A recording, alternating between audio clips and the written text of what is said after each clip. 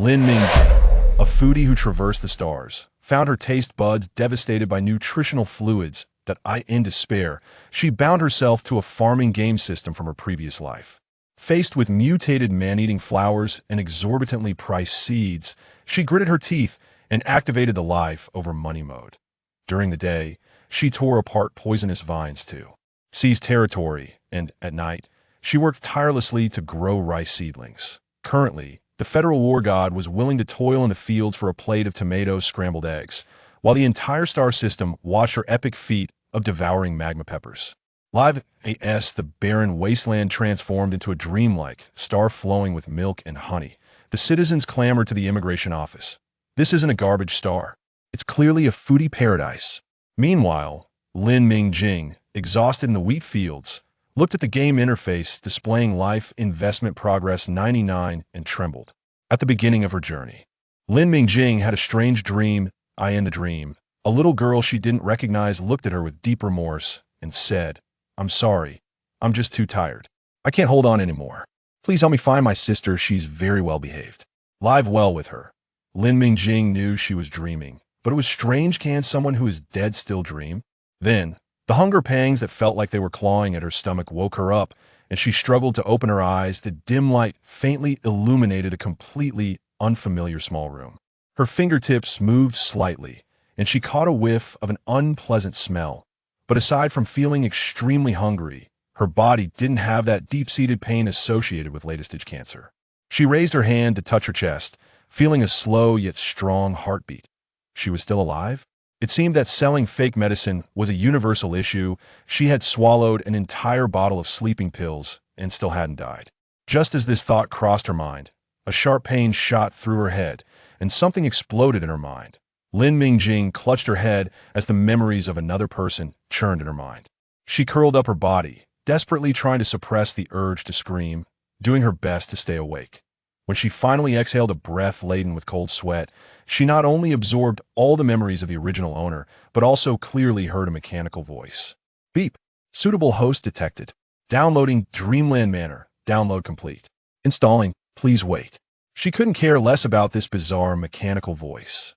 Lin Mingjing struggled to get up and staggered towards the only cabinet in the room, fumbling to open it and finding the nutritional fluids locked away by the original owner. Grabbing a bottle, she ignored its strange color, quickly opened it, and drank it down in one go.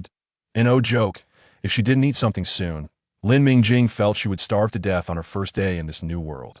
Ugh! A taste that was hard to describe spread in her mouth, and she couldn't help but gag.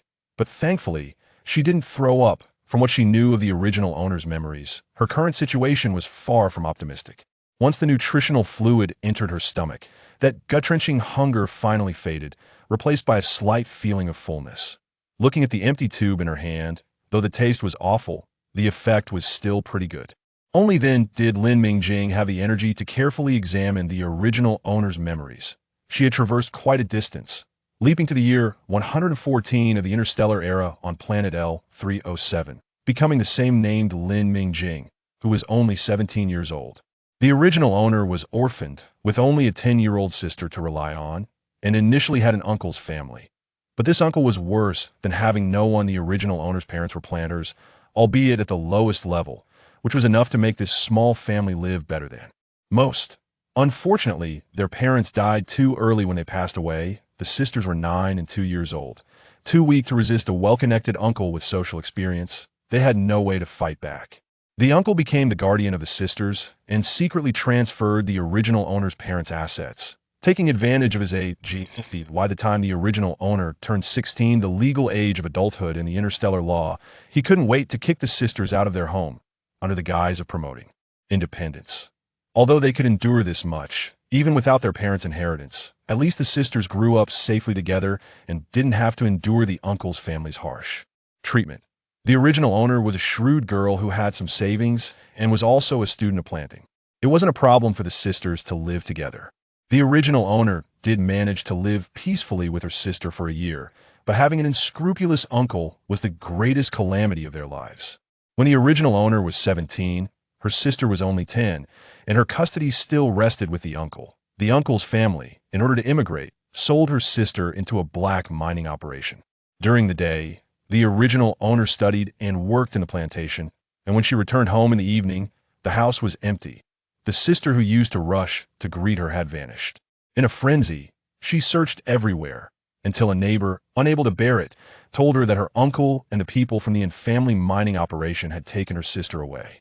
The Infamily tightly controlled the lower district mining operation. It was said that they had connections in the upper district as well, being one of the local bullies in the lower district in existence that Lin Mingjing, a mere student of planting, couldn't afford to provoke. But the original owner didn't give up. For the sake of her only family, she took out her parents' planting notes and exchanged them with a manager at the plantation, asking the manager to help negotiate with the mining site. Lin Mingjing successfully met the Infamily manager at the mining site. She saw her sister in the surveillance monitor, a tiny figure strapped to an oversized mining machine with a mental connection device on her head, maintaining a continuous link. Operating the machine in the dark, lifeless tunnels, the Infamily manager, picking his teeth, raised an eyebrow and said, "You could buy her back, but my family has paid money and signed contract. This is a mutual agreement, not something to shout and fight over. Within 1 month, bring 200,000 star coins, and my family will release her. Otherwise, it's off the table. Otherwise, where do you think all these little cats and dogs come from to cause trouble in my family mining operation? 200,000? How dare they ask for that amount? In this day and age, an ordinary person in the lower district would work themselves to death for a year and might not even earn 100,000. For Lin Mingjing to come up with 200,000 in a month was purely a form of bullying. The Infamily had no intention of releasing her sister, but there was no choice. The Infamily mining operation had 24-hour robot patrols, and it was said that there were class mecha masters stationed there. Storming in was impossible. Seeking help from others?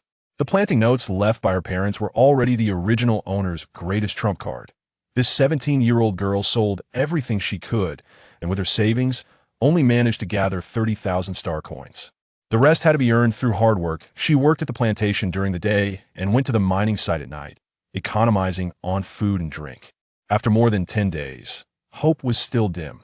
Going to her uncle's house to stir up trouble was futile. The house had long been emptied. She heard they had gone to the upper district, happily processing immigration paperwork. With the extreme workload, overwhelming anger from the sudden change, feelings of helpless guilt, and the need to save money by enduring hunger, the already fragile body of the original owner could not withstand the strain. And just like that, she was taken over by another version of herself from a different timeline. Thinking of that 17-year-old child, Lin Mingjing sighed. "You have done enough. There is no need to be too harsh on yourself. You gave me a new life, and I will naturally fulfill your wish." She wasn't just boasting, she had the essential golden finger for traversing worlds. That mechanical voice was her golden finger. After looking around, she noticed a familiar icon flashing on the old-fashioned personal terminal on her wrist, indicating Dreamland Manor installation complete. Please click to log in. Dreamland Manor was a casual farming mobile game Lin Mingjing had played before, focusing on escaping the noisy city to create a personal dreamland. The graphics were beautiful, with a wide variety of plants, and it even rode the wave of plant science popularity. This game, combining farming, development, collection, and decoration, definitely appealed to specific users, especially to Lin Mingjing, who secretly harbored a rural dream and was a collection enthusiast. She had become obsessed with this mobile game, tirelessly grinding to illuminate all the plant illustrations, especially during the time after she started treatment, when she could only lie on a hospital bed. This game accompanied her through countless difficult nights. Later, when she gave up treatment to travel around, she still didn't quit the game. At that time, having a goal to complete the entire collection seemed to become one of her reasons to live. As various pain relief methods gradually failed, Lin Mingjing could no longer endure the endless pain. Before choosing to take sleeping pills to commit suicide, her entire collection in the game had already been completed. How wonderful! She was grateful to her past self, who had put in so much effort and money. She happily clicked on the familiar icon. On this planet where natural food was scarce and prices were exorbitantly high, with her warehouse stocked with 999 resources, selling 1 or 2 items for 200,000 star coins was no longer a worry. The star webpage that only certified users could see unfolded before her eyes. Entering the familiar game page, Lin Mingjing was dumbfounded. What happened? Where were the limited edition appearances she had painstakingly saved up for? What about the 4 major sections she had diligently unlocked, and the farm and fish pond she had unlocked later? All gone, ignoring her farm that now only had a lonely initial plot of land. Lin Mingjing quickly clicked on the warehouse icon, silently praying that her fully stocked warehouse of resources would be preserved. After all, those were accumulated through time and money. Fortunately, in a warehouse upgraded to the maximum storage capacity, the piled-up resources were still there, but only the most basic icon of the Emperor Potato was lit up, while the rest were all grayed out and locked. Luckily, she had been so bored back then that she had kept every single species, not dismissing the potato that everyone received when the game launched. After a sigh of relief, Lin Mingjing carefully examined the dramatically changed game. Aside from the items in the warehouse, all progress had reset to 0, and the luxurious appearances she had spent heavily on were still in the furniture area. But unfortunately, they couldn't be used. Clicking on them showed data error. Please contact customer service. Where was she supposed to find customer service now? Forget it. One shouldn't be too greedy. Having a piece of land that could be infinitely upgraded and planted on was already a rare opportunity. Thinking of this, she clicked to plant the Emperor Potato seed that was given for free at the launch on the only piece of land. Detected that the land already has seeds. Please confirm if you want to overwrite. Yes, no. Land? Seeds? Following the arrow, she saw the only window in the room with a 3-tier shelf underneath, neatly arranged with 9 pots of the same size. No, they should be planting pots. This was the wealth the original character had accumulated, and it was only thanks to the convenience of being a planting apprentice that she could buy the planting pots. Although they were the most basic kind, being able to grow some food at home was already quite rare in the lower city. To 8T this moment, those 9 planting pots were filled with earth beans. Earth beans were the most common food for residents of the lower city, cheap and filling, but they tasted bad and lacked nutrition, not even qualifying as materials for nutrient. Solution extraction. The original character had not grown earth beans before, but rather a fruit called blue fruit, which tasted decent and had enough energy to command a good price, thus requiring more careful care. The original character was so busy that she wished she could split herself into 8, and naturally had no energy to plant such delicate crops that required time. She could only process them all and grow the easiest to cultivate earth beans, which required no effort to care for and could still yield a harvest. This was the main food source the original character relied on to save money.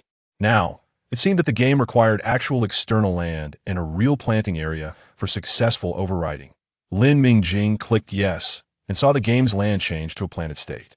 Approaching the selected planting pot, she noticed it had a bit of the game's icon covering it. The original earth beans were gone, and clicking on it showed the prompt growing. She patiently waited. The Emperor Potato, as the initial crop, had a maturity time of only 1 minute and 30 seconds. She needed to observe carefully to see if the land and seeds transformed into real objects could still mature as quickly as they did in the game. 1 minute and 30 seconds passed quickly, but the expected Emperor Potato did not mature. The planting pot remained still. Clicking on the game page showed the message data error. Parsing. Was it an error or a failure? Lin Mingjing gritted her teeth and turned her gaze to the only lit Emperor Potato in the warehouse, clicking on it. Withdraw from warehouse. Yes, no, with the default minimum value of 1 below. Clicking yes, a perfectly shaped Emperor Potato appeared in her hand. She breathed a sigh of relief, thankfully. She still had some options left. Lin Mingjing relaxed as a faint fragrance emanated from the potato in her hand, and the mental energy she had overused recently also subtly stirred. This potato, completely from the game, seemed a bit different. Thinking of trying it out, Lin Mingjing, who had always been decisive in action, walked over to what was said to be the kitchen and, based on the original character's memory, clumsily prepared the Emperor Potato. Fortunately, a bowl of steamed mashed potatoes was successfully made. Yes, clean water resources were also a considerable expense. Ordinary people in the interstellar age generally drank nutrient solutions, and whenever they needed to cook food, they relied on advanced technology, focusing on energy conservation that ate as long as it was cooked and edible. That was enough. This was still considered an improvement in living conditions. At this moment, Lin Mingjing had yet to realize how cruel life in the interstellar age was for a foodie. She only felt that the seemingly unremarkable bowl of mashed potatoes was enticing her. The alluring aroma drilled straight into her nose, causing her mouth to water uncontrollably. Following her inner desire, she scooped up a spoonful of mashed potatoes and put it in her mouth. The first sensation was delicious, soft and sticky with a hint of cream flavor. Despite having only added salt, it was far superior to the mashed potatoes from her previous life that had become popular, and the texture was even better. Lin Mingjing couldn't control her speed of swallowing, quickly finishing the small bowl of mashed potatoes. At this moment, she distinctly felt a warm current starting from her belly, slowly flowing through her limbs and finally merging into her mental energy pool, like basking in the warm sun of early spring, an indescribable sense of relaxation and comfort. The mental energy pool, which had been overused for the past 10 days, finally felt no more lingering pain. Lin Mingjing looked at the empty bowl in her hand. The crops produced by the game were indeed extraordinary. Just the most basic crop could directly relieve the discomfort in her mental energy pool. The effect of this emperor potato was comparable to a grade mental energy potion. Unfortunately, the effect was too good. It was not something she could take out now. Mental energy potions were the most significant profit chain in the interstellar age. If Lin Mingjing was still bold enough to move natural food, she couldn't touch mental energy potions in the original character's memory. This item was strictly controlled by the Federation, with a series of strict regulations from production to sale. The interstellar age was not peaceful. Such items that could directly impact combat power were too sensitive, akin to privately mining and refining weapons in the cold weapon era. This thing couldn't be taken out unless absolutely necessary. Once leaked, anyone with a bit of sharpness could notice the difference, inevitably causing a stir. With the original character's lack of background and almost non-existent combat capability, she couldn't protect such a valuable item. Life is precious better not to challenge risks. Human desires always give rise to endless malice. But she couldn't place all her hopes on her own planting. Who knew how the combination of game and reality would turn out? Although with the amazing effect of this bowl of mashed potato as a precedent, the thing she grew should also be decent. But what if the game went crazy? A failure in projection could lead to a total collapse. Thinking of this, Lin Mingjing felt a chill in her heart. She opened the warehouse page, clicked on the only movable emperor potato, entered the quantity as 998 directly, and withdrew all the rest after using one. Failure. The current available quantity for the manor owner has been rechecked and adjusted. Out of warehouse. Yes, no. Lin Mingjing looked at the pitiful number 1 and gritted her teeth to click yes. First, preserve what she can hold in her hands. Be great. After all this time, it was almost time for the original body to go out, and she couldn't lose the qualification to enter the plantation. Even if the original body didn't say it, she could feel the original body's love for this job and the dream of becoming a planter. Moreover, Lin Mingjing had a premonition that the identity of a planter should be related to her special ability, so she quickly locked up the emperor potato and nutrient solution in her hands and put on the protective clothing according to her memory. The protective clothing wasn't difficult to put on. It wrapped her from head to toe. Although it was thin and fitted, it still gave Lin Mingjing, who was wearing it for the first time, an indescribable feeling of oppression. The circular protective shield on her head was too large, and the old-fashioned air converter inside, it felt somewhat cumbersome. Lin Mingjing felt like a top-heavy doll with an unstable center of gravity. There was no room for complaints. The original body was a 17-year-old child who had been kicked out of home with nothing and had a younger sister to take care of. It was already not easy to gather these things in just 1 year. Arriving at the public hovercar station, she just made it in time. With a gentle scan of her personal terminal, a prompt appeared deducting 0.5 star coins as she found a window seat to sit down. The ride would take half an hour, which gave her a chance to observe the outside world. From her memory, she learned that this planet was resource poor and had a terrible environment. But to confirm how bad it was, she needed to see it with her own eyes. As the hover car slowly drove out of the residential area, yes, slowly the car looked very interstellar and floated on a dedicated track away from the ground. However, due to insufficient energy, its speed was surprisingly similar to that of a regular bus before her crossing, not even as fast as the subway.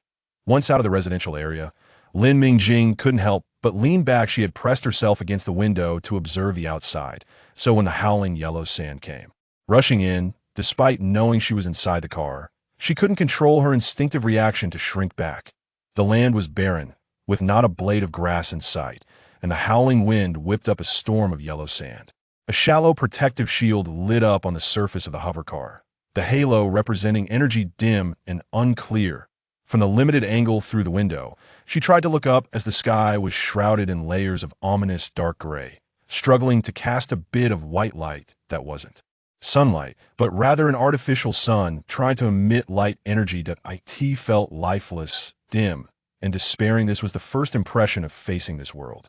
Lin Mingjing thought the oppressive feeling given by the densely packed houses in the residential area was enough. She didn't expect the mental impact of the outside environment to be even worse. In these times, the violent mental states of so many people might be closely related to the oppressive living conditions. Lost in thought, time passed quickly, and the hovercar reached the edge of the upper city. From afar, she saw a shimmering protective shield that looked completely different from the malnourished one on the CA. As the vehicle entered the protective shield, the other passengers quickly turned off their air converters, and the big helmet on their heads rapidly folded into a small box on their left shoulders. How amazing! Without hesitation, Lin Mingjing followed suit, thinking she was also poor and should save energy whenever possible. Silence enveloped the car, with no one talking, which surprised Lin Mingjing, who was straining her ears to listen to others. She subtly glanced around at the people nearby, each with furrowed brows and tense expressions, occasionally locking eyes with someone filled with vigilance and wariness. It seemed that life on this planet was even worse than she had imagined. Lin Mingjing withdrew her gaze. After the last stop, she still had to walk for about 10 minutes to reach the plantation, and Lin Mingjing quickened her pace, focused on her journey while also observing her surroundings. And no wonder everyone wanted to come to the upper city. The ground was paved with unknown materials, and the electromagnetic track above flickered with light, with an electromagnetic vehicle speeding between the tall buildings from time to time. Huge light screens displayed high-definition advertisements, which are the best viewing points from any angle. Although there were no real plants on the road, the high-tech simulated plants were still lush and green. While it felt a bit eerie after a long look, the stark contrast between the two districts felt like two completely different timelines.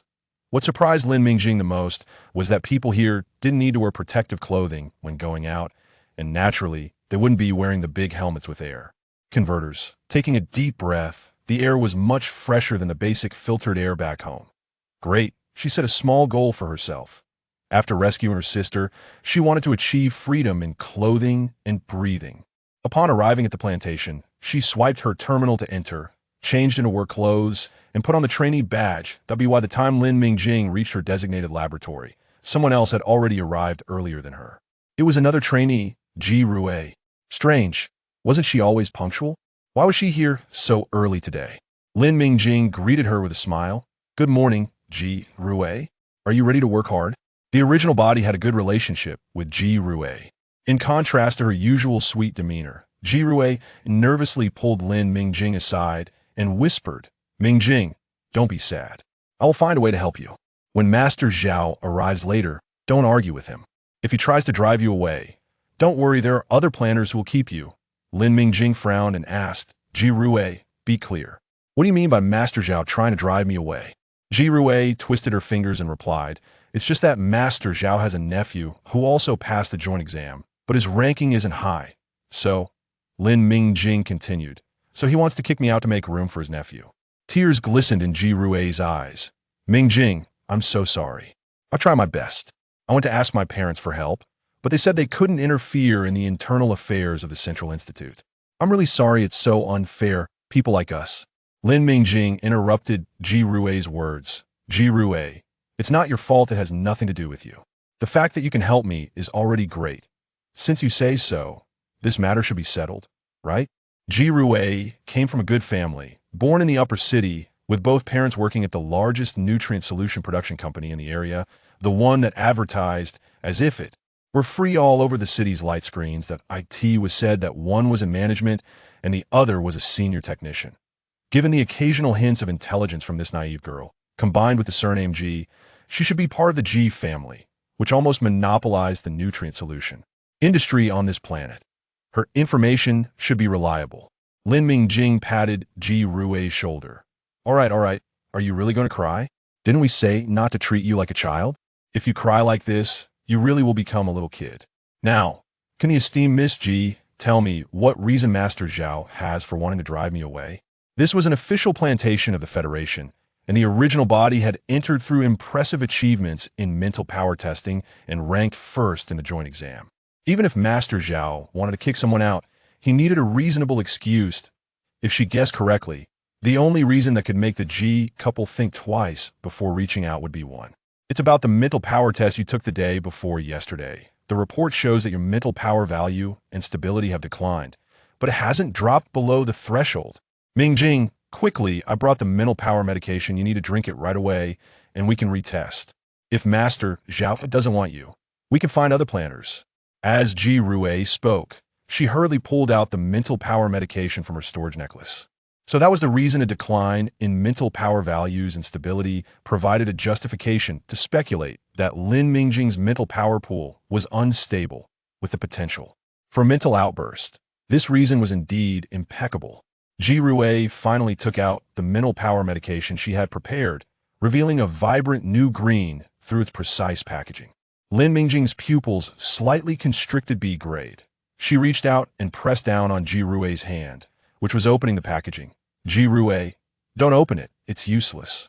Your parents should have told you that it's useless. Even if I drink the mental strength potion and retake the test, it won't help. Forced to leave. Warm liquid dripped onto Lin Mingjing's hand, and although it wasn't hot, it made her heart shrink slightly. Ji Rui looked up, her eyes red, and shouted at Lin Mingjing, "How is it useless? How will we know if we don't try?" One after another, you all advised me to give up. Forget about my parents, Lin Mingjing. You said you wanted to be an excellent planter, to grow vegetables and fruits, and even to plant purple irises for me. Have you forgotten? Are you giving up so quickly? Lin Mingjing wrapped one arm around Ji Rui and gently rubbed her back with the other, trying to calm her down. That I haven't forgotten. Rui, of course I haven't forgotten. But the situation is stronger than the individual, isn't it? Think carefully about what your mom told you. The Zhao family has produced so many planters in our little planet. Their influence is not small. They are well known, and they hit the target in one strike. After preparing for so long, don't fight with them to the death. There are other ways to become a planter. You haven't really looked at the admission guidelines, have you? Under Lin Mingjing's comfort, Ji Rui gradually calmed down. She swatted away Lin Mingjing's hand and, sniffling, said, "You haven't read the books either. I researched this for a long time after I found out. I know what you're talking about, but it's too difficult. If it were that easy to succeed, how could there be so few intermediate planners? Most of them are old men." Lin Mingjing chuckled. "Don't arbitrarily raise the difficulty for me. Intermediate planners need to improve species, which is aimed at enhancing and stabilizing the mental strength pool. The conditions for the special admission I want to pursue don't have to specifically target mental strength. Improving yield or taste is also fine. Don't block my path, Miss G. You aren't any better. You haven't produced a single special admission candidate in so many years on this little planet, and you're here joking. I'm so sad, Rui, that you don't have faith in me. You were so cute when you admired the top scorer in the joint exam. Hey, Lin Mingjing, don't go too far. Back then, I was." After a few playful jabs, Ji Rui's mood settled down, and an unexpected guest arrived at the lab. Well, according to the recent news on the terminal, Lin Mingjing herself seemed more like an uninvited guest. Zhao Jingli timed his entrance perfectly, swiping open the lab door. With a glance at Lin Mingjing, he spoke in an annoyed tone. "Why are unrelated personnel still here? It can't be that your personal terminal is too low-level, and you're lagging behind in receiving messages that..." IT was quite a feat for his small eyes to roll, and he had quite an unpleasant expression of a little man feeling accomplished. Ji Rui wasn't going to let him off easy. "You look down on others, and a dog's mouth can't spit out good words. You came in through the back door and still have the audacity to shout, 'Aren't you afraid of embarrassment? You aren't any better, aren't you, just?'" Zhao Jingli's retort was interrupted when he saw the level mental strength potion Ji Rui hadn't put away yet. His eyes uncontrollably filled with greed, and he unconsciously repeated, "Blevel. It's a Blevel mental strength potion." That Ji Rui didn't notice Zhao Jingli's greedy gaze and continued to banter.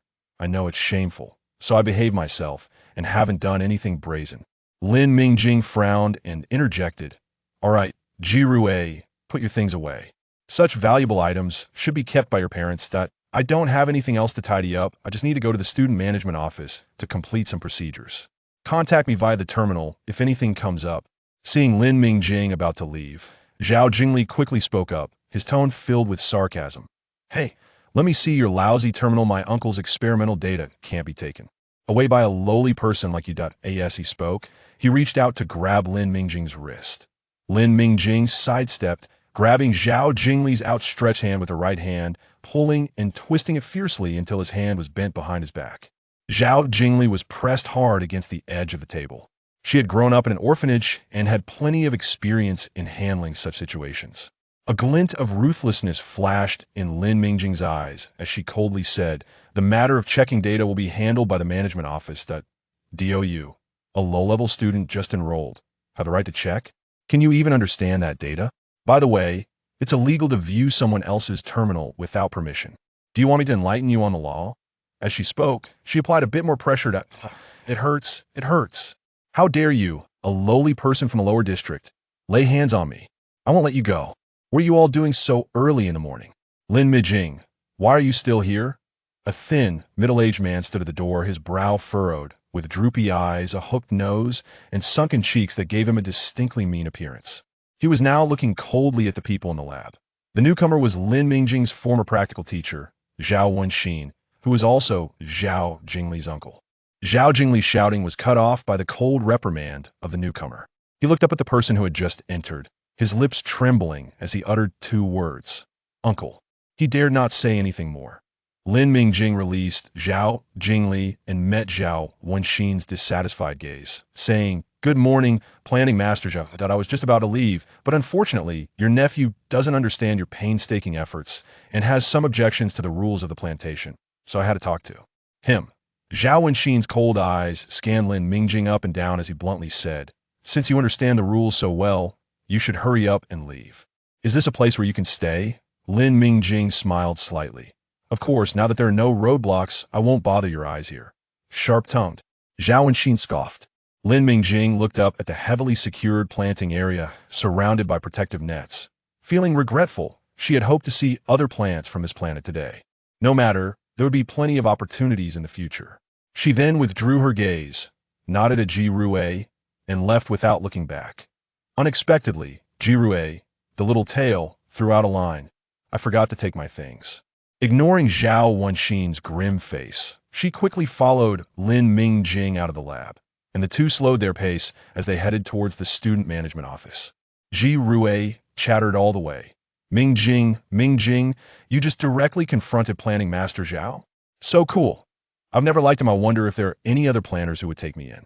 "Ugh, no. It's hard to find someone as shameless as planting master Zhao. There's no hope. Just thinking about having to stay under him for so long and work with that annoying Zhao Jingli makes me even more disgusted." Lin Mingjing chuckled. "Don't get any ideas like that. Do you really think a practical teacher can be changed just like that? You should follow planning master Zhao closely. He actually has some real skills. It's just that he's older now, and his obsession with becoming an intermediate planter is too deep. The more anxious he gets, the more unscrupulous he becomes." Zhao Wenxin was indeed profit-driven, but he had some real abilities in planting.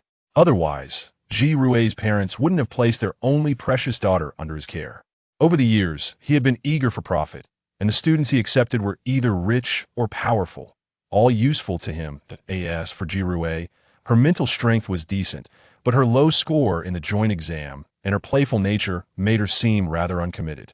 Other planners were mostly unwilling to accept such students, but the Ji family was wealthy, so with a hefty payment, Zhao Wenxin took her eye into AS for his nephew Zhao Jingli. His interests were directly tied to Zhao Wenxin's. Cultivating planters for the Zhao family was both a family task and a way for the Zhao family to gain greater benefits in the plantation. Moreover, Zhao Jingli's parents probably didn't spare any expense. The original owner, who had no money or power and was oppressed by her uncle, was never Zhao Wenxin's choice. Originally, the protagonist had a good assessment of their mental strength and was the top scorer in the joint entrance exam. They were diligent and hardworking, and during the selection of junior planning masters, there were indeed people who extended an olive branch to the protagonist. Unfortunately, they were intercepted by Zhao Wenxin due to his qualifications and the influence of the Zhao family. Zhao Wenxin did not suddenly change his character. He did this because the protagonist possessed something he coveted. That something was the planting master notes left to the protagonist by their parents. The protagonist's parents had an accident back in the day, and if it hadn't been for that accident, the mother would have likely become a junior planting master. They were considered outstanding among that generation of planting masters. Therefore, the notes they left behind would make Zhao Wenxin envious and could also allow the protagonist to impress the administrator, risking offending the family to advocate for them. What happened in the protagonist's family initially went unnoticed, but the administrator's actions were quite noticeable, and those with ulterior motives soon found out. In this day and age, knowledge related to planting is an absolute treasure, and confidentiality goes without saying. The information publicly available on the Star Network consists only of basic knowledge, while more in-depth information is classified and will not be circulated. The planting notes in the protagonist's possession are naturally also highly confidential documents, accessible only to a specific mental strength. If the administrator obtained them, Zhao Wenxin would have no chance of getting involved. Realizing his plan had failed, he was eager to drive Lin Mingjing away. That it seems that the routine mental strength test, which Zhao Wenxin used as an excuse, was a trap he set to get rid of the protagonist. The protagonist had planned to complete this month's routine test early before overusing their mental strength, but each time it was interrupted by Zhao Wenxin or machine maintenance. Now it appears that these incidents were likely all orchestrated by Zhao Wenxin, with the goal of completely driving the protagonist out of the plantation without leaving any hope. As most junior planting masters would not oppose him for a student with unstable mental strength. However, there was no need to tell Ji Rue about this. She was a straightforward and naive girl who couldn't keep secrets. If she truly knew how Zhao Wenxin treated her good friend, her personality would certainly lead to trouble. She genuinely cared for the protagonist, so these matters should not involve her. If she could safely pass the remaining months of her practical period, she could participate in the interstellar joint entrance exam. She would go to the planting master training base she had long set her sights on, learn there, and become a junior planting master through assessment. Her family had already planned everything for her. She had her own path to follow. Ji Rue followed her all the way to the student administration office, feeling a deep sense of reluctance for her friend. Mingjing had never looked at her differently. She was smart and perceptive. Most people in this era treasure their knowledge, hiding what they had learned, fearing others would learn it too. But Mingjing was not like that. She would share her notes and insights, and would not disdain Ji Rue for being slow or having too many questions. Over the past 6 months, rather than learning from Master Zhao, it was more accurate to say that Mingjing had been teaching Ji Rue step by step.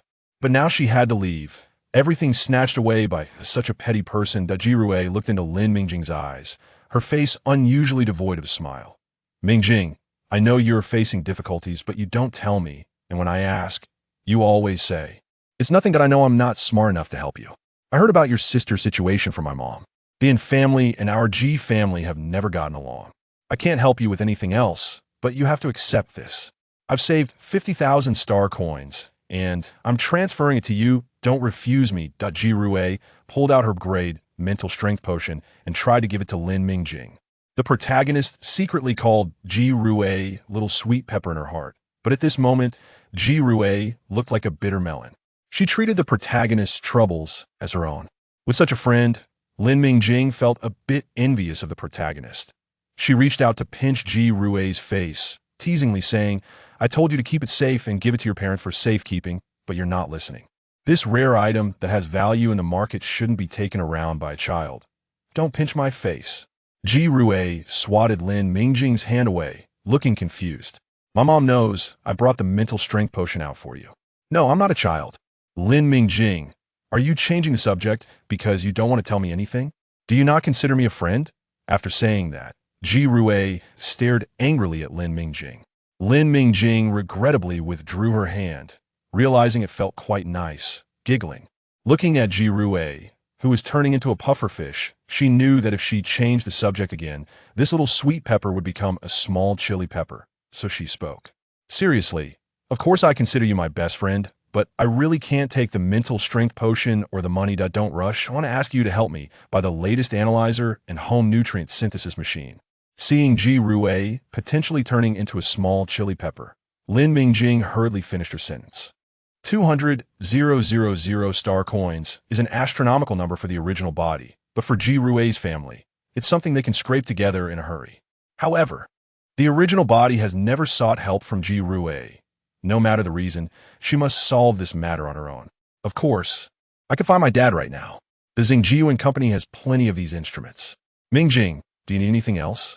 Upon hearing that her good friend needed help, Ji Rui readily agreed, worried that it might not be enough.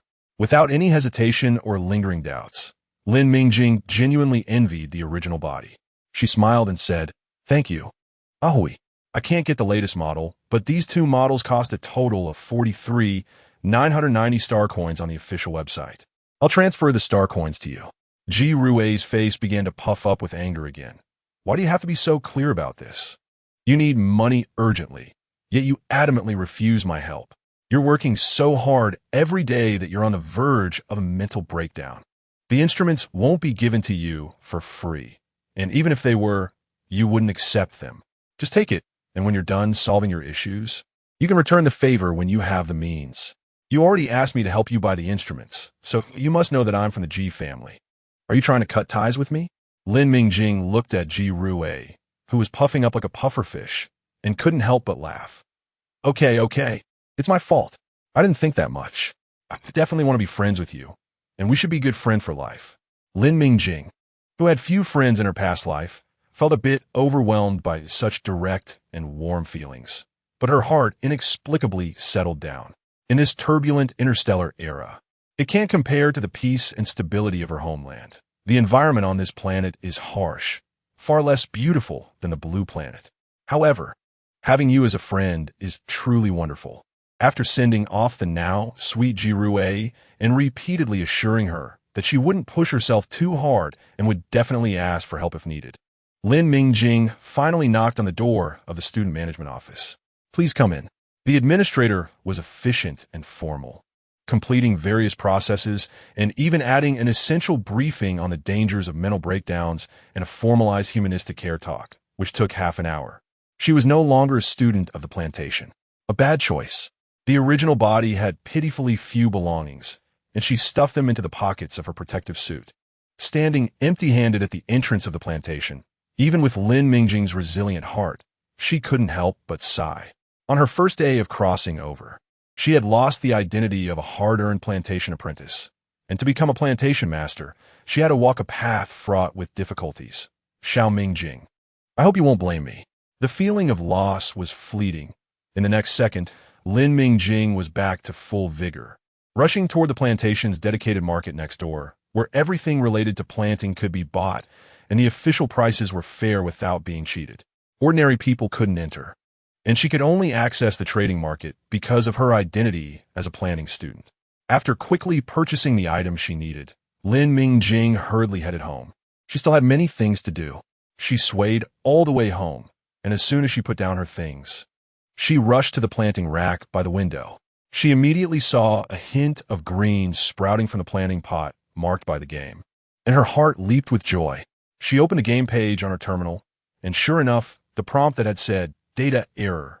Analyzing," in the morning had changed to "Growing. Countdown 89 hours, 59 minutes, and 58 seconds. 90 hours. The game's maturation time was 90 seconds. Did it directly convert 1 second to 1 hour? Opening the flashing mailbox, she found a lengthy email filled with nonsense, with the main point being, error correction completed. The rest is up to the player to explore. Reminiscent of the game company's adeptness at shirking responsibility in her past life. Oh, as compensation, they gave her 500 game coins, but now she couldn't access the game all. So what good was that? Forget it. She decided not to care about this frustrating game for now. Ji Rui, the sweet pepper, was much better. She received a message from her terminal that a delivery robot was already at her door. Using the terminal to confirm the identity of the delivery robot, it dragged out 3 large boxes and placed them at Lin Mingjing's home. 3 packages? What else did Ji Rui send? Upon opening, besides the analyzer and the home nutrient liquid synthesizer she needed, there was also a large box of high-grade nutrient liquid produced by Xingjiu Company with various flavors. A total of 100 bottles. 1 bottle of high-grade nutrient liquid could last a day. Ji Rui, the sweet pepper, had sent her 3 months' worth of supplies. The terminal showed a message from Ji Rui. You said you wanted to study nutrient liquids. Those are research materials, and you can't refuse me. Also, when you get busy, You treat yourself like a robot. But even robots need to shut down and recharge. I can't control you taking a break, but you have to drink the nutrient liquid. Just because she mentioned nutrient liquid, Ji Rui had brought over the most popular nutrient liquid from Yuan. This gesture made Lin Mingjing's eyes well up with emotion. Looking at the neatly arranged nutrient liquids, Lin Mingjing muttered to herself, Lin Mingjing, you must not let down this genuine kindness. The upcoming experiments must succeed without fail. Everything was ready, just waiting for action. Lin Mingjing marked the collected game-fused soil, the original planting pot soil, the ground beans stored by the original body, the low-grade nutrient liquid, and the high-grade nutrient liquid sent by Ji Rui, and began to experiment and analyze the differences among them, of course, including the emperor potato she took out that morning. The experiment went astonishingly smoothly. Lin Mingjing was adept at manipulating these planting-related instruments and reagents. A stark contrast to the struggle she faced in the kitchen that morning while preparing potato mash. It was evident that the original body had put in a lot of effort into planting, showcasing a solid foundation. If it weren't for that troublesome, blood-sucking uncle and the Zhao family members who casually ruined ordinary people's lives with their little bit of power, the original body would have surely become a planting master with her talent and hard work, leading her sister to the life they wanted. How could she have fallen to such a young demise? I will fulfill your wishes and avenge you. Good people shouldn't have such an ending, Lin Mingjing silently thought. Carefully comparing the 6 reports presented by the analyzer, especially the report for the emperor potato, Lin Mingjing's gaze fixed on the purity and activity data, both showing max. She felt immensely relieved.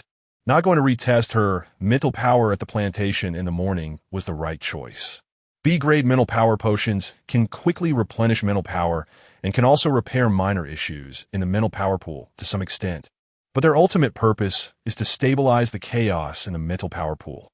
A B-grade mental power potion absolutely does not have such high activity to nourish and stimulate the growth of mental power.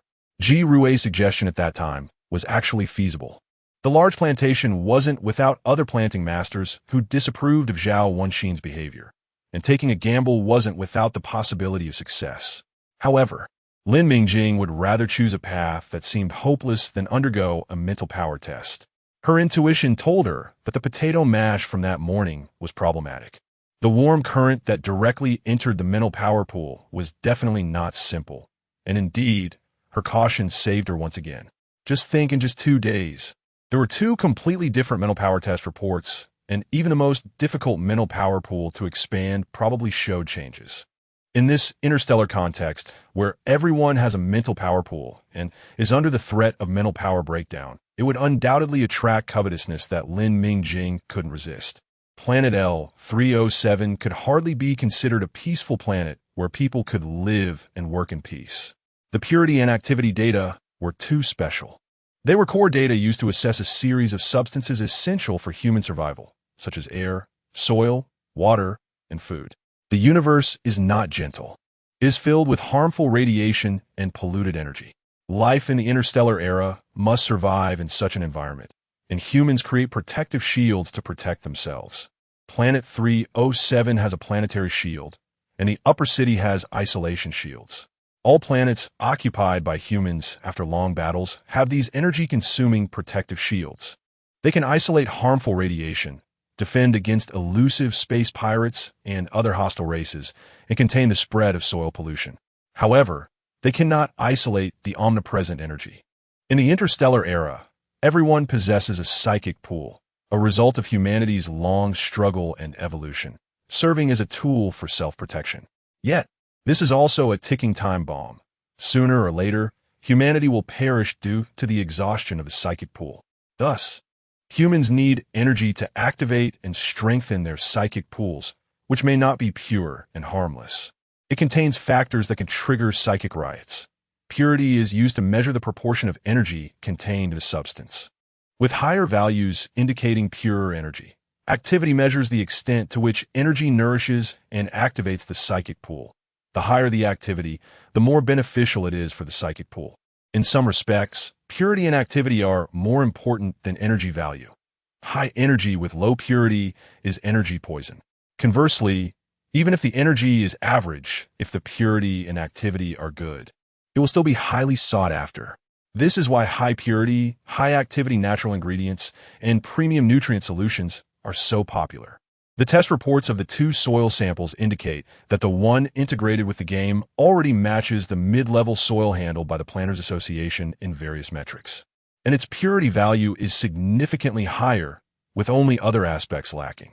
Lin Mingjing speculates that the integrated planter soil is the most basic low-level soil.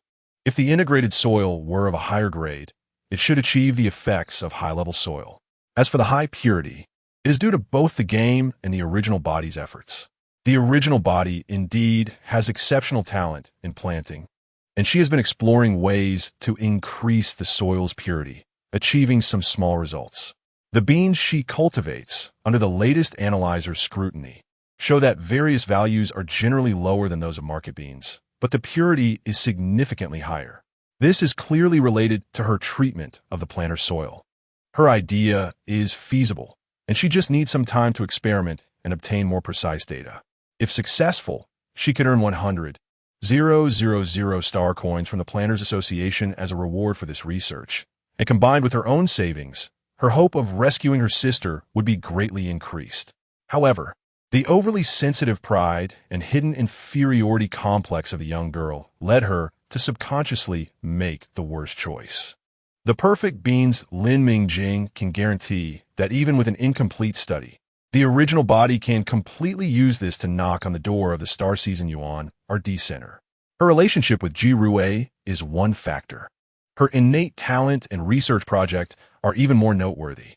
For the original body, 200,000 star coins is an astronomical figure. But for Star Season Yuan and the Ji family, it is nothing. Investing 200,000 in a gifted planner trainee and a promising project is not a loss in any sense.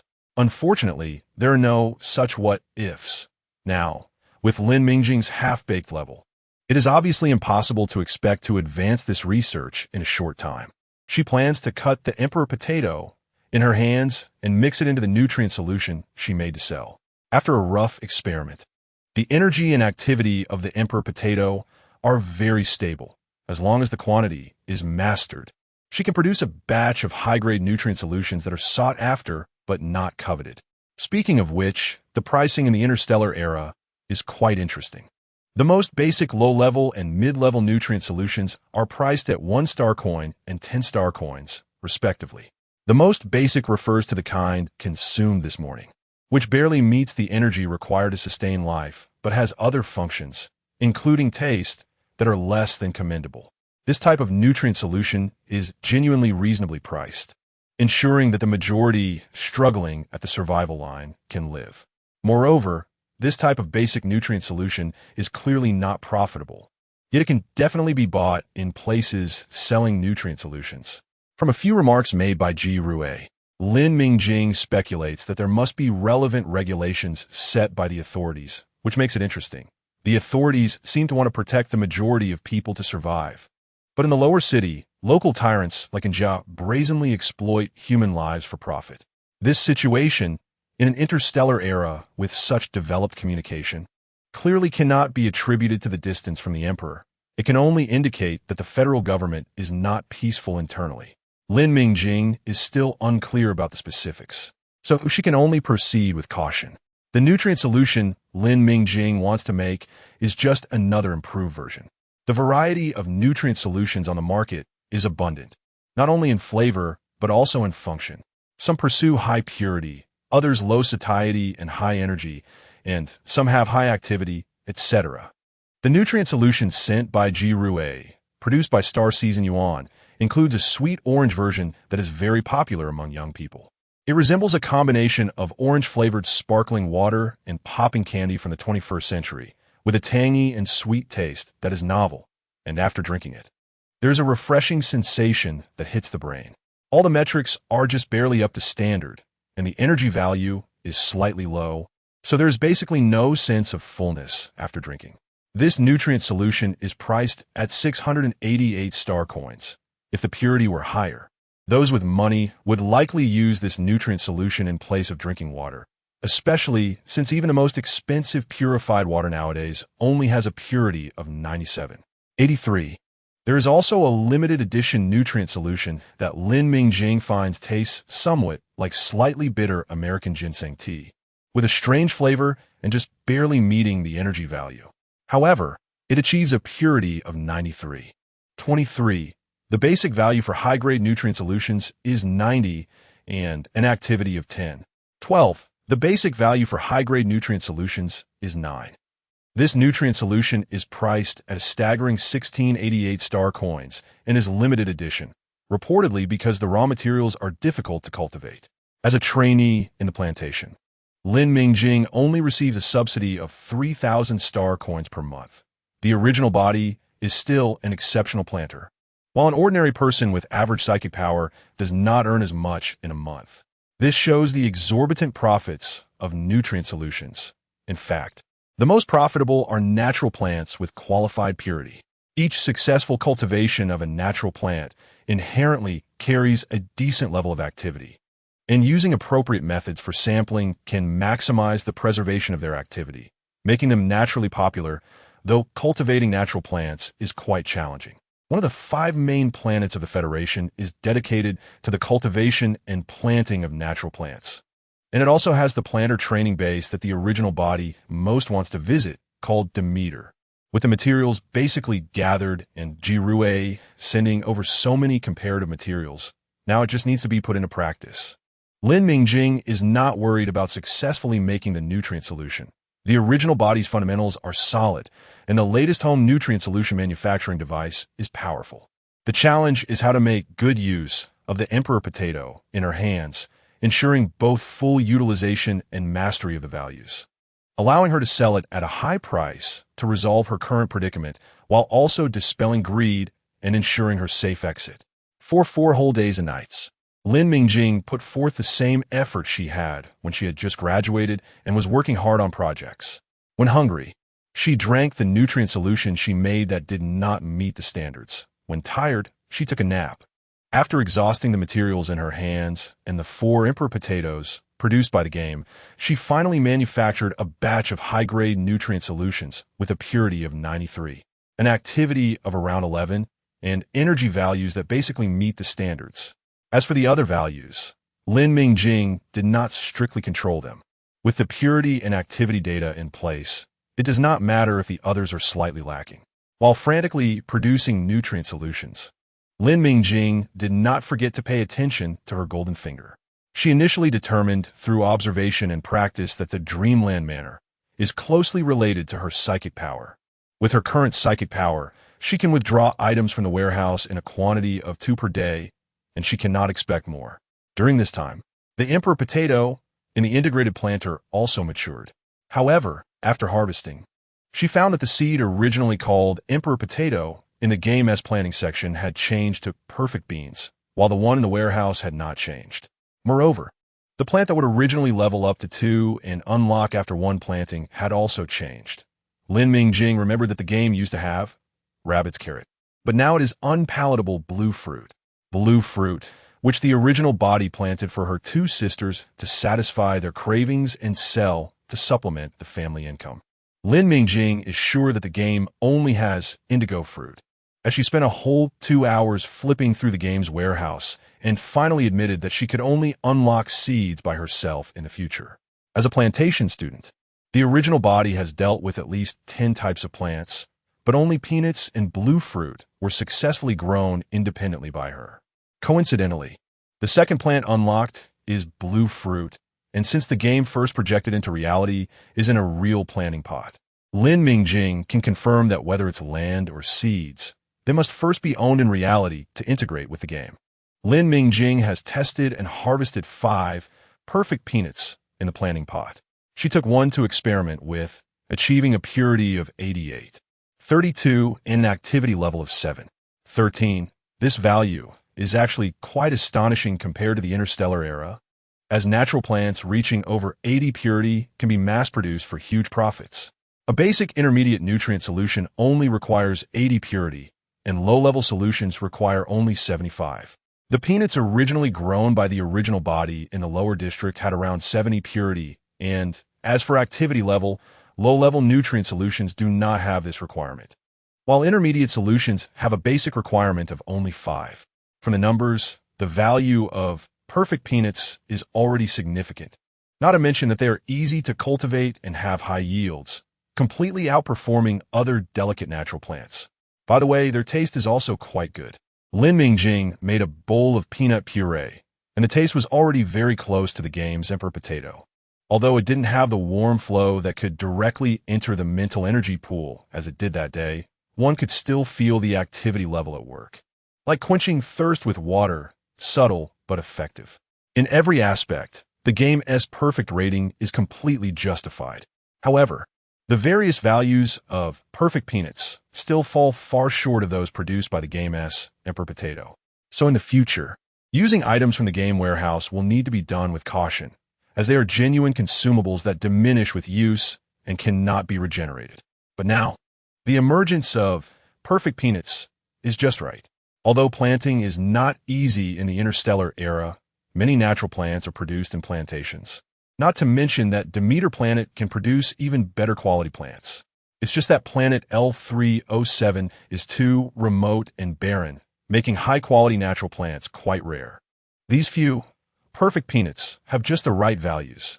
Rare, but not uncommon. They can be used for other purposes, such as hiring a bodyguard that requires caution. Sure enough, the black market, it's been 5 days since arriving here, and everything is almost ready. It's time to address the original body's biggest concern. However, looking at the terminal's time, 21:33, it's not suitable to go out at night. First thing tomorrow morning, I'll go to the black market to make money. For now, let's pack the necessary items. The most important nutrient solution, 200 packs prepared, take 4 perfect peanuts, and also take out 1 Emperor Potato for breakfast tomorrow. I've been using mental energy quite heavily these past few days, so I can treat myself a little better, as mental energy fluctuations are no joke. That leaves me with 4 Emperor Potatoes, 2 low-level nutrient solutions saved by the original body, and 93 high-level nutrient solutions given by Jirue. The materials bought are all used up, and the terminal originally had around 50,000 star coins. Now only a little over 10,000 remains, with the rest being crops still growing on the planting rack. Oh, I still owe money for the equipment. So broke, really broke. I want to go to the upper city, want to improve my life, want to eat something normal. Each requires a lot of money. Speaking of which, Lin Mingjing hasn't eaten meat in a long time, not just in these past 5 days since crossing over, but also her previous body hadn't had proper food for a long time. Craving it. The interstellar era certainly has animal husbandry, but like natural food, it's reserved for the rich.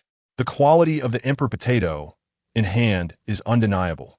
I wonder what it would taste like braised with ribs. Slurp. The more I think about it, the more I crave it. I'll arrange it after rescuing my sister. No child can resist braised potato ribs. And interstellar kids can resist even less. That night, she went to bed harboring beautiful expectations for braised potato ribs. The next day, as soon as the alarm rang, Lin Mingjing quickly got up, ate a bowl of potato puree, feeling the familiar warm flow flowing into her mental energy pool. The tension and discomfort of many days vanished.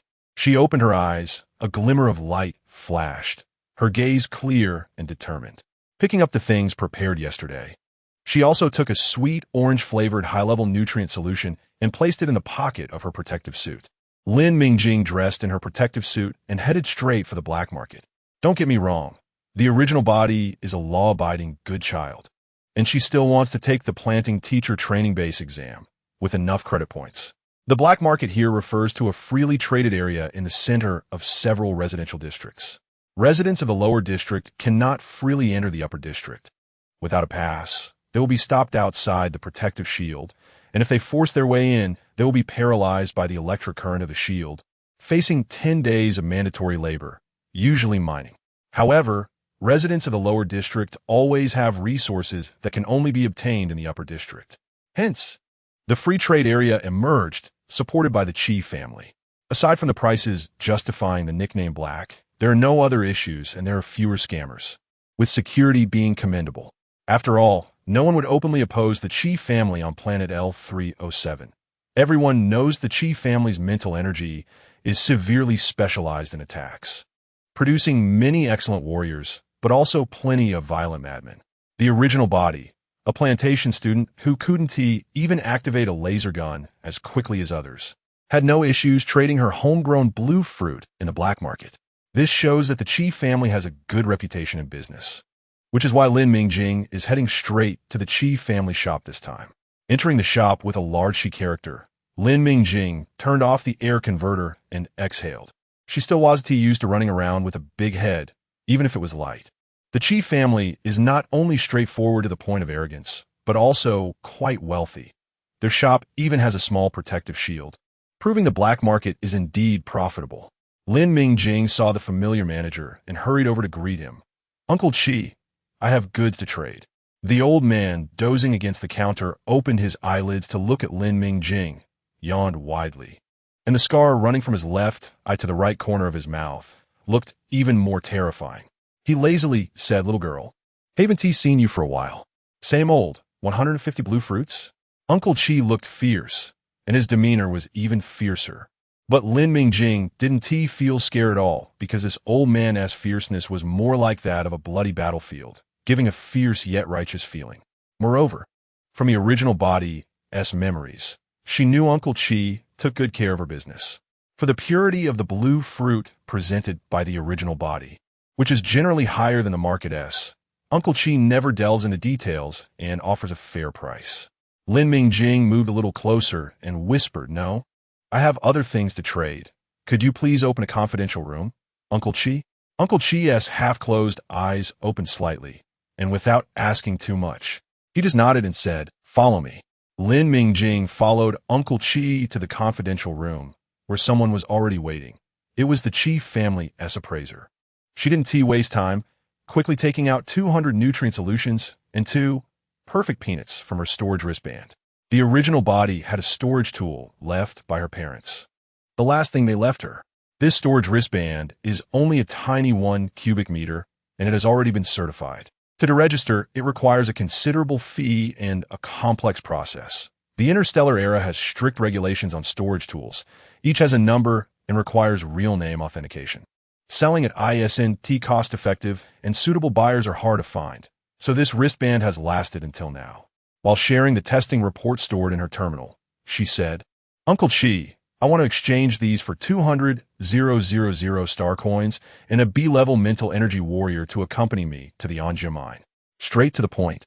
This is the communication style that Uncle Qi prefers. Uncle Qi and the appraiser have quickly skimmed through the inspection report, while Lin Mingjing has been focused on them and noticed the fleeting surprise in the appraiser's eyes. Uncle Qi, however, appeared calm and composed. He looked at Lin Mingjing and thought that the girl had made progress, but it wasn't quite enough. Indeed, it was the black market. Lin Mingjing silently complained in her heart as she took out 2 perfect beans and entered the Qi family shop, realizing that there was no way to save a bit. "Take it for testing," Uncle Qi said to the appraiser before turning to Lin Mingjing with a grin. "The girl has become savvy. My Qi family has always operated on a transparent pricing system. It's a business that blatantly exploits people." Lin Mingjing replied candidly, "I'm poor. Every little bit saved counts." Uncle Qi chuckled lightly, ignoring her, and leaned back with his hands behind his head, dozing off. Lin Mingjing remained silent, watching the appraiser take everything away without a hint of panic. The Qi family shop was ruthless in exploiting people, but their reputation was unquestionable. Once they received the money and accepted the commission, they would certainly get it done, as long as you could afford the price. This was a clear display of the Qi family's strength, which was also why Lin Mingjing sought them out. While others might be wary of the Infamily, the Qi family was not. The Qi family never feared the Infamily and would not show them any leniency. "Mecha, Major?" The appraiser came out quickly, and Lin Mingjing saw him nod slightly to Uncle Qi. Uncle Qi turned to Lin Mingjing and said, "Girl, don't say the old man didn't give you a discount. Just send a D-level commission." "But Uncle Qi, you're right here, and you still want me to send a commission?" Lin Mingjing said, both amused and exasperated. "Who doesn't know that black market commissions are your Qi family's business?" The old man widened his eyes. "That's different. One thing is one thing. I'm just doing this for everyone's peace of mind. Going through the process adds an extra layer of security.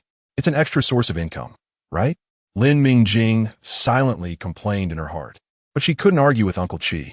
She sent a D-level commission, and the prompt deducting 100 star coins from her terminal made her feel like she was bleeding inside. So black. It's really too black. Hey, little girl, don't curse the old man as a shrewd businessman in your heart. Uncle Chi was in a good mood after accepting the commission. I found you a capable executor.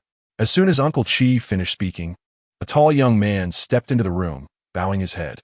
He was so tall that Lin Mingjing, who was 168 meters, had to take a few steps back and tilt her neck to see his full figure. Dressed in a black combat suit, with short, spiky hair, a square face, and ordinary features, his eyes, however, were sharp and focused, giving Lin Mingjing the strange feeling of being watched by a beast. His towering height and the cold aura he exuded brought an inexplicable pressure over her as he entered. Uncle, why did you call me? The young man looked at Uncle Chi, scratching his head and smiling. Well, as soon as he opened his mouth, the odd sense of pressure disappeared completely. Uncle Chi's mouth twitched, and he slapped the young man's sturdy arm. Can't you stop talking for a moment, you big fool? Uncle, why are you hitting me? The young man looked aggrieved. What's wrong with what I said? Uncle Chi turned to Lin Mingjing, his usually calm face showing a bit of frustration. Girl, don't be fooled by this guy's silly appearance. He's been on the front lines. I guarantee you that it's no problem for him to pick someone up from the Infamily. I naturally trust you, Lin Mingjing replied with a smile. The Chi family's reputation had been built over many years, and she hadn't forgotten the pressure the young man had brought when he first entered. This big guy probably wasn't as simple as he looked. All right. You're a straightforward person. Uncle Chi slapped the young man's arm again. Just call him Chi Bo. This kid definitely won't let you down. Chi Bo, follow your client and complete the task well. This was directed at the young man named Chi Bo. The bodyguard was found, and with 200,000 star coins in the terminal, it was time to go to the Infamily mine to pick someone up. After Chi Bo clarified the specific area where Lin Mingjing's sister was at the Infamily mine, he patted his chest and said it was on him. As soon as they exited, he summoned a massive mecha. So cool. For Lin Mingjing, who had crossed over from Blue Star in the 21st century. This tech-heavy mecha was simply amazing. Look at those smooth lines, look at that huge mechanical arm glistening with metallic sheen, look at that dimly glowing cockpit. Wait, why does the mecha's head look a bit squished? Boss, we're not taking a hover car. That thing is too slow. I'll drive the mecha over. We'll be there in no time. Chi Bo's rough voice came through. Lin Mingjing turned to look at him, her voice carrying a hint of barely detectable stiffness. The mecha can only be driven by one person, right? There are two of us. Although she wasn't a native of the stars, she had the memories of her original self, and this big guy wouldn't be able to deceive her just because she lacked experience. Plus, that squished-looking head of the mecha seemed to be in dire need of repairs. Perhaps Lin Mingjing's accusatory gaze was too obvious. As Chi Bo followed her line of sight to his mecha and noticed the clearly dented area on the head, he scratched his head and said, Boss, my mecha has been repaired. It's just that the external repair materials haven't been gathered yet, so I haven't had the chance to fix it. The appearance is a bit off, but it definitely doesn't affect its use. Don't worry, I'll take you over, and we'll be there soon. Without waiting for Lin Mingjing to respond, he nimbly jumped into the cockpit via the mecha's descending mechanical arm. No, come back. You haven't said how to bring the person, Lin Mingjing called out, but soon she found out how Chi Bo intended to use the mecha to carry people. The massive machine, under Chi Bo's control, carefully grabbed Lin Mingjing with its huge mechanical hand and placed her in the other hand, forming a virtual fist around her.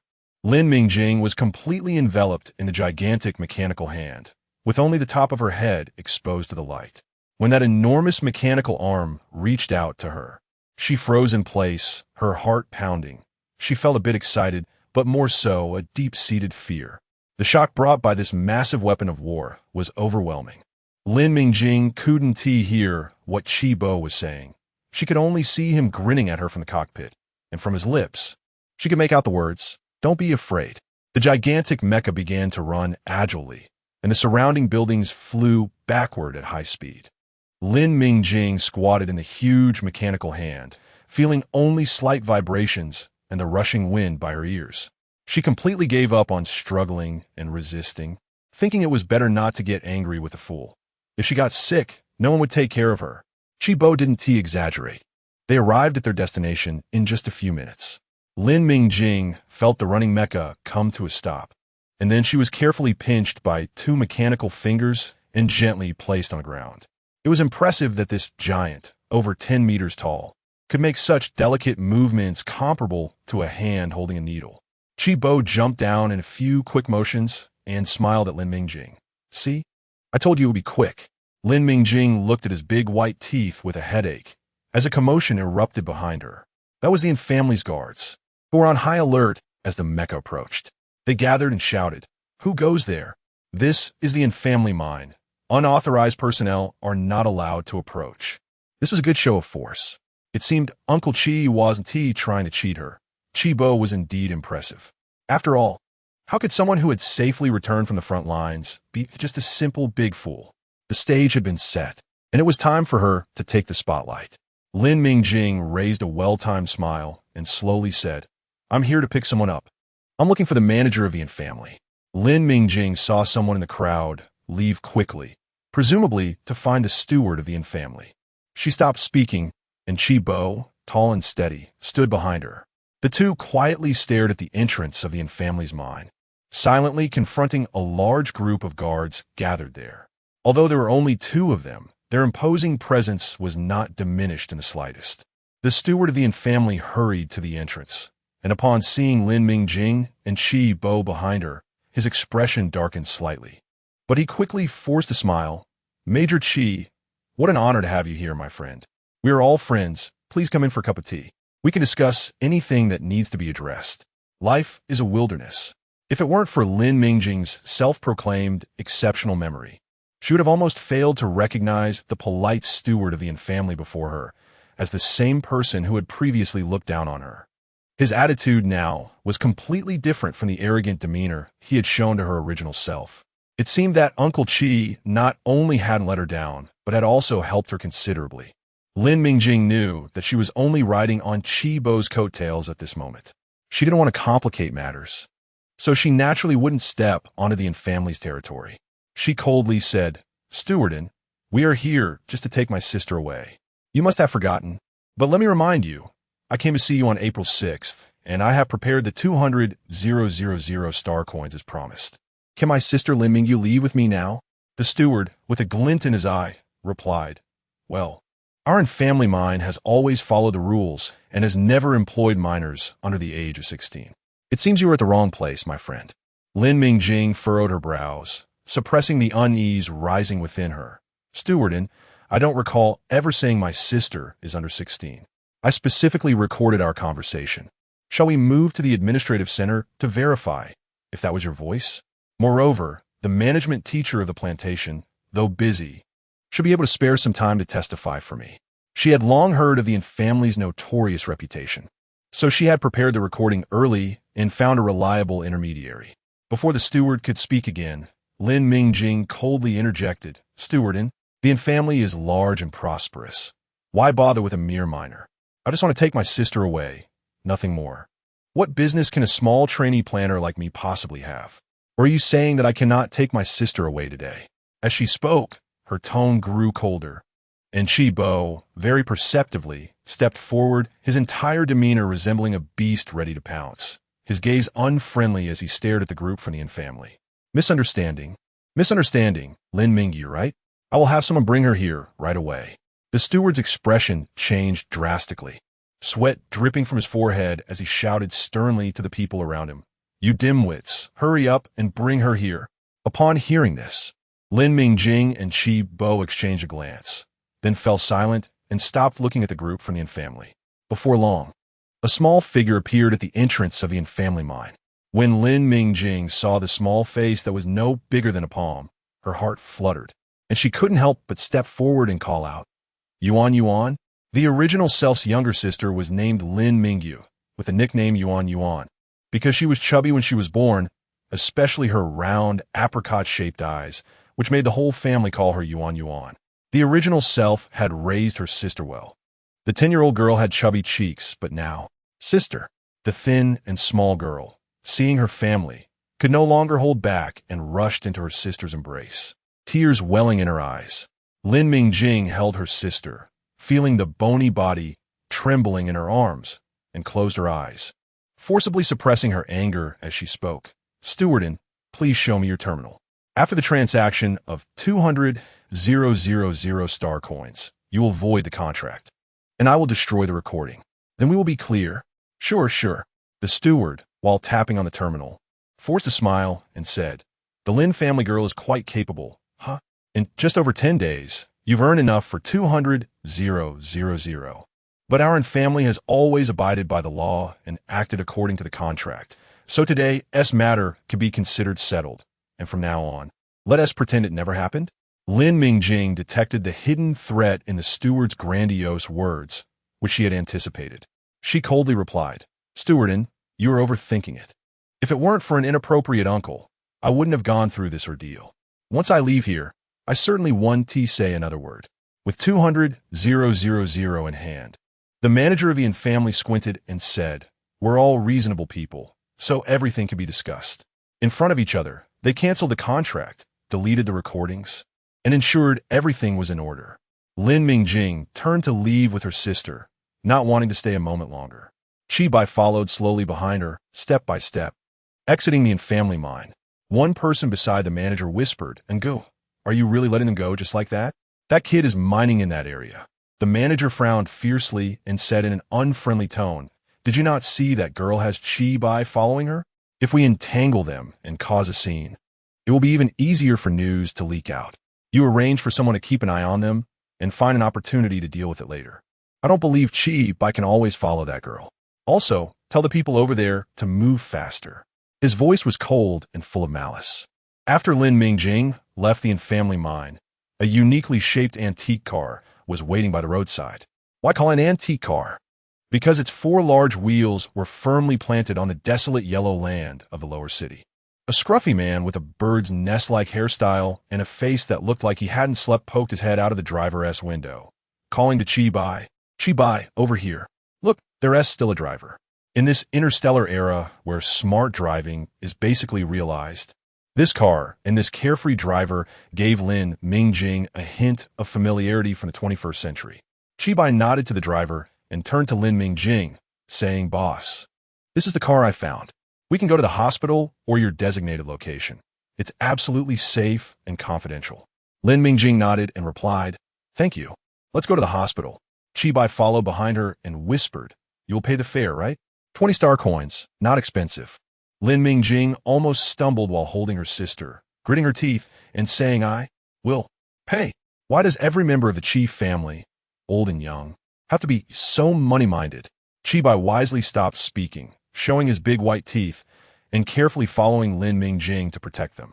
Lin Mingjing was afraid he wouldn't let her carry her sister.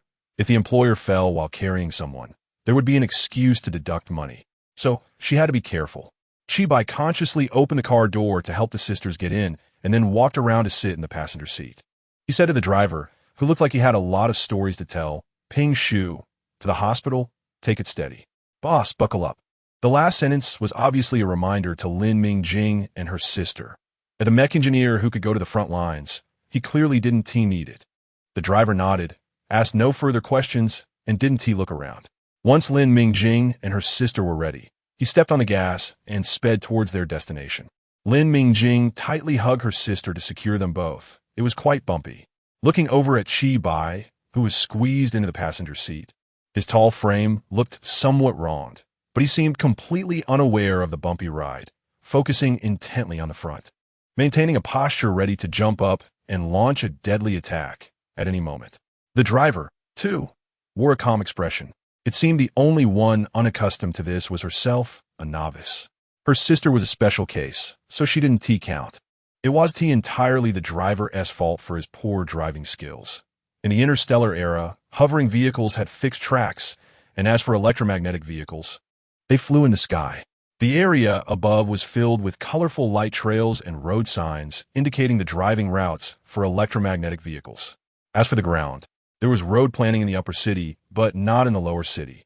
There were no decent roads on this journey, just desolate potholes without even a sign, relying entirely on the driver's navigation. What was that saying? Life is a wilderness, and so are the roads. Chi-Bai's driver was quite reliable. As Lin Mingjing gradually got used to the bumpy ride, the outline of a building gradually appeared at the end of her line of sight, indicating they were almost there. The hospital is almost here, Chi-Bai confirmed her guess calmly from the passenger seat. Soon, the car made a sharp turn and came to a steady stop not far from the hospital. The driver said, Chi-Bai, this is as far as I can go. There are patrolling robots ahead, and I can't get too close with this unlicensed vehicle. Lin Mingjing knew the driver's words were actually directed at her, but she didn't need to respond. Thank you, Ping Shu, Chi-Bai nodded, turning around to show Lin Mingjing a simple, honest expression that almost had the words fair written on his forehead. Lin Mingjing looked at the square-headed, square-bodied robots patrolling ahead, and without saying a word, she quickly extended her terminal to pay the fare, saying to the driver, I know. Thank you, Ping Shu. Hey, thank you, boss. The driver chuckled heartily, sharply turning the steering wheel and flooring the gas, disappearing from Lin Mingjing's sight in the blink of an eye. It was clear that he had been very steady on the way here. Lin Mingjing walked towards the hospital with her sister, with Chi-Bai silently following behind. Hospitals seemed to be busy in any era. Even though people in the lower city generally struggled to make ends meet, the hospital was still bustling with people. Fortunately, in the interstellar era, technology was advanced. Even on this numbered planet, they could experience the conveniences brought by technology.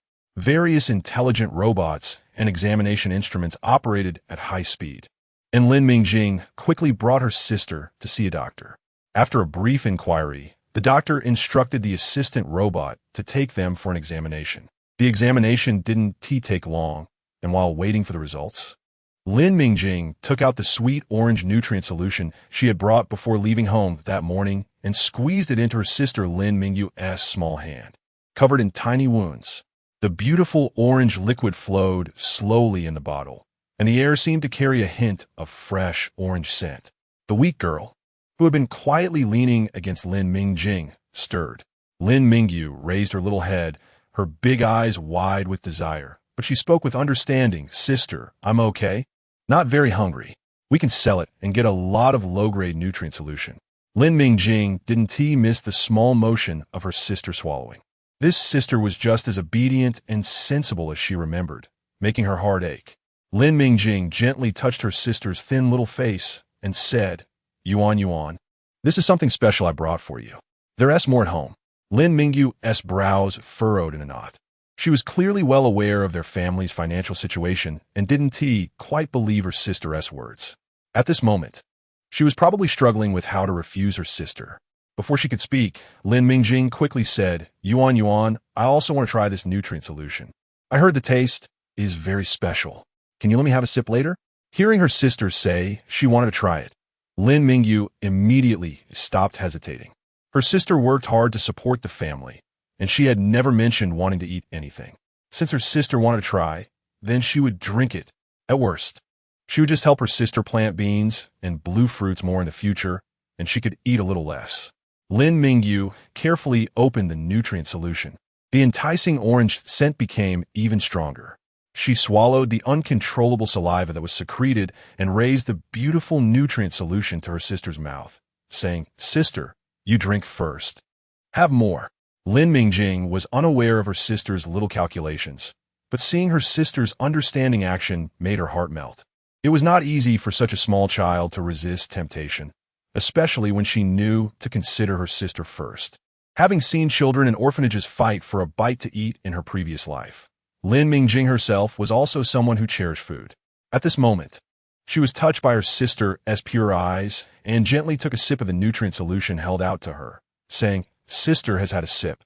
The rest is all for Yuan. We can't waste it. Make sure to drink it all. Lin Mingyu confirmed several times that her sister was no longer drinking before she slowly finished the nutritional liquid in her hand. A satisfied, sweet smile appeared on her small face as she said, Sister, it really tastes so good, like a sweet and sour little orange dancing in my mouth. Wow, it jumped in my round little head. Lin Mingjing was amused by her sister's vivid description. She patted Lin Mingyu's little head and thought to herself, she's too thin. If she had chubby cheeks, her dimples would definitely be deeper and sweeter. just as Lin Mingjing was still calculating her nurturing guide in her mind. The round little robot assistant had already slid in front of her. The large display screen indicated that the patient's report was out, and the doctor was waiting for her in the consultation room. Lin Mingjing looked at the robot's round head and felt an inexplicable sense of unease, generally. If there were issues, the doctor wouldn't need to do a follow-up, and the robot assistant, along with the consultation advice, would suffice. She decided to trust her sixth sense and go see the doctor by herself. Lin Mingjing bent down and said to Lin Mingyu, "Sister is going to see the doctor.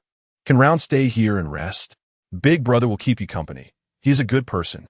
Chi-Bai cooperatively grinned, showing his signature silly smile. Lin Mingyu hesitated but nodded, pulling at her sister's sleeve and whispering, "I'll be good. Sister, be quick." Lin Mingjing smiled reassuringly at her, and then said to Chi-Bai, "Thank you, I'll be back soon." Following the robot assistant to the consultation room, the doctor, with a serious expression, was flipping through the virtual screen. Upon seeing her enter, he stated directly, "The patient has many issues. I won't mention the minor problems like malnutrition. The solutions are clearly written in the consultation advice in the report. I specifically called you here to let you see the patient's mental power test report." The bespectacled doctor shared the virtual screen with Lin Mingjing and pointed to the test report, saying, "I compared the patient's previous test results carefully with the database. The patient was originally classified as A-level in the control system of mental power, but now her test report values lean towards the attack system, and her rating has even dropped by 1 point to A-. More importantly, her stability value, which had always maintained a high level, is now close to the threshold. Her routine check in March was still good, and in less than a month, it has become like this. I almost suspect she has been forced to participate in some illegal human trials." Lin Mingjing stared at the shocking test report, clenching her fists tightly, her fingertips turning pale from a force. In the era of interstellar travel, where everyone had a mental power pool and mental power surges were mostly unavoidable, the Federation had a plethora of regulations regarding mental power testing. Everyone was tested, and data was entered into the database. They even mandated that federal citizens be tested every 6 months, and, if possible, monthly. Although the original body lived in poverty, she was very attentive to her underage sister and would take her for routine checks every month, worrying endlessly for her sister's healthy growth. In fact, based on Lin Mingyu's rating, an A-level control system mental power with a stability value far above the average for her level meant that the possibility of her suddenly experiencing a mental power surge was negligible, and there was no need to be so cautious. But the original body had never missed a monthly test. Moreover, I just checked your most recent mental power test report too. As an A-level peaceful system mental power and a planning master student, your stability value is also declining. Have you two sisters mistakenly ingested mutated plants or failed the mental power usage guidelines exam? The first rule in the guidelines clearly states that the abuse of mental power is strictly prohibited. After years of research, mental power in the interstellar era has been roughly divided into 3 categories: peaceful, control, and attack. The first 2 categories generally have higher stability values than the third category, with higher stability values indicating a lower likelihood of being affected and a smaller chance of mental power surges. And the admission standards for planting masters strictly require the mental power type to be peaceful, with an exceptionally high stability value requirement. As long as the potential value reaches B-level, it is enough. Planting masters are the only group in the interstellar era that does not need to worry about mental power surges, as their stability values for peaceful system mental power are generally very high and do not change. Therefore, the decline in the original body's mental power test report stability value would surprise the doctor and give Zhao Wenxin an excellent reason to expel her. The doctor was almost overwhelmed. Recently, due to that incident, there was heightened scrutiny regarding mental power surges, and the various testing levels have become stricter. How many reports would he have to write this time? He had little hair left, and he was sure he would go bald sob. What has been going on lately? There are so many rare cases. Could there be new guidelines regarding the assessment of mental power pools? I haven't seen anything. It must be because this planet is too remote, lagging behind in the latest research developments. The threat of baldness was too great, and the doctor inadvertently muttered aloud. Lin Mingjing decisively interrupted. "Doctor, What is the solution? I will definitely follow it. After leaving the consultation room, Lin Mingjing's complexion was not good. She was thinking about what the doctor had just told her. Her own issue was manageable since the requirements for stability values for planting masters were inherently higher than for ordinary people. But her sister's issue was much more serious. According to the doctor's statement, her sister's mental power pool was unstable, and if left unchecked, her stability value would continue to drop. Once it fell below the threshold, it would be very dangerous, and there was a possibility of a mental power surge at any moment. Her sister needed a B-level mental power potion, and both sisters would need to consume high-grade nutritional liquid for a period of time, not for any other reason, but to minimize the impact of high-purity nutritional liquid on the mental power pool. In fact, the best option would be to consume natural foods, which have high purity and certain active properties to nourish the mental power pool. As the doctor continued, he began to sigh. It was clear where people in the lower city would find these things. The hospital he worked at didn't even have B-level mental power potions. The highest available was only C-level, and one would have to submit an application to obtain it. In the end, the doctor could only remind Lin Mingjing to be tested on time and observe carefully. This advice sounded as ordinary as a 21st century doctor advising to eat more fresh fruits and vegetables for balanced nutrition, but achieving that in the interstellar era, where natural plants were scarce, was no easy task. At that moment, Lin Mingjing felt incredibly fortunate to have come with the dream garden. But where would she get the B-level mental power potion? Should she go find Jirue? The B-level mental power potion in Jirue's hands must have been obtained with considerable effort by her parents. Lin Mingjing did not want to seek Jirue unless absolutely necessary. Moreover, the only thing she had for an equivalent exchange was probably the perfect earth bean she just harvested. However, the perfect earth bean couldn't be used to barter with the G family. The G family had monopolized nutritional liquid for so many years, with a complex personnel structure and plenty of internal conflicts. Anything she offered would definitely be thoroughly researched. The G family's R&D department was not to be underestimated. They would surely notice something was off. The earth bean was originally only used by residents of the lower city as a last resort for sustenance, and it had no profitable value. The perfect earth bean was different. The G family's researchers would likely discover its homology with the earth bean. Based on the unusually high values of the perfect earth bean, it would definitely be considered a modified species and one that could yield substantial profits. The G family's researchers would undoubtedly ask about the design of the experimental pathway, whether it could be replicated, and questions regarding accuracy, stability, and feasibility, as well as subsequent promotion and mass production.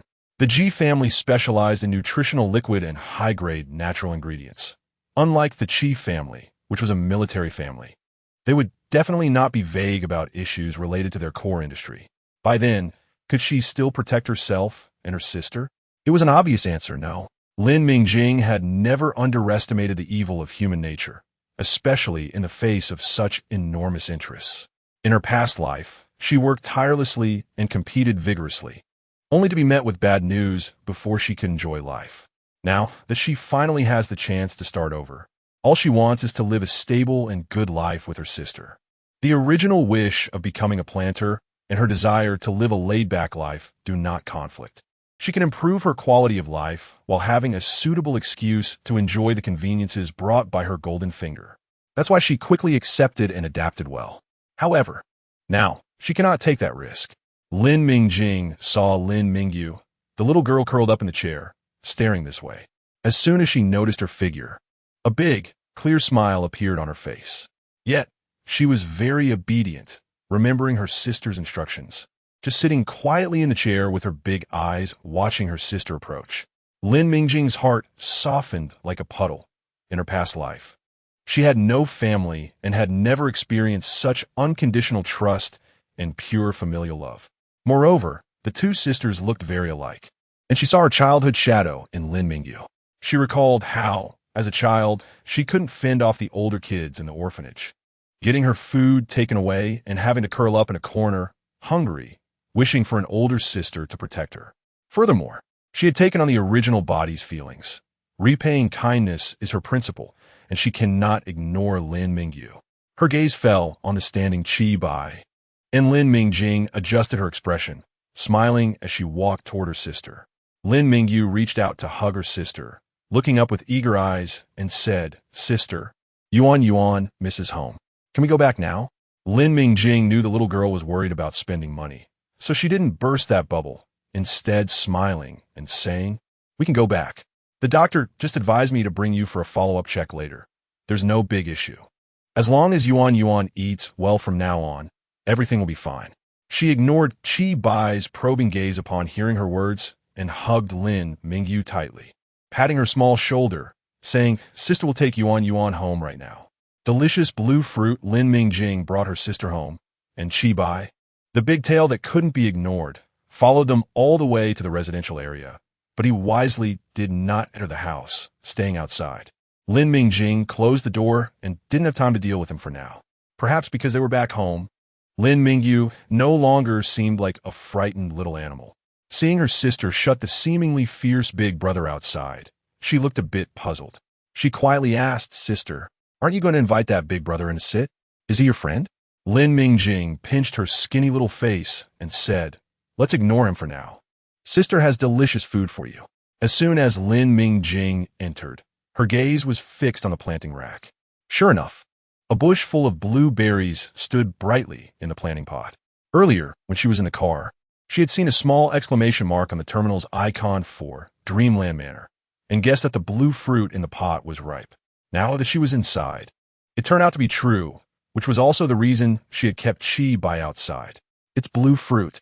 Huh, why does it seem smaller than what I grew before?" Lin Mingyu followed her sister's gaze and saw the ripe blue fruit on the planting rack. "Sister needs to check its data first. Can Yuan rest for a bit? Do you want another nutrient solution?" Lin Mingjing looked at her sister, who resembled a little refugee and couldn't help but want to feed her something. "No, sister, I'm not a little pig," Lin Mingyu said, wrinkling her nose helplessly. "I'll clean up. You just focus on your work, don't mind me." Saying this, she rolled up her sleeves energetically to tidy up the messy home that Lin Mingjing had neglected while preparing the nutrient solution these past few days. Lin Mingjing felt a bit guilty. Although she didn't like cleaning, she usually kept things tidy. She just hadn't had the time these past few days. However, seeing the little girl skillfully organizing made her feel a little relieved. It seemed her sister had helped the original body a lot, so she wasn't exploiting child labor. Plus, having something to do would help distract the child from recalling the terrible days in the mine. Lin Mingjing quickly gathered all the ripe blue fruits, only 12 in total, which was much less compared to the indigenous blue fruits. Generally, a blue fruit plant could yield 20 fruits, and the original body could harvest around 23. These are also much smaller. The original blue fruits should have been the size of cherries for Blue Star, but now these were only the size of blueberries, significantly reduced. Lin Mingjing picked one up, hoping that the concentration would make up for it, grinding, extracting, configuring, and then putting it into the analyzer. Lin Mingjing became more adept with each passing moment. In just 20 minutes, the freshly minted analysis report was already on the terminal. Lin Mingjing looked at the report showing a purity of 90.02 and an activity level of 6.37, feeling quite calm. Her golden finger was indeed powerful. Blue fruit belongs to the fruit category, and its inherent values were quite good. The blue fruits cultivated by the original body were better than those on the market, and now they were just a bit better. However, the yield and size had shrunk significantly, so a small fruit like this would have limited effects, which was just right for now. Lin Mingjing looked at the name in the game, which had changed to delicious blue fruit. It seemed this time it was a change in flavor. She popped one in her mouth. It burst with juice, the taste perfectly balanced between sweet and sour, with a crisp texture and a hint of pure fruit aroma. Indeed, this was a blue fruit that had earned the title of delicious. The taste was truly exceptional, so sales wouldn't be a concern. "Sister," Lin Mingyu was drawn over by the fruity aroma, her mouth uncontrollably salivating. It was tempting, and she wanted to eat it. No, she shouldn't be greedy. Her sister worked hard to support the family, and she couldn't indulge herself. So the little girl swallowed hard and said, "Sister, does the value meet the standard? Can it be sold for money?" Lin Mingjing looked at Lin Mingyu, who was blinking her big eyes while staring at her, still a little manager. She deliberately said, This experiment wasn't very successful. It won't fetch a good price and can only be eaten by ourselves. As she spoke, she stuffed a few blue fruits into Lin Mingyu's mouth. The child's mouth was small, filled with the blue fruits her sister had stuffed in. Instinctively, she took a bite, and the deliciousness she had never tasted before exploded in her mouth. She suddenly realized her sister was lying and widened her round eyes, her cheeks puffed, unsure whether to swallow or not. Lin Mingjing looked at her sister's cheeks puffed out like a hamster, her heart melting. She had no resistance to anything cute and obedient, especially when it was her own sister. Ignoring Lin Mingyu's accusatory gaze, she gently poked the little girl's puffed cheeks and said, "Eat quickly. We can't waste it or be picky, or you won't grow tall." Lin Mingyu carefully swallowed the blue fruit in her mouth, pouting and saying, "Sister is lying. This blue fruit's activity level must not be low. I can feel it. It could have sold for a lot of money. It's such a waste." Can you feel it? Her sister's potential and mental power might be higher than she imagined. She could clearly sense such subtle differences. Lin Mingjing smiled and said, "Where's the waste?" "In my heart. Nothing is more important than Yuan. Plus, the doctor just said Yuan needs to supplement nutrition now. For health, these will all be for you." Saying this, she stuffed the remaining blue fruits into the child's hands. Lin Mingyu's face turned red from her sister's straightforward expression of affection. She held back her shyness and said earnestly, "Sister is also the most important person in Yuan's heart. We can't give all these blue fruits to me. We should share. I just need one more. The rest are all for sister." Lin Mingjing held her sister's hand, wanting to divide the blue fruits, her heart softening. "Silly Yuan. Sister only needs one, no? Two will be fine. Yuan is at a growing stage. All these are for you. Be good. In the future, we will have many blue fruits. So many that we won't be able to finish them, and then we can eat however we want. Now, obedient little children, go wash up." They don't even realize they're little kittens yet. After coaxing the child to take a bath, Lin Mingjing opened the door with the two blue fruits in hand, and indeed saw Qi Bo standing outside the door, looking conflicted. His fierce-looking face, when not smiling, made his frowning expression quite amusing. As soon as Qi Bo sensed the movement and turned around, he met Lin Mingjing's half-smiling gaze, causing him to shiver awkwardly and blurt out a silly question. "Going out?" Lin Mingjing chuckled, seeing Qi Bo's face grow even more embarrassed. Qi Shu really sent the wrong person for this test of verbal skills. Qi Bo shyly scratched his short, prickly hair and said, "You guessed it. How would she not guess? Mecha Masters aren't found everywhere, and those who can fight on the front lines are truly exceptional. To send someone like him to take her commission, driving a mecha all the way to the Anjia mine, and to hear how the person in charge at Anjia addressed Qi Bo, it seemed this guy was quite prominent in the Qi family as well. Having someone like him take on her task, being so diligent and easy to talk to, and even following her to her doorstep without leaving, it was hard to believe Qi Shu had no other plans. It seemed those few perfect beans had gone a bit overboard. "I'll treat you to one," Lin Mingjing said as Qi Bo continued to circle at the door. She couldn't help but laugh. "All right, stop circling. Let us get straight to the point. I have a request from the Qi family. I initially thought of collaborating with Qi Shu. Now, I need at least a B-grade mental strength potion, and I need it quickly." Qi Bo said seriously, "You should know that B-grade and above mental strength potions are not easy to obtain." This big guy, not pretending to be simple-minded, was much more pleasant to look at than before. Lin Mingjing smiled. "I have some freshly harvested blue fruits. I'll treat you to one, and you can take the other back to ask Qi Shu." She handed the two blue fruits to Qi Bo, who held them in his large palm, making them look rather meager. Lin Mingjing didn't mind and continued, "Hurry back and report." Qi Bo didn't show any unusual expression, nodding as he reminded her, "I'll head back first. I'll definitely give you a reply tomorrow. Don't go out for now. The Anjia people are still following you. I can't act against them right now, but they wouldn't dare to make a move in the residential area, so it's temporarily safe to stay here." Lin Mingjing nodded. "Thank you." Seeing the situation at the Anjia mine gave Lin Mingjing a bad feeling, and later her sister's test results confirmed her suspicions. The Anjia mine was likely not simple. She had initially thought Anjia was just greedy, recruiting underage children from mining to cut costs and increase profits. But when she remembered the person in charge of Anjia demanding 200,000 star coins from her previous self, she sensed something was off. 200,000 star coins are almost an impossible task for the original body. When the Infamily took away the sister, they surely investigated the original body's family situation. If it was just to make money, the Infamily steward could have asked for a more reasonable amount, one that would allow them to make a small profit without causing any loss to the mine. After all, although the Infamily is known for exploiting people, there are many who are struggling to survive in the lower city. The Infamily mine is not short of workers. However, that steward demanded an amount that was practically impossible for the original body to come up with, which Lin Mingjing found a bit strange. This is why she took the risk to find Uncle Chi in the black market, borrowing strength from the Chi family. Later, at the mine, the Infamily steward also behaved unusually.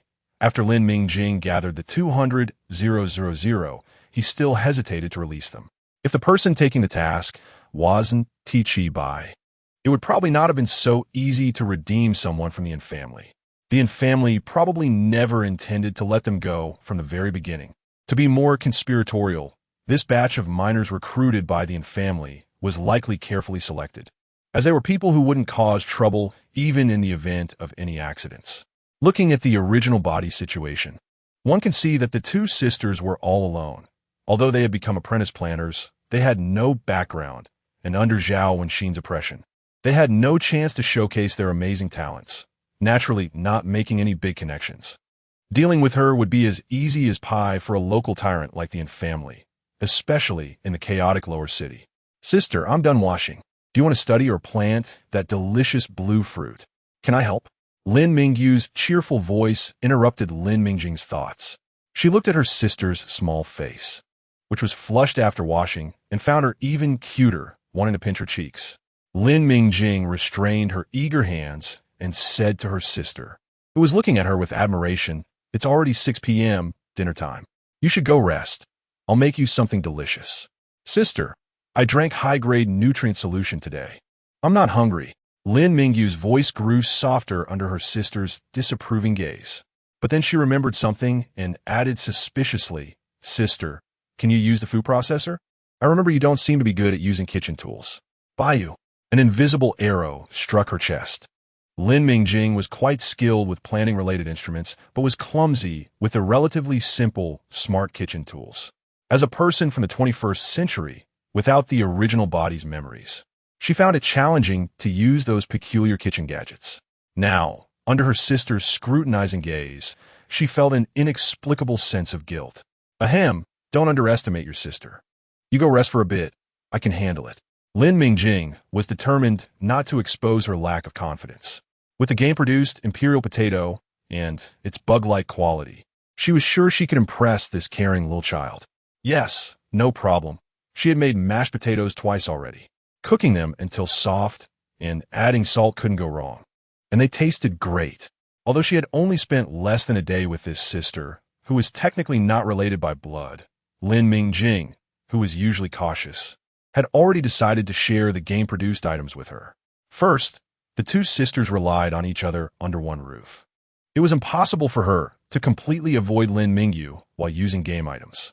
Secondly, although their time together was short, she had already felt warmth from Lin Mingyu that she had never experienced in her previous life. She genuinely regarded Lin Mingyu as family and couldn't bear to ignore the possibility of saving her. On the first day, Lin Mingjing had felt the power of the imperial potato. She still vividly remembered the intoxicating and comforting warmth it provided. She believed the imperial potato would be beneficial for Lin Mingyu, even if it couldn't heal the spiritual energy pool like the spiritual energy potion. It would surely alleviate the discomfort caused by the chaos in the spiritual energy pool. Yes, the disorder in the spiritual energy pool would bring discomfort. Lin Mingjing had experienced this on her first day. The original body's misuse of spiritual energy caused instability, and she initially thought the throbbing pain in her head was due to her crossing over and receiving memories. However, after asking the doctor about the symptoms of spiritual energy pool disorder and closely examining Lin Mingyu's test report, Lin Mingjing realized that her headache was likely caused by the instability of spiritual energy. But what about Lin Mingyu? Her condition was even more severe. She should be feeling worse. Yet, Since Lin Mingyu had been with her for so long, apart from initially relying on her for hugs, she had never mentioned feeling unwell. When they got home, she was busy doing this and that, and even when Lin Mingjing suggested several times that she should rest, she refused to listen. She just couldn't stop. Lin Mingjing speculated that Lin Mingyu was afraid of being a burden to her. She was trying to prove that she was easy to take care of and not troublesome at all. Lin Mingyu's behavior, apart from being understanding, likely stemmed from deeper insecurities, fearing she would be disliked or abandoned. Lin Mingjing understood this feeling all too well. When she was younger, there were kind-hearted people who came to adopt children from the orphanage, and the adopters would have brief interactions with the children. At that time, she longed for a family. So whenever she spoke to the adopters, she was very cautious, afraid to express herself in case they found her bothersome. Even after many disappointments led her to stop expecting and to resolve to rely on herself, she still subconsciously suppressed her feelings in her interactions with others, choosing to endure as much as possible, instinctively afraid of others' disdainful looks. This flaw was pointed out by a senior with whom she had some interactions. It was only then that she realized what was wrong and took a long time to gradually correct it. Lin Mingjing didn't remember the senior's appearance well, but she would always remember what the senior said. We are the same kind of person. We are equal on every level. Some people in this society may rank others, but you shouldn't put yourself in an unequal position first. If you don't cherish yourself, how can you expect others to respect you? Try a bite. Lin Mingjing hugged Lin Mingyu's slender body. Yuan, don't be afraid. Your sister will never abandon you. Upon hearing this, Lin Mingyu buried her head tightly in her sister's arms, afraid to speak, fearing that if she did, she wouldn't be able to hold back her tears. The game indeed produced quality items. A bowl of simple steamed mashed potatoes conquered Lin Mingyu. Her rare, focused eating without looking up made Lin Mingjing, who was a first-time caretaker, feel very gratified. This is what a child should look like. Sister, it's really delicious. Lin Mingyu finished the bowl of mashed potatoes cleanly, her small face flushed and shy. She felt embarrassed about how she had just devoured it. Lin Mingjing looked at her little expression and couldn't help but smile. She didn't burst the little one's bubble, but felt relieved to see the rosy color on her sister's cheeks. It was much better than her previous pale look. It seemed her intuition was still accurate. The imperial potato was indeed useful. Sister, let us sleep together. After finishing the bowl of mashed potatoes, an irresistible wave of sleepiness hit Lin Mingyu. She couldn't help but act cute toward her sister, blinking her big eyes at her.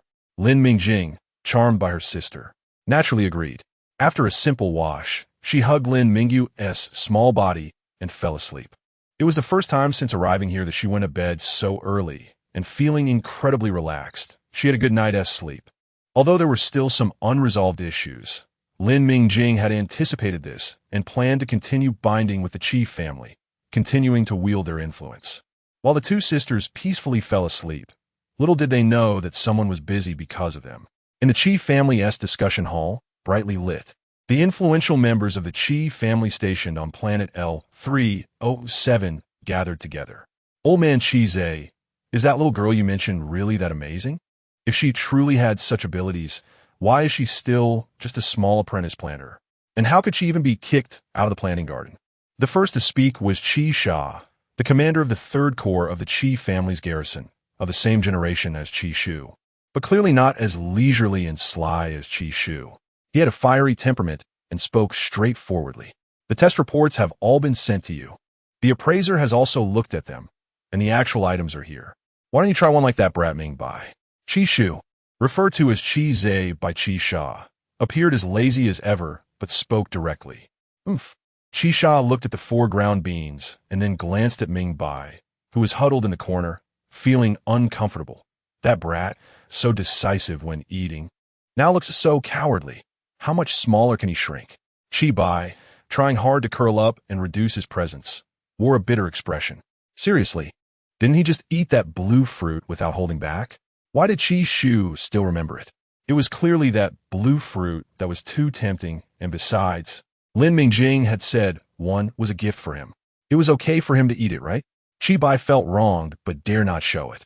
Quietly pretending to be a mushroom, Everyone present were the power holders of the Qi family and his elders. He couldn't dare to provoke them further.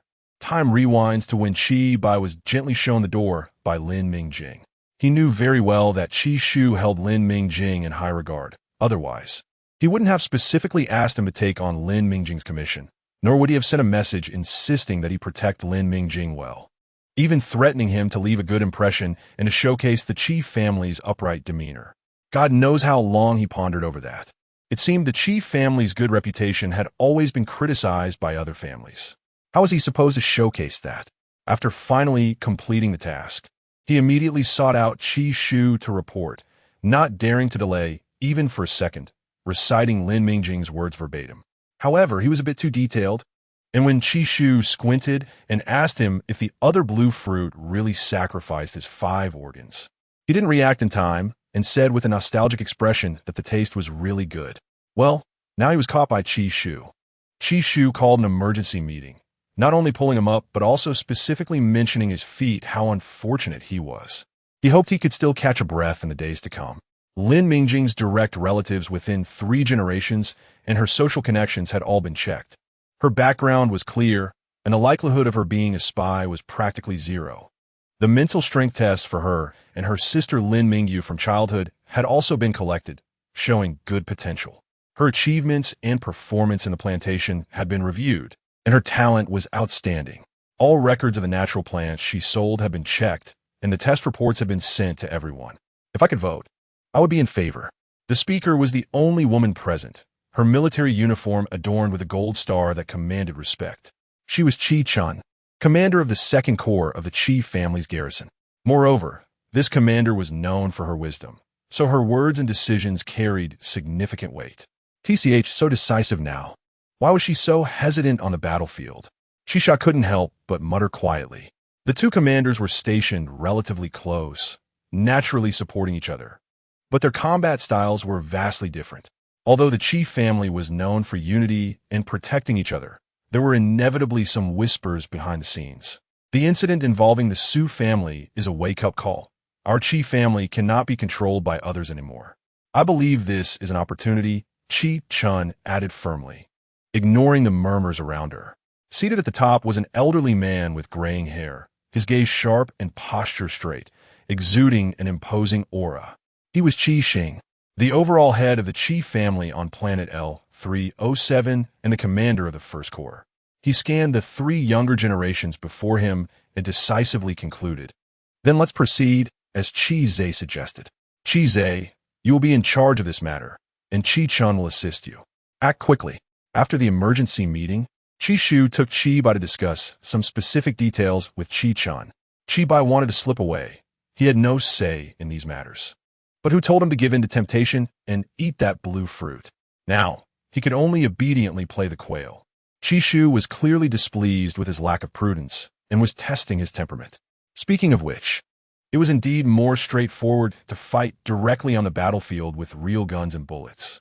Having just returned from the front lines, he couldn't stand it anymore.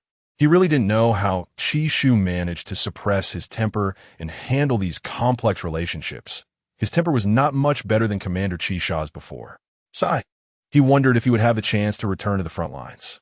Although hunting in the polluted areas wasn't bad, the damage to mechs couldn't be reimbursed like it could on the front lines. His wife's head was still deflated. He needed to take on more commissions to earn money. The polluted areas were costly to maintain mechs. Qi Bai was lost in thought. With a slap, Qi Shu hit him on the arm. Qi Bai grinned in grievance. "Uncle, why are you hitting me again?" I'm hitting you, you little brat. What are you daydreaming about? How did you manage to keep your life on a battlefield?" Qi Shu snorted coldly, wearing an expression of disappointment. Qi Bai, now a grown man, still protested, "But we're at home." The rest of his words were swallowed back under Qi Shu's disapproving gaze. "Zhe Lao, I don't doubt your judgment, but can't the terms of the agreement be revised?" Commander Qi Chun, though of the same generation as Qi Shu, had trained under him and always respected him privately. The Qi family had this temperament of trusting their people. "All right, then I'll have Qi Zi come to assist Qi Bai." "Okay, Zi is like you. I trust her to get things done." Qi Shu's words marked the end of this confidential discussion. Unbeknownst to Lin Mingjing, who was still in deep sleep, a huge surprise awaited her upon waking. Kidney? April 25th. Sunny. The sixth day since Lin Mingjing had arrived. Early in the morning, she indulged herself and her sister with bowls of mashed potatoes. After all, only one emperor potato remained from the batch she had been taking from the warehouse every day. She had specifically saved that one for today, as she had to have pork ribs with potatoes. At this moment, Lin Mingjing was busy with 2 rabbit carrots she had just taken from the game warehouse. The second crop unlocked after successfully planting the blue fruit. She juiced both carrots and took a sip. The pure radish flavor hit her hard, causing her vision to darken. She really didn't like this taste. However, in order to maintain the maximum effect of the game product, Lin Mingjing didn't add anything to it. Instead, she handed the 100 off pudding carrot juice to her sister, feeling a bit guilty, and said, "It's good for your health. You have to finish it, Yuan.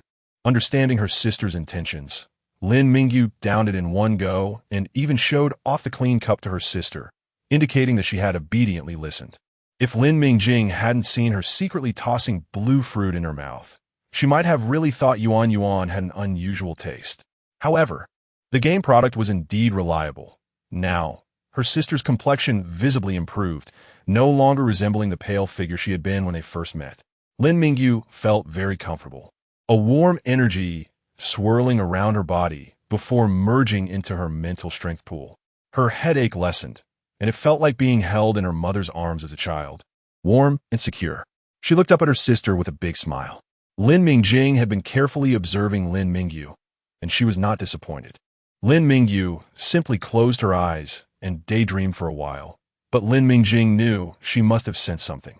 Yuan was very clever, yet she asked nothing, just beamed a big smile at her, devoid of any shadows and full of trust. Lin Mingjing smiled back, gently patting Lin Mingjing's little head. "Can you help me tidy up a bit? We're moving soon." Lin Mingjing looked up at her sister, nodded, and said, "Okay." She didn't ask much. She knew her sister would never hurt her, no matter what she did. The sisters had very few belongings, only managing to pack 2 boxes, with most of it being the equipment and high-grade nutrients that Ji helped them get later. By the time Lin Mingjing stored the slightly more valuable items into her storage bracelet, not much was left.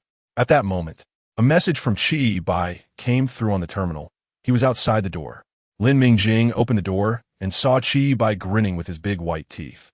Looking naive, it hurt her eyes, and she directly said, "Stop smiling. Help me move my planting rack. Let's go." Seeing Lin Mingjing ready to leave without saying another word, Bai breathed a sigh of relief. He remembered how last night, after waiting for Uncle Chi to finish speaking, he had looked for cues to ask Uncle Chi how he should treat Lin Mingjing, and Uncle Chi had told him in a not-so-kind tone to just be himself, which made him even more anxious. He had been distracted and hadn't heard clearly, and Uncle Chi had been giving him riddles. He was very uncertain and truly feared that Lin Mingjing would want to clarify everything before leaving with him. Thankfully, it was good enough to smoothly bring her to the Chi family's residence. Then Chi would take care of these matters. He truly wasn't capable of handling this. Bai was very proactive in moving things inside, afraid to fall behind. Lin Mingjing held Lin Mingjing's small hand, glancing back at the already empty little house. Feeling a bit lost, as the traces of her previous life would no longer exist, she was disappearing bit by bit. Lin Mingjing looked up at her sister in confusion and asked, "Sister, what's wrong?" Lin Mingjing came back to her senses and smiled reassuringly at her sister. "Let's go. Yuan and I are about to start a new life." Lin Mingjing smiled, revealing her little dimples. As long as she was with her sister, she could go anywhere. This time, Bai was somewhat reliable. He drove over a combat vehicle that looked very much like a 21st century armored car, but it was much larger, completely black, with no windows. The metal body reflected a cold, hard light, looking almost indestructible. After getting into the car, Lin Mingjing discovered that the inside was quite spacious. She could see outside clearly, while from the outside, it was impossible to see inside. Bai was sitting in the driver's seat, skillfully operating a dizzying display that Lin Mingjing found overwhelming. Bai's smile was genuinely silly. "Thanks to you, Uncle Chi allocated the latest combat vehicle for me to use. This car is simply amazing in every aspect. The safety is top-notch. I'm now a driver of the M11 armored combat vehicle. His tone was filled with excitement. Hee, let's go. With Chi-Bai driving in such a bumpy manner, Lin Mingjing felt little to no jolting inside the car, and she believed that this big black vehicle was top-notch. After getting out of the car, she still felt a bit apprehensive. But unexpectedly, Yuan was beaming with excitement, her eyes sparkling like grapes as she examined the black combat vehicle. This was the black market, yet it did not feel like one. Lin Mingjing could see Chi-Bai leading them past the previous black market entrance, moving forward, then entering a protected area within the black market, which was one of the Chi family's residences. Looking around, there were no dense skyscrapers or dazzling advertising screens like in the upper city. It resembled a small third-tier city from the 21st century, playing in the backdrop of the interstellar era. The buildings were square and simple, all focused on practicality. The surroundings were barren, lacking the colorful light trails and virtual plants of the upper city, yet it surprisingly looked pleasing to the eye. Let's go. We are going to find Uncle Chi. After Chi-Bai finished speaking, he took the lead and walked ahead. Lin Mingjing retracted her gaze, knowing that she and her sister would be living here in the future, with plenty of time to explore. Chi-Bai boldly led the sisters directly into a large building without encountering a single person to ask. Perhaps sensing Lin Mingjing's confusion, Chi-Bai explained, "Everyone living here is from the Chi family. All necessary checks have been done. This is a living area, so it shouldn't feel like a military camp." Chi-Bai knocked on the door of an office, where Uncle Chi was already waiting inside, accompanied by a young woman dressed in a black combat uniform, standing tall. Her appearance was ordinary, but her eyes were particularly deep. When they met, it felt as if she could see into one's soul. "Uncle Chi," Lin Mingjing greeted first, and Yuan followed suit. "Hello, Uncle Chi." Uncle Chi tried to show a gentle smile. "Good, everyone sit down. Mingjing, take a look at the contract. If there's anything unclear, just say it. Let's get everything sorted today." Lin Mingjing nodded and saw Yuan sitting obediently, no longer distracted, focusing intently on the contract. It was a very mature contract, well thought out. It detailed the supply quantities and cycles for the ground beans and blue fruits Lin Mingjing was currently showcasing, as well as specifications for any other natural crops she might cultivate in the future, based on Lin Mingjing's past experience dealing with various clients. This was a genuinely sincere contract. It not only provided housing, space, and research materials, but also a substantial research budget, with no upper limit. She could apply for more funds whenever needed for research. After calculating, she estimated that aside from the quantities specified in the contract, she would still have a substantial surplus. The generous conditions made Lin Mingjing suspicious. This feels too much like deceptive information from the 21st century. He introduced himself as Su Songjun. Lin Mingjing did not intend to keep her doubts to herself. Since the cooperation was just beginning, it was better to be honest and straightforward. She directly asked Uncle Chi, "These conditions seem a bit too good to be true, don't you think? It doesn't match your usual style." Uncle Chi chuckled, returning to his laid-back demeanor. "Little girl, you're trying to corner the old man. The Chi family has always been generous to its own. No need to worry. What I want is a long-term deal." He glanced at Lin Mingyu, who was sitting obediently, and continued, "A-level mental abilities are rare, and cultivating them can be quite costly, plus I have to support too. All right, if there are no other questions, let's go. For anything else, just find Z-Girl." The young woman beside Uncle Chi nodded at Lin Mingjing. "Miss Lin, I'm Chi Z. I will be in charge of your matters from now on." The contract was signed smoothly, and Lin Mingjing knew that the Chi family was currently her best partner. After carefully reviewing the contract multiple times, she found no hidden dangers. "Miss Lin, please follow me. I will take you to the planning area and introduce you to the Chi family's living zone." Chi Z clearly was someone who acted swiftly. After confirming the contract was correct, she stood up promptly. "Thank you. Also, we should be considered peers, so let's just call each other by our names. No need for formality." Lin Mingjing felt a bit intimidated by Chi Z's stern tone, reminding her of her previous 996 work life.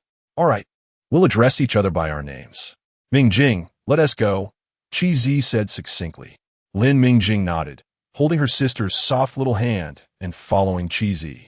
As for Chi-Bai, he had long been sent off by Chi Z to fetch a vehicle for transportation. Once outside the building, They saw Qi Bai's tall figure crammed into a four-person sightseeing vehicle that looked like a 21st century model, making Lin Mingjing feel anxious, fearing that the flimsy little vehicle would get crushed by Qi Bai. It was such a stark contrast to that cool combat vehicle. Qi Zi, evidently an observant person, spoke calmly. The residence is very safe. A slower speed is just right for you to carefully look at where you will be living. The combat vehicle is too conspicuous and consumes a lot of energy. Lin Mingjing internally scoffed at the last sentence, but outwardly, she didn't show it, pulling her obviously delighted sister onto the vehicle. "Sister, can I sit in the front?" Lin Mingyu eagerly fluttered her big eyes at her sister. Lin Mingjing patted her little head and said, "Of course, you can." After arriving here, Yuan clearly relaxed a lot, finally resembling a 10-year-old child. "Can Sister Qi Ji sit in the back with me?" "Of course." The sightseeing vehicle swayed along the way, and Qi Ji introduced every place earnestly, even thoughtfully sharing a detailed three-dimensional map with Lin Mingjing, seemingly not minding providing a detailed map of the Qi family's residence to an outsider. Overall, the Qi family residence is in a convex shape, with the front part being the black market Lin Mingjing had visited before, while the other areas are under the protective shield of the Qi family. The planting area prepared for Lin Mingjing is located in the bottom right corner, which is said to be where the Qi family's guard team is stationed, a spacious and safe place. Soon they arrived at their destination. It was a 2-story small building, quite a distance from the nearest surrounding structure, with plenty of open space. It was the first time Lin Mingjing saw such a luxuriously spacious place in the interstellar era. The interstellar age utilizes space to the fullest, whether it's the densely packed residential areas in the lower city or the crisscrossing skyscrapers in the upper city. They silently convey the preciousness of land. The second floor is a living area, nothing much to say about it.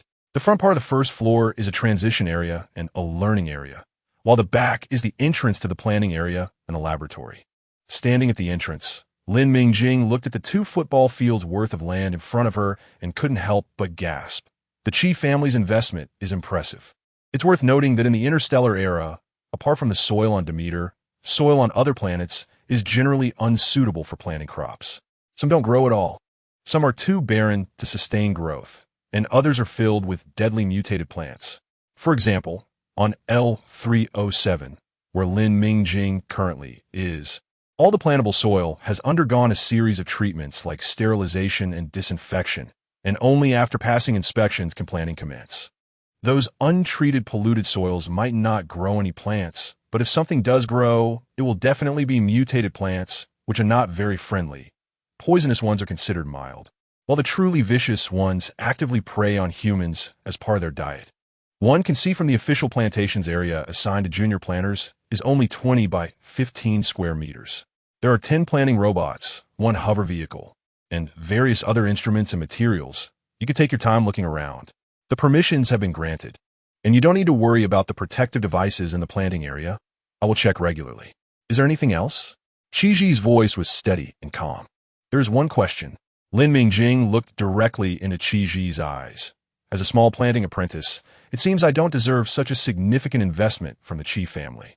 The contract states that the output from the planting area is divided 3-7, and Lin Mingjing thought the area wouldn't be too large. At most at the level of a junior planter in the plantation, which would reflect the attitude towards a poor but talented planting apprentice. However, upon seeing this land and recalling the overly generous contract, a chill rose from her heart. Something is definitely off. There must be something she doesn't know. Qi Ji revealed a light smile. "I'm glad you asked directly. Uncle Qi really didn't misjudge you. I will tell you everything, without reservation. And I hope Miss Lin can feel at ease standing with the Qi family." After sending off Qi Bai and Qi Ji, Lin Mingjing entered the second floor of the small building, where her meager belongings had already been placed. Her sister happily patted her little chest, indicating that organizing the new home relied on her, while she told her sister to go do serious work, and then pushed Lin Mingjing downstairs. Thus, Lin Mingjing now sat in the laboratory on the first floor, gazing at the planting area outside, which was tightly protected by a net, lost in thought as she contemplated Qi Ji's words. In summary, the main reasons for the Qi family's actions can be divided into 2. The first and most important reason is the most outstanding genius of the Su family in this generation has fallen. While fighting against the elite forces of the insect race at the border, he triggered a psychic riot and ultimately chose to self-destruct his mech, perishing alongside a newly emerged king insect of the insect race, leaving no body behind. He was the youngest major general in the Federation with immense potential, renowned for his military achievements, and was called the Star of the Federation, an idol pursued by this generation. Yet he sacrificed himself so tragically, leaving people sighing in regret. On April 23rd, the Federation held a grand memorial service for him, and the Star Network was silenced for a day. During those days, Lin Mingjing was busy preparing nutrient solutions day and night, completely unaware of the news from the outside world. Moreover, she wasn't the original body and wouldn't specifically pay attention to the deeds of this young general, so she had no knowledge of this matter. Otherwise, she would have likely attended the memorial service spontaneously organized by the Star Network. From the original body's memories, she learned that the original body's parents encountered space pirates in an accident and happened to meet this Star of the Federation leading the army to the border. He eradicated the space pirates, saved the survivors, and arranged for the bodies of the deceased to be transported to their families, which is why families like the original body S, located on the remote L307 planet, had the opportunity for a final farewell with their loved ones. He is a hero. His name is Su Tsongjun. The alarm bell rang. Lin Mingjing recalled the expression on Qi Ji's face when mentioning this, which was not only one of regret, but also carried a sense of shared sorrow. Mingjing, the Su family is the sharpest sword and the strongest shield of the Federation. They are also related by marriage to the Wei family, with her mother being the Pearl of the Wei family and one of the most outstanding pharmacists. Yet her son died from a psychic riot. Isn't that laughable?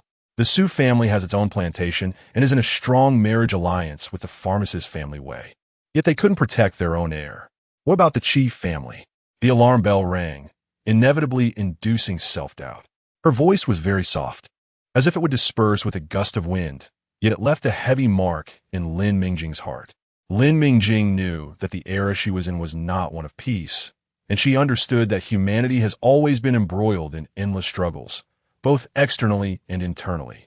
But she didn't expect it to be this chaotic, with factions everywhere, mixed powers, and constant open and covert battles.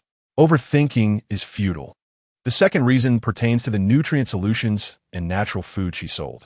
According to Qi Ji, the Qi family detected trace amounts of components identical to those in psychic drugs within them.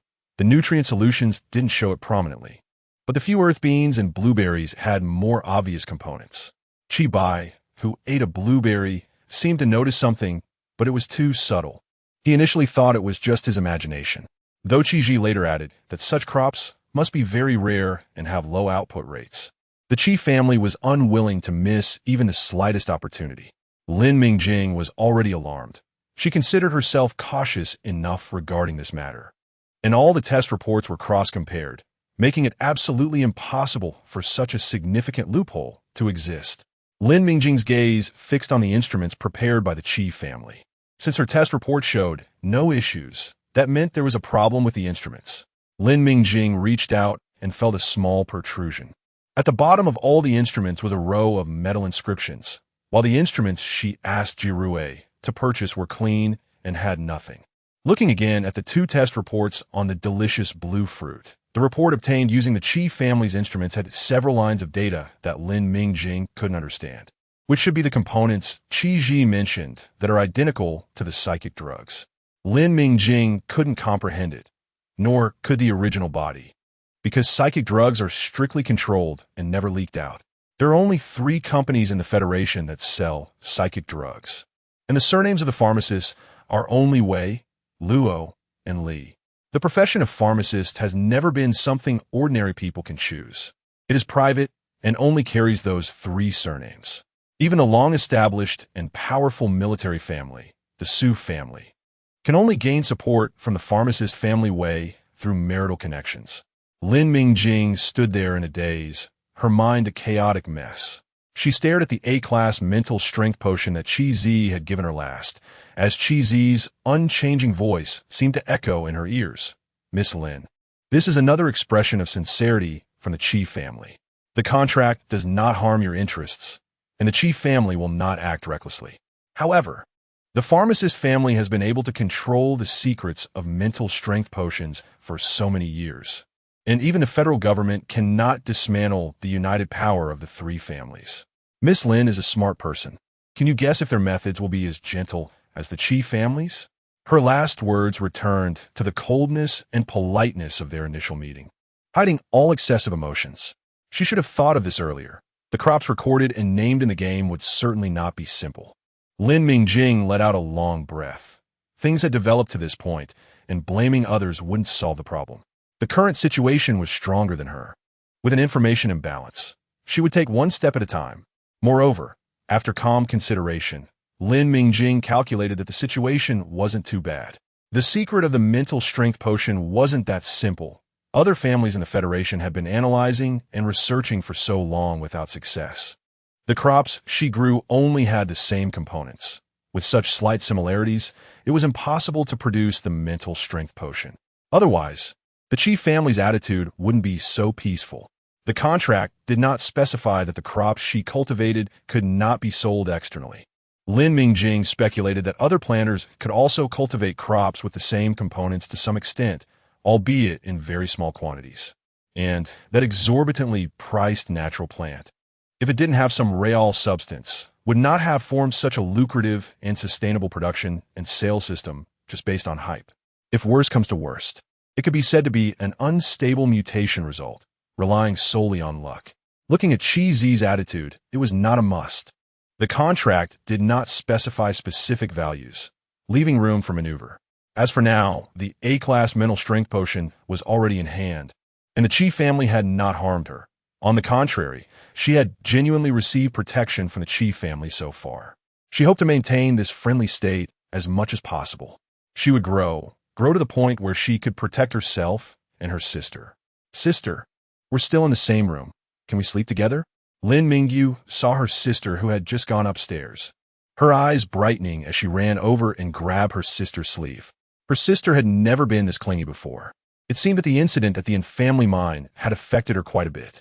Lin Mingjing felt a bit heartbroken and gently tugged on her sister's small hand, saying, "Of course, that would be great. I love Yuan the most." The little girl's face turned rosy. However, now there was something important. Yuan, come and take your medicine." Lin Mingjing took out the tightly packaged A-class mental strength potion, the glass bottle shimmering with cold light, gently flowing with a light green hue. Lin Mingjing had briefly seen the B-class mental strength potion that Ji Rue had taken out. Just a fleeting glance had attracted her with its vibrant appearance. Now, looking at the A-class mental strength potion in her hand, she felt enveloped by its overwhelming vitality, understanding just how heavy Chi Zi's another expression of sincerity was. "Sister, I'm not sick. Can I go back?"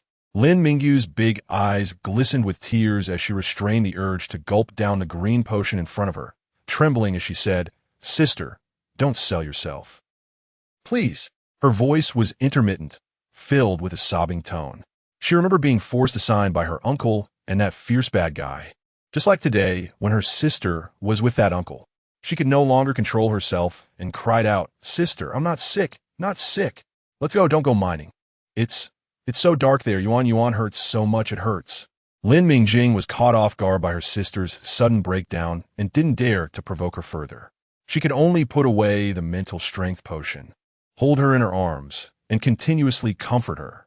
After finally calming her sister down, unexpectedly, as soon as she saw the A-class mental strength potion, she became excited and couldn't listen to any explanations.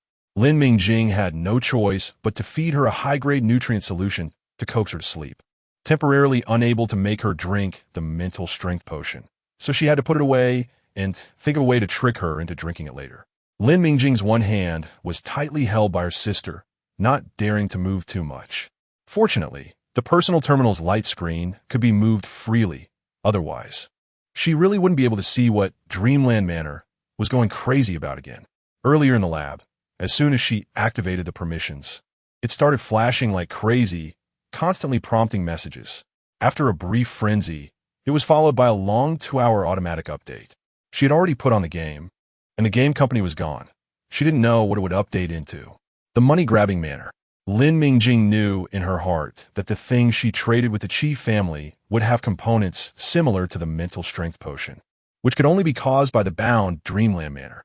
The original owner had previously sold the crops she grew on the black market without attracting the Qi family's attention. Dreamland Manor was the only variable. Clicking on the game icon, an official email automatically appeared on the light screen. Detected that the player has a large amount of plantable soil to ensure the player's gaming experience. The following updates have been made. As usual, it was a bunch of nonsense mixed with key points. Lin Mingjing always suspected that the official copy had British blood. In fact, it could be summarized into a few key points. First, the seed mall is now open for purchasing with game coins. She could buy seeds in the mall for large-scale planting, of course. The land for planting must be under her usage rights. Second, integration is complete. The number of land that can be cultivated has been locked. Lin Mingjing pondered over this point for a long time, and upon seeing the planting rack in the corner, a thunderbolt struck her. It couldn't be saying that in the future, the integration of game and real soil would be those 9 planting pots, right? No way, no way. Did she work so hard to level up her 24 pieces of black land just to have them gone like this? Lin Mingjing trembled as she tried to click on the planting pots, and sure enough, the game prompted, "Conditions not met, cannot be cultivated." It seemed her guess had come true. She would only have this soil from the 9 pots for integration with the game in the future, and it couldn't be changed. Lin Mingjing could only accept this fact with tears in her eyes, and she always felt that the cannot be changed clause had some issues, resembling a game money-grabbing trap. Third, recharge and recycling channels are open. Lin Mingjing tested the game coin to star coin ratio of 1:10, and indeed, it was 10 star coins for 1 game coin. In the 21st century, which good game dares to exchange renminbi and game currency like this?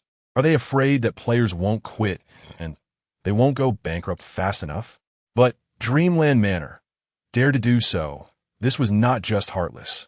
It was outright robbing money.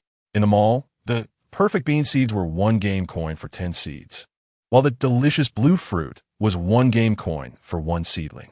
This time, the game updated and stingily gave 500 game coins, plus the previous gift of only 1,000 game coins. This amount of money couldn't even fill 1/10 of the planning area. Did this game's greedy nature get programmed into its source code? The forced recharge tactic was practically slapping her in the face. It should be called money-grabbing manner. As for that recycling channel, it was even more unscrupulous. 2 perfect beans were only worth 1 game coin. The native beans planted by the original owner, totaling 28 beans from 8 planting pots, were only given 2 game coins by the game, along with an evaluation of inferior beans, no planting value. Besides the verbose email, the game rarely gave a lengthy evaluation. It seemed to be subtly telling Lin Mingjing not to give it trash. Unfortunately, Lin Mingjing really planned to use that recycling channel to feed it what it called trash in the future. All the star seeds she bought would be fed to it. Fourth, players are encouraged to discover and record more species. This point was just as Lin Mingjing had previously speculated, needing to plant more interstellar species for the game to integrate and improve. This line is quite conscientious. Collecting new species can also reward coins. However, given the game's current arrogant state, it's better not to hold out much hope. After the game update is complete, she also needs to get to work. Carefully pulling her hand out from being hugged by Yuan, Lin Mingjing headed to the laboratory, ready to verify her other hypothesis.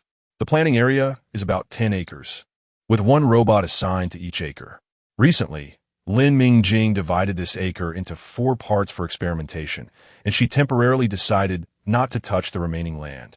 She wants to see how the experimental field performs before making further plans. The robots had long since plowed the land according to instructions, with a depth of 10 centimeters being the optimal planting depth for the interstellar beans. The row and plant spacing were just right, truly a high-tech product from the interstellar era. As long as the instructions are accurate, they can execute them precisely. Lin Mingjing was overjoyed to see the rows of robots standing in place. Even though they didn't look particularly cool, she loved them all the same. Their round heads could rotate 360 degrees. Their oval bodies had ample capacity. And although their 4 mechanical arms were a bit lacking in aesthetics, they were quite flexible and could reshape according to instructions, making them very handy. Their little feet were also cute, moving quickly and efficiently. In short, Lin Mingjing found this row of planting robots very pleasing to the eye. She indeed liked farming minigames, and had once thought about finding a small mountain village to farm and live in seclusion. But it was likely just a case of the dragon loves the dragon's den. If she were to rely on her own hands to farm, it would be difficult. Lin Mingjing's only farming experience was watering plants at the orphanage when she was young, and later even though it was canceled due to regulations. But the interstellar era is different. With robots helping, the labor of farming is greatly reduced. Here, the role of a planter requires hands-on work for soil purification and configuration, seed selection and breeding, as well as close monitoring during plant growth to prevent mutations. Other steps, such as plowing, sowing, watering, fertilizing, and harvesting can all be replaced by robots. One irreplaceable ability for planters is using their calm, mental strength to dispel the negative energy generated during plant growth.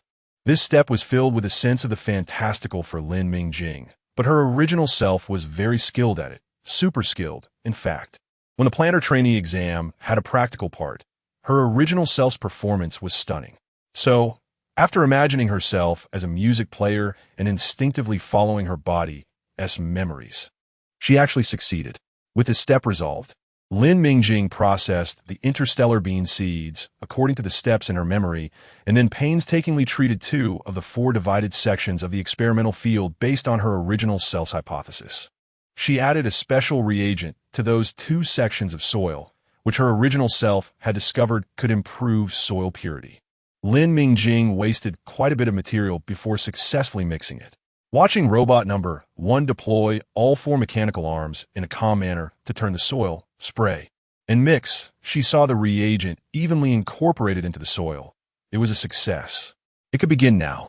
Lin Mingjing divided this experimental field into 4 groups. Unprocessed soil interstellar bean seeds, unprocessed soil seeds purchased from a game, purified soil interstellar seeds, and purified soil game seeds, ensuring that other variables like quantity, light exposure time, row spacing, and plant spacing remained unchanged. She wanted to carefully observe the differences among them. After marking and organizing her planting records for today, Lin Mingjing planned to leave the laboratory. The interstellar beans, cultivated with hardcore technology, only take 10 days to mature. She wanted to see the experimental results before making further plans. For now, it was time to do something else, like go to the living area to buy some ribs. She had saved up an emperor potato just to use it for braised ribs. Additionally, she needed to collect some interest from her cheap uncle and aunt. The disappearance of her original self and the harm done to Yuan should be accounted for by them. They committed heinous acts and wanted to walk away scot-free, living carefree on the new main planet. It's a nice thought, but she wouldn't let them have their way. If she didn't repay a grudge, she wouldn't be able to sleep. However, this kind of thing wasn't suitable for bringing Yuan along, so she left a message for her and went alone. For the braised ribs, Lin Mingjing arrived at the chief family shop in the black market, where she intended to place a commission. Mecha simulation match, severely injure participant IDL 3679, and prevent them from obtaining military school admission qualifications. Reward, 10 interstellar beans, along with the testing report for the perfect interstellar bean. The report with additional data points didn't pass, so she could only use the testing report she had previously conducted. Sure enough, there was no information about mental strength potions on the Ordinary Star network. No wonder when she contacted Chi-Zi to ask if she could use the perfect interstellar bean as a reward to publish a commission task. Chi-Zi didn't care at all, stating that she had the right to dispose of the remaining crops as she wished. This small test at least confirmed some good news. Her previous hypothesis was correct, and other planters could also cultivate crops with similar components to mental strength potions. Otherwise, Chi-Zi wouldn't allow the perfect interstellar bean to circulate on the market. Lin Mingjing was in a good mood. She was not that special case, which was great. She could finally breathe a sigh of relief. The commission was immediately locked, indicating that a higher-level executor had accepted the task, which would display the locked status. It seemed she would soon meet that vampire couple, her cheap uncle and aunt. The participant IDL 3679 was the only son of her uncle, Lin Mingho. This ID was something he had revealed when boasting to her original self. After all, Even he knew that exposing his ID number during the lead period was foolish for an ordinary person without a background. Those who flaunted their participation were mostly from major military families, and their every battle attracted countless onlookers, constantly reminding Lin Mingjing that he was an ordinary person from a remote planet. He had been detected as having A-level mental strength since childhood, was spoiled by his parents, and felt superior to everyone around him. Later, when he was detected for mecha compatibility, he became even more proud and reckless. However, during the simulation match, he faced a crushing defeat from reality, had to compete anonymously, and couldn't boast about his results, which undoubtedly shattered Lin Mingjing's self-conceit. He saw the number representing his origin from a remote planet and looked at those participants who already had a large number of passionate fans. His jealousy and sense of imbalance surged uncontrollably. Thus, he couldn't control his temper and found someone he thought was easy to bully to show off to. While reviewing her original self's memories, Lin Mingjing almost wanted to give that poisonous and foolish guy a thumbs up.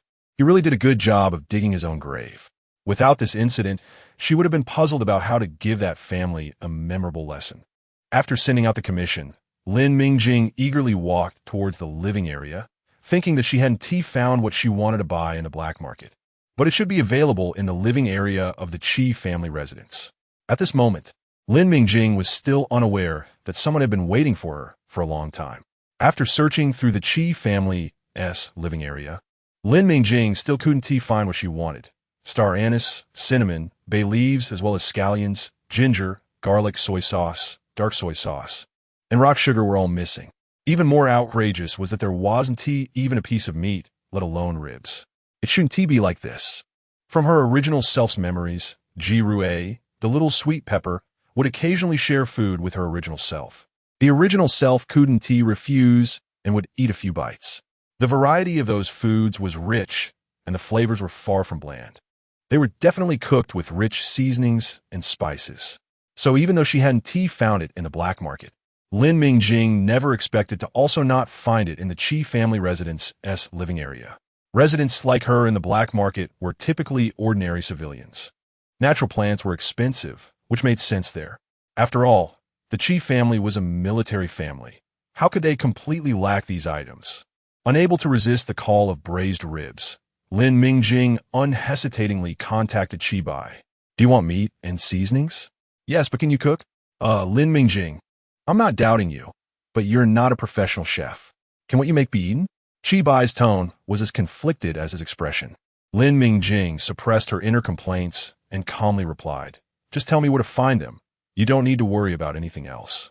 Seeing Lin Mingjing's displeased expression, Qi Bai wisely stopped questioning her. Meat is simple. I went to the contaminated zone this afternoon and happened to run into a group of mutated wild boars. I've sent them for processing and can bring some to you. As for the other things you mentioned, I don't have them. But I can get them for you, but you have to let me watch. If you have any problems eating them, Uncle Qi will kill me. Lin Mingjing couldn't be bothered to argue about the potential issues with cooking a potato and braised ribs. So she just told Qi Bai to wait for her in the small building. The first thing she did when she got home was wake her sister up. Lin Mingjing suddenly remembered the bowl of mashed potatoes she had clumsily made when she first arrived here. She had just gone through the kitchen and felt uncertain. It seemed she couldn't handle the cooking tools of the interstellar era. Just as she woke her sister up, the terminal received a visit communication from Qi Bai. After agreeing, Lin Mingjing quickly saw the tall figure standing in the yard downstairs. She said to her sister, who was still groggy, Yuan, can you come to the kitchen to help your sister in a bit? I'll go downstairs first. Hearing that she could help, Lin Mingjing excitedly replied, okay, sister, go greet the guest, and I'll come down right away. Her little sister was really thoughtful, and Lin Mingjing went downstairs with a smile on her face. Soon, she understood why Qi Bai was worried about her cooking. The piece of bloody meat in the box was not to mention. Although it looked grotesquely large compared to ribs from the 21st century, it was still a piece of normal meat. The main issue was the seasonings. Only one type was labeled, the most basic salt. In the other two bottles, she recognized soy sauce and cooking wine, which were a bit lacking but still usable. The most outrageous thing was the other items, all fine powders that looked almost identical except for slight color differences, making it hard to guess the original ingredients. She finally understood why the interstellar era was a culinary desert. Natural food was already scarce, and they treasured it so much that they could only drink nutrient solutions. Hey, I managed to get everything from Uncle Chi over here. No one in the Chi family has more than Uncle Chi, Chi-Bai boasted, then curiously asked Lin Mingjing, "Can you really cook meat?" I'll say this. Although mutated beast meat can be eaten after processing, it doesn't taste good raw. It has a strong fishy smell and is basically sent for use as nutrient solution manufacturing material. Lin Mingjing looked at the pile of powders and also felt uncertain. But the food shared by Ji Rue tasted pretty normal, so she thought she would give it a try. She was really craving food. It had been almost a week since she arrived here, and aside from mashed potatoes, she had only been drinking nutrient solutions. Although she was full, she always felt like she hadn't eaten a proper meal. The feeling of not being physically hungry, but mentally craving food was too torturous. Even if what she made ended up tasting bad, she had to take a few bites. She sent Chi-Bai to chop that unappealing rib into small pieces about 2 fingers long, while she carefully distinguished the pile of powders. Scallion powder, ginger powder, garlic powder, and the last one, pepper powder. This is promising. Lin Mingjing felt surprisingly moved and almost cried, "Braised ribs, here I come." Yuan obediently rinsed the chopped ribs in water several times to wash away the blood, then put them in cold water. Added scallion powder and ginger powder to boil and remove the fishy smell, then took out the ribs for later use. She heated oil in the pan, and after the oil temperature rose, she added the blanched ribs, frying both sides until golden brown, added an appropriate amount of salt and soy sauce, and stirred evenly. Just before serving, she added a small amount of pepper powder. A large pot of braised ribs. No, maybe it's dry fried? In any case, a large pot of ribs was ready, looking good and smelling great. Lin Mingjing swallowed hard and gave her sister, who was standing on a small stool, a thumbs up. Yuan, you're amazing. No doubt, her sister was great. Lin Mingjing felt that her body was somehow at odds with the kitchen. She could easily handle the more sophisticated planning equipment, but stepping into the kitchen turned it into a crime scene. In the end, Lin Mingjing provided theoretical guidance, while her sister struggled to complete the first interstellar meal. "Hey, I was also helping out." Lin Mingjing, "Are you trying to not share with me?" Chi-Bai mumbled, looking pitiful. "All right, let us also count on this big guy. Since my sister is still small and can't handle some of the tasks like flipping the pan, it's easier to boss Chi-Bai around." No wonder he can control mechas. In short, with the combined efforts of the three, the ribs, emitting a rich meaty aroma, awakened their deep-seated desire for food. Lin Mingjing cheerfully said, "Of course not. These were all brought by you. How could I be so stingy? Let us eat right now." With that, Chi-Bai didn't hold back, and the three of them sat together, eagerly picking up ribs to eat. The outside was crispy while the inside was tender. Biting through the thin, crispy layer revealed juicy meat without any fishy taste, filling their mouths with meaty aroma, salty and fragrant, with a hint of spiciness. This dish of dry-fried ribs, limited in spices, turned out to be even tastier than the ribs Lin Mingjing had eaten before, which had plenty of ingredients. How could the processed, mutated beast meat be this good? Why are people in the interstellar era drinking nutrient solutions every day? Seeing Chi-Bai unreservedly wielding his chopsticks and crunching on the crispy bones, Lin Mingjing didn't have time to think and quickly shoveled a few pieces of the crispy bones into her and her sister's bowls. The crispy bones of the ribs were the essence, and she loved them too. A large pot of ribs was completely devoured, and Lin Mingjing and her sister slumped in their chairs, full. As for Chi-Bai, he was trying to lick the plate clean. Lin Mingjing didn't want to see such an embarrassing sight, and quickly stopped him. "All right, Chi-Bai, don't dig around anymore. We can make it again when the peanuts are ripe. Adding peanuts will make it even tastier." Since Chi-Bai was here, Lin Mingjing didn't take out the emperor potato to use. Eating just the meat was fine, but the potatoes and the potato braised ribs were not inferior to the meat. And Lin Mingjing always felt something was missing. It could be even tastier? 2 voices, one big and one small, echoed simultaneously. Lin Mingjing patted her sister's round belly, smiling. "Of course, we'll have to trouble our little chef Yuan again." Lin Mingyu blushed and laughed. Feeling both teased by her sister and embarrassed for eating too much, along with a deep sense of satisfaction. A meal of ribs conquered both the big and the small.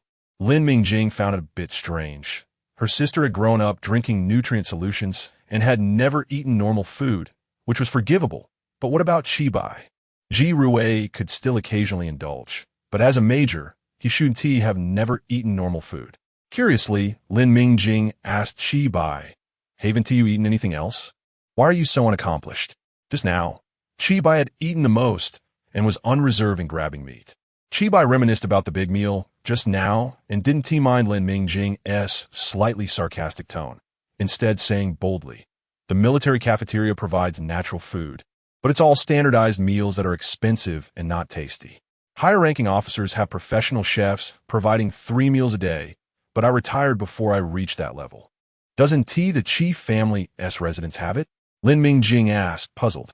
"Not here. We don't need to be picky about that here," Bai replied casually. "Besides, drinking nutrient solutions is much more convenient. Here, it seemed the Chi family's strength was even more formidable than she had thought." Looking at Bai, who was lazily lounging after eating his fill, Lin Mingjing ominously said, "If nutrient solutions are that good, then you shouldn't eat anymore." "Hey, don't think you can scare me." Bai laughed cheekily. "There's only salt on the Star Network. You can't buy any of those other bottles. We used a lot this meal. Will there be enough for the next?" Looking at Bai's annoying expression, Lin Mingjing wasn't angry. She had long noticed that beneath this guy's fierce appearance was a hint of foolishness. Who had control over these resources anyway? After eating and drinking to her heart's content, with her sister in hand, Lin Mingjing rubbed her sister's little belly and casually asked, "Is that so? These things don't really have any substantial effect, and no one is focused on competing for such resources. Most of it is just for show, supposedly because the raw materials are rare and need recipes, which is just for pretentiousness, so it only circulates at the upper levels. The Chi family also keeps a few chefs specifically for hosting boring banquets." Bo added, "Besides, going through all this trouble costs a lot. Nutrient solutions are much more cost-effective." Lin Mingjing understood that harmless natural plants in the interstellar age weren't cheap, and spending resources to cultivate them just for flavoring like ginger, garlic, star anise, and bay leaves was a losing deal. Probably only boring wealthy people would do that. Also, the pure water used for cooking cost money. Their drinking water in the residential area had to be purchased separately, and it was only in this 2-story building provided by the Chi family that they could afford to use water so extravagantly. And that piece of exotic beast meat was obtained by Bo during a mission in the contaminated area and had been processed, clearly not easy to come by either. Adding it all up, it was indeed more cost-effective to make and carry nutrient solutions. "All right, from now on, please bring your own supplies when you come over. And my sister and I will just enjoy the meat," Lin Mingjing teased. "But aren't you afraid of getting beaten up for taking Uncle Chi's stuff?" "Hey, you don't need to worry about that.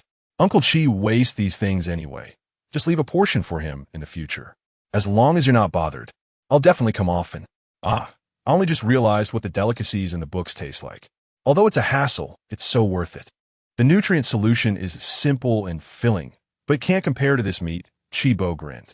Seeing her sister's little head nodding off, Lin Mingjing quickly said, "Bo, is there a place for kids to go to school at the Chi family's residence? Once Yuan is feeling better, I hope to send her to learn with peers." Hearing her sister mention her, Lin Mingyu, fighting off sleep, said, "Sister, Yuan can learn by herself." Although she was small, she understood that school wasn't available everywhere, and going to school would definitely add to her sister's burden. Lin Mingjing continued to rub her sister, her tone leaving no room for discussion. Yuan, be good. He needs to rest," Bo interjected, seeing that the sisters had reached a unilateral agreement. "Yes, there is. Even if you don't mention it, Chi will arrange it. Once Yuan's mental strength test is fine, Chi will arrange for her to enroll. This has already been taken care of, so don't worry." Lin Mingjing recalled that capable girl, Chi. She not only resolved the guardian issue, but also arranged for Yuan's schooling, showing remarkable efficiency. Chi could be relied upon. Lin Mingjing nodded and didn't ask further. "All right, you should head back early." With a satisfied, silly grin, Bo left, completely unaware of the storm awaiting him for returning empty-handed. According to Chi later, He was chased down 3 streets by Uncle Chi and ended up getting beaten up with a swollen head. But that was a story for later. Now, Lin Mingjing was holding her clean little sister, preparing to sleep. Just as she was about to doze off, she heard her sister's soft but firm voice. "Sister, I don't want to go to school. I used to learn at home. I could do it myself." Lin Mingjing immediately woke up, hugging her sister's soft little body tightly, and gently coaxed her. "Why not? Doesn't Yuan want to make friends? I was so happy when I went to school before." Lin Mingyu bit her lip and remained silent. She knew what her sister meant by before, when their parents were still around. She had heard her aunt complain more than once, cursing that her parents had too much money to burn, even paying 10 years' worth of tuition for a little girl in one go. Every time her aunt mentioned this, she would scowl and curse the school for not refunding the fees, thinking that saving that money could buy a lot of natural food for her cousin, which was where money should be spent. Her aunt would also glance at her sideways. "You don't have your sister's luck. Our family is poor and can't afford to raise so many people who need to go to school." When she was 6, her sister repeatedly pleaded with their uncle and aunt to send her to school, but each time she was either scolded or beaten, the worst being when she was locked up and not allowed to go out or attend school. It was only after she cried to their uncle that she didn't want to go to school that they let her sister out. From that moment, Lin Mingyu understood that going to school wasn't easy, and her sister was already working hard to support her. She couldn't add to her sister's burden. Her sister was still rambling on about the benefits of going to school, but Lin Mingyu suppressed her longing and pretended to be indifferent. "I'll just learn on the Star Network like before. I can stay with you and help you out. And that's good too." Lin Mingjing sighed inwardly. An overly sensible child must have lost the protection of their elders, having been deprived of the happiness and freedom they deserved too early. She certainly knew that the Star Network had learning courses, with all publicly available materials clearly categorized and everything one might need, plus virtual teachers for classes and QA. However, the courses on the Star Network were arranged for general applicability, comprehensive and detailed, but too rigid. How could they compare to teachers in school who provided tailored guidance? Families with a bit of extra money would choose to send their children to school rather than self-study at home, following the Star Network's prompts. For most children, lacking a systematic knowledge framework, targeted guidance, and proper mentorship, struggling alone in the vast ocean of knowledge on the Star Network rarely yielded serious learning outcomes. This era was so strange, both generous and selfish. Basic knowledge was freely available to all interstellar residents, but the truly practical and beneficial parts were heavily encrypted, never circulating among ordinary people. The entire social class was severely solidified, yet maintained a bizarre balance. Forget it. Thinking so much is useless. I should focus on how to persuade Yuan to go to school. The original body saved money under such difficult circumstances just to send her sister to school. It was unreasonable to let Yuan self-study at home. Lin Mingjing ruffled her sister's malnourished little yellow hair and lowered her voice to coax her. "Sister has a robot to help now and has found a job that makes money. Does Yuan not believe in sister's abilities? Sister has been to school before, and now she just wants Yuan to go to school too. Doesn't Yuan want to fulfill sister's wish?" "Woo, sister is so sad." Lin Mingyu panicked a bit and stammered. "No, Yuan believes in sister. It's just..." "Woo." That was Lin Mingjing's fake crying for effect. As soon as the little one rebutted, Lin Mingjing transformed into the woo monster. Under her rambling, reasonable insistence, her sister was finally persuaded to agree to go to school. "Hey, kids are such a hassle," Lin Mingjing thought to herself. "If only I could suppress the corners of my mouth going up, it would be even more persuasive." Mission accomplished. Lin Mingjing contentedly hugged her warm sister and drifted off to sleep. On one side, the sisters were affectionate and understanding toward each other. On the other side, Lin Mingho was feeling quite pleased with himself. He had tested his mech compatibility, and his mental strength was still grade A. His starting point was far ahead of others. Aside from those born under lucky stars, his talent was the highest. Since participating in the mech simulation competition, he had been making rapid progress, sailing smoothly. This was the best proof of his talent. Although he could only participate anonymously and couldn't shine like those lucky guys, that serial number exposed him as a non-resident of the main star, which made him particularly uncomfortable. But it didn't matter. If he kept up this momentum, he would definitely break into the admission rankings, and then he could apply for residency on the main star. In the future, he might even enter the military. He would eventually make a name for himself and bring glory to his family. However, out of nowhere, a mad dog appeared, relentlessly biting and chasing him. Time and again, he was beaten down, losing points rapidly, and his ranking continued to drop. He was on the verge of falling out of the top 10. At this rate, he would definitely lose his chance for admission. Thinking of this, Lin Mingjing felt a wave of darkness before his eyes. His heart hardened. Yet he had no way to fight back. The opponent's mech was just a basic model, not modified or optimized at all, while his mech had been customized at great expense by a designer based on his situation. Despite this, he was still being thoroughly beaten down, with no chance of counterattacking. The power disparity was too great. He could only curse the opponent as a mad dog and a fool in his heart. But he didn't dare to say a word in the competition channel. Lin Mingjing felt like he was having the worst luck. He logged off in dismay, secretly praying that this was just a coincidence and that he wouldn't encounter that mad dog again tomorrow. But a faint voice in his heart told him that the opponent was targeting him. Watching the flashy mech disappear, he knew the opponent had logged off to escape. The man piloting the basic mech had a detached expression, seemingly unconcerned. He moved his fingertips slightly, skillfully inputting a series of numbers, setting up notifications to ensure he would be alerted as soon as the opponent logged back on, before logging off himself. He needed to rest. His headache was getting worse. Unsure of himself, he removed the virtual helmet and set it aside, leaning back in a narrow chair, trying to relax his body, slowly exhaling. He had never acted so disrespectfully before. He was always so formal. A once fearless friend had joked that he was like a textbook. They should really see him like this, unkempt and not following etiquette. But would he have a chance to see them again? It seemed unlikely. He shifted his legs. The space in this shop's single-person seat was too small to stretch out. The prices were exorbitant. It was clearly a black market. Stuck in the chair, aimlessly thinking, his headache showed no signs of easing. Was shifting his focus unsuccessful? Then he should think of something else. Speaking of which, he had to thank the opponent for hastily declaring his death, canceling his personal terminal. His mental power had mutated due to the dying backlash of the king bug, landing him on a remote planet with limited control and mixed influences. Getting a new terminal authenticated wasn't difficult. Everything seemed to be telling him in a hidden way, you are no longer you. The person in the chair was dazed, with a furrowed brow that prevented him from sleeping. His long hair covered most of his face, revealing only a hint of his pale lips. His excessively thin frame added a sharpness to his already defined jawline, and one could vaguely see the hideous scars on his face. Although he curled up, showing signs of illness, a closer look would send chills down one's spine.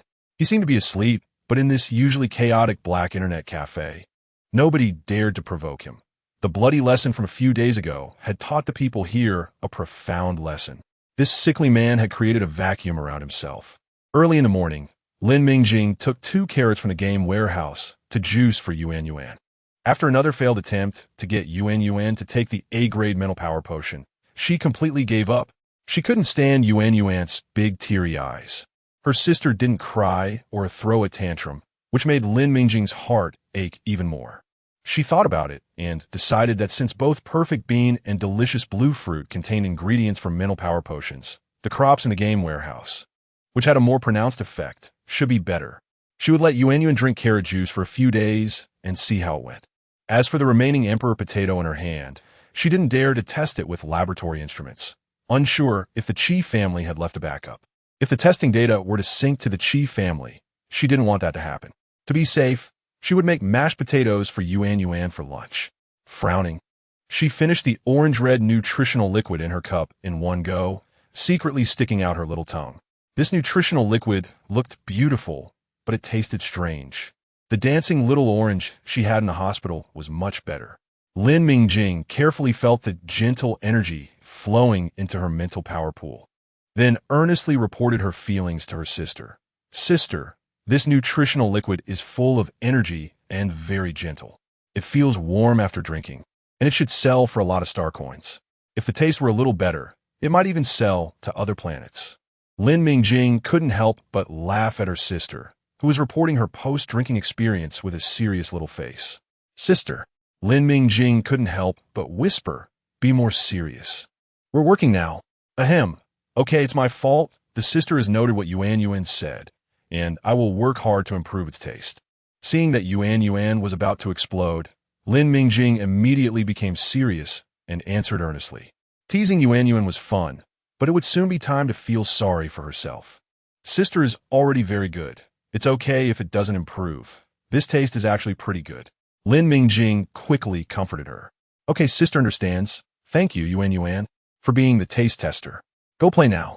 Lin Mingjing couldn't help but smile at her sister, who was saying insincere words to comfort herself. Yuan will go study. Sister, you get busy. If you need help, just say so. Don't work too hard, okay? Lin Mingjing reminded her. Lin Mingjing couldn't hold back anymore and hugged her soft little sister, rubbing her. Yuan was just too adorable. After a little commotion, Lin Mingjing energetically went to the laboratory. She had a heavy workload now, needing to quickly absorb the planting knowledge mastered by her original self, conduct experiments, and take action to ensure the planting area would produce results. After all, the Chi family was not a charity, with benefits as a bond. Her cooperation with the Chi family could remain friendly. By the way, she also needed to research her golden finger when she had time. She should quickly unlock the third crop in the warehouse. Judging by Yuan's little tongue sticking out, pure carrot juice probably wouldn't be acceptable to her either. The entire morning, Lin Mingjing was completely immersed in the ocean of knowledge, undistracted and full of motivation, comparable to her intense study during the college entrance examination. She didn't know if it was because her original self had already learned and deeply understood this knowledge, but Lin Mingjing found it incredibly easy to learn now. She picked it up immediately and could even deduce more knowledge and techniques from it. Not only could she draw inferences, but she could basically do in reverse as well. Moreover, she discovered that her memory was excellent now. Remembering things was no problem at all. The starting point left for her by her original self was far better than what she had in her previous life. Lin Mingjing was never one to underestimate herself. In her past life, she came from an orphan background, managed to get into a 211 university, chose a good major, entered a foreign company, and fought her way up to the position of department supervisor without any assistance. Although it was a bit regrettable that she received the bad news later on, she never felt sorry for herself. She was proud of who she was. However, as she grasped more knowledge, she felt increasingly regretful for her original self. In this era, where mental power assessment was particularly important, an A-grade peaceful mental power with only A and S grades above it definitely counted as high potential. A popular and irreplaceable profession as a planter, along with astonishing talent in planting. The research project her original self had on purifying soil and improving soil purity was the best proof. Slowly exhaling, Lin Mingjing felt a bit uncomfortable inside. Her goal of living like a salted fish seemed to waver. She originally planned to take the exam to enter the Demeter planting base. With the preferential policy for planters, she could bring Yuan to stay on Demeter for 3 years. After passing the assessment and becoming a junior planter, they could choose a better planet to settle down. With the Demeter brand and the Dream Manor in her terminal, finding a job and making money wouldn't be a problem. She could easily farm and raise young ones, living a carefree life. But now, amazed by her original self's talent and the joy of learning planting-related knowledge from the bottom of her heart, she felt a bit uncertain. At this moment, her terminal notified her that there was a call from Xiao Tianjiao. It was Ji Rui, third plant, Mingjing. "I heard from my mom that you got Yuan. Ji Rui said with a big smile, "You're amazing. How's Yuan doing? Did you move? I sent Yuan some snacks, but they all got returned. Why didn't you tell me about the move? Are you hiding something from me again?" Ji Rui's tone shifted smoothly from happiness to worry to anger, with questions coming one after another. Lin Mingjing couldn't get a word in, and Ji Rui was already staring at her with a face full of accusations. If she were beside Ji Rui, Xiao Tianjiao would have probably already taken action. Lin Mingjing's earlier gloomy mood was swept away. Yuan is fine, and I'm okay too. The move is a bit complicated, so I didn't have time to tell you. And why did you send me something again? That box of high-grade nutrient solution from last time is still plenty, so don't send any more. Lin Mingjing replied quickly and naturally countered with a question. This way, she could divert Ji Rui's attention. I didn't send it to you. You can't refuse. Quickly send me the address, or I'm going to get angry. Ji Rui was indeed diverted, but still insisted on sending things. My situation is a bit complicated right now. I'll ask and get back to you. Seeing Ji Rui frown upon hearing this, Lin Mingjing quickly added, Don't worry, I'm fine. It's just that my current work has certain confidentiality requirements. By the way, isn't today a non-holiday? Shouldn't you be studying well at the plantation right now? Very good. She had mastered the skill of counter-questioning quite well. Ji Rui replied unhappily, It's lunch break now. Look at my surroundings. You must be working hard on experiments again. Lin Mingjing, I've said it many times, studying is important, but your health is even more important. Don't you know what your recent mental power test report says? Now that Yuan is back home, why don't you know to take a break? I originally wanted to share my notes from the past few days with you, but now I don't want to. Great. She still couldn't escape being nagged. Ji Rui called her by her full name, clearly genuinely angry. Lin Mingjing consciously started to apologize, repeatedly assuring her. At this moment, she had to smooth things over. Otherwise, Xiao Tianjiao would definitely turn into a spicy pepper, one that could spit fire. After finally calming her down, Lin Mingjing had the chance to ask, Rui, what notes were you just talking about? I have to tell you, Zhao Wenxin is very petty. If he finds out you shared his materials and insights, he will definitely hold a grudge against you. Don't do anything foolish. Don't worry. They're notes from public classes, and some are questions I kept asking Zhao Wenxin, all about some small tips on planting lettuce. Lettuce is my research crop during the practical phase. He has the title of supervising teacher, and he really doesn't care about me. But those are his questions. But he will definitely be unhappy if he knows you share notes with me. You're working in his lab, so you should be a bit cautious. Lin Mingjing was still worried. It wasn't that she was nagging, but Zhao Wenxin was known for being quite petty, and he had plenty of experience in making things difficult for others. Don't worry, our master Zhao is too busy to care about me right now. All his spare energy is on his good nephew. How important can the experience he shares with me be? I'm mainly sharing public class notes with you. His little bits of information are just extras. Besides, if you don't say it, I won't say it. How would he know I shared notes with you? Ji Rui said nonchalantly. That's true.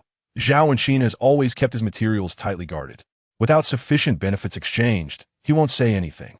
Although he was the practical teacher of my original self, he never provided any practical guidance. Moreover, Ji Rui, although she seems carefree, never makes mistakes in dealing with people. Just by seeing her care for herself while being very measured and not asking any sensitive questions, one can tell her emotional intelligence definitely surpasses that of the original self. She probably is even a bit stronger than me, who has years of experience in the workplace. I don't know enough about this era, and my sensitivity on certain issues is definitely not as good as Ji Rui's. Since she says there's no problem, then I'll trust her judgment. After all, she's a member of the Ji family, and Zhao Wenxin will still take that into account. Thank you, Rui. I really need those notes. You've helped me a lot. Lin Mingjing genuinely needed more information, so her words were heartfelt and sincere. On the other end, Ji Rui couldn't take it anymore and shouted, Lin Mingjing, you're so cheesy. I'm going to take a break. I'm too lazy to deal with you. The screen went dark, and the communication was unilaterally interrupted. Ji Rui fled with a red face. Teasing Ji Rui was really fun. The terminal sent her well-organized materials and a message reminding her to send the address. Lin Mingjing, feeling helpless, could only contact Qi Zi to ask about the situation.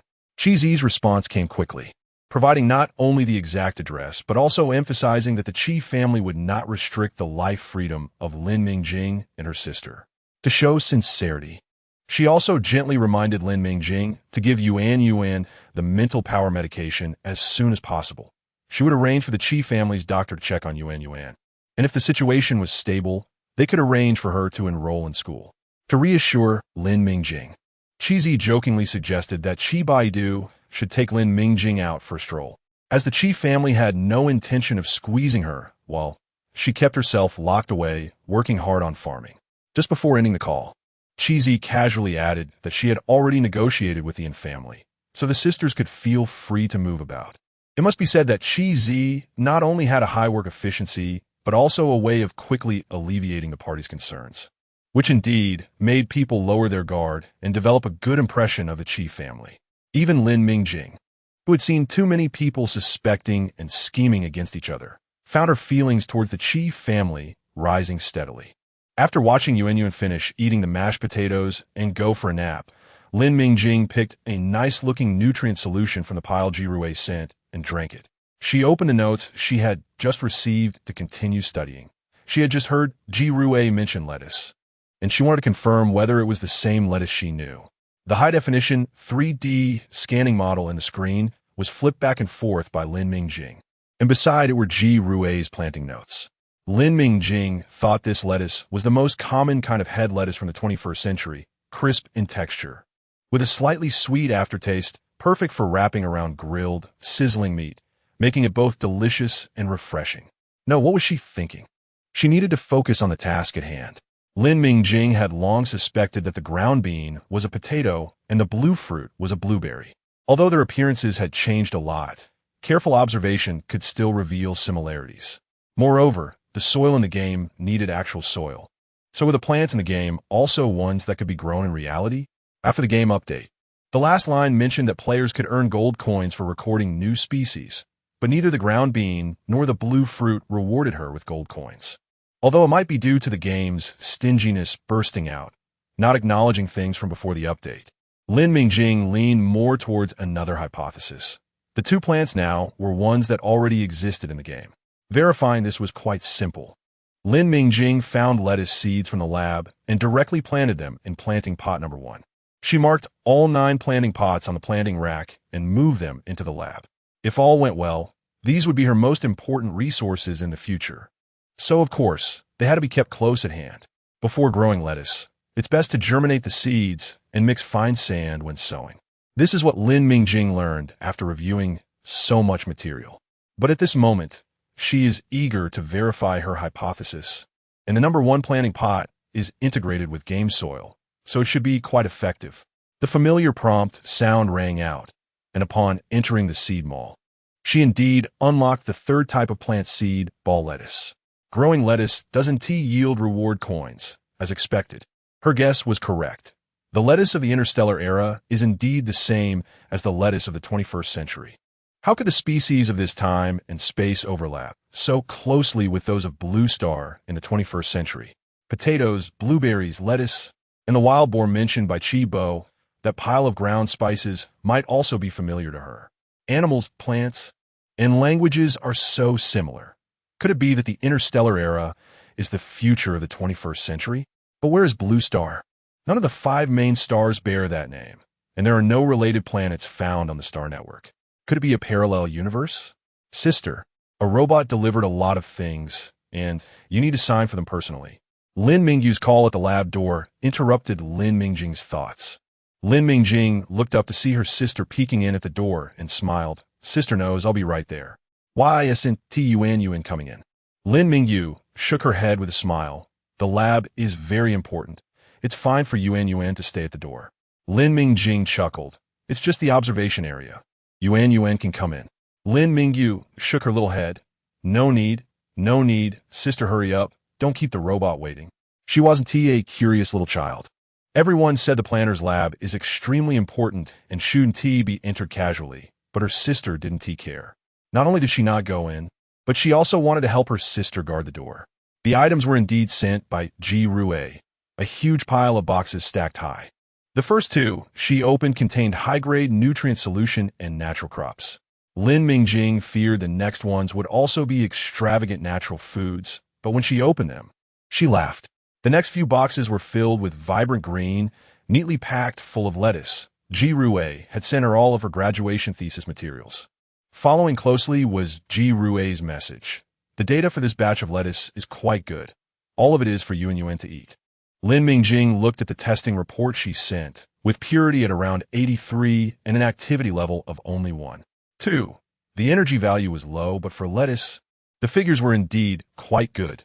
It seemed Jirue had been putting in effort recently. However, compared to the natural crops available on the market, the values weren't that impressive, as lettuce is a relatively inexpensive natural crop. Lin Mingjing breathed a sigh of relief. If everything were like the first 2 boxes, She would have indeed returned the items to Ji Rue. The box with natural crops was filled with bright red fruits, which were cherry tomatoes. A quick search on the Star Network showed that such a box costs 10,000 star coins. Ji Rue had calculated it perfectly, sending her items just below her threshold, fearing she might refuse. She had to work hard on her farming. With the Chi family's affairs handled well, she also needed to produce some results quickly. Plus, Ji Rue had given her so many things and helped her out before. She felt uncomfortable not returning the favor. Whether it was being too serious or awkward, she really couldn't just take without giving back. Friendship is precious, and she wanted to maintain it well. Lin Mingjing planned to plant all 9 acres with lettuce. This crop is relatively easy to cultivate in the interstellar era, and with the data shared by Ji Rue, it was perfect for her to practice. Most importantly, it only takes 7 days to harvest. She had just tried it. The lettuce Ji Rue sent could exchange 2 to 3 pieces for 1 coin, and in the seed mall, lettuce seeds were finally not sold by the piece. 1 coin could be exchanged for 1 unit of seed, which is 10 seeds. Roughly calculated, there was profit to be made. Her first bucket of gold would come from growing lettuce. Thinking of it, she acted quickly. It was still early, and if she moved fast, she could plant everything today.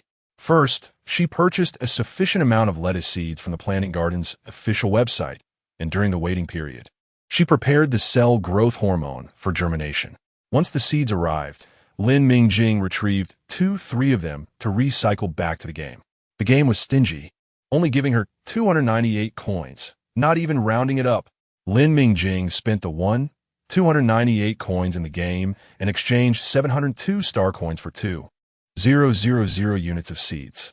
With the remaining 1-3 of the interstellar seeds, she would just be able to plant all 9 acres using the seedling transplanting method. Germinating, sowing, nurturing, transplanting, and fertilizing. Lin Mingjing dove into the planting area. Previously, when farming in the game, she only needed to move her fingers. But now that she was doing it for real, she realized how many details mattered at each step, from soil preparation to fertilizer configuration. She even discovered that suitable temperatures differ between day and night. Even with the help of robots, Lin Mingjing was extremely busy. She only had time to make Yuan a glass of tomato juice every morning. Everything else relied on nutrient solution. She had to admit that when things got busy, the nutrient solution was indeed more convenient.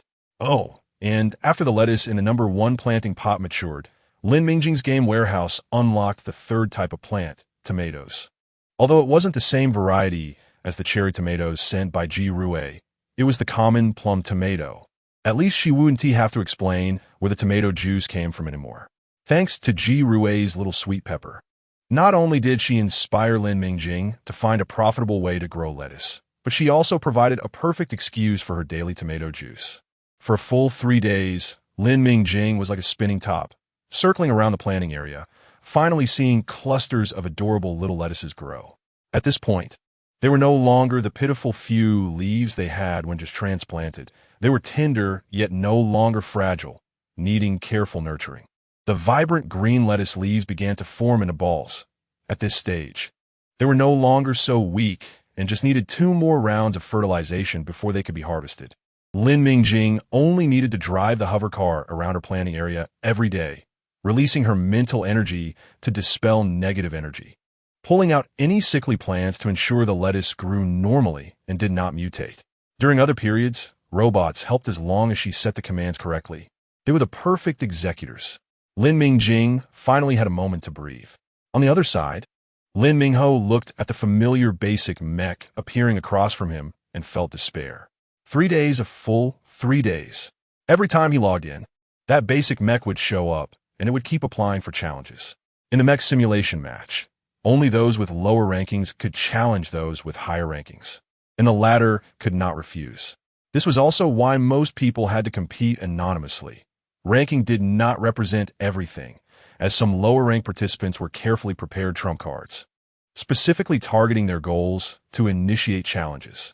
The challenge could not refuse and had to fight, but every loss would deduct points, and if he kept losing, he would drop out of the admission rankings, meaning the entire year would be over. Lin Mingho was now enveloped in deep fear.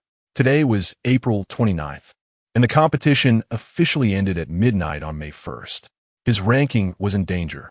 If he lost a few more matches, he would lose his eligibility for admission to the military academy this year. Touching the items he had just retrieved, Lin Mingjing made a firm decision. He had only detected his mech compatibility at 17. Although Lin Mingjing usually considered himself extraordinary, he had to admit that he started much later than others. Fortunately, his mental strength was not low, and there was still hope to catch up. He had to obtain this military academy admission qualification. He was running out of time. Lin Mingjing opened the B-level mental power potion in his hand and drank it. The surging energy flowed through his body, and his slightly fatigued mental pool was replenished. He felt great now, filled with endless power. Staring at the familiar mech that initiated the challenge, a sinister smile appeared on Lin Mingjing's lips. Since you are so persistent, don't blame me. This time, he must crush that ignorant commoner on the other side. He would twist that shabby basic mech's head off and kick it like a ball. We'll be scrapped. The mechanical arms of the two mechs crossed each other, sparking a shower of sparks. In the moment, Lin Mingjing dodged. He controlled the energy cannon hidden in his left hand and aimed at the cockpit of the black basic mech to launch an attack. His target was the cockpit. An attack landing there would directly harm the person inside, and in severe cases, could even cause mental damage. A cold smile appeared on Lin Mingjing's face. This was his hidden secret weapon, originally intended to improve his ranking, but wasting it here was the fault of that lowly civilian. Since that's the case, he wouldn't hold back. Lin Mingjing pressed the firing command and shouted, "Die, lowly civilian!" The light from the energy cannon exploded before his eyes. But the anticipated victory announcement did not sound. He was still in a daze when a fierce attack from behind struck the left side of his mech, landing a precise, quick attack. The energy cannon's depletion reached its maximum, and a prompt indicating it was unusable sounded. Lin Mingjing's rationality was completely consumed by anger. Relying on his modified mech, he recklessly charged at the black basic mech, ignoring the ordinary attacks landing on his mech, and fought desperately, striking ruthlessly with deadly accuracy.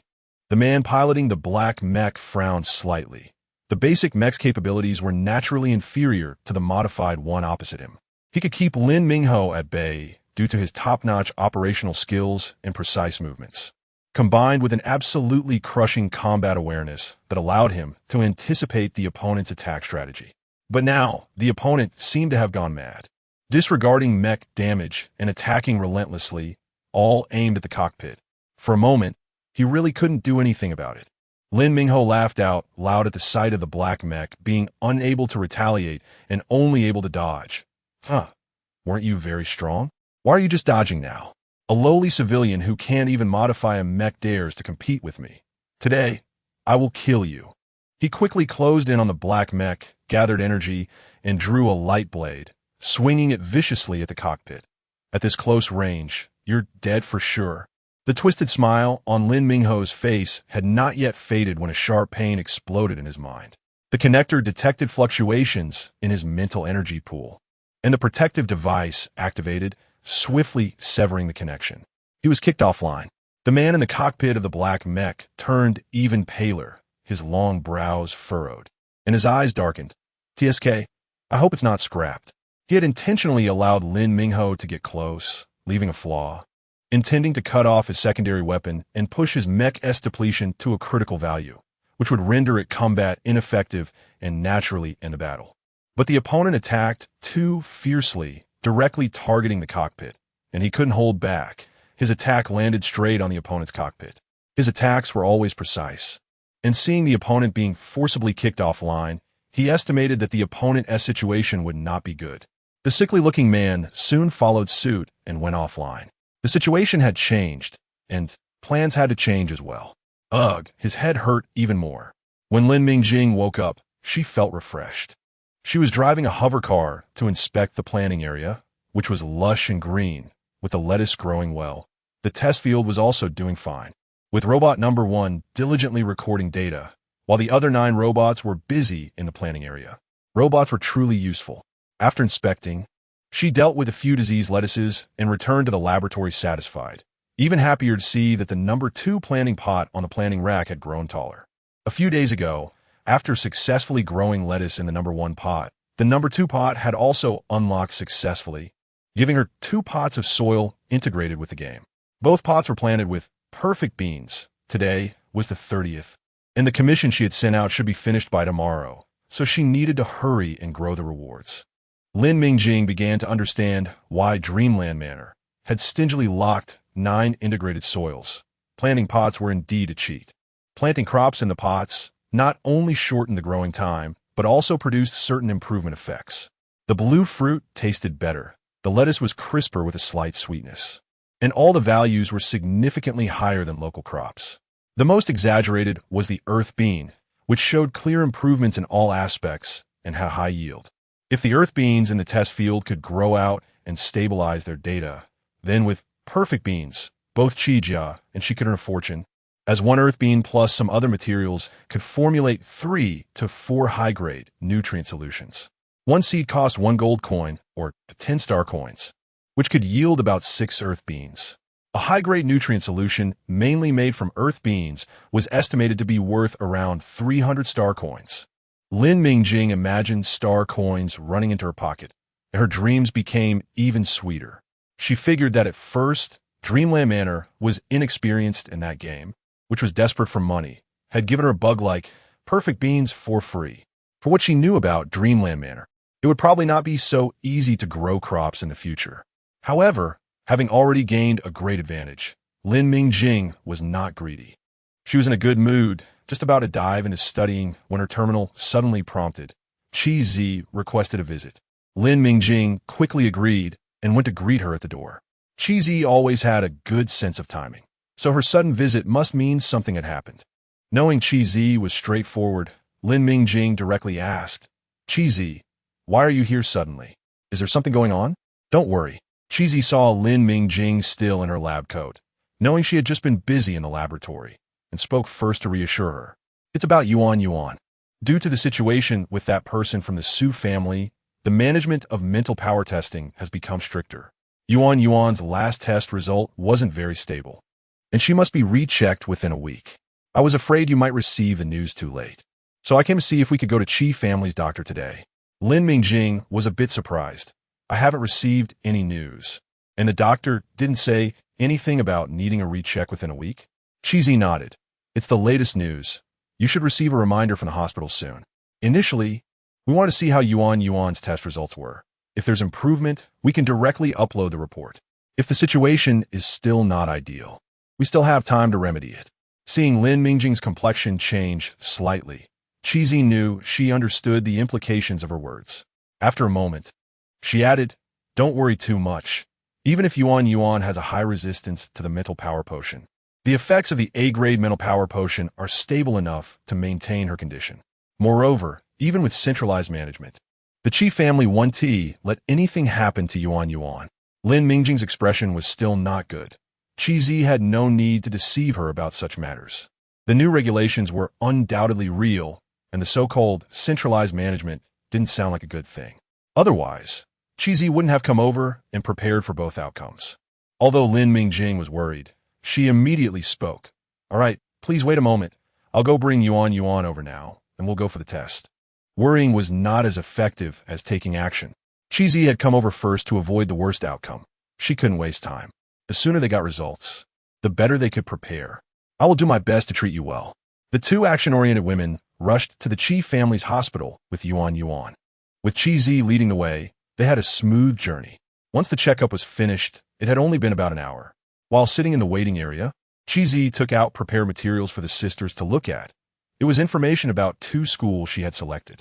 Lin Mingjing once again deeply appreciated Qi Zi's efficiency.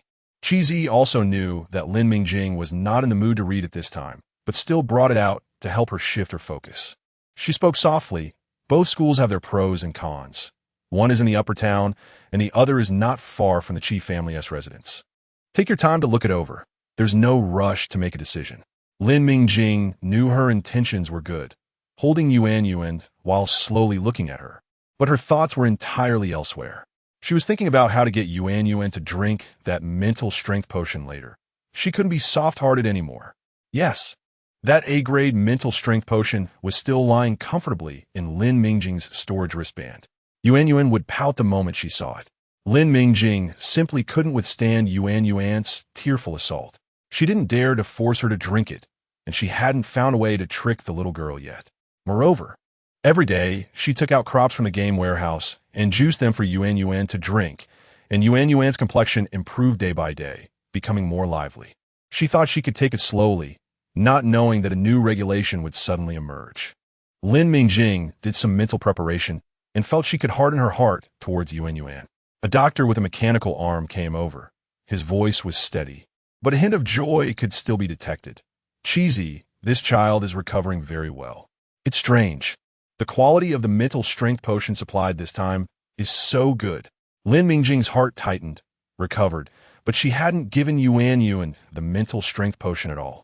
She suppressed her surprise and asked, "Doctor, has Yuan's condition fully recovered? Will there be any after effects?" At this moment, Cheesy also spoke up. "Ji Lao, please elaborate." "The mental strength potion is still from this batch. The quality shouldn't have changed much." The mechanical arm doctor raised his eyebrows, and when he spoke again, the hint of joy was gone. "Humph, those insatiable pests really can't be reformed. They can't become decent." Cheesy sighed. "Ji Lao." The doctor waved his mechanical arm dismissively, switching the display to sharing mode. "Look, this little girl was in quite a bad condition before. Even the nature of her mental strength was affected. She's much better now. Although she still has a bit of aggression, her stability value is surprisingly much higher than before. And other values are also very stable. The mental strength pool has not only stopped being chaotic, but has also become quite active. This little girl has considerable potential." Lin Mingjing didn't care about anything else. She only cared whether Yuan was still in danger, and quickly asked, "Doctor, you just said Yuan's mental strength is a bit aggressive, but she was clearly in the control system before. Is she okay like this?" The doctor smiled. "Her stability value is almost on par with yours. What problem could there be? This girl is probably young and is using a mental strength potion for the first time. Allowing her to fully absorb the potion's effects and activate the A-grade mental strength potion completely. With good training, I estimate her mental strength rating could still rise. As for your concern about the aggressive nature of her mental strength, it's fine. Most top mecha engineers have mental strengths that lean towards aggression in the control system. Hey, girl, do you want to become a mecha engineer? Once your mental strength pool stabilizes, come find Uncle to test your mecha compatibility." Uncle was saying this to Yuan, but Cheesy interrupted the doctor's enticing behavior helplessly. "Ji Lao, you were serious at first, but your tone in the last few sentences talking to Yuan is really unbearable. Not to mention Yuan is still young. Her sister is also watching." After saying goodbye to the doctor, who had a hint of enticing suspicion, and declining Cheesy's offer to take the sisters home, Lin Mingjing held Yuan's hand and strolled slowly on the way home. Ever since she dove into the laboratory, it had been a long time since she had a proper conversation with her sister. At the Chiji residence, people of all ages came and went, not wearing protective suits, making it clear that people's expressions were much more relaxed. If it weren't for the occasional hurried footsteps of those in combat suits weaving through the crowd, this place resembled the streets of the 21st century that Lin Mingjing remembered.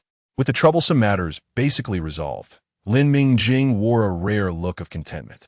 She pinched Yuan's little hand and asked, "Which school do you want to go to?" Yuan bounced and answered without hesitation, "The one close to home." Lin Mingjing was a bit surprised.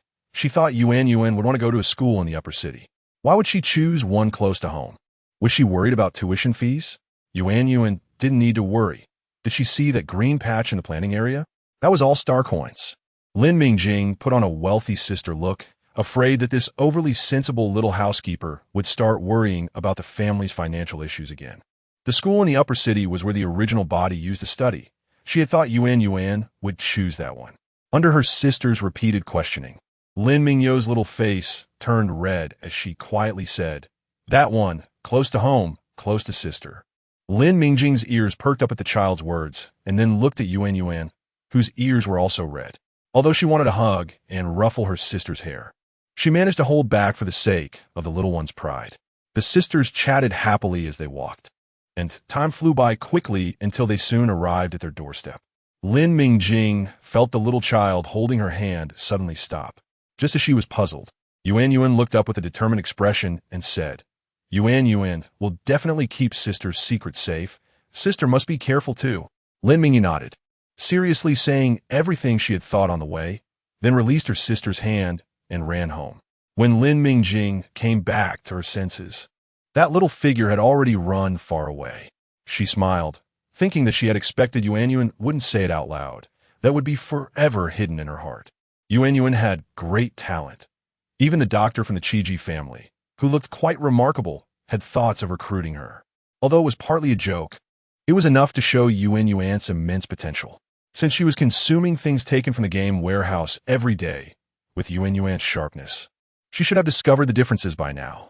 Her flimsy excuse couldn't hide the truth. Plus, with today's test results, Yuan must have guessed something. Lin Mingjing hadn't fully opened up all her secrets to Yuan. Someone like her always held back a bit from everyone. Between people, having no secrets and being overly candid could actually damage the relationship. After all, who doesn't have a dark side in their heart? Lin Mingjing believed no one would have no reservations about someone who completely knew their secrets. She had also considered the possibility of exposure, but even if Yuan was clever, she couldn't guess her secret. Moreover, a few absurd words from a small child would most likely be taken as innocent fantasy. Weighing it all, she was willing to take the risk. And this sister didn't disappoint Lin Mingjing. She chose to be honest about her awareness of the secret and was willing to work hard to keep it safe. She didn't stay silent. And this approach was more to Lin Mingjing's taste. Remembering the child's serious expression, Lin Mingjing couldn't help but smile.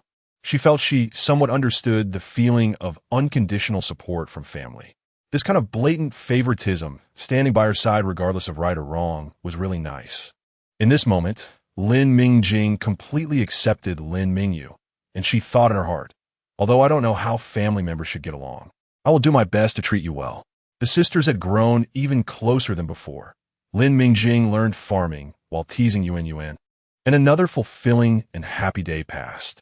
On the other side, a sickly-looking man, pale and with a face full of frustration, stared at the time ticking towards 0000 on May 1st. The special notification he set had yet to sound, and he frowned, raised his hand to send a message, then closed his eyes. The next day, Lin Mingjing and Yuan woke up early. As they had agreed yesterday, today they would accompany Yuan to report to school. As usual, after downing a glass of tomato juice, Yuan packed her little backpack, which contained delicious treats prepared by her sister. Just as they were about to leave, Lin Mingjing received a message on her terminal. The commission has been completed. There was also a message. The executor wants to meet you. There are some special circumstances that need to be explained. Lin Mingjing frowned.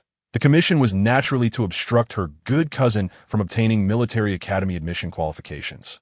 Since the task center had verified the completion of the commission, she only needed to deliver the reward to the task center within the specified time. And the two parties involved did not need to meet. The commission revolved around Lin Mingho, so any special circumstances could only be about him. Lin Mingjing decided to meet the executor and happened to be going to the task center to submit the land beans. She sent a message to arrange a meeting in the afternoon. Now she needed to accompany Yuan, and everything else could wait. When the sisters went out, Qizi happened to arrive at the door. Lin Mingjing smiled at her. Qizi, good morning. I need to trouble you again today. Qizi shook her head slightly. It's part of my duty.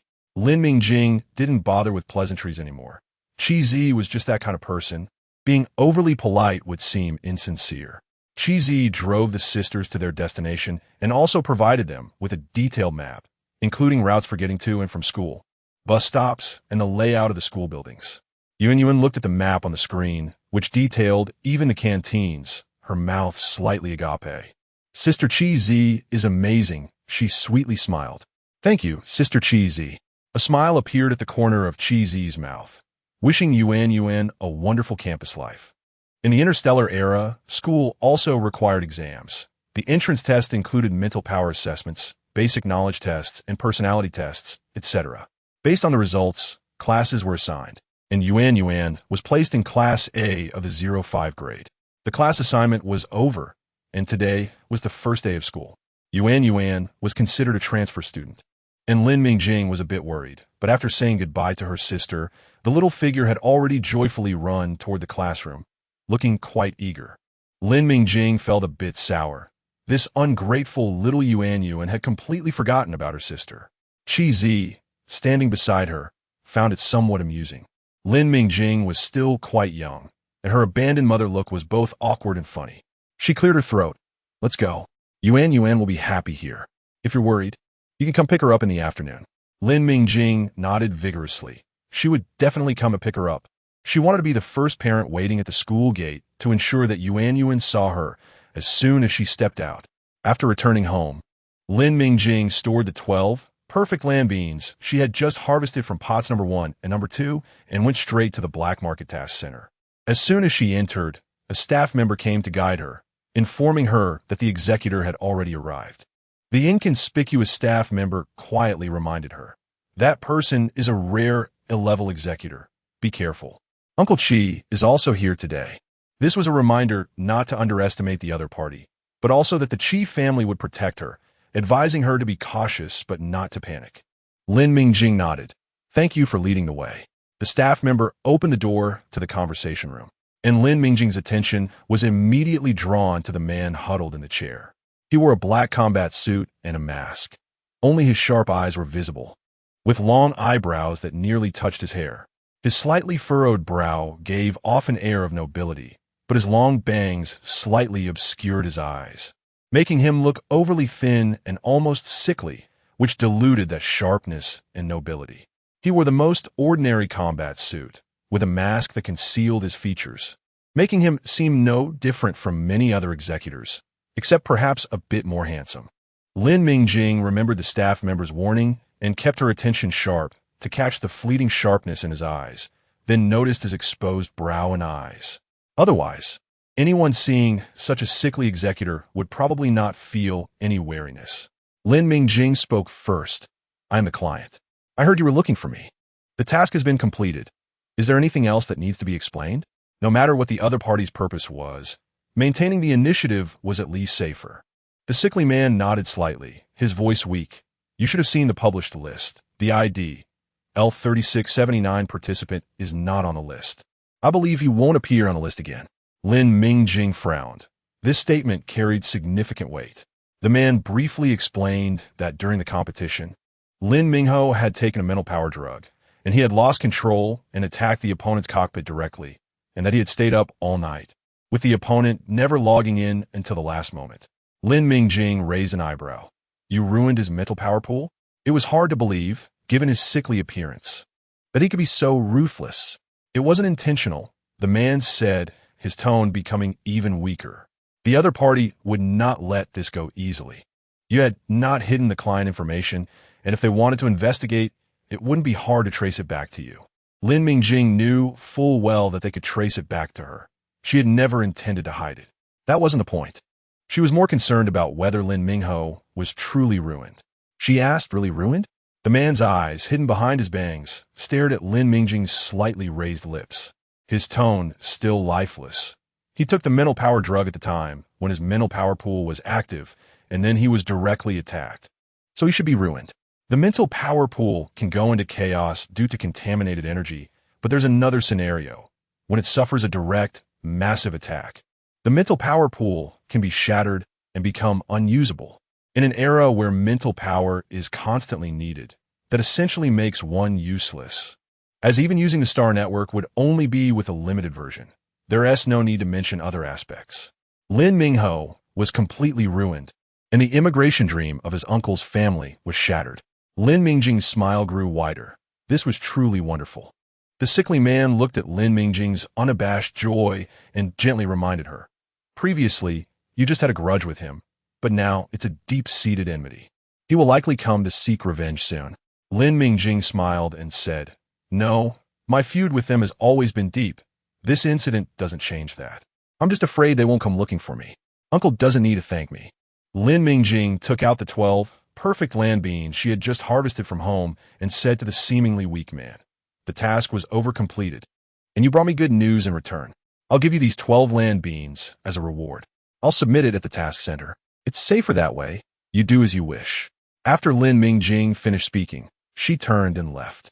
She didn't believe that an A-level executor would be so kind as to make a special trip to remind a client to be careful. Even if the other party was truly a noble and upright person, she didn't want to have any interaction with him. He looked too inscrutable, and it was better to be cautious. Lin Mingjing left quickly, while the man remained slouched in his chair, seemingly indifferent to her departure. However, if someone could see his eyes at that moment, they would find a mysterious glimmer swirling within. Lin Mingjing quickly completed the procedures and left the task center. She didn't go straight home. It was only 3 p.m., and there were still 2 hours before Yuan got out of school. So she had plenty of time to make a trip to the upper city. She sent 2 messages. One to Chi Zi. I want to know where Lin Mingho is now.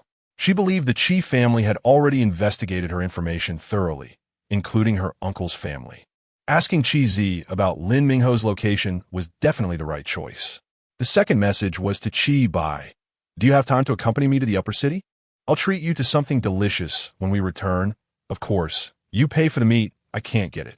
Chi Bai's reply came almost instantly. Sure, I was just looking for you. Uncle Chi has been giving me strange looks these days. I specifically went out, and this time there's beef to eat. Lin Mingjing smiled and replied to Chi Bai. Come to the task center, find a car. I don't want to experience being caught by a mech again. Chi Bai got it.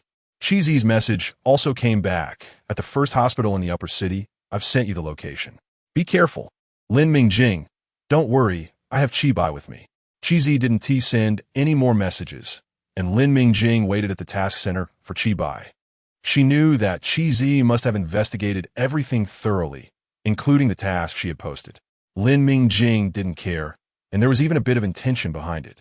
If she could be bullied like this and still not fight back, it would be questionable whether her future cooperation with the Chi family would remain harmonious, especially since she was already at a disadvantage against them. She didn't want to become a toothless prey, hunted at will. Chi Bai arrived in the heavily armored M11 combat vehicle, which gave a strong sense of security. Lin Mingjing got onto the vehicle under many scrutinizing gazes. It was uncertain whether it was a reminder from Chi Zi, but knowing she was going to play the fox again, she drove the energy-consuming vehicle that Chi Zi had commented on. Chi Bai turned back and smiled at Lin Mingjing. Where are we going? Lin Mingjing replied. To the hospital in the upper city. I've sent you the location. In a hospital room, a middle-aged couple was arguing intensely. They were both dressed quite elegantly, but the woman's eyebrows were raised high, her voice sharp, and she couldn't hide her bitterness. Lin Hongye, I tell you, we only have one son, and we are counting on him for the rest of our lives. Even if there's a 1 in 10,000 chance, we must treat him, even if it means going bankrupt. The man, though he kept his voice low out of consideration for the public setting, was red-faced and furious, which undermined his carefully curated image, making him appear quite ridiculous. His words were cold and detached. Have you lost your mind? At this point, what value is there in treating him? When have you ever seen someone with a shattered mental energy pool recover? The doctor has already said the chances of recovery are slim, yet you insist on pursuing it.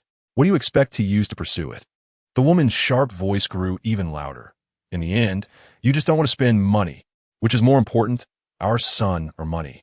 If you give up on treatment now, what's the difference between that and killing him?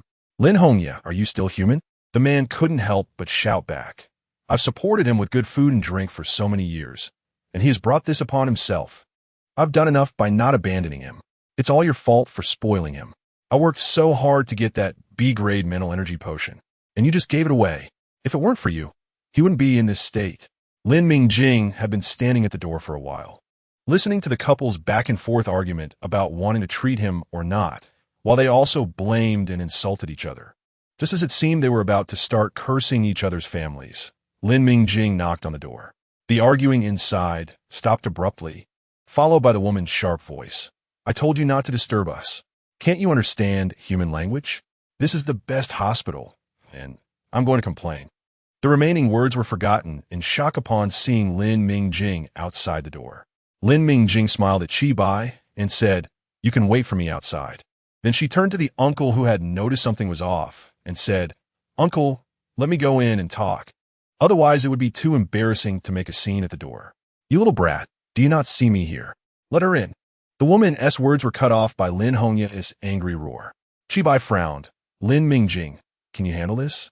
They don't look like good people, and if they start hitting you, I won't be able to stop them in time. Lin Mingjing laughed. Don't worry, I'll definitely call you if it comes to blows. I won't let myself suffer. Nodding at Chibai, Lin Mingjing confidently stepped past the woman blocking the door and entered the hospital room. She leisurely asked, why haven't I heard Lin Mingho's voice? It's just a shattered mental energy pool, not a dead person. He should still be able to make some noise. The woman who had just closed the door exploded upon hearing this. You uneducated little brat. You have no one in your eyes, and a dog's mouth cannot spit out ivory. I'll make sure to beat you to death today. Lin Mingjing looked at the woman, whose face had contorted with rage, and smiled. Annie, you're already spitting. Let me count for you. There are quite a few. The aunt was driven mad with anger, spewing more foul language, and raised her hand to slap Lin Mingjing. Enough. Shut up. Aren't you embarrassed enough? Lin Hongya grabbed his wife's hand, and when he looked at Lin Mingjing, his eyes were filled with curiosity. How did you know something happened to Mingho? And how did you find your way here? Hearing Lin Hongya's words, Lin Mingjing, who regretted not being able to take action, smiled brightly and replied, I posted a request in the black market, and the executor was quite effective. He took care of Lin Mingho. But it's not entirely his fault. Lin Mingho was too ruthless himself and would have eventually hit a wall. This is a good thing. He didn't provoke someone he shouldn't have, just me. A kind person. He has become a useless person, but he hasn't brought disaster upon his family, so no need to thank me, uncle. Life will be lively. Lin Mingjing's words were so loaded and infuriating that Lin Hongya and his wife momentarily couldn't react. The first to respond was the aunt, whose eyes widened in horror as she lunged forward, cursing, You little wretch, I will beat you to death today, even if it means going to jail. You heartless thing. You are the one who harmed my son. Smack! A loud slap echoed through the hospital room. The aunt fell to the ground, having been struck hard across the face by Lin Mingjing, who had long since prepared her stance. Lin Hongya finally reacted, his face turning red as he pointed at Lin Mingjing. What are you doing? Do you have no respect for your elders? Who taught you to lay hands on your elders? Raising you has truly brought forth a white-eyed wolf. Lin Mingjing burst into laughter, her laughter growing louder and uncontrollable, tears forming at the corners of her eyes. Lin Hongya frowned and asked uneasily, What are you laughing at? I'm laughing at someone's thick skin, pretending to be a righteous person while actually being a shameless and vicious little person. Lin Mingjing sneered, continuing, How can you still consider yourself an elder? Which elder would sell their own niece into a black mine? You still have the face to say you raised me? You took a large inheritance left by my parents and ended up raising Yuan like a malnourished refugee, a 10-year-old child with the physique of a 6-year-old. Even the kids in the orphanage are bigger than her. You do such inhumane things and still want to be considered human? Have you looked in the mirror to see if you're worthy? Lin Hongya was trembling as he pointed at Lin Mingjing, unable to comprehend when his formerly soft niece had turned into such a shrew.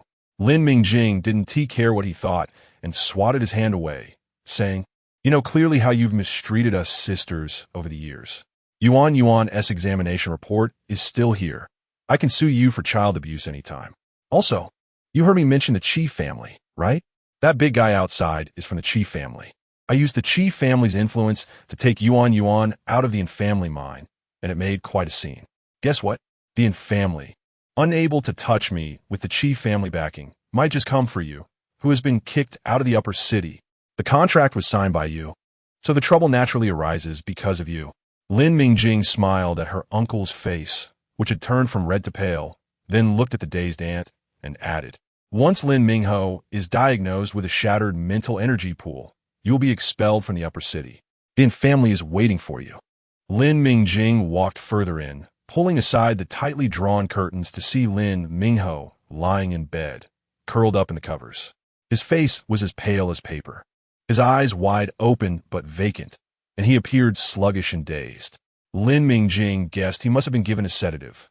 Otherwise, he wouldn't be this quiet, especially when he usually acted like a mad dog, biting anyone he encountered. This was a bit tricky. Lin Mingjing raised her voice and called out, Lin Mingho. The person lying in bed moved his eyes slightly. Thankfully, there was a response. Lin Mingjing quickly brought the two terminals close together and clicked confirm. What are you doing? The aunt, hearing the noise, hurriedly got up, pulled Lin Mingjing away, and stood protectively in front of the hospital bed, spreading her arms and glaring at Lin Mingjing as if ready to fight her at any moment. It's nothing, just checking if he's still alive. Having finished what she wanted to do, Lin Mingjing was too lazy to watch the scene of maternal love. She strode forward, passing Lin Hongye, who looked troubled. She chuckled and kindly reminded him, "Uncle, better make plans early." When Lin Mingjing left, she saw Chi-Bai diligently guarding the door, turning each little robot that came to check around. She found it amusing and said to Chi-Bai, "All right, let's hurry and leave. I'm afraid they might determine you are obstructing medical order and call the police on you. I'm just reducing their workload and helping them optimize their self-upgrading program." Chi-Bai replied confidently, "Have you finished your tasks?" Lin Mingjing nodded and smiled. Done.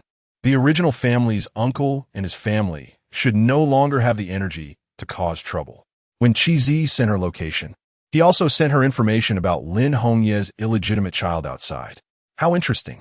A useless person squandering his biological brother's inheritance while raising his own family decently and even running another little family outside, enjoying the benefits.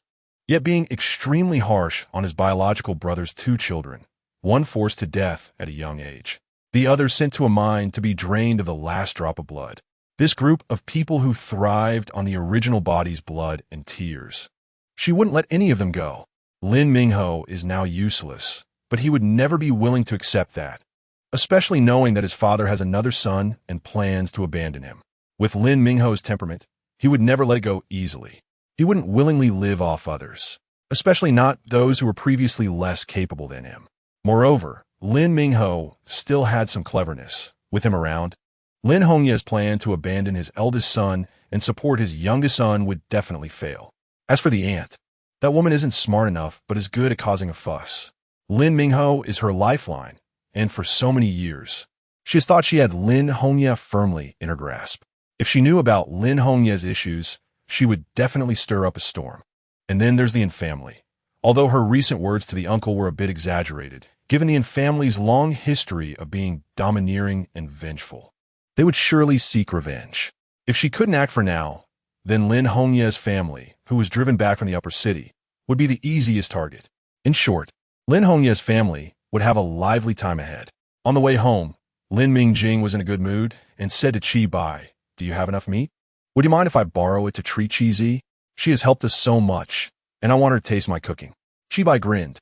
"Don't worry, there is plenty of meat, and I also got some seasoning from Uncle Chi." This guy really wasn't afraid of Uncle Chi beating him up. Lin Mingjing laughed. "All right, I'll invite Chi-Zi first. You take the ingredients directly to my house later. I'll go pick up Yuan. As soon as Lin Mingyu exited the school gate, she saw her sister and excitedly ran towards her, waving and calling, "Sister, Yuan is here." Lin Mingjing had already seen her little sister running towards her and took a few steps forward, opening her arms to hug the little one, smiling as she asked, "Is Yuan happy today? Did you miss your sister?" "Happy, yes." Lin Mingyu hugged her sister, burying her little face in her shoulder. "Is sister happy today? Do you miss Yuan? Double happiness, double missing." Yuan's mouth was slightly open, anxiously saying 3 times, Yuan misses sister 3 times. Lin Mingjing laughed, playfully competing with Yuan over who missed the other more. The artificial sun's light stretched the shadows of the two sisters long, and a man watching this scene slightly raised the corners of his mouth, finding it. Barbecue gathering. Good quality pork belly is cut into thin slices and mixed with seasonings that enhance the flavor, then directly laid on the grill without adding oil. With a sizzling sound, the pork belly curls slightly under high temperature, and after a while, the meat slices turn an enticing golden brown, gradually filling the air with the unique aroma produced by the Maillard reaction at high temperatures, stimulating saliva and arousing a strong appetite. Gulp. The 2 adults and 1 child standing in front of the grill swallowed their saliva in unison. Chi-Bai murmured, "So fragrant, it seems even better than the last meat." Lin Mingjing, "Can't we eat it? I really want to eat." Lin Mingjing struggled to suppress the urge to say eat, shifting her gaze and saying, "It's not time yet, and Chi-Zi hasn't arrived." Let's cook Uncle Chi and Ji Rui's portion first. Otherwise, I'm afraid it won't last. Two grills were in full swing, one grilling pork belly and the other grilling beef ribs. Although the animals in the interstellar era have mutated and their combat power has surged, looking more like little monsters, their meat is truly delicious after processing. Lin Mingjing and the others supervised each other and, after a long ordeal, finally filled two fresh-keeping boxes, then placed 2 boxes of crisp lettuce leaves, quickly packed them up, and sent them to Uncle Chi and Ji Rui. Chi Zi also arrived with gifts, and they could finally start eating. At the door, Chi Zi, following etiquette, said, "Mingjing, sorry for the intrusion. This is the new juice I brought. Yuan should." Before she could finish, Chi Bai interrupted her hurriedly. "Come on in. Stop with the formalities. Let us eat." When Chi Zi was pulled into the kitchen, she wanted to say a few words to Chi Bai, but wisely chose to stay silent upon smelling the lingering aroma in the air. She understood why Chi Bai was so anxious. Smelling the scent, she also found it hard to resist. The group stopped talking and focused on the meat on the grill. The first to be tasted was the beef ribs, tender and rich in flavor, with a bit of beef fat on the side, charred and crispy. One bite, and the juices burst forth, incredibly delicious. At least 4 people were too busy eating to say a word. As for the pork belly, it was Lin Mingjing's favorite in barbecue. The marbled pork belly, crispy on the outside and tender on the inside, was easier to satisfy the craving for meat compared to beef. Wrapped in the crisp lettuce leaves, it not only relieved the greasiness but also added to the texture. Lin Mingjing praised in her heart, Ji Rui's practical assessment is secure this time. This lettuce tastes really good. After finally satisfying their cravings, the group's movements slowed down, giving them a chance to chat while grilling meat. This felt like the leisurely barbecue gatherings Lin Mingjing remembered, rather than a bunch of people fighting for food like they had never eaten meat before, except for Chi Bai, who was still eating at his usual speed. Chi Zi's expression was a bit unnatural. Lin Mingjing guessed it was because she was usually serious and rarely lost her composure like this. Sure enough, she lightly coughed and said, "Mingjing, Yuan, I'm really sorry. I didn't properly greet you on my first visit. This is the juice I brought. I heard it tastes good, so I wanted you to try it." Lin Mingjing smiled. "No need to be so polite among friends. The drink will perfectly complement the meal. I'll go get some cups." The light pink juice was sweet and sour, refreshing. After filling up on meat, taking a sip felt delightful. Lin Mingjing lay back in her chair, taking a sip of juice and a bite of meat, feeling like a deity. Although it wasn't alcohol, the atmosphere made it feel just as good. After being here for so long, with family, friends, and good food, all her worries vanished, and she felt incredibly relaxed. Looking at Chi Zi, who was rarely seen relaxed, and then at Chi Bai, who was still fighting hard, she thought, the Chi family is not bad. After the joyful gathering, with robots cleaning up, they enjoyed the food without having to wash dishes, making it even better. Lin Mingjing was lying in bed, holding her freshly bathed younger sister, Yuan. She was thinking about what Chi Zi had said to her during their farewell. "Mingjing, you can rest assured. I'm very happy." Chi Zi was truly perceptive. She had noticed the subtle change in Lin Mingjing's attitude immediately. Lin Mingjing was not avoiding the Chi family in dealing with her uncle's family. It was a test of the Chi family. Fortunately, the Chi family did not disappoint her. Their approach of not interfering, not taking matters into their own hands, but providing support at critical moments, treating her as one of their own, made her particularly satisfied. Even if it was a matter of mutual benefit, she did not feel disappointed. In this world, people are bustling about for profit, and even relatives cannot say that their familial affection is not intertwined with some interests. The kindness of raising and the responsibility of support are also forms of interest binding, aren't they? Lin Mingjing felt that her relationship with the Chi family was sufficient for now. Yuan in her arms was still wriggling. Lin Mingjing patted her. "Aren't you going to sleep? Tomorrow, Yuan has to go to school. Aren't you afraid of being late?" Lin Mingyu's eyes sparkled as she looked at her sister. Yuan is so happy. "I can't sleep." "Sister, is there something worth celebrating today?" Lin Mingjing smiled. "Today is a day to celebrate Yuan starting school. It's also a day to celebrate finally avenging the original owner." Lin Mingyu shyly smiled, showing her dimples. "Sister is so nice." Chi Bai, who had eaten and drunk enough, also thought Lin Mingjing was great. He was calculating his next excuse to go for a free meal. Chi, who was rarely relaxed, was in a good mood too. Lin Mingjing could finally work at the Chi family with peace of mind. Her appointment was progressing smoothly. Uncle Chi, who had received a barbecue set, was sipping a little drink and was in high spirits, not bothered at all that his seasoning was running low. Similarly, Ji Rui, who received a surprise gift box, was happily screaming at home, "Humph, Mingjing is the best. Mom can't say anything now." On the other side, Lin Mingho, who received Lin Mingjing's surprise, was not having such a good time. He endured the dull pain in his mind and subtly scrutinized his father, his expression shifting between gloom and resentment. Aunt was busy taking care of her son and arguing with her husband, overwhelmed with legal troubles, unaware that her current troubles were nothing compared to the chaotic days to come. Lin Hongye was busy calculating whether the money he had hidden was enough to get by, making plans for his other son, as he would probably rely on his younger son for the rest of his life. He was also worried that people from the family would come to trouble him, calculating how to shake off his current burdens so that they could bear the resentment of the family, allowing him to escape cleanly. At the family's mind, the person in charge was holding his breath, afraid to irritate the man sitting in the chair who was playing with a laser gun. The cold sweat on the back of the person in charge kept breaking out. He feared that he might suddenly get shot, as this master was known for being ruthless. "Is there someone in the Chi family?" The man sitting asked casually, without even glancing at the person in charge of the family, still focused on the laser gun. "Yes, the person following has reported this. The Chi family has also communicated with us." The family manager wiped the sweat off his forehead. "When will it be resolved?" The lazy tone gave no hint of anger or joy. "The younger one will start school soon. We will resolve it as soon as we find an opportunity." The family manager bent his waist even lower. "In a few days. 5 days, no. 3 days. 3 days, please give me a way out, I beg you." Seeing the gun turned toward him, the family manager could no longer stand, kneeling and begging for mercy. "All right, in 3 days, whether your head is still on your shoulders will depend on you." The man sitting in the chair curled his lips into a playful smile. Early in the morning, Lin Mingjing drove her hover car to patrol the planting area, disposing of a few diseased lettuce heads, as usual imagining herself as a music player, completing her daily mental energy release. The planting area was vibrant and lush.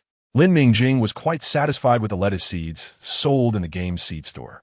She noted that all the diseased ones were interstellar seeds, the seeds in the game. Regardless of germination rate, resistance to viruses and pests, and sprouting power far surpassed the interstellar seeds. Lin Mingjing looked at the comparison records of the two and had to admit that although the game was overtly greedy, being expensive still had its slight advantages. She had not managed to secure the task of sending Yuan to school this morning, and even the opportunity to pick her up in the afternoon was ruthlessly stripped away. Yuan had solemnly stated today that she was a big kid now and did not need her sister to pick her up anymore. Moreover, she had already made arrangements with her friends to go to and from school together. "Sister, go and do your own thing. I saw you were very busy these past few days, sometimes forgetting to drink your nutrient solution. If I can't help, I shouldn't add to your troubles." Because of Yuan's thoughtful independence, Lin Mingjing now had some time on her hands. She was itching to plant tomatoes. Planting pots 1 and 2 were still empty, which was too wasteful. If she could successfully plant a new crop, not only would the seed store unlock, but the game warehouse would also unlock. She flipped through it. The next crop to unlock in the game warehouse was garlic. Garlic would be great. She felt something was missing when eating barbecue yesterday. Spices like this, when added just a little during cooking, could enhance flavor without being too conspicuous. The first batch of high-grade nutrient solution she prepared was a great example, which meant she could have more delicious food. Selecting plump tomato seeds for disinfection and germination, she irrigated the 2 planting pots with enough bottom water, sowed at a depth of 2 centimeters, and lightly covered them with a layer of nutrient soil. Lin Mingjing's tomato planting plan took its first step. She always felt that the game would play tricks, so she was particularly careful from the selection of seeds for this tomato planting. During the tomato planting period, she also received a big gift package from Ji Rui, a complete set of seasonings, a pile of bottles and jars. Lin Mingjing took some time to sort and label them, and found that this set was even more complete than some seasonings used in 21st century households.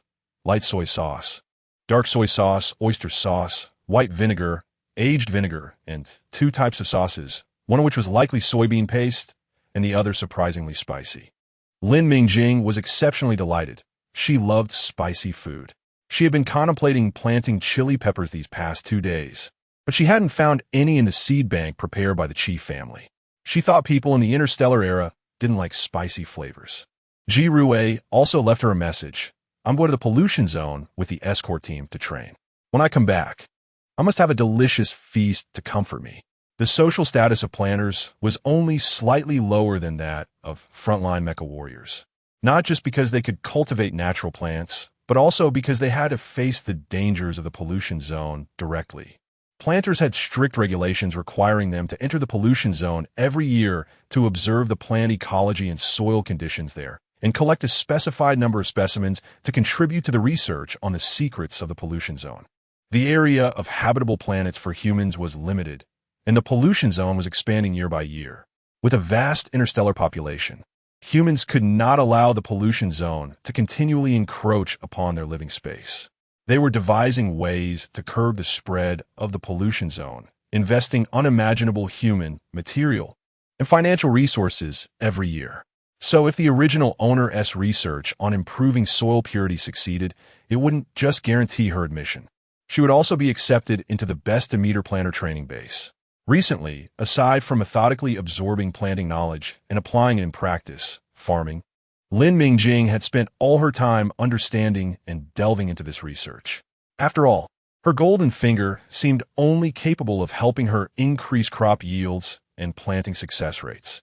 To obtain the qualification of a planter, she still needed to rely on this research and honest study. In 2 days, the lettuce in the planting area would be ready for harvest.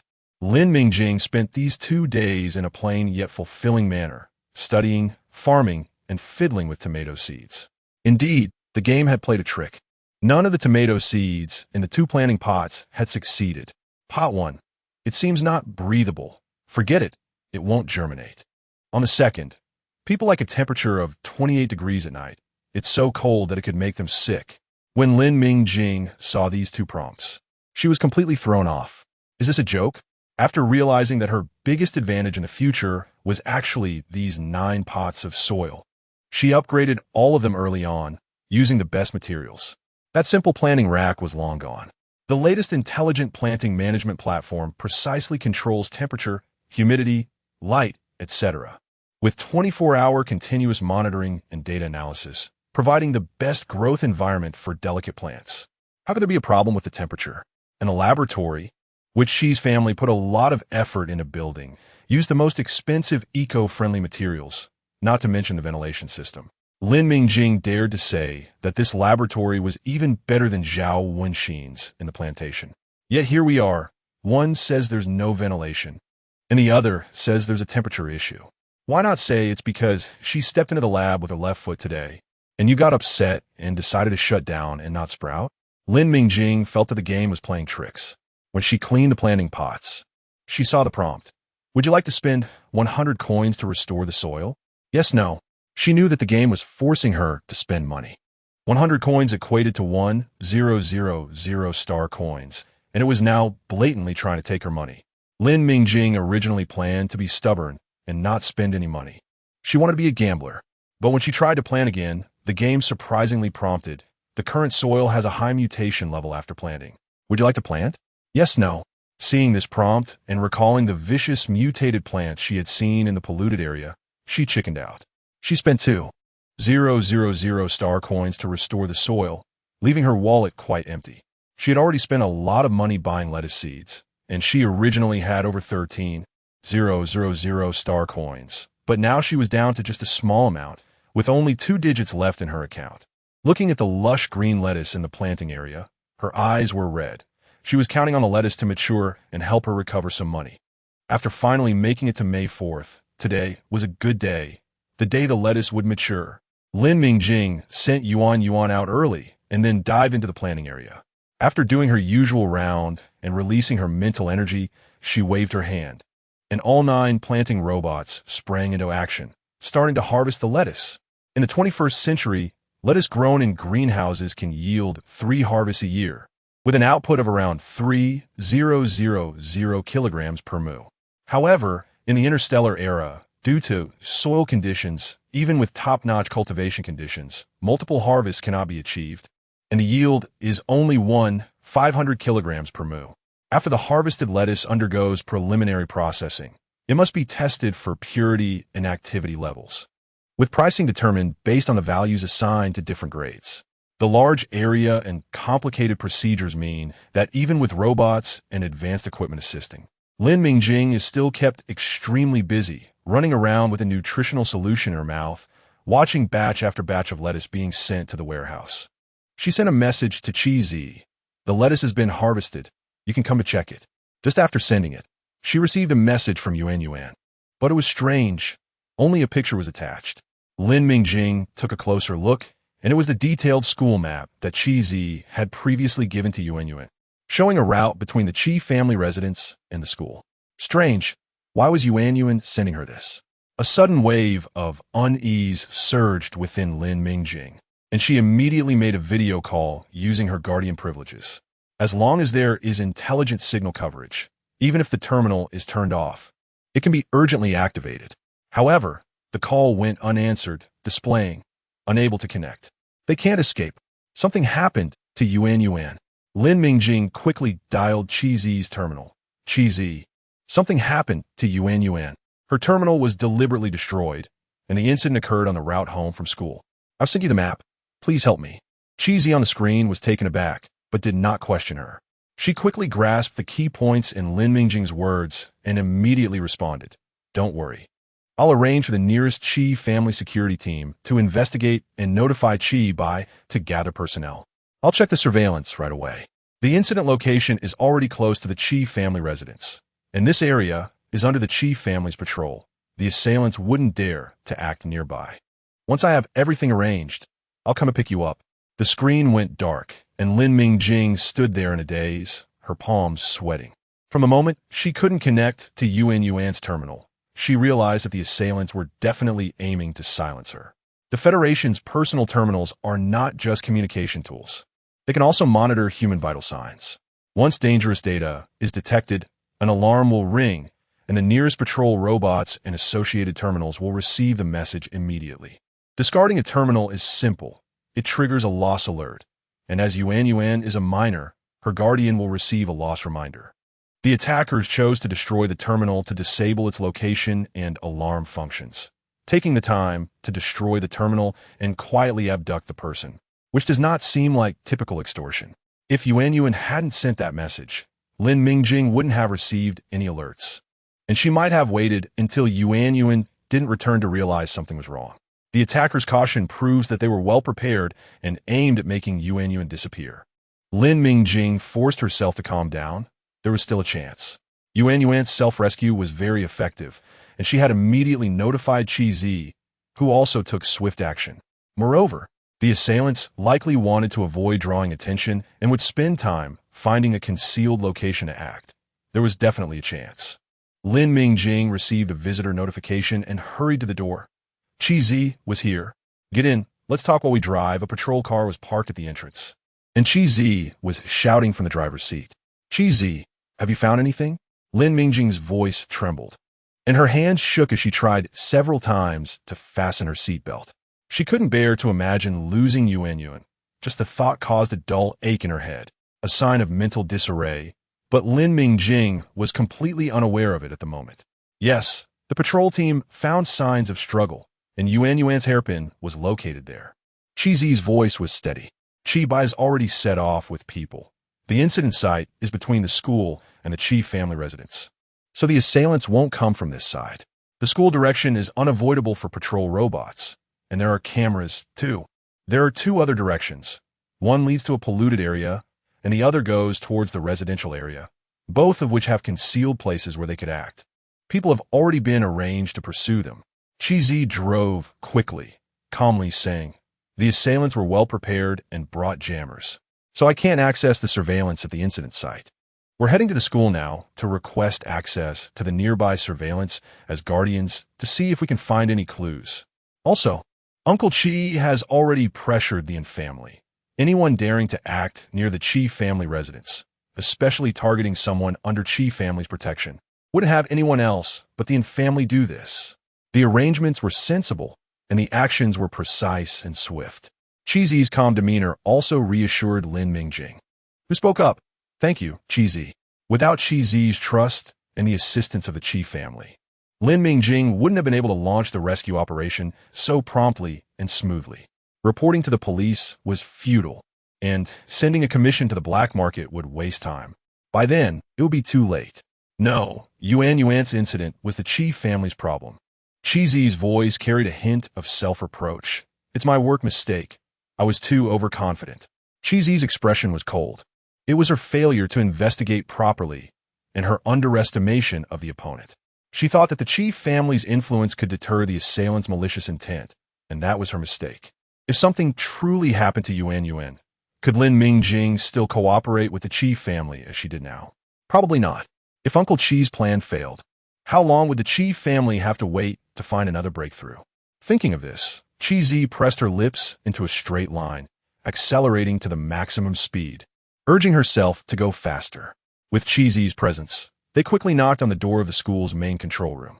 The person in charge said in a low voice, "Our surveillance extends 100 meters from the school entrance. It's all here." The person involved enrolled on May 1st, so you can only check on that day onward. You don't have the right to view other time periods. Understood. Chi-Zi nodded and turned to Lin Mingjing. Let's get started. Lin Mingjing nodded, knowing that Chi-Zi would take the lead in checking the surveillance, and did not interrupt her. She watched as Chi-Zi focused intently on the surveillance footage, her eyes glimmering softly. This was the specialty of reconnaissance mech units, who could channel their mental energy to concentrate on one of their senses, amplifying its effects infinitely. Lin Mingjing stared at the densely packed surveillance screens, feeling a surge of helplessness. At that moment, she felt powerless to do anything. Found it! Chi-Zi exclaimed sharply, connecting to the temporary team channel. Chi Bai, Chi Feng. The suspect is male, a young adult, approximately 176 to 178 centimeters tall, slim build, slightly hunched back. Tend to hunch his neck. He was dressed in all black this afternoon, and we cannot rule out the possibility of a disguise. He has an accomplice, a female aged 60 to 65, height 160 to 163 centimeters, slightly overweight, with a slight limp on her left foot, likely due to an injury. Chi Bai, there's a 70 chance they headed towards your side. Chi Feng, continue the investigation. Don't let up. Received. Chi-Zi turned to reassure Lin Mingjing. Don't worry. We've set up checkpoints in 2 directions. They can't escape. On a road not far from the polluted area, a common household hover car from the lower city was occupied by a man hunching his neck, who slammed his hand down on the control panel, cursing. Damn it. Is the Chi family out of their minds? Why would they set up checkpoints in the polluted area? Luo Jie, are we exposed? Without waiting for the woman he called Luo Jie to respond, he continued. Is that kid still alive? Should we act now? But how do we get away? The Chi family are all lunatics. Even if we escape back, they would dare to go to the Infamily for people. The boss will definitely hand us over. What should we do? Panic was evident in his tone. Damn it, why did I have to be picked for this job? He was certain he couldn't escape. Yes, we definitely can't escape. The woman referred to as Luo Jie replied in a calm tone, not sounding panicked at all. At this moment, the man was trying to think of a way to, before he could finish his sentence, a large amount of fresh blood suddenly gushed from his mouth. He looked down at his left chest, where a mechanical hand had pierced through from his back. It was Sister Luo. His eyes widened in shock, but unfortunately, he would never have the chance to ask why. Just because we can't escape doesn't mean I can't escape myself. Sister Luo pulled out her right hand and slowly wiped the blood off. At the death penalty checkpoint, the hover car obediently stopped at the designated location as instructed. The window opened, revealing a middle-aged woman in ordinary combat gear, her mask hiding a gaunt and shriveled face. She forced a smile and said, Sir, what's going on? We're going to the contaminated area to hunt. The armed patrol officer remained unmoved. Get out of the car. The back door is open. All right. I'm getting out now. The woman showed no signs of dissatisfaction, simply getting out of the car and opening the back door, where a man in combat gear lay inside. The patrol officer scanned the inside of the car and then looked at the woman who walked with ease. "Who is this person? What's going on?" The woman lowered her head, her voice choked. "It's my husband. We are both executors, low rank, and usually only take on low-level commissions to make ends meet. A few days ago, he was diagnosed with a disorder in his mental power pool, and we couldn't buy any mental power medication.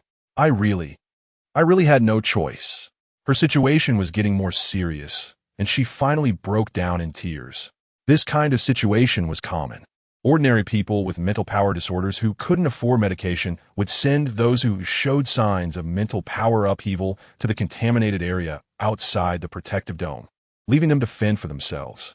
The patrol officer circled the car and said, "Get back in the car and drive through the security checkpoint." Although the action was sudden, the patrol team had everything they needed. As they passed through the security checkpoint, nothing could be hidden. "All right. Thank you. Thank you. We'll be on our way." The woman kept thanking them as she turned to get back in the car. The patrol officer raised a hand to signal his team to let them go. At that moment, the woman turned back and kicked the patrol officer's gun away, dragging the man lying in the car out and throwing him hard toward the patrol team. She quickly dove back into the car, and as she started the vehicle and sped away, she pressed down on the controller she had been holding. With a loud bang, flames erupted along with body parts and a rain of blood. The intense shockwave kicked up thick smoke, and the woman seized the opportunity to forcefully break through the interception device on the road, driving away. Soon, once they entered the contaminated area, she could toss the girl aside, and she would be left to wait for death. Her body could help delay anyone chasing after them. In the contaminated area, escaping was easy. There was no signal or surveillance, and if she abandoned the car and escaped, who would know it was her doing? Without evidence, even if the Chi family applied pressure, it would be useless. The task would be complete, and she could still earn a handsome reward. The contaminated area was right in front of her, and the woman's lips curled slightly upwards. It was working. The hover car rushed into the contaminated area, and the woman pressed a command on the control screen.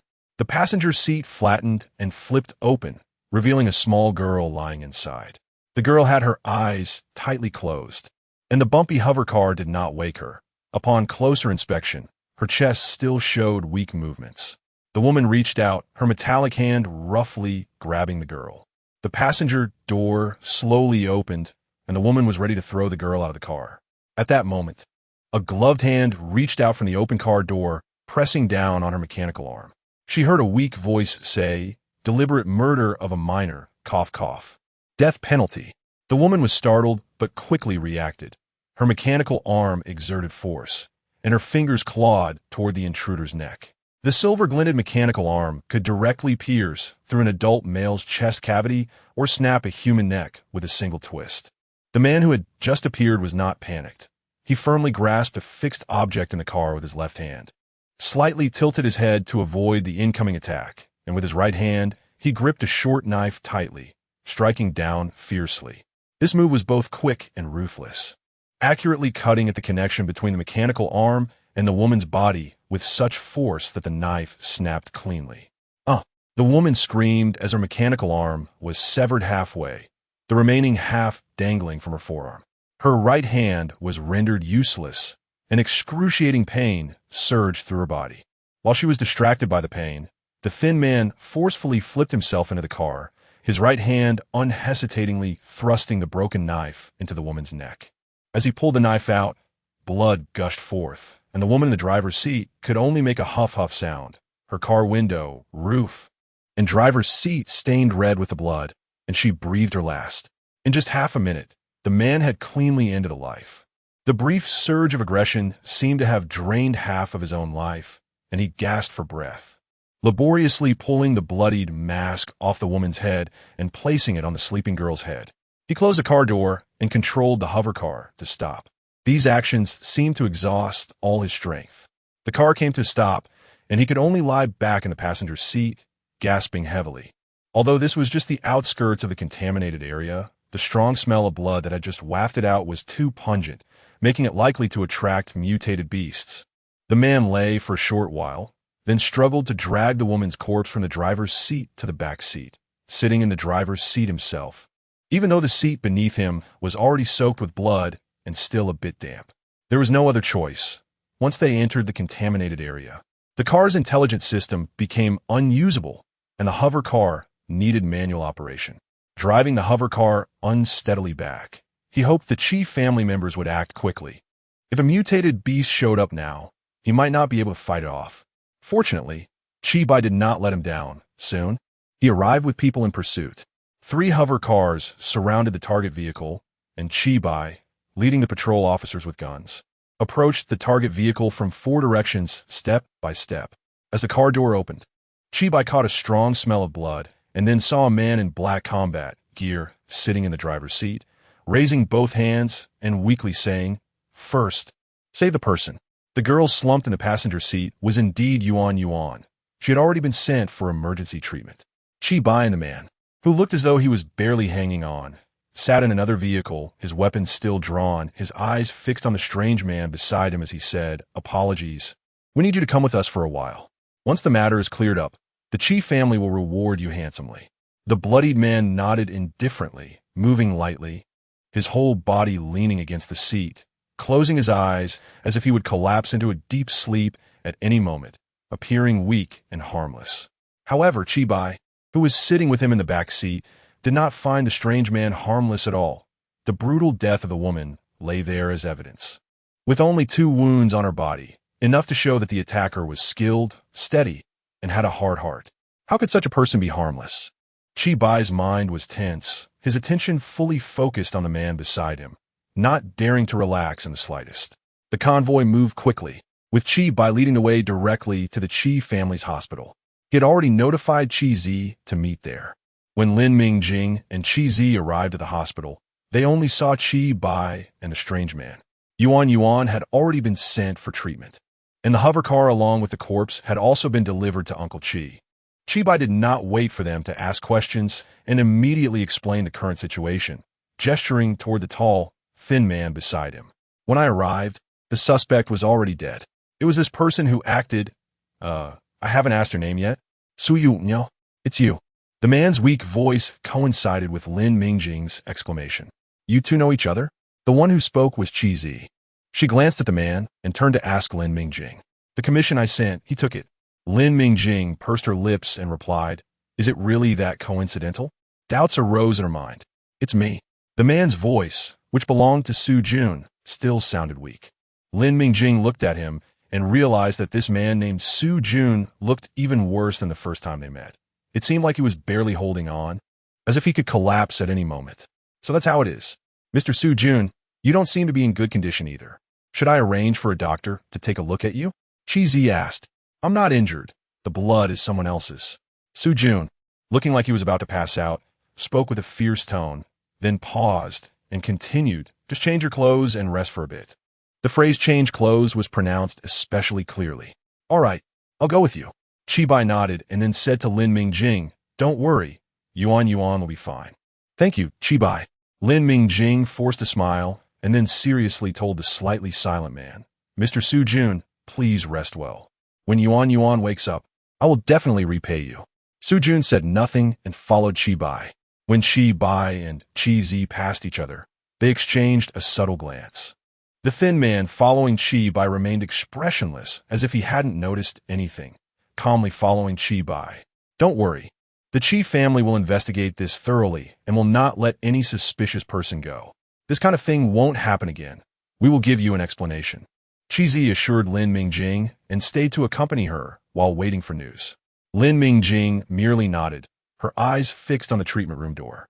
She didn't know how long it had been when the treatment room finally opened and the doctor with a mechanical arm came out. Lin Mingjing rushed forward, her tone anxious. Doctor, how is my sister doing? The doctor smiled at her. There's no major problem. The patient was exposed to the contaminated area for a short time. The mask was put on quickly, and she was in a coma, so her breathing rate was already weak. The inhalation of the contaminated gas was limited, and the subsequent emergency measures were very effective, causing no major damage. The patient hasn't woken up yet because she was injected with a large amount of sedatives. There's no big issue. She just needs to lie in the treatment chamber for 2 days. Lin Mingjing's expression relaxed with relief. Yuan was fine. That's great. Thank you, doctor, you've worked hard. It's already late. You should go rest. Chizi's words brought Lin Mingjing back to her senses. Yes, thank you, please go rest. Lin Mingjing hurriedly expressed her gratitude. Hey, this old body of mine can still move. I'm not that fragile. All right, you can go in and take a look. Although that girl isn't awake yet, it will give you peace of mind. The doctor allowed the two to enter the treatment room. Lin Mingjing looked at Yuan lying in the treatment chamber. The small girl lay quietly, her face serene as if she were asleep. However, on her exposed limbs, there were large and small red spots and blisters resembling burns. Lin Mingjing knew this was skin damage caused by exposure to radiation in the contaminated area without wearing protective clothing. Although the doctor had already said that she would gradually recover in the treatment chamber and that there would be no scars, Lin Mingjing still felt heartache. It was her fault for not taking good care of Yuan. Mingjing, Chishu's side has found out it was someone sent by the Infamily. This incident is my fault. I was negligent. Chizi looked at Lin Mingjing, feeling pained by the guilt on her face. Lin Mingjing was a planter, while she was a mecha engineer who could go to the front lines. Such violent matters were originally unrelated to planters. It was her fault. She had let down Chishu's trust, and even more so Lin Mingjing's trust. Lin Mingjing raised her head and smiled at Chizi. No, it was the Infamily being too overbearing. It has nothing to do with you. If she had to blame someone, she had certainly had such thoughts the moment she learned Yuan was in trouble. However, later on, when Chizi received her communication without any doubt and with decisiveness, and with Chishu, and other members of the Chi family working hard and paying the price to save Yuan, she saw it all. The Chi family had done well enough. If the roles were reversed, she might not have done any better than them. If there was someone to blame, it could only be the Infamily for being ruthless and greedy, treating human lives as nothing for profit. The Infamily, this grudge she would definitely repay. She currently had too few resources in her hands. What could have an impact on the Infamily? With this thought, Lin Mingjing suddenly remembered the mature lettuce in the planting area. Chizi, today happens to be the harvest time for the lettuce. I have given the robot instructions, but I don't know how it will go. I want to stay with Yuan. Can you arrange for someone to handle it? Also, I don't want my share. Just leave me 10,000 star coins and give the rest to the casualties from this action. I know the Chi family must have relevant compensation regulations. This is my little gesture, and it's all I have for now. Lin Mingjing pursed her lips. When Chibai notified Chizi, she was right next to Chizi. She didn't know those casualties, but they had gotten into trouble while trying to save Yuan. Since she knew, she could not turn a blind eye. If it weren't for the need to buy seeds, she wouldn't even want to keep 10,000 star coins. Mingjing, they died while carrying out a mission. You don't need to do this. Chizi's words turned into a sigh after seeing the sincerity and stubbornness on Lin Mingjing's face. I understand. I will arrange it well, so you don't need to worry. Lin Mingjing smiled. Okay, you go to your thing. Don't be distracted by me. I will take care of myself. Yuan still needs my care. I won't collapse. She did not advise Chizi to rest. Even though it was already late at night, she knew Chizi would not rest. Perhaps only after this matter was completely resolved would she allow herself to relax for a moment. Okay, I will let you know as soon as there is news. Chizi took one last look at Yuan in the treatment chamber and hurriedly left. Lin Mingjing saw her immediately connect to the terminal as soon as she stepped out, her lips moving, clearly already busy. Lin Mingjing did not leave. She leaned on the edge of the treatment chamber, maintaining this uncomfortable position, and slowly closed her eyes. When Lin Mingjing was woken up by a call, she was still a bit dazed. This was the hospital, and then, Yuan, she exclaimed, her eyes still not fully awake. A cold hand gently patted her head. All right, look over there, your sister's fine. Lin Mingjing looked over, and Yuan was in her quiet treatment chamber, within reach. Her tense mind relaxed, and she then noticed the exposed limbs of Yuan. The red spots and blisters that had once covered them had faded significantly, and the blisters had begun to shrink, revealing the originally fair skin. Yuan is better. The words slipped out of her mouth, filled with joy. Haha, yes, she's better, but not completely well yet. Lin Mingjing turned toward the voice. It was the doctor with the mechanical arm. She smiled sheepishly. Thank you, doctor. I must have looked foolish just now. The doctor laughed heartily. Hey, we're all still kids. It's good to be lively. Don't all look so serious like cheesy. All right, I have to clear the room. Visiting hours are over. Family members should go home and rest. Now fully awake, Lin Mingjing smiled and replied, Okay, thank you for taking care of Yuan. She did not linger. She couldn't help it all here. The doctor had already made things convenient for her last night, showing understanding. Staying here today would only cause trouble and might even lead to misunderstandings about her trust in the Chi family. She wouldn't let such a thing happen. Human hearts are unpredictable, and relationships between people need careful maintenance. Lin Mingjing's open and generous demeanor matched Dr. G's character well, making him smile even more. All right, come to pick her up tomorrow. Lin Mingjing thanked him again, glanced at the sleeping Yuan in the treatment pod, and turned to leave. When she returned to the planting area, all the lettuce had been harvested, leaving only 1 acre of experimental field. The other 9 acres were empty, with 9 robots lined up for recharging, creating a somewhat desolate scene. The house was quiet too. The absence of one person made Lin Mingjing feel a bit lonely. In her previous life, she had always lived alone after work, and even her occasional trips were solo. Back then, she didn't feel lonely at all. After letting herself daydream for a while, Lin Mingjing quickly organized her emotions and headed straight for the experimental field. The groundnuts were only 2 days away from being harvested, which was a critical time, and she couldn't afford to fail. Upon entering, she saw that the control group in field number 1, which had not undergone any treatment, was a bit miserable.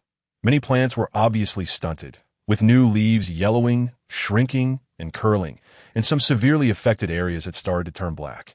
This was a common disease during groundnut growth that could infect other healthy plants. Fortunately, all 4 experimental fields had been isolated. Lin Mingjing quickly issued commands to the No. 1 planting robot. She and the robot promptly removed the diseased plants, disinfected the soil, and destroyed the infected plants, being meticulous with each step, not daring to be careless, as it directly affected her safety. Considering it, being a planting master in the interstellar era was indeed a high-risk job, but many still rushed into it, all because of the frighteningly high income in this field. Lin Mingjing had just received a detailed report from Chi. The 9 acres of lettuce yielded a total of 13,500 kilograms. After removing the unusable parts, there were still 13,000 kilograms left, with 1/3 having a purity of 84 and an activity level of about 2, while the remaining 2/3 had a purity of up to 87 and an activity level of 3, and the values were only getting higher. Even though Lin Mingjing had confidence in the seeds from the game store, she was still surprised by these numbers. The first 1/3 of the lettuce could be sold by weight, while the latter 2/3 were nearly on par with intermediate nutrient solutions. Although they couldn't be replaced on a 1-1 basis due to insufficient energy value, they could definitely be sold by piece, fetching at least 5 star coins each, if not 10. Though the initial investment was large, with various materials and costs, it could still be considered highly profitable. After calculating the profits, Lin Mingjing felt a bit dizzy. Even Chi, who was usually calm, couldn't hide her excitement in the message she sent. Luckily, Lin Mingjing had only replaced 2/3 of the seeds out of caution. Had she used all game seeds, given this germination and maturity rate, Chi's message wouldn't have been as purely joyful. All right, I hope Dream Farm doesn't act up and maintains its advantage. I won't curse it in my heart anymore. With huge profits in sight, Lin Mingjing felt motivated. She needed to accumulate funds now, as she was so broke that she couldn't afford to hire someone to kill. Chi also sent a message along with a detailed report, advising her to take her deserved 30 profit or at least part of it, and not give all away. Lin Mingjing firmly rejected her suggestion, insisting on her initial choice of just 10,000 star coins. When Chi received Lin Mingjing's resolute reply, she was at Uncle Chi's office dealing with the aftermath of a kidnapping incident. This place was quite special, being the interrogation room of the Chi family. Uncle Chi naturally knew about Lin Mingjing relinquishing her rightful earnings, and he smiled. Not bad. The old man still has good judgment. The scar on Uncle Chi's face looked even more menacing in the dark interrogation room, but his tone was much gentler than before. Chi softly said, Uncle Chi, the matter has been clarified. I'll go find Mingjing soon. She deserves an explanation. Uncle Chi nodded. Once this is settled, go ahead. Cheesy planned to find Lin Mingjing quickly, but didn't know that someone had gotten there before her. Deep in the laboratory, an energetic Lin Mingjing was preparing soil nutrient solutions. The robots had already tilled the ground, and disinfectants had been sprayed. After finishing the composting step and waiting for the soil to fully absorb, she could plan again. She loved farming. A notification popped up on her terminal, interrupting her farming endeavors. Stranger visitor, do you agree? It was Su Jun, a cannon fodder. The thin man on the display was still in a black combat suit, and his half-mask obscured his features, but Lin Mingjing recognized him at a glance. She had seen sickly people before. She could see her own reflection anytime in the mirror. However, there were very few people who looked like they might drop dead at any moment yet still bounced around, especially someone like him, who seemed half-dead yet radiated vitality. When Lin Mingjing later saw his eyes, she understood where this vitality, which was completely at odds with his appearance, came from. It was a pair of eyes filled with a desire to survive, shining brightly and burning away Lin Mingjing's previous cowardice. As if sensing he was being watched, Su Jun sharply lifted his head, his eyes directly looking at the concealed surveillance camera at the door. He raised both hands and slowly turned around, showing the observer that he was unarmed and harmless. The wait felt a bit long, but the door finally opened slowly, and the person he wanted to meet was right behind it, accompanied by a household robot. Su Jun only glanced and noticed no less than 3 signs of illegal modifications. He casually shifted his gaze back to the girl in front of him. Can you let me in? Lin Mingjing nodded. Of course.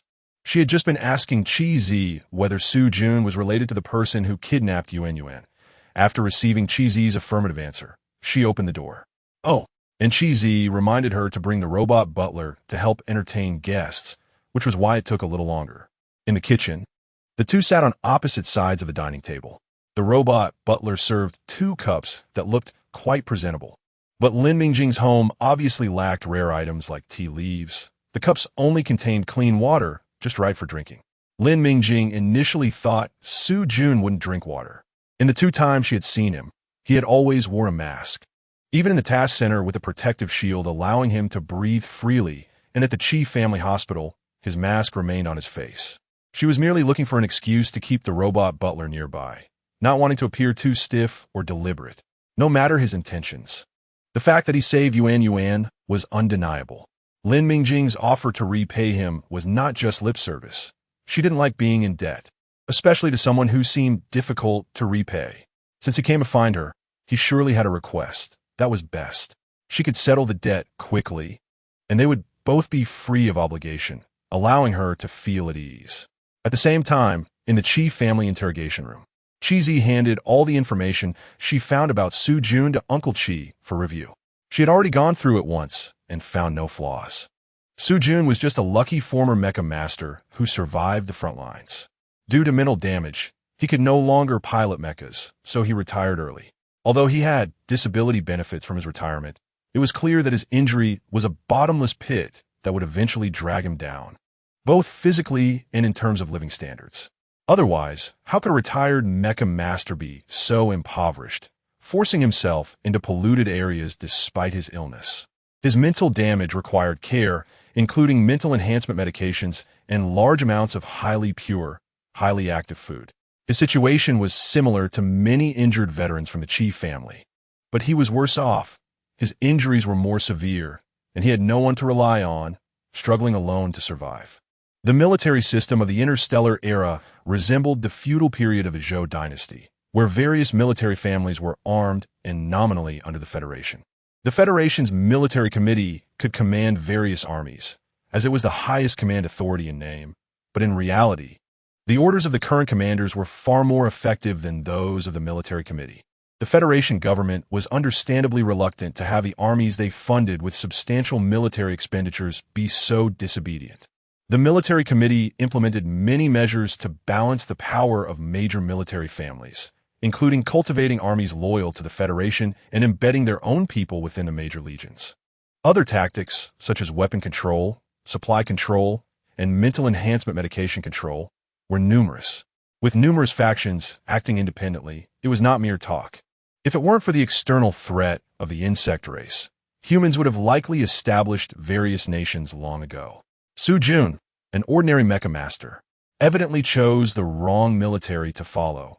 The Federation's third group army was actually controlled by the McCarthy family, notorious for their support of bloodline theory and disdain for everyone outside their family. To them, high-level mental enhancers from lower backgrounds were just occasionally intelligent monkeys among a group of monkeys, mere consumables. Aside from ignorant, ordinary people, no one would choose to join the third group army. Ordinary people who entered could only become cannon fodder. Su Jun was clearly one such cannon fodder, without a background, only talent, and a poor choice led a promising A-grade mecha master to fall to his current state. After a long time, Uncle Chi's voice finally sounded. On the surface, there seems to be no problem. His skills, injuries, the commission from Lin Mingjing, and the reason for appearing in the polluted area all have perfect explanations. But it's too coincidental. There aren't so many coincidences in the world. Keep an eye on him. This person is definitely not simple. Then why did you agree to Mingjing meeting with him? He clearly has issues, Uncle Chi. Chi spoke quickly and urgently. Chi, you're getting flustered out of concern. What happened to your pride and your calmness and rationality? You let one misjudgment throw you off balance? Chi, you are a commander trained by Chi-chun. Uncle Chi opened his eyes, his tone unusually stern. It was my mistake, Uncle Chi. Chi clenched her fists, her fingernails digging into her palms, causing pain. She took a deep breath. The planting area was the most heavily guarded part of the Chi family's residence. And should anything happen, the patrol teams, Chi family's enforcers, and the 2nd and 3rd Legions could arrive at any moment, making it the most suitable place. Uncle Chi glanced at Chi-Zi's tightly clenched fists, his voice calm. Keeping someone under your nose is certainly better than guarding against an unknown source. Girl, the family is currently our main enemy to deal with. You need to distinguish priorities and not let emotions cloud your judgment. I understand, Uncle Chi. Chi replied softly. In the kitchen, Lin Mingjing was about to break the silence. Sitting opposite her, Su Jun unexpectedly lifted his cup, thanked her softly, then removed his mask and brought the cup to his lips, slowly sipping the warm water. Seeing Su Jun's face, Lin Mingjing's pupils constricted, and she blurted out, Su Tsongjun. Across from her, the man was still leisurely sipping water, taking his time. Lin Mingjing was initially anxious, but seeing him so calm seemed to relieve her. He needed something from her. If he wasn't in a hurry, why was she so frantic? She then also picked up her water and drank slowly. Su Yun, or rather Su Tsongjun, finished his glass of water before gently nodding. It's me, but please call me Su Jun from now on. No, weren't you supposed to be dead? Didn't the Federation hold a grand memorial service for you? Also, even if it was an intelligence error, how could a Federation star look so miserable? Why not return to the Su family? And what's with the title planting master? What did you become one? And what do you mean from now on? Who are you referring to? What is your purpose? There were too many doubts, too many questions, and Lin Mingjing couldn't sort through her chaotic thoughts for a moment. She opened her mouth, but couldn't find her voice. The man sitting across from her smiled. Don't rush. Let me finish before you ask.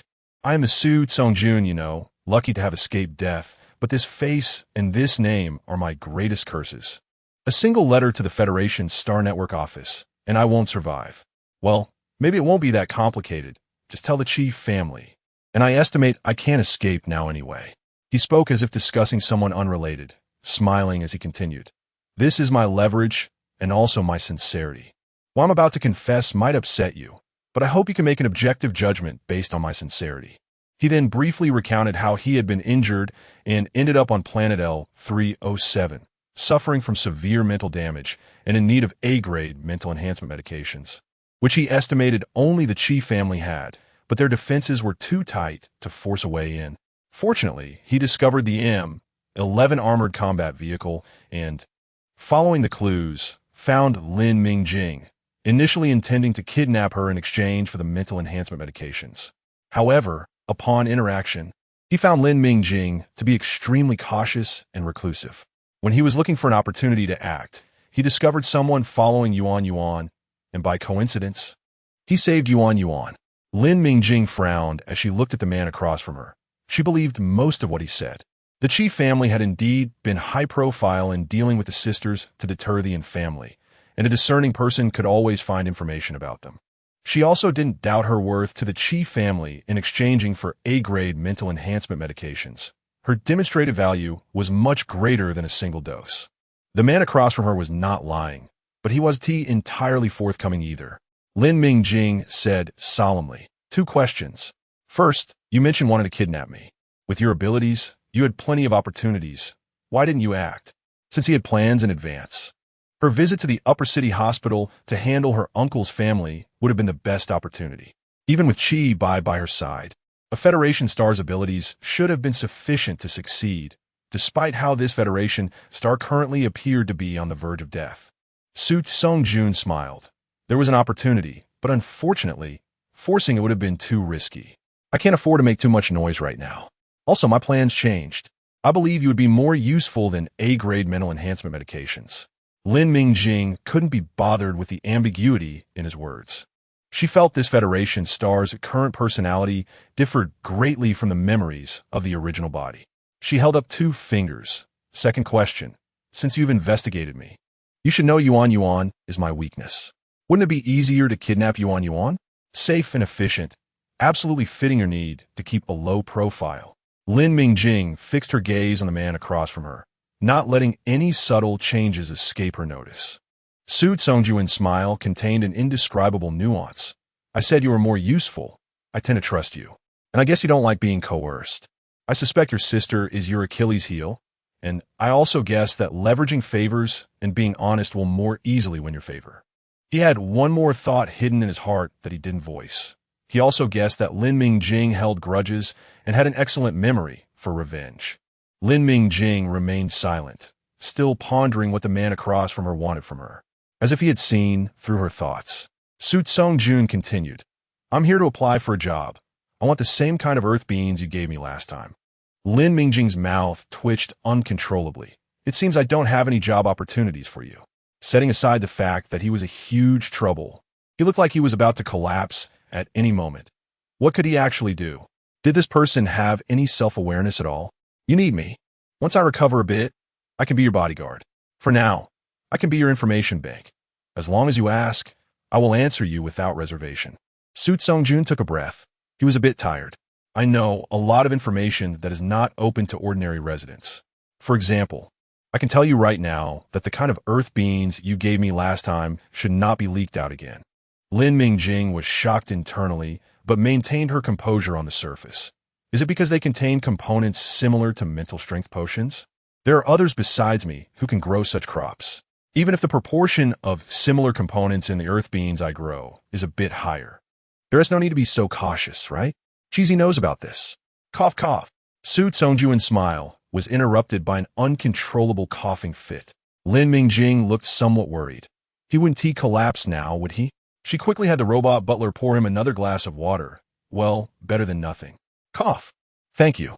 Su Songjun stopped coughing and continued. My mother was the most outstanding mental strength potion master of the Wei family generation.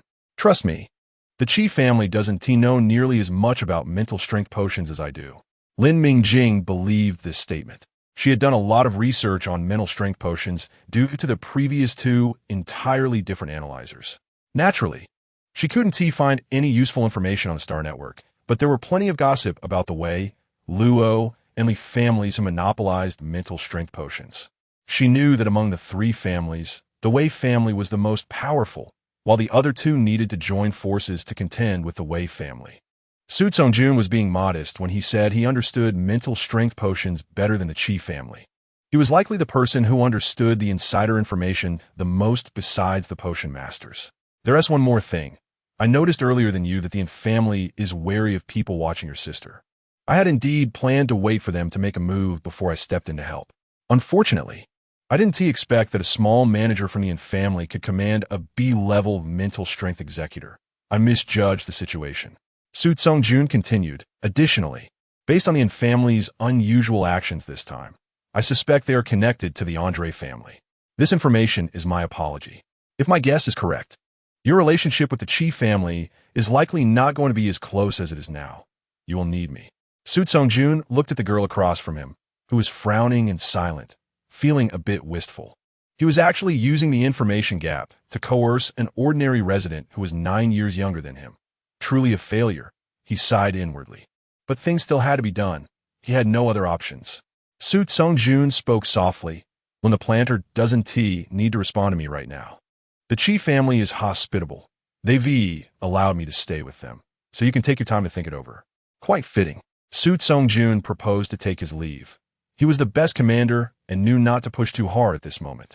Considering the sensitivity and impulsiveness generally exhibited by young people in this age group, he left enough time for Lin Mingjing to think. He believed that once Lin Mingjing calmed down, she would make the right choice. The overly thin man stood up. I'll take my leave now, you. No need. Lin Mingjing interrupted him. A level mental strength potion. I can give it to you right now. As for the job you mentioned, I accept it as well. Do you need a contract drafted? Is your current identity safe? Su Tsung-jun was taken aback. He hadn't expected this young girl to make a decision so quickly. She was smarter and more decisive than he had thought. Lin Mingjing had already looked up the Andre family he mentioned. She trusted Su Tsung-jun's judgment. After all, he was from the Federal Star. Even if he was down on his luck now, his personal qualities remained. The choice he offered was indeed the most suitable at the moment. Her current cooperation with the Chi family could still maintain a mutually beneficial balance. The Chi family had indeed done well so far. However, compared to the Chi family, she was still too weak. Once a third party intervened or there was a significant risk, her equal relationship with the Chi family would indeed seem precarious. Whether one calls her selfish or cold-blooded, she indeed needed to increase her leverage.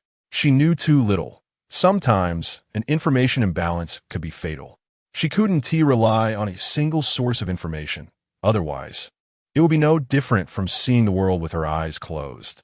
This proactive visit from the Federal Star just happened to fill her disadvantage. And besides, the Federal Star was currently in a precarious state, needing her more than the Chi family did, making him comparatively less of a threat. Moreover, although she was reluctant to admit it, Su Tsung-jun had indeed analyzed her character very thoroughly. Showing weakness, handing over leverage, being honest about everything, demonstrating his own value, and then expressing cooperation sincerity. He had also saved Yuan. Additionally, the original owner had once benefited from his kindness, though he was unaware and had not done it intentionally. Lin Mingjing was swayed. Since she had made up her mind, it was time to act. It couldn't possibly be worse than it was now. All right. Su Tsung-jun's tone was relaxed. Let us settle this before the Chi family arrives. They can't force me out. They want to be seen as the villains who break us apart. There is no need to worry about safety. From now on, I'll be Su-jun. Lin Mingjing felt something was off about his words. This Federal Star, as academic performance, probably wasn't great. She would draft the contract herself. She quickly drafted the contract, sent it over, and signed it, Mr. Su-jun. After browsing it, Su Tsung-jun signed the contract decisively. He smiled brightly at Lin Mingjing. Boss, looking forward to our cooperation. With such speed, Lin Mingjing felt he hadn't really looked it over properly, but it didn't matter. That contract was merely an excuse to keep him. The real transaction between the two of them could not be reduced to paper. Here you go. Lin Mingjing took out the A-level mental strength potion that she had kept hidden in her storage bracelet and tossed it to him, avoiding the Chi family members. This potion, which should have been used on Yuan, was also a ticking time bomb. Every A-level mental strength potion had a serial number. Yuan hadn't taken it. So how had her mental strength pool been restored without medication? The problem was significant, especially since it was easy to infer from Su Tsung-jun's tone that the mental strength potion likely held deeper secrets. Lin Mingjing felt it was hot in her hand. This trouble was perfectly suited to be thrown to the Federal Star for resolution. Su Tsung-jun looked at the A-level mental strength potion in his hand, the smile at the corners of his mouth deepening. He was a troubled man on the verge of death, while the other was a survivor holding a great treasure, but under a looming threat. Under various coincidences, the two temporarily aligned their interests. Neither could afford to look down on the other. Given the circumstances, they were quite well matched. Boss, I'll report for duty tomorrow. By the way, since I'm your bodyguard, I should live a bit closer, right? Su Tsung-jun surveyed the two-story small building, naturally directing his gaze toward the empty front yard. I'll stay by the door, acting as your gatekeeper. Lin Mingjing sincerely reminded him. That's just an empty space, and also, behind it is the planting area that the Chi family invested heavily in. Looking at the suddenly radiant smile of the other person, Lin Mingjing felt a bit of a toothache. Was he so confident that the Chi family would agree to let him enter their house so openly? The Chi family would agree. Su Tsongjun was confident that once the Chi family knew he was there for Lin Mingjing's planting abilities, they would not let him completely disappear. In such a situation, the Chi family would definitely choose to keep him under their watch. As for living arrangements, as long as it could provide shelter from the wind and rain, she wouldn't be picky. It should be built, and quickly. Lin Mingjing followed the direction he pointed to and saw the robot butler who had been diligently by her side. Knowing he was Su Tsongjun, Lin Mingjing realized that her well-equipped robot butler couldn't hide anything from him. But what was this twisted interest of his, bullying a robot? After sending off Su Tsongjun, who had unilaterally marked his territory, Lin Mingjing received a visit notification from Chi Zi. Chi Zi was always very efficient in handling matters, so it seemed that things were coming to light. Mingjing, the deceased woman, was a B-level psychic executor, somewhat famous among executors, known as Sister Luo. Although she wasn't a mech engineer, she was strong in combat. I found some traces from the commissions she completed in recent years. She should have been working for the Infamily all along. However, someone like Sister Luo, who manages a mining site for the Infamily, would definitely not be easy to hire. Chi Zi frowned. Moreover, under the pressure from the Chi family, she couldn't possibly be so dedicated to the Infamily. Only someone from a higher level could have given her orders. We also found out that the Infamily secretly sent many miners into the mining site, and none of them have come out. This is also quite unusual. The Infamily wouldn't have the guts to openly violate federal law like this. Chi Zi's voice was cold. Only the Andre family behind them could have such boldness. Chi Zi continued, "It's also strange that the Infamily or the Andre family would want to eliminate Yuan. Can I ask her a few questions when she wakes up?" Lin Mingjing nodded. "As long as Yuan's health is fine, I also want to know what exactly happened. Of course, we are partners, and this matter is also related to you. The Chi family has overstepped." Chi Zi looked at Lin Mingjing. "We will definitely find out the purpose of the Infamily and the Andre family." Sure enough, the news brought by Chi Zi was the same as what Su Tsongjun had hinted at before. It was indeed the Infamily's doing, and the Infamily was indeed intricately connected with the Andre family. Chi Zi told her about the grievances between the Andre family and the Chi family. In this regard, the Chi family did not hide anything from her. There was no way to lay flat. The Chi family and the Andre family had always been at odds, with opposing political views, neighboring territories, and competition for resources. Various open and covert conflicts had never ceased. The Chi family originated from machinery manufacturing and had firmly controlled a complete weapons manufacturing production chain over the years. The Chi family's unmanned bombers were well known. If the Chi family was an arms dealer, then the Andre family was an energy dealer, having focused on energy blocks for 100 years, leading the way in new energy manufacturing, involving both military and civilian applications. The military aspect was manageable, but the civilian energy market was basically monopolized by them. In the interstellar era, the more destructive the weapon, the more energy it consumed. Even with the mystical element of psychic power, it still had to adhere to the law of conservation of energy. One family manufactured weapons, while the other manufactured energy with some basic resource outputs overlapping, and both wanted to seize money from each other, making peaceful coexistence impossible. Others in the Federation would not allow the two families to cooperate seamlessly. Thus, the struggle between the two families could never cease, and over the years, it had turned into an irreconcilable feud. For example, on planet L307, closer to the Chi family's base, it was generally accepted that this planet belonged to the Chi family for development. However, when resource assessments discovered rich energy reactions here, the Andre family objected, brandishing the banner of the Federation and advocating for the full utilization of resources, insisting that no part of the universe's gifts should be wasted, aiming to compete with the Chi family for development rights. The two families' bases were adjacent, and under the Andre family's unique division method, a part of planet L307 could indeed be classified within their jurisdiction. Amid the Andre family's stubbornness, other families taking advantage of the confusion and the Federation's checks and balances. They indeed seized a region with strong energy reactions. Although the Qi family later halted the Andre family's entry into planet L307, the Infamily, which had always followed the Andre family's lead, was still pushed into planet L307. The Qi family had been holding back their anger, continuously working to find a weakness in the Infamily to strike them and the Andre family hard. So when the Qi family personally stepped in and sent out the signal that Lin Mingjing and her sister were under the Qi family's protection, the Infamily complied obediently. Especially since they had already been reprimanded by the Qi family for the issue of Yuan, who was a miner entering the mining area. They immediately became submissive. This is why Qi Zi, who was usually so cautious, would relax her guard against the Infamily, leading to Yuan being abducted and a series of subsequent events. The information gathered so far was enough to halt the operations at the Infamily's mining site. Qi Zi's voice turned cold as she said, "Mingjing, even against the Andre family, the Qi family will seek justice for you, so don't worry."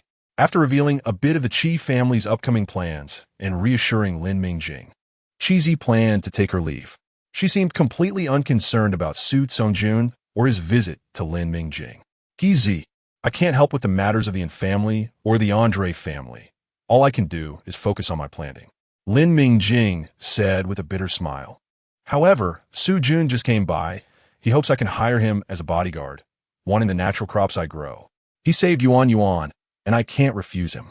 Qi Zi recalled what Uncle Qi had said and tried to speak calmly. "Mingjing, I've said it before, you are free. The planting area is now your territory. You can make decisions as you wish, and whether to hire him is entirely up to you. Having an extra person to protect you isn't a bad thing." Lin Mingjing smiled at Qi Zi. "All right, I know you're busy, so I won't keep you. I'm heading to the planting area too." After sending off Qi Zi, the house was completely empty. Lin Mingjing returned to the laboratory to continue her interrupted work. Though she had things to do, she couldn't calm down. The current cooperation model with the Qi family hadn't changed because they were facing the Andre family, which had a long-standing feud with the Qi family. But what if it were different? Or if there were greater interests at stake? She would definitely be the one abandoned. Just look at the situation with Su Jun. Lin Mingjing didn't believe the Qi family truly thought he was harmless, yet he remained by her side. Whether it was that the Qi family was overly confident or setting a trap, their plans hadn't informed her, the person involved at all. Even when she brought it up herself, it was merely superficial pleasantries. Ultimately, it came down to her being too weak, not worthy of being treated as an equal partner. Seeking justice for herself? She preferred to find her own footing. It seemed there was no way to lay flat. If she wanted revenge, if she wanted fairness, someone had to be willing to listen to her seriously.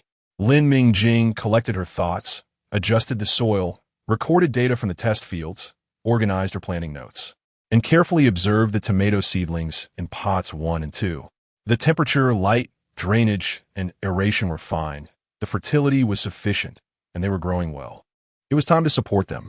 Lin Mingjing chose a cross-shaped frame, which was well ventilated and stable. She was genuinely afraid of these two delicate little things, fearing they would suddenly throw out a message saying, I don't want to live anymore." At the Infamily's mining site, a person lay face down in a room, dark red blood flowing from his body and pooling on the ground from the dried bloodstains. It was clear that the person had been lying there for a while and was beyond saving. If Lin Mingjing were there, she would definitely recognize the body lying there as the manager she had dealt with from the Infamily. A few people were still standing in the room, yet they seemed oblivious to the scene that resembled a murder scene. The room was terrifyingly quiet, with only the sound of rustling as the lone man sitting in the room wiped his silver laser gun. He wiped the gun slowly. How much longer? His voice was low, devoid of emotion, but the few people standing in the room were sweating, some even soaking their backs. Soon, a strong energy response has already been detected. The energy fluctuations resemble those in the data. We should be able to extract it shortly, one of them answered, trembling. Soon? Right away. The man's tone rose slightly, his wiping motion slowing. The atmosphere in the room became inexplicably eerie. "Colonel Andre, it's not that we want to delay. It's just that the stronger the energy response, the greater the interference. The intelligent mining equipment can't be used, and we can only let those kids mine in the most primitive way. However, many kids can't withstand the energy radiation, and we don't have enough manpower. Chi's side is also keeping a close watch. There's really no way out. Before he could finish pleading, a silver flash flickered, and the man who spoke fell to the ground, a hole appearing in his forehead, blood gushing out and quickly pooling on the floor. With a bang, the remaining people all knelt on the ground, wanting to plead for mercy, but finding themselves unable to make a sound. I don't like that title. The man referred to as Colonel Andre had a cold expression. If there aren't enough people, then go find some. Stealing or robbing doesn't matter. No matter what methods you use, within 2 days I must have. Who? Before he could finish, the man shouted fiercely, raising his hand and firing a shot. The silver laser shot toward the window with his cold voice. This was completely different from a mental power he had used to kill silently before. The power was tremendous, and the composite glass, said to be able to withstand bullets, was completely shattered, glass shards flying everywhere. The person closest was cut all over the face by the flying glass shards and was covered in blood. The man had already rushed out while firing, but outside, it was eerily quiet, with no one in sight, only the sound of the debris from the destroyed wall falling. Full Mars course early in the morning. As usual, I inspected the planting area, pulling out diseased plants, disinfecting the soil, mixing the nutrient soil, and finishing the planting area. The tomatoes in the 2 planting pots were growing well, having climbed up the trellis set up yesterday, with leaves unfurling to soak in the artificial light. There were no unexpected alerts, and the growth countdown showed about 8 hours left, which was great. If it continued this way, the harvest could be done in the afternoon. Everything inside, and I was fine. Lin Mingjing, with a nutrient solution in her mouth, went out to pick up Yuan from the hospital. "Boss, good morning." Just as she stepped out, she saw Su Tsongjun at the door, still dressed in combat gear and wearing a mask. He no longer looked like he was barely hanging on. It seemed the class of mental power potion didn't have much effect on him. "You ready to go to work? So soon?" Lin Mingjing was a bit surprised. She was anxious to pick up Yuan, and the terminal showed it was only 7:23. No one was this eager for an 8 o'clock start. "Have you eaten?" "No." Su Tsongjun replied quickly. Lin Mingjing was taken aback. She was just not used to interacting with this Federation star peacefully and had unconsciously used the most common greeting from her past life. What was going on with him? Did she have to treat him to a meal? "I just came from the hospital. The little boss still needs 3 hours of treatment time." Su Tsongjun smiled. "I got a piece of news that the boss will definitely find useful. By the way, I came to see if that all-purpose robot housekeeper has started building my future shelter." Lin Mingjing felt a bit guilty. She had completely forgotten about this matter. Lin Mingjing could only invite him in and casually handed him a high-grade nutrient solution to make up for her forgetfulness. "I went to the Infamily mine last night and ran into an acquaintance, Andre," Su Tsongjun said while sipping the nutrient solution, doing something that would have been absolutely against dining etiquette before, but now he did it effortlessly and with pleasure. "If it were me, I could probably guess what was happening in the Infamily mine, so I came to report to the boss early in the morning." There was another reason. Chi Zi should explain to Lin Mingjing the long-standing grievances between the Chi family and the Andre family. With her intelligence, she would definitely understand that he had deliberately come to find her for cooperation before the Chi family arrived. He was taking advantage of the information gap, deliberately blurring the conflict between the Chi family and the Andre family, which could be seen as defrauding her. To make up for the rift caused by this action, he had rushed to the Infamily mine for a night reconnaissance after taking the class a mental power potion. He really found a clue this time, and that was a relief. Thanks to that arrogant guy, Andre. Lin Mingjing looked at him with a half-smile. So passionate about work. "No, this is to atone for my sins. I did hide some information yesterday. That was my fault." Su Tsongjun quickly recognized his mistake when he saw her expression, knowing when to bow his head. His crisis management and decision-making course had always been a perfect score. Recognizing his mistake so quickly surprised Lin Mingjing. A person of his extraordinary background actually bowed his head so easily. It wasn't this easy in the 21st century, where everyone was equal, let alone in the interstellar era, which had subtle hierarchical pressures. Lin Mingjing coughed awkwardly. "Let us talk about your findings first." She wasn't that angry. Although Chi Zi later mentioned the grievances between the Chi family and the Andre family, she realized that this Federation star was trying to manipulate her. He was using this incident to guide her to discover that the Chi family held an absolutely dominant position in their cooperation, able to change strategies at any time while she had no means to respond and could only be forced to accept. He was also subtly using the information gap to deepen her sense of crisis, guiding her to subconsciously follow his judgments in making choices. A clever tactic, but it clearly contradicted his claims of wanting to cooperate sincerely and lay everything bare. However, he hadn't exactly deceived her. The crisis indeed existed, but he had accurately identified and amplified it, prompting the two to reach a cooperation agreement. Lin Mingjing hadn't suffered a loss either, so she didn't express her anger, but she still had to assert her stance, or else she would be completely at his mercy. Seeing him so active and earnest, and his remorseful demeanor was quite pleasing, the two tacitly decided to let this issue slide. The Andre family violated the agreement and sneaked into planet L307. And it was indeed Andre, the new leader of the family's next generation. Su Tsung-jun deduced that with the strong energy response, the presence of many miners, and Andre appearing here, there was only one possibility. The family was illegally harvesting star cores. Su Gongyun spoke Ganli, and one could glimpse the cold and somewhat ruthless core of the Federation Major General. He always spoke the most brutal words in the most mundane tone. Star core? Is it the one I know? Lin Mingjing's voice was filled with confusion. As an ordinary resident, she really didn't know what star cores could do or what impact mining them would have since it was illegal. The original body knew about star cores. The Federation's popular science content mentioned that only planets with star cores could be transformed into habitable planets, but it was just briefly touched upon without other details. If it weren't for the original body status as a top student, Lin Mingjing might not have quickly connected what Su Tsung-jun meant by star core. Seeing the family, or rather the Andre family, go to such lengths to violate interstellar laws and the agreement set with the Chi family to mine, it was clear that this thing must hold enormous benefits. However, as an ordinary resident, Lin Mingjing didn't know that and could only ask Su Tsung-jun. This was when the role of the Federation star became apparent. Seeing him silent, Lin Mingjing urged him with her eyes, "Hurry up, don't dawdle."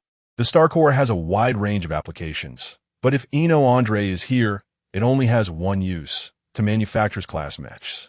Su Tsung-jun's eyes slightly curved, and judging by the muscle movement, he should be smiling, but the cold glint in his eyes made people's hearts tighten.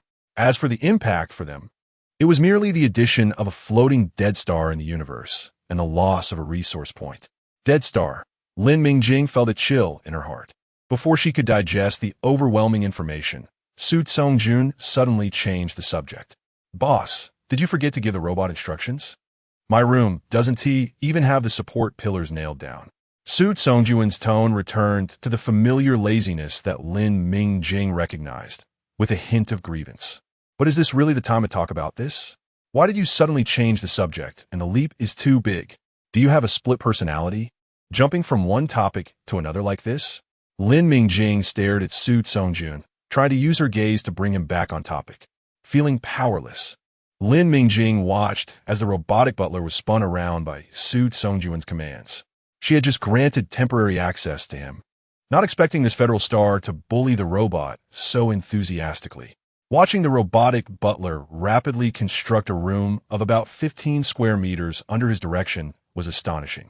It was truly a marvel of interstellar technology. However, this speed must be taxing on the robot, as the exceptionally versatile robotic butler was simultaneously emitting sounds of insufficient energy. Charging, while quickly running into the small building. Only after connecting to the charging station did its display return to normal. Lin Mingjing couldn't help but feel a twinge of pity from this series of actions. Lin Mingjing turned her head away from the robotic butler, feeling somewhat guilty. She looked at Su Tsung-jun, who was still circling the small room. "All right, now you can tell me why you deliberately stopped me from going out?" When Su Tsung-jun started to change the subject and mess with the robot, she vaguely guessed that he was doing it on purpose to prevent her from going out at that moment. But for what reason? She just wanted to go to the hospital to pick up Yuan. Lin Mingjing frowned. "Do you not want me to go to the hospital? Is Yuan in danger?" So perceptive, Su Tsung-jun thought to himself, secretly admiring her, and calmly replied, "Last night, I discovered Eno Andre was here. So I immediately relayed the information to the Chief family's deputy commander. Around 3 in the morning yesterday, the Chief family assembled a large armed force and attacked the Infamily mine. The two families engaged in battle last night. With Eno Andre present, the Chief family couldn't entirely suppress the Infamily, and they also suffered casualties. The Chief family's hospital is currently busy. I guess they wouldn't want you to see that scene, so it's better for us to leave a bit later." Lin Mingjing looked at him, who seemed relaxed and carefree, but he really knows how to stir things up. Last night, while she was quietly sleeping, this federal star single-handedly instigated a conflict between 3 families. From his description, the battle must have been quite intense, yet he was here bullying a robot as if nothing had happened. Truly impressive. Lin Mingjing asked. "The Chief family has already discovered the illegal activities conducted by the Infamily, so what you said about collecting star cores should have been stopped. Planet L3071T turned into a dead star. So what is the point of you urging me to obtain the admission notice for the planting master cultivation base?" The federal star stopped moving and asked in a strange tone, "I should have said that the collection of star cores would be halted, right? Huh? Didn't you say that collecting star cores is illegal, and that Eno Andre has already been discovered? How can he still collect star cores? The Chief family also?" Lin Mingjing paused when she saw the indifference in Su Songjuan's eyes. "The Chief family? Are you saying the Chief family will continue to collect star cores? Why? Isn't their Chief family base here? And there are so many ordinary residents living here." Lin Mingjing's voice grew softer as she spoke. Suddenly, she thought of Eno Andre. The Andre family is a long-established family that controls energy manufacturing. The resources that would make the young leader they cultivated risk everything, even at the cost of completely severing ties with the Chief family, must be incredibly valuable. Although Eno doesn't care about the lives of others, he values his own life greatly. You have to understand that if he violates the agreement and infiltrates planet L307, the Chief family could find an excuse to have him remain here permanently. The things he is willing to take risks for, just think about it. Wouldn't the Chief family also be tempted? Su Songjuan's voice sounded lazy and indifferent, but Lin Mingjing felt he was not as calm as he seemed. Indeed, in the next few sentences Su Songjuan spoke, there was a strong undertone of sarcasm. "The Chief family base," Su Songjuan said, "there are plenty of bases. If one is gone, there will be another. When have you ever seen a lumberjack worry that after cutting down one tree, he won't have any trees left to cut? As for ordinary residents, the better ones will provide humanitarian aid, assisting them in relocating to another planet, but those planets may have environments worse than the current L307. I guess you wouldn't want the little boss to suffer, but you shouldn't worry. The Chief family won't give you up for now. They will take care of you and the little boss." Lin Mingjing frowned. As far as she knew, the interstellar community classified every human-inhabited planet into tiers. Lower-tier residents need to meet a series of conditions to apply for immigration to higher-tier planets. Previously, her uncle's family could apply for immigration because Lin Mingho was detected to have mech compatibility. He was also a promising A-class psychic. If she had intervened, he should have smoothly obtained military school admission qualifications, and only then would their family have been eligible to apply for immigration. It's easy to see that if mass immigration occurs, most ordinary residents can only go to lower-rated planets. Not only would years of hard work go to waste, but immigration also requires a hefty fee charged per person. In the densely populated area of the lower city, how many families can afford this fee? Take Lin Mingjing, for example. She is a gifted planting master student with a starting point higher than most. If it weren't for her special ability, relying solely on herself, she wouldn't be able to cover the immigration costs for herself and her sister. Thus, she was left with only 2 options. First, find a backer and sell herself off cheaply, signing a contract for at least 10 years. Second, wait with her sister to be assigned to a garbage planet, where no immigration fee is required, but they would have to endure extreme conditions to fight for a chance to get ahead. However, for 2 girls who basically lack any offensive capabilities, whether they can survive on a garbage planet is a big question. The malice from the environment on a garbage planet is only a small part of the problem. The malice from fellow humans is often even more terrifying. That is a place where the light of the Federation cannot shine. Boss? What's wrong? Su Songjun's voice brought Lin Mingjing back from her daze. Su Songjun looked in her eyes. We can set off now. When they reached the door, Lin Mingjing still quietly asked, is there any way to stop it? After all, it's illegal. What if the Chi family? There is no what if. Su Songjun's voice was cold. Andre is the perfect scapegoat. The Chi family will not let this opportunity slip by. He looked down at the girl's furrowed brow, lowering his tone to sound exceedingly gentle. But his words were like a sharp knife, glinting with cold light. Lin Mingjing, there's no way. Neither you nor I can do anything about it. You guessed again? Interstellar time 913. Lin Mingjing's terminal received a message from Chi Zi. Mingjing, I need to deal with some urgent matters today. I'm sorry I can't accompany you to pick up Yuan. I have already communicated with Ji Lao. Yuan is recovering well and will be out of the treatment pod at 10 a.m. today. You could go directly to the treatment room we used last time. I will visit Yuan in the evening. Seeing Lin Mingjing standing at the door with a complicated expression while checking the terminal, Su Songjun said, that must be the Chi family's prospective commander. It seems there is a result. The Chi family should be preparing to take over the Infamily mine completely. Lin Mingjing replied to the message and casually asked, did you guess it again? Not difficult, Su Songjun chuckled lightly. Given the Chi family's current display of humility and the presence of a suspicious person like me around you, if there weren't more important matters, that all-around prospective commander would definitely come to pick you up personally and then go to meet the young boss together. What sudden, important event could the Chi family have now? Her name is Chi Zi, Lin Mingjing answered. Let's go, suspicious Mr. Sujun, we should set off. You really estimated the time accurately, just 2 minutes apart. The two stopped talking and hurried toward the hospital. At this time, the Infamily's mind was indeed, as Su Songjun had guessed, the Infamily was being completely suppressed. The Chi family was collecting evidence to legally expel the Infamily while arranging their personnel to take over the Infamily mine comprehensively. From now on, it should be called the Chi family mine. Chi Zi stood in a damaged room, accompanied by Chi Bai. Chi Bai turned over the two corpses on the ground, looked at one of their faces, and said with certainty, it's him. He was the one who took over when I accompanied Lin Mingjing to pick someone up last time. Chi Zi nodded. Can you tell anything from the gunshot wound? The energy response on the corpse is too low to determine anything. Chi Bai shook his head, his gaze shifting to the shattered window in the room.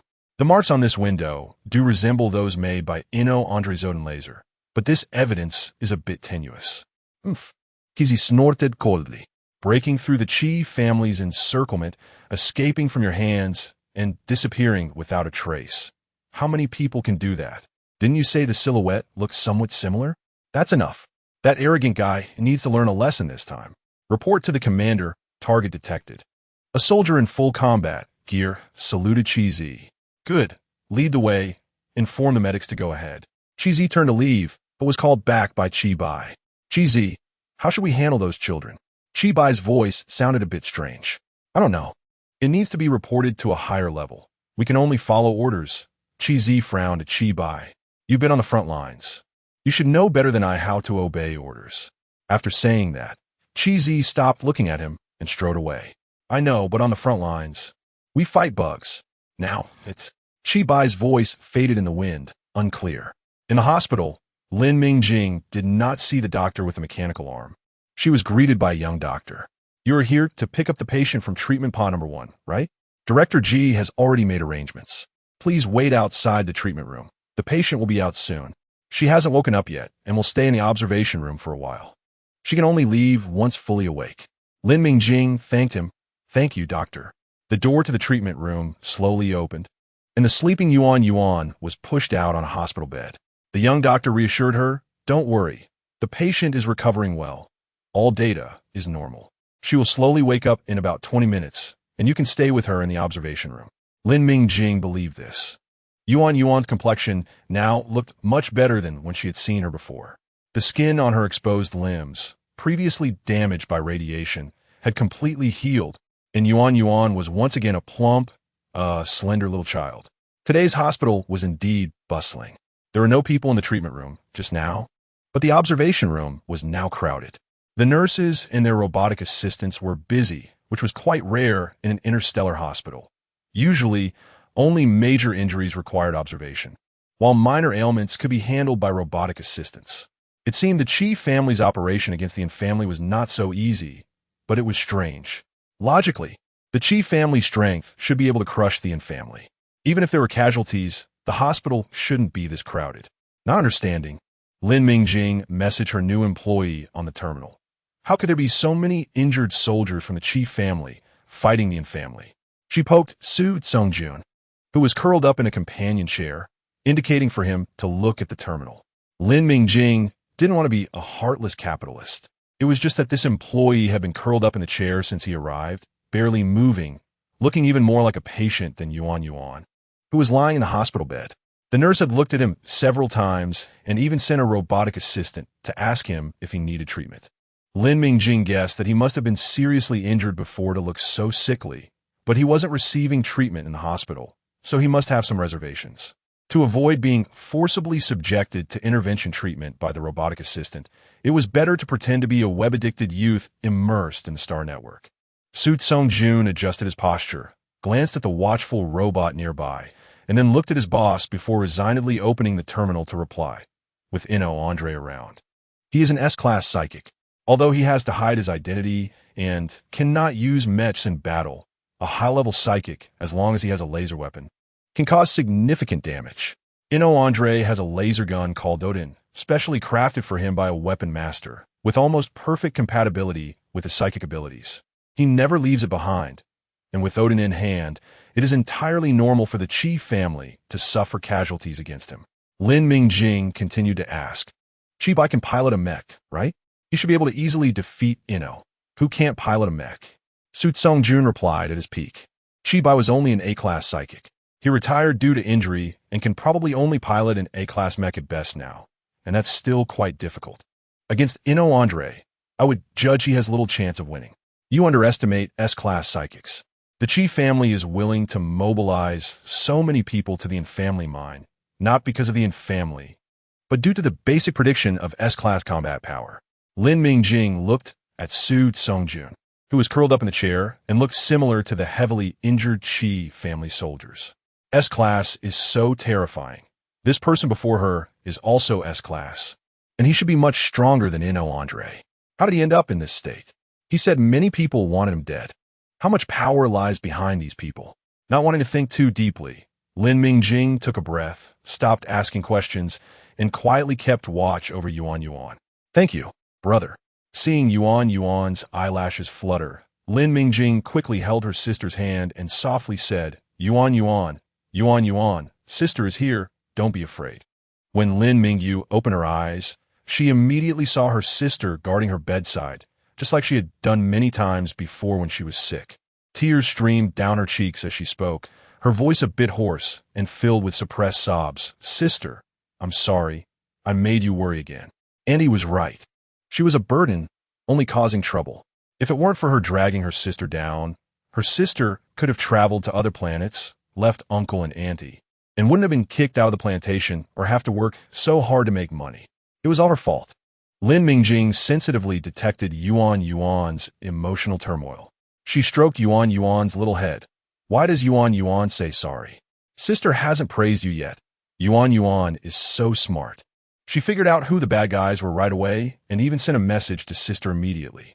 Our Yuan is both brave and clever, better than anyone else. Sister is really lucky to have such an amazing sister. Lin Mingjing was not there to comfort her younger sister, a little girl, facing two adults with ulterior motives, one of whom was experienced and skilled. Yuan was able to detect the malice of the other party at the first moment and quickly reacted with the most correct self-rescue actions. She truly felt that this sister was brave and smart. The elder sister, Lin Mingyu, was crying even harder. She not only did not blame her, but also comforted her. Lin Mingjing wiped Yuan's tears and pretended to lighten the mood by teasing her. Why are you dropping little pearls? Who said before that you were so grown up? Who said that? Boss, I can't hold it anymore. Seeing the two sisters busy confiding in each other, Su Tsongjun had to awkwardly interrupt. If he delayed for a few more minutes, he would be reported as a suspicious person by this rigid assistant robot. Lin Mingjing and Yuan on the hospital bed Both looked in Su Songyuan's direction and saw that the assistant robot was being held down by a hand on its round head, and the warning light on the display had turned yellow. It was still repeating, "Please do not disrupt medical order. Please do not disrupt medical order." Lin Mingjing felt a bit embarrassed. "Ahem, Su-jun, let it go." She then told Yuan, "Let the assistant robot check, and we can go home soon." The child on the hospital bed obediently nodded. Su Songjun quickly released his grip just before the robot's warning escalated, allowing the round-headed robot to continue its obstructed work. 10 minutes later, holding the permit issued by the assistant robot, Lin Mingjing finally took Yuan out of the hospital. She held Yuan, who was adamant about not being carried, and slowly walked home, with Su Songjun behind them looking like he was still unwell. The speed of the three of them was really slow. Lin Mingjing carefully said to Yuan, "Yuan, the brother next to you is a new employee I hired. He will live in the yard from now on, and his name is Su-jun." Yuan turned back and smiled at Su Songjun. "Thank you, brother, for saving me before." Both Lin Mingjing and Su Songjun were surprised. Lin Mingjing was puzzled as to how Yuan knew about this since she hadn't told her. Lin Mingjing didn't want to tell Yuan right now that it was Su Songjun who saved her, fearing that Yuan might feel she was causing trouble again. After all, her job didn't require hiring help. Yuan was smart. She might think that it was because Su Songjun saved her that he became this new employee. She didn't want Yuan to feel too burdened. This little girl had already gone through enough hardships. Su Songjun was surprised that the child had such high potential, being able to sense mental power fluctuations even in a comatose state. He looked down at the smiling child. "Little boss, no need to be polite. It's just a small matter." "Huh?" Lin Mingyu's round eyes were filled with excitement and confusion. No one had ever called her that before. "Sister, is that okay?" "Of course. As long as you two agree." Lin Mingjing took Yuan and walked home, listening to the occasional words exchanged between Yuan and Su Songjun, and surprisingly felt her heart, which had been floating in the air, slowly descending. Troubles were coming one after another, and there were many things to face. But at least now she could protect the important people, and she had a seemingly reliable ally. At the family mine, when Chi Zi arrived at the destination, she saw that Old Ji was actually on site. She quickly walked over. "Old Ji, what are you doing here? I heard it was just some kids, so I came over." Old Ji's white coat was dust-covered, and there were still stains on his mechanical hand. He had already gone down. He sighed slightly and said, "The data has all been compiled. Take a look. 97 miners, 43 of whom are 10 years old or younger, without exception. The mental power pool has caused irreversible damage." Cheesy's tightly pursed lips turned a bit pale. "Old G, I need to go down and take a look." Cheesy did not doubt Old G's judgment. He was very attentive to miners. With the current outcome, it seemed that there was really no way to fix it. "Go ahead. Remember to wear a protective suit." Old G waved his hand, and a stooped back turned away. When Cheesy reached the depths of the mine, she saw a group of pale-faced, small children huddled together in the rugged tunnels. There was no decent shelter here, only the uneven pits they had dug themselves. The only light came from the fluorite lamps, dim and unclear, illuminating the hollow-cheeked children and making them look even more like a group of floating ghosts. "What is wrong with those kids?" Chizi pointed to a group of particularly small children. They were obviously very scared but were lying on the ground, motionless. "Are they injured? Where are the medics?" "Report to the commander. Director G has personally checked. They are in a near-death state and cannot be treated." A medic who had come running immediately answered. Chizi frowned under the mask. "Can't we take them up? There's an energy field suppression here. Once they leave, they will immediately experience a mental power riot." Old G, who had come down at some point, answered Chizi's question. "Just take a look and go up. You still need to report." The noise from a mental power riot would be too loud and detrimental to the Chi family's subsequent actions. Chizi looked around at the children, big and small, and could only nod. "I understand." After organizing and sending out the report, Chi Zi stood in a daze. The Chi family must have the Star Core. The fate of those children would probably not be good. Not knowing how much time had passed, she could only see the artificial sun about to fall. And Chi Zi received the order, "Continue mining." At the same time, in the dim mine tunnel, a medic in protective clothing caught sight of a figure out of the corner of his eye. He walked over. "Are you a survivor? Don't be afraid, Before he could finish, a hand swiftly snapped his neck, and he fell limply, dragged into the darker depths of the mine. Tomato with sugar, boss. I'm not going in. Su Tsongjun consciously stopped in the front yard. My mental power fluctuations will interfere with your work. Lin Mingjing nodded, thought for a moment, and took out 30 bottles of high-grade nutrient solution. Here, take it. The salary is a bit low, but at least it covers food and accommodation. She was destined to never make a fortune. Not everyone could be a heartless capitalist. Su Tsongjun saw the pile of high-grade nutrient solutions with the Xingyuan logo. A bit surprised, but seeing Lin Mingjing's serious expression, his eyes curved into a smile. Then, thank you, boss. Lin Mingyu curiously looked at the extra little room in the yard and politely said goodbye to Su Tsongjun. Goodbye, brother. When she returned to the room with her sister, she curiously asked, Sister, will the brother live with us in the future? Lin Mingjing looked at Yuan's sparkling eyes, which were filled with excitement. It seemed that Yuan had a very good impression of this lifesaver. She had previously worried that having a stranger at home would put pressure on Yuan, but it seemed she had overthought it. He won't live with us. Lin Mingjing looked at Yuan's slightly disappointed expression and felt a bit jealous. Why did Yuan like him so much? The sister was feeling jealous. Yuan should like her the most. Lin Mingjing playfully hugged the soft Yuan. Haha, sister, don't mess around.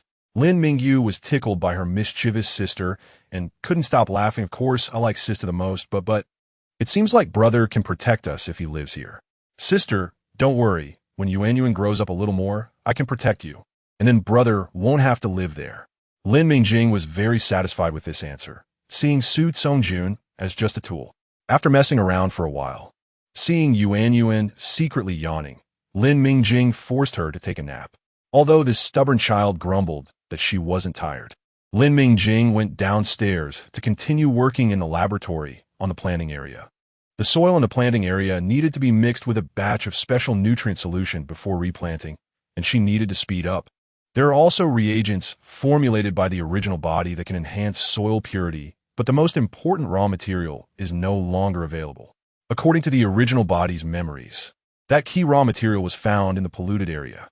Lin Mingjing needs to expedite this research.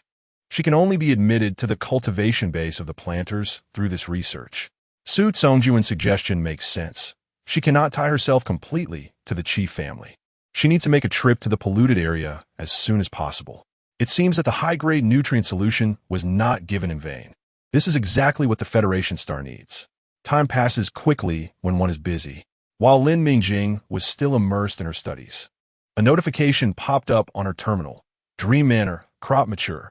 Lin Mingjing looked up, her gaze passing through the transparent glass of the lab. In the compartment where the planting racks were placed, a tempting red hue was hidden among the deep green leaves, and she could vaguely smell an enticing sweet and sour aroma. Lin Mingjing hurried to the planting rack, and what a bountiful harvest! 2 pots of tomato vines were growing robustly along the cross-shaped wooden frame, with egg-sized tomatoes hanging in clusters on the main stem, each one bright red and completely ripe. Getting closer, she could indeed smell the distinctive sweet and sour scent of tomatoes. Judging by the shape of the leaves and the size of the ripe fruit, these were plum tomatoes, which taste great and are particularly suitable for eating raw. Lin Mingjing couldn't help but salivate at the thought of eating them. She used pruning shears to cut down each ripe tomato, fantasizing about being able to harvest another wave. What the game had a bug. She couldn't miss any opportunity to take advantage of the game. As it turned out, the game's rewards were not easy to obtain. By the time Lin Mingjing had harvested all the ripe tomatoes, the game prompt, Restore Soil? Yes, no, popped up rudely in front of her, and the golden exclamation mark seemed ready to snatch away her star coins. Sighing, Lin Mingjing resignedly chose yes, with no other option that could count. A notification sounded, deducting 2,000 star coins. Fortunately, she had harvested a total of 32 tomatoes, all with perfect appearance and no damage, each weighing exactly 30 g, not a gram off. After receiving the test report for the tomatoes, Lin Mingjing was even more satisfied. Purity 91. 32. Activity 8. 87. This was the best data among the crops she had planted so far. Although the investment was the largest, if she could mass produce them, the profit would be greater than that of the ground beans. Lin Mingjing happily opened the game's seed shop, but a curse was stuck in her throat, and all her words turned into a single exclamation, "Damn it." The shop indeed had tomato seeds available, and they were seedlings that could be directly transplanted. But looking at the price, 100 gold coins per seedling. Yes, game gold coins, which translates to 1,000 star coins. 1,000. The 10,000 star coins she just earned from selling lettuce could only buy 10 seedlings. Reflecting on the tortuous process of planting tomatoes, she doubted whether these seedlings could guarantee a 100 survival rate. Probably not, let alone planting them in the ordinary fields of the planting area. According to the data from her experimental field, even the bean seeds rated as perfect with their exceptionally resilient vitality could not ensure a 100 germination rate in the soil of the planting area. Mass production was simply not feasible, at least not at this stage. Lin Mingjing was increasingly convinced that the perfect bean was a game bug. She might as well stick to planting ground beans.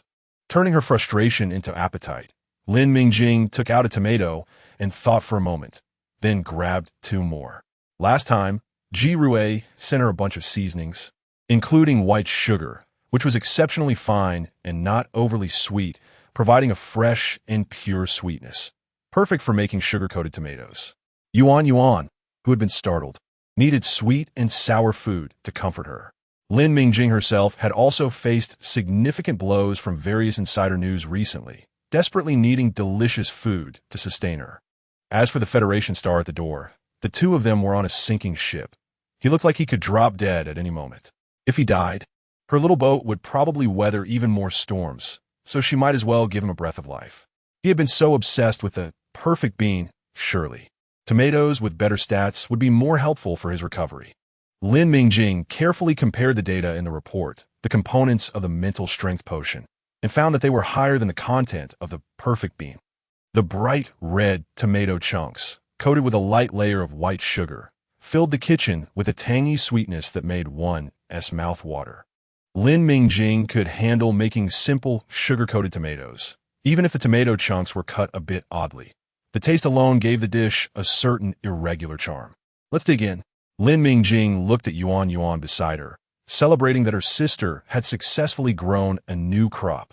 Great! Congratulations, sister, you're the best. Yuan cheered enthusiastically.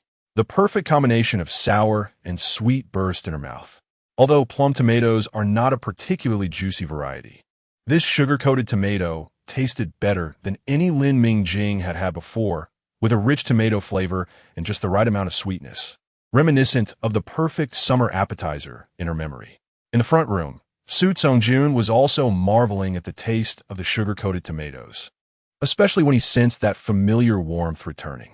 He remembered the little girl named Yuan who had brought him this food. Sister said, "This is for brother." Her tone was casual, and her expression was unusually calm. She was still young and didn't understand the value of this food. But what about Lin Mingjing? She couldn't possibly be unaware. She had already given him a blunt reminder before. Given her previous caution and intelligence, did she not realize the consequences of her actions? What if she was swayed by profit and sold him out? The Federation's powers were mixed. For him, if he had the intent, he could surely find a suitable buyer and make a particularly lucrative deal. Was being grateful and honest really that useful? Or had his previous image in the Federation star been too good? Forget it. No need to think anymore. He had a headache. A small bowl of sugar-coated tomatoes was quickly devoured. Even a usually sensible Yuan quietly asked, "Sister, can we eat it again when we grow more in the future?" Lin Mingjing felt a bit embarrassed. Her face flushed after asking that, but her big, watery eyes still gazed at her sister, filled with longing. Lin Mingjing smiled and nodded. "Of course, if you want to eat, sister will plant more, and we'll eat to our heart's content." The items in the game warehouse could only be shared with Yuan. Now that she had grown tomatoes herself, there were still 995 tomatoes left in the game warehouse. Enough to last a long time. Garlic had also been unlocked, and she had oil, so tomorrow she would make a dish of garlic lettuce for Yuan. After a brief rest, the sisters continued to study separately upstairs and downstairs. At such a young age, Yuan was already showing signs of being a top student. She was actually going to attend regular school tomorrow and was busy catching up on the lessons she missed yesterday. When Lin Mingjing wanted her to take another 2 days off, Yuan firmly refused. Sister, I'm in great health. I want to become a mecha engineer. There are many courses I need to learn, and I can't take leave casually. What? You want to be a mecha engineer? Lin Mingjing was stunned by her sister's sudden ambition. With Yuan's small stature, becoming a mecha engineer requires passing the suitability test for mechas, which is just the first step in a long journey. Physical fitness must keep up. Mecha engineers need strong bodies to endure mecha training, and stamina, endurance, and coordination all need to meet a stringent rating. Lin Mingjing's gaze swept over Yuan's slender arms and legs, and she remained silent. By the way, sister, that cool doctor uncle said that when my mental strength pool stabilizes, I can go test for mecha suitability, right? I feel like I've fully recovered and can go anytime. When you have time, can you take me? Lin Mingyu looked up at her sister, blinking her eyes. She had already realized that her sister was easily swayed by this kind of thing. All right, let's go when Yuan is on holiday. Lin Mingjing could only respond this way under Yuan's seemingly cute attack. She couldn't dampen the child's enthusiasm and had to support her dreams. After Lin Mingjing managed to persuade herself that her currently soft and adorable sister might turn into a cool and aloof older sister in the future, she began to continue studying. However, before she could finish the task she had set for the day, she received a message from Qi Zi on her terminal. Mingjing, I'm coming over to see Yuan. I'll arrive in about 10 minutes. Great, another late night ahead. At the same time, she also received a message from Su Songjun. Boss, come out for a bit. Your robot butler is about to attack me. I suspect it has a personal vendetta.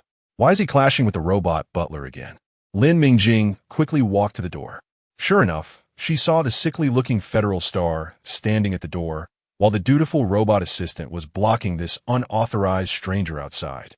Lin Mingjing's arrival broke the standoff between the person and the machine. The robot butler lifted the alarm and resumed cleaning. Lin Mingjing casually asked, "How are you bullying it again?" "It's not me bullying it. It's just that its alert level is set too sensitive. For unauthorized persons, it could take action to expel or shoot within 5 minutes." Su Songjun said with an expression of nonchalance. Handing Lin Mingjing the utensils, he used to mix sugar with tomatoes. "It was delicious, thanks, boss." Lin Mingjing was still pondering his seemingly ordinary, yet unusual remark. This square-headed robot could actually shoot at interstellar residents? Isn't that a bit abnormal? The federal law clearly states that robots cannot harm humans must be coded into every robot's source code, even for non-lethal domestic service robots. By the way, boss, that prospective commander named Qi Zi should be coming to see Yuan. If she asks about Yuan's experiences in the mine, tell her I don't remember anything. Su Songjun's words pulled Lin Mingjing back from her chaotic thoughts. Are you saying the Qi family is worried that Yuan might discover something during her time in the mine? But ordinary residents don't even know what a star core looks like. Isn't that being overly cautious? Lin Mingjing asked, pursing her lips. Just like her, even if she knew such a thing existed, she probably wouldn't be able to identify it if she held it in her hands. This information wouldn't even appear on the ordinary StarNet. Who knows? It's always better to be careful. Su Songjun seemed to smile slightly. I'll head back first. If you need any clarification later, just message me. He left gracefully, but his words cast a shadow over Lin Mingjing's heart. Lin Mingjing had previously tried to ask Yuan about her experiences in the mine, but Yuan could only say that she had been mining, then exchanged for nutritional fluids, feeling hungry and having a headache, and that was it. She truly remembered nothing else. Lin Mingjing didn't go to tell Yuan that Qi Zi might ask her about the mine situation. Qi Zi was calm and rational, and her keen observational skills were terrifying, as Lin Mingjing had witnessed in the school surveillance room. She didn't plan to let Yuan fabricate a complete memory loss. That would only raise Qi Zi's vigilance and questions. Let her ask. Even if she noticed something that she didn't pay attention to, she would have a way to remedy it. Qi Zi arrived right on time, glancing at the extra room at the front yard as she entered. But she didn't show any extra expression on her face and greeted Lin Mingjing as usual. Mingjing, I'm sorry to bother you. Qi Zi raised the items she was holding. I came to see Yuan and brought the juice from last time. Come in. Yuan will be happy to see you. Lin Mingjing gestured to Qi Zi. Look over there. That Mr. Su Jun and the robot butler built that. He said his psychic fluctuations negatively affect the planning area, so he will live there from now on. Oh, that's good. He is quite capable. Adds another layer of protection. Cheesy nodded, her tone completely ordinary, as if Su Jun were just an ordinary bodyguard. Sister, is Cheesy here to see me? Lin Mingyu's cheerful voice came through. Seeing Cheesy in the living room, she sweetly smiled. Thank you, Sister Cheesy. I'm fine. I can go to school tomorrow. Aren't you going to rest a bit longer? Cheesy placed the items on the table, which were gifts for Yuan. Although it seems like there's no problem anymore. You shouldn't overexert yourself. Thank you, Sister Cheesy. Yuan cheerfully thanked her, her big eyes crescent-shaped. I'm fine. I want to study hard. I can't refuse her. I've already canceled her leave. Lin Mingjing patted Yuan's little head. By the way, weren't you going to ask Yuan something? You can ask now. Our Yuan is a strong little friend and is already fine. Lin Mingjing's tone was very casual, as if she were discussing something trivial. Yes, Yuan is fine. Sister Cheesy, do you have any questions? Yuan can definitely help. Lin Mingyu clenched her little fist, looking excited. She's super amazing. Cheesy's pupils construited, suppressing the slight emotional ripple that rose in her heart. No need. The matter has been resolved. I just came to see if Yuan is really okay. Yuan is indeed a strong child. She is going to school soon. After sending Cheesy off and letting a rabbit doll replace her to lull Yuan to sleep, Lin Mingjing messaged Su Songjun. Come and answer some questions, Mr. Database. Cheesy didn't ask anything and just left. But Lin Mingjing suddenly felt a weight lift from her heart. It seemed that things had settled down. The Chi family had decided to continue mining the star core. The enormous benefits were right in front of them. How could they not be tempted? As for the price that needed to be paid, countless ordinary families might face separation, and many people would be forced to change their fates and suffer greater hardships, even losing their lives. But all of this was nothing compared to the interests of the powerful. Lin Mingjing exhaled. Outside, Mr. Database stood there looking sickly. The pale light shone on him, giving him a layer of silver frost. Lin Mingjing felt he was like an extremely thin knife, as if he could break at any moment. But the gleaming blade could also take the life of its prey at any time. Being weak was dangerous. Seeing Lin Mingjing seemingly lost in thought while looking at him, Su Songjun lightly tapped the transparent glass door with his fingers, the crisp sound particularly clear in the quiet night. Oh, boss, you don't seem to be in a good mood. Come in and sit. Lin Mingjing opened the door to let Su Songjun in. The familiar dining table. The two sat on opposite sides. The scene was very familiar, except for the absence of the robot butler that usually stood beside the 6th grade students. Everything was no different from when they first met. Boss, why isn't that all-purpose robot butler here? Su Songjun took off his mask and cradled a cup of water, lowering his head to sip warm water. No need to worry. Even if the Chi family can modify robots, they can't change the robot's identification program. The first authorized person has the highest authority. It won't harm you. I know, but you won't harm me either, so there's no need to waste energy. Lin Mingjing casually nodded. Mr. Sujun, you guessed wrong. Cheesy didn't ask anything. She didn't mention Yuan's past at the Infamily mine at all. Su Songjun's expression changed slightly upon hearing Lin Mingjing's first half of the sentence. What was this inexplicable trust about? While he indeed hadn't crossed the line to harm innocent federal residents, he had fallen to such a state. People in high positions don't hesitate to show kindness to the lower classes, but when they fall into the mire, their actions often carry greater malice. Why was she sometimes smart and sometimes foolish? Forget it. She was still a 17-year-old child. I'll teach her as much as I can in the future. The storm in his mind didn't delay Su Songjun from answering. If you really felt at ease, you wouldn't have called me so late. Yes, I want to know about collecting star nuclei, how to collect them, what the consequences are, and what signs to look for. I want to know all of this. Also, what will happen to those miners like Yuan? Lin Mingjing looked at the person across from her, her tone unusually firm. All right, you asked, and I will tell you everything. Su Songjun was not surprised. The girl opposite him clearly did not want to gloss over this matter. Star nuclei contain enormous energy that can cause energy suppression, rendering everything that relies on energy in the vicinity non-functional. To collect them, One can only use the most primitive tools. You studied the history of human civilization, right? It refers to those primitive tools that do not rely on any energy and are purely operated by human strength. Su Tsongjun uncertainly asked Lin Mingjing. Many people nowadays do not study basic popular science subjects like the history of human civilization, and he was unsure if she would understand. I know, go on. Lin Mingjing nodded. They were just the most common, ordinary tools from her past life, and she had indeed used a hoe. Only the interstellar residents in the interstellar era, who not only have advanced technology but also possess psychic abilities, would find such tools strange. Su Tsongjun nodded and continued.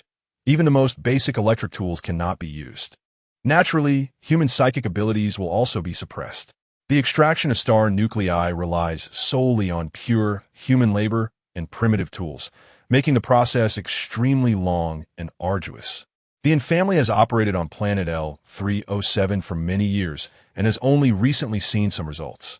However, casually collecting a small piece can yield benefits equivalent to years of investment. As for the consequences, the energy from the star nuclei can suppress the spread of polluted energy on the planet. All recorded data indicates that once the integrity of the star nucleus is compromised, polluted energy will gradually erode the entire planet. No measures taken by humans will work. Even the highest level of energy shields cannot prevent the spread of pollution. The planet would be finished. After losing its complete star nucleus, it would lose its gravity and become a wandering dead star, drifting through the universe. One day, it could collide with a pile of asteroids or crash into another planet, thus ending its drifting journey. But you don't need to worry too much. Collecting star nuclei is not easy, and the spread of pollution takes time. A planet can turn into a dead star in as little as 3 years, with the longest recorded time being 8 years, 1 month, and 3 days. You still have time to get into the planning base, but you need to hurry. The Andre family will not let years of planning go to waste. They will not let it go easily. The disputes here will not cease, and leaving as soon as possible is the best choice. Su Tsongjun looked at the silent Lin Mingjing and added, as for the group of miners you mentioned, because their psychic pools are not fully developed, the energy suppression they experience is actually the least. They're the best candidates for collecting star nuclei. As for their fate, Lin Mingjing seemed to hear a sigh, but it was too faint, and she was uncertain. Su Tsongjun's voice was devoid of emotion. No one can withstand the immense energy of the star nucleus. Those with underdeveloped psychic pools, when subjected to energy interference and suppression, will inevitably die. The better ones will die directly under the energy suppression as their psychic pools gradually deplete. Those with worse luck may experience a psychic outbreak, suffering from the pain caused by the outbreak before they die. Lin Mingjing's voice was dry. Yuan said there are adults in strange clothes watching over them. That should be isolation suits that can shield against the energy of the star nucleus, right? Why not use? Lin Mingjing's voice gradually faded under Su Tsongjun's unhidden ridicule. There are such suits, but they are expensive, the materials are scarce, and they need to be kept under wraps. Su Tsongjun's voice carried a hint of mockery. Besides, the effectiveness is not that great. Staying in them for too long would still stimulate the psychic pool and cause damage. How can they compare to those lower-class citizens who are easy to control and cost-effective? As mentioned by those big shots, Lin Mingjing, do not overestimate the conscience of those long-standing aristocratic families. Their conscience weighs less than 1 milligram. Do not harbor unrealistic fantasies about them, including me. Lin Mingjing took a deep breath. It's late. You should rest. Starting tomorrow, you will be responsible for picking up and dropping off Yuan from school. Also, prepare yourself. I need to go into the polluted area for a while to find something. Having obtained the information she wanted, Lin Mingjing unceremoniously began to rush him out. She had no unrealistic fantasies about him. Any filter she had from her original self had long since disappeared. He was merely a tool. Time to make money. Goodbye. Yuan, don't push yourself too hard. If you feel unwell, contact your sister. Lin Mingjing smiled and instructed her sister, then turned to the Federation's star standing aside. Thank you for your hard work, Mr. Su Jun. Goodbye, sister. The energetic voice came from her adorable younger sister. Okay. The weak response came from the sickly Su Tsongjun. who never expected that one day he would be taking care of a child. Yuan can go by herself. Are you really okay, brother? Lin Mingjing blinked her big eyes, full of worry, feeling that her brother needed to be hospitalized more than she did. Yes, fine. He needs to move around more and get some sun. Yuan, don't worry and don't let your sister worry either. Lin Mingjing said confidently. Just kidding. Not only did she pay his salary, but when she made tomato juice for Yuan this morning, she also shared a bit with this Federation star. So now she felt particularly secure in making him do things. Although Yuan's portion was entirely from the gaming warehouse. Su Songjun's portion was just a bit of leftover scraps mixed with tomatoes freshly harvested yesterday. Yes, I need to get some sun. Su Songjun looked helpless. Under someone else's roof, one must bow their head. Moreover, he should have been careful with his words yesterday, as he might have inadvertently offended his current employer. Lin Mingjing looked up and asked, "Oh, are we going to bask in artificial sunlight?" She sensed that the atmosphere between her sister and brother was strange, but her intuition told her not to ask at this moment. So she hugged her sister again. "Sister, don't work too hard. I will study hard." Watching the two figures, one tall and one short, slowly walk away, Lin Mingjing set aside her worries and immediately returned to the planting area. It wasn't that she wanted to make things difficult for Su Songjun. The test field in the planting area had all the ground beans matured and urgently needed to be harvested. The mature crops could also mutate, so she couldn't let them continue growing in the soil. Additionally, she needed to analyze and organize the planting data. She would be exceptionally busy today. Otherwise, she would have gone along to pick up and drop off Yuan, as she had been scared by the last incident. Although the Infamily's influence on planet L307 had been cleared by the chief family, who knew if there would be any fish that got away. In the test field, the leaves of the plants had turned yellow. Randomly digging up a ground bean, it was entirely yellow, confirming that it was time for a full harvest. Lin Mingjing instructed robots 1 to 4 to collect 4 portions of ground beans from the test field and place them in corresponding storage boxes for her to tally later. Digging the soil, cutting off stems and leaves, clearing residual leaves, and stacking ground beans, the mechanical arms of the 4 planting robots moved swiftly, leaving behind shadows. Soon, all the ground beans in 1 acre of the test field were harvested and neatly stacked in the designated location. The diligent robots continued to work in the test field, preparing for the next planting. After weighing the samples, Lin Mingjing took them into the laboratory. She wanted to see the differences between these 4 portions of ground beans that had been processed in different ways. The results were similar to what she had anticipated. Test Field 1, which was untreated as the control group, was the worst in terms of both yield and quality. The harvested ground beans were shriveled and hollow. The values were better than typical ground beans, but not by much. Test Field 2, which used regular soil with commercial seeds, ranked second for both yield and quality. Test Field 3, which used ordinary seeds sprayed with purification agents, although it couldn't match Test Field 2 in yield and ranked third. Some of the ground beans occasionally tested showed purity values close to those from Test Field 2. The most surprising result came from Test Field 4, which used commercial seeds in purified soil. Not only was the yield high, but the individual values were also comparable to the ground beans harvested from planting pots. Lin Mingjing tried to recycle the ground beans from experiment field number 4 back to the game. Although the game crashed for a while, it still provided perfect ground beans at a recycling price of 1 gold coin per bean. What does this indicate? It shows that the purification agent developed by the original body can definitely change the existing planting environment, a discovery that can surely be written into textbooks. The power of the purification agent is surprisingly comparable to the scientifically unproven soil being integrated in the current stage of Dream Garden. This discovery excited Lin Mingjing for a long time. With this research, securing the Demeter base would be a piece of cake. Now the only problem was obtaining enough raw materials. The raw materials collected by the original body had already been used up by her. And to research a stable and effective formula, she needed to head to the pollution area as soon as possible. She flipped through her memories several times and only knew that the most important raw material was a type of vine commonly found in the pollution area, which she didn't even know the name of, as the original body had only seen it in the pollution area. It seemed that going to the pollution area was unavoidable.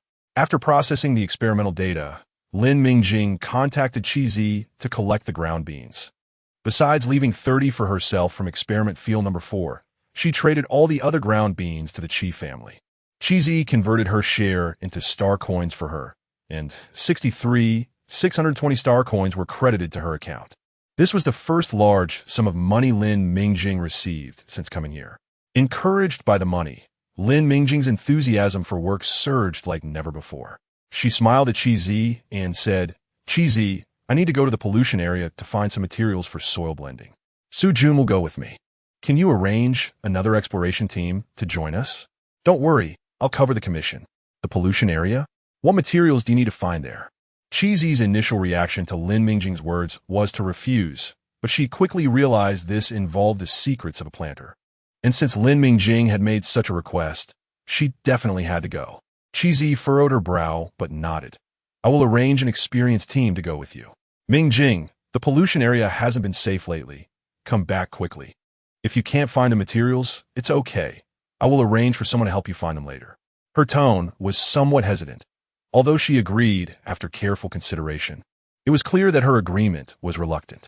Lin Mingjing's mind turned, realizing that the Chi family was probably preparing to exploit the Star Core. Su Jun had mentioned that once the integrity of the Star Core was compromised, the suppression of pollution energy would gradually decrease.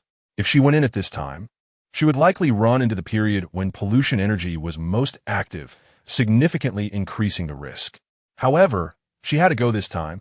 If she didn't go now, as the Star Core was gradually mined, it would only become more dangerous in the future. Lin Mingjing maintained a smile on her face, showing no signs of abnormality.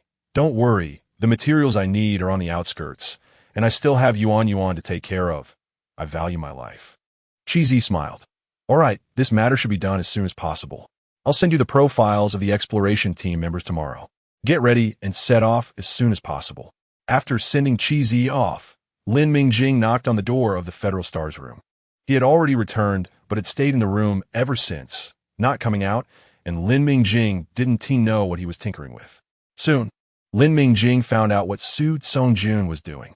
When the door opened, he immediately shared a detailed list of supplies with Lin Mingjing without saying a word. Lin Mingjing was stunned by the densely packed list. Her gaze quickly fixed on the final expenditure item, 136,800 star coins. Robbery. Even if she and T just transferred 50,000 star coins to Ji Rue to pay off her debt, she wouldn't have that much money in hand. Lin Mingjing stared at Su Jun with dead fish eyes. "I have no money, and I have no life either. Boss, life is more important than money," Su Jun said, emphasizing each word. The Federal Star had truly been a favored child of heaven, leading the strongest expeditionary force of the Federation, known to all interstellar residents. So he probably had never experienced a shortage of military funds. Looking at the top item on the list, what weapon is it? W9, a laser carbine, priced at 68,000 star coins. And that special medical kit for the pollution area, priced at 36,000 star coins. Are these things affordable for an ordinary resident like her? Don't think she doesn't know. Not every exploration team entering the pollution area is well-equipped and wealthy. Many are poor workers, barely making a living while circling on the outskirts. The latter group naturally has lower risks and lower profits. A trip into the pollution area could yield 20,000 to 30,000 star coins worth of goods, but these goods are subject to tax, require purification treatment, and must be shared with team members. A little calculation reveals that the high-priced weapons and medical kits on the list are simply not choices for these people. You just sold a batch of natural crops, right? Su Jun expressed doubt, then sincerely said, "Boss, life is more important than money. I grow ground beans. Also, we're just going to the outskirts. The materials I need are available there, and I don't plan to delve deep into the pollution area." Lin Mingjing lowered her voice. "Major General, be practical and choose some reasonably priced items." Without waiting for Su Jun to respond, Lin Mingjing sighed in a tone that seemed to imply she was owed something. "I'm still a child. It's not easy to support a family." "Okay, I'll change it." Su Jun rubbed his forehead, feeling his headache intensifying, even though he had felt much better after drinking that strange tomato juice in the morning. "This won't do. It's too expensive. This one is also out. The cost-performance ratio is too low." "Medical kit?" No, look at what essentials are inside. We only sell essentials, okay? Listen to me. Once something is bundled for sale, there are definitely more unsold items in it. It looks like a bargain, but in reality, the merchants are still making money. Su Songjun took a deep breath to remain calm. Boss, tell me, what is your budget?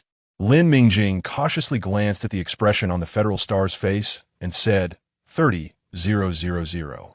She had earned over 60,000 from selling the beans, repaid Jirue 50,000, and had a little over 10,000 left, plus the savings she had before, totaling nearly 40,000 star coins. However, she needed to set aside some money to buy game seeds, so the amount available to spend was really not much. This 30,000 was only possible because Cheesy insisted on not charging the exploration team's commission. Not knowing the cost of living makes it easy to spend. The Federal Star spent money like water. All right, I understand. I'll choose the items. You go prepare the nutrient solution. Su Songjun issued a dismissal order. He was currently suffering from a headache and didn't want to see his nominal boss for the time being. Asking for a budget from her was more painful than asking the former financial officer for military funds, especially since that financial officer had enmity with the Su family. Lin Mingjing obediently turned to leave. She was indeed a bit poor now. This trip to the pollution area was different from the original body's previous tasks. She couldn't stay in the shelter without coming out, so she needed to prepare a lot more supplies. However, it wasn't to the point where she couldn't accept it. Careful budgeting should still be feasible, right? Lin Mingjing hurriedly made the nutrient solution needed for entering the pollution area in the laboratory. She intended to cover the exploration team's rations entirely. Since Cheesy didn't want her commission, she couldn't really be stingy. She made all the ground beans she had left in nutrient solutions. And because the raw materials were of good quality, they all turned out to be intermediate nutrient solutions.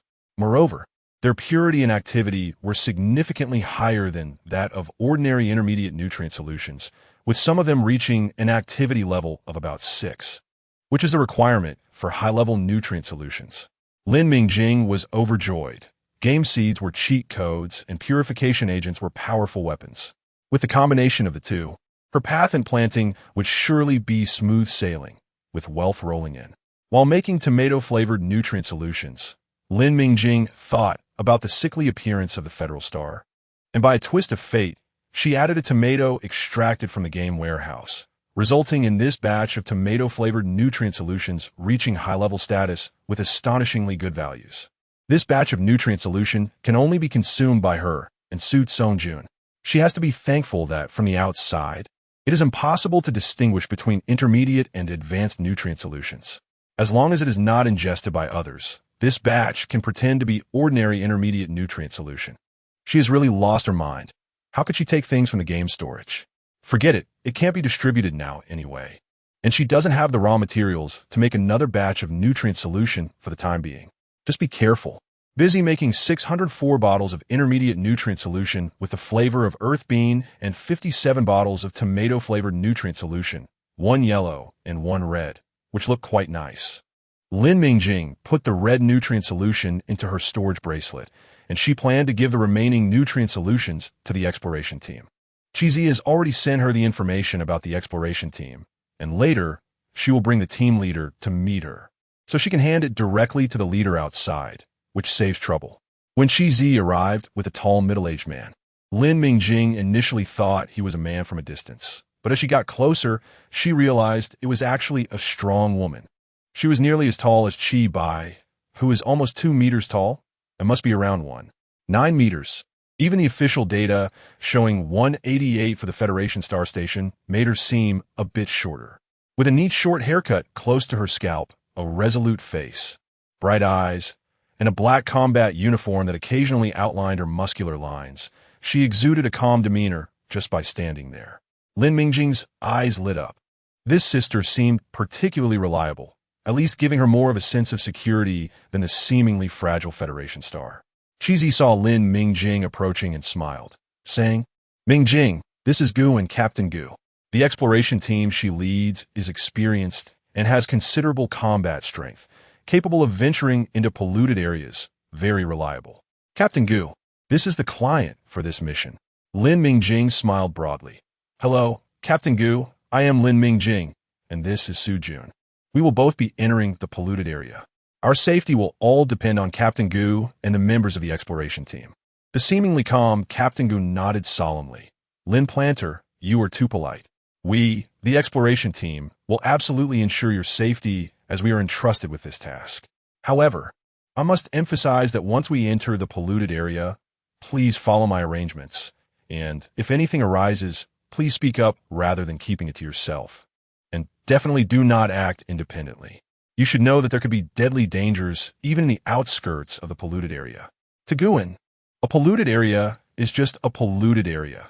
There is no distinction between the outskirts and the inner areas, just arbitrary classifications by humans. They all pose the same dangers and must be treated with utmost caution. She has always thought this way and acted accordingly. And this caution has allowed her to escape death multiple times. Let's deal with that Su Jun, Lin Mingjing thought, feeling even happier. She remembered that this straightforward and responsible attitude reassured her. In the dangerous polluted area, if the companions harbored ulterior motives and engaged in trivial matters, it would truly be life-threatening. She smiled. Of course, as the captain of the exploration team, it must be you leading the way. Guan turned her gaze to Su Songjun beside her, who nodded in agreement. After confirming the arrangements, Lin Mingjing handed all 604 bottles of nutrient solution to Guan. With Qi Zi's persuasion, Guan accepted the items without much hassle. After determining the time and place for departure tomorrow, Qi Zi and Gu and both took their leave. As soon as they left, the delivery robot arrived, which was the equipment that Su Songjun had carefully selected. It was still a cash-on-delivery mode. Lin Mingjing placed her terminal on the small round hand that the robot extended, and a prompt indicating a deduction of 29,880 sounded. She felt a chill in her heart. The 30,000 budget had indeed been spent cleanly by the Federation star. Lin Mingjing was expressionless as she watched the exceptionally tall robot drag several boxes out from her belly, sweetly saying, "Thank you for your patronage. Please give 5-star reviews. And next time you can enjoy a 9 discount. Wait, why does it have a falsetto?" Lin Mingjing looked at the robot with a falsetto voice as it walked away, curiously asking, how can it be cash on delivery? It's just a robot. Isn't it afraid of being robbed? Robots can't harm humans. Su Songjun, unpacking the boxes, replied without looking up, "Boss, let me correct you. Robots cannot harm humans. Not that they can't take action.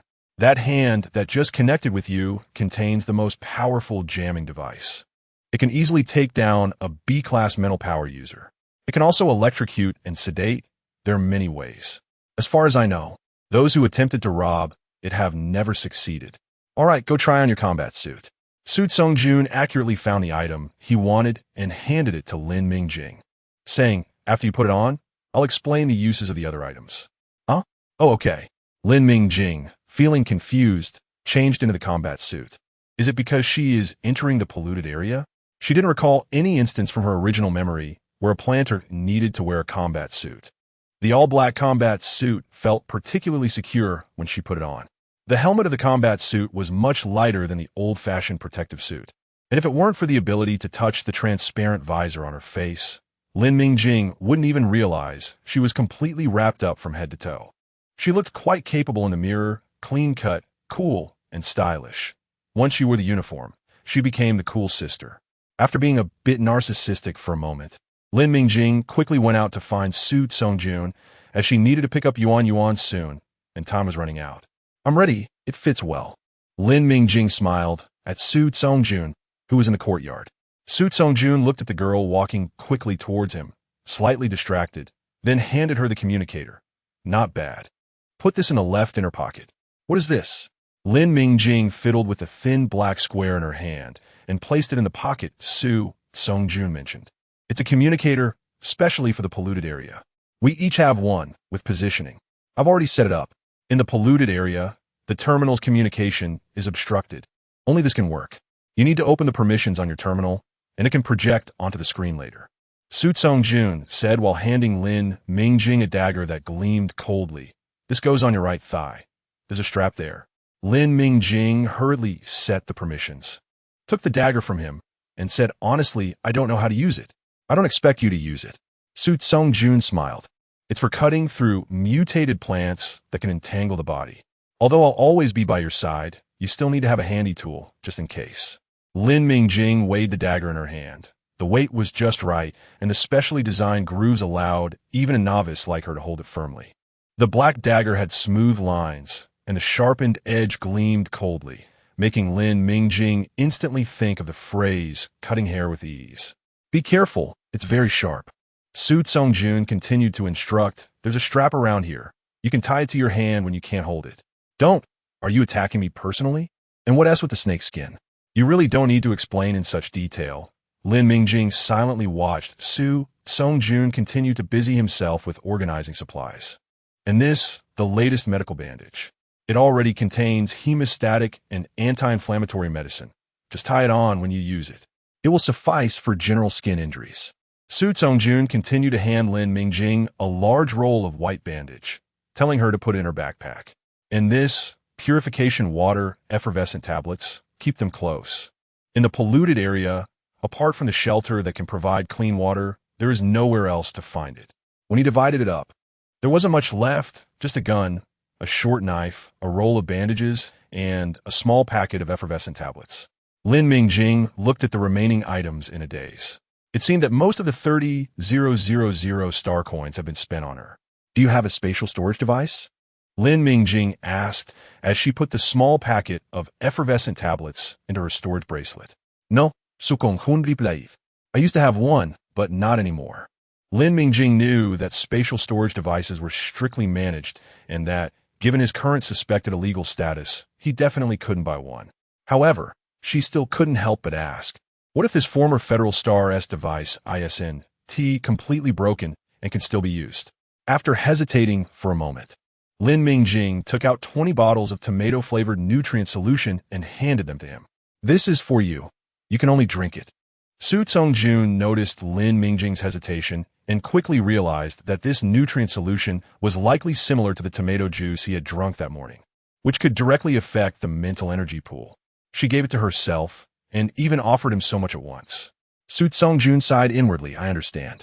I won't let a second person find out. Seeing the serious expression on the Federal Star's face, Lin Mingjing felt a bit uneasy. Ahem, we should go pick up Yuan. I haven't told her about this yet, and I don't know if she will cry. Su Tsongjun smoothly changed the subject. The little boss is very strong. Indeed, as Su Tsongjun said, Yuan was easy to persuade and didn't cry. She and Lin Mingjing made a serious promise, and after Lin Mingjing assured her that she would return safely, Yuan responsibly stated that she would take care of herself and not make her sister worry. Lin Mingjing hugged her sister and gave her a few pats. What an angelic little sister she had. Chi family, Uncle Chi, who was meditating, asked, has that kid from the Andre family been found yet? Chi Zi, standing, frowned and replied, we've searched everywhere. It's as if he disappeared. Uncle Chi, could he have already left planet L307? No, Uncle Chi answered firmly. The starport is full of our people. It's impossible for him to leave quietly. Besides, he wouldn't be able to give up the juicy piece of meat right in front of him. The Andre family isn't a solid block either. If he leaves now, it will be a long time before he can get the star core again. Keep a close eye on the mining area. He won't go far. Kizi replied. Chibo has been guarding that area, and I will strengthen the defense. You can rest assured. What about Lin Mingjing? She's entering the contaminated area tomorrow, right? Did she say when she will be back? Uncle Chi suddenly asked. Kizi replied. She said she would be looking for materials in the periphery and will be back in 3 to 5 days. Uncle Chi reassured. The people I arranged will definitely protect her, even in case of a riot in the contaminated area. Uncle Chi's eyes widened slightly. A riot in the contaminated area is a good opportunity. Let us deal with that Su Jun. I'm never at ease with someone like him around her. Chi-Zi responded softly, understood. I can take him down. The next morning, the 3 people in the small building set out together, but ran into Chi-Zi at the door. Good morning, Mingjing, Yuan. After greeting the Lin sisters, Chi-Zi nodded at Su Tsongjun. I'll take care of Yuan while you're out. Lin Mingjing was a bit surprised. She had asked Chi-Zi to look after Yuan while she was out, but she hadn't expected her to personally pick her up. Chi-Zi, is it too much trouble for you? Chi-Zi shook her head. No, it won't take much time. When you return, I'll hand you back a completely unharmed Yuan. Lin Mingjing smiled and said while patting Yuan's head. Yuan, quickly thanks Sister Chi. Thank you, Sister Chi. Yuan obediently thanked. No need to be polite, Yuan. Chi said to Lin Mingjing, be careful and come back early. Lin Mingjing nodded, feeling a mix of emotions. Although she couldn't agree with some of the Qi family's methods, Chi and the Qi family did care for her matters and never neglected them. Regardless of their motives, she was indeed the one benefiting. The four parted ways, one heading left and the other right. The morning light from the artificial sun was faint, making the scene particularly warm. But who would have thought that when they met again, everything would be different and their positions completely changed? When Lin Mingjing and Su Songjun arrived at the geometric point, Yuan had already arrived with the rest of the exploration team. There were a total of 5 members in the exploration team. Besides Yuan, the remaining 4 were 3 men and 1 woman, all dressed in full combat gear, looking sharp and reliable. After the 2 greeted them, the group introduced themselves and then fell silent, taking 2 hover cars towards the contaminated area. Lin Mingjing, Su Songjun, Yuan, and the smallest man in the exploration team shared 1 car. The small man, named Wang, was introduced by Yuan as a B-level control-type mental energy user who could control 7 detection balls at once, responsible for reconnaissance in the team. At that moment, he released 3 detection balls outside the car, 1 to scout ahead, and the other 2 floated around the 2 cars, ready to alert them to any potential danger. Lin Mingjing could see the images from the 2 detection balls on the hover car screen. As for the image from the 3rd detection ball, it was likely on Wang's own screen, which she couldn't see. The visuals transmitted from the car's screen were already astonishing to Lin Mingjing. Passing through the protective shield, they gradually entered the contaminated area. Lin Mingjing could see sporadic plants appearing, unlike the barren land within the protective shield that made one uncomfortable. The plants here were even more unsettling. The plants on the road were no longer the harmless ones Lin Mingjing remembered. Not only did they grow in particularly unique shapes, but even their basic colors had changed. The plants no longer exuded a sense of vibrant life, but rather a strange feeling of lurking. Most of the plants Lin Mingjing saw were a sticky deep green, dark green, and they were all moving, not in a light and breezy way with the wind, but as if they had a consciousness of their own, twisting in different directions. As the hover car passed by, one could see that the branches, which had been moving chaotically, suddenly turned toward the hover car as if they had detected prey. Lin Mingjing felt a chill in her heart as she witnessed this scene. It seemed as if the plants regarded their group as prey, with eyes seemingly growing on the branches to watch them, assessing whether this group of prey was worth the attack. Lin Mingjing slowly exhaled. No wonder most planters were reluctant to enter the contaminated area, even with federal laws mandating it. Many people took various measures to evade it at the risk of their lives. They hadn't even set foot in the real contaminated area yet, merely leaving the protective shield. These low-level mutated plants were already openly treating passing humans as prey. Once they truly entered the contaminated area, the feeling of being regarded as food would only intensify, which would undoubtedly be uncomfortable, especially for planters who had little to no offensive capabilities and had to deal with plants daily. The psychological pressure was immense. Planter Lin, we're almost at the shelter. The things you're looking for are probably in that direction. Yuan's voice sounded particularly clear amidst the quiet of the star core. Captain Gu, I'm looking for a type of climbing plant that thrives in warm, humid places. I've drawn a picture, but it's hard to say what it will look like in the contaminated area, so I've sketched out 6 possible appearances. Please share them with the team. We'll look for these 6 first. If none of them are it, we'll decide based on the situation at that time. Lin Mingjing thought for a moment and added, I found it last time in the southwest direction of the shelter. Where should we head first? Lin Mingjing had no choice.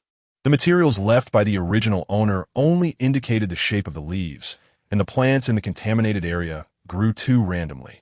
Even if it were the same plant, it could grow into different forms during its growth process. She flipped through the memories of her original self repeatedly and compared them with a vast amount of data, barely managing to deduce this information. She wanted to be more precise, but unfortunately, her abilities were limited and she couldn't do it. Lin Mingjing sighed in her heart about her inadequacies, but she didn't realize that after she spoke, the somewhat dull atmosphere in the car suddenly lightened. Yuan, who had been silent and seemingly focused entirely on the detection ball, lifted his head and glanced at her, his surprise evident in his eyes. Yuan, who was driving, raised an eyebrow and exchanged a look with Yuan. When he spoke, the cold and distant tone of his voice became noticeably warmer. All right, let's head southwest. We just came out. No need to go to the shelter for supplies. Let's try to ensure that Lin the Planter has some gains today. Sitting beside him, Su Jun smirked slightly. Being associated with the boss made him less annoying. In another hover vehicle, after receiving the captain's message and seeing the vivid 3D images of plants on the screen, the only woman in the car spoke up. Looks like you lost the bet. Wuchi, pay up. The one being chased for debts was a tall and thin mechanic in the team, whose left hand had been modified into a mechanical one. Wuchi clicked his tongue and quickly transferred the money. Although losing was a bit unpleasant, he dared not default on the debt. Qi Ji, this crazy woman, would not hold back in a fight. Yet he couldn't help but mutter, the planter seems reliable, but what about that sickly guy? He has still a drag. In the passenger seat, Qi Ji chuckled. That person has been on the front lines as a mech operator. How useless can he be? Wu Qi was still unwilling to concede, glancing at the tall Tian Hung in the back seat. Hey big guy, why aren't you betting with us? Do you have some insider information? Tian Hung in the back chuckled, looking honest and simple. I'm not betting. Didn't you receive the nutrient solution? Just looking at it, you can tell this planter isn't some idiot. Besides, can you not trust the captain? When has she ever taken on an unreliable mission? Wu Qi stubbornly replied, I'm not worried about the captain. The planter seems all right, but that pretty boy? I don't believe he can be that strong. So what if he has been on the front lines? Now he has retired, just like us. I might even be able to take him down. Qi Ji lightly scoffed, about to say something, when Tian Hung suddenly called out. 9 o'clock, look. Crisis. Su Jun suddenly spoke. Stop. There's a target at 9 o'clock. Following his reminder, everyone looked and indeed found a plant hidden in an inconspicuous spot, the very one Lin Mingjing had drawn. The signal from Yuan and the message from the second hover vehicle arrived almost simultaneously, and both vehicles came to a stop. Yuan and Guan exchanged a subtle glance. It seemed this sickly Su Jun still had some skills. Su Jun was also surprised, but he raised an eyebrow and said nothing. Captain, I've checked the surroundings. We can get out. Guan reported the situation around them promptly. All right, let's switch. You operate the hover vehicle. Stay alert, and I'll take Qi Ji and Tian Hung down. Yuan efficiently arranged the personnel and prepared to exit the vehicle. Lin Mingjing tentatively asked, Captain Gu, can I go down and take a look? I promised to follow orders. The two in the front were surprised. In this day and age, there was still a planter not afraid of death. They originally thought Lin the Planter was brave enough not to hide in the shelter, but they didn't expect her courage to be even greater than they imagined. They wondered if it was pure curiosity or if she had a plan. Yuan smiled readily. Sure, as long as you're not afraid, Lin the Planter. I'll go down too. An extra pair of hands can help. Su Jun also spoke up. All right, I'll arrange it. Yuan said. Guan, stay alert. After getting out of the vehicle, Yuan led the way, with the tall Tian Hung bringing up the rear, while Qi Ji and the small details spread out to the sides, protecting Lin Mingjing in the middle as they moved forward slowly. As soon as Lin Mingjing stepped onto the ground, the weeds growing in the muddy soil eagerly wrapped around her feet. Although the weeds here were small and weak, easily broken with a slight movement, they clearly posed no threat. However, feeling the plants in the contaminated area seemingly having a consciousness and being fond of humans made the hair on her arm stand on end. Su Jun whispered beside her. The pollution index here is low, and the degree of plant mutation is limited. Don't be afraid. There are many capable people in Captain Gu's team. As long as we're cautious, there won't be any problems. Lin Mingjing was about to respond when Qi Ji, not far from her, heard and turned her head slightly to say, Mr. Su Jun is quite perceptive. Not only did he spot the target at a glance, but he can also tell our levels of mental strength. Your level isn't low either, is it? This task we have is really a light one. Su Jun continued to gaze ahead, only replying coolly, It's just that my senses are a bit sharper, not comparable to your strong attack power. Qi Ji raised an eyebrow, twirling the light sword in her hand, which she hadn't activated yet. How did this Su Jun perceive that she was the main attacker? Most people wouldn't have that sharpness. Seeing an ordinary-looking woman, He could immediately identify her as the one with the strongest attack power in the team. She was indeed not easy to deal with. And Qi exchanged a subtle glance with Tian Heng, who was walking at the back. Su Tsongjun remained focused on the front, seemingly oblivious to the undercurrents around him. The group moved at a steady pace, quickly reaching the vicinity of the target point, which was not like the area they had just exited, surrounded only by low-level weeds. The vegetation here gradually increased, especially as the target plant coiled around a tall, coniferous tree. Lin Mingjing looked up and saw that it resembled a pine tree, but the once lush green needles now appeared blackened, and the tips of those needles glinted coldly, clearly not to be trifled with. "Stop!" Yuan, leading the way, signaled. "It's a sea-level mutated plant. It looks like it can launch large-scale attacks. I'll probe its attack range. Tian Heng will assist, and the others protect Lin the planter." The two advanced together, and when they were about 10 meters away from the mutated pine tree, the previously quiet tree indeed shed its disguise. The trunk moved, and countless pine needles shot towards the two, the sound of them slicing through the air indicating that getting hit would not be pleasant. Fortunately, the two had prepared in advance, quickly dodging the dense barrage of pine needles. Yuan swung a large knife, covering the area with his mental strength, while a hazy light illuminated Tian Heng, causing the pine needles aimed at him to be deflected. Lin Mingjing had already noticed that his combat suit was different from the others, indicating it was made of material that could accept his mental strength. At this moment, Tian Heng still had the energy to mobilize his mental strength. He drew his gun and aimed at the mutated pine tree, confident he would hit it since it wouldn't move. But just then, Yuan shouted, "Tian Heng, don't shoot." Su Tsongjun beside Lin Mingjing frowned, pulling her behind him, and a glow appeared on the short knife in his hand. However, Tian Heng's action was too quick. The blinding silver light flashed, and a laser shot straight at the trunk, hitting the plant coiling around it as well. Rustling sounds erupted around them, and the roots of the vine-like plants grew rapidly. The originally slender stems and leaves intertwined, transforming into thick vines.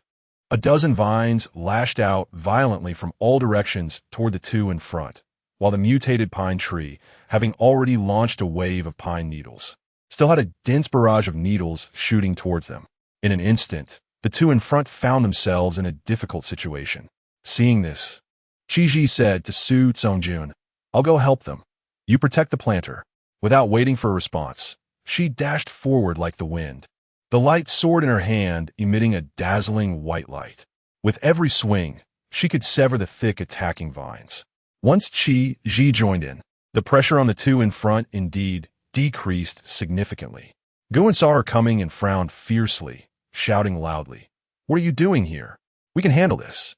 Why aren't you protecting Lin Mingjing?" Qi dodged the pine needle shot at her and said, "I'll go ahead and pull those two mutated plants out by the roots. Isn't that a better way to ensure the safety of the planter?" After saying that, she dashed forward and fired another shot at the mutated pine tree. Seeing this scene, both Yuan and Su Tsongjun frowned. Shooting blindly at the mutated plants would only provoke their aggression.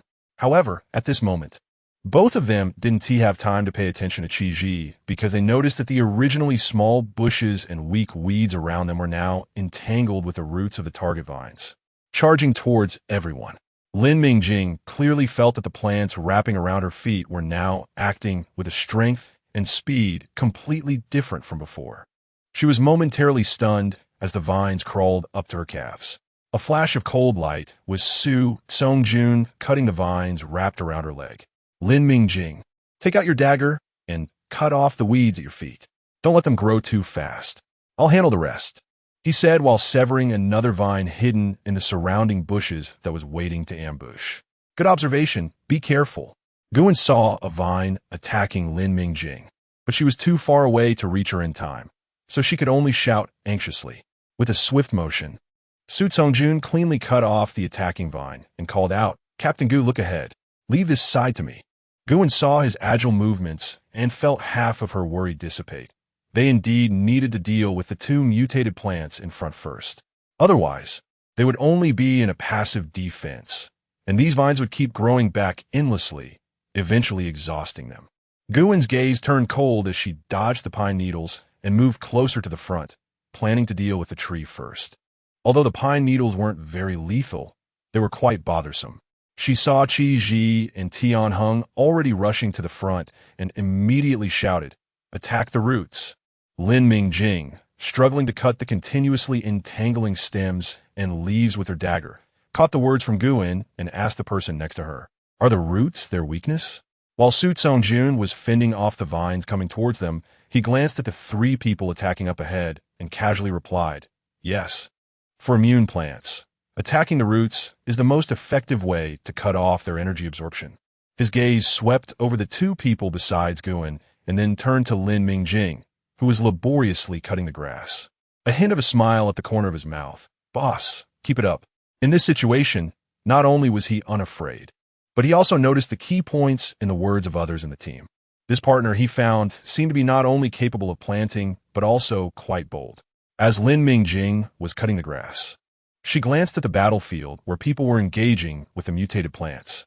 After watching for a while, she uncertainly asked the seemingly composed Federal Star beside her, "Why do I feel like these vines are trying to drive us towards that pine tree?" Good observation. Su Songjun raised an eyebrow, calm and meticulous. Indeed, the attacking power of this mutated vine is clearly inferior to that of the pine tree. It wants to lure all of us into the attack range of the pine tree to capture us all at once. As his words fell, the battlefield near the pine tree indeed changed. The pine tree, which had been shooting pine needles, suddenly paused. Before anyone could react, a more intense barrage of needles was unleashed towards the three of them, and a closer look revealed that several egg-sized, dark brown pine, cone-like fruits were mixed in. Boom! The few fruits exploded in midair, creating craters on the ground, indicating their considerable power. Damn! One of the pine cones exploded right in front of Qi Ji. Although she dodged in time, she still ended up covered in dirt, unable to hold back a curse. Not far from her, Tian Heng was also caught off guard by the suddenly exploding pine cone, causing his protective aura to ripple. The two exchanged a glance, and, no longer holding back, launched an attack on the roots of the pine tree together. Seeing the actions of the two, Su Songjun smirked slightly, clearly enjoying their initiative. "Sujun, the root systems of these climbing plants, usually 1T, be entirely integrated with their climbing plants." While Lin Mingjing was cutting grass, she and T closely observed the battlefield ahead, but had noticed the overly dense bushes around. "If it's south trying to drive us away from here, it might be because its roots are here. I think that pile of bushes to your right looks quite suspicious." Lin Mingjing had been paying attention to the source of the surrounding vines and noticed that the pile of bushes was odd. It appeared threatening. But not a single vine was coming from that direction. The vines attacking them from all directions were either dragging or whipping, all driving the two away from the bushes. It was quite clever.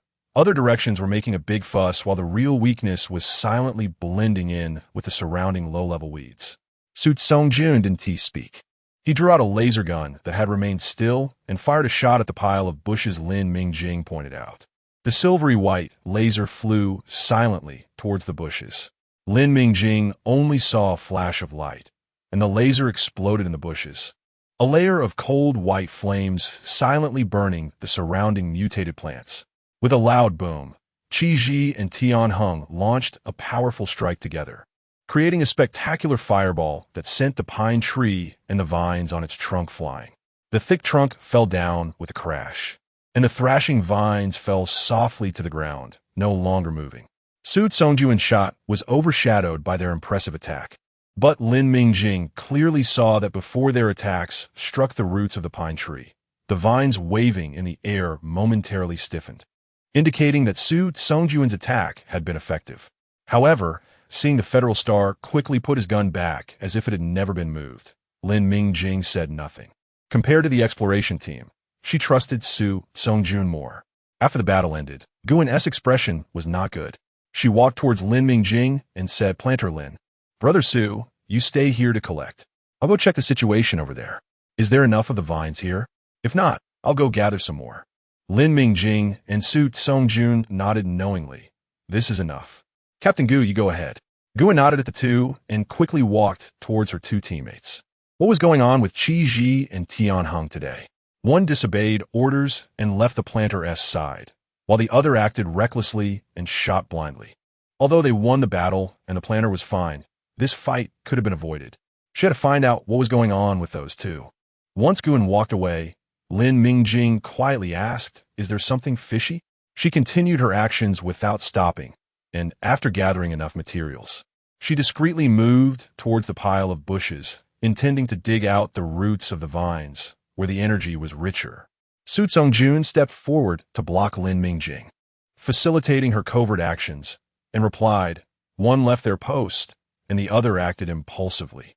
That's not normal for an experienced exploration team." Lin Mingjing had already dug out part of the root system of the vine, but the roots of this mutated vine were enormous. Although part of it had been burned, there were still many roots intertwined, and she didn't know how to proceed for a moment. Su Songjun turned back, using his short knife to pry apart the branches, exposing the thick main root. He asked, "All of it?" "No need, just a part." Lin Mingjing replied, "It doesn't look quite like what I'm looking for." Su Songjun remained silent and cut off a portion to pack into Lin Mingjing's storage box. The two didn't speak, but Lin Mingjing could vaguely hear the voices of the three people over there. She could hear Yuan's reprimanding tone about being too reckless and that there wouldn't be a next time. As for the other two, she didn't hear them, but out of the corner of her eye, she saw them nodding. She asked Su Songjun, "Is everything okay?" Su Songjun nodded, "Don't worry, it's fine."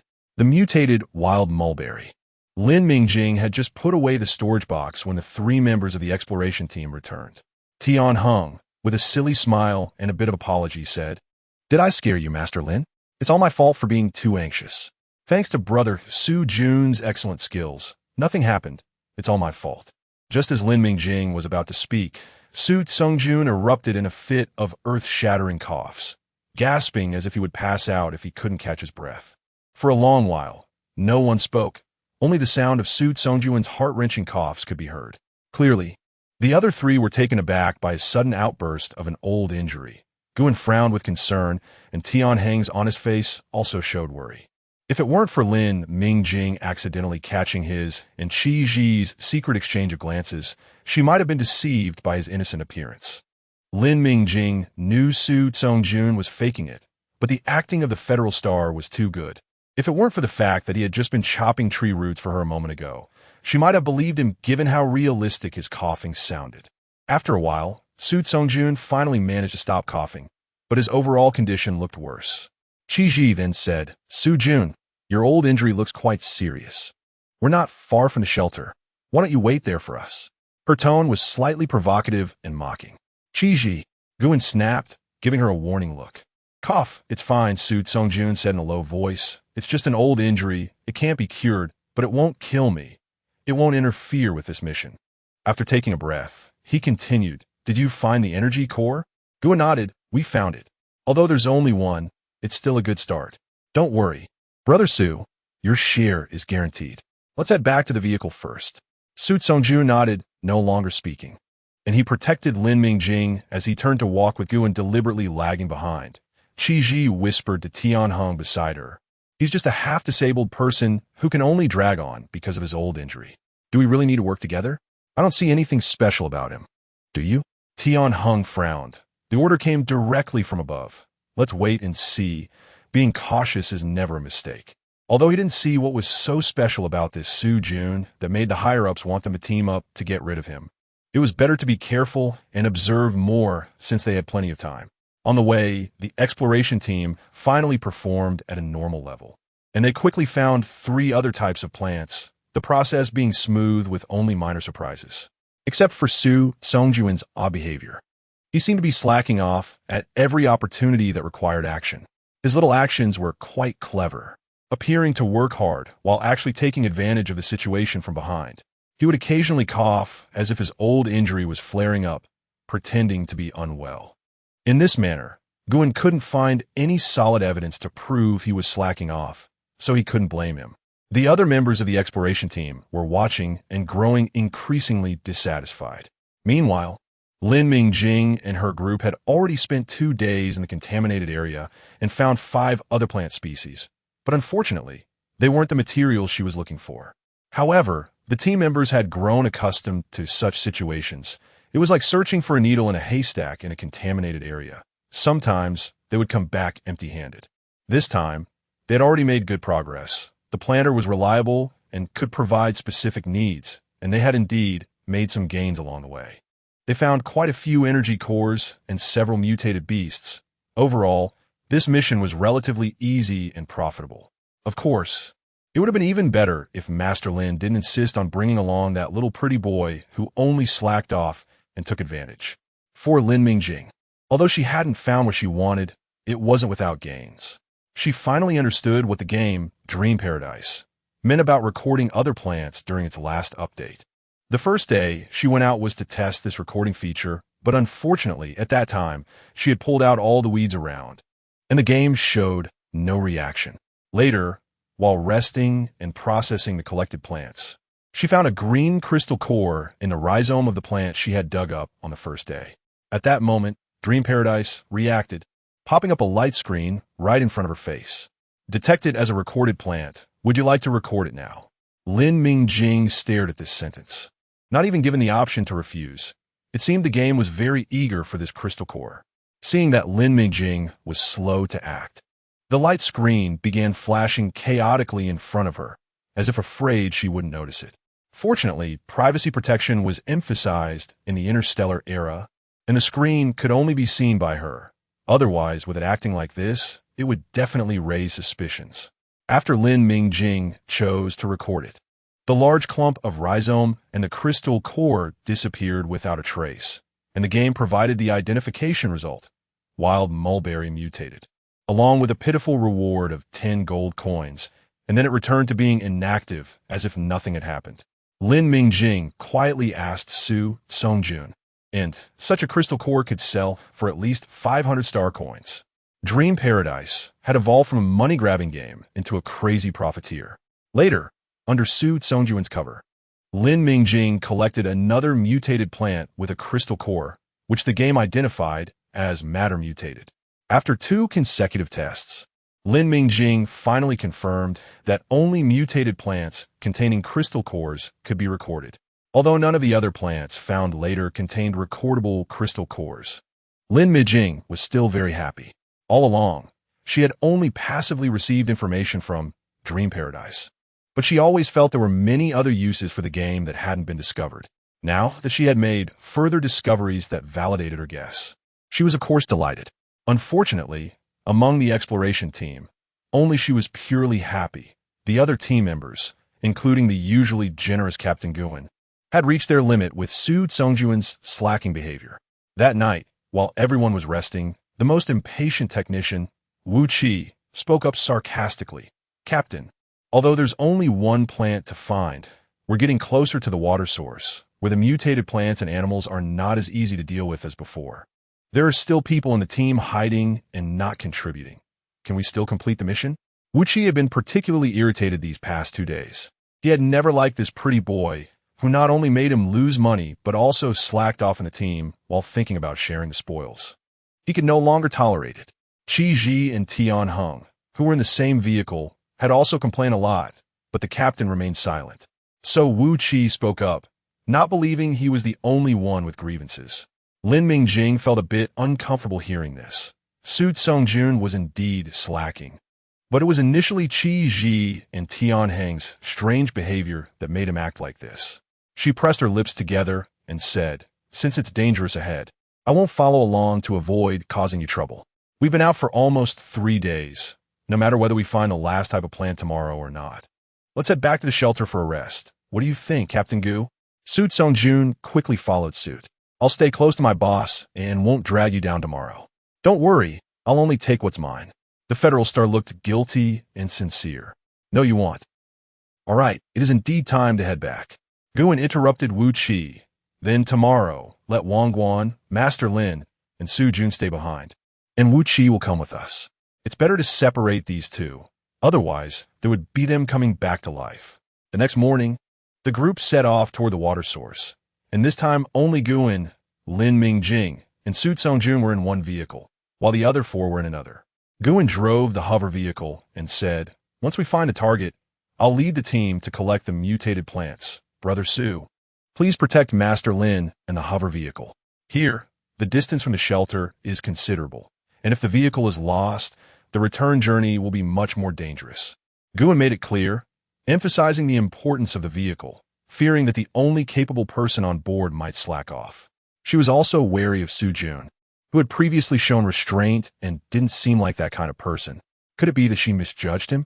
Su Jun coughed lightly and replied, Captain Gu, don't worry. When it comes to our safety, I know what's important. Lin Mingjing turned her head away from the nearby Federal Star, pretending to be engrossed in the light screen. Yuan was a good person, doing her best along the way, and Lin Mingjing felt a bit guilty for deceiving her. So she pretended to focus on the screen and remain silent. Yuan said, that's good. We can return to the shelter for some rest in the afternoon. Let's all put in more effort. The hover vehicle moved slowly, partly because there were many mutated plants and animals around, and making too much noise could easily lead to being surrounded. Secondly, it was to help the people in the vehicle spot targets. At this moment, Yuan had already released 6 detection balls, and the light screen in the vehicle was evenly divided into 6 sections. The outside plants were denser, which meant more screens to monitor, and the speed naturally slowed down. After almost an hour, as they got closer to the water source, Wu Qi from another vehicle finally spotted the last plant. He quickly spoke up in the team channel. Captain, I found a target. It's in the footage from a 4th detection ball. The 2 vehicles slowly came to a stop without making a sound. The 4 fully armed members got off the vehicle lightly, and despite their cautious movements, the densely packed surrounding plants seemed to pause momentarily before all turning towards the source of the noise, as if judging whether prey had arrived. Sitting in the vehicle, Lin Mingjing saw this scene and felt a chill rising up her spine, suddenly gripped by a sense of foreboding. If they were surrounded here, could they escape? Don't worry. The isolation shield of the hover vehicle has been activated. Su Jun seemed to notice her unease. The combat suits have interference capabilities, making it harder to be attacked. Besides, this exploration team is quite capable. They can handle it.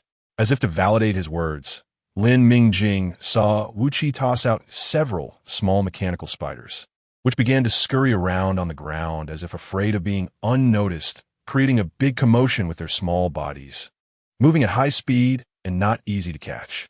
The 4 members of the exploration team took advantage of this distraction and swiftly ran towards the target plant, occasionally slicing through any encroaching plants with cold weapons, avoiding entanglement. In just a few minutes, they had approached the target plant. The 4 formed 2 pairs, one group providing cover while the other continued to close in on the target. Fortunately, there were no other advanced mutated plants surrounding this mutated plant, which was growing along a huge fallen dead tree. As long as they moved cautiously and had the mechanical spiders controlled by Wu Qi for cover, they could harvest this plant without causing too much disturbance. The 4 had been partners for years, and their tacit understanding was evident. Each took their preferred weapon, channeling their mental energy to cover their weapons, searching for the roots of the target plant among the dense weeds. The plant cultivator had previously mentioned that the roots of such plants might not be near their climbing support, so they followed the direction to attack the roots directly for maximum efficiency. The process went smoothly, and Qi neatly sliced through a large mass of intertwined roots and stems. At this moment, Tianheng spoke up. Captain, should I cut some stems and leaves to bring back? The plant cultivator said those are useful too. Yuan hesitated for a moment, but nodded. All right, make it quick. Tianheng moved quickly, and the group immediately turned to head back. No one noticed that the dead tree from which Tianheng had just harvested stems and leaves had gently moved. The 4 quickly returned to the hover vehicle, and Qi and Tianheng both said they wanted to hand over the materials to Lin Mingjing first, heading straight for the vehicle of Lin Mingjing and Su Jun. Yuan frowned, not wanting to linger here, and prepared to get into another vehicle with Wu Qi. Qi walked toward the back row, signaling Lin Mingjing to open the car door, while Tianheng lagged a step behind. Lin Mingjing opened the car door and moved inside, but Qi suddenly grabbed her wrist and said, Lin, plant cultivator, take a look. Are these materials enough? Lin Mingjing frowned. She had already mentioned that she only needed a part of the mutated plant, and Qi's question now seemed strange. Moreover, she was gripping Lin Mingjing's wrist tightly, as if wanting to drag her out of the vehicle. Just as she was about to speak, Su Songjun shouted loudly, "Be careful." At the same time, he pulled Lin Mingjing back into the car with one hand and maneuvered the hover vehicle away from their previous position with the other. Tianheng, lagging behind, seemed to sense something and reached out to pull Qi Ji aside. Bang! A loud crash echoed as a black-brown dead tree crashed down where Tianheng had just been standing, the force creating a deep mark on the ground. Lin Mingjing hadn't yet seen what it was, but suddenly felt as if everything around them had been paused, falling silent in an instant. Whether it was the plants that had been swaying casually or the dead tree that had just fallen without hitting its target, now poised to attack again. They all froze in their previous motions, utterly still. A chill rose from the depths of Lin Mingjing's heart, and she sensed something was wrong. Trembling, she asked, "Sujun, what's going on?" "It feels." Before she could finish her sentence, she saw the things that had just been frozen come back to life, as if they had been suppressed for a long time and suddenly released, bursting with vitality. Not just them. Lin Mingjing felt as if the entire polluted area had come alive, radiating new energy. She seemed to hear their silent cheers. Then the high-tilted dead tree moved, followed by more dead trees, and even the originally low shrubs and surrounding mutated plants began to stir, all turning to look at the unwelcome guests in the jungle. Su Songjun acted quickly, immediately maneuvering the hover vehicle to speed out of the encircled area. Lin Mingjing saw on the light screen that Tianheng had reacted even faster, climbing onto another vehicle, which also quickly drove in the opposite direction.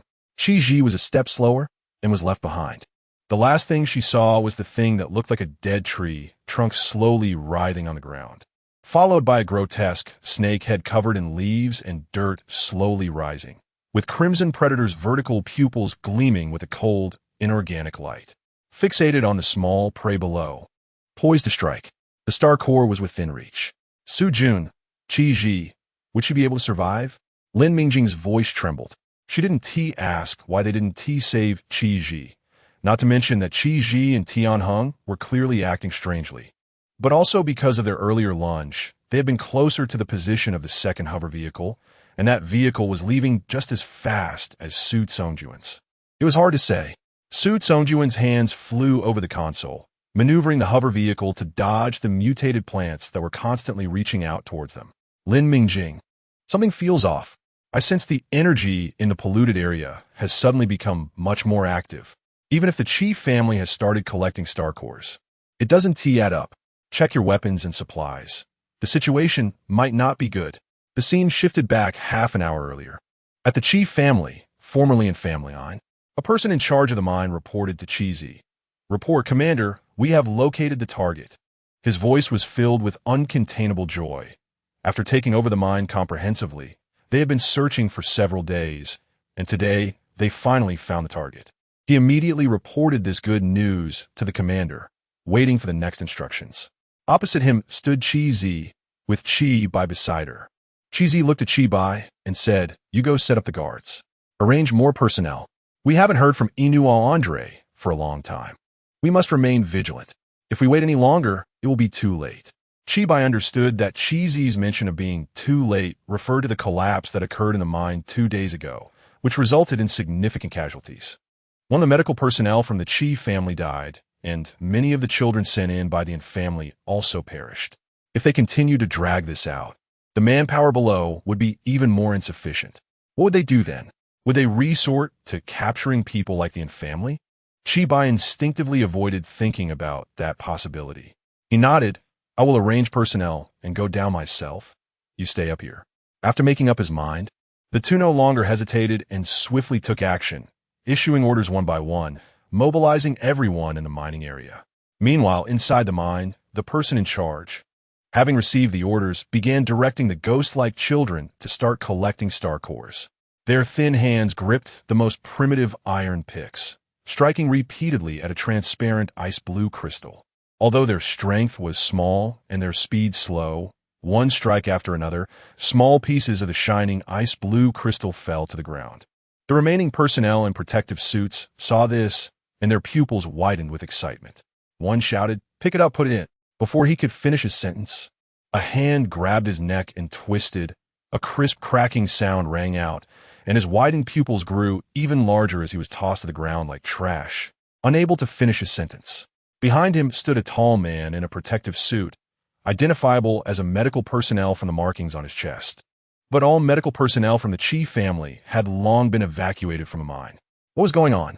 The remaining soldiers sensed something was off, shouting as they raised their weapons at the strange man in the protective suit. The stranger held a silver laser gun and casually turned to the child who was frozen in place from fear, saying, "Pick it up, put it in the box. Come over here." He glanced at the approaching guards and suddenly turned, appearing right in front of them in the next moment. His hand, which had just easily snapped an adult's neck, exerted force again. The nearby guard only had time to let out a short sound before collapsing to the ground. The stranger looked at the child. "Hurry, or do you want your neck broken too?" The child, frightened, instinctively remembered the repeated training and, trembling, picked up the beautiful ice blue star core, put it in the box he carried, and slowly walked toward the strange man. The sound of orderly footsteps echoed in the mine. And just from the sound, it was clear that a well-trained team was approaching, and there were quite a few of them. TSK. The stranger clicked his tongue, his gaze falling on the fallen guard, acting quickly. He then glanced at the slowly moving child, his brow furrowing slightly. In the next moment, he moved and appeared in front of the child, snatching the energy shield box containing the star core. Ignoring the intense pain in his head, he activated his mental power to open the spatial storage ring on his hand and toss the box inside. Got it. The smile at the corner of his mouth was not yet formed when Chi Bai, rushing in and aware of the chaos in his mental pool, charged at him, wielding a knife covered in mental power, striking at his left hand that held the ring. Clang! The blade was blocked by the silver gun, sparks flying. Chi Bai's pupils contracted as he recognized the 3 golden irises on the silver gun. This gun was Odin. "It's you." Missing his strike, Chi Bai's other hand swung a fist toward the stranger's temple. Eno Andre slightly tilted his head, unable to completely evade the blow, and took a hit to the head, intensifying the pain in his mind. However, while Chi Bai managed to hit him, he was also kicked back by Eno Andre, quickly widening the distance between them. Hand over the item, and I might spare your life. Chi Bai fixed his gaze on the man opposite him. Soldiers from the Chi family finally rushed in, raising their weapons towards Eno Andre, filling the small mine. Just an A grade, and a useless one at that due to injury, dares to shout at me. Eno Andre glanced at the Chi family soldiers, a cold smile appearing on his lips. "Do you dare shoot? Behind me is the star core." Chi Bai's lips pressed into a line, which was also the reason he didn't shoot at Eno Andre earlier. He was afraid of hitting the star core. However, judging by Eno's clothing, he had likely been in the mine for a while. The energy response near the star core was so strong that, as an S-class mental power user, the interference he experienced would be greater than his own. Chi Bai coldly said, "I'm not in a hurry. Let us just drag this out and see who collapses first." Trading an injured A grade for a highly watched S grade, the Chi family doesn't lose out. "With you? Do you have the qualifications to compare with me?" Eno Andre finished this sentence and, without hesitation, fired a shot at the star core with Odin. He had already obtained a piece of the star core. Although it wasn't much, it was enough for him alone. "Are you crazy?" Chi Bai saw Eno Andre suddenly fire and leaped to block the shot. The silver laser exploded on his arm, but a beam of laser still passed through his shoulder and hit the ice blue star core. So, concerned about that stone, then let us disappear together. Eno Andre, ignoring the pain in his head, summoned his mental power to concentrate on Odin, aiming at Chi Bai and the star core behind him. "Major!" Chi Bai's soldiers shouted as they rushed forward, but were pushed back by Eno Andre. He was an S-class, carefully cultivated by the Andre family, and in any respect, this group of soldiers was no match for him. His fingers tightened slightly, and Odin's attack was about to be unleashed. At that moment, the star core behind Chi Bai suddenly erupted with a dazzling blue light. As the brightness intensified, an unbearable pain surged in everyone's mental power pool, like a sharp knife, ruthlessly trying to shatter the mental power pool. In the polluted area, a hovering vehicle maneuvered skillfully through the dense jungle, unable to satisfy itself with mere up and down or left and right movements. It would make sudden stops or 360-degree spins. barely avoiding the increasingly numerous vines reaching out to entangle it. It resembled a small boat being chased by brown tentacles from all directions in a dark green sea. Ugh! Lin Mingjing in the hovering vehicle couldn't help but gag, although she had firmly secured herself in her seat under Su Songjuan's reminder. The rapidly fleeing vehicle was 100 times more thrilling than any roller coaster she had ever ridden, and she simply couldn't hold it in any longer. Lin Mingjing. Something's wrong. The mutated plants seem to detect us, and that snake is chasing us too. Su Songjuan's voice was calm, preparing mentally. We might have to abandon the vehicle soon. Lin Mingjing, already pulled to the passenger seat, turned her head to look at him. This federal star was again describing a life-threatening situation in an overly calm tone. However, surprisingly, Lin Mingjing's heart, which had been jumping around in midair, gradually settled back down. After thinking for a moment, she said, "Just now, when Shiji borrowed my attention to show me something in her hand, it seemed like she wanted to pull me out." Su Songjun heard her words, and with a firm pull of his left hand, he violently pried open a corner of the metal panel on the control panel that had been perfectly sealed. He glanced down slightly and said, "The shield generator has been damaged, and the energy tank has been pried open a bit. This vehicle won't last much longer." Lin Mingjing, check the equipment. We can only abandon the vehicle soon. Lin Mingjing pressed her lips tightly together, remaining silent. The snake behind them was still relentlessly pursuing them. If they abandoned the vehicle, could their 2 legs outrun a legless creature that could glide over 10 meters with a single move? The vehicle was now just a moving snack, and the 2 of them staying inside felt like the surprise filling inside the snack. Su Songjun seemed to sense her unease and teased in a light-hearted tone. "Don't be afraid. Your combat suit cost a lot of money. The mental energy of a planter has no attraction to things in the polluted area. They're not interested in you. I'm heading east now.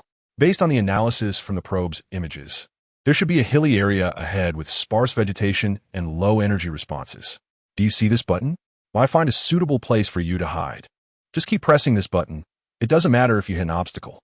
The hover vehicle has protective devices, and your combat suit can protect you as well." Lin Mingjing keenly felt that something was off. Even though she could now see the rugged hills Su Songjun mentioned, there was no hint of joy on her face. Instead, she frowned and asked, "Where are you going? Can't we hide together?" Su Songjun told her to control the hover vehicle to find a hiding spot. But what about him?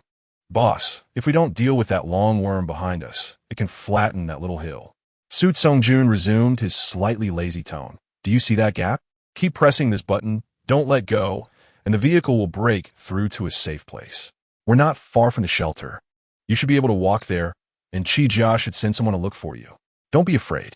Su Songjun manipulated the hover vehicle to slightly rise and aim for the gap in the mountain he had chosen. He opened the door and climbed onto the roof of the vehicle.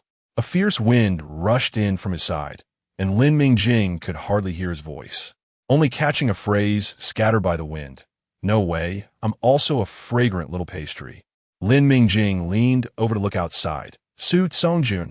All she could see was a black figure flying back in the direction they had come from, followed by a blinding silver flash. Su Songjun had fired his gun. The pursuing giant python was hit by this shot, and cold white flames silently burned on its body. It was the ruler of this forest and hadn't been injured for a long time. Intense pain surged through it as it rolled its massive body, its scarlet eyes filled with fierce light. Now, it didn't want to eat that energy-filled prey. It wanted to tear him apart. Lin Mingjing was stunned by the giant python's roar, her ears ringing, and her mental energy pool in her mind surged. So she naturally didn't see the thick giant tail coming towards the hover vehicle. Even if she had seen it, it wouldn't have mattered. She still couldn't drive the hover vehicle. Bang! The giant tail swatted the hover vehicle away as if it were a small ball. The violent impact shook Lin Mingjing's body, which had been firmly secured in her seat, but her hand remained pressed on the button Su Songjun had mentioned, unmoving. She wanted to live. The taste of death was unbearable, and she didn't want to experience it again. Fortunately, Lin Mingjing was somewhat lucky. The giant python didn't regard her as a threat, and its tail didn't completely divert the hover vehicle from its target. Instead, due to the immense force, the hover vehicle, which could only break through a small area, violently tore open a gap and advanced a short distance before crashing against a mountain wall and coming to a stop due to energy depletion. The continuous impacts caused Lin Mingjing to faint completely.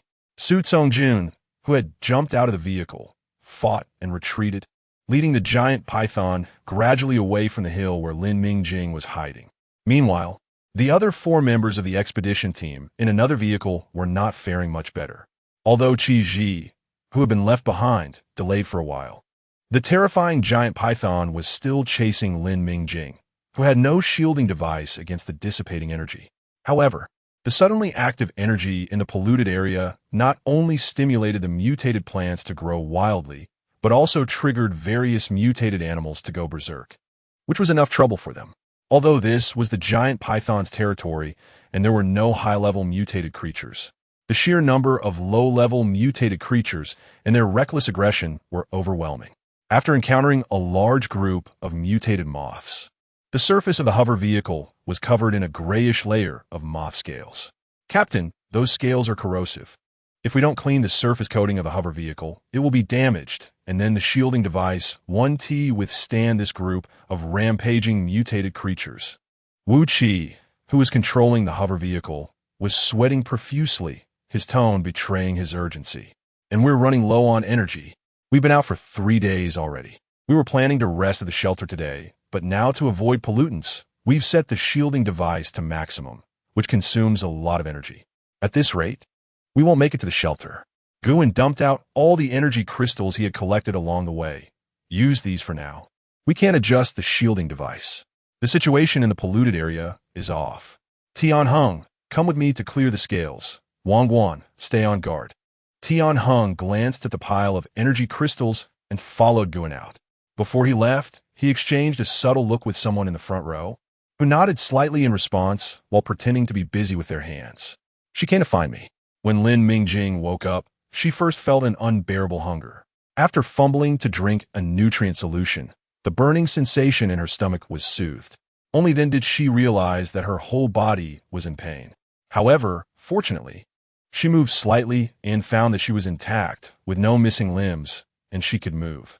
Su Songjun said this combat suit was made of some high-quality material. It was indeed very good. Su Gongjun.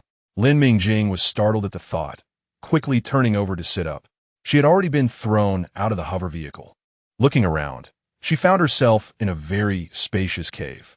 Looking up, she noticed that the surroundings were remarkably well-maintained, seemingly reinforced, and there were even air vents at the top. The overturned hover vehicle was about 10 meters away from her. This place couldn't have been created by the impact of the hover vehicle. It looked more like a man-made excavation site, somewhat resembling the air raid shelters she had visited during earthquake drills in her childhood, just much larger. That snake's tail had quite the force. Where had it thrown her? Now is not the time to explore this place. Lin Mingjing quickly surveyed her surroundings and confirmed that it was very clean, not even a weed in sight, indicating temporary safety. She stood up, moved her limbs a bit. The previous sharp pain in her mind had disappeared, and her gear was intact. Gripping her dagger, she followed the trail left when she entered to head outside. She needed to find Su Songjun. It had been over 10 hours since they had separated. She had safely spent the most dangerous night in the polluted area in this strange cave. What about Su Songjun, who had drawn the giant python away? Was he still alive? No, he must still be alive. He was the youngest major general in the history of the Federation, a talented S-level mental power user. The star of the Federation wouldn't die so easily. Although he was injured and looked half dead, he should be able to handle a small snake, right? Her mind was swirling with chaotic thoughts, but fortunately, the path beneath her feet was a smooth slope. Lin Mingjing's limbs, though painful, were still agile enough, and she finally stumbled her way to the gap she had seen from outside. The gap, which had originally only allowed someone to pass sideways, had been opened into a relatively spacious entrance by the giant python's tail. And when Lin Mingjing looked down, she was even more surprised. The giant python's powerful tail had sent 2 thick trees, which would require 2 people to hug, flying from a distance, mixed with fallen stones, perfectly creating a path that could be climbed up and down to the gap. Lin Mingjing had initially been apprehensive, estimating that the distance from the cave entrance to the ground was at least 3-5 meters, making a safe landing unlikely. But now, thanks to that snake, she could finally do something good and could find Su Songjun and then return here to rest for a while. Su Songjun, who was being remembered by Lin Mingjing, was not in a good situation at the moment. His weapon was not great. He was only relying on his innate mental power, which had a burning effect and was always strong in attack. Later, during a battle with a newly emerged king worm, it mutated, and his mental power released a layer of white flame, increasing its lethality. He dared to challenge that giant python, even when his equipment and body were at a disadvantage. Unfortunately, his once proud judgment had diminished. The giant python was harder to deal with than he had thought. The energy in the polluted area was overly active, which also suppressed his mental power.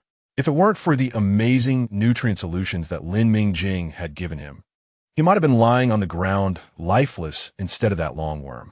But his current situation was indeed not good. The nutrient solutions were gone. The mental power pool in his mind, which was already precarious, seemed to be on the verge of collapse. He couldn't help but cough lightly, and a mouthful of blood surged out with his movement, as if his internal organs had shattered. The quality of the Qi family's combat suit was not very good. Lying on the ground, Su Songjun struggled to open his eyes. The sky in the polluted area was always gray and gloomy, and now a layer of rolling black miasma had been added above, making it even more ominous. We die here? After finally breaking out of the encirclement of the insect race and avoiding the knife that had come from behind, surviving a near-death experience, he was clearly seeking revenge. But how could he allow himself to take such risks? Wasn't his always perfect course crisis management and decision-making watered down by the instructor? No, that instructor with a deadpan face was from the Meng family. Always strict and fair, should not have let it slide. So what was wrong with him? Perhaps he didn't want to escape anymore. Su Songjun recalled the scenes from the front lines, his guards, and the expeditionary forces he had led into life-and-death situations were all telling him to run away. They said, "Major General, you could definitely escape alone." He had already been a coward once. He didn't want to run away this time. It was time to reunite with them, but unfortunately, he had not been able to avenge their wrongful deaths. Su Songjun's eyes slowly closed. Living was so exhausting. Lin Mingjing followed the traces of the battle. Thankfully, the combat power of this person and the snake was astonishing, and the noise caused along the way was significant, resulting in incredible destruction. As she made her way, not only were the remaining traces clear, but the road was surprisingly calm, with no sudden attacks from mutated creatures. Lin Mingjing tightly bound the dagger to her hand, enduring the pain as she quickened her pace. Hurry, faster, she felt a bit anxious. First, she could see the fallen segments of the snake, which looked like dry branches, but were still burning with a layer of cold white flame. Lin Mingjing's heart surged with joy, and she began to run. There were fragments of stones and branches everywhere. The surrounding low-level mutated plants had lost their terrifying ability to capture, scattered all over the ground due to the upheaval of dirt. Lin Mingjing started running. The noise she caused didn't matter anymore. She seemed to see the head of the giant python, blown apart, still burning with familiar flames, motionless, its crimson eyes still open. But it was clearly lifeless. As Lin Mingjing approached the giant python, she saw that its vital spot had been blasted to pieces by energy guns, with only a bit of skin remaining attached to its grotesque head. It was thoroughly dead. Su Songjun must have one. But where was he? She didn't see him nearby. Lin Mingjing softly called his name while slowing down to search carefully. It was too chaotic here. She was afraid Su Songjun's small frame might be buried under the rubble and mud stirred up by the giant python. Su Gongjun, Su Gongjun, Su Gongjun, who had closed his eyes, seemed to hear Lin Mingjing's voice, coming closer from afar. Was it an illusion? But then he felt as if his hand had been stepped on. It was not an illusion. She really came to find him. A defenseless planter alone in the polluted area, searching for someone. He struggled to raise the hand that wasn't stepped on, but unfortunately, it fell heavily in an instant. He really had no strength left. With a thud, a slight sound immediately startled Lin Mingjing's tense nerves, and she looked toward the source of the sound. Su Songjun. It was not surprising that Lin Mingjing hadn't found Su Songjun earlier. More than half of his body was buried in the mud, with only his head and right hand remaining above ground. There were still many remnants of mutated plants on him, and his combat suit was black, allowing him to perfectly blend into the surroundings. If he hadn't made some noise, Lin Mingjing might not have found him. She rushed over and saw Su Songjuan's disheveled appearance. His mask had long since slipped off due to the blood pouring from his mouth. His emaciated, pale face was marked with wounds and blood, the red particularly striking. Lin Mingjing quickly used both hands to dig the dirt off Su Songjun, dust flying everywhere. She heard the voice of the Federal Star intermittently saying, "Hurry, leave. Get out of here." The voice was unprecedentedly weak, completely different from how he had pretended before. Lin Mingjing's heart sank. He seemed to be on the verge of collapse. She quickened her movements. When she finally dug him out entirely, she called to him again, but he did not respond. Only the faint rising and falling of his chest indicated that he was still alive. Lin Mingjing felt anxious, but acted with unprecedented speed and calmness. She quickly found the vine that had chased them earlier on the ground, wrapped it around Su Songjuan's shoulders and waist, binding him to herself. The mutated vine was very tough, breaking into long strips of varying lengths, and without the cutting step, she quickly carried the unconscious Su Songjun on her back, step by step moving in the direction they had come from. Su Songjuan's legs dragged on the ground, leaving a winding trail behind. Lin Mingjing moved quickly, but Su Songjun was a tall adult male at 188 centimeters. Although he was thin and only skin and bones, his frame was still substantial, especially for this 17-year-old girl. Thankfully, her original body was not the kind of weak planter. She had been harshly treated by her uncle's family and was a girl with the strength to carry a sack of beans compared to those weaklings. With great strength and good physical quality, otherwise she wouldn't have been able to carry the Federal Star for even 2 steps. But even so, after walking 2/3 of the distance, Lin Mingjing was still exhausted to the point of seeing black in front of her eyes, breathing heavily like a bellows. But she dare not stop for a moment. She was relying solely on willpower to hold on, afraid that if she stopped to rest, she would never be able to get up again. At that moment, she keenly sensed something was off on the unusually calm road they had come from. Looking around, there was nothing, but the rustling sounds were constantly echoing around her, as if something was cautious and temporarily refrained from rushing over. Lin Mingjing gritted her teeth and desperately quickened her pace toward the cave. Clearly, there were more than just the 2 of them trying to escape in the polluted area. 2 figures were fleeing through the woods, and the taller one was clearly injured, unable to keep up with the speed of the thinner one. Suddenly, a dark brown vine shot out from a tree toward the taller figure. It had been motionless on that tree like it was broken, but now it suddenly attacked. Agile as a snake, the vine aimed for the prey's neck. Its toughness was excellent. Once it ensnared the prey's neck and lifted it up, no matter how the prey struggled, it couldn't escape. The vine was well disguised, fast in action, and precisely timed. It ambushed just as the tall figure stumbled, successfully wrapping around the neck of the taller figure. But the tall figure reacted quickly, knowing he couldn't fully dodge this attack. He decisively held his large knife upright in front of him, the blade facing outward, his veins bulging as he engaged in a standoff with the tightening vine. "Captain!"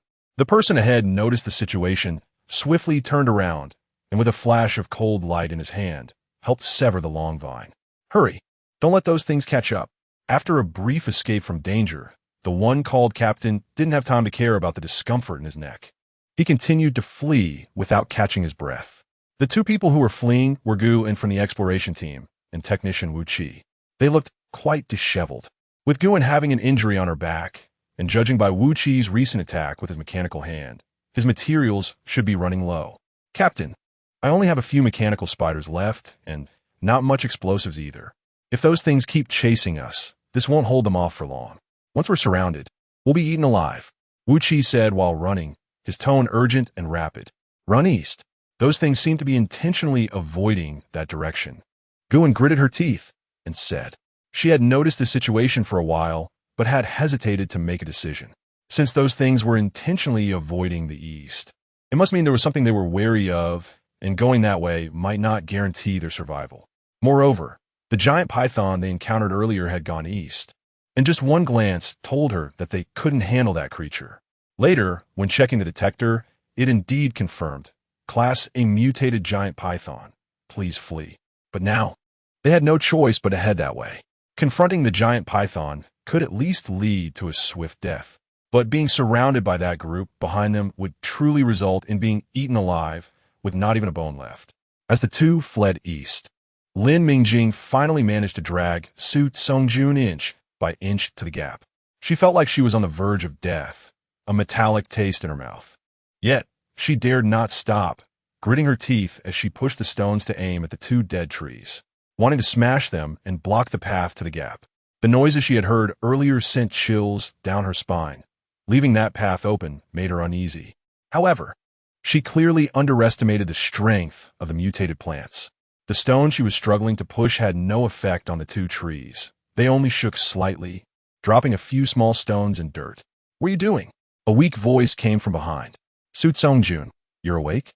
Lin Mingjing turned back in surprise, and indeed saw the tattered federal star lying on the ground, slightly opening his eyes. "I want to smash those two tree trunks leading to the cave entrance. But it's not effective." Su Songjun was lying on a higher ground, and with a slight turn of his head, he saw the situation at the cave entrance. She was right. Leaving that pile of stuff would indeed allow small mutated creatures to climb up. In his current condition, he was powerless to fight back. They would just die together.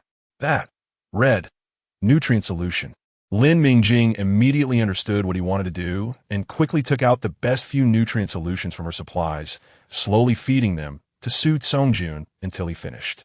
She saw the layer of deathly pallor on his originally ashen face gradually fade. Then he slowly raised his hand, gripping the laser gun he had held tightly, aiming at the cave entrance. A dazzling silver light erupted before Lin Mingjing's eyes, followed by two loud bangs. One was the sound of the pile of stones and dead trees at the cave entrance being blown to pieces, leaving a considerable pit on the ground, with cold white flames quietly burning, as if guarding this refuge in silence. The other sound was Su Songjun falling back. He rolled down from where he had been lying, motionless. "Su Songjun." Lin Mingjing rushed over. She had seen Su Songjun shoot before, silent yet remarkably effective, and the other team members hadn't noticed his little actions at that time. This shot was grand and powerful, but she felt it was a result of Su Songjun being unable to control his strength. "Captain, did you hear that?" The two fleeing immediately showed great joy on their faces. "There must be a powerful person over there. Let's head in that direction." Gathered together, Lin Mingjing hurriedly dragged Su Songjun inward. The previous shot had made too much noise, and she didn't know whether it would intimidate or attract other creatures. On the first day of the exploration team's operation, that problematic Tianheng had angered the mutated pine trees and blackberries with just one shot. She dragged Su Songjun toward the place where she had regained consciousness. Although that area looked complicated, there was at least no grass, so she didn't have to worry about mutated plants. Moreover, when she climbed up, she found that the shape of the cave with human traces looked like a slanted, long-necked flask, and this segment leading to the exit showed no human traces. The best part was that there was a rock wall. If one didn't approach and turn a corner, they would never discover that this path led to another hidden area. Regardless, just having some cover made this strange cave below much better than the visible gap. After great effort, Lin Mingjing finally dragged Su Songjun to the destination and immediately took out a roll of expensive medical bandages from her backpack. She had been too preoccupied to care about anything else on the way here, and now that she placed Su Songjun in a relatively clean cave, she noticed he was continuously oozing blood. In the short moment she spent looking for the bandages, the bloodstains beneath Su Songjun were slowly expanding. As the bandages were almost used up, the bloodstains under Su Songjun finally stopped spreading, and he was wrapped up like a mummy by Lin Mingjing. Lin Mingjing looked at Su Songjun, who was unconscious with a nearly transparent face, and without much hesitation, she took out 2 game-produced tomatoes from her storage, smashed them. And while Su Songjun could still instinctively swallow, she fed him bite by bite until he finished. He had previously asked her for nutrient solutions before he could unleash that astonishing strike. She guessed it was because she had mixed a game-produced tomato in that batch of nutrient solutions that had such a good effect. Now, what she was feeding him was pure game tomato, with nothing added. It should be more effective than the 3 nutrient solutions he had before, right? Lin Mingjing murmured. "You better not die." Su Jun, unconscious, naturally couldn't hear her words, but his complexion did improve slightly. Meanwhile, Guin and Wu Qi, who were fleeing east, finally reached the place where Lin Mingjing found Su Jun. They also discovered the corpse of the mutated giant python, as well as Lin Mingjing carrying Su Jun away, with the traces of his legs dragged on the ground due to the height difference. Captain, isn't this the same mutated python from before? Wu Qi looked at the massive and fierce snake head with lingering fear. Looking at its wounds, there was only one person's attack mark. Wu Qi was horrified. Could there really be someone on this planet who could take on this class a mutated python alone and win? Especially in a polluted area where energy surges suppress mental strength? When did such a ruthless person appear? Guin silently surveyed the surroundings. She had recognized this familiar mutated giant python earlier than Wu Qi. She thought even more. After entering here, the things that had been chasing them had indeed decreased significantly. As if they had weighed their options and abandoned the attack here. They could finally catch their breath. But a person capable of killing the giant python should not have a friendly temperament. How would they treat them if they recklessly intruded here? Should they rest briefly and continue toward the shelter, or go find that person? Captain, the crystal core of the mutated python is still here. It hasn't been dug out. What's going on? Did we strike it rich? Wu Qi's excited voice interrupted Guin's thoughts. What? Guin looked up sharply and indeed saw Wu Qi, unable to contain himself, jumping onto the giant python's head and reaching for a red crystal core. Its vibrant color was visible even in the dim, polluted area, with the red flowing slowly inside, captivating. Holding the crystal core, Wu Qi was even more excited. His heart racing. Class A was indeed a Class A crystal core. He had actually touched a Class A crystal core in his lifetime. Guin gritted her teeth and made up her mind. Let's go, follow this trace and see. She had felt something was off about the drag trace on the way. And now, looking at the crystal core in Wu Qi's hand, she had a bold hypothesis. The person who killed the mutated giant python didn't even have time to take such a precious crystal core. So he must have been seriously injured. The two of them went over now.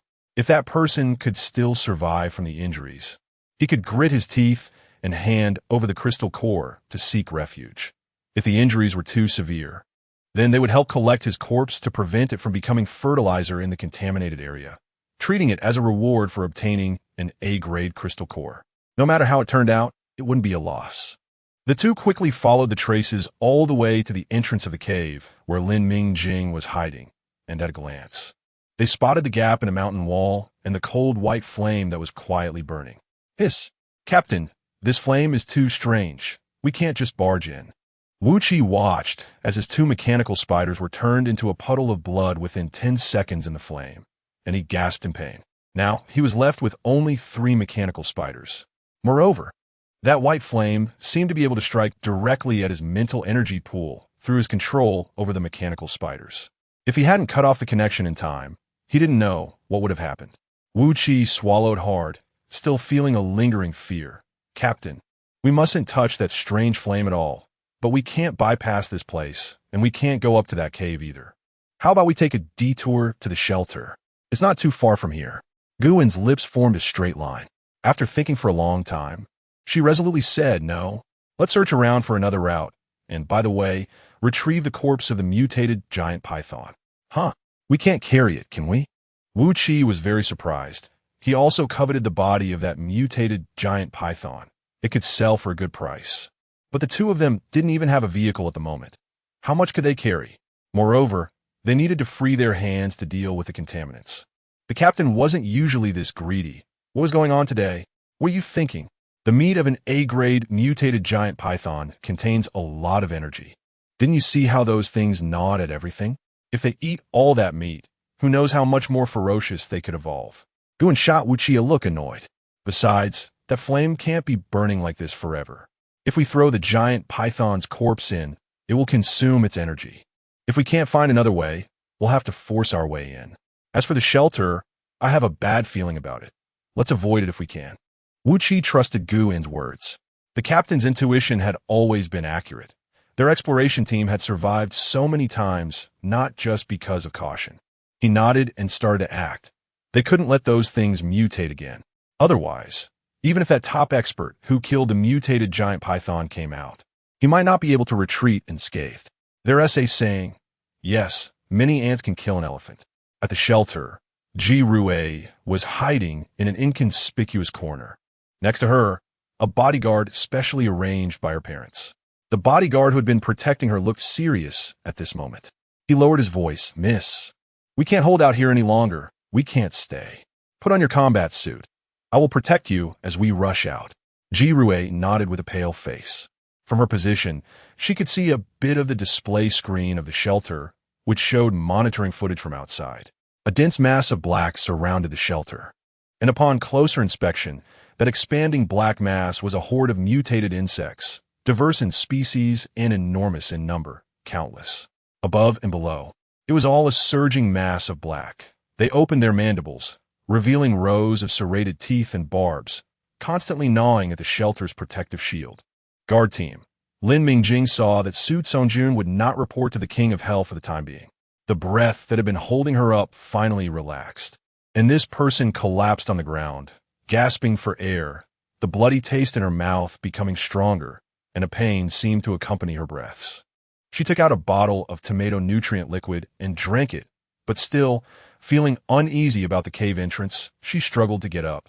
She placed a few pieces of broken stones at the corner. This was a necessary passage to enter the underground cave, and if anyone came, the sound underfoot could at least give her a warning. After placing the stones, Lin Mingjing could no longer hold on and sat down next to Su Songjun. Lying on her back on the ground, her eyelids feeling as heavy as lead, and she drifted into a hazy sleep. This day had been too long. While Lin Mingjing was asleep, Yuan and Wu Qi outside the cave searched around and couldn't find another place to climb up to the cave entrance. However, the good news was that after they threw the pieces of the mutated giant python's corpse down into the burning flames below the entrance, the cold white flames burned them all to ashes, leaving only a layer of black ash. The white flame seemed to gradually exhaust its energy, and the fire began to diminish. Wu Qi, seeing that the sky was getting darker and the surrounding noise was gradually increasing, felt anxious. Upon seeing the flames showing signs of waning, his mood immediately lifted, and he said, Captain, it looks like it's almost burned out. It's only about 10 meters away. We can jump to the mountain wall after that. It's getting dark. We need to set up a foothold quickly. Yuan nodded. Let us rush in. The strange flames indeed didn't give her the same sense of danger as when she first saw them. They would have to take the risk. The contaminated area at night was unsafe, but fortunately, their combat suits were undamaged. They sprinted, jumped, landed, and then jumped again. Although landing in the fire was a bit more damaging than they had imagined, the two finally managed to cling tightly to the mountain wall. Wu Qi reluctantly released a mechanical spider, which quietly crawled up to the cave entrance. The mechanical spider, equipped with a mini scanner, rotated 360 degrees. Receiving the information, Wu Qi said curiously, no life signs detected, but I feel like there is some interference inside. Captain, should we go up directly? Yuan frowned and nodded. Be careful. The two tumbled into the cave, looked around, and indeed found no one there. However, there were bloodstains, signs of a struggle, and faint signs of human activity inside. Everything indicated that someone had been here before. Wu Qi was a bit confused. Captain, did the first person leave? My scanner just upgraded, and its detection range can reach 50 m. Is there a path leading to somewhere else? Although this isn't deep in the contaminated area, who would waste resources making a road in the mountains? He genuinely found it strange. This place wasn't too far from the shelter, and if they had a hover vehicle, it would only take half an hour at most.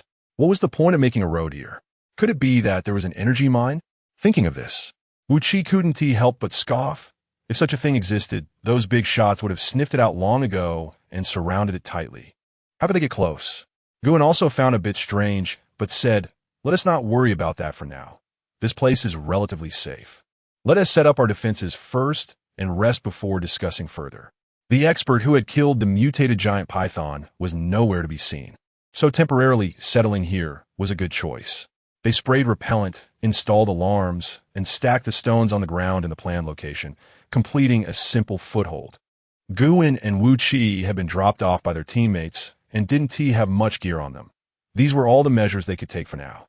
Damn, don't let me see those two scumbags again, or I'll kill them. Wu Qi rummaged through his backpack, but he couldn't find the shield generator. Most of his tools and materials were in the hover vehicle, and what was left in his backpack had been nearly exhausted on the way while escaping, leaving him with only 2 mechanical spiders. As a mental energy mechanic, without critical tools and materials, his combat power was reduced by more than half. He felt anxious, and his temper wasn't great. The few curses he muttered were already quite restrained. Wu Qi looked up at Yuan. He had joined the exploration team later. In terms of seniority, Tian Heng was the one who had struggled alongside the captain the longest and was one of the founders of the exploration team. However, the most serious injury on the captain wasn't caused by a mutated creature, but by the most trusted partner, Tian Heng. Yuan noticed the amused look in Wu Qi's eyes. This guy had a bad mouth and a bad temper, but his heart wasn't bad. A team of 5 people, her vision was finally not poor enough to lead to total destruction. Well, there will always be opportunities for revenge if one pays close attention. If you still have the energy, go take a look around. I'll stay here and tend to my wounds. Oh, okay, I'll go right now. Wu Qi obediently went to investigate, truly deserving of being the captain. Calm enough. If he were betrayed by a classmate he had fought alongside for many years, and they wanted his life, he would definitely curse them out first when he still had the strength, greeting their ancestors for 18 generations. He was multitasking, casually kicking aside a few pebbles without noticing that the mechanical spider had already made a round. There were no other living beings here, only the captain's usual caution. In the shelter, among the remaining chief family guards, a fully equipped sergeant whispered to the captain who had been standing in front of the monitor. "Sir, we can't hold them off any longer. All the stored energy has been used up. At most half an hour, those things will break through the shield and rush in. You give the order. We've done enough already. It's not our fault that those cowardly planters are dawdling and refusing to leave that has put us in this situation." The captain didn't speak. He certainly knew that the best course of action now was to lead his men out. As long as they could reach the edge of the contaminated area, he could send a distress signal using the military communication device exclusive to the chief family. The shelter's communication equipment had long since malfunctioned due to the energy surge in the contaminated area. Suddenly, the screen in the upper right corner of the monitor that had been lit up went dark, like a signal, and one by one, the screens of the monitors fell into darkness, with very few still functioning normally. The sergeant's voice was impatient. "Sir, are we really going to use our own people's lives to protect these guys who have always looked down on us?" The captain looked at the mostly dark screen, making a firm decision. "Gather and line up. Let us charge out together." He was a bit uneasy and lowered his voice to ask, "There is no important person in there, right?" The sergeant replied firmly, "No." He didn't tell his captain that he hadn't checked at all. A small group of mutated ants had rushed in earlier, causing considerable casualties and leading to chaos in the shelter. Checking would take time and effort and wouldn't be appreciated.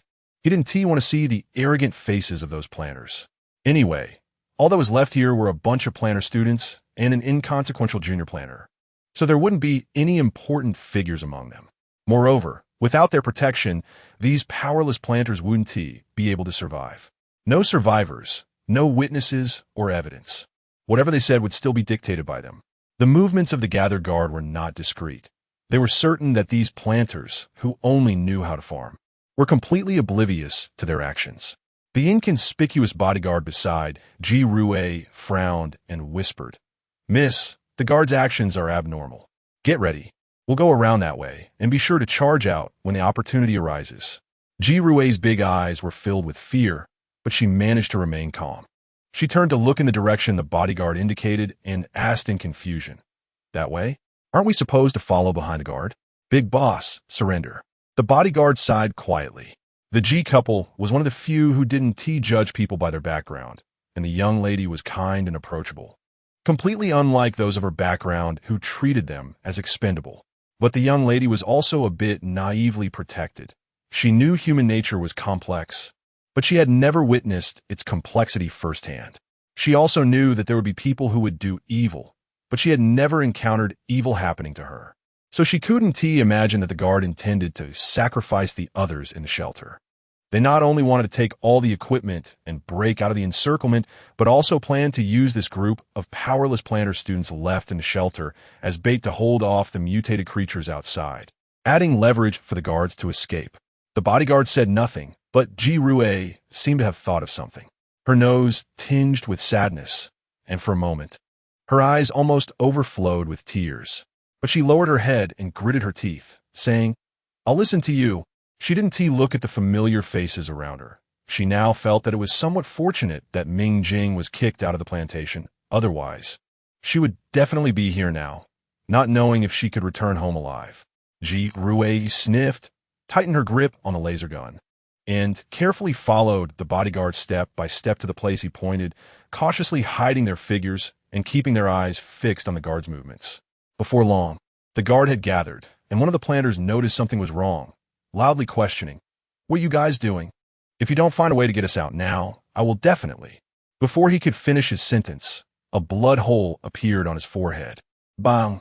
His body fell to the ground, triggering a scream.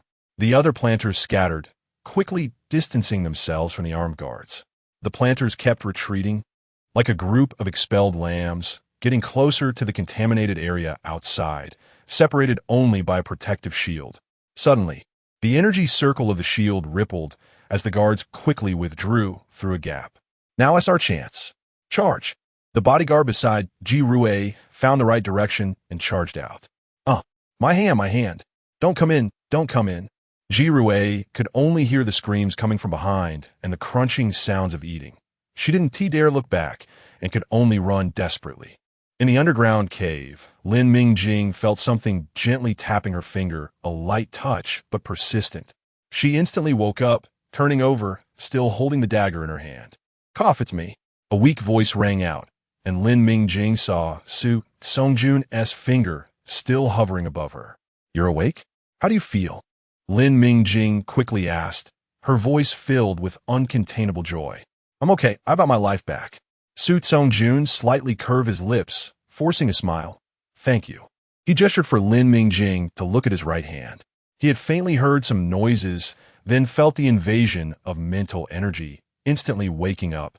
Mobilizing the little mental energy he had left to control the objects nearby, then realized he was having difficulty moving. That's when he thought of a way to wake Lin Mingjing. Luckily, she was right beside him. Lin Mingjing glanced over and spotted the familiar mechanical spider, the one Wu Qi had used before. Meanwhile, Yuan, after treating her wounds and taking a short rest, struggled to carefully check the cave entrance, feeling that the traces of impact were not quite right. According to her speculation, the master who had killed the A-class mutated python should be nearby. Upon checking, she discovered the stone wall and the scattered pebbles on the ground. Wu Qi stared at the stone wall and the downward passage that Yuan had found, dumbfounded. He had never been a meticulous person, but now he excitedly asked, "Captain, shall we go down and take a look?" Yuan looked at him with frustration. "Go down? I'm afraid we'll lose our lives if we do." Below was likely the temporary hiding place of that master. The few pebbles on the ground might be rudimentary, but that unknown master clearly still had the ability to act. They had intruded uninvited, and if they recklessly barged in, it would surely anger that master. If he still had the strength, their hard-won lives would be in danger again. Yuan's cautious nature had helped her escape death multiple times, but unfortunately, it sometimes caused her to miss good opportunities. However, her miscalculations inadvertently worked to Lin Mingjing and Su Songjun's advantage. Sent a mechanical spider to scout the way. Yuan said, Wu Qi wasn't one to think much. He usually listened to Yuan, and since the captain didn't look pleased, he obediently controlled the spider, equipped with a scanner to go down and explore. However, soon the mechanical spider and his mental link were cut off, and a familiar burning sensation surged through him. He cried out in pain, "Captain, that master who killed the mutated giant python is below." Yuan quickly retracted, withdrawing with Wu Qi until they stopped at the cave entrance. She anxiously asked, "Are you okay?" Looking at Wu Qi's expression, that master was even more powerful and volatile than she had imagined. Just one encounter had directly attacked the opponent's mental pool, so it seemed they needed to be extremely cautious in their future interactions to avoid provoking the other party again. In fact, this was a beautiful misunderstanding. Su Songjun had purely experienced a life-and-death battle, and due to his injuries, he couldn't control his mutated mental power as precisely as usual, which led to the attack, directly affecting the mental pool. This was not his intention. After all, such direct attacks on the opponent's mental pool had always been synonymous with cruelty and strangeness. Ever since he discovered his mental power mutation, he had controlled it very well and had never used it against his kind. After resting for a while and drinking a bottle of bean-flavored nutrient solution, Wu Qi felt the cold, stinging sensation fade away. Once he felt better, he nervously said, "Captain, that master seems to have a bad temper. Should we leave tomorrow?" "No. We should surrender to the master." Yuan thought differently after seeing Wu Qi recover so quickly. It seemed it was just a warning, and there was still a chance. Below in the cave, Lin Mingjing looked in disbelief at a small mechanical spider slowly approaching, swaying with a display screen that was too large for it, which read Master. "Surrender," in bold letters. Below it were two stick figures with their hands raised high, looking very sincere. When it got closer, she also noticed it was dragging a red crystal core, which was quite a feat for it. A sudden tremor caused the already burdened mechanical spider to completely flip over. Lin Mingjing quickly lay on the ground. "Anxious, is there an earthquake?" "Please no, I really don't have the strength to drag the Federation star to escape." At the cave entrance, both Wu Qi and Gu and felt the unusual tremor. Wu Qi looked at the fire blazing in the direction of the shelter and exclaimed, "Damn, good thing we didn't go there. The captain is wise." "Save." Su Songjun, lying down, took a breath and quietly said, "I didn't feel any energy fluctuations from the contaminated area. It was a man-made explosion, probably from the shelter, as only the weapons and ammunition there could cause such a huge commotion." The shelter. Lin Mingjing's heart sank. She remembered Jirue had also entered the contaminated area. If it was the shelter, wasn't she in great danger? "What's wrong?" Su Songjun noticed Lin Mingjing's suddenly furrowed brows and softly comforted her. "Don't be afraid. Let us see what message that spider brought." Taking a deep breath to suppress her anxiety, Lin Mingjing realized she had to focus on herself for now. She picked up the display that the mechanical spider had dropped and quickly browsed through the screen. Indeed, as the screen indicated, it was about surrender and allegiance. Yuan sincerely not only sent over the mutated giant python's crystal core, but also detailed their experiences along the way, emphasizing the sudden energy turmoil in the contaminated area and the swarm of insects they encountered. This explained why they appeared here and indicated that they were only willing to follow the master's arrangements for self-preservation. After hearing the message Lin Mingjing read to him, Su Songjun smiled knowingly. It really is the work of Tian Heng and Wang Guan. Lin Mingjing frowned. Why? She hadn't forgotten that this exploration team was something she had asked Qi Zi to find, nor that the woman left behind that day was named Qi Ji. "Don't worry. The Qi family is trying to eliminate me in a legitimate way." Su Songjun had anticipated such risks. He guessed the Qi family's intentions when he saw Tian Heng and Qi Ji's somewhat clumsy acting on the first day. If it weren't for the sudden energy turmoil in the contaminated area, he wouldn't have ended up in this situation. His luck was still so bad. After resting for a while, he continued, "The Qi family is using such a laborious method to deal with me to avoid causing your aversion and vigilance. Rest assured, the Qi family's attitude towards you is absolutely positive." "Is that so? But why do I feel like I'm increasingly unable to recognize the people of the Qi family?" "Drink some nutrient solution." Lin Mingjing noticed how fatigued he looked and took out a bottle of tomato-flavored nutrient solution to feed Su Songjun. "What about the two outside?" "Wu Qi is a mechanic. Our hover vehicle has been tampered with," Lin Mingjing quietly asked him after he finished drinking. "The method was too rough. It wasn't his doing. I also noticed he didn't have the opportunity to act. It should have been Wang Guan who tampered with it after we all got out of the vehicle on the first day." After finishing the nutrient solution, Su Songjun could finally say everything he wanted in one breath. "Lin Mingjing, these two can be useful. I need time to recover, and during this time, they need to be on guard against the outside contaminants." The mutated insects they encountered were likely stimulated by the energy in the contaminated area, and judging from their descriptions, the scale shouldn't be small. Su Songjun's voice was calm. They needed their protection now. Lin Mingjing raised an eyebrow. This person was more adaptable than she had imagined. A prodigy from a prominent family could so quickly lower himself to make choices and speak honestly to her without reservation. It felt like the halo of the Federation star had completely dissipated, but this was more to her liking. She had always kept her distance from people who cared too much about appearances. All right, you say it, I'll handle it. We both need to survive. Yuan is still waiting for me. Lin Mingjing felt her pain had lessened, and she was filled with energy. Su Tsongjun had awakened, his mind clear, and with 2 fighters delivered to their door, their chances of survival had skyrocketed. She felt their luck was turning. Let's respond to the message first. I'll dictate. You write. Su Gongjun Yukge. Lin Mingjing was still young, yet she could quickly break free from adversity and regain her calm and vitality. Her resilient character and positive attitude increased their chances of survival. At the cave entrance, Wu Qi, squatting and feeling the cold wind, looked at the mechanical spider that appeared in his line of sight with a ghostly expression. Damn, the master truly lives up to the title. An attacker can even control my mechanical spider. I really learned something new.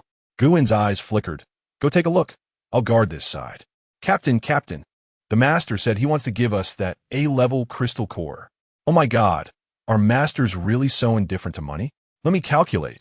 With this crystal core, we not only won't lose this time, but we'll also make a profit. I want to buy composite metals. I wanted to buy them for a long time. Having listened to a stream of chatter without hearing the main point, Guin couldn't hold back anymore. She turned around, snatched the screen, and ordered everyone in one go. Go guard the cave entrance. Just as he was about to curse, Wu Qi met Guin's dark face and silently moved to the cave entrance. What was going on?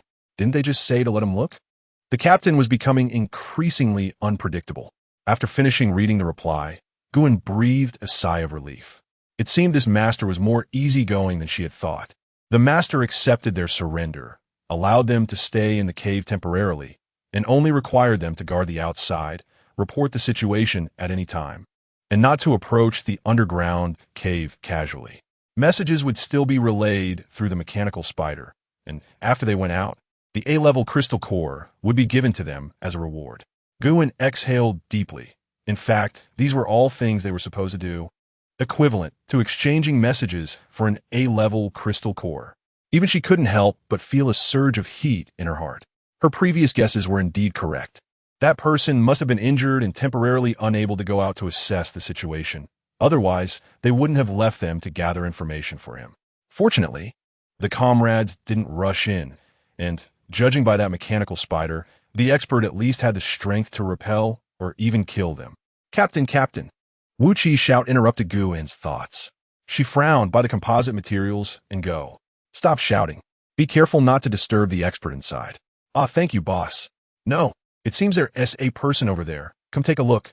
Wu Qi was both surprised and delighted, feeling a bit wronged. His voice was a bit loud, but he had indeed made a discovery. What? Guin quickly walked toward the cave entrance and indeed saw a figure stumbling toward them. It was already deep into the night. Unless one encountered fatal danger, no one would be moving in the pollution zone at this hour. The person running seemed to have seen the remnants of the firelight below the cave and ran straight toward it. As she got closer, she vaguely saw 2 figures at the cave entrance and used all her strength to shout, I am a member of the G family from Xingjiu Company. Save me, and the G family will surely reward you. This is Blue Star. In the underground cave, Lin Mingjing looked at the meager supplies and sighed. Su Tsongjun's backpack had already been lost during the battle with the giant python. She didn't have much in her own backpack, and now only had 32 bottles of advanced nutrient solution left, barely enough to last about 10 days, but there was only 1 bottle of pure water remaining. Lin Mingjing's throat felt dry. She unconsciously licked her lips and glanced at Su Tsongjun's chapped lips. She opened the last bottle of water and fed it to Su Tsongjun, moistening her own lips slightly as she said, I'll go nearby to see if I can find a water source. Fortunately, the water purification tablets are still here. Wait a moment, Su Tsongjun extended his psychic sense. No other life forms. Go ahead, walk to the right. The humidity there's a bit higher. Lin Mingjing nodded. Okay, this guy is like a human detection device. Lin Mingjing followed the direction Su Tsongjun pointed and carefully examined this strange cave. Walking this way seemed to increase the humidity in the air. There as hope, she followed the obviously man-made tunnel. Although Su Tsung-jun had already explained that this place was likely excavated secretly by the Chi family or other forces during the resource competition, such occurrences were not uncommon. After all, in the pollution zone, due to energy interference, communication was unreliable. As long as one acted discreetly, secretly extracting resources wasn't difficult. However, she felt a strange sense of familiarity. Even though it was a cave, it didn't feel like an interstellar style, but rather an inexplicable familiarity, increasingly resembling the air raid shelters of the past. At the cave entrance, Yuan and Wu Qi both heard the shouting of the fleeing figure, and Yuan was still frowning in thought. Wu Qi could no longer contain his impatience, and asked anxiously, "Captain, did you hear what she said? It's Xingjiyuan. That super-rich Xingjiyuan. They say their family's accumulated wealth could last for 10 lifetimes. Should we save her?" Yuan noticed the faint sound around them and looked at the nearly extinguished flames, gritting her teeth. Save her, but be discreet. She was also a bit tempted. But more importantly, they couldn't let that person get any closer. She saw the vague figures around the flames, very much like the mutated insects that had chased them before. This fleeing person was making too much noise, and if this continued, it would definitely attract more mutated insects. Those bugs seemed to be somewhat wary of the flames burning below, but that fire was almost out. If they didn't get the person up, once the flames completely extinguished, the pile of bugs underground would surely notice what was above, just based on their shoddy shielding devices. They probably couldn't completely deceive those mutated insects. Let us go. The two worked in perfect harmony, quickly bringing the person in need of help into the cave, while the mutated insects were still somewhat hesitant. After confirming her temporary safety, the rescued person quickly spoke. "I have a personal satellite locator on me. As long as the energy in the pollution zone stabilizes a bit, I can send out a distress signal. My name is Ji Rue, and the Ji family will surely reward you handsomely once I return home safely." Ji Rue revealed her life-saving trump card.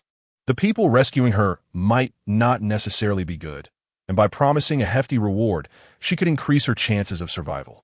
The person protecting her was already gone, and she needed to survive in order to repay Uncle Zhou's family. Yuan and Wu Qi exchanged glances. Wow, she really is a fat sheep, but a bit hot to handle. Wu Qi grinned and was about to speak when Yuan shot him a look, reminding him that his mouth could cause trouble. Yuan gently asked, "Ji Rue, right? Don't worry. Since we saved you, we won't harm you. You must be a planning practitioner trainee, right? Can you tell me what happened? Why were you escaping alone in the pollution zone at night?" Ji Rue's voice trembled. The guard team used the people in the shelter as bait to hold off that group of mutated insects, and then they blew up the shelter. In the underground cave, after many twists and turns, Lin Mingjing finally heard the sound of running water and felt a surge of joy as she quickly approached the vague sound. Turning a corner, Lin Mingjing's eyes widened. Water. She really found it. However, her joy was slowly overshadowed by a huge sense of confusion and unease. This shape. Why does it look so much like the world wonder she visited in her past life? The Kerez, looking at the trickling water before her. A bizarre absurdity enveloped Lin Mingjing. She trembled all over and could barely stand. The familiar plants, vaguely reminiscent of familiar dishes and those overly familiar seasonings she had resisted thinking about before. But now, looking at the familiar scene before her, she couldn't help but wonder, where exactly is this place? A parallel universe? Or is this really Blue Star? She stepped closer to the right wall, and from a distance, she saw a patch of regular patterns. She had a premonition that there would be answers there. The terminal's lighting turned on, and familiar characters came into view. Li Xming's diary. The last entry of the ex-survivor. With a loud bang, something exploded in Lin Mingjing's mind. This is not just Blue Star. Here is also her homeland. As Lin Mingjing returned in a daze, she saw Su Tsung-jun struggling to maintain a difficult posture while flipping through the screen. A familiar mechanical spider was perched beside him. He looked up at her and quietly asked, "What is wrong? Didn't you find water?" "It's okay. The underground water resources here are still relatively abundant. We will find it eventually."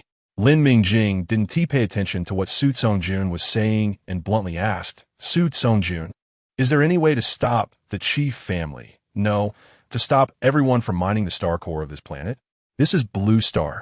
The blue star that nurtured humanity, her homeland. Blue Star had already died once. She didn't know how long it had been drifting in the vast universe, or what irreplaceable miracles it had encountered to be reborn as planet L307. How could she watch it be deprived of life again, turning into a dead star, drifting in darkness? She couldn't allow that. Su Songjun noticed something was off with Lin Mingjing. After all, the girl before him had always acted calm and strong, but now she seemed to have lost her soul. He didn't ask her what had happened.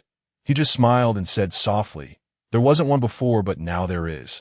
At the chief family base, a small piece of crystal core emitting an ice blue glow was packed into an energy shielding box.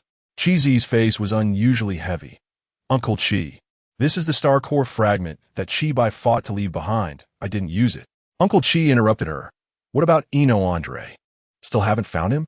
Chi Zi lowered her head even more. "No, I've increased the search personnel. I will not allow him to leave with the star core." Uncle Chi was silent for a while, and after a long time, he finally said softly, "Have the energy tests and casualty numbers from the contaminated area come out yet?" Chi Zi was about to answer when the Chi family members outside knocked on the door. "Uncle Chi, someone from the Ji family has come and specifically asked to see you." "Buying a planet?" Lin Mingjing, sitting next to Su Songjun, heard him slowly speak. "Just now, Yuan sent news that the guard team blew up the shelter. The tremor we felt earlier was caused by the explosion of a shelter, and everyone inside died. The guard team's actions indicate that the situation in the contaminated area is worse than I thought, and they have no one to come for support." Lin Mingjing's heart tightened at Su Songjun's words. The guard team was controlled by the Chi family, and it was hard to say that the Chi family was unaware of this. Also, Ji Rue mentioned last time that she had entered the contaminated area to complete a mission. She didn't know if she had come out or how she was doing now. Su Songjun continued, "The shelter is not far from the protective shield. Logically, when there is any disturbance in the contaminated area, the Chi family's army station at the edge of the safe zone would definitely come for support and inspection, but they didn't come, which indicates that the Chi family is understaffed and has higher priority tasks." Eno Andre was a paranoid and arrogant madman. Considering all the circumstances, there was only one possibility. Eno Andre had obtained the star core and attacked it, and the Chi family was chasing him. Lin Mingjing's heart skipped a beat, and she hurriedly interrupted, "Attack the star core? What will happen to planet L307? Will it start to lose energy and become a dead star?" The last two words came out stammering. She couldn't bear to think of such a possibility. Su Songjun looked at Lin Mingjing and said, "Not for now. The energy of the star core is much stronger than you think. It has a certain self-healing ability. As long as no one harms it again, it will slowly recover, although the time will be incredibly long." Lin Mingjing breathed a sigh of relief, but was still a bit worried. What if the damage caused by that guy named Andre is too severe? Didn't you say he is an S-level psychic? Firmly. No. The stronger the psychic ability, the stronger the energy suppression they experience near the star core. His attack does not reach the level that can directly damage the star core. Moreover, if the star core were severely damaged, the energy riot in the contaminated area would not be at this level. Lin Mingjing fell silent, her floating heart stabilizing a bit. She looked at Su Songjun, who could only move his fingertips, and thought, "Isn't this level already quite terrifying? You're lying here unable to move." Su Songjun raised an eyebrow at her look. He cleared his throat. "All right, back to the main topic. The news from Gu and also said that they rescued a member of the Ji family, who is a personal satellite locator. I've already had them send out a distress signal, so the Ji family should be taking action by now. Pulling the Ji family into this mess, the Chi family will find it hard to gather enough manpower and equipment to mine the star core again in the short term. Once we get out, we'll think of a way to stir the waters. Mining the star core is an absolute crime, and even the arrogant Andre family only dares to do it secretly. The situation has already escalated, and now we have a way to stop those coveting the star core." Lin Mingjing looked at Su Songjun in surprise, as expected of the star of the Federation, even lying here unable to move. He could speculate about the outside situation and make decisions from a distance. Although there was a bit of luck involved, it had to be said that his value in this Federation star was quite high. It seemed she needed to treat him a bit better. The subsequent defense plan for Blue Star still required his strategy. Su Tsung-jun, on the other hand, looked at Lin Mingjing's contemplative face and thought that since meeting her, his luck seemed to have improved a bit. First, there was the energy-interfering black mine, then the 2 bodyguards that came knocking, and now there was a G family member with a built-in satellite locator. Compared to the many unfavorable factors in the battles he commanded before, this time was truly smooth. Suddenly, Lin Mingjing reacted. G family member? What's her name? At the Chi family's residence, Uncle Chi had finished communicating with the smiling G family member half an hour later. Chi-Zi looked at the pile of high-grade nutrient solution on the ground and frowned. Uncle Chi, does the G family know about our mining of the star core? Uncle Chi sighed and said, the energy riot in the contaminated area can't be hidden from those who are paying attention. The G family should know. You go arrange for someone to enter the contaminated area and find them. Bring that Ji Rue and Lin Mingjing to safety. Chi-Zi replied, okay, I'll take care of it right away. As she hurried out, she seemed to hear Uncle Chi sigh behind her. The G family, first courtesy, then weapons. We've done the formalities, so is it time for armed confrontation? Chi-Zi clenched her fists and quickened her pace to leave. The Chi family could no longer confront the G family now. She had to find them as soon as possible. She wasn't too worried about Lin Mingjing. She had instructed Yuan to protect Lin Mingjing at all costs and ordered Chi-Zi to kill Su Jun and protect Lin Mingjing. With them around, as long as they didn't happen to encounter high-level mutated creatures deep in the contaminated area, Lin Mingjing's safety could be ensured. Yuan was a cautious person. She wouldn't rashly enter the contaminated area, so Lin Mingjing should be safe for now. The focus should be on finding G family members. At this moment, Chi-Zi still did not know that Lin Mingjing's group had encountered an A-level mutated giant python in a place that was not considered the inner area. And she was unaware that her highly anticipated Yuan and Chi-Zi had indirectly or directly been played by the seemingly insignificant Tian Hong, resulting in a situation that was completely different from what she had anticipated. As for Ji Rue, due to the actions of the shelter's guard team, her favorability towards the Chi family had dropped to the lowest point, even to the extent of being negative. If she made out safely, she would definitely tell the truth, and the G family and Chi family would largely not have the opportunity to stand on the same side again. However, the Chi family had to rescue Ji Rue because otherwise, the G family would dare to expose the star core issue right now. So you see, sometimes people should not be too arrogant, thinking they have everything figured out, only to find out in the end that they have lost everything. In the underground cave, after confirming that Yuan and the others had rescued Ji Rue and that she had not suffered too much harm, Lin Mingjing temporarily set her mind at ease. She looked at Su Tsung-jun, whose complexion was still pale, and first took out a nutrient solution for him to drink. Then she asked him, in the end, it's all about interests. If there is enough interest to exchange, can we completely dispel the thoughts of those people from the Chi family about mining the star core? For example, if there's a certain plant that grows here that can enhance the purity of the soil, thus cultivating high-purity natural plants? Although her mind had been in a mess before, she had also thought about how to protect the star core of Blue Star. After thinking about it, she focused on the reagent that could enhance soil purity. If this planet had special plants that could generate huge benefits, then perhaps it could be preserved and continuously generate benefits instead of being exploited like a chicken laying eggs. However, she wasn't sure if the benefits generated this way could convince those who wanted the star core. Su Tsung-jun's eyes flickered as he looked at her, and he said slowly, I think your goal can be set higher. For example, directly buying this planet. Lin Mingjing opened her mouth, stunned.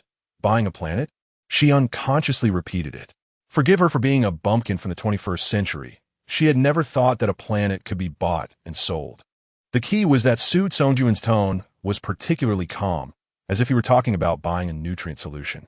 Indeed, the most permanent solution would be to become the owner of this planet, as long as you didn't want it. No one could set their sights on that star core again. Su Tsung-jun continued, Planet L307 is just a low-level planet.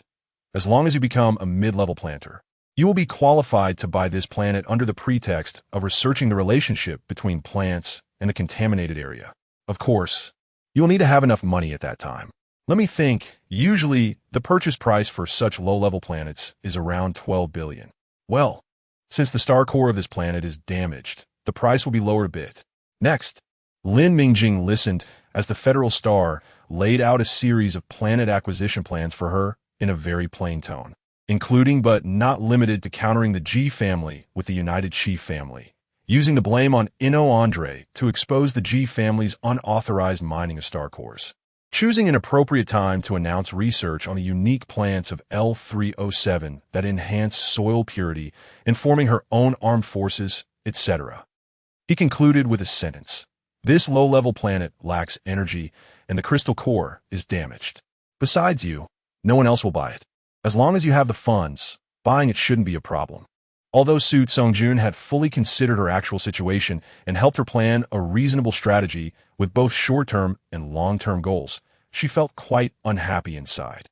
Lin Mingjing suddenly smiled. Su Songjun, you should have noticed that what I've been giving you to eat is not ordinary, right? Let's be clear. I have a plant that can accelerate your recovery. It just doesn't smell good, but I believe you can endure it. Didn't you say the G family would send someone to find us soon? So you should recover quickly, without waiting for Su Songjun to refuse. Lin Mingjing took out 2 plump garlic cloves from the game storage, peeled them, crushed them, and shoved them directly to Su Songjun's mouth, saying kindly, "Eat it. It's definitely good for your injuries, don't waste it." Garlic, detoxifying and antibacterial, enhances physical strength, is truly a good thing. Su Songjun had felt something was off about her earlier, and now looking at the pungent garlic shoved near his mouth, he was even more certain that Lin Mingjing was angry. But why? Everything had been fine just a moment ago. He glanced at Lin Mingjing and, holding his breath, opened his mouth to swallow in one go. There was a reason his grades in sociology and interpersonal relationships were at the bottom. He really couldn't understand what was wrong with Lin Mingjing. Watching Su Songjun swallow the raw garlic without chewing and then close his eyes with a look of despair, Lin Mingjing finally felt relieved. Blue Star is not a low-level planet. It has been able to grow back to what it is now, which is already quite remarkable. You interstellar people just don't appreciate it. Su Songjun quietly asked, "Can I have some water?" Water, Lin Mingjing remembered. She had gone out to find a water source. But now her hands were empty and she had completely forgotten about it. "Drink, you can finish it all. It doesn't matter. I've found the water source." Lin Mingjing handed the last bottle of purified water to Su Songjun. "I'll go get more now." It seemed that the garlic was indeed effective. Su Songjun could now struggle to sit up and drink water by himself. "I'm really a good person," Lin Mingjing thought cheerfully as she set off with a light step towards the conjing well. Su Songjun watched Lin Mingjing's cheerful figure and pursed his lips, deep in thought. When Lin Mingjing returned with water, the prepared Su Songjun immediately said, "Lin Mingjing, the outside Guan and Wu Qi are quite decent in terms of ability and character. Especially Guan, who has a good reputation among the executors. I think you can take this opportunity to bring them together. It will be more convenient for searching materials or doing other things in the future." Lin Mingjing was taken aback, wondering why it felt like the Federal Star had become so proactive after just her short absence. However, he made a valid point, and Lin Mingjing nodded. "So what should I do?" Su Songjun quickly replied, "You just need to give me 3 more of that red nutrient solution you gave me before. You don't need to worry about the rest." Lin Mingjing followed his instructions and took out 3 vials of nutrient solution to hand to him. Watching Su Songjun right on that light screen, she asked, "You said before that this type of nutrient solution shouldn't be spread around. Why can it be now?" "The strategy has changed. Your reagent that can enhance purity can be given another name," Su Songjun replied without looking up. "To stimulate the natural plant activity and increase the bargaining chips to persuade the G family to enter." Lin Mingjing was stunned. "But it can't. The researchers from the G family wouldn't be easily fooled, right?" Su Songjun smiled lightly. "You can? Why can't they? It's their lack of ability. Their mental power isn't gentle enough, or their methods of releasing mental power are incorrect. The ability to enhance soil purity is real, and your natural plants are indeed better. Even if they suspect, they will only doubt your unique method of using mental power, not the effectiveness of the reagent." Lin Mingjing looked at him, half believing, and in this particularly protective interstellar context, it might indeed be as Su Songjun said. Even if there were particularly clear-headed people who doubted her truthfulness, they would ultimately be in the minority And moreover, the G family was not a monolith, with too many ways to deal with differing opinions. It's quite dark. Are commanders in the interstellar era trained to be this devious? Lin Mingjing looked at him and then sincerely said, "All right, you handle it. You know more about this than I do." Su Tsung-jun manipulated a small mechanical spider carrying the light screen, dragging a box containing 3 vials of nutrient solution, and climbed up with difficulty, disappearing step by step around the corner. He turned to Lin Mingjing and asked, "Can I change to a different food tomorrow? That tomato is great." Lin Mingjing couldn't help but laugh out loud at Su Tsung-jun's particularly sincere eyes. "Okay, we'll switch tomorrow." Su Tsung-jun quietly breathed a sigh of relief. At the cave entrance, Guan and Wu Qi were visibly excited about the news returned by their boss.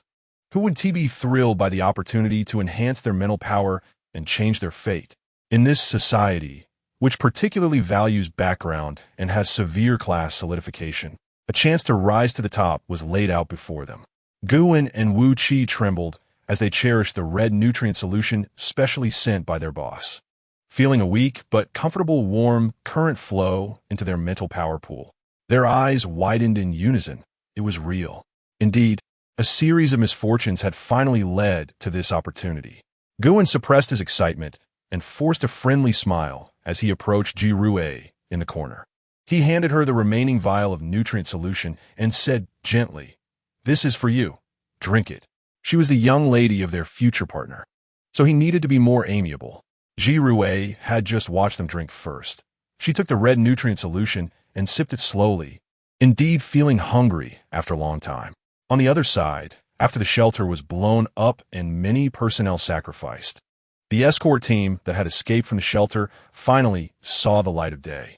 The disheveled deputy officer exclaimed in surprise, "Commander, look over there. It's the G family S emblem. They received the news and are coming to rescue us." The G family S military also discovered the disheveled escort team. The deputy officer reported, "Commander, the force approaching is the escort team from the shelter." The commander frowned upon seeing this. Why are there only escort team members? His mind quickly turned, and he understood something, coldly snorting, "The duty of a soldier is to obey orders and die in battle, not to run away. These lowly-born escort team members cannot be trusted." The people stationed in the polluted area shelter naturally wouldn't be the G family's direct troops. They were mostly ordinary people who had defected to the G family to work under them. His brow tightened, and his lowered eyes appeared somewhat sinister for abandoning their posts. "Execute them." The deputy officer lowered his voice. "Commander, the situation ahead is unclear. Let us keep them for now." The commander glanced at the unstable energy readings on the instrument and thought that those who came out this time were all from the G family and had fought alongside him for many years. These personnel couldn't be too heavily damaged. After considering this, he nodded. "You go negotiate, stabilize them, and look for G family members. There is no need to rush." The deputy officer understood, saluted, and took a small team to meet the escort team. In the underground cave, Lin Mingjing was changing the bandages for Su Tsung-jun while using clean water to gently clean the blood and dirt around his wounds. Previously, they didn't have access to clean water, but now that they had found the Caner well with abundant water sources, they could afford to be a bit more luxurious. Whether it was the effect of the plants in the game or Su Tsung-jun's strong physical condition, the wounds that looked gruesome had surprisingly healed quite a bit, with only the most serious ones needing bandaging. Su Tsung-jun didn't have to be a mummy. The remaining medical bandages were just enough. After the garlic treatment, Su Tsung-jun had become much more cautious. He pondered for a moment before speaking. "This place is not bad. The people who stole the ore before must have put in some effort. The isolation materials and basic layout are decent. We can use it as our own shelter. Once the energy in the contaminated area stabilizes a bit, I will take you and Wu Qi out to find the materials you need. It would be best if we could find what we previously discovered at the Qi family. Having the actual item would help us gain the support of the cautious G family." He added, "You don't need to worry. When we go out, I will set up defenses at the cave entrance. You and Ji Rue will be safe here." After hearing him, Lin Mingjing felt a touch of emotion. The attitude of the Federal Star had changed significantly after this experience. He clearly considered her one of his own. even risking his injuries to venture into the increasingly dangerous, contaminated area. There is also a hint of guilt as she innocently said, "We have already found the materials. Just the last plant that Qi Ji and the others brought back. Didn't I mention it to you?" Lin Mingjing had only suggested that idea after confirming that they could find the materials for the purification reagent in the contaminated area. She had never been someone who acted without basis. Qi Ji had handed her the storage box just to pull her out of the hover car. But in that moment of unexpected change, the box had fallen inside the car. When Su Songjun reminded her to organize her equipment, she instinctively gathered all the remaining supplies from the vehicle into her storage bracelet. Later, while sorting through her things, she discovered that the last plant was indeed what she was looking for. The Dreamland Manor provided a recording detail, Jiao Gulan mutation, with a miserly recording price of only 10 gold coins. Lin Mingjing naturally refused, as she had found a way to exploit the game. It was a super useful identification tool. She had indeed come up with a feasible plan to defend Blue Star, and even managed to get a freebie from Dreamland Manor. She probably got too excited and forgot to mention it to Su Songjun. "You." Su Songjun looked at Lin Mingjing, whose innocent face looked particularly youthful at 17, and swallowed the words that were on the tip of his tongue. "All right, lucky me. Then let us proceed with the next step of the plan to gain Ji Rui's favor and support." The fact that she has a 4-person satellite locator indicates her decent status in the Ji family. If she can speak on our behalf, then... Let me interrupt you. Lin Mingjing raised her hand obediently. "I know Ji Rui, and we have a good relationship. She even wanted to give me a B-grade mental power potion before. It shouldn't be difficult to say a few words." Su Songjun closed his eyes for a moment and took a deep breath. "Lin Mingjing, can you please tell me about your social network and discoveries a bit earlier next time?" Lin Mingjing nodded. "This is my social network. I will definitely remember to inform you of my findings in the future." Su Songjun put on the tattered half-mask, barely covering his striking face, and whispered, "I'll send a message to Guan to have Ji Rui come down. The negotiations with her will be up to you, boss." Lin Mingjing nodded. Su Songjun had already analyzed the Ji family situation for her. Her purification reagent was clearly more useful to the Ji family, who were merchants and would not refuse a money-making opportunity that came knocking. As long as the benefits were substantial, even if this opportunity conflicted with the Qi family, they would definitely be tempted. However, how to maintain a steady position amid the struggle between the two families depended on Lin Mingjing's influence. If there was someone in the Ji family who could speak on her behalf, her position would be even more secure. As Ji Rui anxiously followed Guan deeper into the cave, she was filled with many thoughts, especially at the corner when the tall woman leading the way stopped and told her, "Go down from here. You'll go alone." Her panic peaked. "What is down there? Are they planning to kill me? I shouldn't have sent the distress signal so quickly." She thought of many things, but ultimately could only step down one step at a time. Without Zhou Shu as protection, she couldn't resist this person named Guan at all. Her heart sank, but in the next moment, she caught a glimpse of the person standing in front of her under the light above. Upon seeing Lin Mingjing's shush gesture, Ji Rui covered her mouth to swallow the name that almost slipped out. She took 2 steps forward and tightly hugged Lin Mingjing, tears streaming down her face. "Mingjing, I'm so scared. There are so many mutated insects. Many people have died, and Zhou Shu is dead." The suppressed cries echoed in Lin Mingjing's ears as she comforted the terrified Ji Rui, gently stroking her back. "Don't be afraid. Don't be afraid. It's very safe here. It's okay. It's okay." After a long time, Ji Rui finally stopped crying and suddenly grabbed Lin Mingjing's hand. Her eyes filled with fear. "Mingjing, hurry and leave the Qi family. The guards at the shelter are all controlled by the Qi family. The guards intentionally killed the planting apprentices, and Zhou Shu was also killed by them. You can't stay in the Qi family anymore. Count down to going home." By the time Lin Mingjing had calmed Ji Rui down and learned about what had happened in the shelter, nearly half an hour had passed. Ji Rui finally held Lin Mingjing's hand seriously and said, "Mingjing, after we go out, you must find an excuse to get away from the Qi family and take Yuan with you. I can take care of both of you.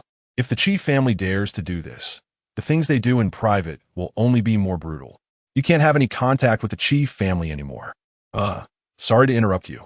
Su Songjun, who had been listening for a long time, could no longer hold back.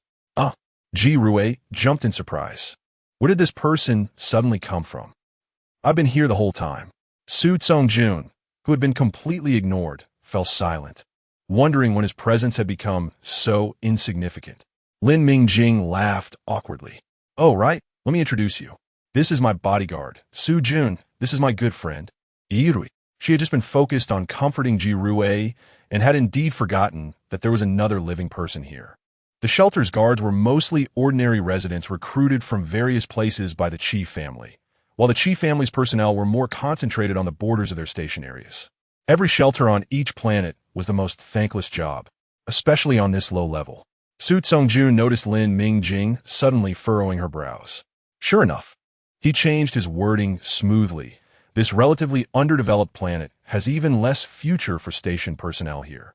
Therefore, most of the guards likely acted on their own accord. And because they had never encountered such dangerous battles, they resorted to such foolish and brutal methods to break through. The Chi family station area was not small, and there hadn't been any particularly powerful figures in the family in recent years. With the family's influence in the Federation declining, they wouldn't do something so controversial at such a sensitive time. Otherwise, sending ready-made handles to hostile forces, downsizing the military, cutting military expenses, and fighting for territory would all cause the Chi family to bleed heavily. They wouldn't do that. I guess the guards who managed to escape will probably all die in the line of duty. His words successfully made the already cool underground cave feel even colder. Lin Mingjing spoke sincerely. Su Jun, your injury isn't healed yet. You should rest well. Don't talk. Can't you see Ji Rue is almost scared to tears? Little Sweet Pepper has been well protected before, and what she is experiencing now is the most brutal and bloody thing in her 17 years of life. Don't scare her anymore. Lin Mingjing pulled Ji Rue to the other side, giving the Federal Star quiet space, aptly named for a good rest. She talked about other things to divert Ji Rue's attention. The practical class is about to end. How are you preparing? I successfully cultivated tomatoes before. After we go out, I'll let you taste the Lin Mingjing brand tomatoes. In the familiar company and a relatively safe environment, Ji Rue gradually relaxed and fell asleep. You didn't tell her?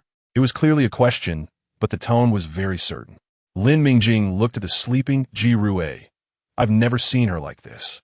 Let her rest. Our plan doesn't necessarily require her.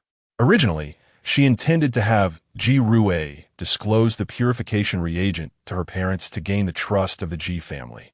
But now that she knew the truth about the shelter and Uncle Zhou, Ji Rue's bodyguard, Lin Mingjing suddenly didn't want to do that anymore. Su Tsongjun was very calm. It's okay. I should be able to act tomorrow. I'll handle Guan and Wu Qi. Let's execute Plan B. Telling her that she has never been to the shelter and was saved by us by chance. Lin Mingjing. Okay, thank you, Su Tsongjun. The next morning, when Lin Mingjing took tomatoes from the game warehouse, she added the quantity to 3 with a try-it-out mentality and surprisingly succeeded in retrieving 3 tomatoes. She wasn't very surprised.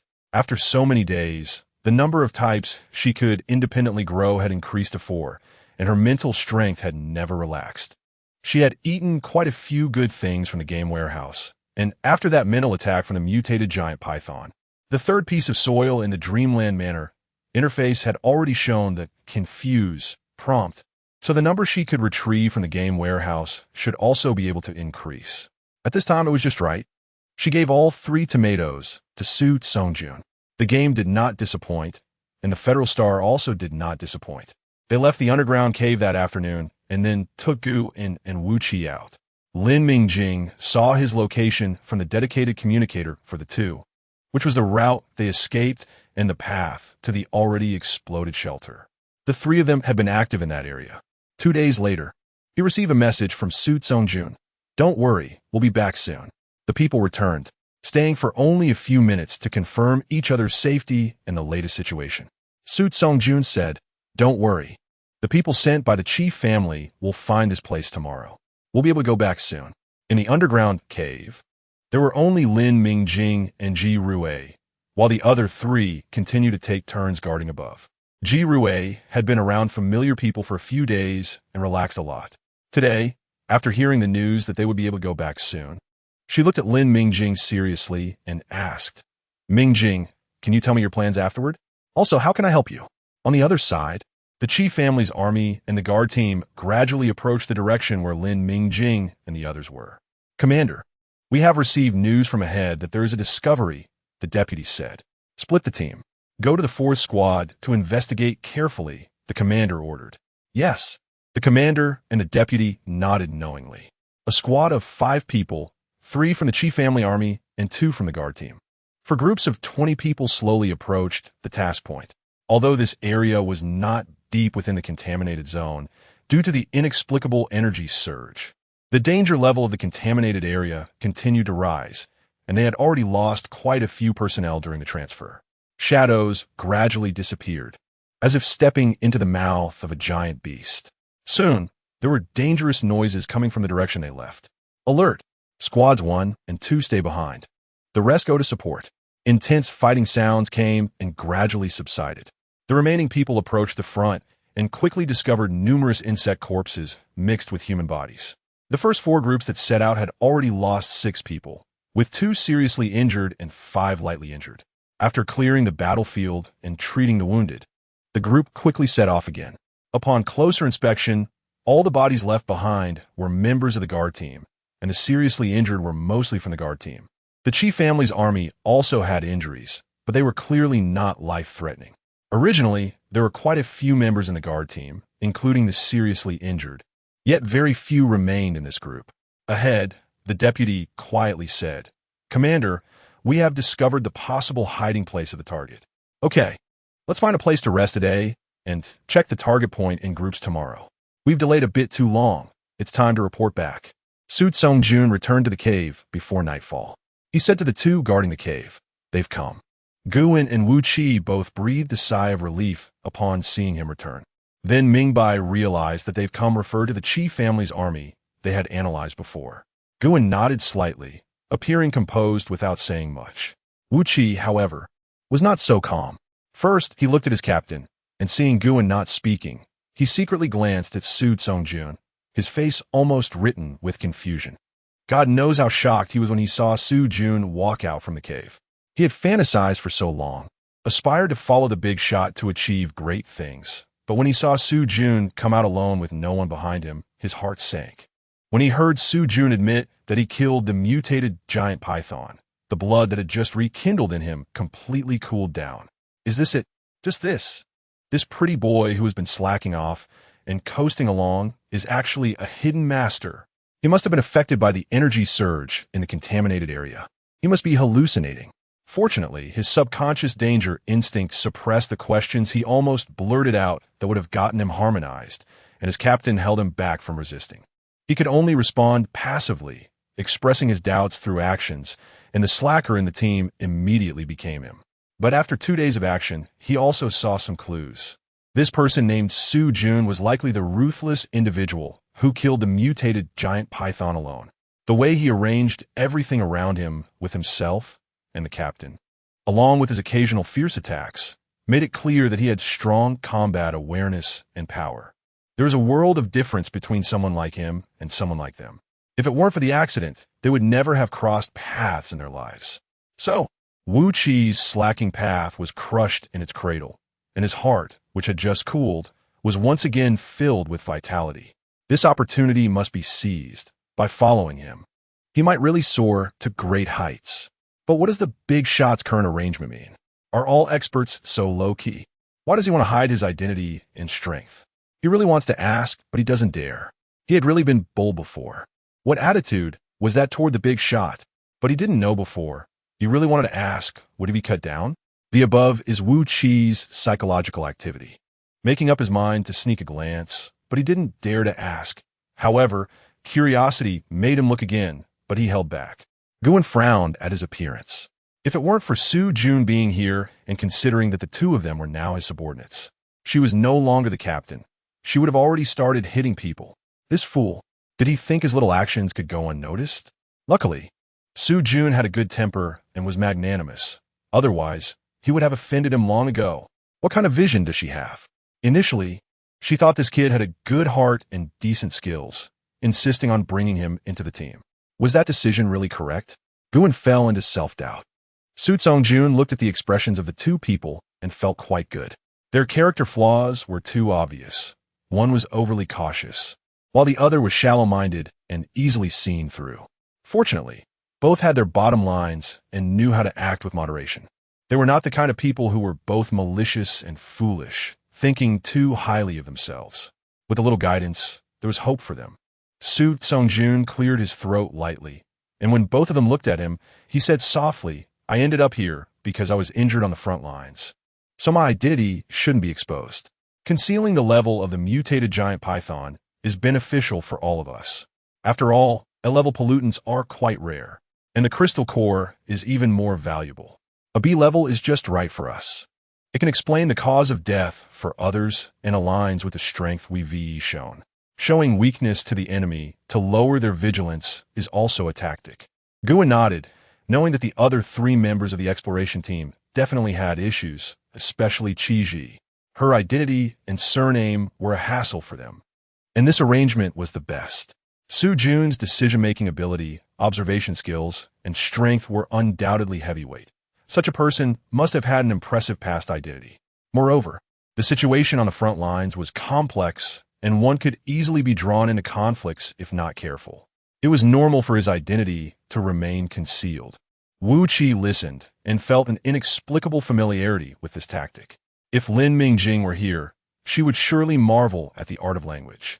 Look, every sentence is the truth, yet it can lead people into a maze, making them follow his thoughts. Tomorrow, they would meet the Qi family. Su Songjun looked into Wu Qi's eyes and asked, "Do you understand what to say?" "Huh? Of course I know.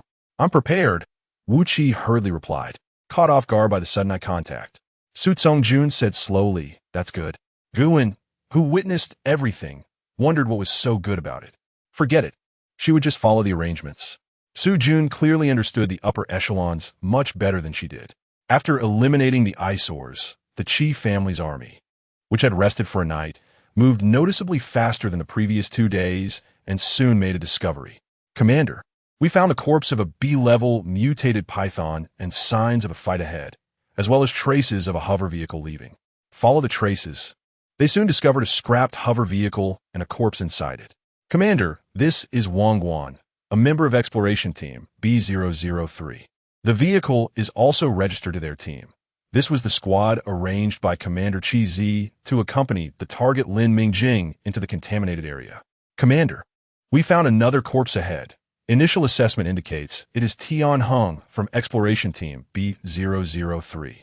We also found traces of mutated insects and another hover vehicle in the opposite direction." After examining the two corpses, especially seeing their rummaged backpacks and the missing energy shielding boxes, the commander formed a preliminary judgment. It was an exploration team with unequal distribution of loot. Commander Qi Zi's judgment wasn't very sharp either. Follow the traces of the hover vehicle and be cautious of the mutated insects. We cannot let those bugs gather. Understood. The well-trained team quickly approached the cave where Lin Mingjing and the others were hiding, discovering more signs of fighting along the way, further validating the commander's hypothesis. "Commander, the locator given by the Ji family is reacting." At the cave entrance, Ji Rue, who had been fixated on the private satellite locator, suddenly exclaimed, "It's lighting up. The Qi family has arrived." Earlier that morning, Lin Mingjing and Ji Rue had already reached the vicinity of the cave, and the path leading to the underground cave had been sealed by Su Songjun. If one didn't look closely, they would never discover that there was another hiding cave below. A kilometer is quick for them. "Get ready. We can go home." Su Songjun's tone was very calm as he glanced at Lin Mingjing, who nodded slightly. "Commander, look at the cave ahead. There are people." And the locator points in that direction. The commander also noticed the people in the cave. His mental strength level was higher than that of his deputy, and he could tell that among the 3 people at the cave entrance, 2 were from the exploration team, and the other was likely Lin Mingjing's bodyguard. As for the Ji family members and Lin Mingjing, he hadn't seen them yet. "Form up, move at full speed." The team quickly reached the vicinity of the cave. The commander observed the rudimentary defensive setup and the wary expressions of the 3 people and slowly spoke, "I am Qinhua, the commander of the 1st Mechanized Infantry Regiment of the 3rd Army Corps of the G family. Under the orders of Commander Chi Zi, I am here to escort Ji Rui and Lin Mingjing, ensuring the safety of the target as they leave the contaminated area. Please come out. The deputy stood beside him, appropriately displaying the locator given by the Ji family. Lin Mingjing and her group quickly approached the Qi family's army. The commander felt a bit relieved knowing that the 2 targets he needed to protect were present. He didn't have to expend effort searching for another one, which was good. Although this was only the outskirts of the contaminated area, it was not safe to linger due to the energy disturbances. They should leave as soon as possible. Commander, Lin Mingjing, right? Here is my identification. You can trust us. If we move quickly, we can leave the contaminated area today. He had just observed that this group was led by the young planter in front of him. It was not surprising. She was indeed the initiator of this operation. The Ji family's young lady was tightly holding Lin Mingjing's hand, clearly following her lead, so negotiating directly with her was the most efficient approach. Lin Mingjing looked at the display of the commander's light screen and the order signed by Chi Zi and nodded, saying, "Thank you, Commander. We can leave now, but the 3 of us need to be in one vehicle." The commander glanced at the 2 people Lin Mingjing indicated, the Ji family girl and a sickly one. He replied readily, "No problem." It seemed that Lin Mingjing's relationship with the exploration team members was not very harmonious, which suited his intentions. He wanted to separate them from the exploration team and inquire about what had happened there and where the Ji family member had gone. Although he was a reluctant soldier, he still needed to ask a couple questions for the report. The 5 of them boarded 3 hover vehicles. The commander was not so polite with the other 2, designating vehicles and positions, forbidding them to look around or ask questions. Yuan maintained her expression and followed the arrangements into the vehicle, while Wu Qi pursed his lips and got into another vehicle. He didn't notice that his attitude made Ji Rui's face turn paler, and she gripped Lin Mingjing's hand tightly, almost causing Lin Mingjing to cry out in pain. Watching Wu Qi follow that seemingly shrewd deputy into the same vehicle, Lin Mingjing felt a bit worried. At that moment, a message popped up on her light screen. "Don't worry, I didn't let him lie." Wu Qi indeed told the truth. He explained that Qi Ji and Tian Heng insisted on getting into another vehicle, that the team encountered a B-level mutated giant python, which they could not handle, and that Qi Ji was left behind. He also mentioned how Tian Heng and Wang Guan suddenly turned against him and Yuan, and how they later fortuitously encountered the separated Su Jun and Lin Mingjing, rescuing Ji Rui. As for the mutated giant python, of course, the captain and the boss teamed up to take it down. He didn't lie. The boss indeed took him and the captain to deal with a mutated python. Ahem, although he and the captain basically didn't exert much effort, it could still be considered as them killing it together. What about the crystal core? The deputy suddenly asked. The unexpected question caught Wu Qi off guard. The crystal core? That A-level crystal core was turned into the boss. He couldn't say that. Wu Qi's expression stiffened. I don't know. Little did he know that his unnatural demeanor earlier, combined with his sudden reaction now, was all noted by the deputy. Indeed, there are too many examples of these unregulated expedition teams turning against each other over unequal shares of loot. As their commander said, Commander Chi Zi made an oversight this time. The adjutant reported the information he was asked about to his commander in detail, subtly flattering his superior. And he felt quite confident.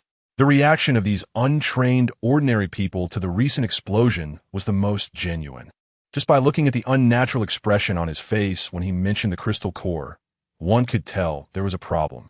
It's no wonder. With an expedition team like this, it's hard not to feel greedy in the face of a B-grade crystal core. Little did the adjutant know. He had indeed blown something up, but it wasn't the same crystal core. When he asked about the crystal core, Wu Qi immediately thought of that colorful A-grade crystal core. While the B-grade crystal core, obtained after killing the mutated forest python, had already been given to Yuan by Su Songjun.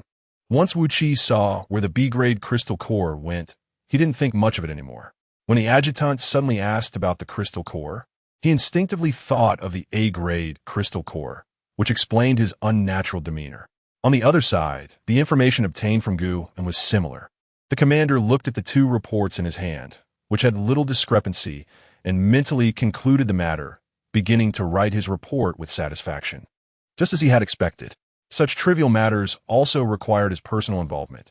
Chi was just like that. The journey back to the city went smoothly. The regular army of the Chi family was not just for show. They were well prepared and had the right attitude, making the trip unimpeded. Quickly reaching the vicinity of the protective shield, which the escort team had struggled to reach. Lin Mingjing hadn't seen her sister for a long time. At that time, her sister and brother clearly said they would be back in about a day, but now it was the 9th day, and there was still no sign of them. She was now in school and had been called out by the teacher, reminding her to study hard and not slack off. She wanted to study well, too, but she was really worried about her sister. Chi's sister also hadn't come for a long time. It was another quiet sister who came to pick her up. She couldn't find anyone to ask about the situation. That unpleasant energy that suddenly appeared that day, she could vaguely sense it came from the place where they had mined before, along with the energy disturbance from pollutants. She was truly worried about her sister. She decided that after school today, she would go find that scar-faced old man to ask for clarification. She still remembered the room they went to the first time she came here with her sister. If she was going to ask, she would look for the oldest person. That old man must know something. Before class was over, Lin Mingjing quietly slipped toward the door. She had to take advantage of the fact that the person sent to pick her up hadn't arrived yet to find that old man and get some answers. She created a commotion to attract the security guard's attention, and while he was checking, she squeezed out through a gap, and as soon as she was out of school, Lin Mingjing rushed forward as fast as she could, not caring about anything else. Standing at the school gate, Lin Mingjing was dumbfounded. She checked the time, then looked at the empty school gate. Not a single parent had come. Confirmed, her usually well-behaved sister was skipping school. From the looks of it, it didn't seem like this was her first time.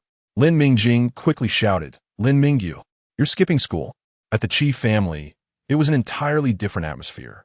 Chi was genuinely busy with matters in the mining area, the energy disturbances in the polluted zone, plans to reassure the residents, and most importantly, continuing to arrange for personnel to pursue Yuan.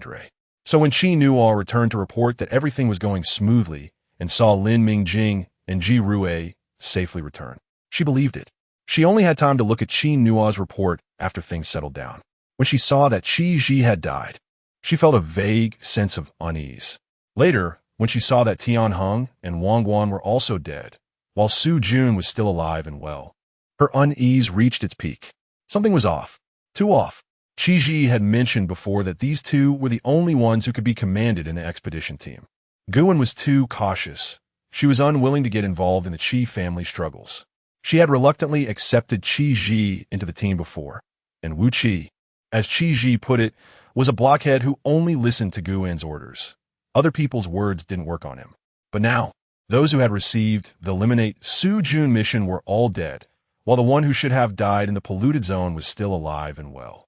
Chi did not believe Chi Nuo's report that stated infighting and murder over the B-grade crystal core. This fool. She had told her to keep an eye on Su Jun. Did she even take it to heart? Flipping to the last page, there was a line that read, "A worthless life that won't last long is not worth the risk." Bang! Chi threw down what she was holding and sent a message. "Let Chi Nuo come see me. Commander, Major Chi Nuo has already returned to the 3rd Legion's base. He said that is one of the routes where the target is most likely to escape, and he wants to guard it personally." The guard outside stammered. Chi closed her eyes, knowing this was Chi Nuo expressing his dissatisfaction with her arrangements. If it weren't for the lack of manpower, she wouldn't want to deal with the 3rd Legion at all.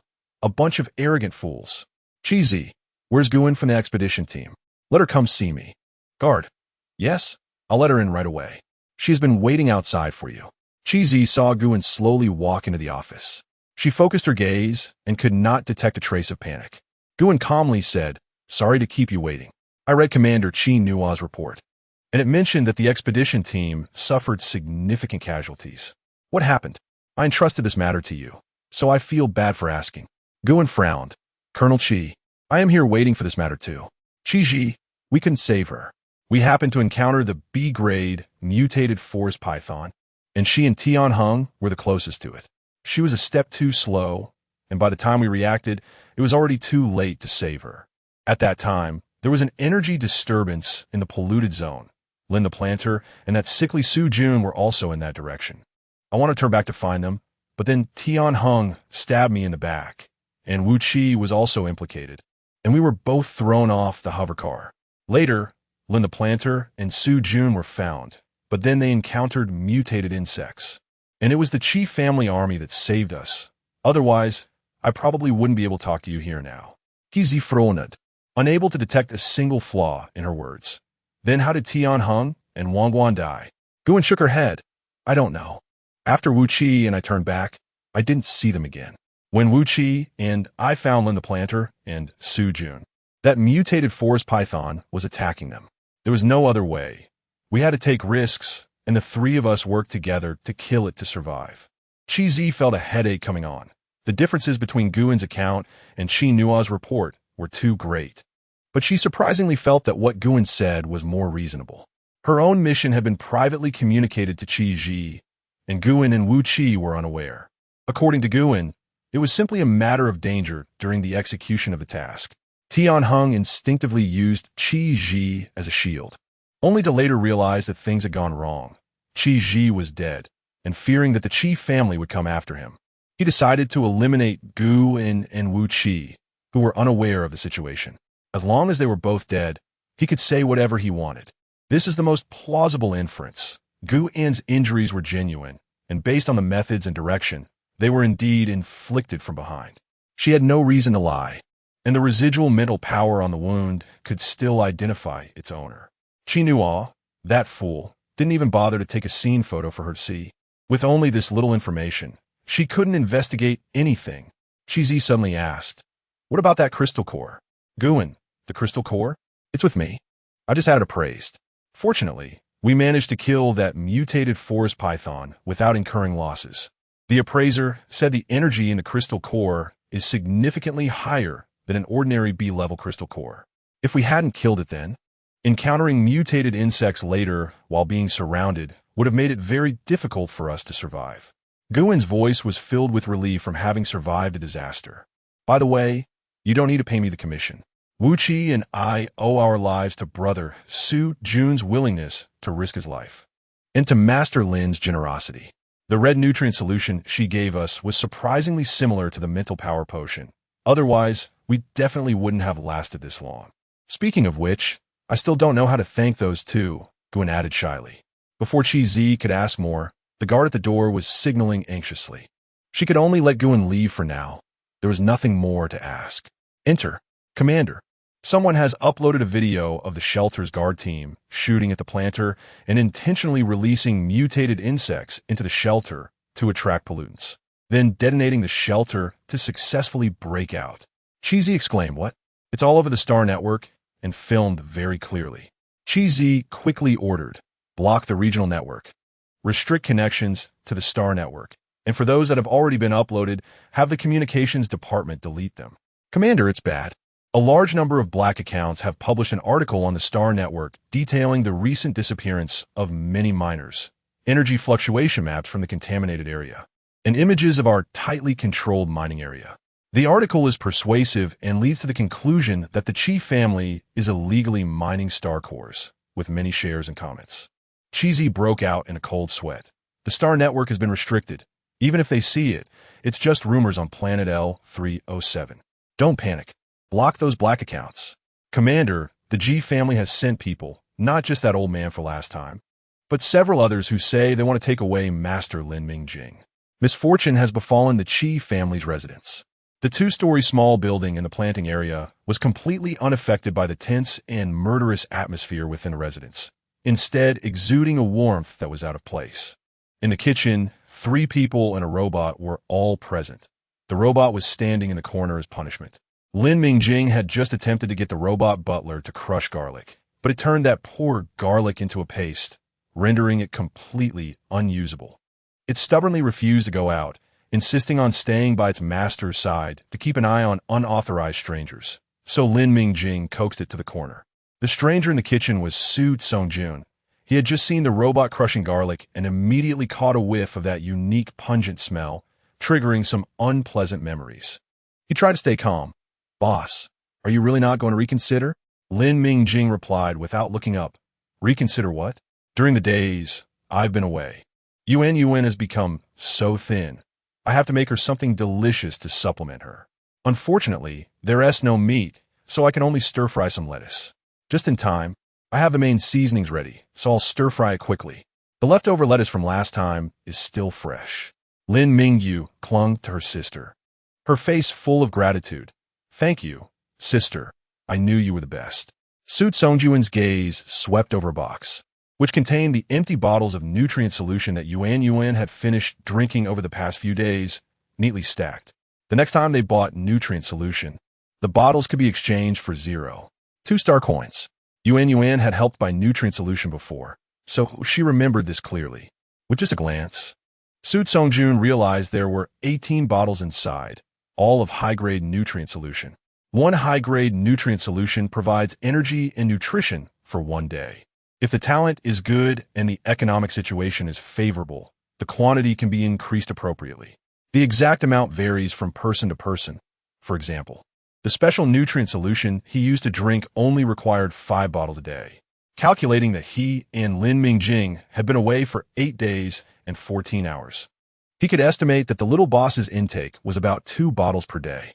Considering the little boss's mental power condition and physical state, this amount was definitely sufficient. There would be no way Lin Mingjing's claim of her being thinner was true. He glanced again at the little boss's rolled-up sleeves, which were a bit plump. Seeing the two sisters stick together, he wisely chose to remain silent. Fine, he thought, I'll just eat a little less later.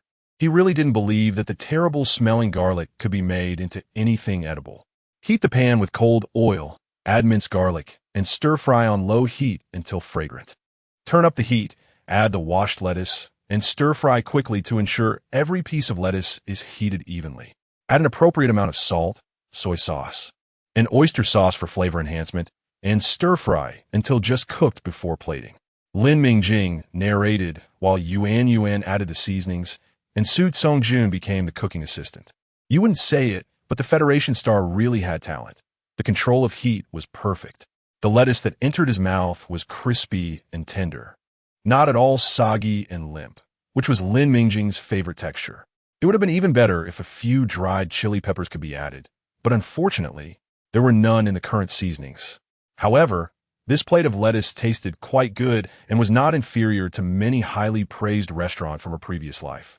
The two sisters each took a chopstick, their eating speed comparable, and the lettuce in the plate visibly decreased. Lin Mingjing still had a bit of conscience and didn't forget the hard-working assistant. Hurry up and eat. Don't be polite if you don't eat now. There won't be any left. She felt that her and Yuan's appetites had increased, even if Su Songjun didn't eat. This large plate of lettuce would still be finished by the two sisters. Today, her share of 3 cloves of garlic had already been wasted by the robot, and the remaining 2 cloves were in this plate of stir-fried lettuce. Once finished, there would truly be none left. Stir-fried lettuce without minced garlic was soulless. Su Songjun was conflicted. The experience of swallowing raw garlic was too profound, and seeing it reminded him of that terrible taste. His excellent memory was holding him back. However, his current sense of smell and vision told him that this dish was actually delicious, coupled with the sight of Lin Mingjing and her sister rapidly demolishing the lettuce. Reason also told him that the dishes made with garlic might be different. He made up his mind to carefully pick up a piece of lettuce, cautiously taking a small bite. As he chewed, he only tasted the salty freshness and a hint of sweetness, along with the crispness of the lettuce that amazed him. As for the garlic inside, it lacked the pungent oddness of eating it raw and, under the magical effect of hot oil and high temperature, transformed into an indescribable fragrance. This was actually delicious.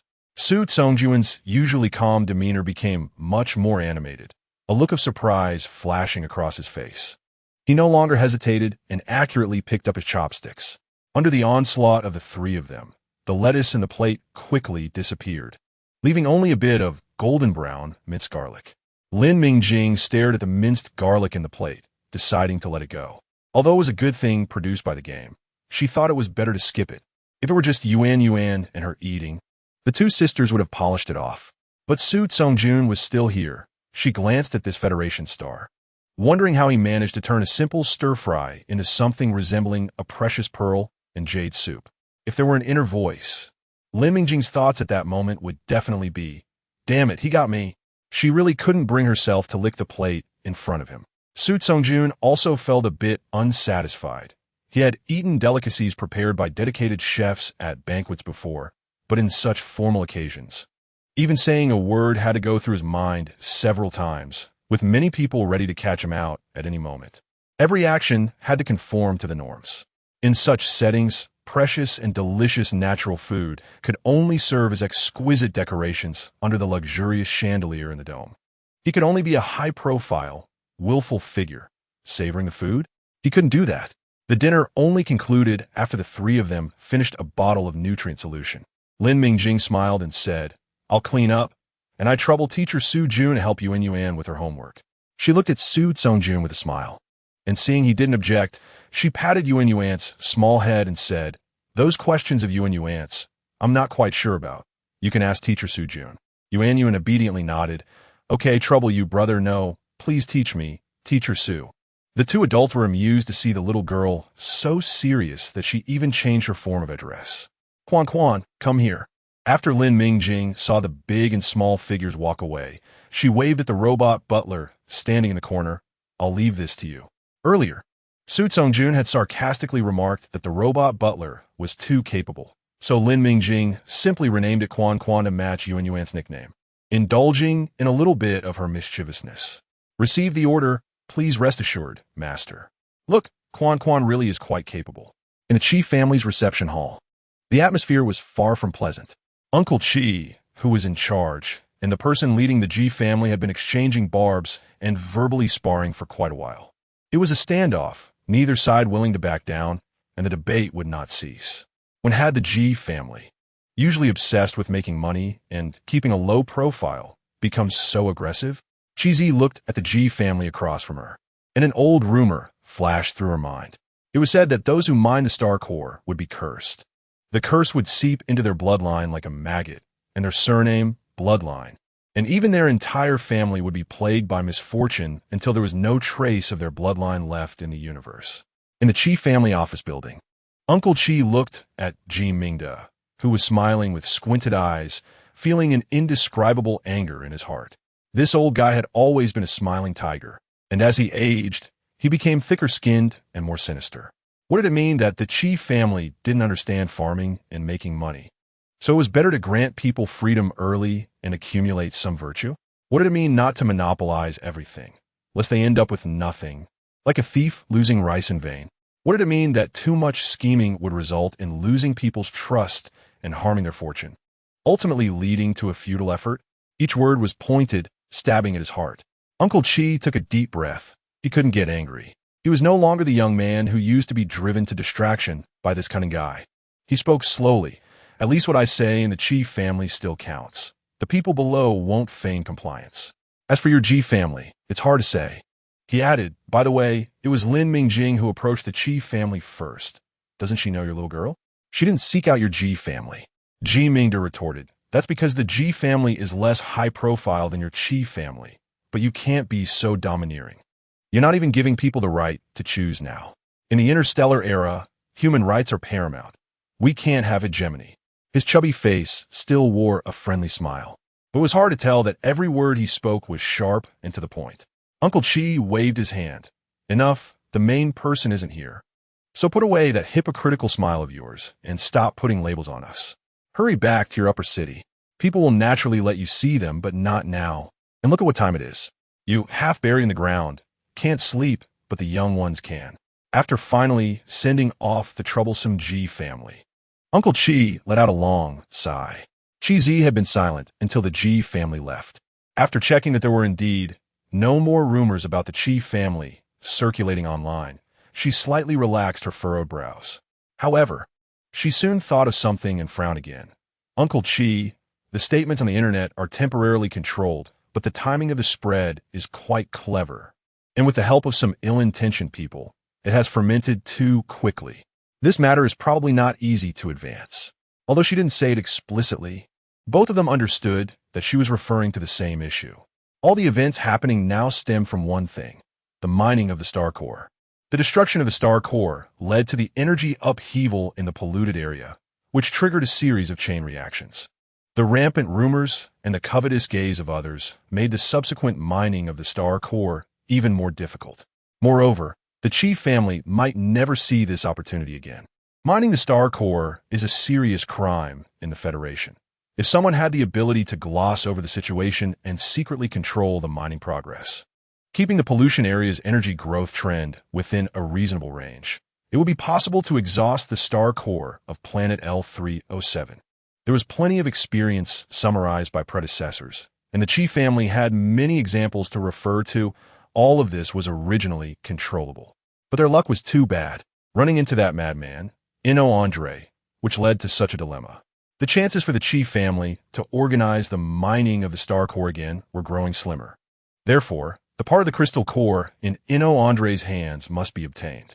The two families had been fighting for years and didn't care about creating more enmity. It was already a state of no life or death. Uncle Chi, the mine is only conducting rescue operations for now. I've deployed more personnel along the routes in and out of the starport to ensure Inno Andre cannot leave this planet. Chi Zi said calmly. As for Lin Mingjing, Chi Bai cannot appear for now. Should I go ask? Uncle Chi replied. You can decide the personnel arrangements. Don't rush with Lin Mingjing. I'll drag Jimingda, that old fox, for a few more days. You go do something else. Chi Zi said, okay, I'll handle it right away. Uncle Chi turned to Chi Zi and said slowly, no, you should go make contact with that piece of star core fragment now. I've opened the permissions. Hearing this, Chi Zi's pupils dilated, her heart skipped a beat, and she took a deep breath to steady her mind, replying, okay, thank you, Uncle Chi. Go.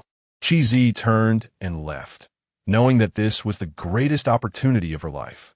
In the two-story building of the planting area, Yuan had already fallen asleep. Under the light, Lin Mingjing and Su Tsongjun were sitting across from each other. Oh, and there was also the robot butler Quan in the corner. Lin Mingjing shared the diagram she had just drawn with Su Tsongjun. These are the possible mutated forms of the gynostemma I have summarized so far. The most distinctive feature is the bird's foot-shaped leaves on the branches, usually having 5 to 7 leaflets. Lin Mingjing sent another set of pictures to Su Tsongjun. This is another type of plant that might be used as a purification reagent material.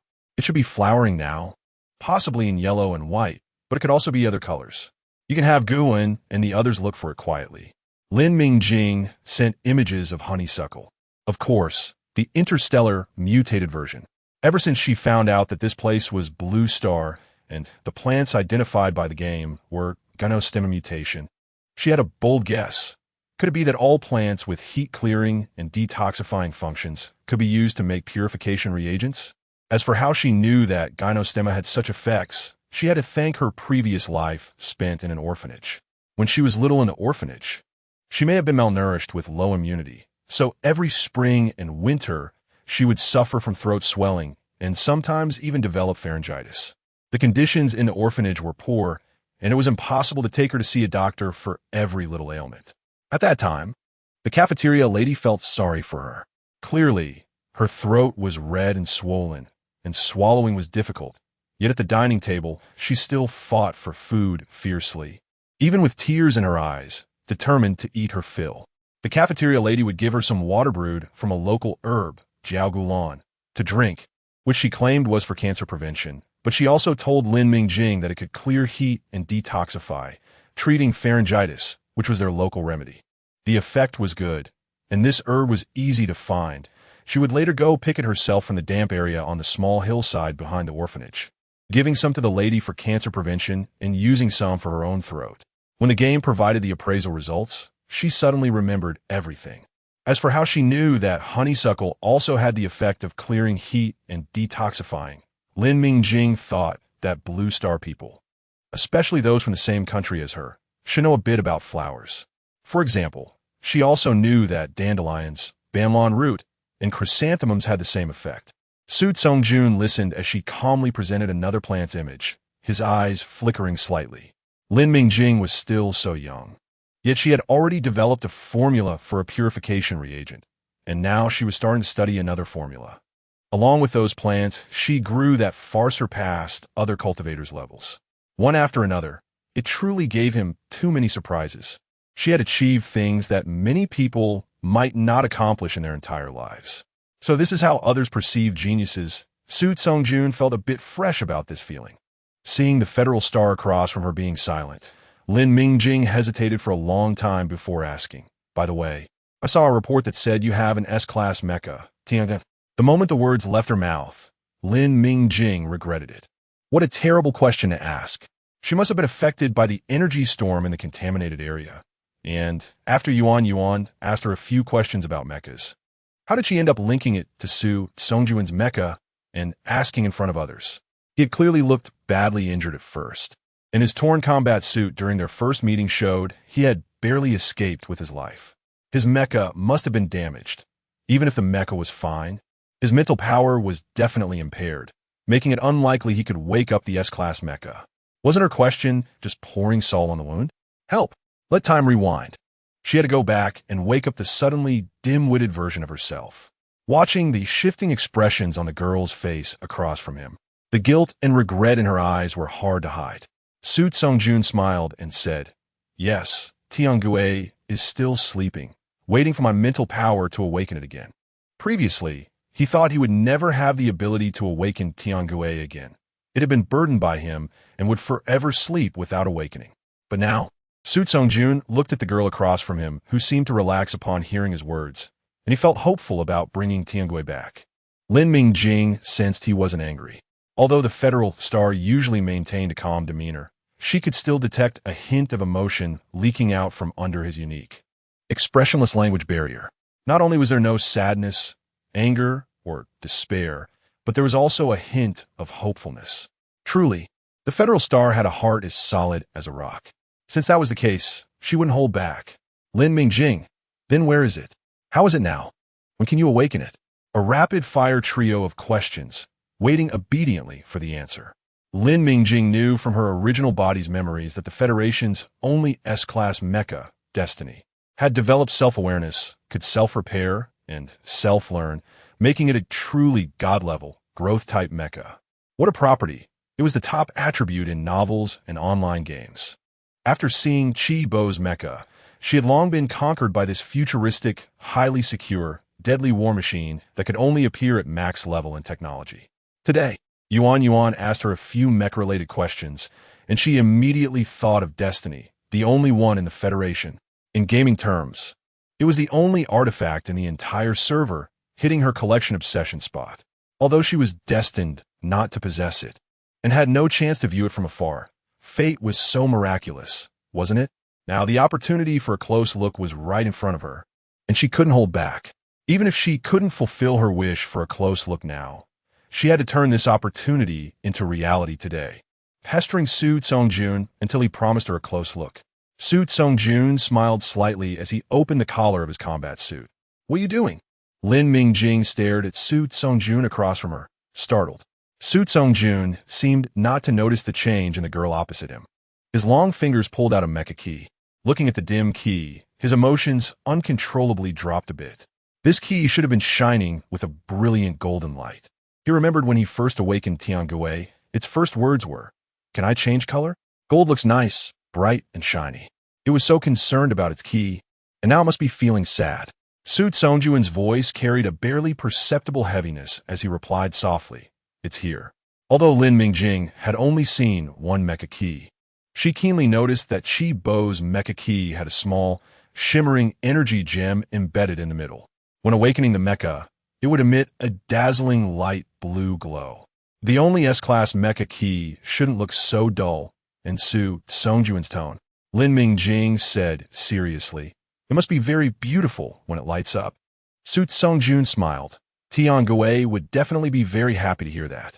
It likes others to praise its key as beautiful. "Hey, really?" Lin Mingjing quickly changed the subject. "What do you think the G family will come looking for me? I really want a lot of purification reagents right now. I want to farm, I want to make money. It's still early. The Chi family and the G family will definitely come to you after determining the benefits distribution. The two families still have some negotiating to do." Su Songjun cooperatively skipped the topic, putting the mecha key away. Lin Mingjing, so arrogant. Su Songjun replied indifferently, "Good luck. Boss, I need a rest now." "Ah, okay." She almost forgot he was still a patient. Neither of them noticed that the moment Su Songjun put the key away, the energy gem on it flickered with a faint light. Ji family. Ji Rui paced back and forth in the living room. Her gentle and kind mother had indeed made a limited-time appearance, and her good mom was ignoring her messages again. Ji father looked pained and gently advised, Rui, stop pacing. Dad made you some fruit juice, and there are fresh strawberries. Sit down and eat a little. You need to take care of your health. Jihui, Dadji, I don't want to eat right now. My mom is ignoring me again. The mom who comforted me before must have been an illusion. Oh, you come back and immediately start making up stories about me. Meng Zhihui, who had just entered, spoke up.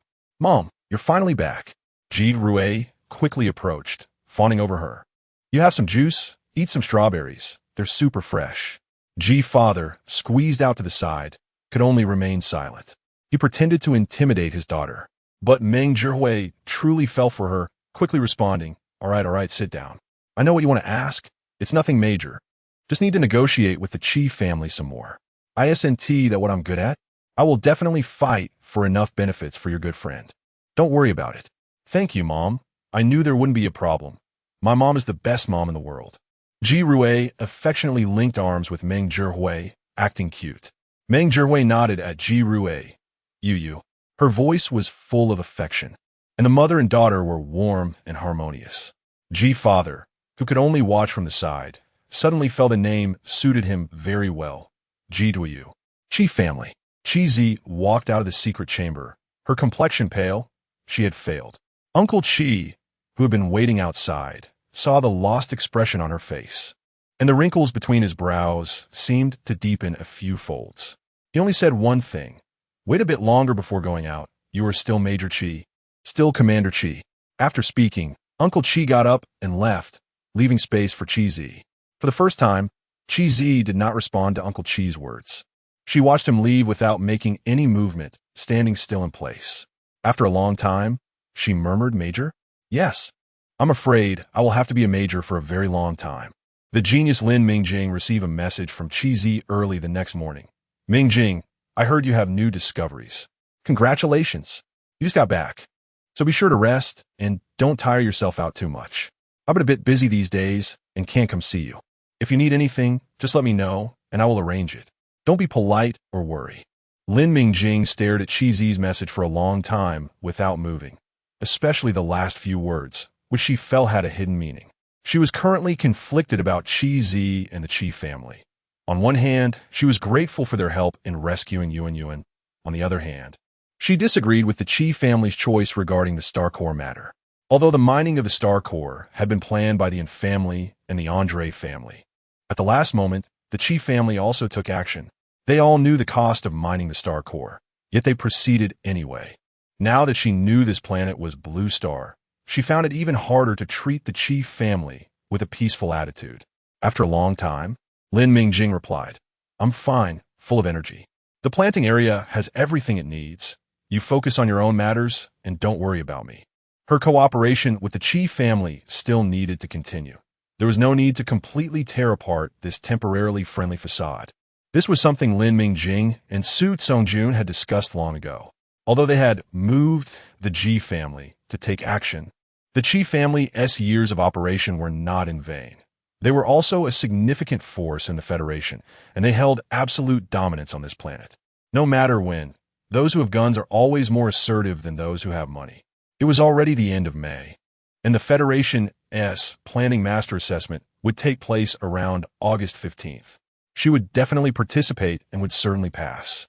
Before she became a mid-level planting master, she had to ensure the Ji family made enough profit, or they would be reluctant to give up this planet.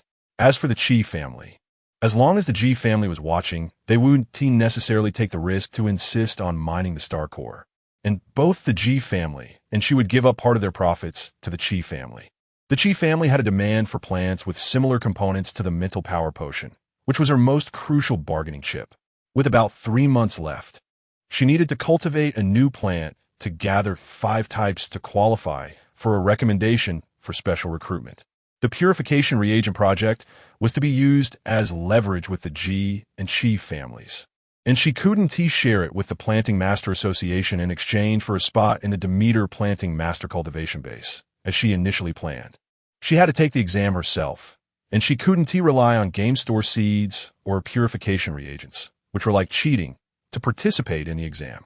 She needed to grow plants with sufficiently stunning data to qualify for the Demeter Planting Master Cultivation Base. The coming time was precious. She had to earn money, learn, and farm. Fortunately, the stability and improvement experiments for the purification reagent could be entrusted to the G family. As long as the contract was sound, there was no need to worry about the G family backing out. The G family was a business-oriented group that valued contracts. According to the Federation Star, over the years, the G family had never been involved in any breach of contract scandals. Moreover, as long as Lin Mingjing herself had sufficient value, the G family would be eager to maintain a good cooperative relationship with her. Why would they breach the contract? She also needed to make a name for herself. Sometimes, fame could bring invisible benefits and protection. If she and Su Songjun were not mistaken, the opportunity to make a name for herself would come soon, and she would even have to actively do anything. As her mind was brainstorming, the answers didn't delay her actions. She took out 3 game warehouse tomatoes for the day, just enough for the 3 of them to each have one to replenish their bodies, especially since Su Songjun had already consumed game products. Although Lin Mingjing and he didn't openly discuss it, they maintained a subtle understanding regarding this matter. She was too lazy to pretend, washed the tomatoes, and directly handed 2 fresh, juicy raw tomatoes to Yuan and Su Songjun. Yuan looked at the bright red tomatoes in her hand, exuding an enticing fragrance, and wondered, "Strange, when did my sister plant tomatoes? Never mind, this tomato smells even better than the last one." She opened her mouth wide and took a bite. This tomato is full of energy, and the purity must be very high. Not only does it taste good, but a gentle energy also flows through her body, merging into her mental power pool. It feels so good. Yuan ate with a look of ecstasy, thinking her sister had magical powers. She was the best. Su Songjun looked at the tomato handed directly to him with a strange expression. He didn't even need to eat it. Just the energy fluctuations he felt told him this was another miraculous product like those garlics. He discreetly glanced at Lin Mingjing, who was gnawing on a tomato across from him. She must know what this thing means, yet she boldly brought it out? What is she thinking? Forget it. Let us eat first. The boss has been so generous. He shouldn't be too shy. After finishing the tomatoes, the 2 stepped out, while Lin Mingjing continued to work hard in the lab. She had just decided on the 5th plant she would cultivate. Sweet potatoes, another high-yield staple food plant with excellent cost performance. On the other side, news was spreading wildly on planet L307. Even the most stagnant and backward lower districts were buzzing with discussions as people cautiously and excitedly exchanged information. Have you heard? The Chi family has discovered a highly talented planting master who has developed a reagent that can enhance soil purity. I knew that. I also know that the genius planting master was originally a student of the planting staff, but was kicked out. Fortunately, the Chi family is knowledgeable. They not only took her in, but also generously funded her research project. Otherwise, how could the purification reagent have been developed so quickly? Purification reagent? The name is already out. Wow, you're really well informed. Of course, I have connections. But how come I see on StarNet that the Chi family is involved in mining? Don't talk nonsense. Do you believe those rumors on StarNet? Energy surges in the polluted zone are common. I think other people are just jealous of the Chi family finding the purification reagent and are trying to smear them. How do you know so clearly? I told you I have connections. Let us not discuss these illegal matters. Let us talk about that planting master instead. She is so young and talented. Guess how she got kicked out of the plantation? Sure enough, the topic with a hint of gossip quickly shifted everyone's attention. Is there some hidden story? Quickly tell us. Jealousy, what else could it be? I know that the kicked-out planting master comes from an ordinary background and has often been targeted by the plantation staff. Her practical mentor is that notoriously harsh and snobbish Zhao family member. It's really hard for us ordinary people to stand out. Do you think now that things have turned out this way, the plantation will punish that practical mentor for losing such a good seedling? Who knows? We can't guess the plans of those big shots. By the way, we still don't know the name of this genius planting master. Turns out, after discussing for so long, This guy didn't even know her name. Her name is Lin Mingjing. When Lin Mingjing herself first heard these rumors, she was stunned. It was too exaggerated. A talented planting apprentice born into an ordinary family, clearly a hope sent by heaven to the Federation, yet faced with jealousy and oppression. Despite a tumultuous fate, she never gives up, achieving extraordinary results through her own efforts and struggles. A rising star in the planting industry, she is destined to achieve excellence in her field. They have lauded Lin Mingjing as a genius that shakes the ancient and modern world, with even her hair radiating the light of wisdom. It seems that in the next moment, she could fill every planet with natural plants and drive down the high prices of natural food, allowing ordinary interstellar residents to eat well. As for the Qi family, they are the talent scouts who overlook backgrounds and have sharp vision, making significant contributions to the success of the purification reagent. Lin Mingjing knows this is a tactic from the Qi family. The messages about mining the star core have indeed affected them. At this time, releasing such rumors not only diverts public attention and restores the Qi family's reputation, but also allows them to take a bigger share of the profits from the purification reagent. A win-win situation. The tactic isn't new, but it's quite effective. The matter of the star core cannot be discussed, but the gossip about the power struggles among the upper-class elites is indeed sweet and delicious, and it has a bit of relevance to her, providing a strong sense of participation. Under the manipulation of the Qi family, public opinion turned around quickly. Knowing this was the Qi family's doing, Lin Mingjing felt a bit embarrassed and awkward upon hearing those exaggerated compliments, but soon ignored them and immersed herself in her busy studies. The Qi family, aware that the Qi family was building momentum for future cooperation, didn't mind it at all. Ji Mingde was not nervous upon hearing these rumors. He maintained his usual smile. After so many years, the Qi family style remains the same. They are bad but not thoroughly, good but not good enough. Neither here nor there, quite inefficient. He then dismissed it, just asking the Qi family's public relations team to keep an eye on it, ensuring the Qi family doesn't go overboard and affect the bargaining between the two families. The head of the plantation was somewhat frustrated. In recent years, due to resource issues, various families have been scrambling to recruit people, cultivating planting specialists who were completely loyal to their own families. Although it did not shake the foundation of the plantation, it somewhat affected the previous dominance of the plantation. Now, with this incident, outsiders were saying that the plantation's internal management was chaotic, that the higher-ups controlled the promotion paths, and that ordinary people couldn't rise up. They even said they were short-sighted. Taking advantage of this incident, countless people had smeared the reputation of the official plantation, which would surely affect next year's recruitment, and their own ratings and resources would also be impacted. If he hadn't been fooled by Zhao Wenxin and had kept Lin Mingjing, he could have gained the credit and achievements, and perhaps he could have been transferred to a higher-level plantation. The more he thought about it, the angrier he became, and he couldn't help but call Zhao Wenxin in for a scolding.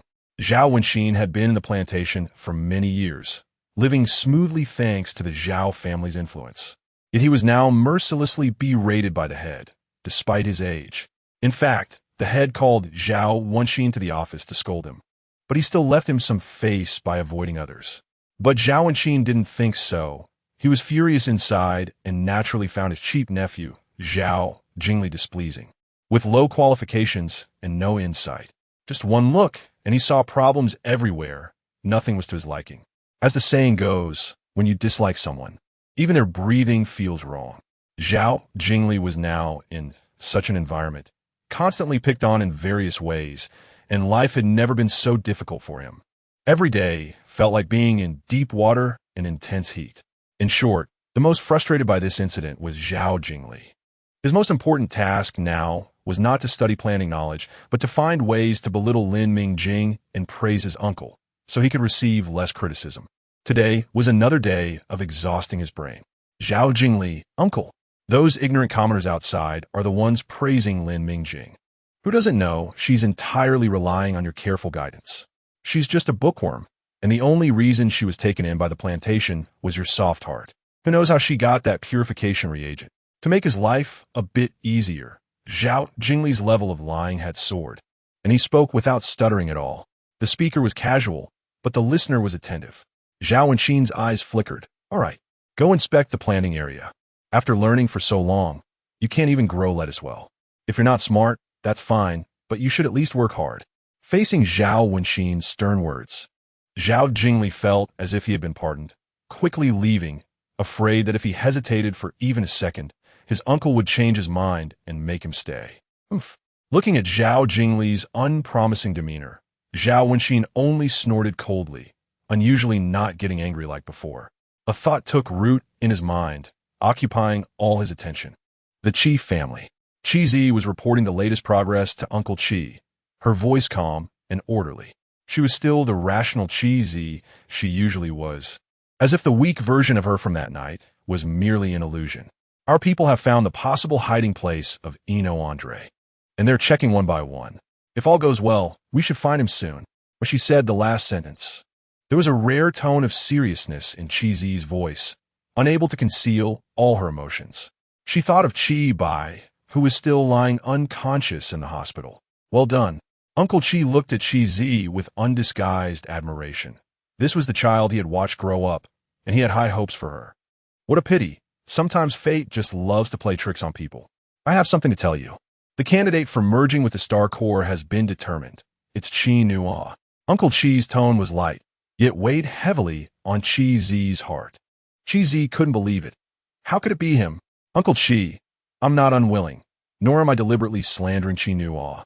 It's just that this candidate, can't you reconsider? Uncle Qi repeated, he's the final candidate. All the young generation of the Qi family, with qualified mental powers, tried to approach the Star Corps. But only Qi Nuo was not rebuffed, so the Qi family had no choice but to choose him. There were no other options. Qi Zi left Uncle Qi's office in despair, her disappointment more apparent than when she learned of her failure that night. An uncontrollable thought floated in her mind. Is the legend true? Has misfortune begun? Otherwise, how could there be so many candidates in the Qi family? And yet the final result is the worst one. Commander, the hospital has news. Major Qi Bai has awakened. Qi Zi's eyes widened in joy. Great. I'll head to the hospital right away.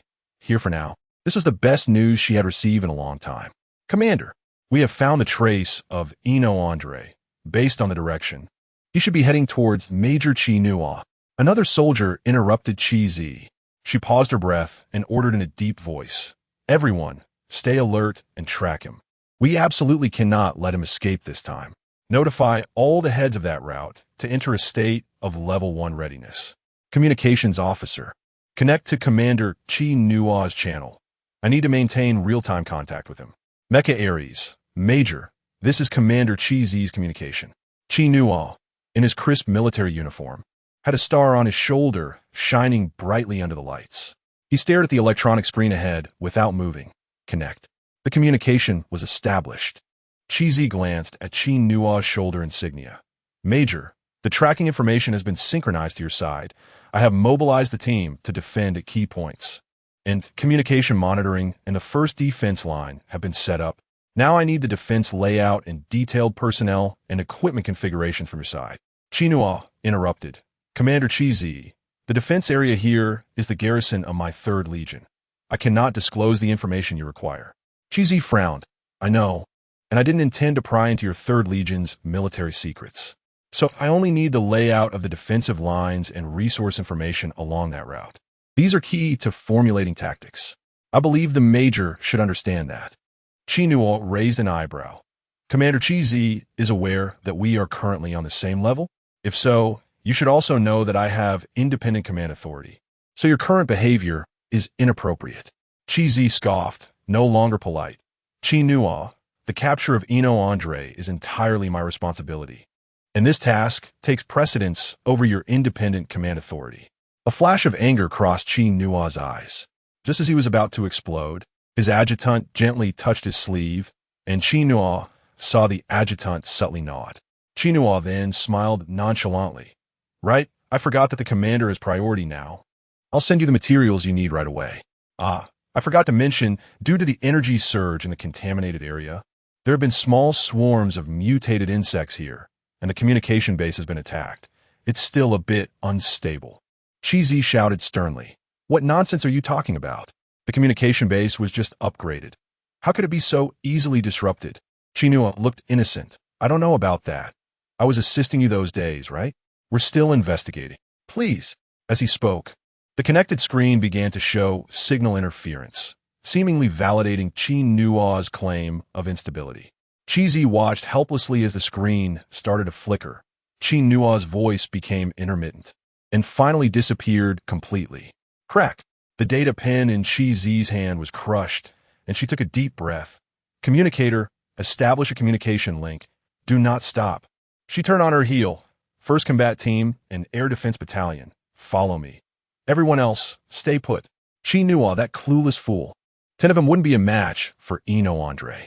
Meanwhile, Chinua, looking at the completely black screen, smirked, his voice cheerful. If the communication is unstable, then my independent command authority is the top priority. Major, the target has appeared. The target's mission is to attack the 3rd Combat Team. The 3rd Combat Team requests support. Chinua was startled. Isn't the 3rd Combat Team at the Eastern Starport? How did that Andre bypass the defenses I set up to reach the starport? The adjutant stepped forward. Major, this is not the time to investigate that. The person is already on our territory. Capturing him would be a great accomplishment. The starport has long been sealed off. Without permission, it can't be opened. He's walking into a dead end. Chino, calm down. Send teams 4, 5, and 6 to support team 3. I'll arrive shortly. He then turned to his adjutant and whispered, you stay here to oversee things. If Chi comes, find a way. The rest of his words faded between him and his adjutant. Eastern Starport. Dazzling silver light flickered continuously. Each time it lit up, it silently took a life. Members of the Chi family's 3rd Legion kept falling, and the 3rd Combat Team station there had been completely annihilated, with only red and black colors visible on the ground, obscuring the original colors. The deep and shallow red was blood, and the black was the color of combat uniforms. Ino Andre's ghostly figure moved among the crowd, and the number of fallen increased as he drew closer to the starport. Captain, we are no match for him. Even if we die, we can't hold him back. The captain knew they were no match. All 3 combat teams had come, but the strongest among them was just the B-level mentalist, the captain of Team 6, who had already fallen at the enemy's feet. Even if they delayed, it wouldn't be for long. He understood that this mission was a death sentence, but he could only grit his teeth and shout, support is on the way. The Major will come personally. Hold on. We just need to wait for the Major to arrive to survive. But he didn't know that the Major he pinned his hopes on had arrived. But it was just to deliver food. When Chi arrived with her team, she saw a black mech with red patterns wielding a silver sword poised to strike down upon a blue mech. Chi's pupils constricted, and her mental power surged out. A 30-charged electromagnetic cannon was instantly fired, forcing back the black-red mech's attack. The black-red mech stepped back a few paces, unable to completely evade the electromagnetic cannon strike, and its sword-wielding right arm tingled slightly. It turned around, revealing 3 golden irises on the mech, unmistakably Ino Andre's mech Ares. Chi wasted no time. 1st Combat Team, cover the rescue. Air Defense Battalion, provide aerial support, and try to restrict Ares' high-altitude combat capabilities. She activated her thrusters, and the mech immediately flew up, simultaneously firing an electromagnetic cannon towards Ino Andre. But strangely, the black-red mech remained motionless, allowing the electromagnetic cannon to explode against it. Chi frowned, an odd thought creeping in her mind, and the next moment, she gasped, watching as the blinding white light was engulfed by a thick blackness, the white light slowly disappearing. It was as if a mouth had suddenly appeared, swallowing the white light piece by piece. What is this? This isn't any kind of Federation mech attack pattern. Could it be? A disbelieving thought emerged in Chi's mind, and she instinctively refused to believe it. But Ino Andre's nonchalant words confirmed her suspicion. There's plenty of energy, just a bit numb. Do you want to try again? Ino Andre's tone was casual. Shall I go next? The blinding light exploded before her, and the last thing Chi saw was the black-red mech effortlessly breaking through the starport's energy blockade. Outside, a starship with the same golden irises was already waiting there. Look at me as a ready example. Lin Mingjing's hand trembled, adding a few more drops of reagent. Watching the liquid in the test tube start to bubble, and then turn an abnormal deep red. She skillfully disposed of the failed energy liquid and washed her hands before heading out. Not in good spirits, she decided to go out for a stroll, perhaps to check on the thriving growth in the planting area to lift her mood. The sweet potatoes in planting pot number 3 seemed to have an issue. Getting closer. She indeed saw a prompt. Geo pain, don't want to grow. That's good. It's not the previously vague excuse of not in the mood, don't want to sprout. Spending 500 gold coins to restore and replant the sweet potato seeds. Lin Mingjing was already very familiar with this series of processes. The game integrated planting pot number 3, and logically, with 3 pots working simultaneously, the success rate for planting new crops should significantly increase. But Dreamland Manor truly lived up to its reputation as a money-grabbing game. The location was open, but the failure rate increased even more. And the various failure prompts over the past few days had transformed Lin Mingjing from initially being perplexed to now being calm as water. She saw through it. This broken game was just a way to extract money in various ways. Fortunately, the G family was wealthy and, after expressing cooperation intentions, promptly transferred her a considerable sum of star coins, claiming it was for research funding. A full 7 figures. Lin Mingjing had never had that much cash at her disposal in 2 lifetimes. It truly made her feel like she was being supported by a rich benefactor. The power of money is immense. These past few days, Lin Mingjing felt like she had been injected with adrenaline, completely immersing herself in the laboratory. Only remembering to take out 3 tomatoes from the game warehouse daily for the 3 of them to have extra meals. The round study problems were entirely handed over to the Federation star. Anyway, her sister wanted to become a mech engineer. So Lin Mingjing felt at ease leaving it to her. Yuan was also very satisfied. This brother understood much more than the teachers at school, and wouldn't he call her whimsical. She could ask him any question without worry. Not only would he explain everything clearly, but he would also encourage her. If it weren't for the fact that he was busy and couldn't he always be with her, she wouldn't even want to go to school. The only person feeling a bit melancholy was Su Songjun. He didn't understand how, at such a young age, he ended up living a life of taking care of children without being married or having kids. But every day, a tomato that could rival an S-class mental energy potion smelled really good. As for Lin Mingjing, she was now completely unreserved. Ever since she set the goal of buying a planet, she just wanted to speed up the process, wishing she could wake up one day and plan everything. The 10 acres of land were filled with seeds bought from the seed mall, and she no longer worried about germination rates, mutation rates, purity, or energy values. There were plenty of people willing to provide her with good excuses. Besides, she was now a genius among geniuses. If she didn't show a little bit of extraordinary talent, it would be unfair to her current fame and persona. After taking a round, Lin Mingjing felt she was ready to go. Just as she was about to enter the lab, she saw a message from Su Songjun. She approached the door and indeed saw Quan with red eyes blocking the Federation star outside. She pretended not to see the accusation in Su Songjun's eyes and asked casually, "What's wrong? Did you find a new plant?" "No, it's something else."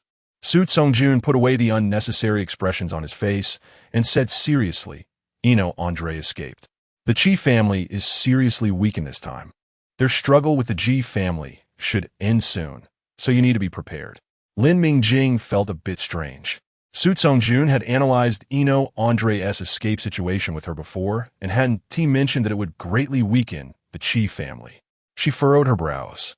Did something unexpected happen? Andre's mecha was upgraded and killed quite a few Chi family members. Even Chi Z was seriously injured.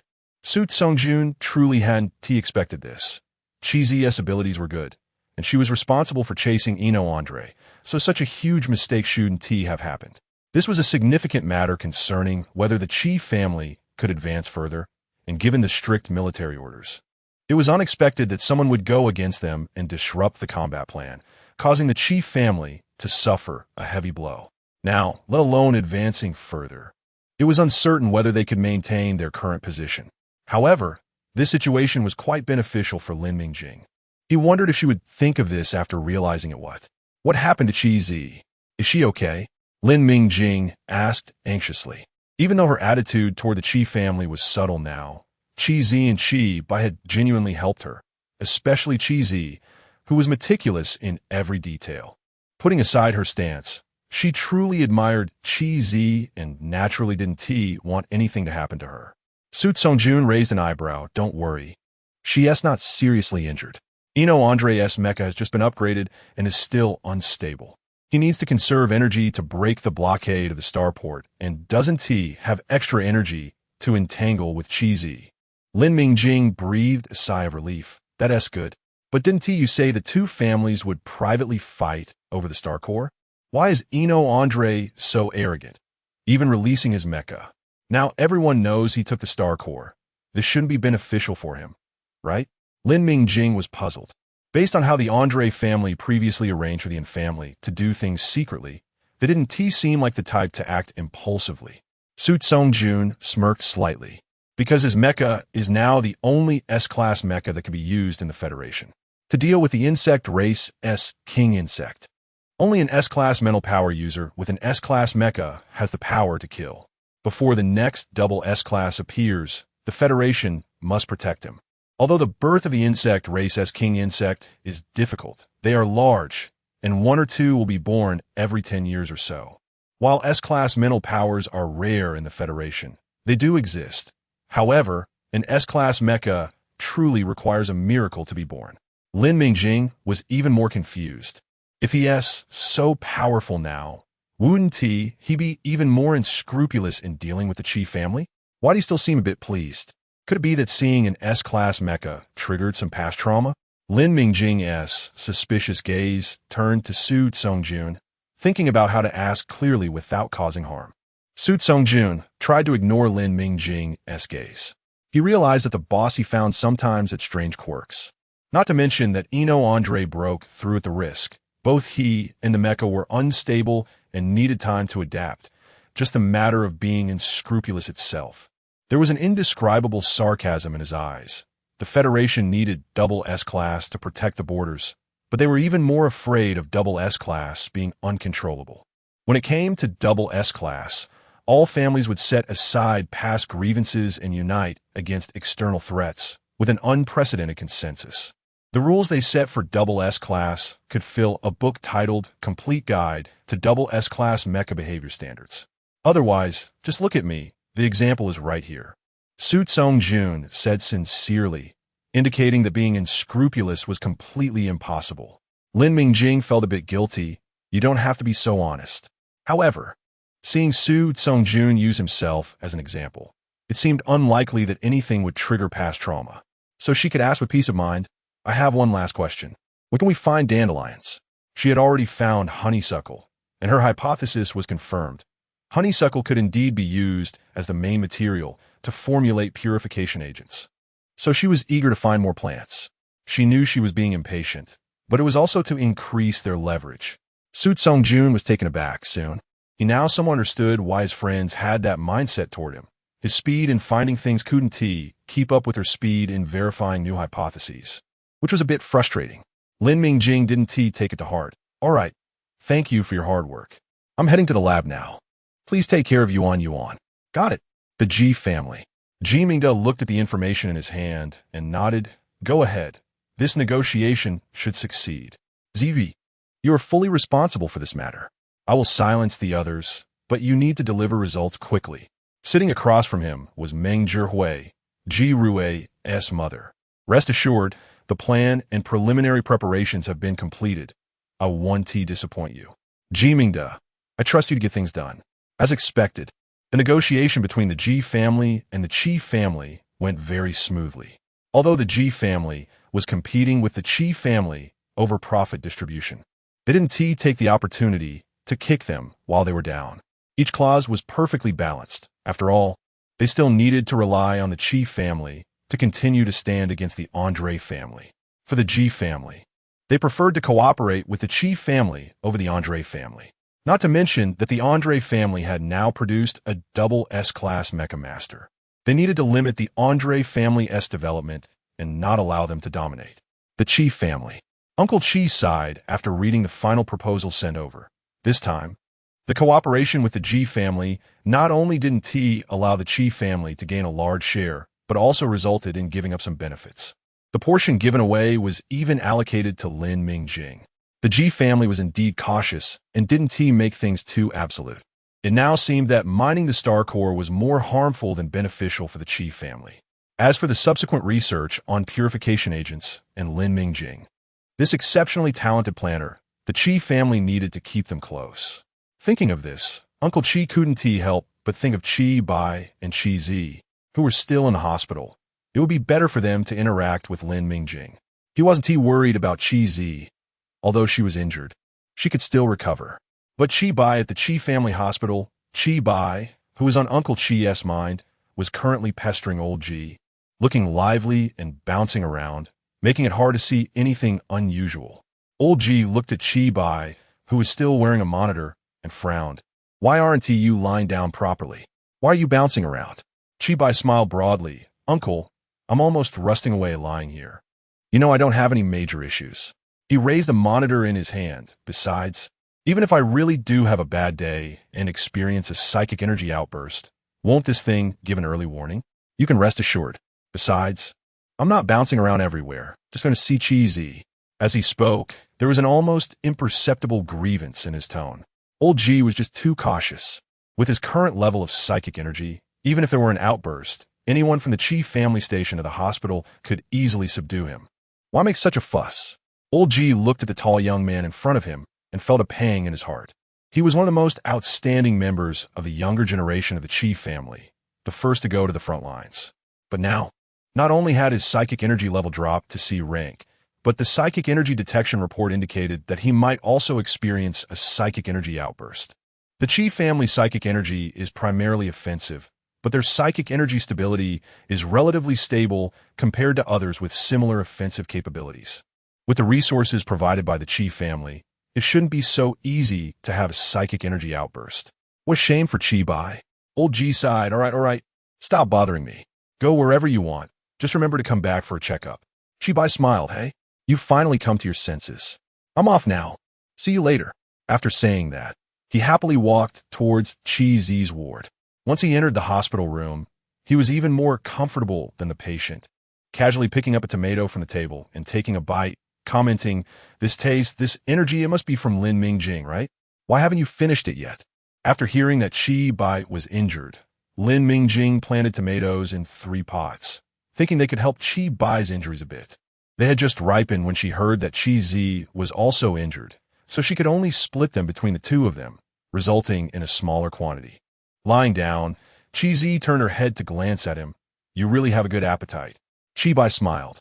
Aren't I trying to live a few more years? Really? If you don't eat, just give them all to me. These are good things. They feel even better than the C-level psychic energy potions produced by the Luo family. Is it because the level isn't high, or because the Luo family is getting greedier? The potions made by the pharmacists are actually not as effective as the natural crops grown by the planters. No. Wait, Lin Mingjing hasn't passed the assessment yet. She's still a student planter. It seems Lin Mingjing is just too strong. Qi Zi watched Qi Bai finish one tomato and reach for another, exasperatedly saying, You really are not polite. Stop eating, leave 2 for me. She looked at Qi Bai munching on the tomatoes, fell silent for a moment, and softly said, Are you really okay with this? Qi Bai knew what she was referring to, the issue of the ownership of the star core fragment from the Qi family. It was said that among the younger generation of the Qi family, only Qi Nuo was not excluded, but in fact, there was someone whose compatibility with the star core was even higher than Qi Nuo's, and that was Qi Bai, who could carry the star core back to the Qi family with his bare hands and still be fine. When Qi Zi and the others sensed the star core, they were separated by double-layer screening devices, while Qi Bai directly contacted the star core without immediately experiencing a psychic energy outburst. It was clear who had the highest compatibility with the star core, yet when the Qi family considered candidates to absorb the star core, the first one to be ruled out was him, because his psychic energy had dropped, because his psychic energy pool was unstable. But these issues were precisely because he had touched the star core without any protective measures to bring it out. Qi Bai smiled. There's nothing to be unwilling about. I just made the best choice for the Qi family. Aren't you the same? Knowing that Inua Andre is an awakened dual S-level attack mech pilot, a control-type mech, and you still dared to confront him head-on. That's why you're lying here half dead now. By the way, I think I heard someone cursing at me before I fainted. Was it you? Mech pilots are divided into attack, control, and defense mechs, with attack mechs further divided into melee and artillery, long-range mechs. Inua Andre was previously a powerful melee mech pilot, and because his psychic energy was strong enough, his mech was also equipped with long-range attack cannons. After upgrading to an S-level awakened talent, it was even more impressive, and his future mechs would likely be powerful weapons with no weaknesses in melee or range combat. At that time, Chi-Zi faced him while piloting an A-level control mech. If it weren't for Inua Andre being forced to fuse with the Star Core due to Chi-Zi's previous pursuit, resulting in an unstable state and insufficient energy, her action would have been pure suicide. Chi-Zi gritted her teeth. "I'm fine. Also, I acted after thorough calculations." Chi-Bai casually replied while munching on the tomato. All right. You're the calmest, the most rational, and the smartest. Not like me, this foolish one who easily gets carried away." Chi-Zi couldn't be bothered to respond and closed her eyes, pretending not to see. Chi-Bai said, "Hey, if you don't get up, Lin Mingjing is going to be taken away by the Ji family. I've heard that the young lady they rescued this time, with a lot of money, is good friends with her. She will definitely be biased. And will we still get such good things in the future? I think it's a bit unlikely. Tomato, give me one." Lin Mingjing est surprise. Lin Mingjing, who was being thought of by Chi-Bai and Chi-Zi, was currently enveloped in immense joy. After her persistent efforts and spending money, she finally succeeded in planting sweet potatoes. This was the most challenging situation she had encountered since gaining her golden finger while planting new crops. The planting records she organized were over 20 pages long. The reasons for failure provided by the game were not always as dismissive as bad mood. On the contrary, each failure prompt could be carefully analyzed to find ways to improve. She gradually explored and compiled a comprehensive guide on sweet potato planting. No exageración. It truly deserves the title of a comprehensive guide. 3 planting pots, hundreds of failures, and she really experienced all sorts of ways to fail at sweet potato planting. Fortunately, her hard work and spending in recent days were not in vain. Not only did she successfully grow her 5th plant, but she also unlocked a summer heat relief artifact in her warehouse, watermelon. This was one of her favorite fruits in her previous life. Most importantly, the watermelons were huge. The game warehouse's watermelons were of an unknown variety, but even a small watermelon could weigh around 1.5 kilograms, much larger than the tomatoes. The quantity of tomatoes in her warehouse had drastically decreased due to recent consumption, and it was just the right time to unlock large fruits. Lin Mingjing had even dreamed that the game warehouse contained large melons like the Double Red 218 that could weigh up to 20 kilograms each. Such a watermelon could feed the 3 of them for several days. After Lin Mingjing left the lab and washed her hands, she clicked on the Dream Garden icon and took out the newly unlocked watermelon from her game warehouse. A medium-sized, oval-shaped watermelon with a green skin covered in dark green stripes appeared on the table. Based on Lin Mingjing's experience from her previous life, this was the Chilean watermelon, which had once been joked about by netizens as the fruit assassin. Lin Mingjing's eyes lit up. This one must weigh at least 5 kilograms. What a steal. Who would have thought the game, which usually hoards money, would be generous this time? Just as Lin Mingjing was about to weigh this freshly picked watermelon, she received a visitation prompt. The visitors were familiar faces, Chi-Bai and Mrs. Meng Zhui, Ji Rui's mother. Seeing the pairing of these two, Lin Mingjing knew they were here to discuss the purification reagent and her future crop planting, leading them in with ease. She even proactively placed 3 cups of warm water on the table, looking quite the part of host. Chi-Bai looked on in surprise. This model of household robot is so intelligent. I should get one too. To this, Lin Mingjing didn't reply. After all, she couldn't say that Quan had rapidly grown through the intellectual battles with the Federation Star. Lin Mingjing asked him, "Is Chi-Zi's injury serious? Why are you the one who came?"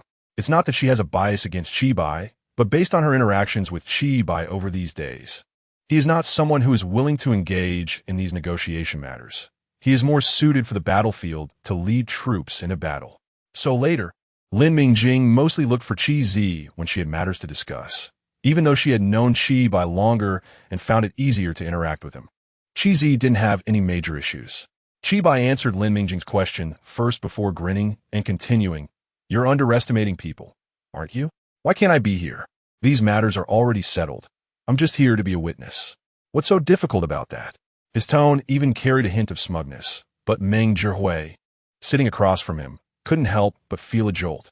Was there really such talk? Wasn't it obvious that their two families had already reached an agreement ahead of time? How was Lin Mingjing, the party involved, supposed to feel about that? Sending someone like this from the Qi family, was it not just to cause her trouble? Meng Zhihui discreetly gauged Lin Mingjing's expression, but couldn't see any signs of abnormality or anger. Her assessment of Lin Mingjing rose a bit. Oh, they're all peers. Her own child still seems immature, while others can already manage to keep their emotions in check. Fearing that Qi Bai might say something shocking again, Meng Zhihui quickly took over the conversation. This is the preliminary agreement. Lin, please take a look. If there's anything you're not satisfied with, feel free to mention it, and we can discuss it. Since all three families are present, this can be considered our first formal meeting, and we strive to finalize things as soon as possible. Lin Mingjing smiled and said, Aunt Meng, there's no need to be so polite. I'm good friends with Erue. We're just juniors. I'm being bold calling you Aunt, so you can just call me by my name. Qi Bai chimed in from his side. Exactly. No need for those formalities. Let us be straightforward and get down to business. Meng Zhihui quickly adjusted her tone and expression. All right, let us talk about the main issue. With all three parties having basic expectations and judgments, their efficiency in handling matters was very high, even though Su Songjun had analyzed it for her beforehand. Due to the Qi family's recent defeat in the Star Corps and the newly promoted double S rank of the Andre family, along with her own display talents, she should benefit significantly from this collaboration. Lin Mingjing was still quite surprised when she saw this agreement. The Qi family managed the material sources and security defenses.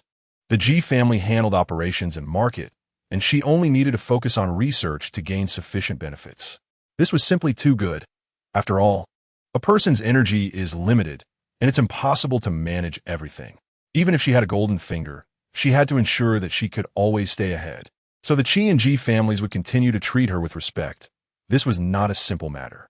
Lin Mingjing signed the new contract without raising any objections. The other party had shown enough sincerity, and she wouldn't be greedy. Seeing Lin Mingjing act so decisively, Meng Zhihui's opinion of her rose a few more notches. Moreover, Lin Mingjing's attitude towards her was also very friendly, so she didn't mind saying a few more words. Mingjing, we've heard some ridiculous rumors here, claiming that your research on the purification reagent is plagiarized from others. These rumors are nothing to worry about. I certainly believe in you, and I will suppress these rumors, as well as Zhao and Xin.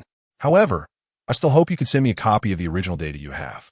The benefits and reputation brought by the purification reagent are quite tempting, and one can never be too cautious to prevent others from taking advantage of the situation. I want to thoroughly eliminate these people's schemes. The source and market entry of the purification reagent cannot be questioned. Lin Mingjing was a bit surprised. She had anticipated that someone might jump out to question her. After all, before this, she was just an inconspicuous planting apprentice with no notable background. It was very normal for someone to doubt her, but she hadn't paid much attention to it. The existing formulas for the purification reagent had shown significant effects, and she didn't need to engage in verbal battles. Tangible results would be the best response. However, she didn't expect someone to jump out now to compete with her for the purification reagent, and that person was Zhao Wenxin, who in the planting garden was well known for taking in the original body just for the planting notes he had, usually treating the original body in a completely hands-off manner without serious guidance. Lin Mingjing couldn't understand who gave him the courage to snatch the purification reagent from her, but it didn't hinder Lin Mingjing's annoyance towards him. She wanted to suppress him completely, aligning perfectly with Meng Zhihui's intentions. She smiled. Aunt Meng, you don't need to worry about the data. I've always kept it organized. I have a more convincing surprise for you. After leaving Lin Mingjing, even though Meng Zhihui prided herself on being a calm person, she couldn't help but feel excited. It hadn't been long, and Lin Mingjing had already formulated a new purification reagent recipe using another plant as the main material. Meng Zhihui's heart raced. Her keen business sense made her realize that this was a tremendous opportunity, not only for the Ji family, but also a significant chance that could help her advance further. Perhaps Uncle De, Ji Mingde, Himself, didn't he expect Lin Mingjing to be as extraordinarily talented as the rumor suggested? Otherwise, he might not have given such a good opportunity to an outsider. After all, although she was an oddity in the Meng family, she still bore the Meng surname, not the Ji surname. Meng Zhihui unconsciously rubbed her thumb. She needed to think carefully about how to fully grasp this matter in her hands. As for Bai, who was still with Lin Mingjing, he was joking with her. Lin Mingjing, why do I feel like you came back from the polluted area completely different? Did you have an epiphany? Lin Mingjing chuckled. It could be considered an epiphany. The plan she had previously thought of to live a small life alone with Yuan had completely vanished, and she had found a goal that required hard work and effort. So, of course, it was entirely different. But she couldn't tell Bai that. She just smiled and asked, what is different? Did I slack off before and not farm properly? Bai replied, anyway, it's different. I feel like your home isn't quite the same either. The energy seems more pure and gentle than outside. Lin Mingjing's heart skipped a beat. Su Songjun had said something similar before, but he had seemingly casually added, maybe it's because of the purification reagent. Lin Mingjing was now using this excuse to respond to Bai's doubts. Bai seemed to believe it. He didn't dwell on it and continued to smile, saying, from now on, I'll be stationed here, right next door. If you have any questions, you can find me, and of course, don't forget me if there's something delicious. His current situation was not suitable for going to the polluted area, but his contact with Lin Mingjing had always been through Zi, and they got along well. Lin Mingjing had previously given him and Zi tomatoes. Those few tomatoes not only alleviated the pain in his spiritual power pool, but also indirectly secured his position within the core of the Qi family. Otherwise, with his current situation, there were plenty of excuses to push him out.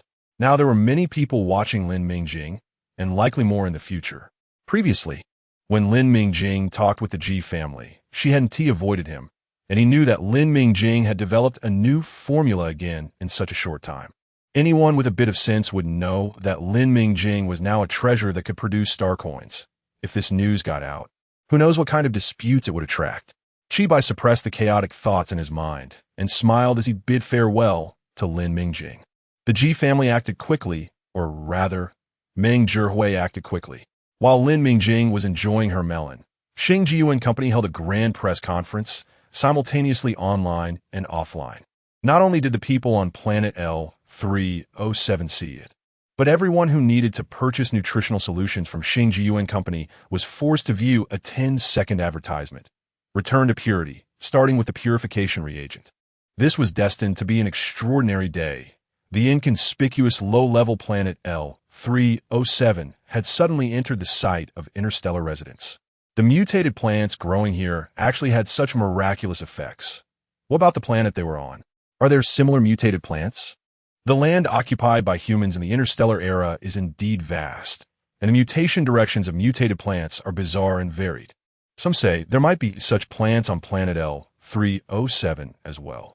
Suddenly, a trend emerged among planters to study mutated plants, and the previously avoided polluted areas became popular for on-site research.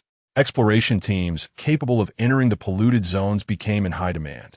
Meanwhile, certain prominent families, having learned some insider information about the core of L307, lamented its inevitable collapse while simultaneously intensifying their efforts to infiltrate L307. It would be best if they could directly obtain the formulas, but even if they couldn't, they aimed to bring back some raw materials for their own research. Various factions were taking action, despite the strict defenses put up by the Qi family. With the help of the Ji family, they couldn't stop everyone. Many infiltrators managed to get in, and even Lin Mingjing felt the sudden hustle and bustle surrounding planet L307. Of course, that was all later. The most important thing was that the residents of L307 were now promised by the Ji family that any resident with an L307 residence permit could receive a free purification reagent by spending 10,000 star coins at the Yuan Company. Moreover, the purification reagents were divided into two versions. One was highly effective for the soil of fern plants, and the other was more suitable for flowering plant soil. Consumers could choose according to their needs. The Ji family launched two completely different formulas of purification reagents targeting different types of plants. without mentioning how residents of other planets envied or even resented the residents of L307. They flooded the Xingji Yuan company's official website with comments, demanding equal treatment for all consumers and questioning why only residents of L307 were receiving gifts. However, their protests went unheard. As the official Xingji Yuan account simply stated, humans and plants are both native to planet L307. For the first time, the residents of L307 felt a sense of pride, and they had more confidence in arguing with others online. Explosive news followed one after another, and Lin Mingjing's reputation soared alongside the G family's grand advertisement. Her personal account registered on the Star Network experienced a surge in followers, with netizens commenting below, checking in with the big shot. When Lin Mingjing tried to access the online press conference of the G family on her old personal terminal, she found herself unable to log onto the Star Network due to constant disconnections. She could only wait until the excitement of netizens died down to go online again or consider buying a new terminal. Remembering the price of the new terminals, she decided against it. She was saving to buy a planet and couldn't waste money on that. If the launch of the purification reagent brought Lin Mingjing a sweet little trouble, for another person, it was a devastating blow. Zhao Wenxin looked pale as he watched the G family's press conference. He had been delusional to release such news earlier, but he still harbored some hope in his heart. Lin Mingjing was originally from his laboratory, and she was still just a weak-minded student planter, while he was a seasoned planter. In comparison, he certainly had a better chance of being the one to discover the purification reagent. The Qi family was promoting Lin Mingjing simply because they didn't understand the planter profession. As long as he took action and persuaded the Qi family to side with him, he wouldn't have to worry about Lin Mingjing turning the tables on him. But now the G family had also stepped in, presenting two formulas of purification reagents at once, indicating that Lin Mingjing had certainly undergone the G family scrutiny.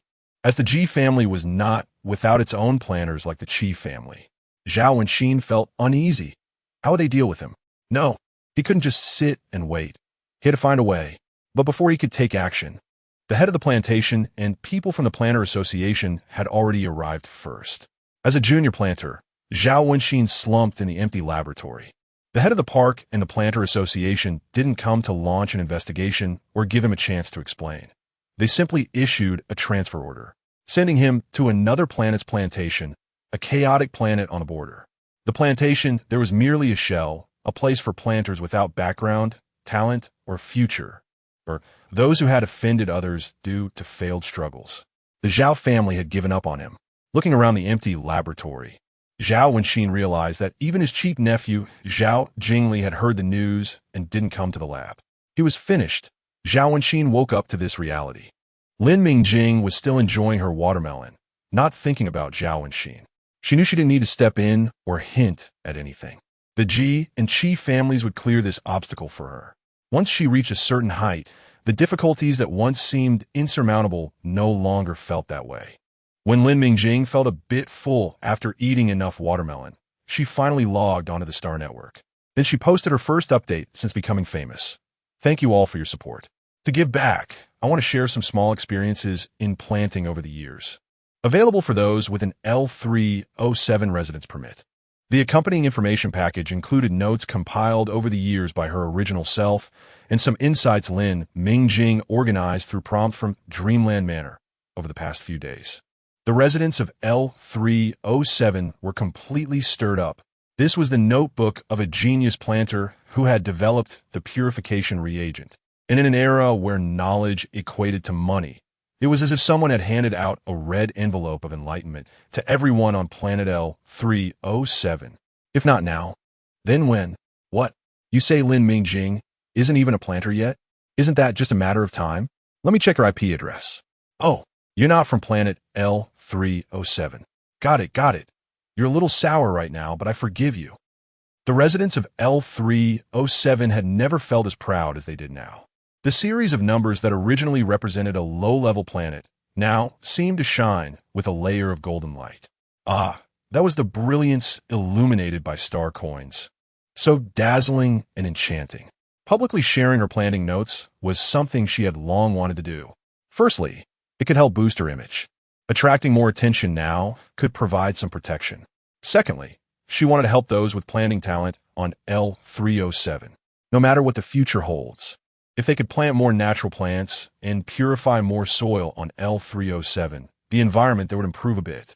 The popularity of planters was closely related to their ability to treat soil and disperse negative energy, which could positively impact the local environment.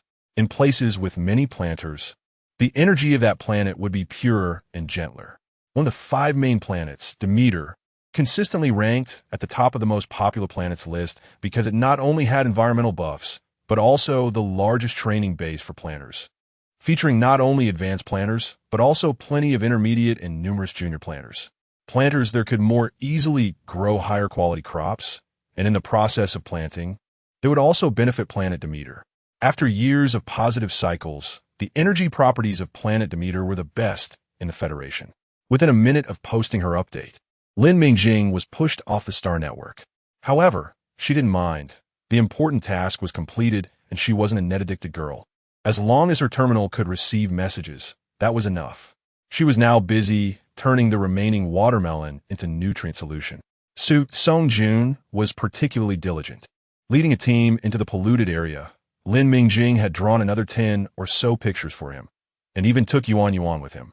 Lin Mingjing initially opposed the 10-year-old Yuan entering the polluted area, but Yuan was very eager, circling around her for a long time until Lin Mingjing had no choice but to agree. With no one to share the 3 kilograms Chilean watermelon with her, Lin Mingjing couldn't finish it all and didn't want the watermelon's activity to go to waste. So she turned it all into watermelon-flavored nutrient solution.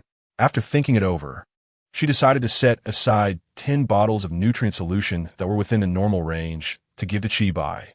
After returning from the contaminated area, Su Songjun went out for a while, considering the situation in the contaminated zone. She analyzed the events that occurred in the Chi family and concluded that Chi-Bai was most likely the one who protected the Star Core from taking fatal damage. After seeing him today, Lin Mingjing was even more certain that he was the one, perhaps due to her long-term consumption of crops from the game storage. She found her perception and application of mental power to be more adept now. Today, she vaguely sensed that Chi-Bai's mental state was very unstable, and she wanted to help him, even if it was just to thank him for protecting her home planet. The notes were published, the nutrient solution was delivered, and the matter of purification reagents could be set aside for now. The G family had specifically established a subsidiary to handle matters related to purification reagents, with professional researchers and a complete production line. The more detailed research and improvements regarding purification reagents were all being carried out by the G family's researchers. As long as Lin Mingjing could ensure that she stayed ahead of them, she was not afraid of the G family turning against her. Moreover, this matter was being handled by Ji Rui's mother, Meng Zhui, who would probably not let the Ji family make mistakes for her own benefit. With the phase task completed, Lin Mingjing's next task was to pass the Junior Planning Technician Assessment and then use the joint recommendation from the Ji and Chi families to participate in the specialized assessment at the Demeter Planting Technician Training Base. The next month or so was Lin Mingjing's sprinting phase, during which she did not step out of the 2-story building, immersing herself in the laboratory and planting area every day, wholeheartedly preparing for the upcoming 2 assessments. This left many people who tried every possible means to infiltrate Planet L307 for a chance to contact Lin Mingjing very disappointed. They didn't even see her, let alone persuade her to change her cooperation partner. Busy days always passed quickly, and before they knew it, it was August 15th, the day of the Federal Unified Planting Technician Assessment. The entrance of the planting garden on Planet L307 was crowded with people. All planting technician trainees who had completed a year of practical training and passed the assessment would participate in the Junior Planting Technician Assessment here. Passing the assessment not only meant officially becoming a junior planting technician, but also allowed them to apply for the higher-level planting technician training base examination for further study. Lin Mingjing was there too, of course, as she had successfully planted 5 types of crops, each exceeding the standards, qualifying her for the Junior Planting Technician Assessment. As soon as she appeared, Ji Rui spotted her and immediately waved while shouting, "Mingjing, over here, come quickly." Mingjing? Recently, people on Planet 307 were not unfamiliar with this name. Seeing someone here called Mingjing could only mean it was Lin Mingjing, the one who developed the purification reagent. She was here too? Instantly, Lin Mingjing noticed everyone at the entrance of the planting garden turning to look at her.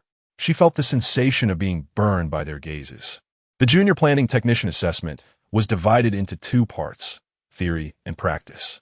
The theory part was straightforward, a federal examination that ended in a day. The practical part was more complex. Ordinary candidates only needed to reproduce the plants they had independently grown during the practical training period in the exam room. And if the values met the standards, they would pass the assessment and become junior planting technicians. For Lin Mingjing, it meant randomly selecting one plant from the 5 she had reported in advance to cultivate, and the evaluation criteria for the crops she successfully grew were even higher. The theory exam was very simple for Lin Mingjing. Modestly speaking, she had a 99% chance of scoring full marks. However, during the practical exam, she drew the most difficult one from the 5 plants, tomatoes. Compared to the other 4, growing tomatoes was more troublesome, with many considerations and a test to the technician's basic skills. Their maturation cycle was long, and to grow the required quantity within a week meant Lin Mingjing needed to have sufficiently strong mental power to ensure the quality of the ripe fruit, while hastening its growth. Frankly speaking, many junior planting technicians who had passed the assessment after years of study might not be able to achieve this. Outside the exam room, the invigilators saw Lin Mingjing draw tomatoes, and one of them couldn't help but express regret, saying, "How did she draw tomatoes? That is not easy."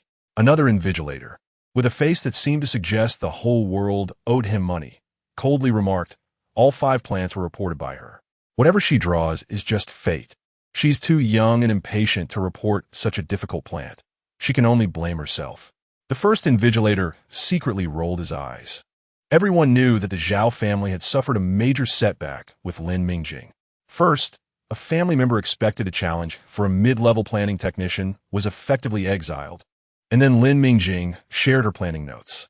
He had seen that note, which was no simple matter, well-balanced and easy to understand, with many successful practical experiences. This note would greatly benefit those ordinary planting technician trainees, helping them close the gap with those backed by families. In previous years, most junior planting technicians who passed the assessment were surnamed Zhao, but this year, it was uncertain. Thinking of this, the invigilator found the Zhao family's coffin-like face much more pleasing. Forget it. He would be magnanimous and not stoop to the Zhao family's level. He would just wait to see the show. Who knew how many members of the Zhao family would remain among the junior planting technicians this year? Lin Mingjing in the exam room was completely unaware of the turmoil outside. She simply checked the soil in the exam room, quickly listed the necessary materials, and clicked to apply. Naturally, a small robot from the planting garden would deliver the supplies to her. The plot of land, only 21 meters, could only accommodate 10 tomato plants. Compared to Lin Mingjing, who had been driving a hover car to cultivate 10 acres daily, this was incredibly easy. Her mental power could vaguely reach a level, which was absolutely sufficient to hasten the growth of 10 tomato plants. Thus, this assessment was not too difficult for Lin Mingjing, but she did not let her guard down and still followed her usual steps to do her best.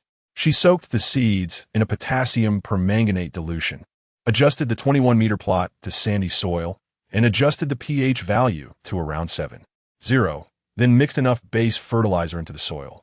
By this time, the tomato seeds were about ready, and Lin Mingjing skillfully released her mental power, first applying a buff to the tomato seeds before planting them and lightly covering them with soil.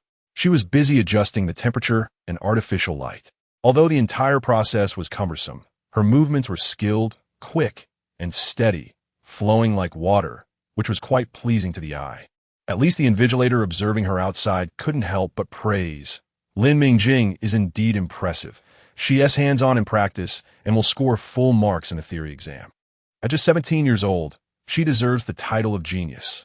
The coffin-faced Zhao invigilator was even more displeased. What's the use of all this flashiness? It's too early to say anything now. The final test results aren't out yet. Another invigilator who had previously clashed with him opened his mouth and said, "Whether she can pass, I still don't know, but I see that your Zhao family will likely be eliminated in large numbers just from the theory part this year. Not to mention the practical part. The one who's watering the soil like crazy seems to be one of your Zhao family members, right? Growing lettuce requires thorough watering, but he hasn't done a good job of deep plowing and drainage for the soil. This way of watering will only rot the seeds. The coffin-faced Zhao invigilator followed the direction pointed out by the invigilator and immediately turned pale. The flustered person was none other than Zhao, Wenxin's nephew, Zhao Jingli. Good grief. These two uncles and nephews must have come specifically to embarrass the Zhao family. A breath got stuck in his chest. The coffin-faced Zhao invigilator felt humiliated and left with a long face. He looked at the candidates struggling in the practical exam and thought they might get so angry they could faint. He had to take it easy. The practical exam lasts for a week, but there are no regulations stating that the invigilators must watch these little brats during the exam, so it doesn't count as dereliction of duty. Without a constant dissenting voice, the remaining invigilators watched Lin Mingjing's actions with great interest, occasionally discussing among themselves. Hey look, her tomato seeds have actually sprouted. How high is her mental strength level? She managed to germinate them so quickly. According to the data, it's A level, but judging by her demeanor, she seems much more relaxed than other A levels. At just 17, her mental strength still has room for growth. Oh, the Qi family and the Ji family have struck gold this time. Lin Mingjing was completely unaware of these discussions. After finishing her current tasks and using her mental strength to stimulate the tomato seeds, she found herself at a loss for what to do next. Not wanting to appear too out of place, she opened her terminal to record planting notes. Although she couldn't connect to the internet during the exam, some functions of the terminal were still usable. She wondered if Yuan and Su Songjun had returned. The two of them had re-entered the contaminated area the day before Lin Mingjing's exam. Yuan wanted to stay and cheer for her sister, but was persuaded by Su Songjun. Your sister will definitely pass the assessment. We'll come out to pick her up. She then needed to go to Demeter, where there was no contaminated area, and training would only be in the virtual battlefield. Are you sure you don't want to go? The two being missed were currently battling mutated dandelions in the contaminated area. They teamed up with Gu and Wu Qi and, by chance, found the last type of plant Lin Mingjing had drawn during their final trip to the contaminated area. After the last strike, Gu and Wu Qi kept watch while Su Songjun guided Lin Mingyu in digging up the mutated plants. Wu Qi was already numb. When he first met this little brat, he thought the big shot was joking. Even if they didn't have to go deep into the contaminated area, and the big shot was powerful, bringing a short-legged, short-armed child into the contaminated area, was he serious? But soon, he was slapped in the face at lightning speed. That little brat was quite fierce. At first, you could tell she was inexperienced, but her mental strength was incredibly strong. With the right weapons, she made up for the gap in age and skill, and it was surprising how strong her attack power was despite being a control-type mentalist. Moreover, her combat talent was terrifyingly strong, growing rapidly under real combat and the guidance of the big shots. Now she not only didn't hold them back, but had actually become one of the main attackers in the team. The gap between geniuses and ordinary people was indeed significant. Wu Qi could only comfort himself like this. If he thought any more, he feared for his life. Looking at Lin Mingyu skillfully digging up the mutated plants, Su Songjun nodded at her. We can go back now, if we calculate the time. Your sister should still be in the exam. Lin Mingyu's serious little face broke into two deep dimples. Okay. The group did not linger and quickly left the contaminated area. After Su Songjun arranged everything, the four of them went their separate ways. When the two returned to the small house, Yuan excitedly said, Tomorrow is the last day, and my sister will definitely be the first to come out. Brother, let us go pick her up early tomorrow. I want to be the first to pick her up. Su Gongjun Juke, Anzai. As they returned, Lin Mingjing was already outside, munching on a watermelon and greeting the two. The robot butler Quan had informed her long ago that the little masters were back and that strangers were approaching. Even after all this time, Quan still regarded the Federal Star as a stranger, the kind that needed to be wary of and alert against. It was unclear what had happened between it and the Federal Star, as Su Songjun had already been living the yard for over 2 months. Yet their relationship remained so distant. Lin Mingyu's eyes widened. Sister, how come you're home? Su Tsung-jun was also surprised and, after a moment of thought, said helplessly, "You finished the exam early." It was a question, but the tone was affirmative. Lin Mingjing nodded a bit sheepishly. "I didn't mean to." She didn't want to stand out. Really, she had been under a lot of scrutiny during this period, and for the junior planner assessment, she just wanted to pass smoothly. After all, the exam for the Demeter Planner cultivation base was the focus. But it wasn't her fault. She hadn't expected those 10 tomato plants to be so uncooperative. She had merely released her mental strength, as usual, and those 10 tomato plants grew like they had taken a ton of nourishing medicine. Fortunately, she had prepared well, or else the fertilizer she mixed later would have barely kept up with the growth rate of the tomatoes.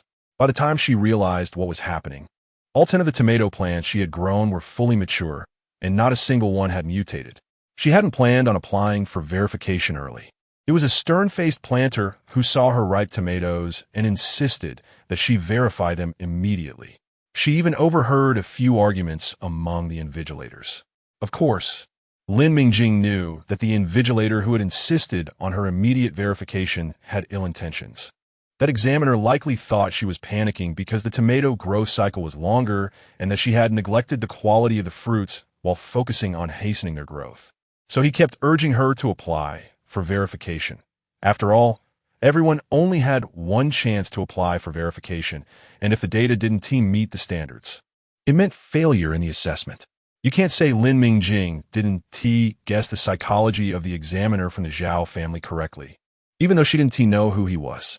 When he saw that Lin Mingjing's tomatoes had all matured in less than 6 days, and not a single one had mutated, the Zhao examiner was ecstatic, thinking Lin Mingjing's assessment would surely fail.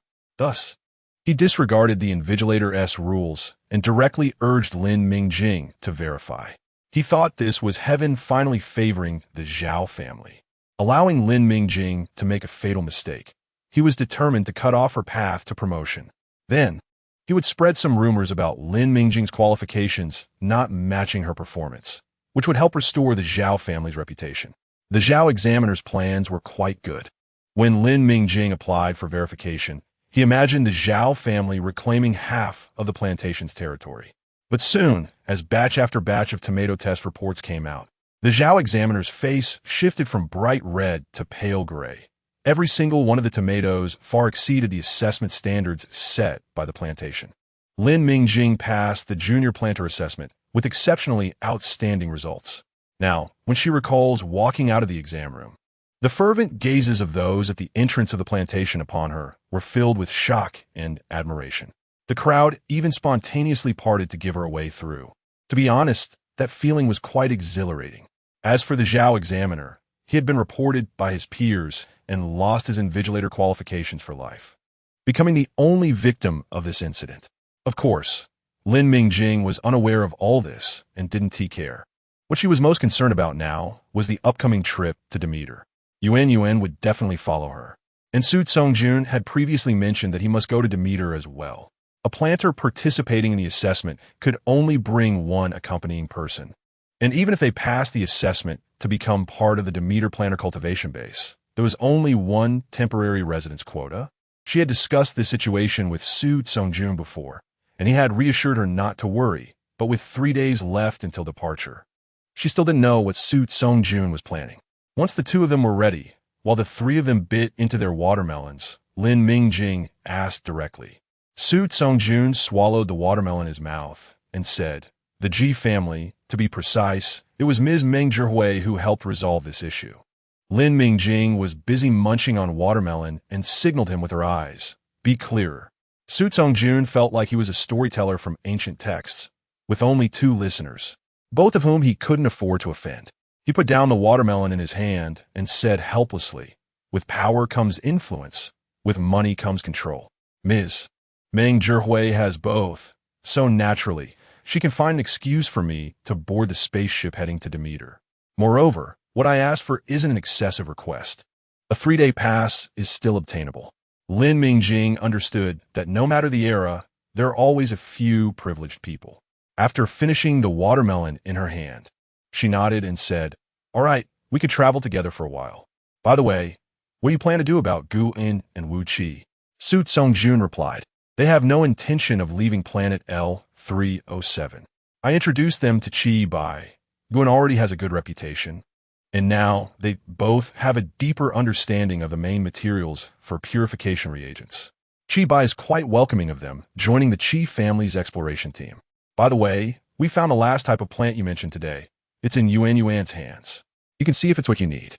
Su Tsongjun stood up to take his leave. It's getting late. Shall we talk about anything tomorrow? Lin Mingjing nodded. Okay. Yuan, who had been obediently eating watermelon, said goodbye to her teacher and looked at her sister with eager eyes. Sister, is Teacher Su going to part ways with us? We're a perceptive child. Lin Mingjing looked into Yuan's big, dark eyes and chose to speak honestly. Yuan, it's already great to have a chance to accompany someone in this world. As long as we treat each other sincerely and happily while we're together, there will be no regrets when we part. On planet Demeter, Lin Mingjing never thought that the Federal Star would stay here for a lifetime. They would eventually part ways. They were originally two parallel lines that would never intersect, but an unexpected encounter brought them together. However, surprises and mistakes will eventually be corrected, and they would part ways sooner or later. Even though they could be considered close friends who shared life and death, and they knew each other's biggest secrets to some extent, they would eventually return to their own trajectories and would no longer meet. Lin Mingjing, at her core, is an adult, rational and carefree, so she took the impending separation lightly.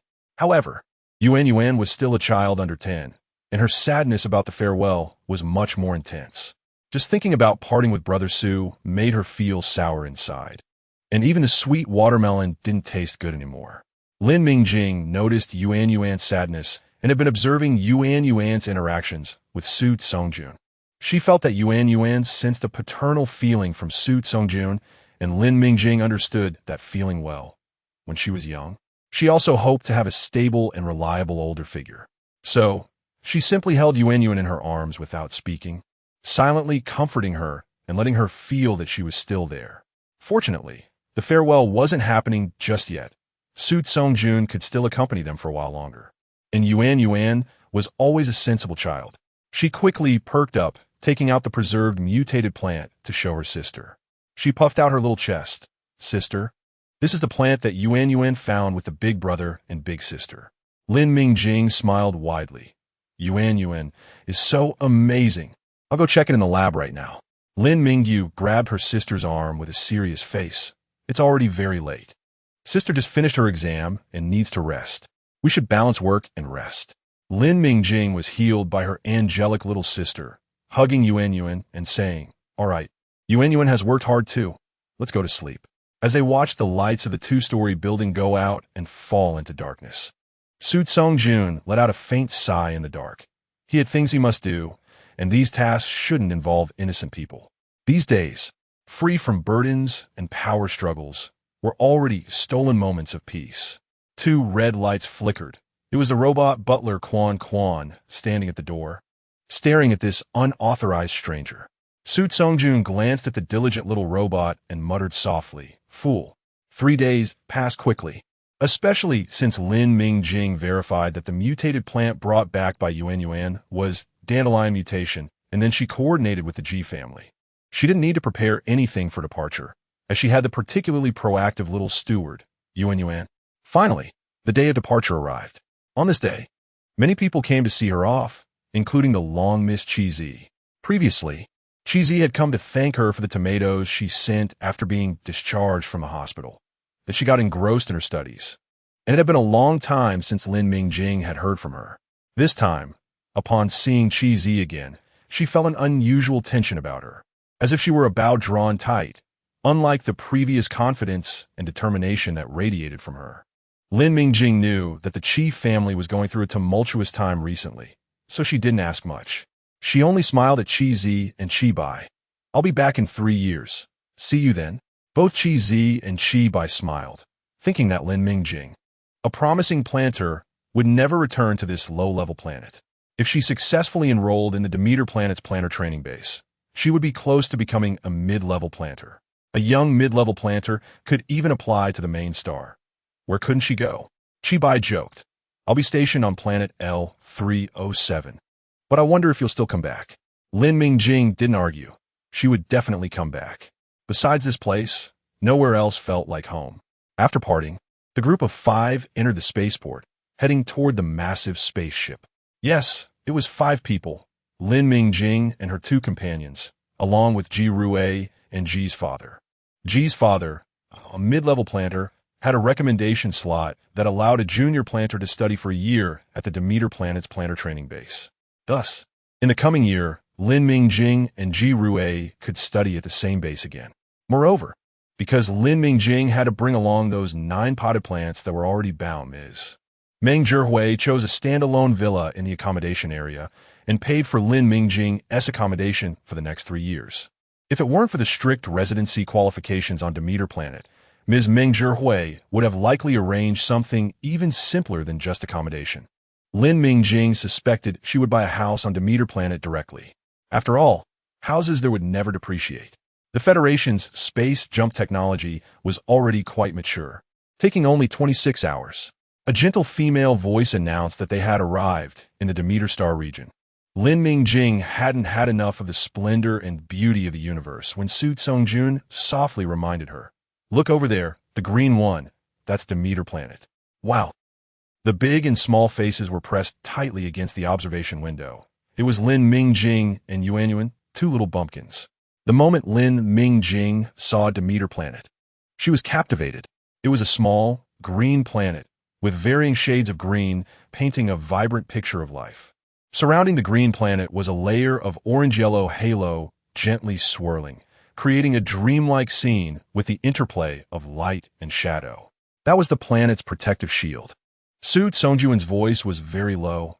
Only they could hear, "Lin Mingjing, I'm leaving. Don't look back or search for me. After a long silence, all Lin Mingjing heard him say was, "I wish you get what you desire." As Lin Mingjing held Yuan's hand while getting off the spaceship, Su Songjun had vanished without her noticing. Lin Mingyu looked up at her sister, and Lin Mingjing squeezed her hand, saying, Yuan, watch your step. Hold on tight to your sister, and don't let go." Ji's father and Ji Rui had no doubt about the disappearance of a living person, as if this trip had always involved only the 4 of them. Ji Rui quickly grabbed Yuan's other hand. "Right? We must not get separated." Behind them, Ji's father wore a helpless expression. Although Demeter planet restricted various technological products, there were surveillance drones and inspection robots everywhere, with security ranking first every year. There were also terminals to contact. It was impossible for a situation like the one described by his daughter to occur. Stepping out of the spaceport, not yet having time to take in the natural plants around them, they first felt the high-quality, crisp air and the gentle energy like a warm breeze brushing against their faces. Lin Mingjing, who found herself on the planet Demeter, suddenly recalled the feeling of visiting the world-famous forest park on Blue Star in her previous life. No, due to her mental strength, the pure energy here felt even better. She unconsciously stopped in her tracks, took a deep breath, and immersed herself in the surrounding pure and gentle energy. Uncle Ji exhaled deeply, a nostalgic look on his face, then smiled and called to the 3 children. "Hey, get back to reality. The reputation of Demeter is well-deserved." The first to regain her senses was Lin Mingjing, who had experienced the healing effects of the forest oxygen bar on Blue Star. Although she was shocked, she was still able to come back to herself. She looked around and noticed that many people wore expressions of intoxication. It seemed she was not the only one. Uncle Ji was imparting his experience. "Everything around is harmless natural plants, but don't touch them. Ji Rui, I'm talking about you." Ji Rui retracted her hand with a wronged expression. "I just wanted to see if they were real. I wouldn't harm them." Before Uncle Ji could respond, a commotion arose ahead. I just touched it. It didn't affect this flower at all. Why are you grabbing me?" However, the patrolling robots responsible for the capture ignored him, with 2 robots blocking his way, stating in a monotone voice, "Warning, do not resist. Otherwise, it will be considered arrest, and those with serious circumstances will be expelled from the planet." The man who had just been yelling suddenly lost his bravado and followed the robots dejectedly.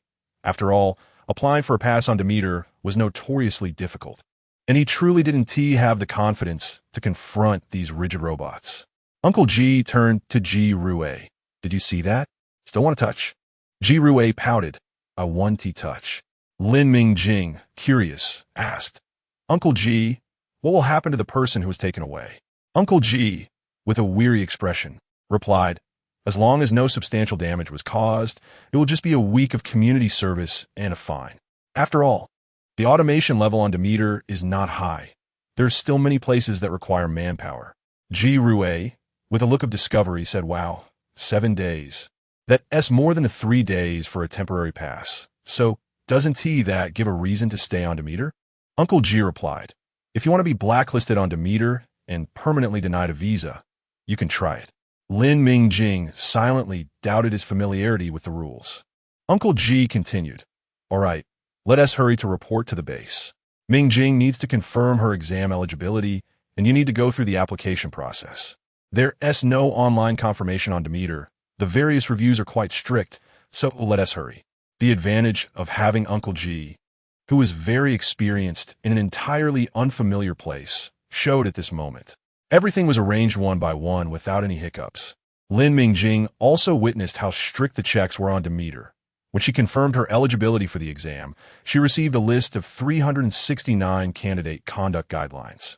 Ji Rui received an even longer list of behavioral norms for living and studying at the base. Uncle Ji quietly remarked, "After all these years, Demeter is still so rigid and harsh. I really don't know how so many immigration applications are coming in." Lin Mingjing's thoughts wandered a bit. With such strict checks, she wondered how Su Songjun managed to get through and whether he could accomplish what he intended. Mingjing. Ji Rui's voice pulled Lin Mingjing back to reality. She smiled apologetically at Ji Rui. "Sorry, I was distracted. What were you just saying?" Ji Rui elongated her voice. "I said we should get on the vehicle. Are you worried about your planting pots?" "Don't worry. Dad said there wouldn't be any problems. We'll definitely see them when we get to the accommodation area." Lin Mingjing wasn't worried about that, but the real reason for her concern was hard to articulate, so she just went along with it. She had already asked Uncle Ji to help check her 9 planting pots back on planet L307, and she trusted his judgment. What Lin Mingjing didn't expect was that those 9 planting pots attracted some unfriendly gazes even before she took the exam. In the inspection room of the Demeter Planting Master Training Base, a staff member was looking at the inspection report, exclaiming, "The soil active factor content in these 3 planting pots is surprisingly high, and the purity is also very high. The owner is just a newcomer who has just passed the Junior Planting Master Assessment. This data is better than what many intermediate planting masters can produce. TSK, have the standards of newcomers risen so high?" Another staff member coldly interjected, "All right, if there is no problem, hurry up and sign off. There are so many other things to check." It was evident that they were looking down on those from lower-tier planets, thinking they wanted to bring along all sorts of rubbish, not even knowing if they could pass the assessment. The clearly unfriendly tone and commanding statements made the first staff member frown. Who among those working at the Demeter Planting Master Training Base wasn't talented and capable? Why should they tolerate this? She retorted sharply, "Rubbish? Can you produce such good values from rubbish? I don't know if this junior planting master named Lin Mingjing can pass the assessment, but I know if you don't come up with improved species, you'll be sent back." The speaking female staff member glanced at her cold-faced colleague's name tag, and when she spoke again, her words were even more cutting. "When will your family, the Luo family, enhance the efficacy of the mental strength potion before you speak? Of the 3 families, yours has the worst usage effect. How can you still have the face to criticize others?" The Luo staff member's face turned red with anger, and before he could respond, the female staff member had already turned to leave, tossing back a parting shot. "I've already finished my work. You should work hard." Meanwhile, Lin Mingjing and her group finally arrived at the standalone villa, which Ms. Meng Zhihui had spent a fortune on, yet was overly small and delicate. Uncle Ji was still sharing his wealth of experience. "This standalone place is a bit small, but that's an advantage, an absolute advantage. Do you see that patch of grass in the front yard? That's the greenery you'll need to maintain in the future. Make sure it doesn't dry out or become bald, or you'll lose credits. Credits are very important. To learn more professional knowledge and post questions on the forum at the Planting Master Training Base, you need credits. You'll slowly read the other regulations. Remember this. Credits are more useful than star coins at the Demeter Planting Master Training Base.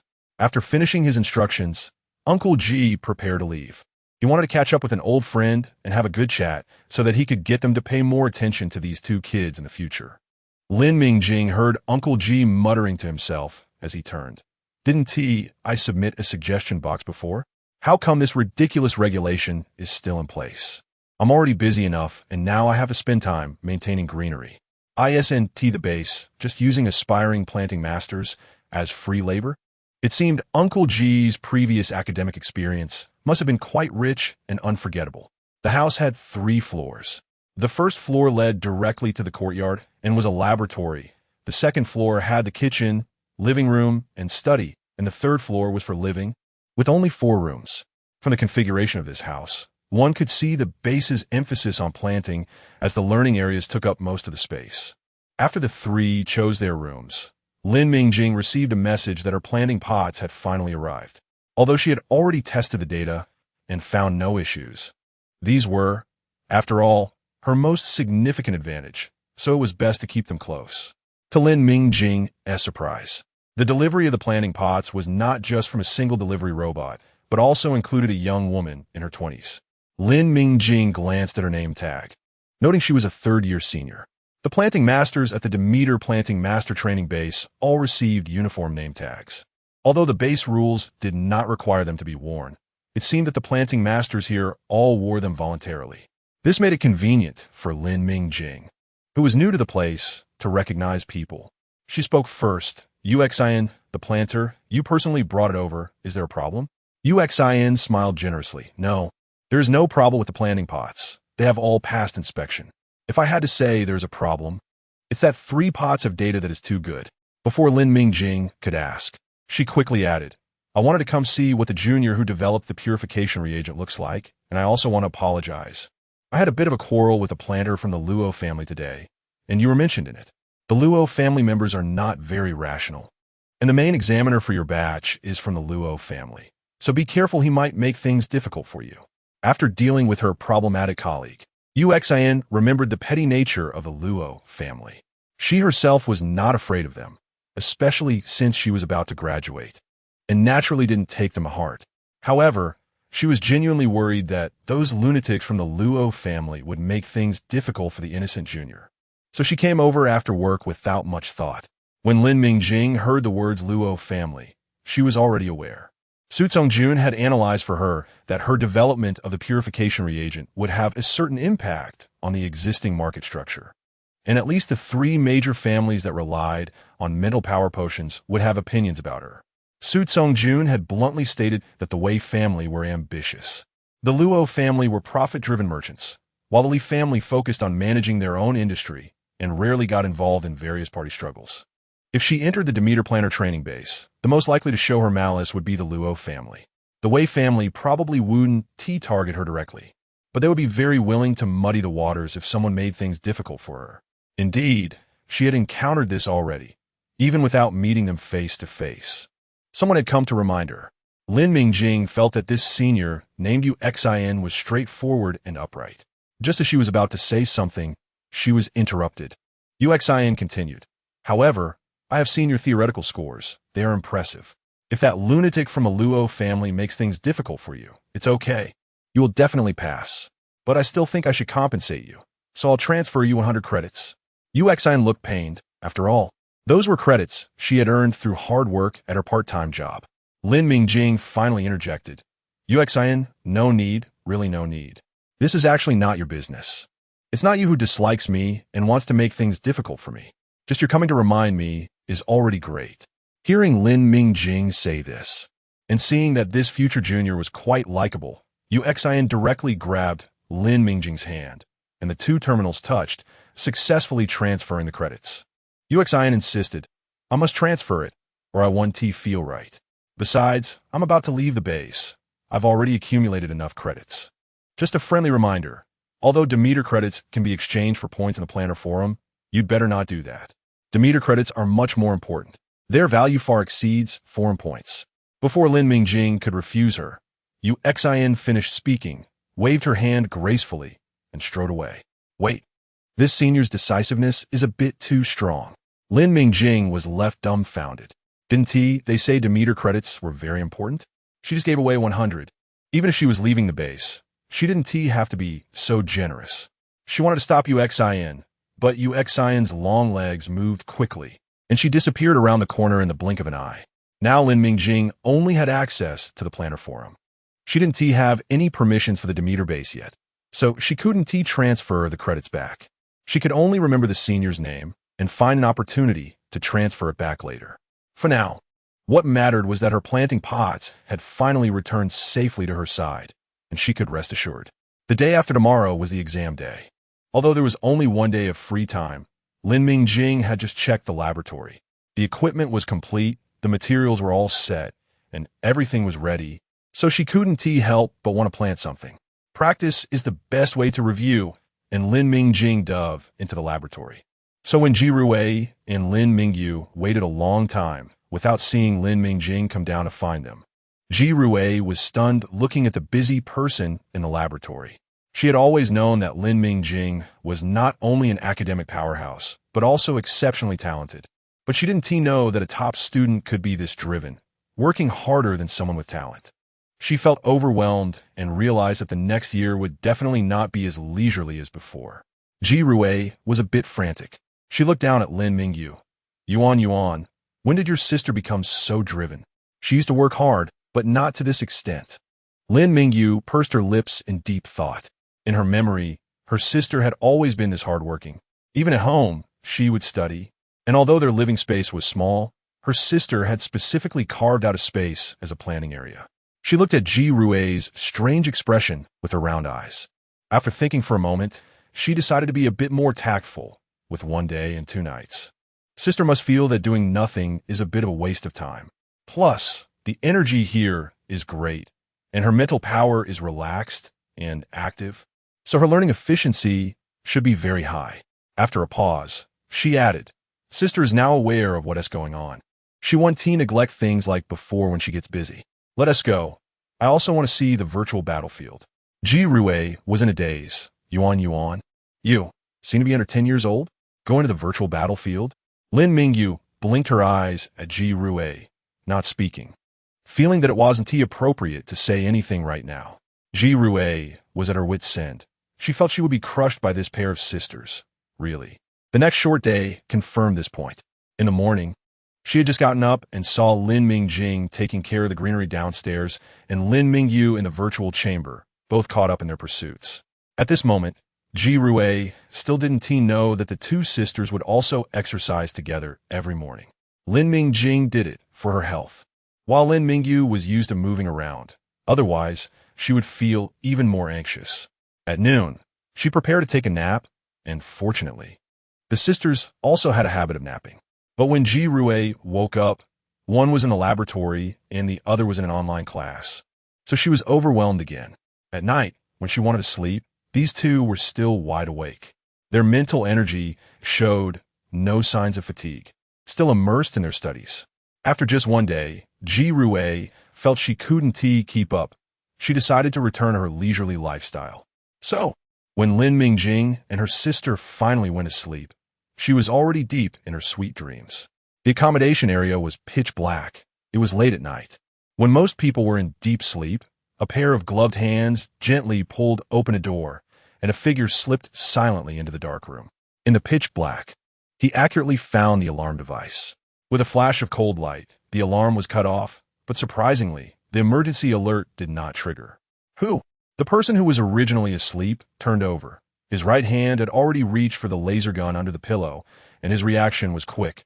His movements agile and without hesitation. But the intruder was even faster.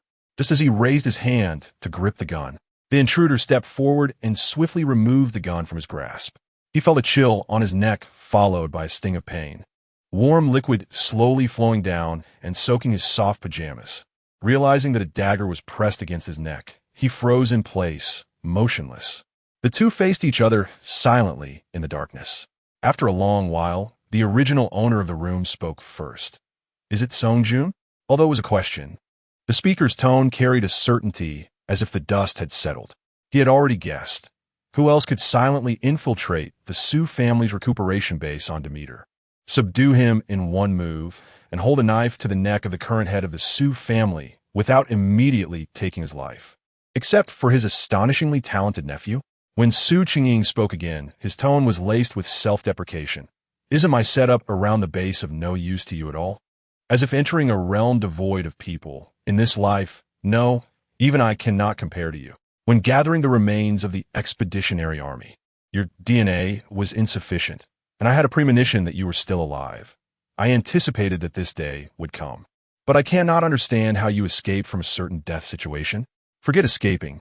You didn't even become a useless person. That was the king insect of the advanced insect race.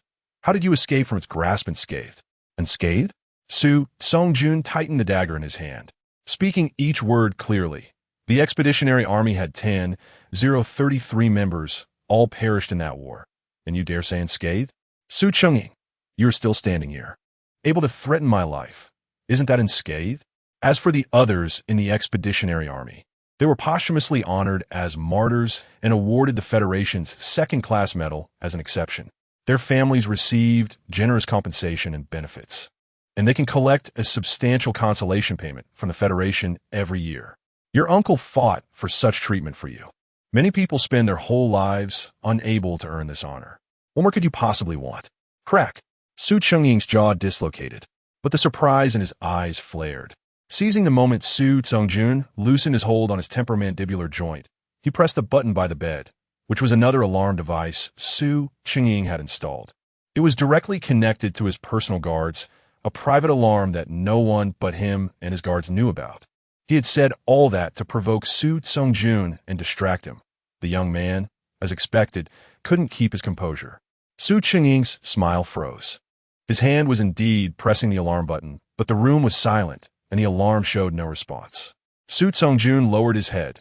The planet Demeter detected similar psychic fluctuations from insect races yesterday, and the entire planet's alert status was raised to high alert. Your unregistered private alarm cannot send signals. He added slowly. We have plenty of time to discuss the final battle of the expeditionary army. Although it was pitch black, Su Qingying seemed to see the cold light rising in Su Songjun's eyes. That gaze seemed to look upon a dead person.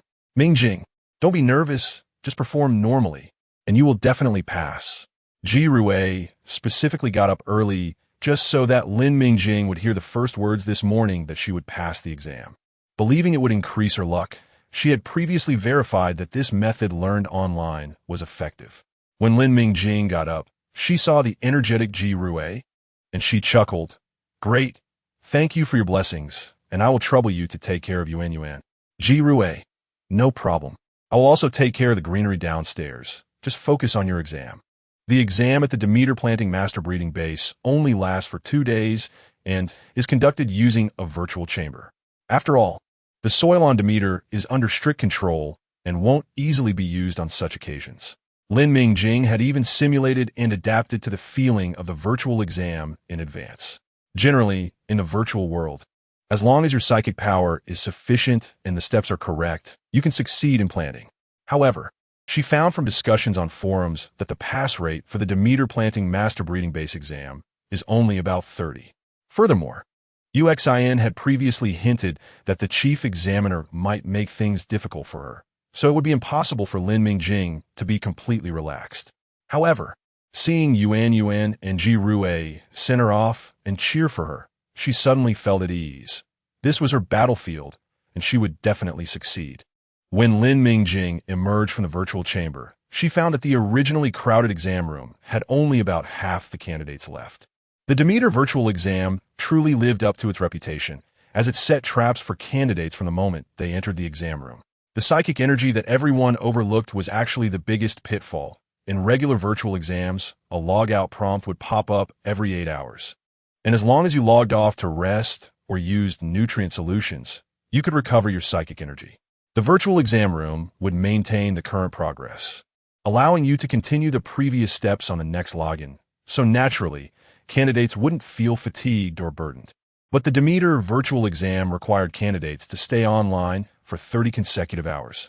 And the exam room, indeed, needed to release psychic energy to dispel negative energy and hasten plant growth. If one did not realize that they could not replenish their psychic energy from the beginning and wasted it, they would end up powerless later on, resulting in either immature crops or mutations. Thus, the exam would surely fail. Moreover, the traps in this exam were not limited to this. Choosing seeds, adjusting soil properties, mixing reagents, and sowing, each step had pitfalls. If you couldn't identify and perfectly solve these pitfalls in time, it would surely impact the quality of the crops planted. Time was tight, and the pitfalls were many. It wouldn't be an exaggeration to say that this was an exam that tested every aspect of a planting master's theory, practice, and mindset. A slight mistake could lead to failure. Fortunately, she was standing here now, which meant she had passed the first assessment. There was still one more, which was the examiner's QA session. The difficulties hinted at by Yuan from the Luo family would indeed arise in this segment. Sure enough, as Lin Mingjing entered the exam room in order, the examiner, seated in the middle of the three, stared at the virtual screen for a moment before sizing up Lin Mingjing, and then spoke first. Although your performance in the virtual exam was acceptable, the Demeter base is not one that will accept just any bookworm. I ask you, if the top leaves of the tomatoes you planted appear wilted, what will you do? Here it comes. The difficulty from the Luo family indeed arrived. The exam room fell silent for several seconds due to this question. The intermediate planting master on the left frowned. Master Luo, this question is too tricky for a junior planting master. The planting master on the right smiled to ease the tension. It is indeed a bit beyond the scope, but asking these young minds about their thoughts is quite good. Who knows, they might have some new insights on such issues. The planting master on the left was displeased. This is the Demeter exam, not a private discussion. Asking out-of-scope questions in a graded setting is unfair to the candidates. Master Luo coldly replied, "Humph. Master Li, you are mistaken. She is planting tomatoes, and I am asking about tomatoes. What kind of difficulty is this? And how is it unfair?" The planting master, surnamed Li, was about to retort, but was interrupted by the planting master beside him. All right, we are in an exam. Let's follow the procedure and not keep people waiting too long." Although the argument among the three planting masters was quiet, Lin Mingjing could still hear their conversation due to the excessive silence in the room. She unobtrusively scanned their name tags, corresponding to the Li family, Luo family, and Wei family. She, a junior planting master's exam, unexpectedly gathered the three giants of the psychic potion family at once. It seemed that the impact of the purification reagent on the psychic potion was stronger than she had thought. The debate among the three planting masters had ceased, and it was evident that Master Li was unable to contend with the other two. Master Luo's lips curled slightly. These are all issues that planting masters encounter when growing crops. Nowadays, young planting masters tend to destroy plants as soon as they detect problems, without understanding the causes or practical solutions. What kind of planting masters are they? Lin Mingjing interrupted. Examiner, I would like to know if the issue you mentioned is only the new leaves at the top wilting, or if the true leaves are wilting from the bottom up, and if there are any other characteristic symptoms. For instance, do the affected plants have white mucus, or do the diseased fruits show bird-eye-like protrusions? Your description is too broad. I cannot accurately identify the symptoms to provide corresponding prevention and treatment methods. The exam room fell into a deathly silence. Master Luo's mockery was interrupted, and the one being mocked even countered that his question was not professional enough. Master Luo's expression flickered between red, white, and green, resembling a master of Sichuan opera face-changing. The other two planners were stunned by the information in Lin Mingjing's words. For what she implied, her understanding of planting was probably not inferior to those from the prominent families who tightly held the data. Master Wei frowned, realizing it would be difficult. She was a person with real skills and a bad temper. Considering the Qi family and the Ji family behind her, Master Wei closed his mouth, which was about to say something. When Lin Mingjing smoothly exited the examination room, it was around 6 p.m. She planned to walk back. The pleasant environment of Demeter brought back memories of her previous life walking in the forest park. As for whether she passed the exam, she was not worried at all. As long as there was a bit of fairness in the Demeter exam, she would definitely pass. In fact, as Lin Mingjing expected, as she walked home with a light step and easy mood, the three examiners were lamenting. Master Wei had an exaggerated expression of awe, based on the current performance. Lin Mingjing is undoubtedly the best. It seems our base will really get a good seedling this year. We must work hard, or we'll be surpassed by a junior, and it won't look good. Chief Examiner Luo's face remained dark, and he squeezed out a few words from between his teeth. It's too early to say this. Master Li remained silent. He just wanted to finish work, wanted to stay away from his two troubled colleagues, and also wanted to go back and verify some methods Lin Mingjing mentioned earlier. Some methods he had only heard of vaguely, but no one had ever explained them as clearly and accurately as Lin Mingjing did today. Master Wei looked at his two colleagues and, after a moment's thought, added, "It's a pity she has a bad temper. I wonder if we can communicate more about planting insights in the future." Chief Examiner Luo's expression changed completely. "She is arrogant and conceited. Are you planning to lower yourself to beg her?" With that, he turned and left. Master Li couldn't be bothered to deal with the implications of the Wei family and followed suit. If Lin Mingjing knew about their conversation, she would definitely feel wronged. It was clearly you who intended to use underhanded means to push her down. How could she answer the questions, well, only for you to label her as arrogant after your plans fell through? It was truly absurd. As for where Lin Mingjing's knowledge of plant pathology came from, it was undoubtedly her golden finger, the Dreamland Manor. Otherwise, as an ordinary worker from the 21st century who attended a finance university, how could she possibly know such specialized knowledge? The Dreamland Manor game, which required in-game purchases, had once heavily marketed popular science on common crops, allowing you to truly understand 100 common crops, etc.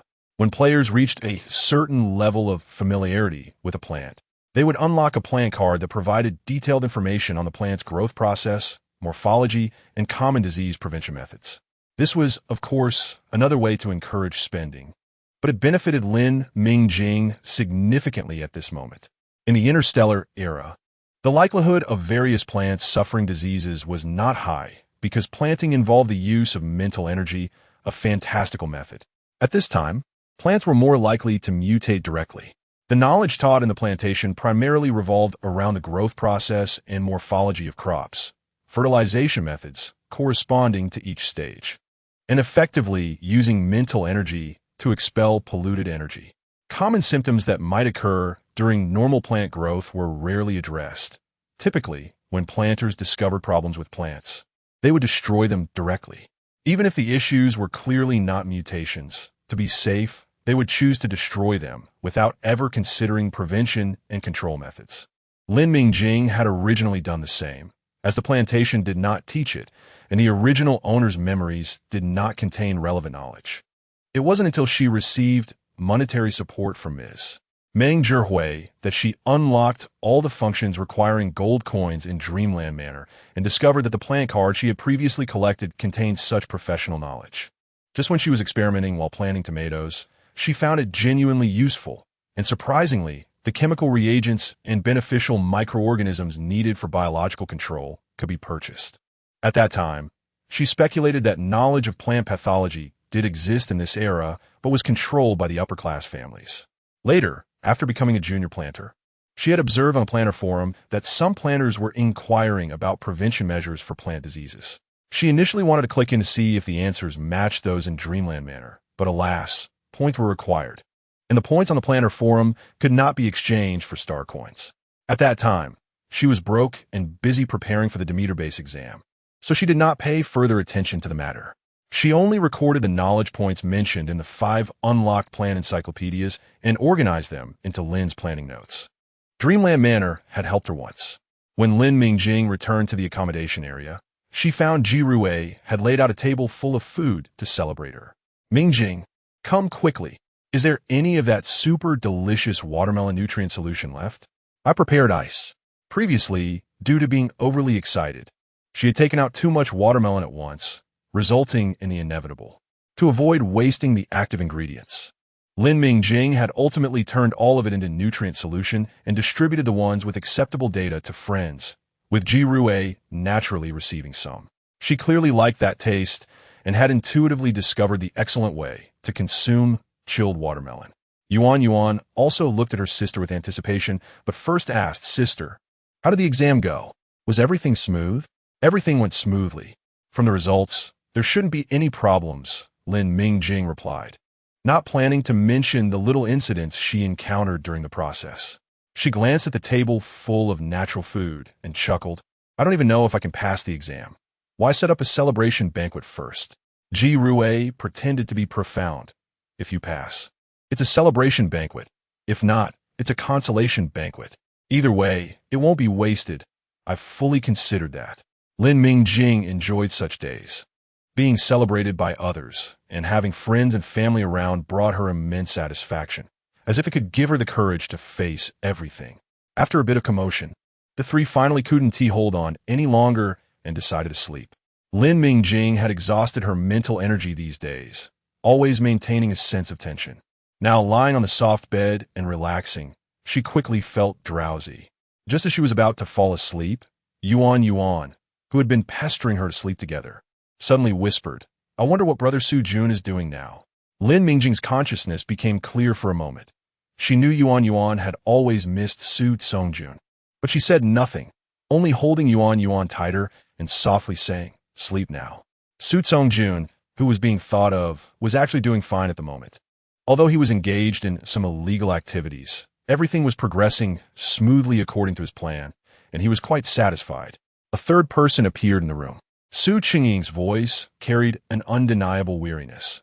I have proposed the new military supervision regulations to the Federal Military Commissioner, as you suggested, and will push for the implementation of the regulations. Why do you insist that I apply for medical retirement? Do you know what the Su family is facing now? Cough, cough, cough. Su Qingying broke into a fit of severe coughing. The room echoed with his harsh coughs, his voice hoarse, and coupled with his fatigued expression and graying hair. He looked somewhat tragic. Yet, neither of the other two in the room moved, including Su Songjun, who had suddenly appeared and transferred all of Su Qingying's personal guards. His biological son. After a while, Su Qingying stopped coughing, and the room could still hear his heavy breathing. Su Songjun spoke faintly. You see, you're quite ill. The Su family doesn't need a general who has been on Demeter for years. Upon hearing this, Su Qingying gasped even more heavily, trembling as he pointed at his son, saying he can lead the Su family to a higher level. If it were you, I could still trust you a little. But even though he is my son, I have to say that he is not as good as you. And he is even worse than that kid from the Andre family. How could I possibly hand the Su family over to him? Su Kongyi looked at his father, his expression unchanged, but his clenched fists and pale knuckles betrayed his unsettled heart. What a failure at this age. He didn't know how many times he had heard such words, yet he still felt waves of emotion at his father's words. Su Songjun looked at his uncle, whose face was twisted with anger. Moving up a level. The Su family doesn't need to move up a level. As for whether the eldest brother can lead the Su family well, if you can live a little longer, you can see that day for yourself. Su Songjun said softly to his elder brother, Su Kongyi, the matters behind will be entrusted to you. Su Kongyi nodded silently. The plan had been discussed countless times, and Su Songjun had taken the greatest risk. He had no reason to fail at what comes next. Su Songjun turned to leave. Although his elder brother had been belittled by their uncle and his mental power was only A level, and it was still a control-type mental power, he was definitely not an ordinary person. He had to face the harassment from the Zerg at his station location, but the casualty rate on the planet was not high, and the planet's rating was not low, with resident satisfaction also not low. His elder brother was a comprehensive talent who combined military capability and civil governance. He was just more stable and reserved, definitely not an idle person. He didn't understand where his uncle's prejudice and mental burden came from, always believing that his elder brother couldn't bear heavy responsibilities, and he didn't want to delve into his uncle's unusual thinking. Stop. You must clarify your plans for the two of you afterward. The Su family cannot decline, cannot. A hoarse shout came from behind. Su Songjun did not stop his steps, feeling that his uncle was too greatly impacted and was about to lose his mind. Su Songjun, you can't be unaware, right? The batch of mental power potions sent to the Expeditionary Army. Do you think I alone can cause the Expeditionary Army to be destroyed? Why don't you ask your good mother, the genius Wei Fu of the Wei family? Su Songjun paused, then calmly replied, I will naturally ask. Uncle, if you care so much about the world, you should take good care of yourself to live long enough to see what you want to see. He did not turn back, quickly leaving, his figure disappearing into the darkness. September 1st, the official opening day of the Demeter Planet Planner training base. Early in the morning, Lin Mingjing put on the white professional outfit distributed by the base in advance, fastening the metal badge that read first-year Lin Mingjing, surrounded by a decorative light green lace. Lin Mingjing had seen Yuan's badge, which had a dark green lace. The three examiners during her test all had golden lace on their badges, corresponding to the 3 levels of junior, intermediate, and senior planters.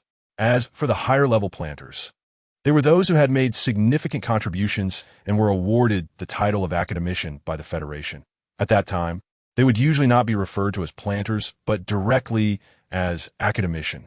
Lin Mingjing knew that the highest authority at the Demeter Planet Planner training base was a planter from the Meng family, academician Meng Jiaxu. Ji Rui rushed downstairs and apologized to Lin Mingjing, who was waiting for her. Mingjing, I'm sorry. Let us hurry up. She had also changed into the professional outfit, and her badge was ready, but Ji Rui's badge had no decorations. Ji Rui also saw Lin Mingjing's badge and complained softly. The Demeter base really separates people clearly, with a ton of rules, and I have to spend a year here. Just thinking about it makes me want to collapse. Lin Mingjing smiled, first saying goodbye to Yuan, then pulling Ji Rui to leave quickly.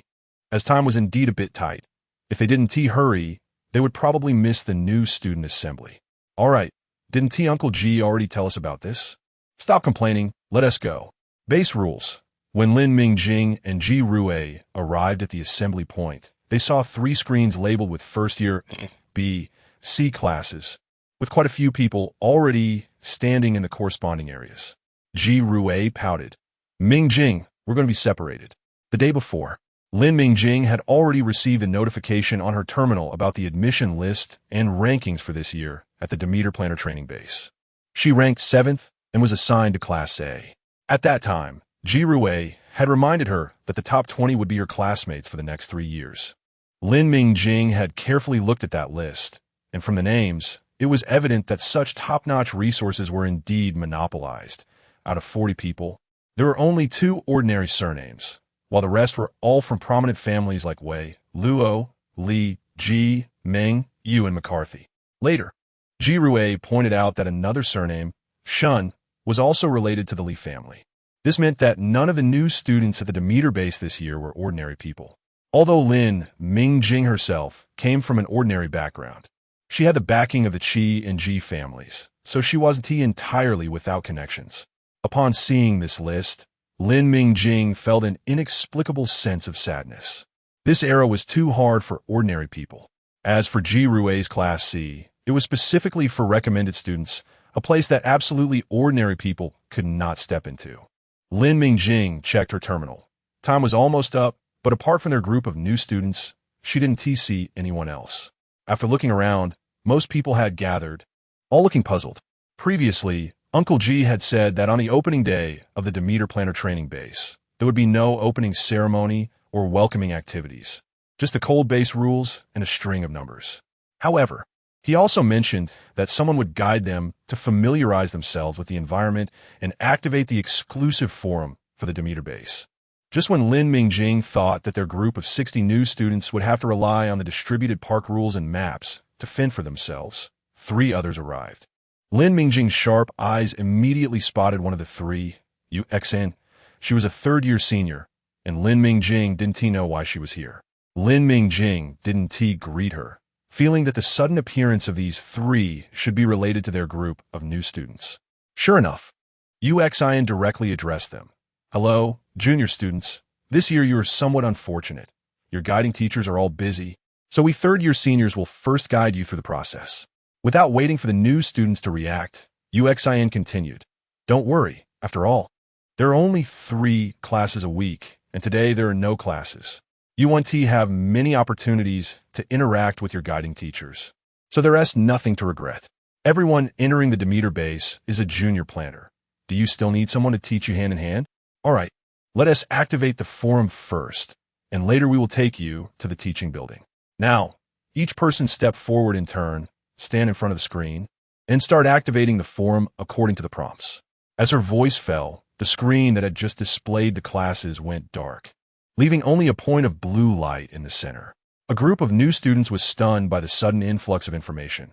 Yuan spoke quickly and moved swiftly, and this group of well-connected new students dazedly lined up one by one according to her words.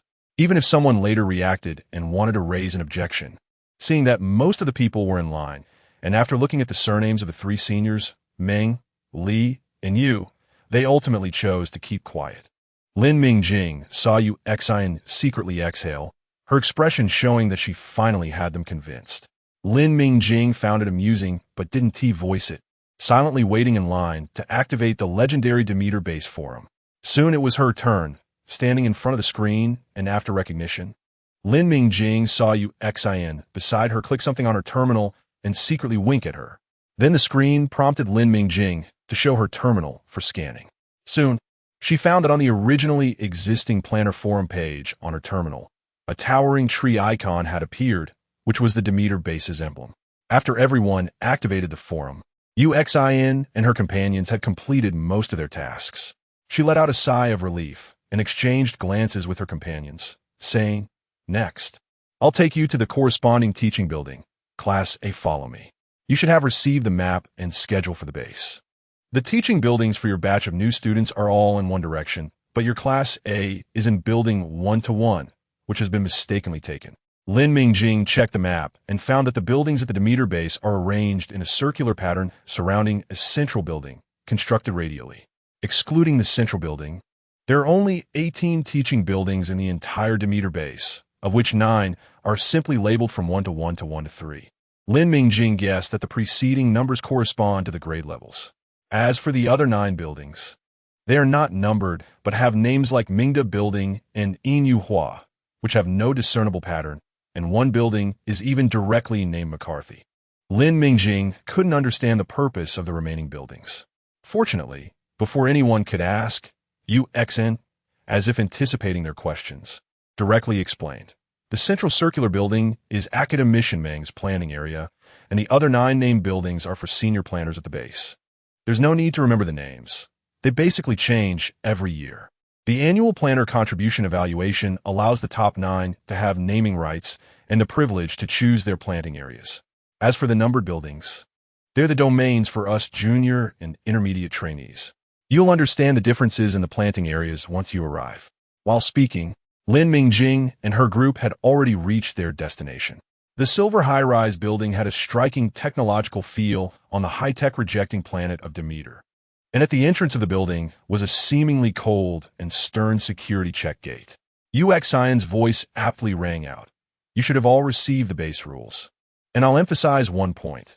The soil at Demeter base is classified as a strictly controlled material.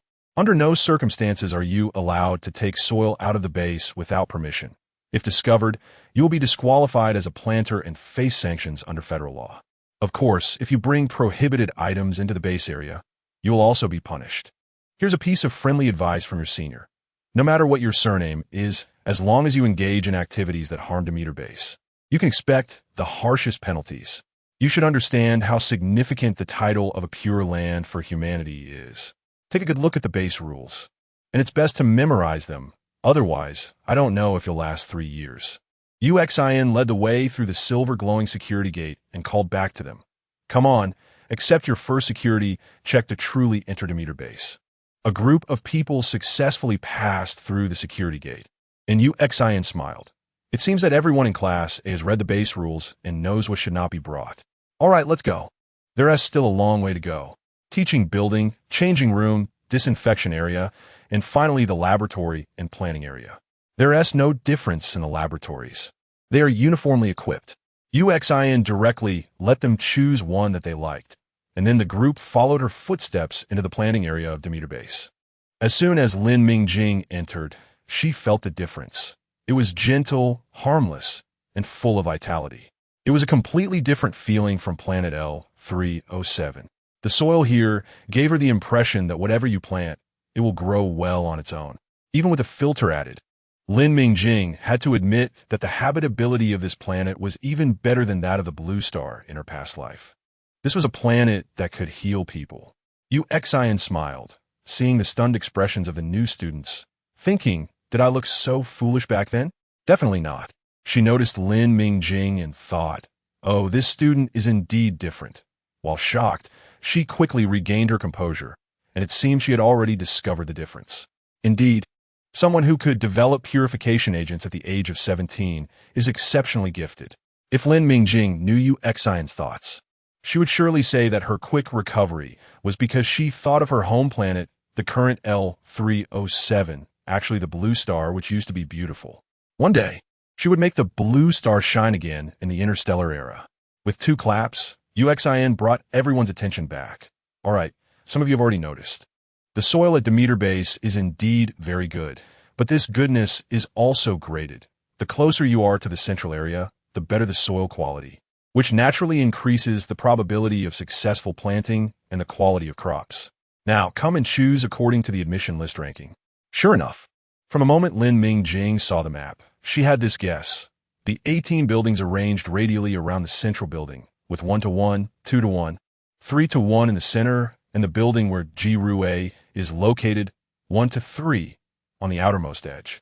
She then looked at the 20 plots of land designated in the planting area, arranged in 4 rows and 5 columns. She was ranked 7th, so if nothing unexpected happened, her planting area should be selected from 3-to-1 or 2-to-3, depending on what the 6th-ranked person chose. Everyone here was outstanding, and each person's mental perception ability was not low. They quickly understood the meaning of Yuan's words, but soon someone was unwilling to accept it. Neil McCarthy had a face full of anger. This is unfair. This year's chief examiner's surname is Luo. The subjectivity in the exam's question and answer session is too strong. How can the ranking from such an unfair exam be used to determine the choice order? Neil McCarthy was almost furious. He was ranked 17th. And it wasn't easy for the McCarthy family to produce a planter, so they naturally didn't have much say in this area. However, he was the genius that the McCarthy family had not seen in 10 years. As long as there were resources suitable for planters in the family, he would choose first. He couldn't believe he would be ranked lower than others, especially that one named Lin Mingjing, a commoner from a low-level star. How could she possibly rank above him? Lin Mingjing felt the white-skinned, curly-haired boy glare at her fiercely. Then he looked at Yuan with a face full of dissatisfaction, combining his physical characteristics. Lin Mingjing guessed his name was Neil McCarthy. Just by looking at his surname, she could tell he was a fervent supporter of bloodline theory, and considering his ranking 17th. Oh, this is just a case of being outperformed and raging in incompetence. Lin Mingjing waited to see the drama unfold. This was Demeter Base, not the McCarthy family's residence. So it's Neil McCarthy, ranked 17th. Yuan seemed to have been prepared for this. She stated clearly, your presence here is already a form of unfairness. The base rules are set this way. If you have objections, you can complain to Academicianming's mailbox, but I advise you not to do something so foolish, considering you haven't even understood the base rules. Your assessments are conducted every 3 months, and the rotation of planning areas is also every 3 months. If you're dissatisfied, let your results speak for you. Don't waste my time here. The credits I earn in a day are better spent planting potatoes, and I don't have that much patience to deal with your troubles. Now, choose your planting areas according to your rankings and activate the protective shields after selection. See, he got rebuffed. There's a provision in the base rules that clearly states each grade must achieve a certain output every month, with detailed classifications of pass, good, and excellent based on comprehensive data. If the standards are not met, credits will be deducted. It also mentioned that there would be assessments every 3 months, and failing the assessments would not only result in credit deductions, but also warnings. Accumulate 2 failures, and you will be advised to withdraw. Lin Mingjing discovered while studying the base rules that Demeter is a gentle and harmless planet, but Demeter Base is definitely a place of fierce competition. Sure enough, competition was everywhere here. Every measure clearly indicated that the base encourages competition and does not tolerate waste. Neil McCarthy's face turned red with anger. He understood Yuan's sarcasm and heard the meaning behind her words, so he stood there with a sullen expression and didn't speak again. With this incident, the others gradually selected their planting areas. The 6th-ranked person chose 2-to-3, and Lin Mingjing's planting area was 3-to-1. She activated the protective shield with her mental power. A layer of soft light slowly flowed and then became transparent. In the following days, only Lin Mingjing could open this shield. After all, it was a competitive relationship filled with gunpowder smell, and Demeter had ample experience in preventing malicious competition. After everyone selected and activated the protective shield, Yuan spoke up. "All right, my task for today is complete. Good luck to you all." Leaving this sentence behind, Yuan turned and strode away, showing no nostalgia, leaving a group of freshmen standing there in a daze. Lin Mingjing came to her senses and quickly followed. "Senior, wait a minute. Let us add each other as friends. I can't just take your credits for free. I can transfer them to you now." Yuan looked surprised. "Is there someone who finds credits too hot to handle?" "Junior, are you a bit silly? I know a little about the difficulties posed by the chief examiner Luo." I said, "This is compensation for you." Lin Mingjing insisted. "His grievances against me have nothing to do with you, senior. Besides, the one who acted maliciously and hurt me is him. You shouldn't have to pay for someone else's malice. No merit, no reward. I can't take your credits." Yuan smiled. "I like your temper. However, I have never asked for anything back once I gave it away. How about this? You can return it to me in a month, Junior. You should know that 100 credits can apply for an advanced course or access form answers, right? Trust me, it's more useful than you think. As for the reward, just give me 1/10 of the crops you grow in your first month. A day of injustice for potatoes." When Lin Mingjing returned to the planning area, she found her classmates had already begun to take action. Just as Yuan said, everyone was not a novice and didn't need hand-holding instruction. Thinking of the base rules, they had to seize the time to act. Anyone who had researched the base rules knew that meeting the conditions set by the base was not simple. Time was tight, and on the other hand, looking at her own plot of land, it was too small. With only 33 meters of land, if the plants she planted had a long maturation period and low yield, within a month, without making any mistakes, she could barely meet the base's requirements. It would be almost impossible to have any surplus. As a freshman, she could only use the base's resources for free in the first month. Seeds, agents, tools, fertilizers, and other essentials could only be exchanged for credits afterward. Lin Mingjing had researched the prices on the exchange page. The pricing wasn't outrageous, and the crops they successfully planted, apart from needing to pay a portion to the base in the first month, could be sold for credits at other times, which wasn't too harsh. Well, in that case, the resources in the first month weren't truly free. They all had to be paid back later. Moreover, don't try to be clever. If they applied for resources aggressively in the first month, and if the requested resources were too outrageous, the guiding teacher, who hadn't shown up yet, would conduct a field inspection. If such opportunistic behavior was discovered, credits would be deducted on the grounds of wasting base resources. Don't think you can take advantage of the base. Lin Mingjing had calculated when researching the base pricing that growing fruits was the way to make money. If she grew lettuce, with the aid of mental power, Lin Mingjing could achieve 4 harvests in a month. However, the pricing given by the base was not cost-effective, and the soil needed to be rotated to maintain its good condition. Also, the assessment criteria every 3 months included soil condition. If the soil condition declined to a certain extent, it would not just mean a deduction of credits, but also a warning and a requirement to restore the soil condition within a limited time. To achieve this, most people could only hire higher-level planters. Demeter Base had no shortage of high-level planters, but the issue was that hiring them required compensation. This compensation didn't necessarily need to be credits. They could privately reach an agreement, as long as there was a record of the task posted on Demeter's forum using credits. Lin Mingjing didn't know how others were doing, but she estimated that she couldn't afford to hire a high-level planter. Even though she had accumulated a considerable amount of star coins on her account, she wasn't planning to use them. She wanted to save money to buy a planet. Moreover, once they were already high-level planters, it was difficult to impress them with just star coins. In short, Lin Mingjing had already decided on the crop she wanted to plant: strawberries. In the 2 days of waiting for notification, Lin Mingjing didn't waste any time. After her unremitting efforts, just last night, she successfully grew strawberries. The strawberry seeds in the seed mall were also unlocked. In fact, at the beginning, Lin Mingjing had intended to plant earth beans. She had rich experience in planting earth beans, and their yield was the highest among the crops she could plant at the moment. However, The pricing of earth beans at Demeter Base was simply ridiculous. When she saw the pricing, Lin Mingjing was stunned. She couldn't understand why the high-quality earth beans could only sell for that price. She even suspected that the base was discriminating against the products of low-level planets. Later, Ji Rui subtly told her that those who could afford natural food, especially those branded with Demeter Base, were a group of people who didn't lack money. Such people would likely feel that consuming products from low-level planets was somewhat devaluing, and they needed to maintain an image. Lin Mingjing understood. The market determines the price. No wonder fruits and flowers were priced the highest in the base. Rich people don't consider cost-effectiveness. The rarer, the more they need it. Therefore, earth beans, which could be supplied with a large amount of nutrient solution, were favored by Xingjiu and company, but the base didn't need them.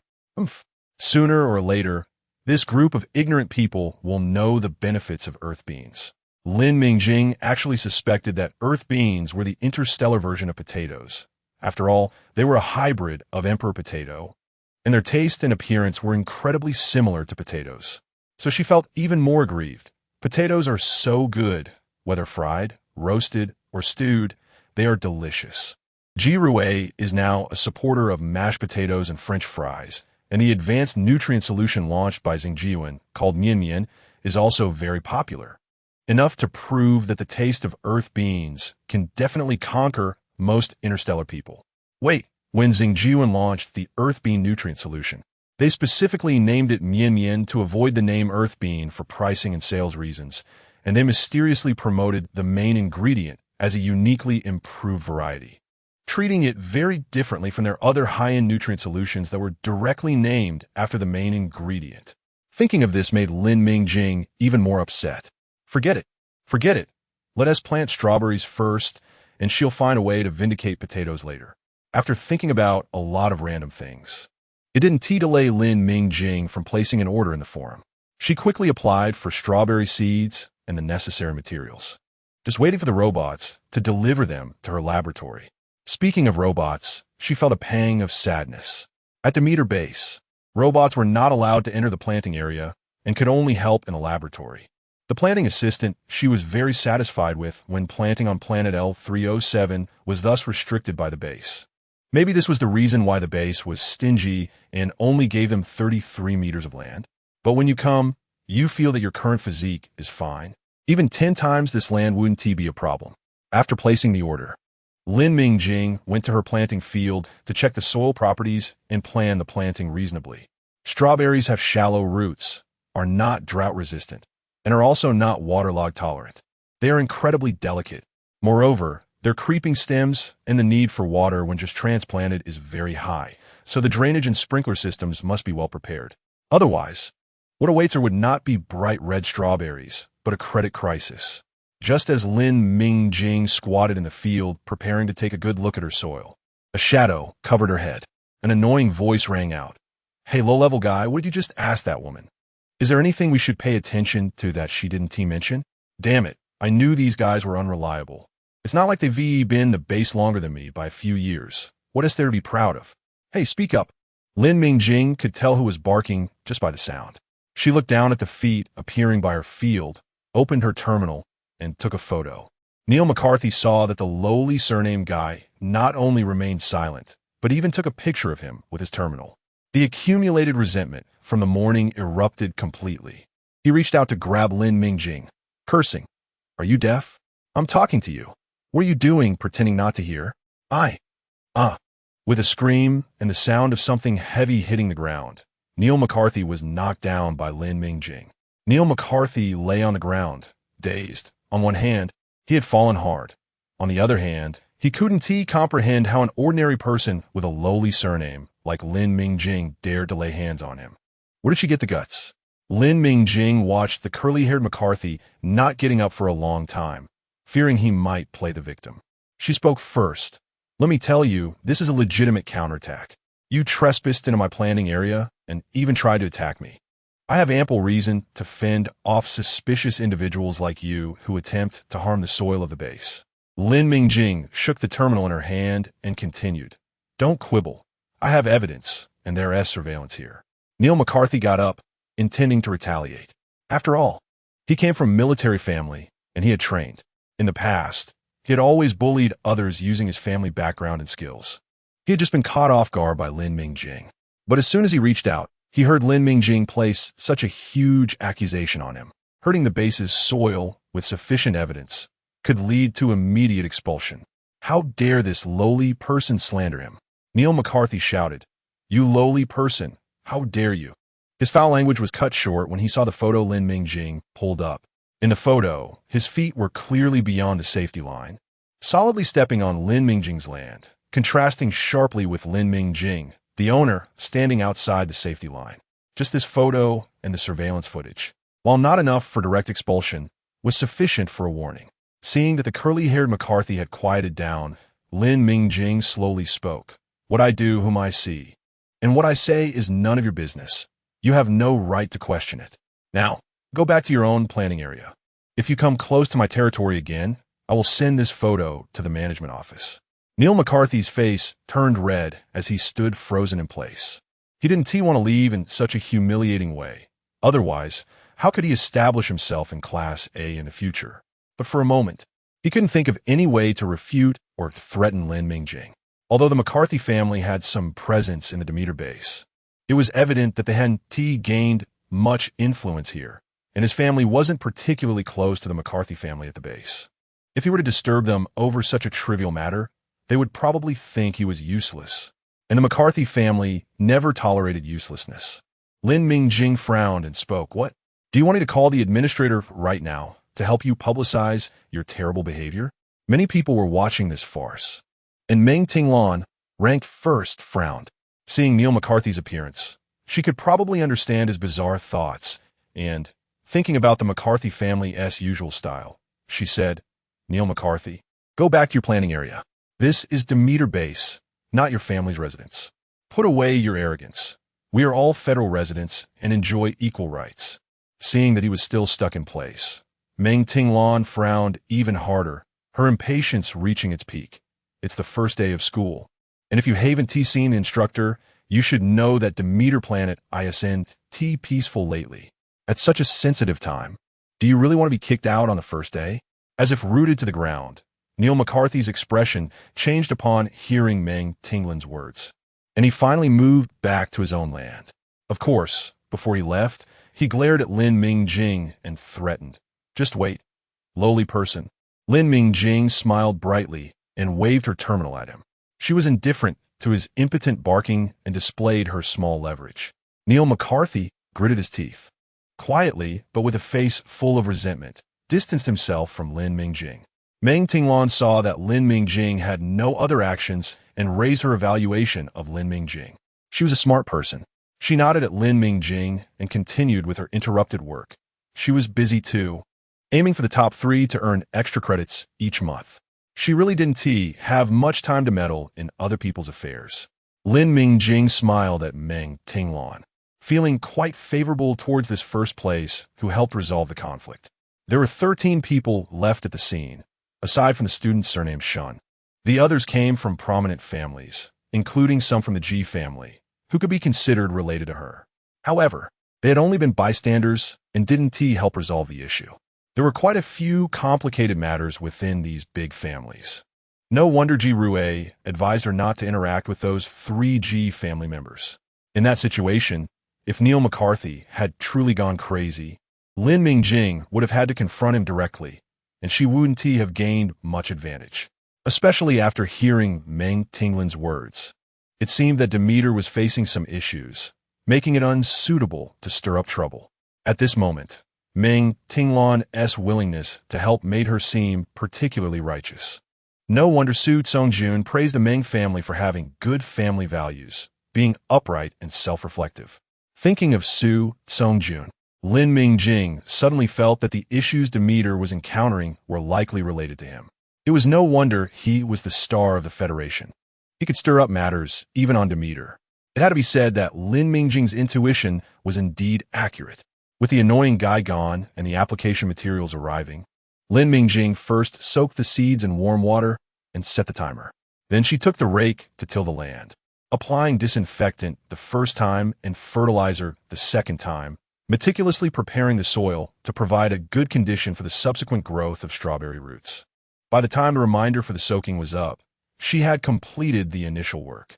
She used her mental power to apply a buff to the soaked seeds before proceeding with seedling cultivation. In the interstellar era, there were no dedicated nurseries, and she only had this small piece of land allocated to her. Moreover, there was no hydroponic technology in this era. Plants here had to touch the soil to grow. Lin Mingjing didn't understand the principle behind it, but she had already practiced it. It was indeed impossible without contact with the soil. Therefore, she reluctantly designated a small area of her land to create a substrate for seedling cultivation, mixing peat, leaf mold, perlite, and vermiculite in a ratio of 6. 3 o'clock. 5 o'clock. 5. Lin Mingjing carefully spread the strawberry seeds evenly over the substrate and then lightly covered them with a thin layer of soil. After adjusting the position and timing of the drip irrigation system, as well as the temperature and light, Lin Mingjing was busy making raised beds with the remaining land and installing the drip irrigation system. In short, farming was not an easy task, even in the somewhat fantastical interstellar era. Especially without robotic assistance and choosing a rather delicate plant, it became even more challenging. Lin Mingjing was busy, only stopping to gulp down a nutrient solution. She had now discovered the benefits of a nutrient solution. It was particularly convenient when racing against time. However, Lin Mingjing's busy efforts appeared differently in the eyes of others. People around her occasionally stopped to frown at her, seemingly deep in thought. You shouldn't be doing this. Before closing the planting area, Lin Mingjing barely finished her work for the day. On her terminal was a message from Ji Rui waiting for her outside. When Lin Mingjing went out, she ran into Meng Tinglan, who had just finished her own tasks. Lin Mingjing greeted her first. Meng Tinglan. Thank you for your righteous words just now. In other places, Meng can be referred to as a planting master, but at Demeter, these junior and intermediate planting masters are generally called by their names directly. Don't worry about it. It's not your problem anyway. Meng Tinglan nodded at her, thought for a moment, and reminded her, Neil McCarthy has a small mind. You need to be careful of him looking for trouble. As for the other members of the McCarthy family, you don't need to worry too much. They aren't very close. Lin Mingjing didn't expect that Meng Tinglan would actually share some insider information to comfort her, and her smile became more sincere. Thank you, classmate Meng. Meng Tinglan felt she had finished her explanation, nodded, and quickly left. She had classes in the morning, so she needed to go back and review and organize her difficult points to ask questions tomorrow. Ji Rui saw Lin Mingjing coming out of the teaching building of Class A and immediately waved at her.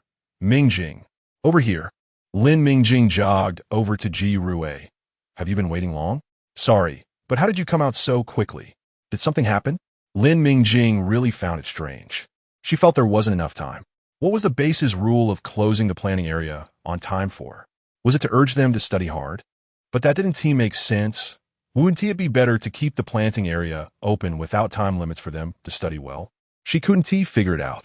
Ji Rui grabbed Lin Mingjing's arm, leaned in close, and whispered in a mysterious tone. Mingjing, do you know? Someone in our class was stopped during the security check today. The scene was quite something. The security gate had a psychic suppressor, and that bold guy Luo Sheng was controlled on the spot. In less than a minute, the Demeter guard team showed up and directly escorted him to the management office. He is the youngest son of the Luo family head, and they didn't give him any face. In the afternoon, the instructor of Class C hurried over, looking very stern, and warned us not to take advantage of our family backgrounds to play tricks. Anyone who violates the base rules will face corresponding penalties, with no room for negotiation. Ji Rui was animated and even did an imitation of the instructor's expression to vividly present the scene. Lin Mingjing followed her gossiping. What happened next? What kind of punishment did that guy Luo Sheng receive?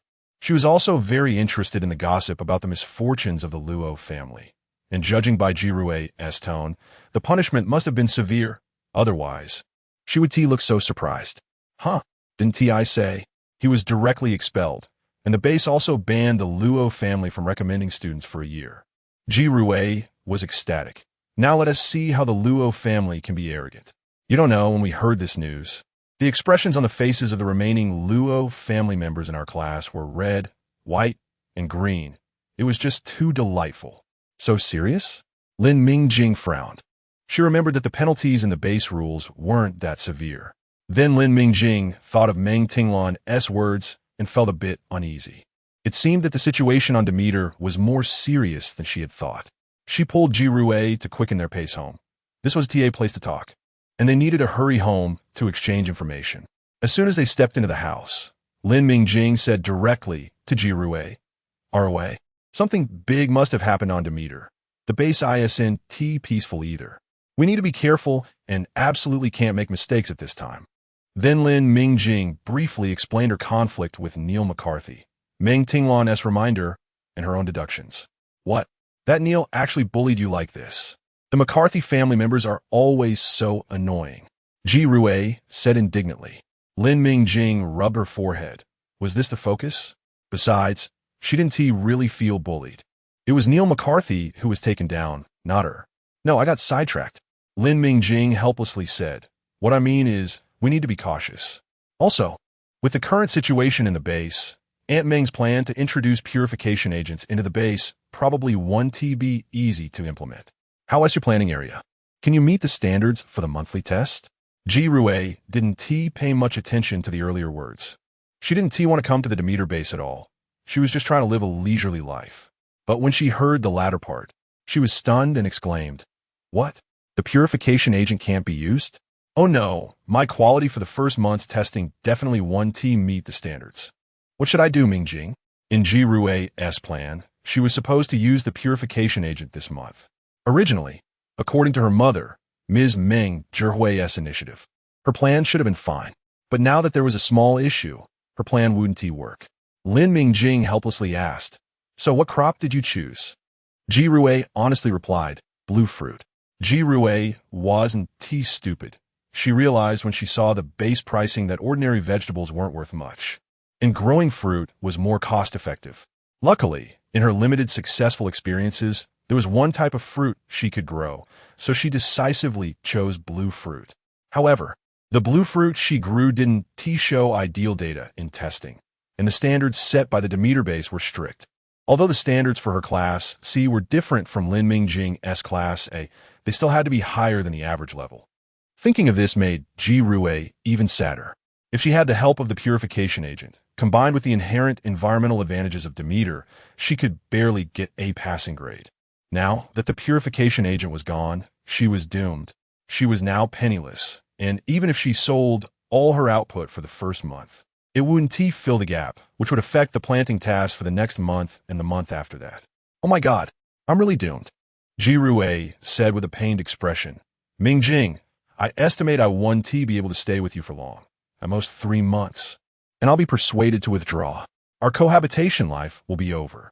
Lin Mingjing ignored Jirue's dramatics. She operated the terminal and interrupted Jirue. "The terminal has received a document. I've sent you a copy of the operation steps and precautions for planting blue fruit. Go check it out. Don't really get persuaded to withdraw. Otherwise, it'll be your turn to be laughed at by others." Huh? Jirue looked dazed. She opened the document and was even more stunned. "Why did you directly share such precious information with me?" Lin Mingjing was puzzled. "Didn't I also share planting notes on the Star Network before?" Jirue glanced at the document again. "It's different. That one only involved the growth process of the plants and some rough precautions, enough to deal with theory. But this one details when to apply what fertilizer and how to handle disease symptoms. Mingjing, you shouldn't just give away such information to others." "The weather is really nice today." Lin Mingjing smiled. "You're not just anyone. You're Jirue. As long as I'm willing, there's nothing wrong with it." Jirue felt a surge of emotion, touched. "Mingjing, don't worry. I absolutely won't leak it." She had just seen that this wasn't one of those conventional encrypted files that couldn't even be screenshot or recognized. It was just a document with precious content, but not locked. Lin Mingjing, "All right, please keep it a secret. And the most important thing is to save it for the end. Now really wasn't the time. It wasn't time to publicly recruit talents yet." Jirue went to seek help, while Lin Mingjing went upstairs to find Yuan. Yuan was also a little workaholic and hadn't appeared here. She was probably still in the virtual battlefield. Lin Mingjing didn't know what Su Tsongjun had taught Yuan. Although Yuan was always sensible before, she definitely wasn't like this now, needing to think of ways to get her to take a break. Moreover, every time Lin Mingjing tentatively said, Yuan, why don't you come and rotate the planting area with your sister later? Yuan would show a look of, look, my sister is spoiling me again. And then with an attitude of playing with a child, she would do other mindless activities with Lin Mingjing. Lin Mingjing would always feel a mix of confusion and amusement, wondering who the real younger sister was. It's fine for her to be competitive, but Yuan shouldn't be more competitive than her. Children need a relaxed childhood. Thinking of Su Tsongjun, Lin Mingjing couldn't help but feel a bit curious about what happened on the Demeter planet. These events should be related to Su Tsongjun, right? Forget it. These things aren't something she can be curious about right now. She should check tomorrow's course materials. She heard that the instructor would leave time for questions. And the teacher for Class A is a senior planter. This is one of the reasons why the Demeter base is so sought after. Just look at the planner forum.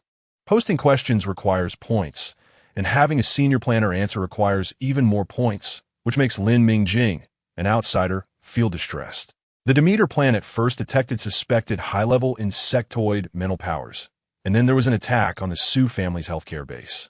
It said that the head of the Su family, General Su Qingying, was attacked, and the situation was critical. He has already submitted a formal retirement application to the Federal Military Committee. Su Kongyi, a major general stationed outside, has urgently arrived at Demeter planet. This is the Su family, an old military family with 3 generals in one lineage, originating from the Federal Star. It's surprising that an attack occurred at the healthcare base, which is heavily guarded by the Su family, especially since General Su Qingying is an experienced veteran who has gone through racial wars. Even though he is old and weak, an ordinary person would definitely not be his match, let alone inflict a serious injury that would require him to retire. Moreover, General Su Qingying's attack happened right after he proposed and strongly promoted a new military supervision regulation. That regulation was clearly based on the disastrous war in which the Expeditionary Army was annihilated, making it hard to say that the attackers had nothing to do with the emergence of the new regulations. And there are so many people involved in that battle of the Expeditionary Army. This is big news for the upper echelons of the Federation. It's uncertain whether the relatively unknown Major, General Su Kongyi, can lead the Su family forward after losing 2 generals. One thing is for sure. The situation in the Federation is about to change. Although Demeter planet is one of the 5 major planets, it has always focused on developing the planting and healthcare industries, and has little to do with military conflicts. At most, they need to upgrade their equipment and enhance vigilance due to the events occurring on their planet. But soon after Wei Fu, the talented pharmacist from the Wei family and the mother of the Federal Star, experienced a major laboratory accident while researching mental power potions. If it weren't for the top-notch specifications of the laboratory and Wei Fu's rich experience in handling emergencies, she might have been lost in that accident. During the subsequent investigation into the cause of the accident, it was found that the accident was caused by energy fluctuations affecting the release of mental power during Wei Fu's experiment. This is closely related to Demeter planet. It is well known that the energy on Demeter planet is pure, gentle, stable, and abundant. How could there suddenly be energy fluctuations that affect a senior pharmacist? However, given that Wei Fu's own account was later confirmed with slight energy fluctuations, it established that the energy on Demeter planet is indeed unstable. Now, the higher-ups on Demeter planet are completely panicking and must investigate thoroughly, as this affects the foundation of the entire planet. Wei Fu's laboratory is located at the center of the pharmacist base, one of the areas with the most abundant energy on the entire planet. If Lin Mingjing knew this, she would immediately understand the laboratory's location, just like the core location of Academician Meng's small garden in the planter base. Unfortunately, she is unaware of these insider details right now as she is busy pulling Yuan out of the virtual battlefield. And the 2 sisters are messing around in the villa's green area. Lin Mingjing has a good reason. If the green area is not well managed, it will also affect their credits, so it is important. She isn't there during the day, so she needs Yuan to pay more attention to any changes in the green area and to inform her of any discoveries in a timely manner. Yuan feels helpless. She knows this is just her sister's way of letting her relax. After all, Such a small green area is a piece of cake for her sister. Under her sister's care, it will be vibrant and flourishing, and there won't be any major problems. Yuan really wants to tell her sister that she doesn't need to rest and feels great. Since she has finally come to Demeter Planet, she should seize the opportunity to train, as such chances may only come once in a lifetime. However, she can never bring herself to say it to her sister. Forget it, she'll just treat it as playing with her sister. While pulling weeds, Yuan misses her brother Sujun. When he was around, she had a reason to persuade her sister, and she could train properly. She doesn't know where Sujun is gone now, what he is doing, or if he can come back. What is Su Songjun doing at this moment? He is threatening his own mother. How ridiculous. The mother and son are ultimately standing on opposite sides. In the Wei family's healthcare clinic, in Wei Fu's independent villa, her expression is complex as she stares at Su Songjun across from her, who is indifferent to her scrutiny, casually swiping on his terminal. After a long silence, Wei Fu lowers her head and speaks softly. Do you really have to do this? At the moment her mother looks away, Su Songjun subtly shifts his body. Hearing his mother's words, he pulls a slight smile at the corner of his mouth. Perhaps you would prefer that I submit evidence of the pharmacist adding ingredients that trigger mental power riots into the mental power potion, which caused the expeditionary army's destruction. His tone is calm, as if discussing the weather. The first class of the planner base starts at 8 o'clock a.m. The students in Class A are already seated neatly in the classroom. As the bell rings, a short-haired, slender, middle-aged woman walks into the classroom with the sound of the bell. The originally quiet classroom becomes utterly silent with her presence. She doesn't speak, but raises her hand slightly, and her name appears on the big screen behind her, Li Suzy. At the same time, Lin Mingjing hears her cold voice say, I am your instructor for the next 3 years. I will meet with you 4 times a week, 3 times for theoretical guidance and once for practical guidance. I hope our conversations only happen in the A-class teaching building. At other times, there's no need to specially greet me when you see me. You are not novices.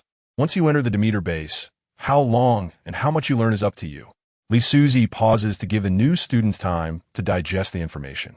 Then she waves her hand, and the prepared courseware appears on the big screen. Now, let's begin the class. The morning class lasts 4 hours, with 90 minutes per session, totaling 2 sessions, with a 20-minute break in between and 40 minutes left for questions. Lin Mingjing doesn't know how others feel, but for her, it's the first time meeting a senior planner and also the first time attending a senior planner's course. She feels it's amazing. Unlike the teachers in her original memories of the plantation, who only briefly explained the growth processes and suitable growing environments for each type of plant, this senior planner, named Li Suzy, focuses more on explaining the growth and development of crops, the formation of yield and quality, and the patterns of water and fertilizer needs, emphasizing the impact of environmental adjustments on the crop growth process. Lin Mingjing feels her hands are not enough. These summarized knowledge patterns have never been explained this clearly before. In the past, she could grow those crops solely relying on her original memories and hints from the game planning pod, and when problems arose, she could only explore bit by bit.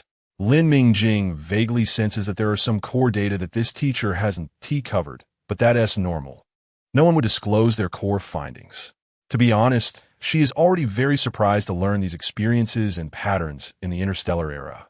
After attending this class today, she will avoid many detours when planting crops in the future. At least now she knows that plants in the Rosaceae family prefer water and sunlight, and if planted in cold regions, they need to be properly insulated. Soon, the class time was over, and it was time for questions. Lin Mingjing was about to raise her hand when she heard Li Suzy at the podium say, question time will start with the first person, one by one. Each person has a limit of 3 minutes. 3 minutes? Lin Mingjing instinctively calculated that there were 20 people in their class, and if each person took the full 3 minutes, there would be at least 6 people left without a chance to ask questions. This was just another way to encourage competition. Lin Mingjing looked at the 13 people behind her, and sure enough, none of them looked good, especially that pale, curly-haired McCarthy, whose face was so gloomy it seemed like water could drip from it. While Lin Mingjing was slightly distracted, the first person, Meng Tinglan, had already started asking questions. Lin Mingjing quickly perked up her ears and recorded their conversation. Who could guarantee that she wouldn't encounter the same questions from others in her lifetime? These were all expensive points. Many others in the classroom were doing the same as her. Some who hadn't realized it at first understood after seeing her actions and quickly took out their notebooks to jot down notes. They could only use the primitive method of handwriting here, as personal devices had limited functions and all actions like taking photos or recording were prohibited. The teacher's materials wouldn't be saved either, just as Susie had said at the beginning. How much you learn depends entirely on yourself. Soon, it was Lin Mingjing's turn to ask a question.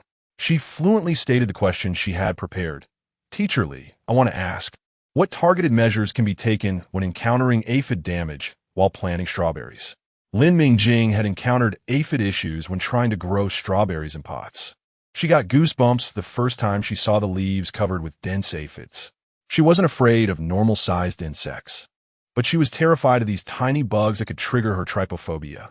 After she finally managed to grow strawberries with her cash ability, she naturally unlocked the strawberry card, which included methods for controlling aphids. Lin Mingjing was quite tempted by the idea of using smoke to kill insects, as her strawberries didn't require insect-mediated pollination. And this method could effectively eliminate aphids without her having to touch those little bugs. Unfortunately, she couldn't find the cyanoperithroid pesticide mentioned on the card after searching through the base forum and StarNet. There was only a universal pesticide. However, she had used that pesticide before, and it would affect the yield and quality of the strawberries. If she used the pesticide, she would definitely fail the monthly test. As she asked this question, Lin Mingjing felt the class fall silent, the atmosphere cooling down a bit. What was going on? Susie at the podium frowned slightly at Lin Mingjing's question and then said, since you're asking about a special medication, you must have realized the impact of pesticides on strawberries. I can tell you clearly, there is no special medication.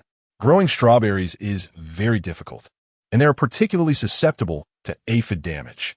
You can only try to prevent it, pay attention to timely field cleaning, strengthen monitoring. And once you find traces of aphid damage, do not hesitate to destroy the plants to prevent spreading. That is the correct choice. Susie finished in one breath and signaled Lin Mingjing with her eyes to see if she had any more questions. Lin Mingjing felt a bit disappointed, but still maintained a good attitude. Thank you. Teacher, I don't have any more questions for now. Susie nudda. And the eighth person was already eager to start asking questions. Lin Mingjing continued to take notes frantically, not paying much attention to the change in atmosphere or the teacher's mention of the difficulty level. It was just a bit of a pity that she had to try it herself. Her trypophobia was a small issue that shouldn't exist in a cultivator, and she needed to overcome it. When the clock struck 12, the 15th person's question had barely started, and when he heard the bell, his expression changed immediately. Susie at the podium indeed raised her hand and interrupted him. Then coldly she said, class dismissed. The first theoretical class at the Demeter base ended just like that. And Susie turned and left without a hint of hesitation. Lin Mingjing vaguely remembered that the 15th person seemed to have the surname Li, but even so, he left decisively. The 15th person looked unwilling, but he didn't dare to speak up to retain her, only hardening his heart, thinking he had to improve his ranking this month. Otherwise, the gap would only widen. The remaining students in class naturally didn't dare to question the decision of advanced cultivation, and one by one, they could only pack their things like wilted eggplants, preparing to head to the planting area to take good care of their crops, hoping to improve their rankings in the monthly test. Some had relied on luck to get into the Demeter base, while others with false reputations truly believed they were geniuses. They didn't realize how foolish it was to attempt to grow strawberries without assessing their own abilities. A sharp voice broke the silence in the classroom, where almost everyone could hear. Can I go to your dorm? Lin Mingjing didn't even need to look up to know who was causing trouble again. Neil McCarthy, seeing that no one was paying attention to him, became even angrier. He opened his mouth. Hey, lowly surname, you are. If you say one more word, I'll send the photo to the administration. Lin Mingjing waved her terminal in hand. A clear threat, don't mess with me. You. Neil McCarthy choked, his eyes darting around, his anger fading to reveal a strange smile as he said, go ahead, you can only use this to threaten me. You're actually scared, right? Lin Mingjing raised an eyebrow. He seemed a bit clever but still foolish. Yes, I'm using this to threaten you. Since you can feel the threat, it means the photo is quite useful. So, do you think the person behind this wants to see us both suffer? You'll get a warning and lose points. And I might just lose a few points. If you think I'm afraid of the McCarthy family's influence, to be honest, I'm not that scared. After all, your family doesn't have much power at the Demeter base. So now, do you still think it's no big deal? Neil McCarthy was turning red again. What are you saying, lowly surname? Our McCarthy family. Lin Mingjing interrupted him. The McCarthy family isn't that great. The person giving you ideas isn't afraid at all, thinking you're foolish and using you as a pawn. What did you say? Where did he get the guts to? Neil McCarthy quickly shut up. However, the syllable he let slip, and his gaze still revealed the name he originally wanted to say, and Lin Mingjing followed his gaze to see the 11th person, Ji Tsong, a member of the Ji family, who didn't get along well with Ji Rue's branch. Lin Mingjing smiled at the sullen Ji Tsong and then turned to Neil McCarthy and said, "Let us make a bet. If I win, you'll avoid me when you see me. If you win, I'll destroy the photo and give you 50 points. To prevent Neil McCarthy from backing out, Lin Mingjing increased the stakes. Neil McCarthy's face first lit up, then frowned. He suspiciously asked, "What are we betting on?" Lin Mingjing replied, "Don't you think I can't grow strawberries? Let us bet on whether I can pass this test. How about it? Do you dare?" Neil McCarthy's face shone with excitement. This lowly surname was indeed as arrogant as Ji Tsong said, daring to make such a sure-loss bet. He was just about to agree when someone spoke first. Meng Tinglan frowned and said, "Lin Mingjing, don't act impulsively. Besides, the stakes are too unfair. 50 points aren't the same as 50 star coins. It's not a small amount. What a good person. The Meng family's family style is indeed different. All coming from large families. Look at them." Lin Mingjing felt touched, but she was about to let this feeling go. Just as she was about to speak, Neil McCarthy, with an eager face, said, "I'll bet." It's her own words. I didn't force her. Meng Tinglan, mind your own business. Look, shameless people are here. Lin Mingjing pulled Meng Tinglan, who wanted to speak up for her, and said decisively, "It's settled. So many people are watching. Don't think about going back on your word later." Neil McCarthy wore a proud expression. "Of course I won't back down. You should hurry up and prepare the 50 credits. With that, he left, feeling quite pleased with himself. He wanted to go see the strawberries Lin Mingjing planted. It would make him feel a bit better. Meng Tinglan looked at Lin Mingjing seriously. "You don't seem like an impulsive person. How confident are you in growing strawberries? They have to meet the base standards, and the base won't lower the requirements just because the crop you chose is difficult to grow." There was something she didn't say. That the choice of crops is also a test from a base. She was close enough today to see the disappointment in teacherly Susie's eyes when he heard that Lin Mingjing chose strawberries. Without waiting for Lin Mingjing to respond, Meng Tinglan continued, "I've encountered similar problems before. The elders in my family said to think about solutions based on the characteristics of pests. However, no one has specifically studied these pests, and there isn't much substantial data." Meng Tinglan found this quite tricky and could only comfort Lin Mingjing. The base's pest control system is the best. Don't worry, even if aphids do appear. It shouldn't be on a large scale. Just be diligent in your inspections, and you should be fine. Crops that are prone to pest damage are indeed difficult to grow. Otherwise, strawberries wouldn't be priced so high. Lin Mingjing didn't have time to respond before Meng Tinglan spoke at length, even offering a substantial suggestion. She was genuinely touched. Were all the Meng family members like this? It made sense that Su Tsongjun said that Ji Rue's mother, Aunt Meng, was an exception in the Meng family. The Meng family really wasn't suited for business. Lin Mingjing smiled and said, "I have my methods. I have successful experience. But I want to ask you, why are you so nice to me? Sharing practical experience with me? This didn't seem like the norm in the interstellar era. Guiding teachers answering questions was a strict requirement of the base. Compared to some words of experience, being able to stay longer at the Demeter base was obviously more valuable. But Meng Tinglan didn't have that responsibility. Sharing this with herself wouldn't bring her any benefits. Lin Mingjing didn't sense any malice, but wanted to clarify. Meng Tinglan said, "Didn't you also publicly share your planting notes?" "That's great. It's something the Meng family has always wanted to do, but unfortunately, the resistance is too great." Her tone was complex. "You have more courage than I do." Lin Mingjing thought for a moment and said, "It's best to prevent aphids in advance. I need to go prepare in the planting area now. If you want to know anything, feel free to ask me directly, and I'll tell you. It was nice to know that there were still people who wanted to do the same things as her. She thought she was a complete outlier. Lin Mingjing hung up 5 oiled yellow boards in the area she had planned, and the silver-gray two-tone plastic film was properly laid over the ridges she organized yesterday. She also ordered garlic, planning to interplant it with the strawberries. With these 3 measures, she didn't believe her strawberries would still have a large number of aphids. Aphids are highly harmful to strawberries. They not only suck the sap, directly affecting the growth and development of the strawberries, but their excrement can also induce sooty mold. They are also virus carriers, with a terrifying reproductive capacity. If not controlled in time, they can spread rapidly in the field, causing great harm to the yield and quality of strawberries. Therefore, Lin Mingjing utilized all the methods available to her, and she still had to regularly inspect, especially during the flowering and fruiting periods when she had to pay extra attention. There was no way around it. Strawberries are such delicate crops, but considering their pricing, she felt it was worth it. After completing these tasks, Lin Mingjing looked at the seedling substrates activity. Great! It was indeed a fantasy-style farming. It had already germinated, growing well with vibrant green leaves and already 3 leaves. Lin Mingjing decided to wait a little longer and plant after the interplanted garlic germinated.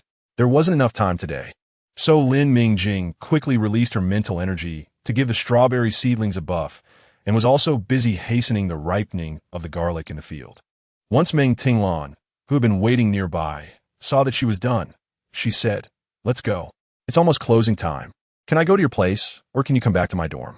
Meng Tinglan had been holding back for a long time. She had many questions to ask, but the planting area wasn't a suitable place for discussion, and everyone's planning time was tight, making it inappropriate to talk. Finally waiting for closing time, she eagerly inquired.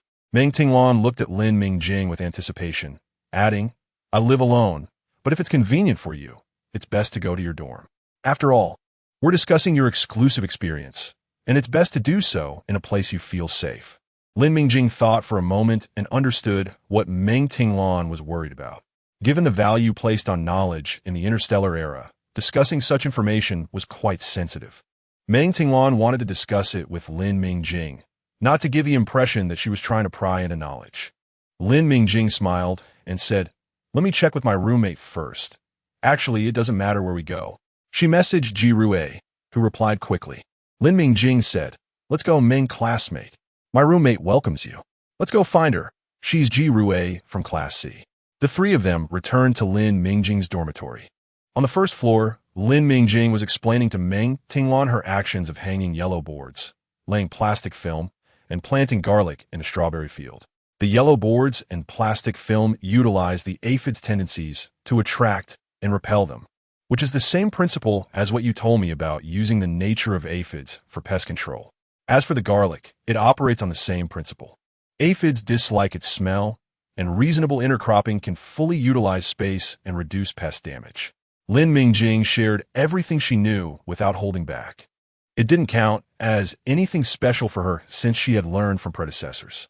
Moreover, her initial impression of the Meng family was good, and Meng Tinglan gave her a nice feeling, so she didn't mind sharing this knowledge. Meng Tinglan nodded and said, "I understand. Mingjing, the strawberries you're planting belong to the Rosaceae family, so it's best to choose different types of crops next time, like legumes, leafy vegetables, or grains. This way, you can better maintain soil activity and fertility.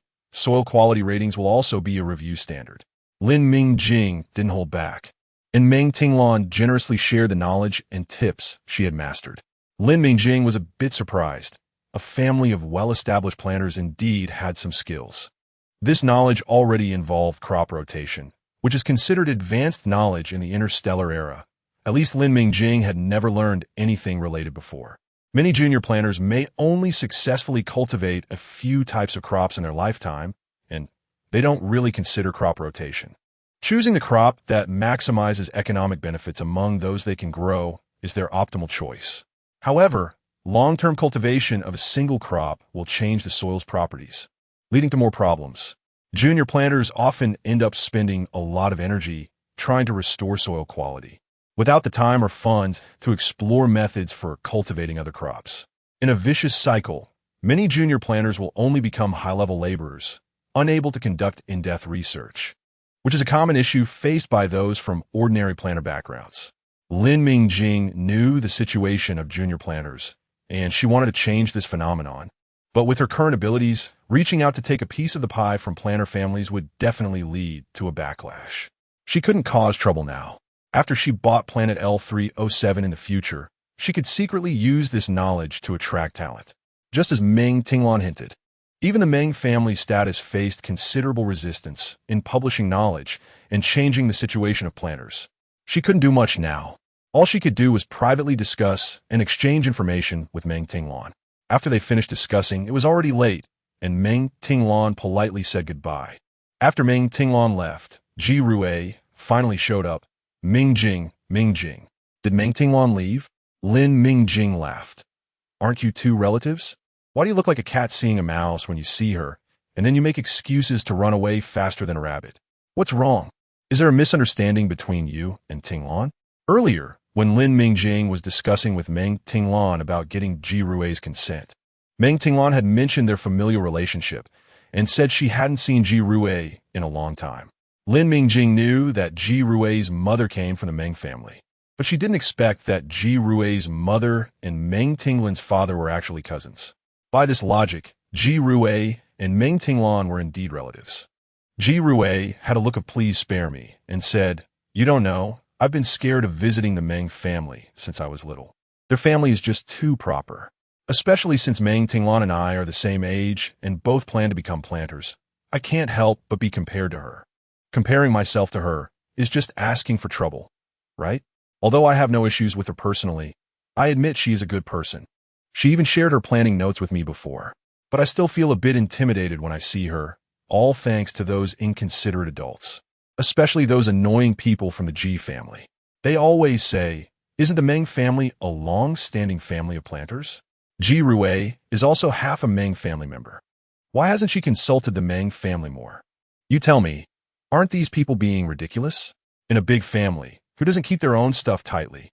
Why doesn't the Ji family take out their good things to share?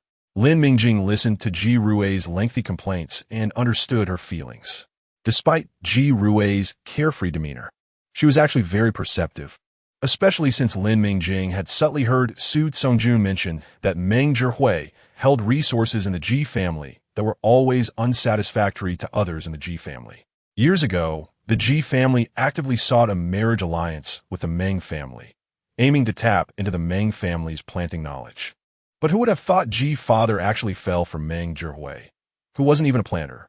That year, the Ji family nearly erupted in internal conflict over this matter. But Ji father insisted that if he didn't marry Meng Zhihui, he would never marry at all, even considering disowning himself from the Ji family, which forced the others in the Ji family to reluctantly accept. However, in recent years, as Meng Zhihui's business acumen became apparent and she gradually established herself in the Ji family, the resources she controlled increased, and with the matter of the purification reagent, the internal power struggles in the Ji family became increasingly evident. In short, with this issue hanging in the air, even if the Meng family was willing to teach Ji Rui herself was unwilling. Lin Mingjing understood Ji Rui's inner struggles but chose not to address them directly. Instead, she brought up another topic to shift Ji Rui's attention. By the way, today Ji Tsong is stirring up trouble behind my back. Do you want to inform Aunt Meng and have her keep an eye out for me, so I don't get into trouble with others? Ji Rui quickly shifted her focus, saying that he actually started the trouble first and proceeded to call her protective mother. When it came to complaining, Ji Rui was a natural talent. Lin Mingjing watched Ji Rui walk away and her thoughts drifted. She really hoped Aunt Meng would quickly open up the passage for the purification reagent to the Demeter base, so she could rapidly accumulate funds. She had just checked her account, and she was still far from her goal of buying 100 small planets. But once the passage to the Demeter base opened, everything would be different. This was a name synonymous with authority. Anything certified by Demeter would immediately become popular throughout the Federation, and by then, every planner would probably spend money to buy it. That vast consumer base would far surpass the market scale currently developed by the Ji family. Lin Mingjing eagerly awaited that day. But now Demeter was going through a tumultuous period, and the process might take longer than expected. There was nothing she could do but wait. At this moment, Lin Mingjing still didn't know that the market she desired would soon be opened, and the popularity of the purification reagent would exceed her wildest imagination. In Class A's planning area, Li Suzy looked at the strange equipment in Lin Mingjing's field and the robust strawberry plants with astonishment. Today was a practical guidance day, which was why she was in the planning area. As soon as she entered, she saw the bright yellow boards hanging above Lin Mingjing's land. The color was too eye-catching. She didn't pay much attention to it and followed the order to check each student's field management and answer their questions. The practical class had ample time to attend to every student. After all, Demeter wasn't a big planet, and the soil in the planning area was increasingly precious. They couldn't let students leave empty-handed and waste resources. The natural crops exported by Demeter each year were a significant source of the planet's finances. When she reached Lin Mingjing's field, she realized not only were there strange yellow boards, but there was also a layer of silver-gray mulching film covering the ground. At a glance, she could see that Lin Mingjing's strawberries were particularly robust, along with another crop. She examined it closely and then asked, "Did you also plant garlic in your field?" Lin Mingjing nodded. "Yes, the smell of garlic is stimulating and can repel aphids." Li Suzy didn't ask where she heard that or whether it was effective. She had never seen anyone plant strawberries like this before. She scrutinized Lin Mingjing's strawberry plants, even crouching down to check them and carefully sensing them with her mental energy. The feedback from these actions was clear. The strawberries in the field were growing very well, even surpassing the strawberries she had planted herself. After standing up, Li Suzy directly said, "Your strawberries are growing very well. The drip irrigation system and drainage are also well done. Looking at their growth and foliage, your fertilization is also done well. There's nothing I need to guide you on in these areas. I just want to remind you that during the flowering and fruiting period, avoid high temperatures and drought. Low temperatures and short light exposure are needed to promote flower bud differentiation." She pointed at the ground and continued, "You need to be mindful of when to remove this mulching film. I've never seen anyone use mulching film before, so I can't give you accurate advice." Li Suzy's words were very objective. Although she said she couldn't give precise suggestions, Lin Mingjing wasn't worried. She had seen a strawberry card in Dream Farm and had a good idea of when to remove the mulching film. Just based on Li Suzy's important reminders about the strawberry growth cycle, she was grateful. As far as she knew, not every guiding teacher would directly provide clear advice like Li Suzy did. The past few days, she had heard Ji Rue complain about their class's guiding teachers speaking in vague terms, only willing to share a few words if you explicitly asked them. Lin Mingjing sincerely thanked her. Li Suzy nodded, collected her thoughts, and continued to guide the next student. Many of the others who had been eavesdropping on their conversation breathed a sigh of relief. There was still room for variation. How much could an ordinary person from a low-level planet really accomplish with a planting method that even senior planners hadn't seen? Among them, Neil McCarthy's gloomy expression changed as he saw Lin Mingjing's thriving strawberry plants. He broke into a smile. Now that they were growing well, what really mattered was whether they could actually flower, bear fruit, and mature. But he quickly couldn't smile anymore. As the guiding teacher, Li Suzy had already walked up to him. Frowning, she coldly pointed out several of his mistakes, and finally left him with one sentence: "Be more diligent, pay more attention to your own crops, and stop staring at other people's fields." Neil McCarthy's face turned red again. He was originally a pale, curly-haired person, and at this moment, the redness on his face was particularly noticeable, comparable to the butt of a monkey Lin Mingjing had seen before. Time passed day by day, and Lin Mingjing's life became very regular. She attended classes and tended to the fields during the day, and returned home in the evening to take care of the greenery in the dormitory area. The previously vague atmosphere of tension on the Demeter planet slowly dissipated, and life became fulfilling and joyful, seemingly developing for the better. One day, after Lin Mingjing tidied up the green area, she was preparing to go upstairs to rest. As she turned around, she suddenly felt as if she was being watched. She looked back, but there was no one behind her. Only the plants in the green area swayed gently in the breeze. Lin Mingjing stood in place for a while, then walked around the small villa, finding nothing. She could only frown and head back. Forget it. She didn't feel any malice. Just as she returned to her room, Yuan ran in mysteriously and hugged her tightly. Lin Mingjing squatted down to hug Yuan back. "Oh, does Yuan want to be with sister today?" Yuan leaned closer and whispered, "Sister, Su Yunga came by just now. He said he is leaving, go to a very far place. If there is a chance, he will return to L307 planet." Yuan looked at Lin Mingjing with big eyes. "Sister, can we go back to find Su Yunga in the future?" Lin Mingjing thought she now knew who had been watching her downstairs. She quietly asked, "How did you know? Where did he leave you a message?" Since arriving on the Demeter planet, Su Tsongjun had disappeared. Even if he had just come to say goodbye, it was done quietly, clearly not wanting to disturb anyone. Lin Mingjing roughly understood that what he was doing now was very dangerous. After all, there had been a lot of discussion about the Su family on the Star Network recently. Lin Mingjing wasn't completely out of touch with the internet. She could roughly guess that these matters must have Su Tsongjun's involvement. Yuan said, "On the virtual battlefield, Su Yunga taught me a set of secret codes." "Sister, is Su Yunga in danger?" "He also reminded me not to tell anyone that he once guided me." "Will we still be able to see him?" "At the release conference." Mingjing? Lin Mingjing came back to her senses. "Sorry, Lon. Were you just asking me when to remove the film?"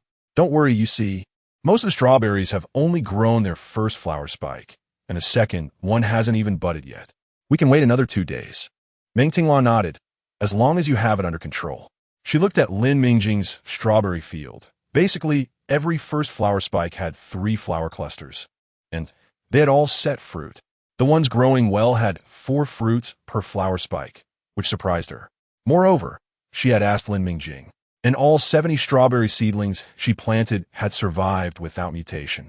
This was a terrifying data point, and she felt Lin Mingjing would be the top scorer in this month's test. Thinking of this, Meng Tinglon couldn't help but say, "Mingjing, your strawberries are growing so well now.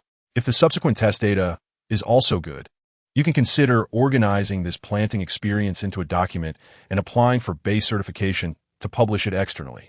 As long as someone clicks to learn, you'll have a continuous influx of points. Points can be exchanged for star coins." Huh. Lin Mingjing really didn't know about this.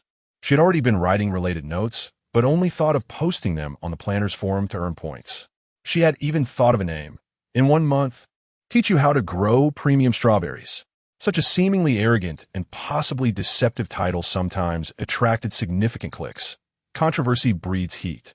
But she hadn't thought about applying for base certification. She was sure that the base rules didn't mention any related regulations.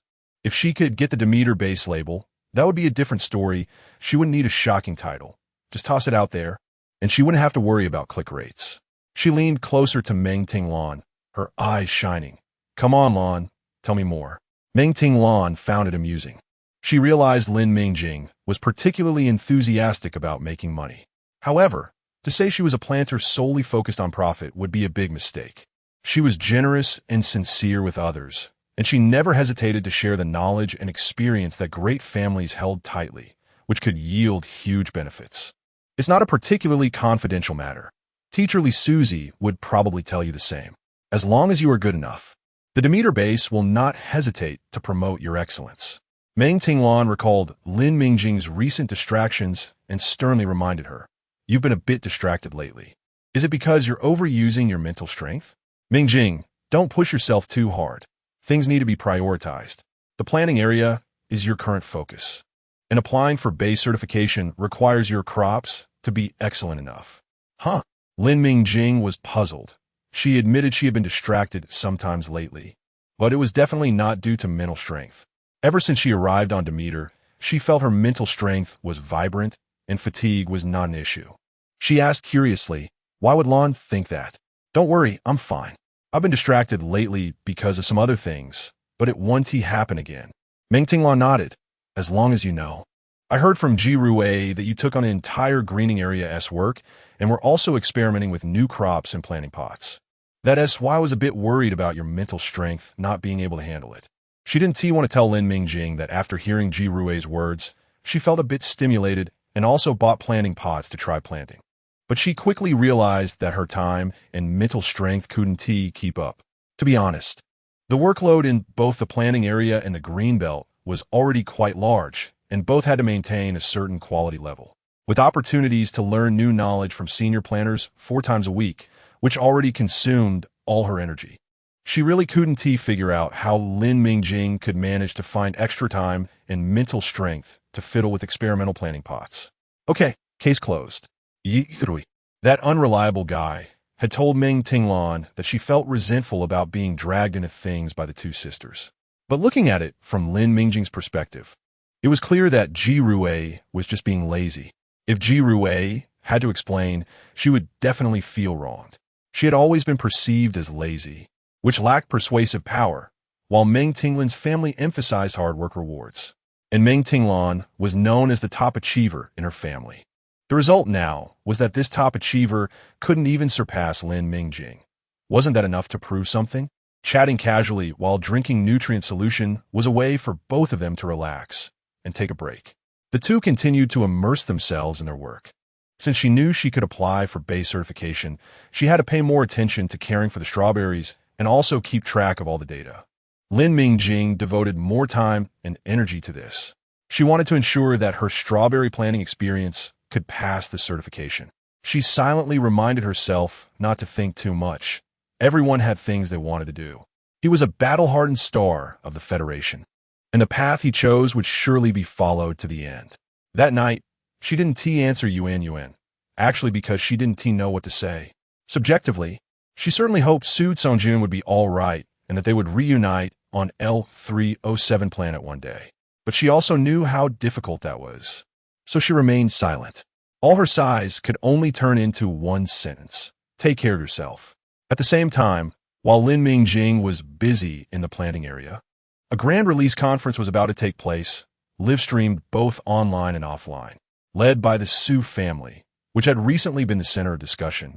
The current top pharmacist of the Federation, Wei Fu, was set to announce a major discovery regarding mental strength potions. The title was also eye-catching, on the connection between mental strength potions and the destruction of the Expeditionary Army. Just that title sparked a heated discussion. Before the conference even began, the topic had firmly occupied the top spot on the Star Network's hot search list. Looking at it, 9 of the top 10 topics were discussions about this matter. Some people wanted to cut off this live broadcast, but the usually mild-mannered Major, Su Kongyi, showed an unusual display of toughness. He gathered the troops, lined them up, and created an atmosphere ready for battle at any moment. After all, this was the Su family. No one dared to openly provoke them at this moment. They wanted to cut off the live stream online, only to discover that the operator maintaining the Star Network had long been dismissed by the Su family. The Su family had even arranged for their own communications department to be on high alert, fearing a sudden influx of unidentified hacker attacks on the Star Network that could destabilize the live stream. Clearly, the Su family was well prepared, and the press conference proceeded as scheduled. To everyone's surprise, the setup for the press conference was quite simple. Observant individuals could see that the venue was on Demeter Planet, and Wei Fu, who hadn't even appeared at Major General Su Songjun's memorial service, showed up with only 3 people by her side. One person ensured the playback settings, while the other 2 were staff from the Federal Investigation Department. Wei Fu's first words were, "I am very sorry for deceiving the vast residents of the galaxy for so many years. The Luo family is finished." Lin Mingjing felt that the atmosphere in the plantation area was a bit strange. Everyone seemed to have discovered something, but didn't dare to discuss it openly. The entire plantation area felt like a pot of water about to boil. Just a little more fire, and it would erupt with a sharp bang, boiling over completely. She also noticed Meng Tinglan glancing at her several times, as if she had a lot to say. But in the end, Lin Mingjing only received a message from her. "Let's leave together after we close the park." Lin Mingjing felt it was strange. She suppressed her doubts and focused on her work after replying to Meng Tinglan's message. No matter what happened, concentrating on the present was never a mistake, and it seemed that the Class A people mostly knew about it. This news was likely to spread widely, and she would find out sooner or later. So there was no need to be anxious now. The Class A plantation area endured until closing time in this eerie atmosphere, and everyone hurriedly walked out. After packing up, Lin Mingjing saw Meng Tinglan walking straight towards her. "Let's go, call Ji Rui, we're going to your dorm." "So, you mean that the mental strength medications we've been taking all these years could actually trigger a mental strength riot?" Ji Rui asked in confusion. as this news completely overturned her understanding from the past years. Lin Mingjing remained silent. She was still watching the live stream that Meng Tinglan had saved. Now, besides the video she had backed up, nothing else was visible on the Star Network. The video wasn't long, just over half an hour, and the woman in the video looked haggard, speaking in a tone that was both sad and mournful. However, every word she said and every data point she listed clearly reflected one fact. The current mental strength medications had many drawbacks and were not recommended for asymptomatic individuals. Meng Tinglan had already finished watching the video and knew more insider information. At this moment, she rebutted, it's not about triggering a mental strength riot. It's because of long-term use that creates dependency. Once you stop taking it, withdrawal symptoms will occur, which could instead trigger a mental strength riot. Ji Rui rolled her eyes gently. Isn't that the same thing? Then she looked terrified. Oh no, I've taken a mental strength medication before. Am I going to be okay? Mingjing, what should I do? Am I going to die young? Meng Tinglan frowned, about to say a few words to Ji Rui. But Lin Mingjing reacted faster. She gently tapped Ji Rui's head and said, stop talking nonsense and don't joke about it. Ji Rui covered her forehead and pretended to wail. Humph. I was just trying to distract you too, because you both looked so serious. Good intentions go unappreciated. You don't appreciate me. Boo-hoo, Mingjing, you've changed. You're no longer the gentle Lin Mingjing. Lin Mingjing chuckled at Ji Rui's antics. All right, I was wrong. How about I compensate you with 10 bottles of watermelon-flavored special nutrient solution? Will that heal your wounded heart? Ji Rui instantly perked up. What are you talking about? Am I the kind of person who would compromise for nutrient solution? Clearly, you just don't want our great friendship to break apart. By the way, does special refer to that kind of nutrient solution that doesn't fill you up and can be consumed endlessly? Lin Mingjing nodded with a smile. Ji Rui saw that Meng Tinglan was still frowning and teasingly said, all right, the worried Miss Meng. This incident has nothing to do with us. Neither of our families allow their children to treat mental strength medications like water, nor are we from families that specialize in them. This matter has little to do with us. As she spoke, she seemed to think of something and suddenly had a mischievous smile. The ones who should really worry are those 3 families. I wonder what the Luo family situation is now. Can they still maintain their haughty demeanor? Lin Mingjing shook her head with a smile, unsure of what Ji Rui experienced during her interview with the Luo family. She never mentioned them much before and wouldn't gloat like this. She turned to Meng Tinglan and said, Ji Rui is right. This matter has little to do with us. We just need to focus on our own tasks. I was delusional. Meng Tinglan nodded, glancing at Ji Rui, sincerely saying, you see things more clearly than I do. I was wrong to casually dismiss your views. Ji Rui's face turned crimson, stammering. Why, are you suddenly so serious? By the way, it's getting late. You should hurry and leave. Yes, it's late. It's not safe. Lin Mingjing lowered her head, suppressing a smile. Demeter Planet had maintained the top spot in security for many years. How could it be unsafe? Besides, it wasn't too late. Meng Tinglan had come over to discuss issues with Lin Mingjing even later before. So why didn't Ji Rui chase her away then? Realizing, but not stating it, Lin Mingjing remained silent, not holding Meng Tinglan back, and sent her out. When she returned, Ji Rui greeted her with an eager expression. Mingjing, come quickly. Let us eat melons and have fun. Take out your watermelon special nutrient solution. Should we call Yuan?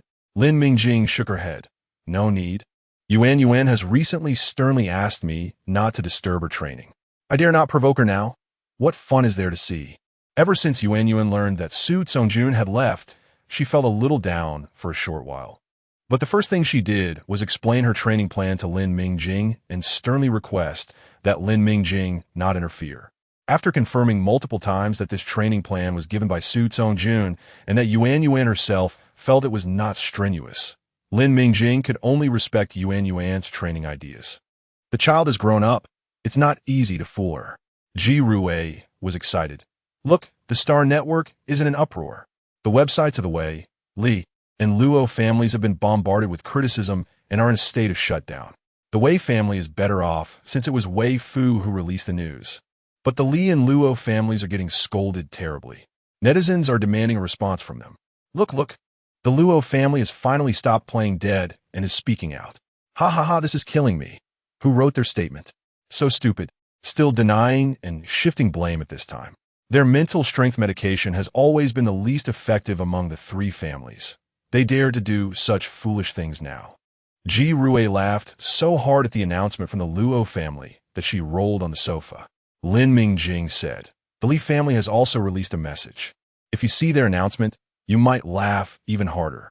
I advise you to take a break before looking." Ji Rui wouldn't listen.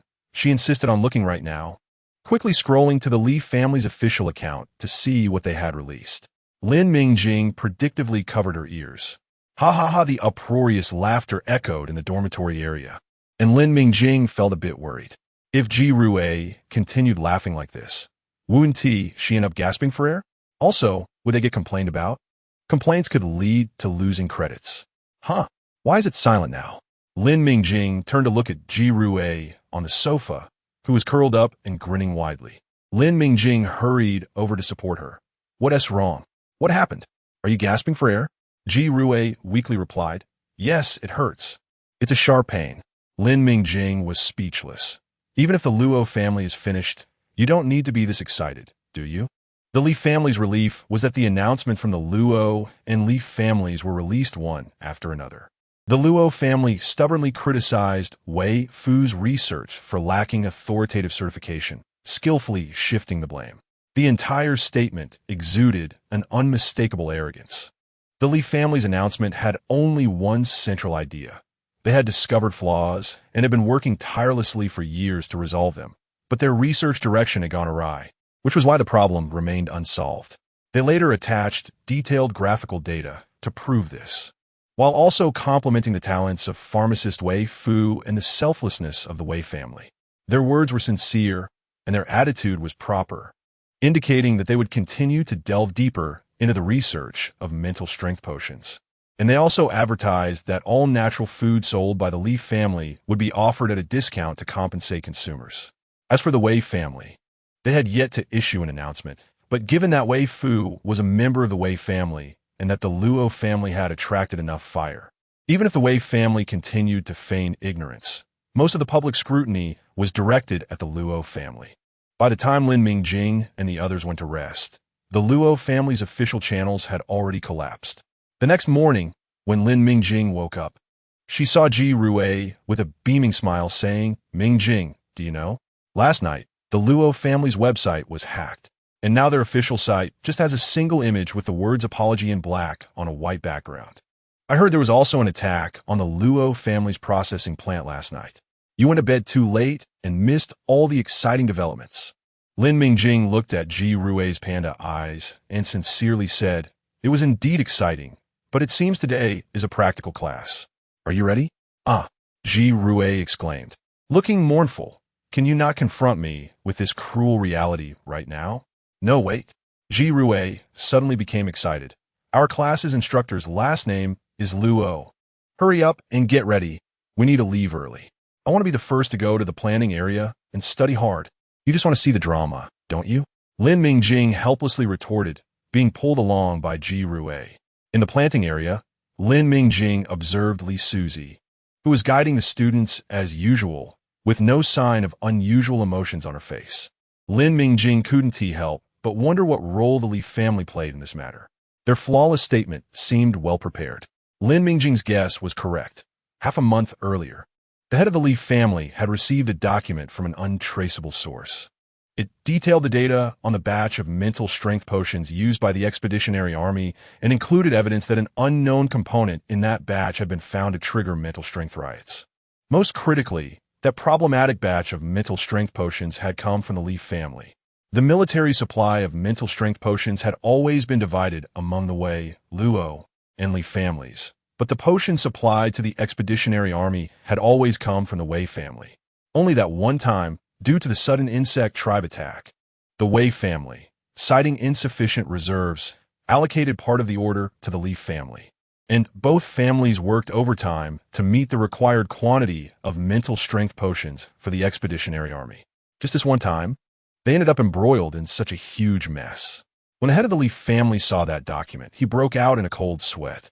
If this were to be made public, the Li family would never be able to clear their name, even if they could present evidence of being framed.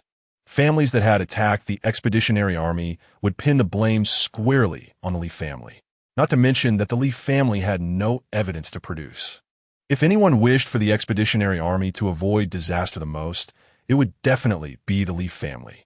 When the Wei family wanted to offload part of the order to them, he sensed something was amiss but couldn't shake off the trouble. Later, he secretly investigated the supply of materials for the Expeditionary Army and found nothing wrong on the surface, but he always felt that something unusual was behind it. The Wei family had always wanted to push the other two families out of the military supply list. How could they suddenly allocate an order to his family? Sure enough, the Expeditionary Army soon encountered problems. That battle was horrendous. The head of the Li family still feels terrified when recalling it. The only double S in the Federation was lost there, along with so many elite fighters forged on the battlefield over the years.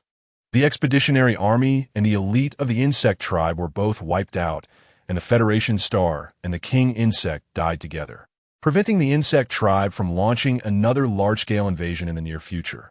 Otherwise, the Federation wouldn't even know if it could maintain the facade of peace. Thus, when the head of the Li family saw the first half of that document, he nearly died on the spot, but fortunately, he managed to read the last line, support Wei Fu's theory, and reveal the truth about mental strength potions. The head of the Li family felt relieved. This was great. Over the years, the Li family had felt increasingly powerless as their research into mental strength potions deepened. They had chosen the wrong path. The benefits brought by mental strength potions were negligible compared to their inherent drawbacks. The Li family had devoted immense effort to reducing dependence on mental strength potions, but the results were minimal. They had to admit that perhaps the invention of mental strength potions was just as the developer, Wei Wujiao, had noted in his writings, a chance discovery during idle time, truly a waste and not recommended for use unless absolutely necessary. Back then, those in the know had concealed this matter together. In the years that followed, they had intentionally or unintentionally exaggerated the effects of mental strength potions. They were full of confidence then. No matter how monstrous Wei Wujiao was, he was still just one person. With the combined strength of their three families, they would surely develop a perfect mental strength potion. But reality forced the Li family to bow their heads. Therefore, under the leadership of the previous head, the Li family had intentionally or unintentionally shifted their focus to cultivating planters.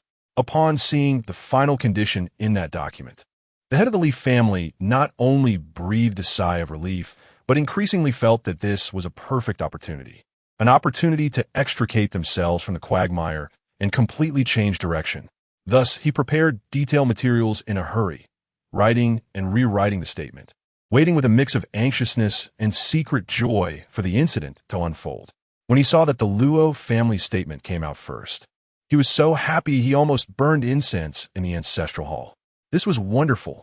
Having such a rival willing to sacrifice themselves for their family's benefit was truly great. The Li family promptly issued a completely different statement, riding on the Luo family's retreat to promote their own interests. Was this not a sign of ancestral spirits manifesting?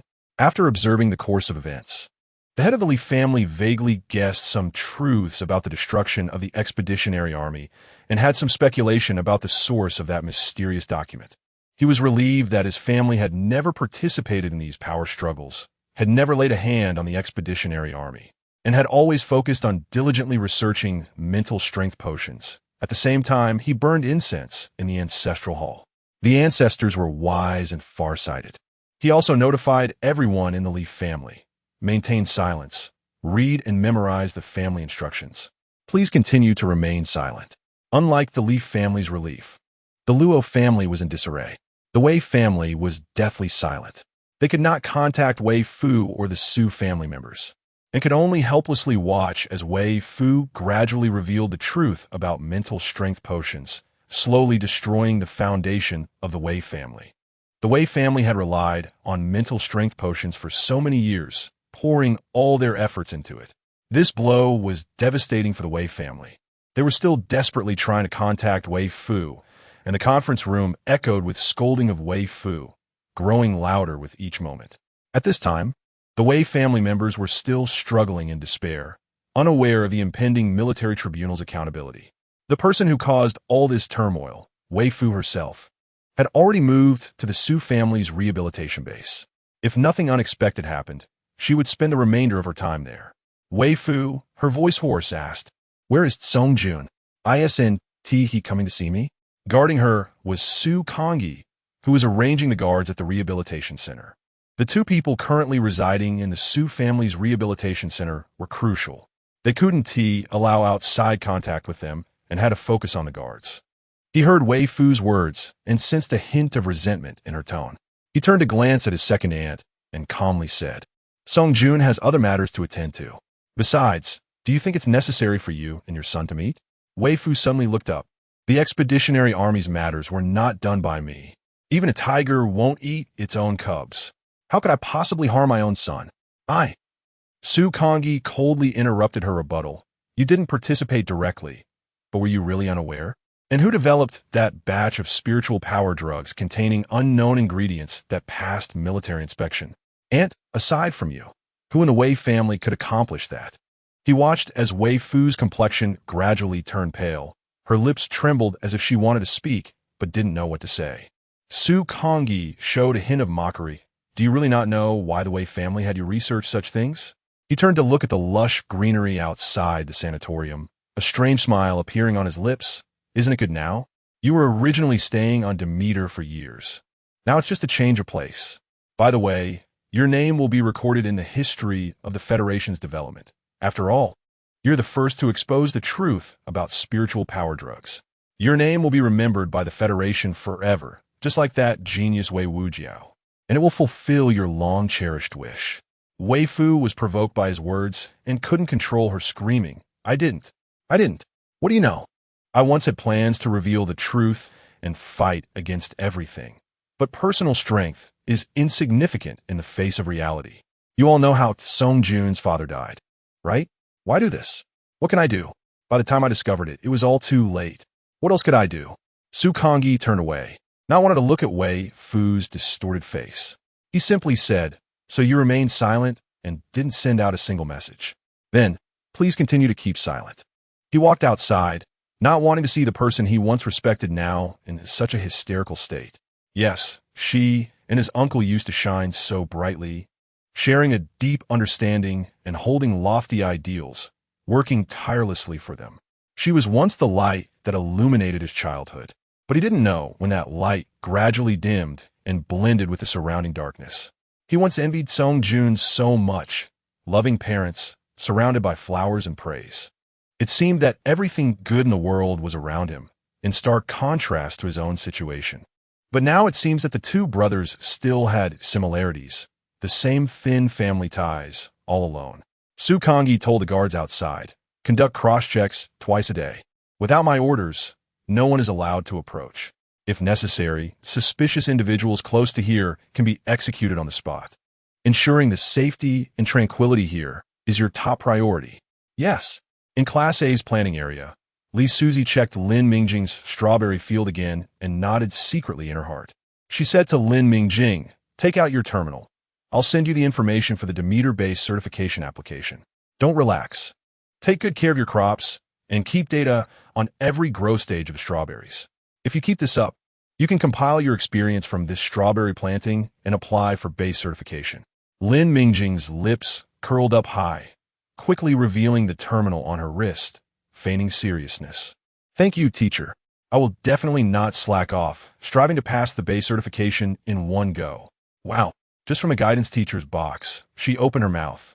And this thing is likely to succeed. Oh yeah, a big sum of points is about to be credited. Now, when she looked at the 70 strawberry plants in her field, what she saw was no longer strawberries. She saw shining foreign points. In stark contrast to Lin Mingjing's excitement were Neil McCarthy and Ji Kong. One had a past grievance and a bet, with Neil McCarthy's prideful and petty demeanor. It would be surprising if he looked happy upon hearing the guidance teacher's words. As for the other, one who usually liked to stir things up behind the scenes, was now brazenly showing his face, with a sour expression that was worse than Neil McCarthy's. Lin Mingjing found it a bit strange, but she didn't bother to think about it. She never wasted her thoughts on such things. As a normal person, how could she understand such bizarre thoughts? Ji Tsung was usually deep in thought. His emotions were so overt this time, not only because Lin Mingjing performed exceptionally well, easily surpassing him, but also because he received a call from his father last night, and the implication was that he should get along with Lin Mingjing. Just because the truth about the spiritual power drugs was exposed, natural food would definitely be even more sought after in the future. After all, Wei Fu's research stated that the purer the natural food, the better it is for the spiritual power pool, as long as the purity is high enough. Some minor injuries can fully recover, slowly relying on sufficient amounts of natural food and human self-healing. There is no need for spiritual power drugs at all. Therefore, the purification agent that Lin Mingjing developed was crucial. It could enhance soil purity, and naturally, high-purity crops could be grown in high-purity soil. Their faction had previously lost the opportunity and failed to compete with Meng Zhihui's faction. But now it was different. The importance of the purification agent had greatly increased. How could Meng Zhihui, an outsider, be allowed to have such an important thing entirely to herself? They had to get involved. There was more than one person in the Ji family who thought this way. At this time, Lin Mingjing's own opinions and preferences were also quite important. His father said he happened to be in the same class as Lin Mingjing and should not miss this great opportunity, so he must get along well with Lin Mingjing. Ji Tsung's face turned pale when he received his father's call yesterday, faced with his father's stern admonition. He didn't dare to say that he had already fallen out with Lin Mingjing. Today in the plantation, he heard the guidance teacher's unreserved praise, and he even saw two other Ji family members actively greet Lin Mingjing. Clearly, they had received the same instructions. It would be strange if Ji Tsung could maintain a normal expression. During the base seminar, Lin Mingjing felt something was off all day. First, the three Ji family members in class were acting strangely. Of course, Ji Tsung was still sulking, which she could ignore. The other two Ji family members surprisingly greeted her enthusiastically early in the morning, their attitudes friendly and smiling, which shocked Lin Mingjing and gave her goosebumps. The strangest thing was Meng Tinglan, who surprisingly did not leave with her at closing time, but inexplicably sent a message. Mingjing, congratulations. But please believe me, I didn't approach you with any ulterior motives. Lin Mingjing found it strange and tried to contact Meng Tinglan, but ultimately received a reply saying to not contact her for the time being. When she mentioned this to Ji Rui, she initially wanted to ask Ji Rui if Meng Tinglan had encountered any issues. However, unexpectedly, when they returned to the dormitory area, they saw an unexpected person appear here. Mom, you're finally here. I've been waiting for you for a long time. Ji Rui saw Mrs. Meng Zhihui and rushed over to complain, you don't know. That guy Ji Tsung not only said to unite against external forces, but even incited the McCarthy family to stir up trouble. What a lunatic. Well, it seems Ji Rui already knew about Mrs. Meng Zhihui's arrival. Mrs. Meng patted Ji Rui and noticed Lin Mingjing's surprise, helplessly saying, did you not tell Mingjing I will be coming here? I didn't say, did I? Ji Rui blinked at Lin Mingjing, too busy gossiping. Mingjing, I'm sorry. Lin Mingjing facepalmed. Sometimes, Ji Rui really was unreliable. She asked, Aunt Meng, are you here at the Demeter base for something? According to Lin Mingjing's research on the base's rules, the Demeter base was never open to the public except for the new student tests, so Mrs. Meng's appearance here at this time surely indicated something was happening. From her conversation with Ji Rui, it can be inferred that this matter likely has something to do with her, which is why she inquired. Meng Zhihui smiled and said, it's about the purification reagent. You must have heard about the incidents from the past few days. The external attention on the purification reagent is unprecedented. The Demeter base is taking it very seriously, especially after the issues with the mental strength potion. The base's review standards and processes have become stricter. I came here because I received a response from the Demeter base, requesting the Ji family to send someone to participate in a seminar organized by the Demeter base. Meng Zhihui briefly explained the situation and then dropped an explosive piece of news. Mingjing, you should also prepare. You are on the invitation list. Lin Mingjing was puzzled. This has never happened before. Could it be that the impact of the mental strength potion incident was too great? Honestly, it's just a supply index. Is it worth the Demeter base holding a seminar specifically for it? In Lin Mingjing's understanding, the Demeter base rarely holds seminars, and the few times they have discussed matters were about issues concerning the fate of the Federation. Oh, the most recent one was over a decade ago. A seminar on analysis of factors affecting the influence of natural plants on the mental strength pool, which confirmed the status of natural plants in the Federation. Lin Mingjing really couldn't understand why the purification reagent would prompt the Demeter base to hold a seminar. There are many things on the Demeter base's official website, excluding seeds, which are the supporting industry of Demeter Planet. However, other materials like organic fertilizers, minerals, various blending reagents, and equipment required for planting are all supplied by other places. After all, Demeter Planet only allows farming, and various chemical and heavy industries are strictly prohibited from existing. Despite having so many things, there's never been a similar conference held before. Demeter Planet has always been aloof and has never hosted a bidding conference. Other suppliers have to apply themselves and plead to become suppliers for the Demeter base. Meng Zhihui smiled and said, "Mingjing, have you never truly seen the soil that needs to be treated before planting? The efficacy of the purification reagent is beyond your imagination." Lin Mingjing was indeed stumped by the question. The original body was a top student who directly entered the plantation, and the soil there had already been treated. Even the soil in the planting pots she bought was only primary soil, but had passed inspections before being sold. Later, when she went to the planting area prepared by the Chi family, the quality of the soil was comparable to that of the plantation, no need to mention it. Afterward, she entered the Demeter base, where the soil was top-notch in the Federation. She had never seen untreated soil. The polluted areas didn't count, as the soil there had already been severely contaminated and couldn't be used for normal planting. Meng Zhihui said, "The role of the purification reagent on soil is even more important than you think. The researchers from the G family have found that it can not only enhance the purity of already treated soil, but also significantly increase the success rate when added during the initial treatment of soil. In other words, the purification reagent can combat pollution and has strategic significance for expanding planting areas. It can also enhance the purity of crops, and, at this critical moment, its emergence will have far-reaching implications for the Federation. Mingjing, it is more important than you think." Lin Mingjing paused, suddenly realizing what had caused the oddities of today. After the mental strength potion exited its dominant position, high-purity natural plants became another remedy for the interstellar people troubled by mental strength turmoil. Therefore, the purification reagent, which can expand production and enhance quality, is likely to rival or even surpass the previous status of the mental strength potion. A huge cake was laid out in front of her, and there was no need to guess the actions of those two from the G family. They definitely wanted a piece of it. As for Meng Tinglan, Lin Mingjing guessed that she was actively creating distance, not wanting to cause Lin Mingjing any trouble. Even the Meng family, which prides itself on self-reflection and moderation, doesn't mean that all members are like Meng Tinglan, the epitome of virtue. With this in mind, Lin Mingjing directly asked, "Aunt Meng, can the G family and the Qi family handle this cake?" After the mental strength potion incident, the Federation probably wouldn't want to see anyone colluding to monopolize. Meng Zhihui secretly admired her. Not only did she have an exceptional talent for planting, but she also possessed keen political insight. Looking at Ji Rui, who was secretly browsing the internet nearby, she couldn't think too much. She felt that standing by Lin Mingjing's side at that time, because of Ji Rui, was the most correct choice she had made. Now it was obvious that she was closer to the Ji family or Ji Rui, and she didn't know if the Qi family regretted it.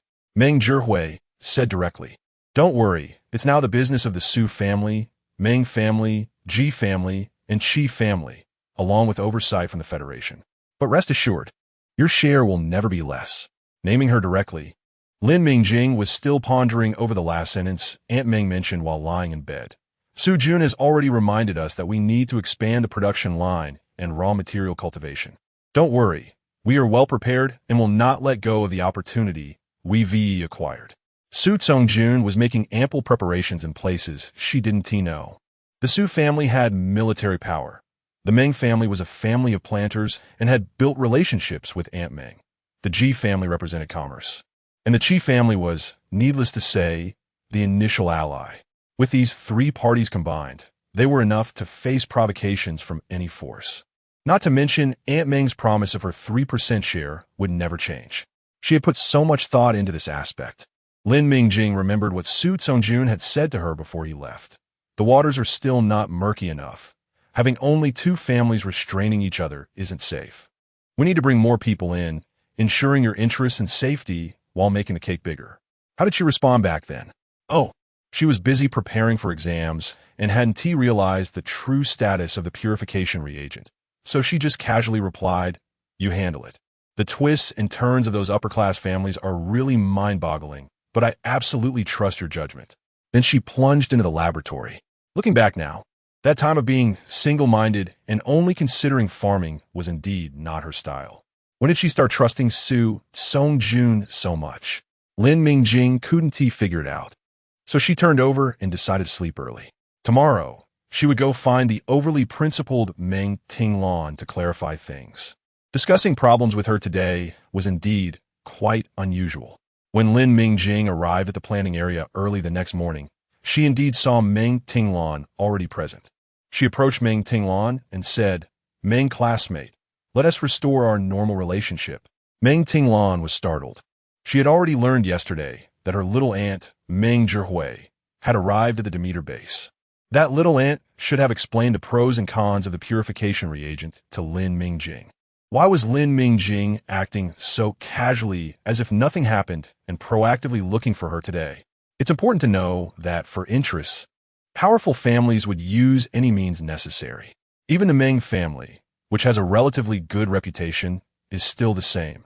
At most, it's just a conspiracy turned into an open scheme.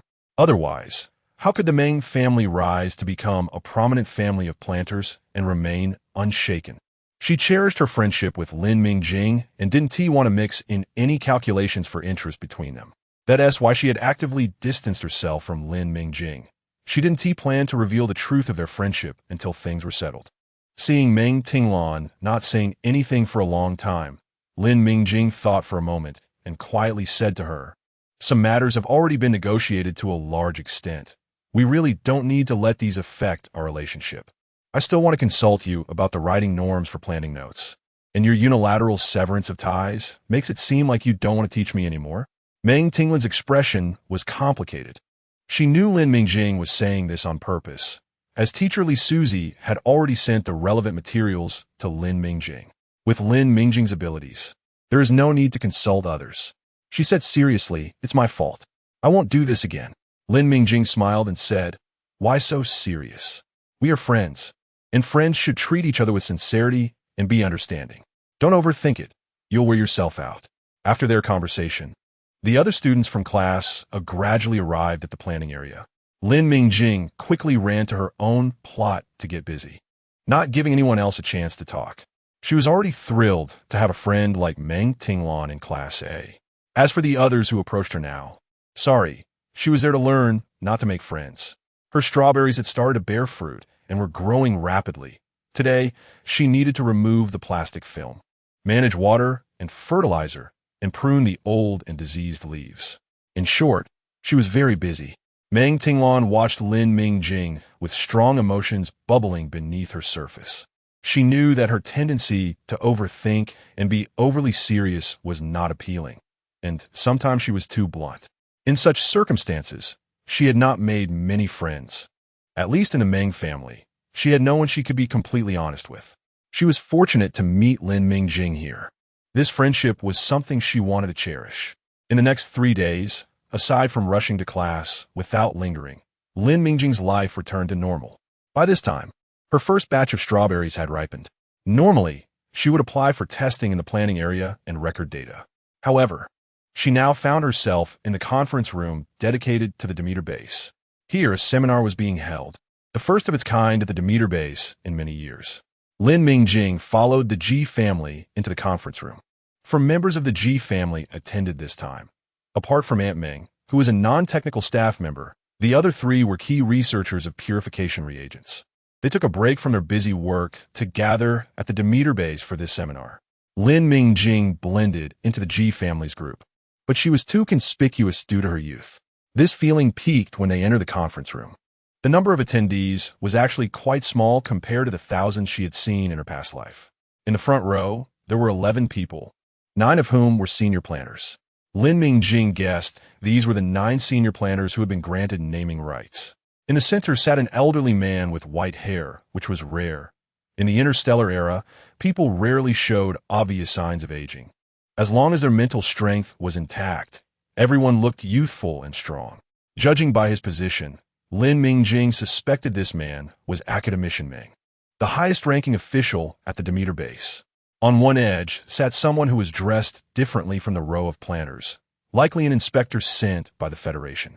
What surprised Lin Mingjing the most was seeing Su Kongyi seated in the back row. When the Su family had encountered trouble, she had seen discussions online and recognized the face of the current leader of the Su family. As for the others seated with him, she didn't know any of them. However, she noticed the golden, 3-headed iris, which was the emblem of the Andre family. How strange. Shouldn't a seminar invite professionals? Why was there military involvement? While Lin Mingjing was lost in thought, the seminar on purification reagents had already begun. Without any formalities or preambles, after announcing the start, the G family's researchers opened their prepared materials and got straight to the point. Lin Mingjing shrank to one side, acting as a mascot. Aunt Meng had previously analyzed that her presence on the Demeter base's invitation list was likely just to comply with federal regulations. The Federation placed great importance on the protection of data, the protection of invention patents, and the absolute emphasis on the first inventor. As long as she was alive, she had to be present. Even those who had passed away had to appear as virtual images. To this, Lin Mingjing thought, the surface-level work is well done, as long as you're happy. So when she suddenly heard a voice directly calling her name, she was taken aback and momentarily didn't react. The one who reacted faster than Lin Mingjing was Meng Zhihui. She directly attacked, "Are you Master Luo?" questioning the Ji family for violating federal laws and questioning the Federation's protection laws for production materials and patents. Just as Lin Mingjing was about to speak, someone from the McCarthy family jumped in again. There's no need to be so reactive. Asking questions isn't illegal, after all. She comes from an ordinary background and was previously an unknown figure. It's quite normal for her to have doubts after suddenly discovering something like a purification reagent. Hearing this, Lin Mingjing felt the McCarthy family's arrogance was overwhelming. Where did this inexplicable sense of superiority come from? It was clear they lacked cultural depth. Even unaware of the saying, "Do princes and ministers have no lineage?" Just as she was about to muster a retort, someone from the Wei family jumped in again to mediate. Lin Mingjing was exasperated. Did this group of people want to ask questions, or were they just looking for trouble? Could it be that they had suffered such a blow that they had lost their minds? Finally, it was Academician Meng in the middle who cleared his throat to stop the mutual attacks. He gently said, "It's okay, share thoughts. Young people have agile minds. Sometimes they have more ideas than us old-fashioned folks."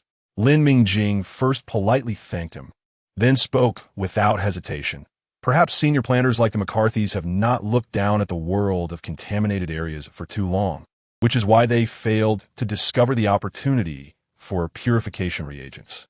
After making this pointed remark, Lin Mingjing did not wait for their reactions and began to explain her thoughts, or rather, the trigger points she found from her original memories. Her voice was calm and steady as she spoke. Most of the land on low-level planets is in a state of non-arable land. I have always had the idea of purifying the soil. When I saw that low-mutated plants could actually grow in contaminated areas, this thought became even stronger, and I began to take action. Fortunately, I was on the right track and achieved certain results. After she finished speaking, Academician Meng looked at her with approval, saying, "Not bad, young and promising." He continued, "The causes of contamination areas are still unclear, and we cannot give up on our research on them.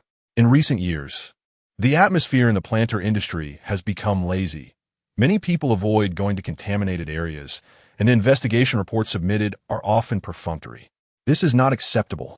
The first discovery of planting opportunities was in the contaminated areas, and our predecessors never feared entering contaminated zones.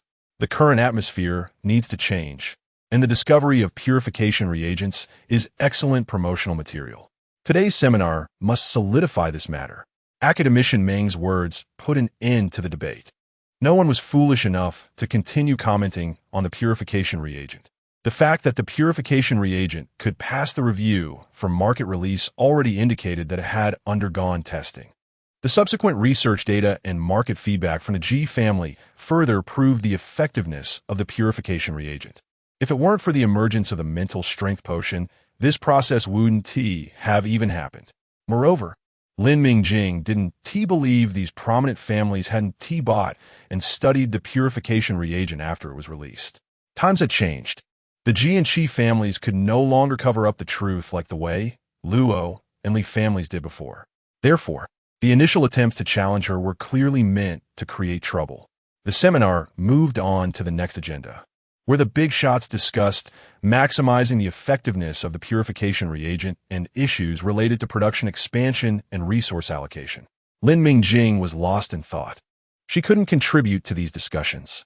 Anyway, the matter of the purification reagent entering the Demeter base was already settled, and Lin Mingjing openly listened in.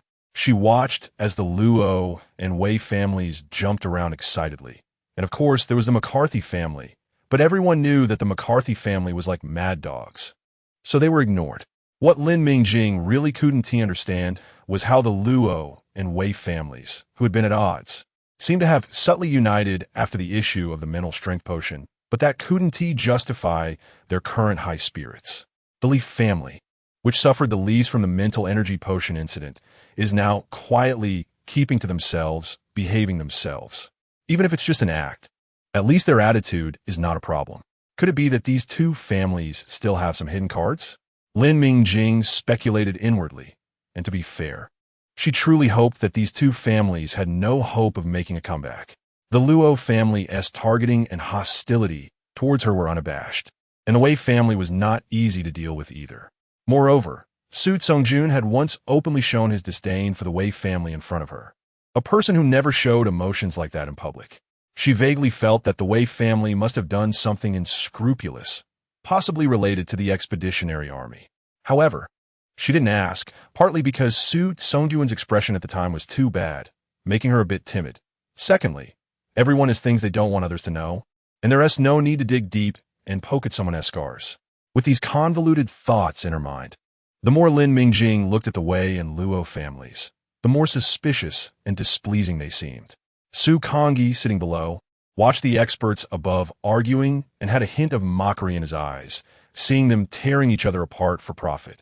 His gaze focused on the Wei family, and with his keen senses, he could hear their shameless words and see their grim faces. It seemed that the disappearance of Wei Fu and Su Qingying was not enough to alert the Wei family. The evidence to be submitted to the military court needed to be sent up quickly. Looking at the Wei family's appearance was truly like a thorn in his throat. Su Kongyi slightly shifted his leg, changed his posture, and subtly glanced at Lin Mingjing, who was still happily eating popcorn. This was the planter that Songjun had mentioned. Indeed impressive. So young, and not at all timid in such a gathering of big shots. He recalled Lin Mingjing's bold words against McCarthy earlier. She had guts and a quick tongue. Songjun's judgment was indeed not wrong. Next to him, Shiza Andre spoke up. Major General Su. Has the Su family quickly made contact with the discoverer of the purification reagent? Truly worthy of the Su family. Previously, it was the Wei family. And now, it's this Lin Mingjing. I wonder if she is a better partner than the Wei family. The Andre family was well aware of the Wei family's actions against the expeditionary army. When they first learned of this news, he thought the Wei family had lost their minds to dare to attack the expeditionary army. Did they not fear Su Tsungjun's crazy retaliation? Later, after he vaguely found out that there were Su family insiders behind it, the Andre family was overjoyed and did not hesitate to contribute to harming the expeditionary army. Now, speaking such words was purely disgusting. After all, the Su family had received less of a blow than he had thought, with Su Tsungjun around before. He had indeed underestimated this relatively unknown Major General Su. The Su family was able to stabilize so quickly without being completely devastated, which truly displeased him. Previously, the Andre family had expended considerable effort in dealing with the expeditionary army. Looking back, this deal was really not worth it. Shiza Andre, feeling displeased, naturally spoke out. When the insect race appeared, Su Kongyi's expression remained unchanged, and his tone was cold. General Shiza seems to have the leisure to worry about others. The source of the information regarding the appearance of high-level insect races near Russell Planet must be unreliable. It seems that the Su family's information network still needs strengthening. Shiza Andre's heart skipped a beat. How could the Su family know about the insect race? This matter was tightly concealed by the Andre family from top to bottom. Where had the leak occurred? Shiza Andre couldn't figure it out and barely maintained his composure, saying, Major General Su is joking. The insect race suffered significant losses in their battle with the Expeditionary Army. They want to be able to return in a short time. How could there be high-level insect races appearing near Russell Planet? His words were firm, but due to feeling guilty, they came off a bit blusterous. Su Gongdi, with a hint of regret, replied, That is true. I might have heard it wrong. But even if high-level insect races do appear, isn't the Andre family supposed to have a newly promoted SS mech master? Just a few small insects, not a big deal. Shiza Andre's expression nearly faltered. The Su family brat was doing this on purpose. Their family had indeed produced a SS, but the situation among the noble families was murky.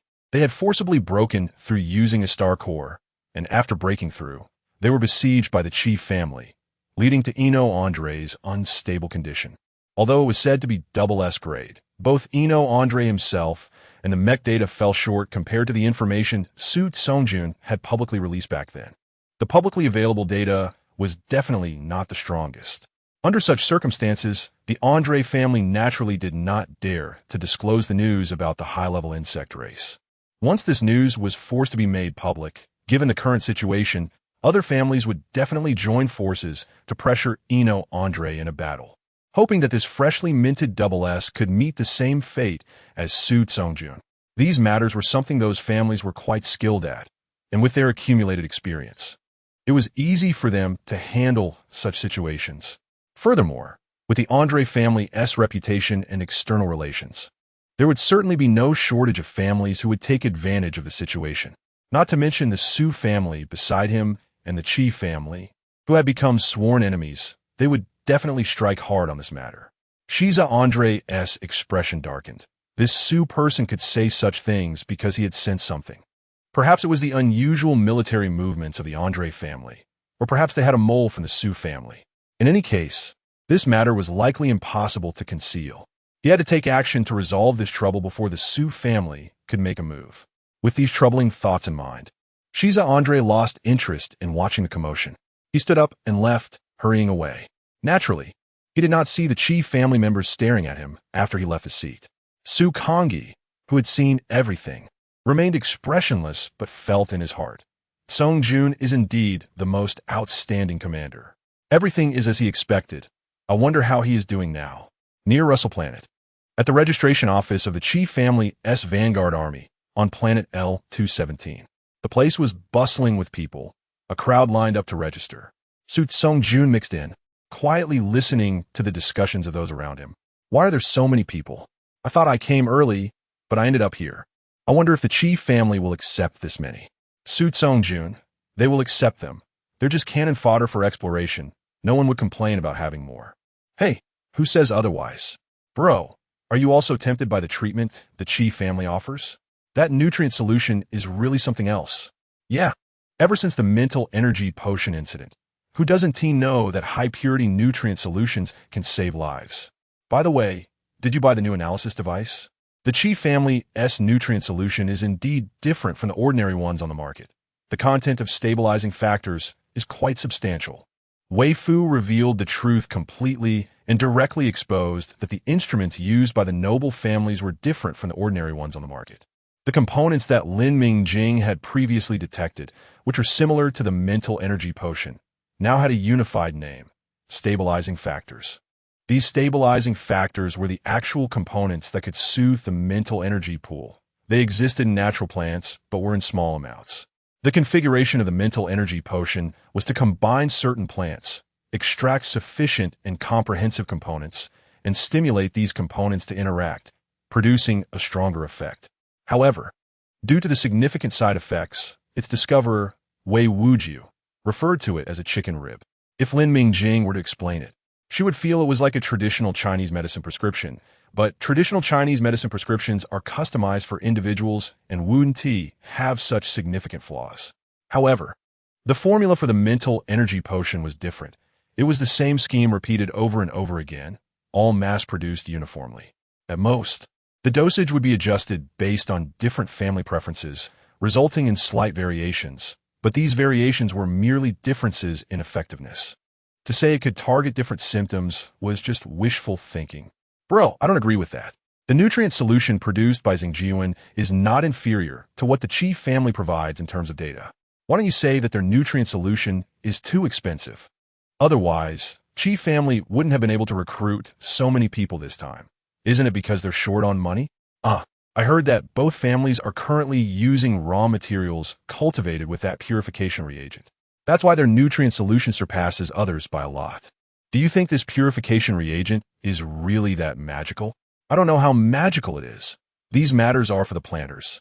I only know that the nutrient solution from Qi family does taste different, so that purification reagent must be effective. Just think about how much money they could make. The one who developed the purification reagent seems to be a young person. Look at them, achieving financial freedom early and reaching the pinnacle of life, while we still have to fight on the battlefield. Su Songjun. Can Lin Mingjing achieve financial freedom? Not necessarily. She will definitely buy that damaged star core planet. And after that, the maintenance investment for the planet won't be small. She'll probably be poor for a while. Su Songjun thought of this and couldn't help but smile, as if he could see Lin Mingjing's expression when she first heard about the cost of maintaining a planet, looking like the sky was falling but having to stay strong. A sneeze. Lin Mingjing sneezed. Who's talking about her? Mingjing, what's wrong? Are you too tired lately? Meng Zhihui asked with concern. Lin Mingjing replied, It's nothing, Aunt Meng. I feel fine. I guess Yuan misses me. Finally, this day is over. The seminar finally ended, and now Meng Zhihui was on her way to take Lin Mingjing back to the accommodation area. Just now, some shameless people at the seminar were hinting at their relationship with Lin Mingjing, and she had to seize the opportunity to clarify things. They couldn't afford to create any rifts with Lin Mingjing and let others take advantage. Meng Zhihui said in a joking but serious tone, I heard from Jiruei that your hard work at the base scared her. I also heard that you used some new methods to grow strawberries this time, and there's a great chance of applying for Demeter-based certification. With such exceptional talent and hard work at such a young age, as Jiruei puts it, you're like a shining golden leg. You need to take care of your health. Our cooperation should last long. After the seminar, Lin Mingjing understood the unspoken meaning behind Meng Zhihui's words. During the seminar, the Wei family was quite skilled at stirring things up. The implication was that Lin Mingjing, being so young and lacking strong backing, was actually the first discoverer of the purification reagent, yet they were taking a profit share of 3/10. Well, good luck. The Ji family and Qi family were truly sincere partners. Lin Mingjing understood that the Wei family was trying to incite the Ji and Qi families to abandon their united front with her. If the aristocratic families united, they could easily divide this profit. Familiar faces and familiar matters are easy to negotiate. This move was insidious. If the Ji and Qi families were swayed, Lin Mingjing alone wouldn't be able to resist the entrenched aristocratic families that had been around for years. Even if she was the publicly acknowledged first discoverer, so what? With so many accidents, it was possible Lin Mingjing would encounter one. You say Lin Mingjing can keep discovering new formulas? That's fine. There are already 3 formulas. And the cultivation of raw materials has also achieved certain results, so there's really no need for so many formulas. Back then, there were only 2 formulas for the mental strength potion, and it has been operating well for so many years, right? Even if the Ji and Qi families weren't tempted. As long as Lin Mingjing understood this hint, it was inevitable that she would have conflicts with her current partners. Once there were gaps between them, there were plenty of ways to divide them one by one and then monopolize the resources. They had experience in this area. But the Wei family probably didn't expect that the power behind Lin Mingjing was no longer just the Qi and Ji families. Lin Mingjing recalled Su Songjuan's earnest remark, "You're really lucky," before the purification reagent had revealed its absolute importance. She had reached a temporary peace with the Qi and Ji families. The best part was Meng Zhihui. a member of the Meng family who had a place in the Ji family. Her position in the Ji family meant she wouldn't completely stand with them. She needed more discourse power, which required Lin Mingjing's support, and she naturally had the backing of the well-regarded Meng family behind her. This added another layer of mutual restraint, providing Lin Mingjing with additional security. Of course, there was also the Su family, which was hit hardest during the mental strength potion incident. With the expeditionary force situation, the Su family would never unite with the Wei family. Likewise, because of being framed, the Li family would not heed the Wei family's provocation. Su Tsongjun once said, "These aristocratic families each have their own thoughts. They are not a united front. This is our opportunity. We need to ensure that, even when faced with huge profits, they cannot unite." Currently, all these conditions have been met. Next, she just needed to become strong enough so that they couldn't ignore her, and she could protect herself from being constrained by her own power. Lin Mingjing looked at Meng Zhihui. So far, she felt that Aunt Meng was a very good partner with excellent business acumen, but she also had principles and warmth. However, one cannot always rely on others' conscience and character. She smiled and said, "Aunt Meng, I understand your meaning. Don't worry. My expertise is farming, and I'm not interested in changing partners." Meng Zhihui smiled. She certainly understood that Lin Mingjing was sentimental, especially after seeing her silly daughter. But something still needed to be made clear. Maintaining interpersonal relationships is an art, and she happened to be quite good at it. For someone like Lin Mingjing, being honest with a bit of sincerity is the best approach. Meng Zhihui did not continue the previous topic, but instead spoke about the promotion and production of the purification reagent at this seminar. It's preliminarily confirmed to add 4 planets for cultivating raw materials and expand the production line. But there will definitely be disputes over the selection of planets. However, this doesn't concern us much. As long as we firmly hold the production materials, it doesn't matter where we go. Mingjing, I will handle all this. You can focus on studying. Opportunities at Demeter Base are rare. Don't waste your talent. Lin Mingjing nodded. I understand the priorities. Aunt Meng, don't worry. To restore the ecology of Blue Star, she would also give her all. Meng Zhihui, I'm just reminding you. You've always been a child with ideas, but don't push too hard. You should also take breaks and relax. Your health is more important. Lin Mingjing was amused. How did Ji Rui promote her to the outside world? Everyone was advising her not to be too competitive, but she wasn't at all. However, Aunt Meng was an elder, and her concern was genuine, so Lin Mingjing couldn't argue and could only agree. After Meng Zhihui dropped Lin Mingjing off at the accommodation area, she left. She still had a bunch of things to handle. She had already checked on her silly daughter, and she felt that Lin Mingjing and her sister were more reliable than her own, so there was really nothing to worry about. When Lin Mingjing returned to the small villa, she found Meng Tinglan there too. She greeted, "Tinglan, why are you here at this time? Is there something going on?" It's not surprising that Lin Mingjing asked this. They had been in school for nearly 3 weeks. At this time, everyone's crops in the fields were starting to bear fruit, and it was a time that required utmost caution, with everyone busy. Lin Mingjing had gone to the planting area to take care of the strawberries before the seminar, and it was already late after the seminar ended, so it was unusual for Meng Tinglan to appear at this time. Meng Tinglan, I went to the planting area to check on your strawberries today. The first batch of fruit has ripened. Have you applied for testing? I was going to send you a message, but it showed it couldn't be sent. So, I came over after closing the garden to check on the greening area. Lin Mingjing soudainement réalised. I really forgot to apply. Is it still too late now? She genuinely forgot. She had set a terminal reminder, but it was blocked during the seminar. Meng Tinglan, it's fine. You can apply within 24 hours. After all, some special plants need to be worked on at night, and the base is not strict about this. Remember to write down the harvest time clearly. After Meng Tinglan reminded Lin Mingjing, she left. As soon as she was gone, Ji Rui and Yuan showed up. Lin Mingjing turned around to look at the older and younger pair.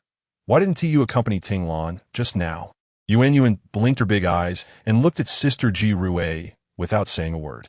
Ji Rui had a relieved expression. Mingjing, you actually want me to entertain that Meng Tinglan? You don't know. She scolded me today for not patrolling the green area and even dragged me to work in the green area. I'm already struggling to use my mental energy in the planning area every day, and I really don't have the energy to take care of the green area anymore. She finally let me go when she saw I really couldn't produce any more mental energy. Mingjing, if it weren't for Yuan coming to rescue me, that Mingtinglan would have made me redo the green area. Yuan nodded on the side, confirming that Sister Ji Rue was right. However, she quite liked Sister Ming. And if it weren't for Sister Ji Rue pulling her, she would have gone to accompany Sister Ming.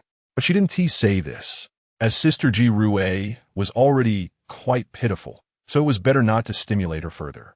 Although Yuan didn't know why Sister Ji Rue got tired so easily, she felt that on Demeter, her mental energy seemed endless. Strawberry harvest was abundant, with a total of 544 strawberries weighing 672 grams, with individual fruit weights between 34 to 39 grams, and the test values were excellent. The base inspector couldn't hide his admiration in his tone.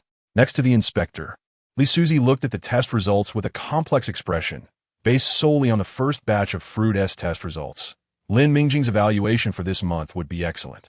She looked again at the strawberry plants in the field, where the second batch had already set fruit and the third batch was blooming, and her astonishment almost showed on her face.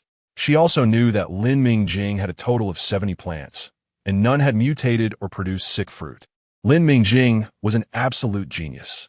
Even as a senior planting master, she might not guarantee such a yield and excellent quality. The base inspector asked with great anticipation, "Student Lin, do you want to submit this batch of strawberries to the base? If the quality is like this, you only need to submit 300 strawberries for the first month." The inspector had decided that as soon as Lin Mingjing submitted, he would buy the entire batch of strawberries. Such high purity and activity were rare. He was lucky to be the inspector this time. Knowing the batch number, he had to seize the opportunity to buy the entire batch of strawberries. Lin Mingjing frowned and thought for a moment, then decisively said, "No, I want to keep the first batch of fruit. Please record the data." Generally speaking, the first batch of strawberries is the best. She was short on money now and wanted to keep the best strawberries for her family. Also, she hadn't forgotten about the 1/10 for senior UXN. She never liked to owe others, so she would use this batch of strawberries to settle the debt. "Okay, I'll apply for listing now." "No, did you just say you want to submit?" The inspector felt like he might have misheard. In the first month, who wouldn't rush to submit their qualified crops to avoid not meeting the quota, risking deducted credits, and getting a failing evaluation? In his career as an inspector, it was the first time he encountered such a calm new student. The inspector glanced at the strawberry plants in the field. Okay, this new student was extraordinary. She had the capital to be proud. Lin Mingjing felt that the inspector looked quite regretful when he finally returned the strawberries to her. Was he really so dedicated to the base? It was admirable. She wondered if the planting masters working on Blue Star in the future could be so dedicated to the public. Yes, after Ms. Meng Zhihui roughly estimated the quarterly profits after the purification agents were fully launched. Lin Mingjing was completely inflated now. She was no longer the one who used to worry about 10 billion star coins, the estimated value of L307. Now, she not only secretly referred to L307 as Blue Star, but also fantasized about future planetary development plans. After all, in at most a year, she would be able to earn enough money to buy a planet. So this was the confidence she had to keep the first batch of strawberries. Otherwise, based on her past miserly behavior, this batch of strawberries would probably have been exchanged for star coins and deposited into her Blue Star purchasing fund. Lin Mingjing happily put the strawberries away, thought for a moment, and took out 30 strawberries to give to Li Suzy. "Teacher, these are for you. Thank you for your guidance these past few days." Li Suzy was surprised and instinctively refused. "No, you don't have to. This is the student's own property. I can't accept it, especially since I just did my job." Lin Mingjing thought for a moment. The base doesn't have a rule that teachers can't accept crops produced by their students. You must accept it. After you taste them, you can give me some feedback on flavor improvement. Yes, this is to cultivate better strawberries. Lin Mingjing had always had a good impression of Li Suzy, who was generous in answering her questions, especially since she guided her to get her strawberry planting notes certified by the base. Although she didn't need to make money from the planting notes now, gaining recognition was also excellent. Li Suzy said she was just doing her job, but as far as Lin Mingjing knew, Not every guiding teacher could continue to guide their students without any grudges after seeing their students excel. That famous Wei Wujiao, when he was still an unknown junior, encountered a guiding teacher who suppressed him. In his memoirs, he bluntly referred to many narrow-minded individuals in the Demeter base who sought fame. The inspector who hadn't left yet looked on enviously. He almost wished to accept the strawberries on Li Suzi's behalf. He had been craving this batch of strawberries for a long time. Sigh. Another day of regretting not being a senior planning master and not being able to become a guiding teacher. Li Suzi was still hesitating when Lin Mingjing stuffed the packaged strawberries into her hands. Li Suzi hesitated. Well, I'll accept them then. Thank you. Lin Mingjing smiled. You're welcome. Thank you for your hard work, teacher. Today wasn't a practical class, but because Lin Mingjing applied for testing, Li Suzi still came over. The base didn't require guiding teachers to be present. Usually, having an inspector was enough. However, some responsible guiding teachers would come to the site to check their students' testing data and provide guidance. So Li Suzi could definitely be considered a responsible teacher. Just know how to flatter people. As soon as Li Suzi and the inspector left, an unpleasant voice rang out. To be honest, ever since the mental energy potion backfired and the aristocracy keenly realized the role of the purification agent, Lin Mingjing felt like the world suddenly changed. Everyone became gentle and polite.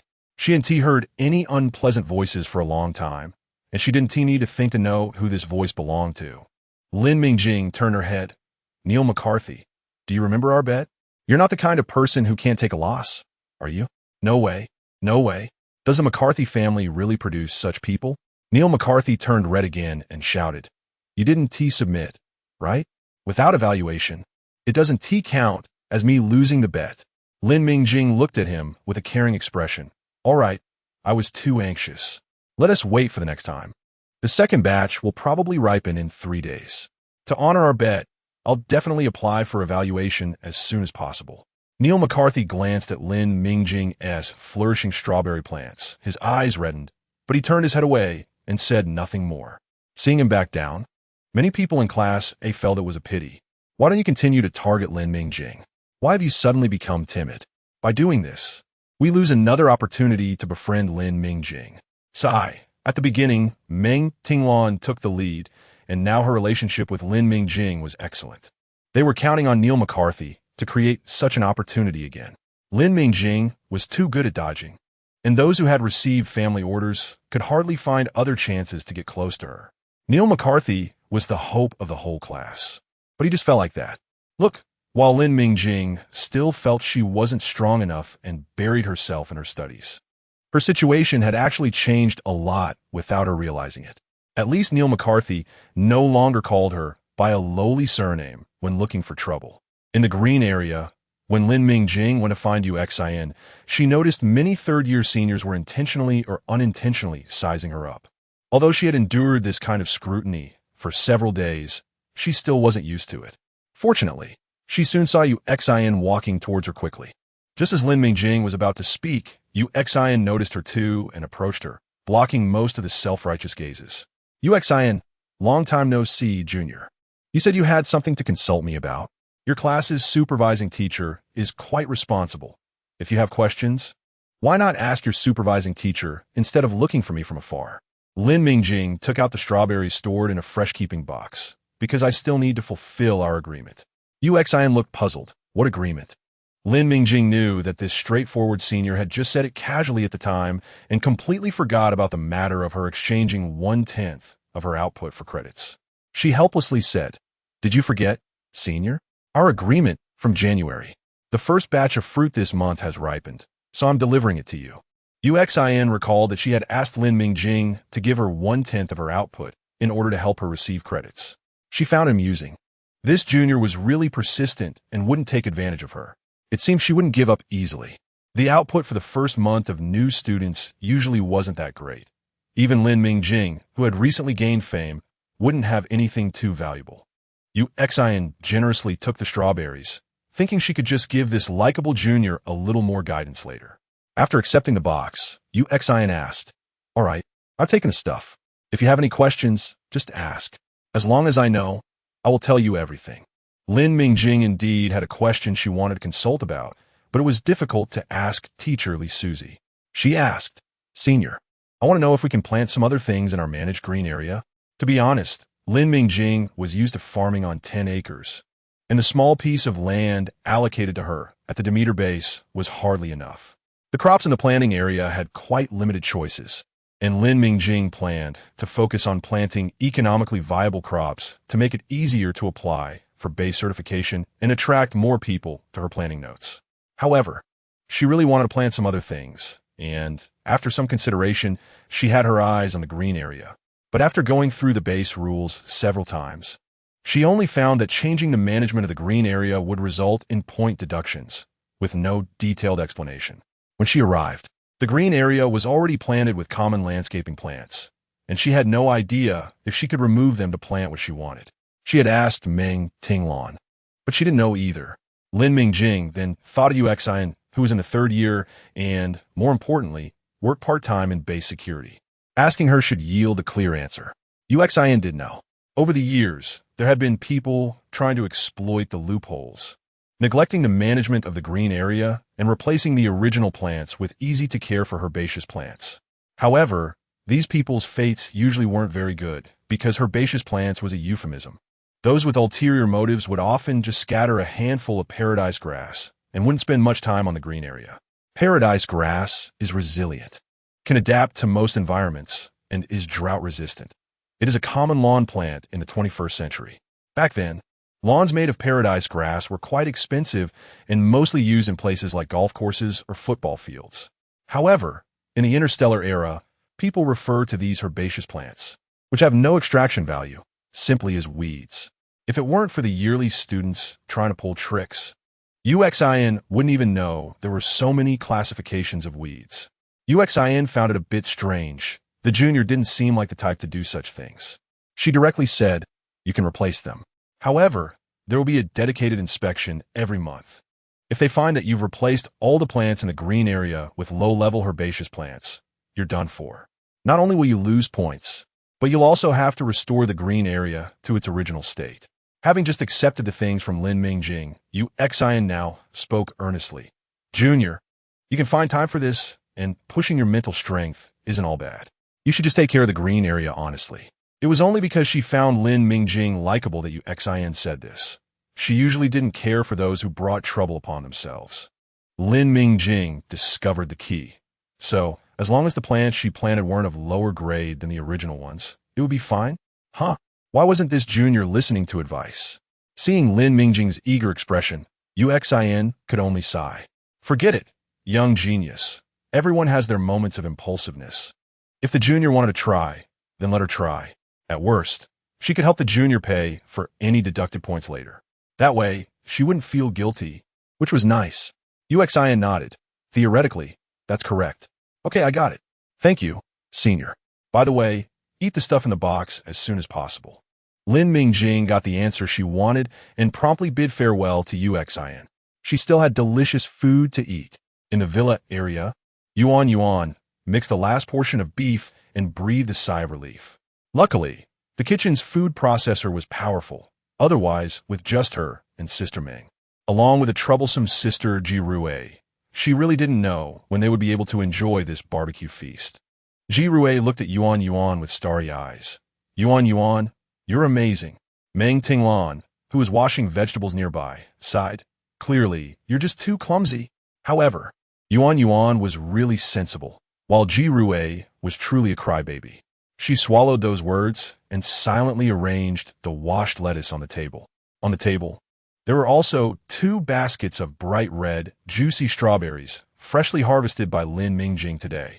Meng Tinglon couldn't help but inhale deeply, the unique sweet and sour aroma of the strawberries wafting through the air. Without even tasting them, she knew Lin Mingjing's strawberries had been a great success. Jirue was fiddling with a chilled watermelon-flavored nutrient solution, a special blend Lin Mingjing had given her, perfect for pairing with barbecue. She was eagerly looking at the door. Why is Mingjing taking so long? Why isn't she back yet? I can hardly wait. God knows how long she had been looking forward to this meal. Ever since Lin Mingjing sent her barbecue once, She had been dreaming of having freshly grilled food. Today, when she received the message that the strawberries were ripe and she wanted to treat her to some, Ji Rui immediately climbed the ladder. Mingjing, let's have barbecue. Just give me what you need, and I will arrange everything. You just come back to eat. After receiving Ji Rui's barbecue invitation, Lin Mingjing hesitated for only a second. Eat. She had been drinking nutrient solution for a long time, and she was indeed a bit greedy. But as it turned out, these two sisters were unreliable. One was overly confident in herself, while the other blindly trusted the first. In the end, it was Yuan who took on all the responsibility. Otherwise, they wouldn't be waiting to eat barbecue now, but would have ended up getting punished for destroying the planet's ecology due to a kitchen explosion. I can't believe I'm so shameless. It really is the best when it's freshly grilled, Ji Rui exclaimed in satisfaction, taking another sip of the perfectly chilled watermelon nutrient solution, looking utterly content. If every day could be like this, the annoying rules and exams at the Demeter base would be bearable. Meng Jiwei swallowed a mouthful of fragrant barbecue and spoke frankly. Wake up. Days like this, where we can relax amidst busyness, are precious. This month counts as the new student adaptation period. Starting next month, the difficulty of classes will increase, and such leisurely days will likely be hard to come by. Ji Rui blinked her eyes sincerely and said, the Demeter base doesn't test theory. It only cares about crop yield. As long as I can grow those few crops well, that's enough for me. Too profound theoretical knowledge isn't suitable for me. It's more for you overachievers. Meng Tinglan was stunned by the words of the underachiever Ji Rui, staring at her with an expression of wanting to say something but holding back. She probably recalled Ji Rui's usual lazy demeanor and wanted to advise her, but didn't know where to start. Lin Mingjing almost choked. Indeed, sincerity can sometimes be a killer move. She suppressed a laugh. All right, your pork belly is going to burn. Tinglan, don't just daze there. It's not the first day, Ji Rui. Hurry up and eat a few more bites. Our Yuan's cooking skills are getting better and better. Yuan was eating strawberries. Squinting with a smile, sister strawberries are even more delicious. The flavor is rich with just the right hint of acidity, and they're juicy. After eating them, my mental energy feels warm and comfortable. Recently, Yuan's perception has become stronger, so she couldn't help but eat a few strawberries first. Meng Tinglan nodded. Indeed, Mingjing. The strawberries you grew this time have no shortcomings in any aspect. They are absolutely excellent fruits. Make sure to keep your data well. You can start writing your planting notes. By the way, have you chosen the crops for next month? Lin Mingjing nodded. I've chosen them. Don't worry. I fully referenced the suggestions you gave me earlier. Ji Rui was dissatisfied. Hey. Can you two stop discussing these things? It's very damaging to me. Even the barbecue doesn't smell good anymore. She must have done something bad in her past life to end up sharing a room with 3 super overachievers in this life. Meng Tinglan glanced at Ji Rui, who had wrapped several pieces of meat in lettuce. Not good? I didn't see you eat less. How about you show some mercy? And I'll eat a few more pieces? I really didn't know barbecue could be eaten like this and be so delicious. Ji Rui rolled her eyes. What did you know besides studying before? You should eat less. Thank me for opening the door to a new world for you. The two were bickering, while Lin Mingjing felt a bit dazed amidst the laughter and the aroma of food. In the past, there were also a bunch of people gathered around a table enjoying food, joking, and savoring leisurely times. She didn't know what those people at the same table used to be doing and if they would meet again in the future. Near Russell Planet, on L217 Planet, at the Chief family's residence, Cheesy looked at the new recruits training and nodded in satisfaction. Not bad. Under the stimulation of high-grade nutrient solutions, this batch of new recruits is working hard. After high-intensity training, even if they suddenly face high-level insectoids, they won't be defeated in one blow. At least they can hold on long enough to convey messages, which is more than enough for scouting. While Chi-Zi was on patrol, 2 contrasting gazes swept over her. One was bright, coming from Chizhua, the newly promoted colonel of the Qi family, who had achieved an A-level mental energy after absorbing a star core. Chi's gaze held a glaring hostility. He was clearly the strongest individual combatant in the Qi family at the moment. However, this operation was still commanded by Chi-Zi, and Chi-Zi's rank had also been promoted to colonel. She didn't rise up by stepping on his talents. So what was there to be proud of? In the interception of Eno Andre, he had underestimated the enemy and made a mistake. But Cheeswa was still unconvinced because he later reviewed the situation and found that even according to Cheesy's plan, with the power at that time, they couldn't stop the dual S-class Eno Andre. Cheesy had also come later, and even in her disheveled state, she couldn't stop him. This was the best proof. He couldn't be blamed entirely. What was hateful was that because of that mistake, he was punished, allowing that cunning woman Cheesy to stand on top of him again. Cheeswa was genuinely showing the words unconvinced on his face, without any concealment. Cheesy glanced at him, her expression unchanged, but internally she cursed. Self-important fool. Was the Chi family really having bad luck? The entire Chi family, even the collateral members, went to test compatibility, and only Cheeswa succeeded. The star core used on him didn't yield good results either, only A level. Originally, Cheeswa's strong attack power could somewhat compensate for this. But he was an impulsive and arrogant fool, and the Chi family still suffered losses. As Cheesy thought of this, she simply turned her head away from the emotionally uncontrolled Cheeswa, fearing a heart attack. The other gaze was dark, coming from Su Tsongjun, who was mixed in with the new recruits. Cheesy turned to leave, naturally not noticing Su Tsongjun's complex gaze. Otherwise, with Cheesy's perception and meticulousness, she might have sensed something was off. It was rare for Su Tsongjun to show such emotions. He felt pity for Cheesy. This time, there were a total of 840 strawberries, with a total weight of 31,922 grams, and each fruit weighed between 33 to 38 grams. Although the detection values had decreased compared to the last time, they were still rated as superior. The familiar inspector had a voice that couldn't hide his joy. Student Lin, are you going to submit these to the base? This time, we need 312 strawberries. Lin Mingjing nodded. Okay, I'll keep 300 for myself and submit the rest to the base. Please help me record it, Inspector. Really? That's great. I was still worried about not being able to get them. Cough, cough.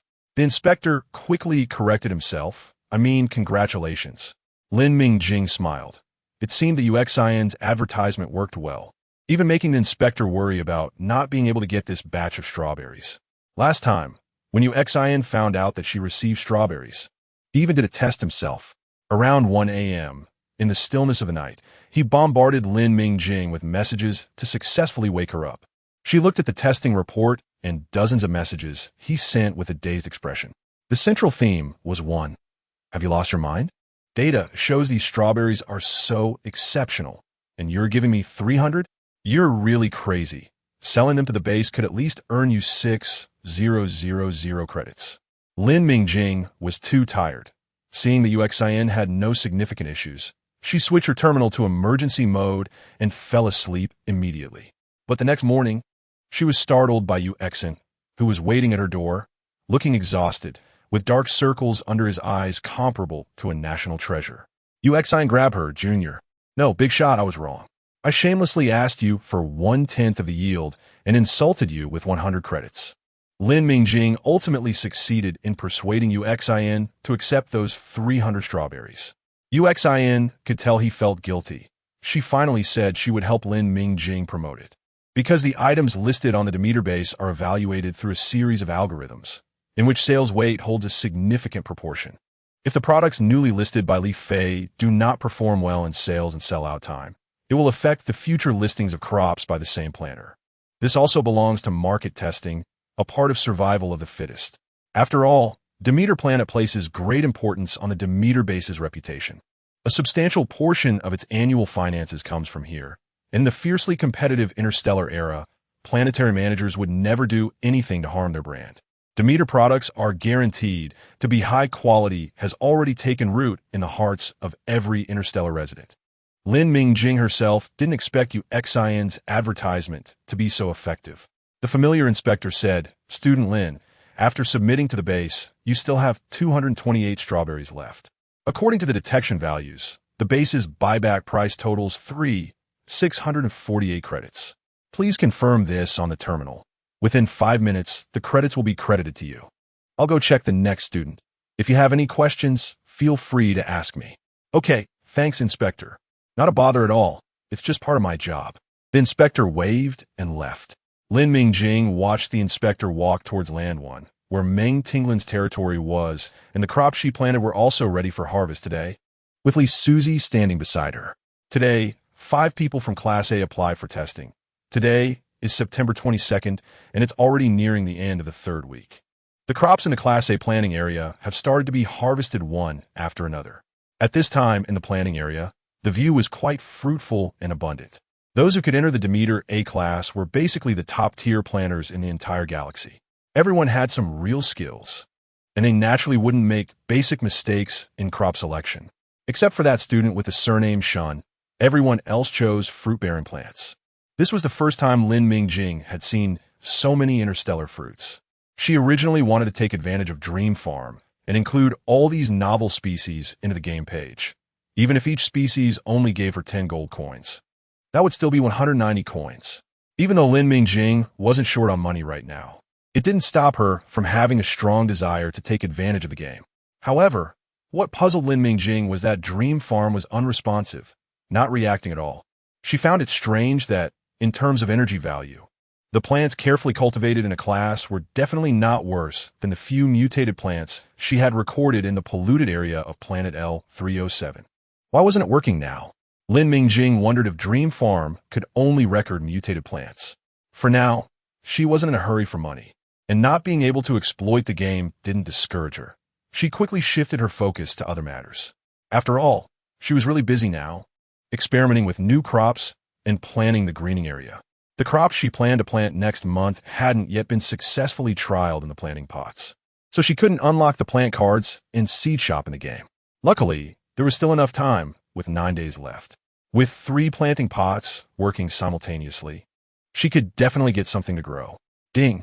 A notification indicated that her credits had been credited. Lin Mingjing was overjoyed and immediately entered the Demeter Base forum to purchase the information she had been eyeing for a long time. After deducting 300 credits, the document titled Comprehensive Guide to Chili Planting showed as readable. But Lin Mingjing didn't open it right away because UXIN had shared with her a Demeter Base survival guide. It was filled with all the traps she had encountered during her 2.5 years at the Demeter Base, a document written out of a sense of grievance. Originally, it was written by UXIN after she had been tricked, intending to relieve her stress, and she hadn't planned on showing it to anyone. However, out of gratitude for Lin Mingjing's gift of strawberries, she reluctantly shared the document with Lin Mingjing in secret. Lin Mingjing remembered UXIN's pained expression at that time, a look of embarrassment akin to having one's dark history exposed. Lin Mingjing was moved and read the survival guide with a slightly guilty pleasure. She not only learned that UXIN had lost credits for turning the greening area into a weed paradise to slack off, but also that the planting notes purchased from the base could only be accessed once. If you exited before finishing reading, you would have to pay credits again to access it. Oh, and the reading page couldn't be screenshot or recorded, and there was even a time limit. So don't think about copying it word for word. Focus on the key points and difficult areas. Otherwise, there wouldn't be enough time, and it would be another test of learning ability. Lin Mingjing guessed that UXIN must have spent quite a few credits flipping through Comprehensive Guide to Grape Diseases. Otherwise, she wouldn't have dedicated an entire page to complaining about the Demeter Base's greed. Yes, as long as you have enough credits. You could buy any planning knowledge you want at the base. Even the latest research from well-known planning masters is available, and if your credits are sufficient, you can even purchase precise research routes and data. Lin Mingjing discovered why everyone was so eager to get into the Demeter Base. Once you activated the base forum, your identity was permanently valid, allowing you to buy anything you needed for planning for a lifetime, no matter what it was, as long as it was available in the base. This was a permanent pass to the most cutting-edge planting paradise in the world. After realizing this, Lin Mingjing understood why Chi Tsongjun once said that the G family had been somewhat sincere toward her. She could apply for the Demeter Base assessment because of the joint recommendation from the G family and the Chi family. However, the Chi family had little say at the Demeter Base, while the G family could secure a few spots. Lin Mingjing also understood why other members of the G family looked at her so unfavorably at first. Giving her this spot had definitely taken away one that originally belonged to a G family member. Her cooperation with the G family initially seemed mutually beneficial, as the G family really did show sincerity by giving her this spot. Even now, despite the major setback with the psychic power potion elevating the status of the purification reagent to an important resource, it didn't diminish Lin Mingjing's appreciation for the G family's actions, especially since no one was flaunting their contributions in front of her.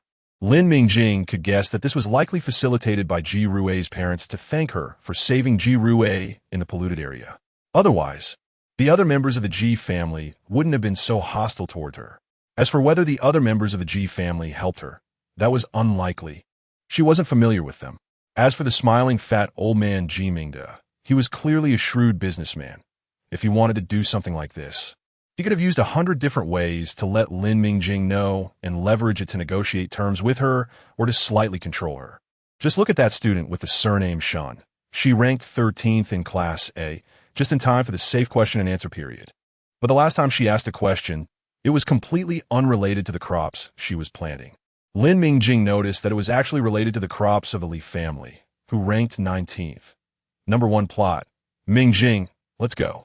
We can hold the fruit conference today. Meng Tinglon called out to Lin Mingjing with a smile. Lin Mingjing grinned. You look so happy today. Your red oranges must have been a success. Meng Tinglon replied, although I can't compare with you, this is the best data I've achieved so far after multiple attempts. The environment of Demeter Planet is truly remarkable. At first, Lin Mingjing thought Meng Tinglon was planting a specialty fruit of the galaxy, but after getting to know her better, she learned that Meng Tinglon was growing a type of citrus fruit called red orange, which was a specialty of their planet, with juicy flesh and a pleasant aroma, quite popular among the interstellar residents. Lin Mingjing couldn't see how the 3M tall saplings in Meng Tinglon's field resembled orange trees, and the fruit, round and red, didn't look like any oranges she knew.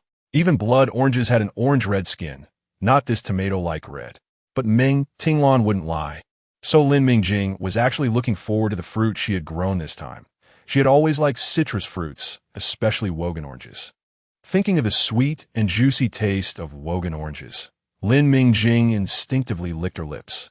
All right, let's hurry and see how Ji Rui's blue fruits are doing.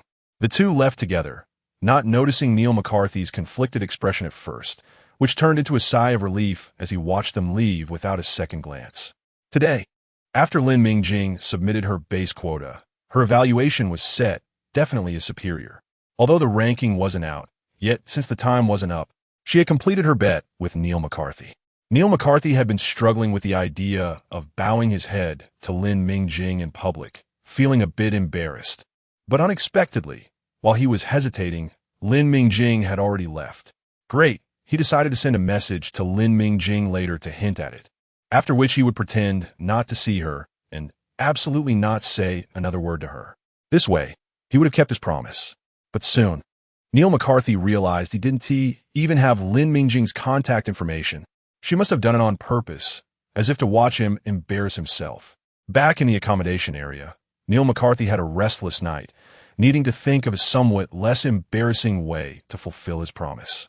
While Neil McCarthy was tangled in his thoughts, Lin Mingjing was busy experimenting with juice combinations of strawberries, oranges, and blueberries with her friends.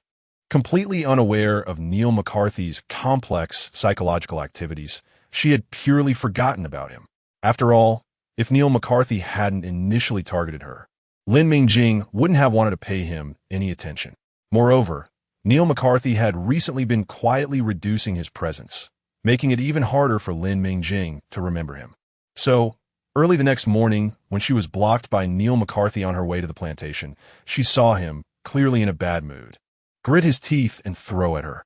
I lost, and I will keep my promise. But you better not make me lose face in front of the whole class.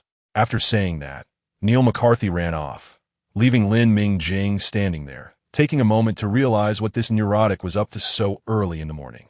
All she could think was, what a drama queen. As long as Neil McCarthy stayed quiet and didn't act like a wild animal, she could completely forget about him. Okay? What a bad omen so early in the morning. Fortunately, Lin Mingjing's subsequent life could be described as everything going smoothly, as if this fortune was to make up for being ambushed by Neil McCarthy early in the day.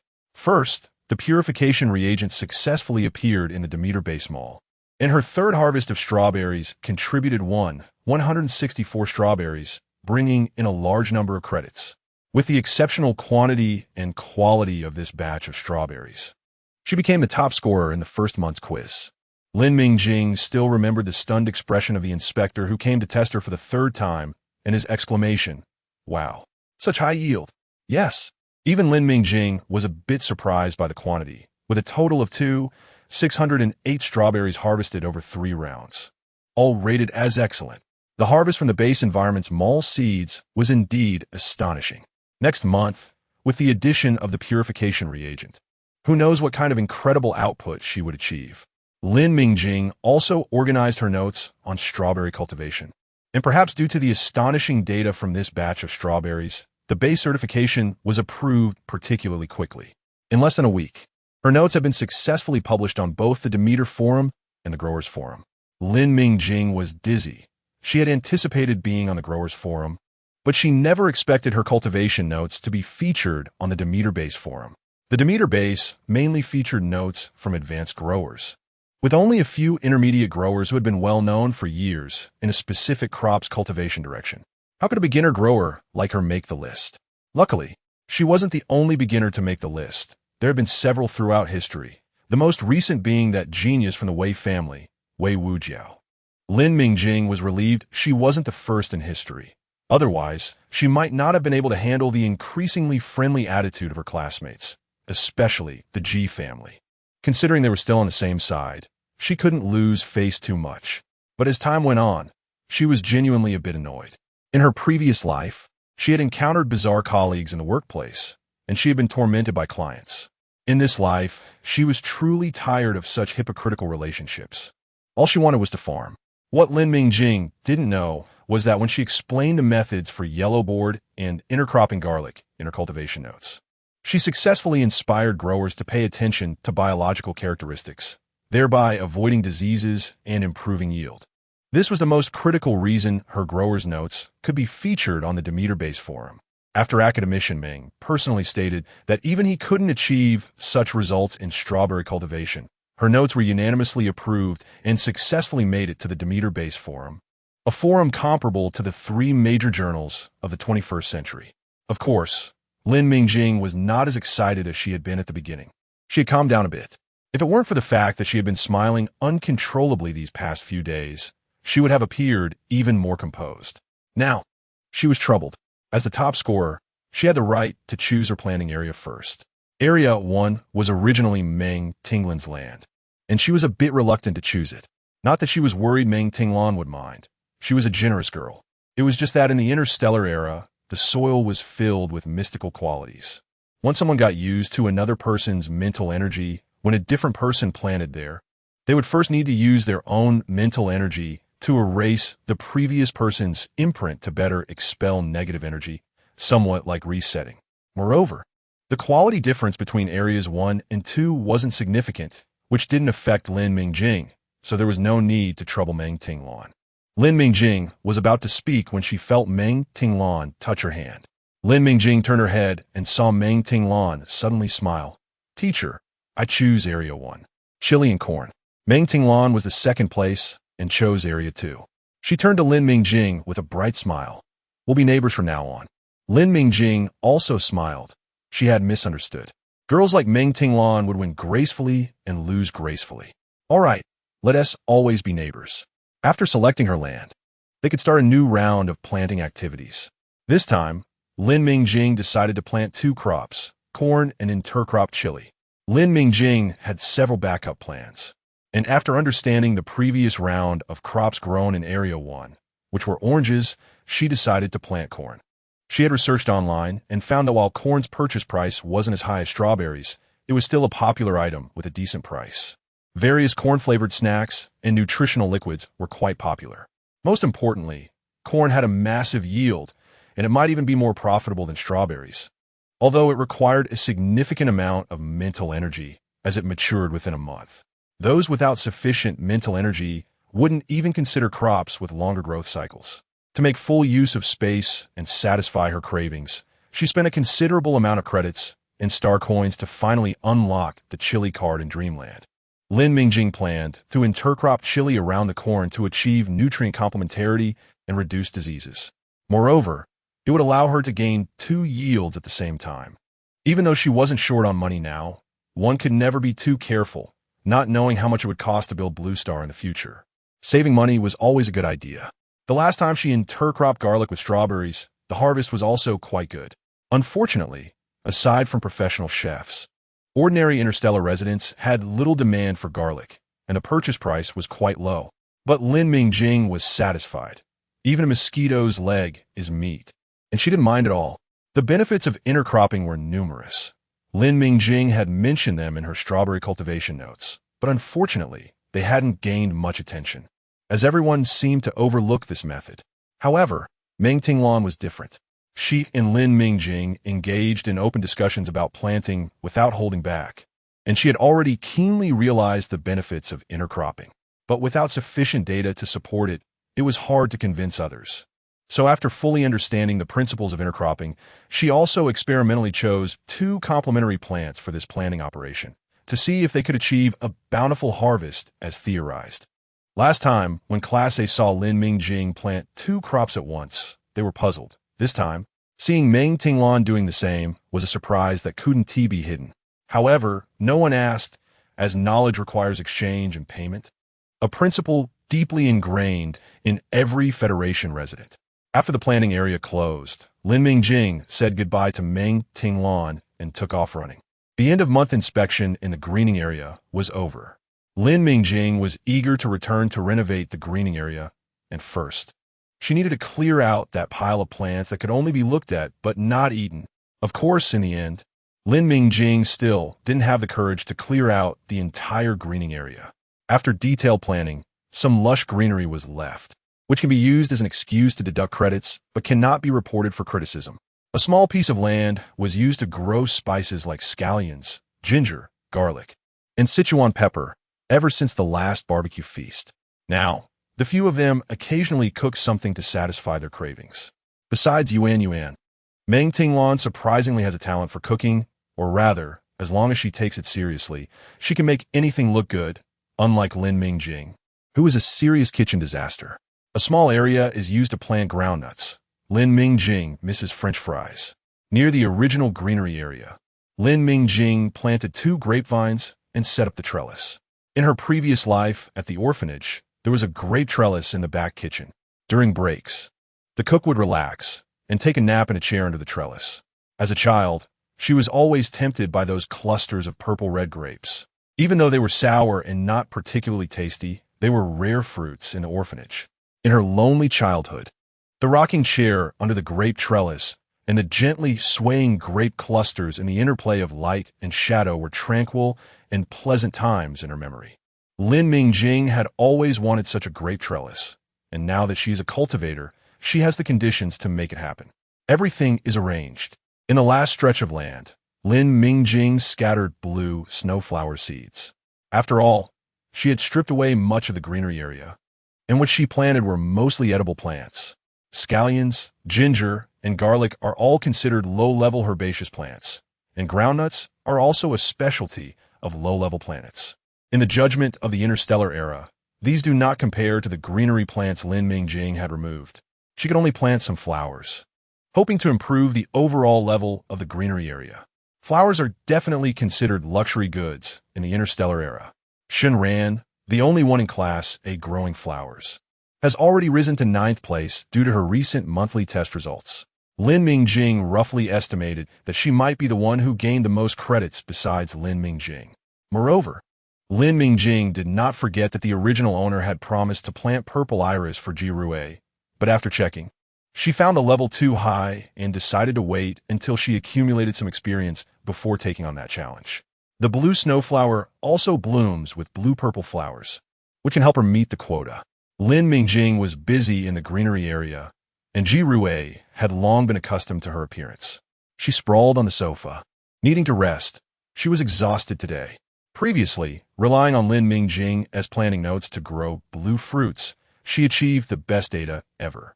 She couldn't help but feel a bit smug, boasting to her parents and Meng Jirue. Well, this time it was huge.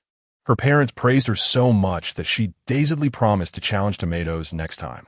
When Ji Rui came back to her senses and wanted to backtrack, Meng Zhihui unexpectedly approached her first, saying, "I heard you're going to plant tomatoes next time.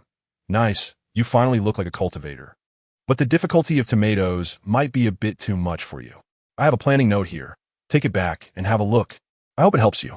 Before Ji Rui could respond, Lin Mingjing immediately followed up in their small group, sharing her planting notes and suggesting that Meng Zhihui compare notes with her to figure out the best plan and then apply for a Demeter-based certified tomato planting notes.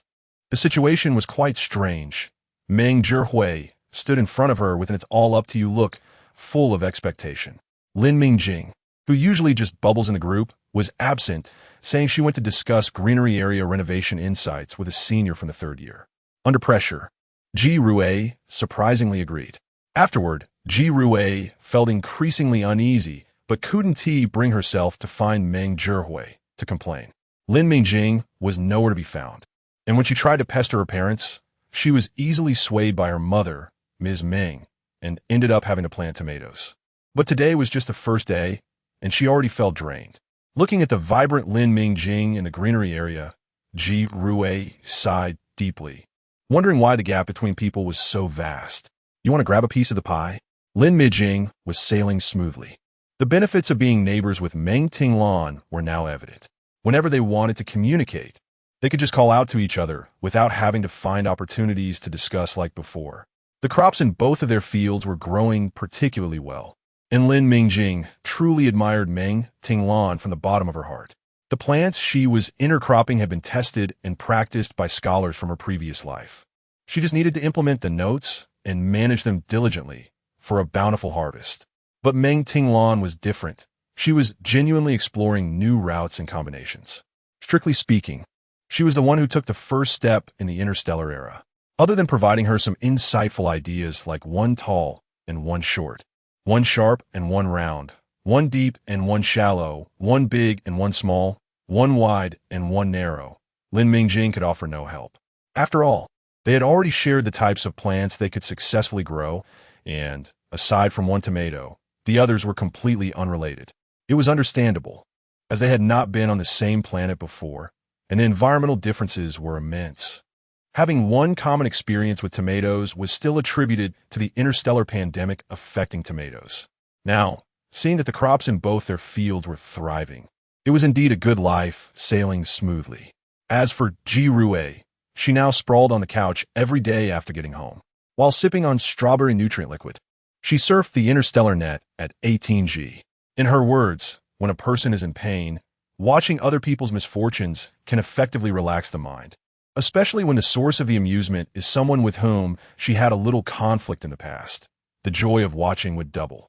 Yes, many recent incidents had occurred. Moreover, they were all from old prestigious families, and it was completely different from when everyone maintained a false peace. The news on the interstellar net was flying all over the place. Ji Rui said she now felt like a weasel in a melon patch, just having taken a bite of the melon she was holding, and someone was already lining up to stuff her with more melons. She was busy, and if she didn't check the summary from the netizens every day, she would miss out on the exciting parts. Here is a summary organized in chronological order by Ji Rui or the vast netizens. First up was the Su family, who had been suing the Wei family in the Federal Supreme Military Court. The reason? The Wei family had excessively pursued the effectiveness of a batch of mental power potions provided to the Expeditionary Army, leading to an imbalance in the potion's effects. And the Wei family bore partial responsibility for the Expeditionary Army incident. The attached evidence was the mental power test report of Su Tsongjun, who had already gloriously sacrificed for the federal residents over the years. As for this Federal Star's information, even now, it is classified as top secret. Its first exposure instantly ignited public attention. After reading that detailed information, how can one say?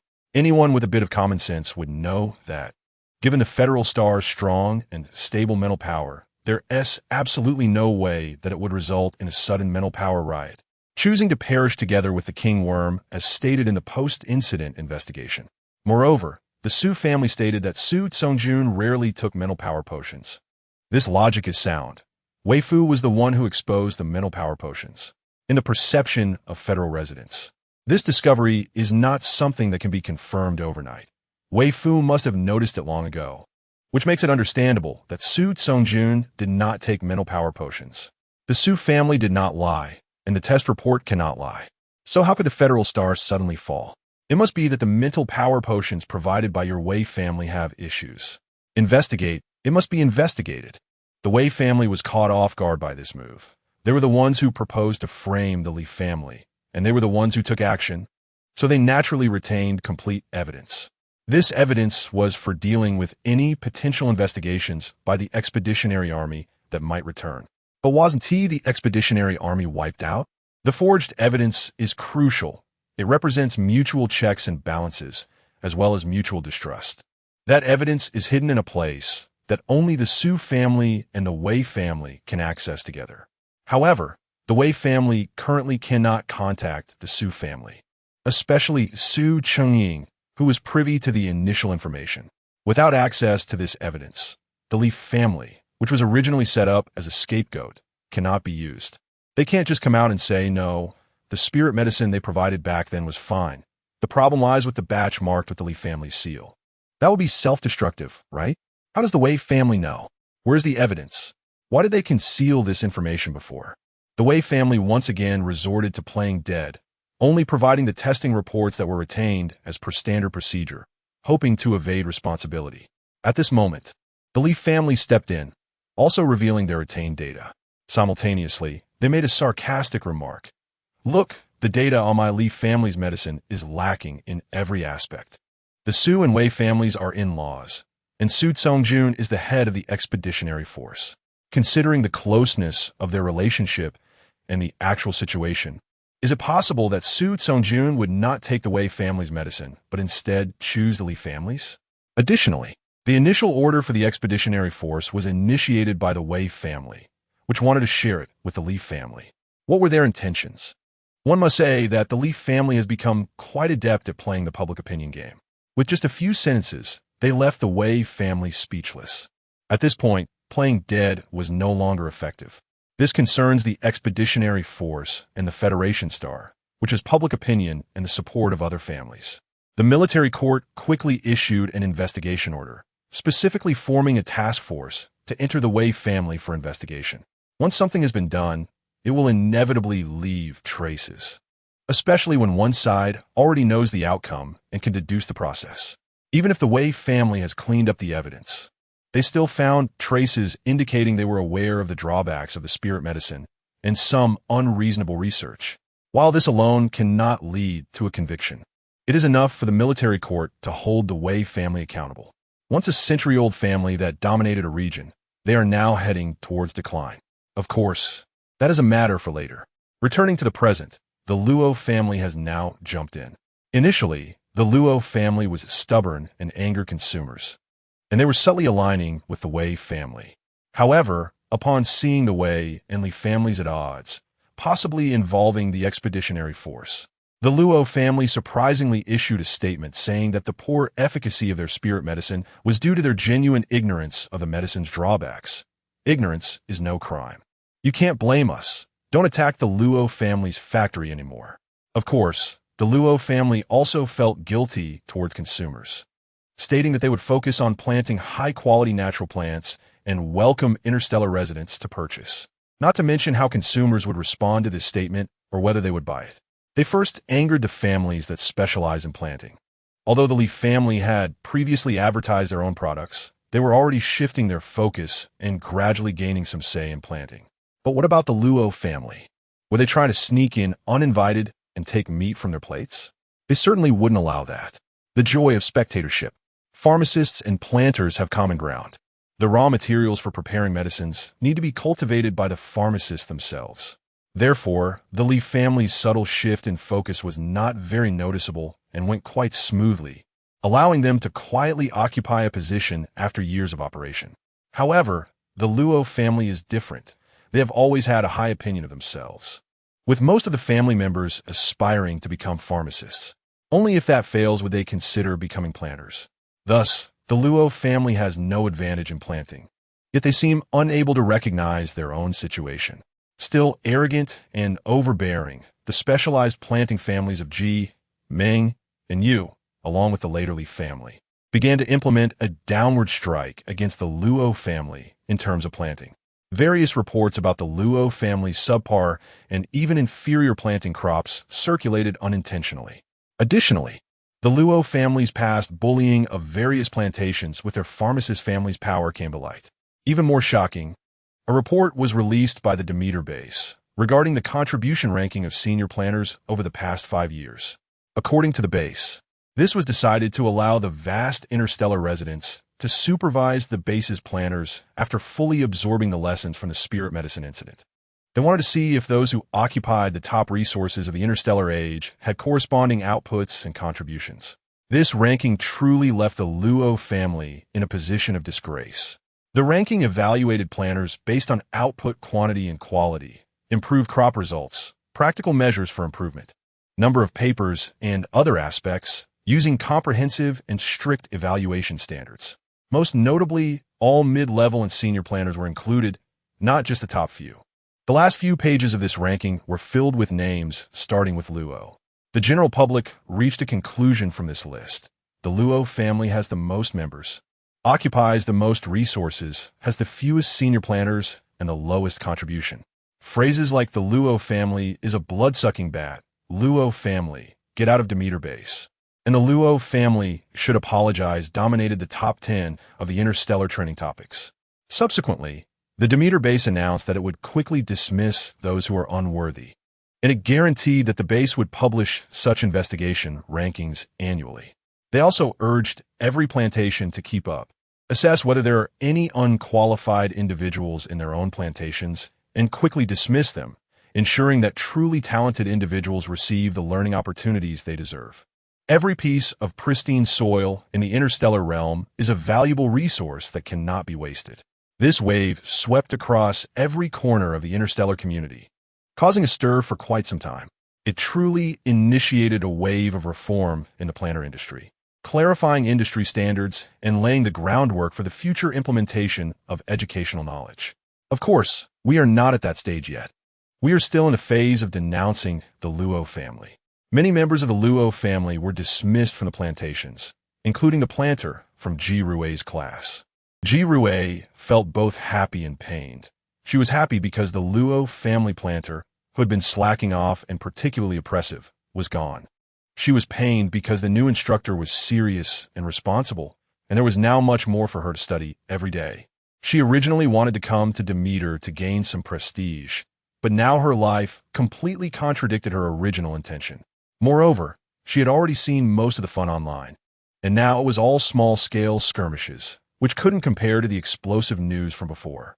Ji Rui's appetite had been spoiled.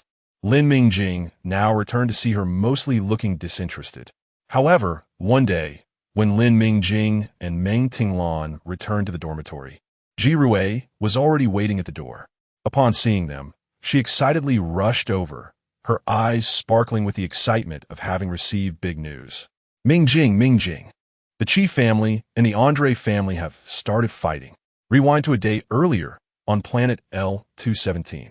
After training, the Qi family organized the newly recruited soldiers and veterans into teams of 10 to carry out a routine yet unusual patrol mission. It was routine because the station unit needed to patrol every day.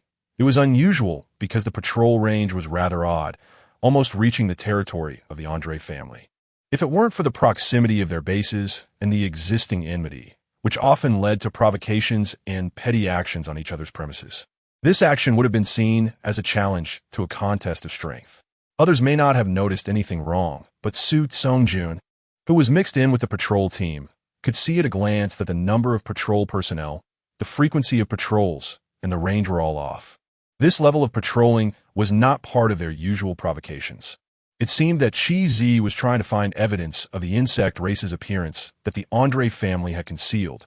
"Captain, there's a discovery to the southwest." Su Tsongjun reported to the Qi family member leading the team through the team channel. After receiving the message, the captain of the Qi family frowned slightly.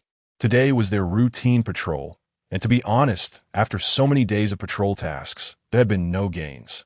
They detected movements. But every time they went to check it out, it turned out to be nothing serious. He was starting to get a bit impatient, especially since this task was assigned by Chi Zi, leaving them wandering around without a clear reason. As Colonel Chi Nua's had said, they were being treated differently from those who came out from Colonel Chi Nua's command. Thinking of this, the captain of the Chi family said, "Go ahead and scout the way with your partner." Upon receiving the order, Su Songjun frowned slightly. He only spoke up because he felt something was coming. But the Chi family, TSK, was hard to deal with.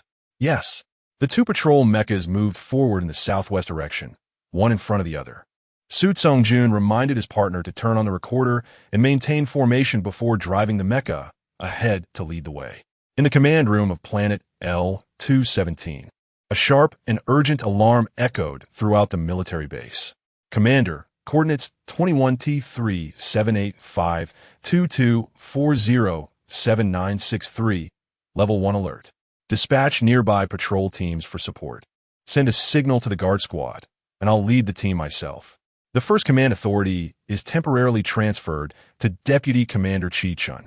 After Chi Zi issued the orders, she nodded to Chi Chun, exited, and activated her mecha to rush to the coordinates. When Chi Nua heard Chi Zi say that Chi Chun would temporarily take over the first command authority, his expression turned extremely ugly. He held the same military rank as Chi Zi, and since Chi Zi had left, it should be him exercising the first command authority, not listening to that little brat Chi Chun give orders here. Chi Zi was doing this on purpose. She wanted him to be embarrassed, and everyone in the command room was watching his joke. When Chi Zi and her team arrived, they happened to save the remaining personnel of the patrol team, who had suddenly encountered the Zerg and were in a panic, fleeing in disarray. This naturally included Su Songjun's partner, who had just captured the location and routed the Zerg and had narrowly survived. The others are all dead. The Zerg, are not something we can deal with. He screamed in the medical room, collapsing, and only calmed down after a dose of sedative. The conflict between the Chi family and the Andre family began with an offensive from the Andre family. The Andre family first provided evidence to the military court, the Chi family's unusual personnel mobilization and patrol activities, along with the Zerg that had inadvertently appeared within the Chi family stationed area. They implied that the Chi family had discovered the Zerg long ago, which led to abnormal military activities, hiding the Zerg news, and causing a security risk for the Federation. The Andre family dumped this blame on the Chi family, demanding that the Chi family send troops to safeguard the Federation's security. In short, the trouble you cause means that the Chi family must play the main role in restraining the Zerg during the battle. The interstellar residents were initially shocked by the news of the Zerg's appearance. Hadn't the Expeditionary Army just repelled the Zerg in a brutal manner? Wasn't it said that the Zerg wouldn't return for a short time? How could they reappear in just a few months? Panic ignited, and they began to attack the Chi family.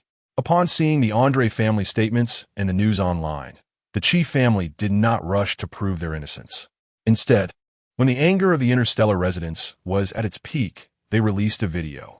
In the video, it was clear from the start that the Zerg were viciously attacking Chi family soldiers, and those who fled slowly were directly bitten and devoured by the Zerg along with their equipment. The giant, ferocious mandibles and clear chewing sounds caused even greater panic among the Federation residents. The video lasted a full 31 minutes and 24 seconds. Many people couldn't take it and left various insults toward the Chi family before finishing watching it. But as they were cursing, those people suddenly noticed that there were more insults directed at the Andre family. Because at the end of the video, there was a segment showing the Zerg's appearance, which had been deliberately driven to this location. Who was that person? The prominent golden, three-headed iris on the warship explained everything. The Chi family then released a statement. The real culprits are elsewhere. The Chi family not only sacrificed many soldiers in a hurried response, but also had to be slandered. The Andre family must give the Chi family an explanation. The video was extremely clear, and, after verification, there was no possibility of editing or synthesis. In other words, everything captured in this video was real. The anger of the interstellar residents was completely ignited, and they felt an additional layer of being deceived, instantly shifting their attack target. The official account of the Andre family became paralyzed, and more active individuals had already gone to the federal government to protest. The one who provided the strongest guarantee for the safety of the video shooting was, of course, Soo Sung-joon, who had once again escaped death. After seeing the Chi family statement, he revealed a hint of mockery. Soldiers? They were just the carefully chosen cannon fodder of the Chi family. After seeing the increasing number of accusations and protests, he was satisfied. Now, he knew Andre couldn't hide, even if he wanted to. Moreover, judging by his understanding of Inua Andre, he probably didn't want to hide. Soo Sung-joon was right. In the Andre family's conference hall, there was a dead silence. Only Inua Andre's voice echoed. I have mobilized the army and will head to Russell Planet immediately. What Soo Sung-joon can do, I can do too. No. There was also a crisp sound of shattering, which was General Shiza forcefully crushing a cup. Soon, the Andre family announced that Inua Andre would lead the troops to Russell Planet, temporarily marking a pause in this grand drama. Lin Mingjing and Meng Tinglan watched this drama at the strong request of Ji Rue. Meng Tinglan spoke first. Mingjing, if your greening area needs help, just let me know. The war is about to start, and the Demeter base will soon receive supply quotas. The base will require the planters to increase a portion of crop output to support military needs. If you can't manage, be sure to tell me. Don't overextend your mental strength. What a wonderful friend. Lin Mingjing was deeply touched and smiled. Don't worry, if I can't hold on, I'll definitely find you. But don't worry. I earned so many credits from selling strawberries before, even if my greening area gets deductions, it will last for a long time. Ji Rue then looked regretful. Oh right, how did I forget about this? I was too busy eating melons. Oh no, I'm definitely going to be in trouble. Lin Mingjing patted her head to comfort her. Don't worry, you have the most comprehensive theoretical support. Don't underestimate yourself. Rue, I believe you can do it. Ji Rue's data from her last planting of blue fruits was actually quite good. Her abilities were definitely not lacking. Lin Mingjing thought she was just trying to be lazy, which was why she agreed to Meng Ai's plan to trick Ji Rue last time. Meng Tinglan nodded in agreement. Yes, be serious and don't belittle yourself.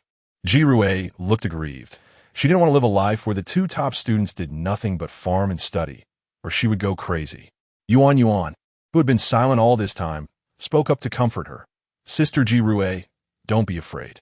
The Zerg that appeared in the video are all low-level Zerg that are unsuitable for manipulation.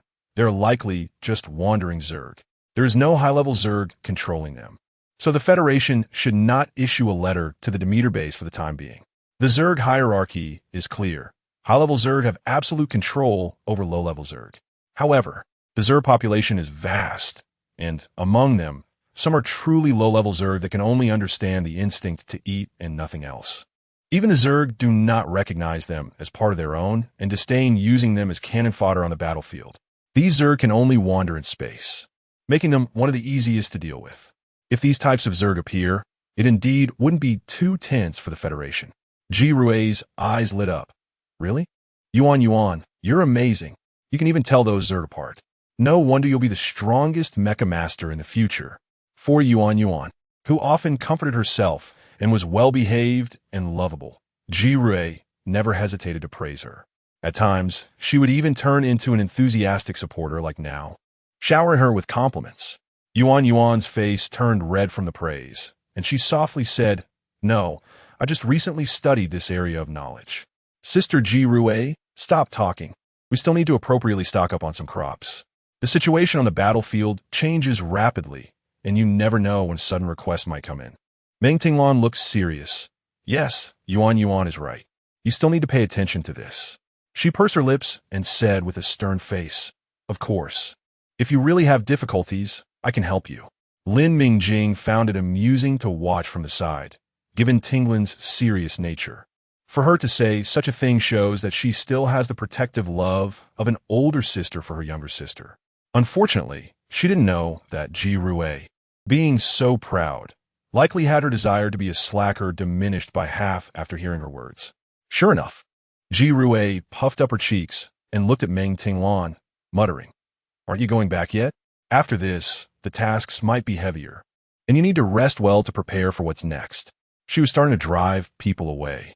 It was indeed getting late, and Meng Tinglan could only leave regretfully. Mingjing, let's find time to discuss tomorrow. Lin Mingjing saw her out. Okay, we still need to make good use of our time. Ji Rue rolled her eyes behind them, thinking, help. These two really don't intend to leave anyone else a way out. She mourned for Class A for 3 seconds. The subsequent developments seemed to confirm Yuan's speculation. The Andre family likely wanted to take the initiative, after Eno Andre went to Russell to eliminate several wandering insect factions. The Andre family issued a war report. The report had only one message. Currently, there are only a small number of wandering insect factions, and the Andre family can handle them on their own without needing support, so all families should strengthen their patrols. The video captured by the Chi family indeed showed only low-level insect factions, and as for the high-level insects mentioned in the mysterious news, the Chi family hadn't found any. However, since they had a rare opportunity to make the Andre family bleed, how could they let it go easily? They couldn't. The Chi family didn't argue with the Andre family, but directly requested the mobilization of the Federal Second Army to guard the borders and strengthen defense against potential insect attacks. To put it simply, the Federal Second Army is the main force of the Andre family. As for the borders, the First Army had been handling most of the burden, with other families supplementing personnel as per regulations for joint defense. But who doesn't know that the casualty rate of troops stationed at the border is the highest? Is the Andre family foolish? Even the Su family hasn't spoken up. They rushed in to grab this thankless task. Previously, they used Su Tsongjun as an excuse to let the First Army take on the heavy load. Logically, now that Su Tsongjun is gone, the Andre family has a freshly minted double S. If the Su family had intentions, they could unite with other families to make the Andre family voluntarily take on this heavy responsibility. After all, with greater power comes greater responsibility. But the Su family had an incident, right? They probably couldn't spare the effort to create trouble. And the Andre family didn't want to take on this hot potato, which is why they concealed the news of the appearance of high-level insects. Up to now, they are still engaged in verbal sparring, firmly asserting that the low-level insects are not to be feared and that the Andre family can handle these wandering insect factions themselves. There have been no signs of insect movement at the borders. It's quite safe, and the current border defense arrangement is very good, so there's no need to increase manpower. The Andre family has investigated themselves and found that there are not many high-level insects appearing, and their attack methods don't seem organized. Completely different from the large-scale incursions led by the king insects before. After a thorough assessment, the Andre family believes they can handle it, so they would rather take a small loss on Russell than hand this ready-made excuse to the Su family. The border defense is not without their own personnel, and the Su family hasn't caused any chaos. The current arrangements are quite good. While the two families are busy exchanging verbal attacks, the Su family, which had been quiet, instead brought up the military supervision law again, requesting the Federation to send troops to Russell to exercise oversight and accurately gather frontline military information. The Federation nominally has a supervision law, but in practice, it is quite difficult to implement. The new supervision law proposed by Su Qingying has been in a state of being shelved for further discussion. Now, at this critical moment, the Su family has brought up the proposal again, and the federal government strongly supports it. The Andre family and the Chi family are busy attacking each other, while the McCarthy family is left to fend for themselves. They actually managed to implement this management law, and on the day of the legislation, the Federal Army, which had long been assembled, set off directly for the military base near Russell. The lack of formally stationed troops on Russell was the result of negotiations with the Andre family. The Su family doesn't mind, as long as the military supervision law passes the review and is smoothly legislated. That's enough. As for the fact that the leading colonel of this federal army is from the Su family, not many people care about that. The Su family is already an established military family, with many members specializing in mech divisions, and their military personnel are numerous. However, the Su family has produced several well-known rebels over the years who did not join the First Army but instead joined the Federal Army, choosing to serve the federal government. Because of this matter, other established military families have openly mocked the Su family, saying their strength is temporarily inferior, but at least their family cohesion is strong. Not to mention, the expeditionary force that had an incident back then was established by Su Tsongjun's father, Su Qingyan, with the Federation's direct involvement. Later, after Su Qingyan's incident, the first generation of the expeditionary force was disbanded. However, The suddenly emerging Su Songjun reinvoked the name of the Expeditionary Force and rebuilt that undefeated army. Strictly speaking, both the first generation and the now-defunct Expeditionary Force do not belong to the First Army. Their relationship is more of business-like dealings, and they lean more towards the federal government in stance. Everyone knows that Su Chengying, the leader of the First Army, is not very close to her brother. Their political ideologies do not align, which is common knowledge. As for Su Songjun, his personal abilities stand out too much. Back then, various prominent families had contributed significantly to the reconstruction of the Expeditionary Force, and they were surprisingly united on this matter. In short, after all these years, people have long become accustomed to the Su family's involvement in the Federal Army, as long as the Federation does not issue a conscription order to the Demeter base. These matters are actually not closely related to Lin Mingjing and the others' lives. Lin Mingjing and Meng Tinglan have been completely focused on their own land these days and haven't paid much attention to these matters. They mostly hear about these happenings from Ji Rui and Yuan's real-time reports. Yes, now Yuan has also joined their daily discussions. Ji Rui is extremely happy. Finally, someone is eating melons with her, otherwise she would seem like she was slacking off. Yuan is indeed the cutest little girl in the world. Yuan actually hasn't told Ji Rui that, according to Brother Su Jun's arrangement, she is now taking commander courses. Paying attention to these military movements and battle situations can correspond with some knowledge she has learned. If there's anything she doesn't understand, she will record it down, so that when she grows a bit older or has the chance to meet Brother Su Jun again, she can understand. Days pass by amidst all this chaos. Lin Mingjing and Meng Tinglan have been busier than ever.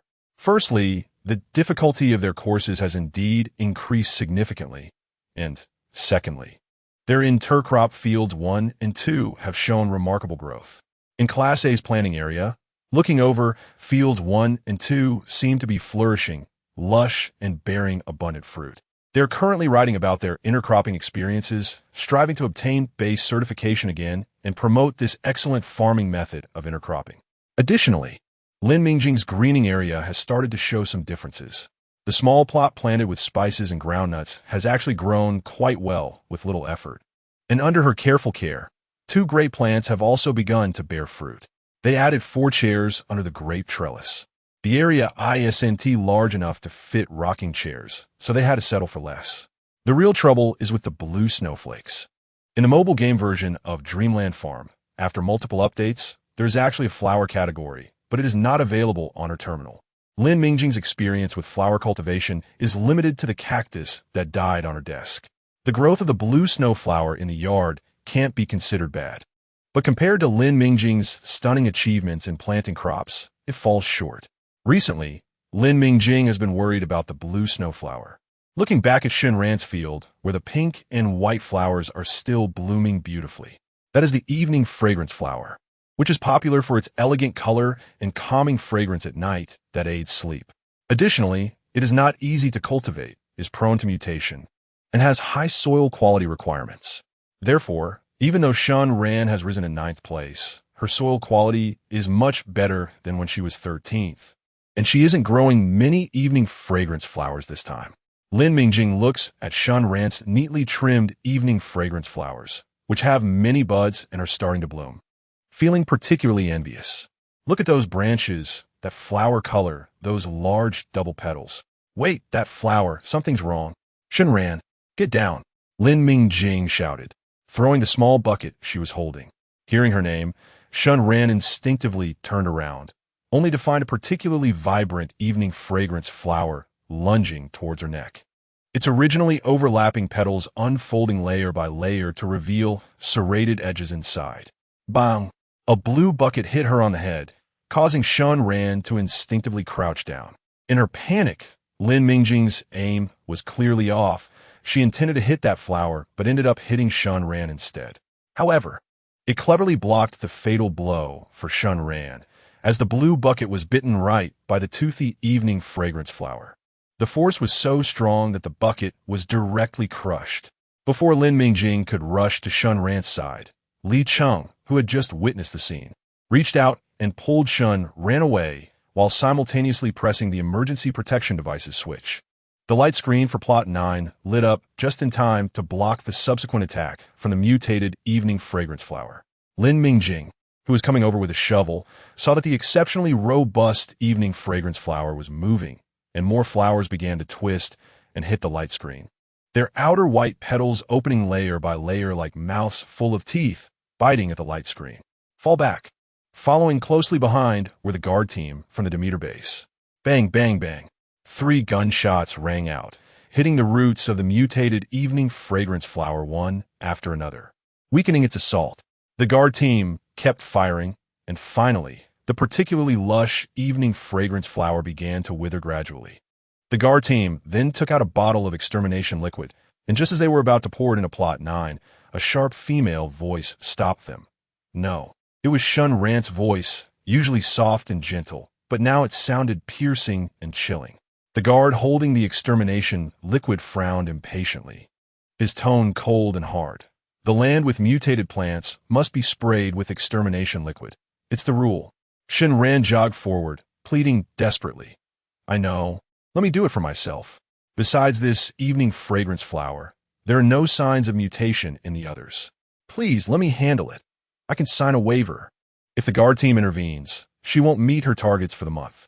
The road ahead would only get harder, and without seizing the advantage at the start. With her resources, she wouldn't be able to go far. The guard team frowned.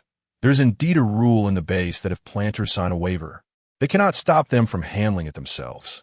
But the guard team disliked this approach because they had to stand by to ensure the safety of this courageous planter. Seeing that the guard team remained silent, Shun Ran gritted her teeth and said, I guarantee it's only this one. If you find any disturbances, act immediately, and I won't hold you accountable. I can add this to the waiver. With that, the guard team could no longer stop her, only standing by, tense and watching the movements in Plot 9. As Shun Ran entered Plot 9, Li Suzy arrived. She walked in and saw Shun Ran carefully spraying the extermination liquid around the mutated evening fragrance flower, then using a shovel to gradually clear out the withered mutated plant. The entire process was slow and dangerous because the root system of the mutated plant was much more developed than that of normal plants. Usually, they would have mutated underground and could also contaminate surrounding plants. This is why the guard team wanted to use extermination liquid to clear the surrounding evening fragrance flowers when they were exterminating the mutated one. Fortunately, although Shun Ran's movements were slow, she managed to clean up the mutated evening fragrance flower without incident. Moreover, the surrounding plants showed no signs of mutation. Lin Mingjing could see clearly that this was because Shun Ran had prepared in advance. The spacing between her evening fragrance plants was relatively wide, and she had reinforced a layer of isolation material around them. The distance and depth were just right, not affecting the growth of normal plants and providing a certain degree of isolation. Impressive. No wonder she could impress the Li family with her talent. After Shun Ran cleaned up the mutated evening fragrance flower, Li Suzy directly said, You continue to handle the soil, be meticulous with the disinfection process. I'll check for any other mutated plants. Shun Ran's voice choked. Thank you, teacher. Li Suzy scanned around, and Lin Mingjing consciously carried her shovel back to her Plot 1, no longer paying attention to Plot 9, while the other students silently focused on their work. The previously faintly drifting discordant voices, such as serves her right, and insisting on planting evening fragrance flowers, it mutated, disappeared under Li Suzy's suppression. When Lin Mingjing returned, she just happened to meet Meng Tinglan's worried gaze. She shrugged and smiled at Meng Tinglan, indicating that everything was fine. The latter shook her head helplessly and then buried herself in her work. In Plot 2, due to intercropping, the number of plants was considerable, resulting in a larger harvest, but the workload also multiplied. She was busy. Lin Mingjing prepared a new batch of purification reagent and continued her previous actions with a small bucket. The purification reagent had already been promoted in the base, and she naturally used it during this planting. She had just been spraying diluted purification reagent on her corn and peppers. Both of them were very focused, not even noticing when Li Suzy and the guard team left, and no one realized that Shun Ran was occasionally looking at Lin Mingjing with a conflicted expression. Until the park closed, when both returned to the accommodation area, they noticed Shen Ran standing in the shadow at the corner. Lin Mingjing was startled. If it weren't for Meng Tinglan, usually accompanying her back to the dormitory to discuss problems, she would have instinctively retaliated when Shen Ran suddenly appeared. There was no way, as Qi Songjun had sternly required Lin Mingjing to learn basic self-defense moves, and he had solemnly assigned the subsequent training to Yuan. She had to practice with Yuan in the yard every morning through cold and hot seasons, without a single day off. For this, she received many resentful glances from Ji Rui, but the benefits were evident. She could surprisingly take down Neil McCarthy and respond immediately upon discovering mutated plants. It was not in vain. Exchange Shen Ran stepped out from the shadow around the corner and said, "How can I repay you?" Startled, Lin Mingjing didn't respond immediately. What? Shen Ran pressed her lips into a straight line. "You saved me today. What do I need to exchange for that?" Huh? Lin Mingjing finally realized why the usually aloof Shen Ran would suddenly appear here and proactively stop her. No need, anyone would do the same. It just happened to be me. Shen Ran lowered her head in silence, and Lin Mingjing couldn't be sure what she meant. Seeing that she wasn't leaving, she could only stay in place. After a while, Shen Ran looked up and stared directly at Lin Mingjing. "I will share with you 5 planting notes for flowers in exchange for your certified strawberry planting notes. Is that okay?" Lin Mingjing was a bit confused. "Aren't you supposed to exchange one of the 5? You seem to be at a loss." Moreover, that set of notes had already been posted on the Planting Master Forum, and as long as there were enough points, Shen Ran could easily exchange it herself. Although the points required for the exchange were high, Lin Mingjing estimated that the points Shen Ran earned last time should be enough for the exchange. Shen Ran directly said, "The price is too high. I want to exchange directly with you." Lin Mingjing instinctively wanted to refuse, feeling that agreeing would seem to take advantage of her. Just as she was about to speak, Meng Tinglan, who was standing next to her, nudged her. When the two returned to the dormitory, Lin Mingjing could no longer hold back and asked Meng Tinglan, "Tinglan, why did you just encourage me to exchange with Shen Ran?" Meng Tinglan was the type who would help you, but would never ask for anything in return. So Lin Mingjing couldn't understand why she had just encouraged her to make the exchange with Shen Ran. Meng Tinglan said, "She wants to exchange strawberries with you. Didn't you want to solve the problem with the blue snow flower just now?" The assessment criteria for intermediate planting masters requires successfully planting 5 types of flowers. So it's better to plan ahead than to panic. Meng Tinglan even smiled. "Besides, compared to planting crops, Mingjing, you seem to be less skilled at flower planting." Hit by a sore spot, Lin Mingjing pretended to cover her chest. "Let's skip this topic and see how to write today as intercropping notes." Lin Mingjing realized that there should be other reasons regarding Shen Ran, but since Tinglan didn't say, it seemed a bit difficult due to the Meng family's values, which discouraged talking behind others' backs.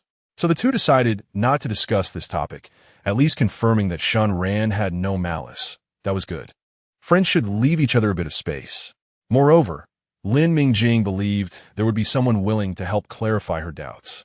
Sure enough, after sending Meng Tinglan off, Lin Mingjing returned and saw Ji Rui with her head held high, wearing a face that said, "I know. Come ask me." She was swaying next to Lin Mingjing, afraid that Lin Mingjing wouldn't see her. Lin Mingjing laughed. "All right, please help me, clever Miss Ji, or I won't be able to sleep tonight." There was no intention to hide her conversation with Meng Tinglan, and Ji Rui, being a gossip enthusiast, naturally rushed over immediately. Ahem. Ji Rui pretended to clear her throat. "Seeing your pitiful look, I'll reluctantly help you with a lesson. The biggest reason she came to you is because of her surname Shen." After Ji Rui's little class, Lin Mingjing finally understood that Shen Ran, who was obviously good at planting flowers and should not be short on money, was acting as if she was financially strapped. Firstly, although flowers are expensive, they sell well. There are plenty of wealthy people in the interstellar era, but the investment is considerable. Moreover, the flowers here are not sold as cut flowers like in the 21st century. Usually, they are sold as entire plants. Thus, the profit does not compare to selling strawberries by the piece. Secondly, Shen Ran had entered the Demeter base relying on the Li family, and previously, during her questioning time, she had asked questions unrelated to her, but related to the Li family. So, it is hard to say how much of the credits in her hands could actually be used for herself. Shen Ran's motivation for wanting to exchange the strawberry planting notes makes sense when considering these 2 points. Ji Rui saw Lin Mingjing frowning and quickly said, "Usually, students who enter the base relying on powerful families have to sign an agreement to share a certain percentage of the credits they earn with the family they rely on. The Li family has a decent reputation, and their share should be 50-50. Lin Mingjing exhaled, smiling. "Thank you, Rui." Ji Rui was excited. Gossiping is useful, right? So next time when Meng Tinglan gives me that disappointed look, "Mingjing, you must stand up for me. I'm not thanking you for that." Lin Mingjing thought Ji Rui could be quite silly at times. Lin Mingjing teased her. "Oh, how am I supposed to help? Tinglan doesn't always look at you that way, right?" "Of course she does. You just didn't see it." Ji Rui huffed. "As for how to help, I've thought a plan. Next time, I'll pull you, and you have to bravely stand in front of Miss G and block that stern gaze for me. Otherwise, Miss G won't easily answer your questions next time." Lin Mingjing couldn't help but laugh and nodded, assuring her that she would definitely block Ji Rui next time. Ji Rui was very pleased. By the way, that Shinran is actually not bad. Flowers are the easiest to mutate, and exchanging 5 planting notes for strawberries. She should also have the intention to repay you. Oh, this kind of gratitude is what those powerful families love the most. It's simply too easy to manipulate. Lin Mingjing felt as if she was being targeted. Ji Rui continued to add fuel to the fire. "Oh, and Mingjing, remember not to talk to Shinran in Class A. She's doing this to draw a clear line with you." "Huh?" Lin Mingjing was confused. "Am I that unlikable?" Ji Rui grinned mischievously. "For Shinran, yes." She nodded seriously to increase her persuasive power, and Lin Mingjing played along. Ji Rui said with a serious face, "Because she doesn't want the Li family to use her as an excuse to approach you. Mingjing, maintaining your aloof persona will save you a lot of trouble." There was another layer of meaning behind this. Lin Mingjing thought of Shinran's solitary demeanor. For better learning opportunities, relying on the Li family was probably her limit. For her to approach Lin Mingjing indirectly would indeed be more difficult than killing her. Most geniuses come with pride, and Shinran was only 18, the age when self-esteem is at its peak. "Mingjing, hurry. Does the planting notes Shinran gave you have blue snow flowers? Check it out. Why do they keep falling off after blooming for only a few days?" Ji Rui quickly shifted her focus to the blue snow flowers in the greening area. "A few days ago, you said the blue snow flowers were blooming well and told me not to rush. The blue snow flowers in the interstellar era are actually the kind that is easy to grow and ranks among the top 5 for beginner planting in the 21st century. Lin Mingjing was currently extraordinarily good at planting crops, but she remembered how she had killed several cacti in her previous life. So she obediently chose this type of flower that was also a beginner's choice in the interstellar era. To be honest, she didn't pay as much attention to those 2 great plants that had a childhood filter. Yet even so, the blue snow flower she planted still had issues. She had indeed been affected these days. Even Ji Rui, who is usually not so serious, was saying nice things to coax her. Ji Rui didn't sense Lin Mingjing's frustration. She was eagerly waiting for Lin Mingjing to identify the problem and solve the issue with the blue snow flowers. These days, watching the originally beautiful blue-purple flowers drop in large quantities had been heartbreaking for her. After comparing every detail with Shinran's planting notes, Lin Mingjing looked up at the 2 tall plants that had been spared. Their leaves resembled those of the eternal green, but both the plant and leaves grew taller, especially the leaves, which were broader and thicker. It was called spring rain orchid. Blue snow flowers thrive in sunlight, and Lin Mingjing had originally placed them in the area with the longest sunlight exposure. The neighboring spring rain orchid had only a few branches and leaves extending out, which should not affect the blue snow flowers at all. Moreover, the spring rain orchid has a strong water retention ability, and blue snow flowers require a lot of fertilizer and water, so they were supposed to be good partners when planted together. But the problem lay in the water retention characteristics of the spring rain orchid. This type of plant can collect water molecules from the air and, after storing enough moisture, they will create a little rain for themselves in the early morning, perfectly demonstrating self-sufficiency. This is also the origin of its name, spring rain orchid, which comes with its own rain-making function. The flowers of the blue snow flower cannot get wet. When Lin Mingjing waters the plants, she uses a long, thin hose to slowly soak the edges, fearing that the delicate petals, as thin as cicada wings, might get wet. So, the problem lay here. It was the middle of the night when Lin Mingjing was sound asleep.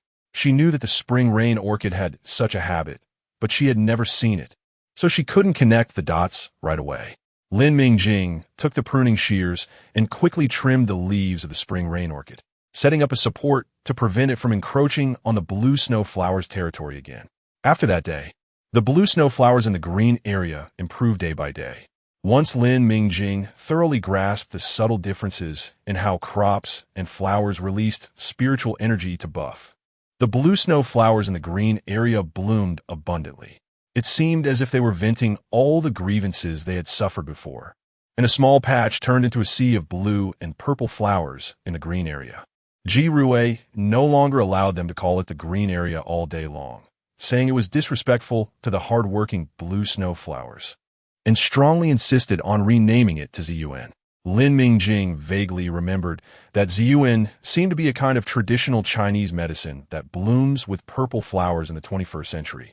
But she didn't refute the name that Ji Rui had painstakingly thought of. Instead, she recalled another kind of traditional Chinese medicine that produces light purple flowers, the wild violet. Its scientific name is viola, and it also has the function of clearing heat and detoxifying. According to her speculation, it should also be able to serve as a main material for formulating purification reagents. Thus, Lin Mingjing scribbled and sketched, sending a brand new illustration of the mutated plant and the formula for the purification reagent to Ms. Meng Zhihui. The Federation had a lot going on recently, but their efficiency was relatively high. Amidst the noise, the 4 purification reagent production line planets were finally confirmed. From a monthly report on purification reagents that Lin Mingjing received last time, after the sales channels were fully opened, the production lines of the Ji family and the Qi family could no longer meet the demand of the entire Federation market. Currently, the purification reagent was still in a state of high demand, and seeing such a huge consumer power, the production lines and raw material cultivation work on those 4 planets progressed rapidly. However, according to Ms. Meng Zhihui, even if the 4 planets fully entered production, the cultivation of raw materials was still somewhat unable to keep up with market sales. Lin Mingjing was very worried, as this was a major issue related to whether she could redeem Blue Star. She had recently shown signs of becoming thrifty again, so as soon as she thought of the viola, she quickly messaged Ms. Meng Zhihui. As for how surprised Ms. Meng Zhihui was upon receiving the message, it was no longer on Lin Mingjing's radar. Since Ji Rui's name inspired her, Lin Mingjing took the lead in supporting Ji Rui's renaming, no longer referring to it as the green area, but directly calling it Ziyuan. With someone actively supporting her, Ji Rui became even more enthusiastic. She spent a lot of money to bring over a wooden plaque, and even held a small renaming ceremony. Lin Mingjing clapped below. She had to admit, Ji Rui had good taste and didn't use those flashy electronic signs. Instead, a sign with a rustic charm was hung up, alongside blue snow flowers, grapevines, vegetable plots, and soft cushions on wooden chairs and tables. The familiarity that hit Lin Mingjing made her heart flutter. Even Meng Tinglan, upon seeing such Ziyuan, generously praised it. Very nice.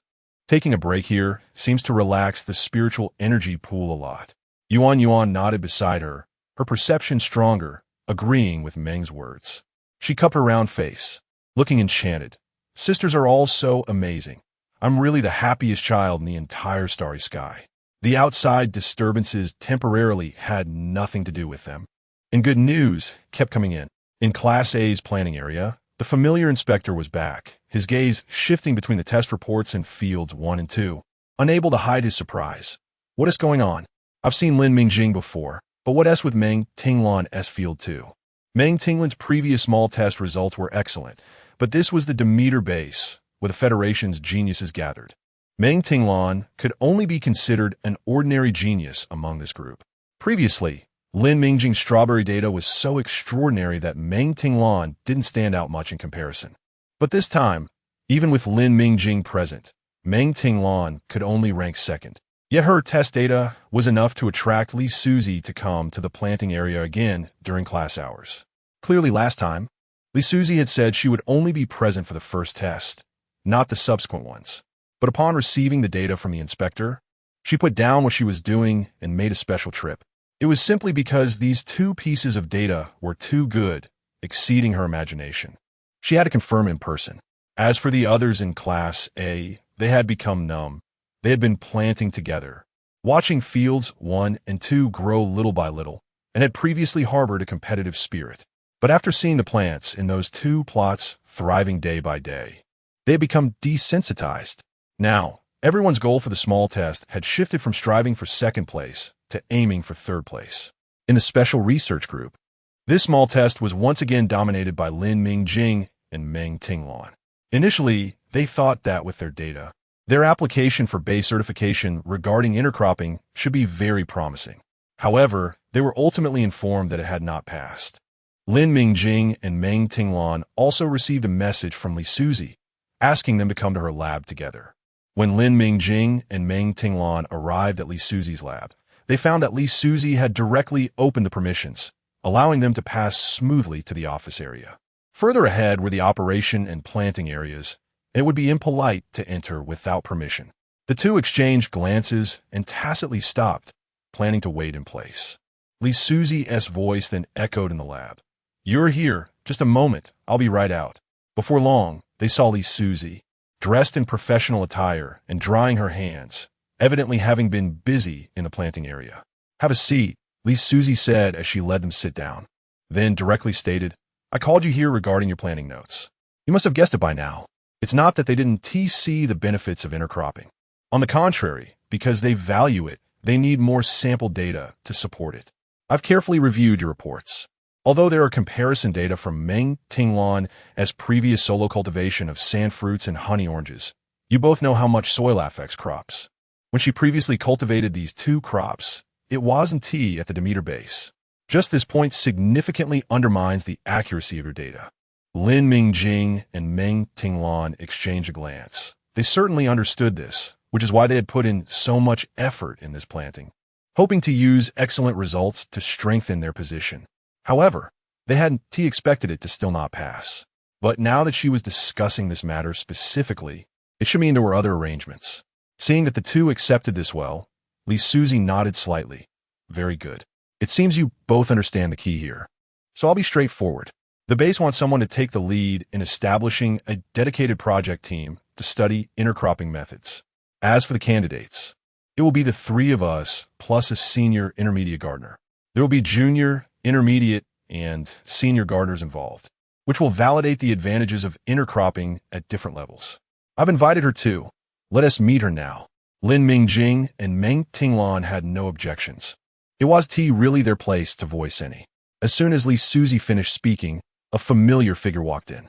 "Junior sister, long time no see." Yuan grinned at Lin Mingjing and greeted her openly. Li Suzy didn't seem surprised that they already knew each other, or perhaps she didn't care much. Now that everyone was present, the small talk segment was also in place. She tapped the table to attract the attention of the three people opposite her and said, "The experimental site is right here, and I have already granted you access. After this, we'll hold a brief meeting to confirm the research direction and produce results as soon as possible. I want to make it clear that this research project will require a significant amount of time and energy, and you cannot neglect your studies. The base's requirements for you will not be lowered. The monthly assessments will remain the same." Lin Mingjing and Meng Tinglan exchanged glances, knowing that this statement was actually directed at both of them. Yuan was already in her third year and about to graduate, so her academic burden was not as heavy as that of Lin Mingjing, who had just started school. But this was a great opportunity for both of them to join in together. They definitely could not be left behind or given excuses to be kicked out of the research group. "Understood." The two replied in unison without a hint of hesitation. Li Suzy smiled lightly. "Okay, let's get started." Lin Mingjing experienced how efficient and pressuring it was to work with a competent senior plant master. The efficiency came from Li Suzy already having a framework plan for the research direction, technical route, phase goals, and practical issues. She brought them up one by one for discussion with Lin Mingjing and the others, and did not interrupt or question them based on their differing levels. Instead, she could directly say, "You two are the primary proposers and have ideas and experience, so you should speak freely."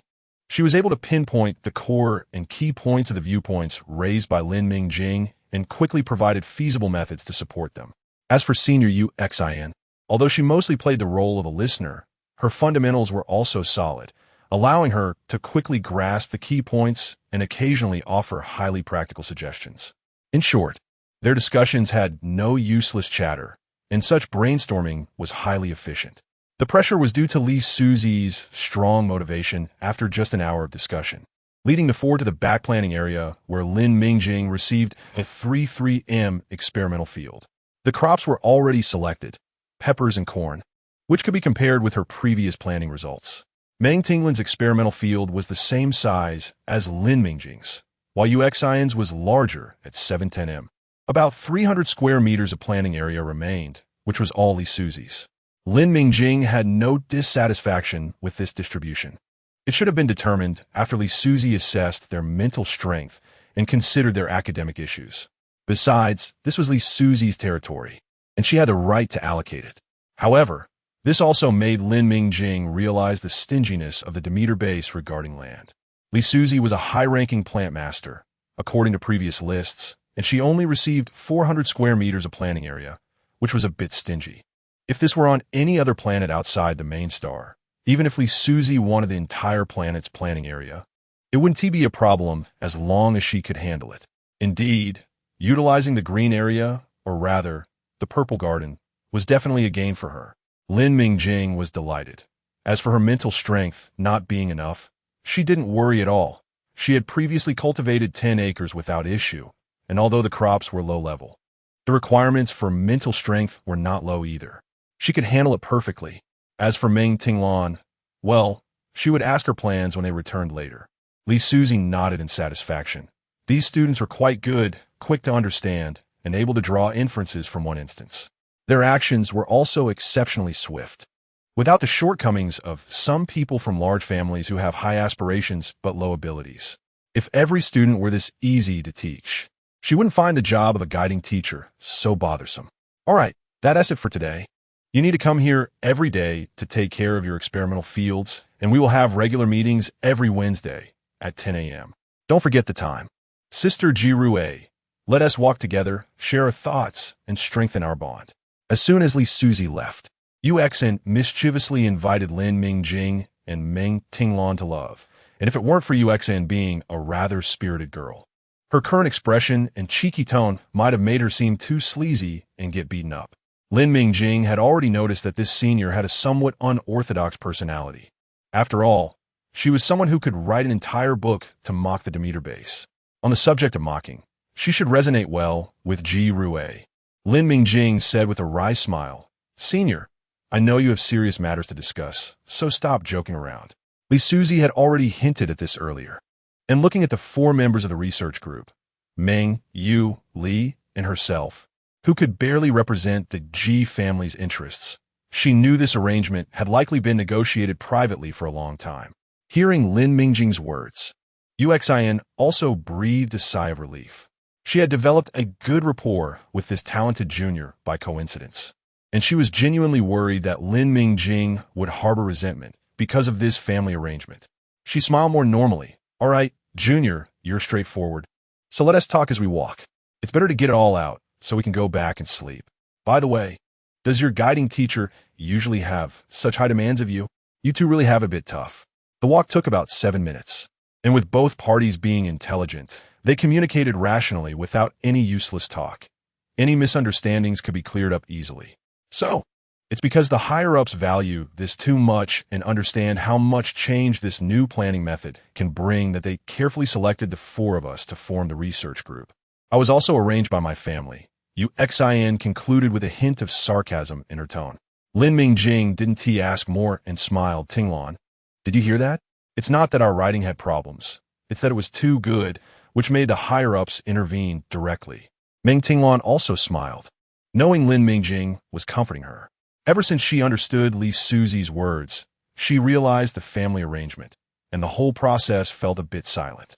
No one had asked for her opinion, and not even one notification was given. She was once again arranged without clarity. She didn't like this, especially being involved in this division of interests between her and Lin Mingjing. Meng Tinglan said, "I know, Mingjing, you don't have to comfort me like that. I still have something to ask you, and if you keep this up, I'll feel embarrassed to bring it up later." Yuan noticed the two had something to discuss and kindly suggested leaving. "The juniors have a little secret, so I'll take my leave now." "Junior, here as a friendly tip for you. Your last strawberry planting notes were written so detailed that they were originally going to be sent back for revision. But academician Meng suppressed the opposing voices and pushed it through. By the way, the opposing voices included our family as well." After saying this in a quirky manner, Yuan turned and left. Lin Mingjing watched her graceful back, her eyes curved with a smile. "Senior is so generous." Meng Tinglan nodded. "She is a free-spirited person." "Mingjing, I'll speak plainly. I was unaware of these matters before. I never thought of calculating or using you. Just wait and see how I perform." Lin Mingjing pretended to be aggrieved. "Am I a fool? Can't I tell a person's character from their words? Or does Tinglan think I'm not sincere enough?" Meng Tinglan knew Lin Mingjing was joking and chose to speak honestly. "Your eagerness to share knowledge is indeed a bit foolish." "Huh?" Lin Mingjing responded with a confused expression. "What are you talking about? Why are you suddenly attacking me personally? I don't just talk to anyone. I choose carefully." Meng Tinglan smiled.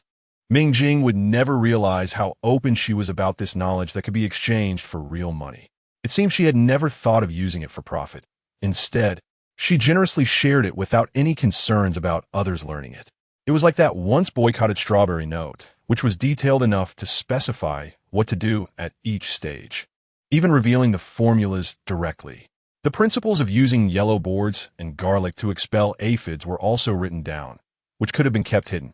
But she didn't. She genuinely wished that everyone who read the note could grow strawberries. As someone commented, knowledge was unexpectedly served on a plate. Even my own parents might not be able to do that. If Lin Mingjing knew that Meng Tinglan thought so highly and selflessly of her, she would definitely say it was a misunderstanding. This knowledge wasn't originally hers. She was just a beneficiary. Moreover, since points would be deducted, how could it not be considered profit? Since they were charging money, the content had to be substantial, and the more substantial, the better. Think about those popular science or fitness vloggers in the 21st century. Once they dilute their content, they will be criticized. Meng Tinglan didn't mention any of this and simply changed the topic. "By the way, didn't I say I had something to ask you? I want to move in and live with you guys. To be honest, after joining the research group, I might not be able to take good care of the green area I manage anymore." Lin Mingjing had just thought of this issue. Li Suzy had already clearly stated that the basis requirements for them wouldn't be lowered. Their courses were becoming increasingly complex, and the requirements for Class A at the Demeter base were high. Their main task was also learning, and now there was the added task of the research group. To be honest, if it weren't for Lin Mingjing's special abilities, she felt she might not be able to cope. After finally joining the research group, which indirectly helped preserve their title as the inventors of the intercropping method, they couldn't just hand over their hard-earned achievements. Li Suzy had already reminded them to produce results as soon as possible. Lin Mingjing estimated that the planting notes they had previously written should have already been noted down by someone with ulterior motives, and perhaps they were also researching it privately. Just think if future records stated, the intercropping method was discovered by Lin Mingjing and Meng Tinglan. But the final intercropping method was scientifically proposed and practiced by XXXX will be the founder of crop intercropping. If that person had a surname like Luo or Wei, with whom Lin Mingjing had conflicts, she would be infuriated. The upcoming tasks were heavy. Both Lin Mingjing and Meng Tinglan truly needed each other's support. Lin Mingjing smiled brightly. "Great, of course I welcome it. Let's go back and consult Ji Rui's opinion." Meng Tinglan, of course. The two of them didn't know that Ji Rui had already been informed of the twists and turns in this matter and had accepted the result of cohabiting with Meng Tinglan. The little pedant. The informant was her mother, Ms. Meng Zhihui. Although Ms. Meng always thought her daughter was silly, that was just a modesty and a motherly filter. In fact, she knew that her daughter, who grew up sandwiched between the Ji family and the Meng family like a sandwich cookie, was exceptionally clear-headed and understood the dynamics between these big families very well. Let us get going, Tinglan. Lin Mingjing hurriedly divided Plot 1 into 9 equal parts and set up heavy wooden support rods bought at high price. It was said that these rods made of sunken wood wouldn't pollute the soil, could bear 50 kilograms, and could be reused multiple times. Lin Mingjing took an immediate liking to them. Even though these sunken wood rods were twice the price of other materials, she still chose them and easily paid in full. After 2 bountiful harvests, the credits in her account were considerable, and she was now spending them without hesitation. Everything was worth it for her watermelon planting plan. That's right, Lin Mingjing's watermelon planting had finally been unlocked, and she couldn't wait to choose watermelon for this planting. There was no way around it. The Chila melons in the Dreamland warehouse had been consumed quite a bit. Ever since Lin Mingjing learned that high-purity food could heal mental disturbances, she had consciously reduced taking items from the game warehouse. The pure 100 crops she had unlocked now had another layer of meaning at critical moments. They were all miraculous medicines. Although it was already November, Demeter had abundant sunlight and pleasant temperatures year-round, making it a natural planting paradise. In other words, it was still sunny days here, and Lin Mingjing was a bit tempted for watermelon. Moreover, the watermelon seeds in the game mall were Chilean watermelons, with yields enhanced by the fantasy style of the interstellar era, with each melon weighing at least 3 kilograms. With her careful planning, she could plant 9 watermelons in Plot 1. That meant at least 27 kilograms of yield, and Lin Mingjing roughly calculated that there would be profits. So for this planting, she chose watermelons. In fact, if she wanted to make a profit, planting strawberries, which could yield 3 crops like leeks, would be the most cost-effective. But Lin Mingjing wanted to level up to an intermediate planter as soon as possible, so she had to keep trying to plant new crops. An intermediate planter required at least 30 types of crops to be regularly planted, including at least 5 varieties each of vegetables, fruits, and flowers. And the land needed to be fallow. The Demeter base strictly stipulated a rest period of 2 months per year. In 3 years, there were only 30 planting opportunities, and wanting to upgrade to an intermediate planter at the base meant there was no room for failure. Lin Mingjing was lucky because she had countless practical opportunities in the game planting pots. As long as she worked hard and unlocked enough plants, she could successfully plant at the base. After passing inspection, one type of plant would be registered in her profile. Once she met the reference requirements, she could submit an exam application. News about the insect race from the outside world had never stopped, and she felt a bit uneasy. It was essential to act quickly and redeem Blue Star. Meng Tinglan also finished her work, and the two hurried towards Li Suzi's laboratory. The planting area for advanced planters was not time-limited, and they still needed to go take care of and record their experimental plants in the field. The other students in Class A had already learned about the research group, as most of the students here came from prominent families and had no shortage of information sources. The sensitivity to certain matters was frighteningly high. When Lin Mingjing and Meng Tinglan first learned about this, they already sensed the subtle attitude of the Class A students towards them. In this matter, the most exasperated was not their old acquaintance Neil McCarthy. After all, the McCarthy family's foundation was not in planting, and he knew that it was better to give up than to compete. The McCarthy family was now focusing on the news of the insect race's activities, trying to gain an advantage from it. The Chi family and the Andre family were currently at odds, and the federal government was also restless. This was a good opportunity for the McCarthy family to become the benefactor. The most reactive was Ji Kong. He had already fallen out with Lin Mingjing and was being reprimanded by his father, who was constantly pressuring him to find ways to resolve the conflict with Lin Mingjing. He was used to being proud. How could he lower himself to do something he considered shameful? But soon after, with Lin Mingjing's bountiful strawberry harvest and the planting notes he had seen, a hint of fear had already risen in his heart. A person like this, he estimated he would never catch up to in his lifetime. After the first month's quiz, Jitsong's ranking dropped to 13th. This was a dangerous number. And what was worse was that among those who surpassed him was a member of the Ji family, someone from a faction not on good terms with theirs. As expected, his father's harsh words of reproach came again, even stating, if he let down the family's expectations, the family would no longer provide support for him. Now that Jitsong knows about Lin Mingjing and Meng Zhihui joining the research group, he feels even more desperate. He gazes deeply at the figures of Lin Mingjing and the others leaving together, with an inexplicable emotion swirling in his eyes. Lin Mingjing and Meng Tinglan are completely unaware of this. They're truly busy right now.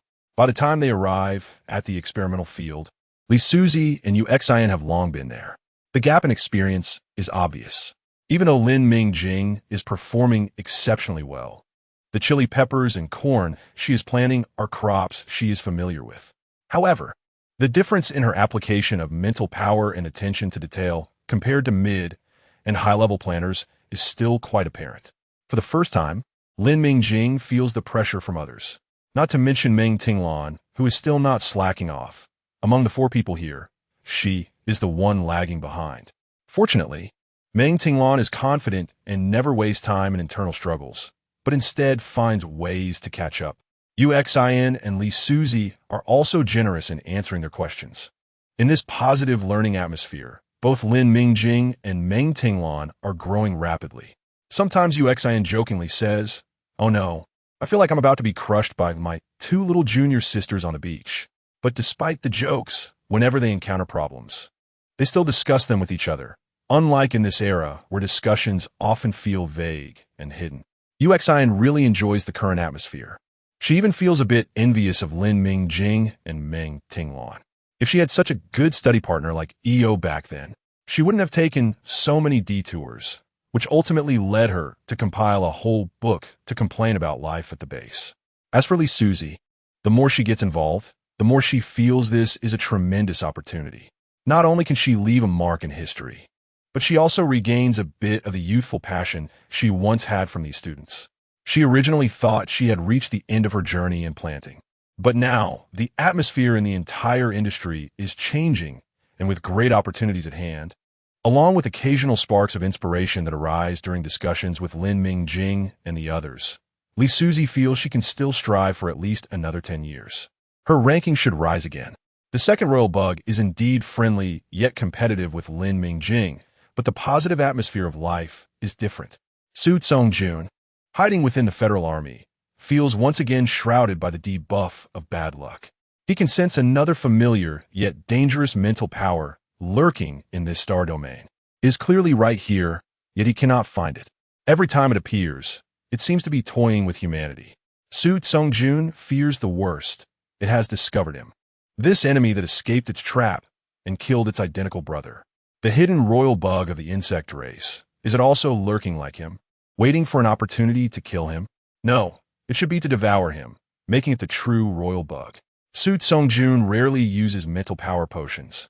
Even during the battle of the Expeditionary Army, he initially did not take any mental power potions. Even in the end, when there was no support and supplies were cut off, he was confident he could lead the remaining expeditionary forces out. But he did not expect that for thousands of years, the insect race, which had only ever produced one royal bug, would actually have two this time. They are identical twins, one with extremely strong combat power, bloodthirsty and fierce, the other skilled in hiding, clever unlike ordinary insects. The weaker royal bug first uses its brother to ensnare Su Tsongjun, then mobilizes the insect army to attack the expeditionary forces. The low-level insects reproduce rapidly. It uses them to wear down the expeditionary forces, and when they're exhausted from fighting, it launches a deadly attack with high-level insects. That royal bug is also adept at creating mental pollution. It seems to have detected the issue with the expeditionary army's potions. Whenever it cannot defeat the expeditionary army, it creates mental pollution, causing the expeditionary army to use their mental power potions more frequently. The batch of tampered potions was finally consumed by them. So, when Su Tsongjun found the opportunity to counterattack, he was shocked to discover that, apart from a few individuals, the others were showing signs of mental power riots during fights. He remembers the first and last time his orders were disobeyed. His adjutant said, "General, even if we can break out, we will still die from the mental power riots." At that time, the one harmed would be the Federation we swore to protect. Dying here, killing insects, is also a worthy death. A soldier should die on the battlefield, not live a life of lingering survival. We don't want to die so suffocated. They pave the way for their general with their lives. knowing that the general they follow would avenge the expeditionary army, whether against the insects or the Federation. But Su Tsongjun did not expect that the royal bug skilled in hiding would treat Su Tsongjun and its identical brother as food. It controlled its identical brother to attack the remaining people in a reckless suicide manner. The insect race has a strict hierarchy, and the royal bug has absolute control over the insects. A royal bug would not fight to the death for lower-level insects. This method of attack is unusual. Su Tsongjun kept a hand in the final moments and successfully lured out the enemy that had been hiding behind. The rest of the expeditionary army perished. Su Tsongjun originally planned to take 2 or 3 people down to hell together, but who knew that the royal bug could influence his mental power. At the last moment, it not only escaped, but also bit off most of its brother's crystal core, while he managed to snatch back the remaining small part. At the moment his mental power pool collapsed, it miraculously rebuilt itself by absorbing the royal bug's crystal core he snatched. However, after the reconstruction, the mental power pool underwent a slight mutation. He didn't become an insect, but his mental power became more aggressive, possessing a bit of deterrence against insects. And there was also a vague sense of connection between him and the current royal bug. Heaven protected him as he escaped, and that insect temporarily fled the battlefield. Insects can upgrade by consuming their kind. In its current weakened state, whether it can suppress high-level insects is uncertain. It can only escape the battlefield as quickly as possible to find a safe place to recover. Both of them know that the other has survived and that they will eventually face each other in battle. The royal bug wants to eat Su Tsongjun to enhance its strength, while Su Tsongjun wants to avenge the expeditionary army and also wants to be a star of the Federation once more. This royal bug is too clever. If allowed to grow, the Federation might fall into its hands. The entire Federation could become a paradise for insects, and he still wants to return to planet L307 for retirement, not wanting to become fodder for the insects. This battle is unavoidable. Su Tsongjun spoke up. The Qi family and the Andre family have recently become quite aggressive. Haven't they? The first commander of the Federal Army, Colonel Su Zhengin, nodded. Yes, that Colonel Qi Nuo from the Qi family is ruthless. Yino Andre is no pushover either, especially with the recent increase in the number of high-level insects. Both families have fought individually against the insects and must have noticed the anomaly in the number of high-level insects. The Andre family has reasons to conceal it, but the Qi family, I really don't understand their actions. If someone were to come in now and see this situation, their eyes would pop out. Colonel Su Zhengin's tone and expression were very respectful, yet the person standing opposite him was just a captain adjutant. Su Tsongjun, replacing the adjutant, remained expressionless. His voice cold. It's not surprising. Inois arrogant. If the Qi family could fully support Qi Zi, with Qi Zi's abilities, he could indeed suppress Qi Nuo. But the Qi family stance is ambiguous, and without support for Qi Zi, he naturally can't do anything about Qi Nuo. If it really comes to a fight, Qi Zi will show mercy for the greater good, while Qi Nuo would probably love nothing more than to kill Qi Zi. Su Zhengin frowned. The Qi family is also considered an old military family. Military orders are as solid as a mountain. If their authority is unstable, this mountain won't be stable. Isn't the Qi family just asking for trouble? Could it be that they have an insider trying to use the Andre family as a stepping stone? Su Tsongjun replied, once greed takes hold, it's hard to shake off. Just in the past few days, stay alert. I feel it nearby. Su Zhengin's expression was serious. Yes. Planet L217, Qi family command room. The atmosphere here is definitely not good. Qi Nuo is in a heated argument with Qi Zi, and their quarrels are unabashed. However, the others in the command room only frowned, looking as if they were used to it. Fortunately, only their trusted aides remained in the command room. Otherwise, news of the discord among the generals would have spread, and a mutiny would have already occurred. After Qi Nuo openly defied orders once again and proudly left the command room with his people, the atmosphere dropped to freezing point, and there was a dead silence. Only the sound of machines operating could be heard. After a long time, Deputy Commander Qi Chun finally spoke. Colonel, if this continues, we won't even be able to find evidence. I'm afraid we might all perish here. Qi Zi across from him said nothing, silently appearing somewhat disheartened. Next time, I'll lead the team myself. You arrange for someone to support me. I will bring back the evidence. In the A-class planning area, most people's attention once again focused on field number 1, specifically on Lin Mingjing's actions. The watermelon plants in field number 1 had entered the vine growth stage. Lin Mingjing had earlier set up a strange-looking support with wooden poles and ropes, and now she was tying the watermelon vines to the hanging ropes, allowing the entire plant to climb upwards along the structure. This action was even stranger. No one had ever planted watermelons this way before. And Lin Mingjing's planting style was always so unique. When she was previously struggling with planting strawberries and yellow boards, someone had jumped out to murmur about her. But now, more people were wide-eyed watching Lin Mingjing's actions, stealing her techniques openly. Regardless of whether it would be useful, they just wanted to take note first. This month, 2 people in Class A appeared to be planting strawberries, clearly having learned Lin Mingjing's previous method of planting strawberries. Hanging yellow boards and planting garlic were identical actions. The key was that the strawberries in their fields were growing quite well. One was Shunran, and the other was from the Yu family. In Shunran's field No. 9, the first batch of tiny white flowers could already be seen, indicating another bumper harvest was likely. She had previously planted flowers twice, and the last time she planted evening primrose, it mutated, and she barely managed to retain her ranking despite the life-threatening risks. Shunran was good at planting flowers, but it was her first time planting a more challenging fruit. She initially thought her planting process wouldn't go so smoothly.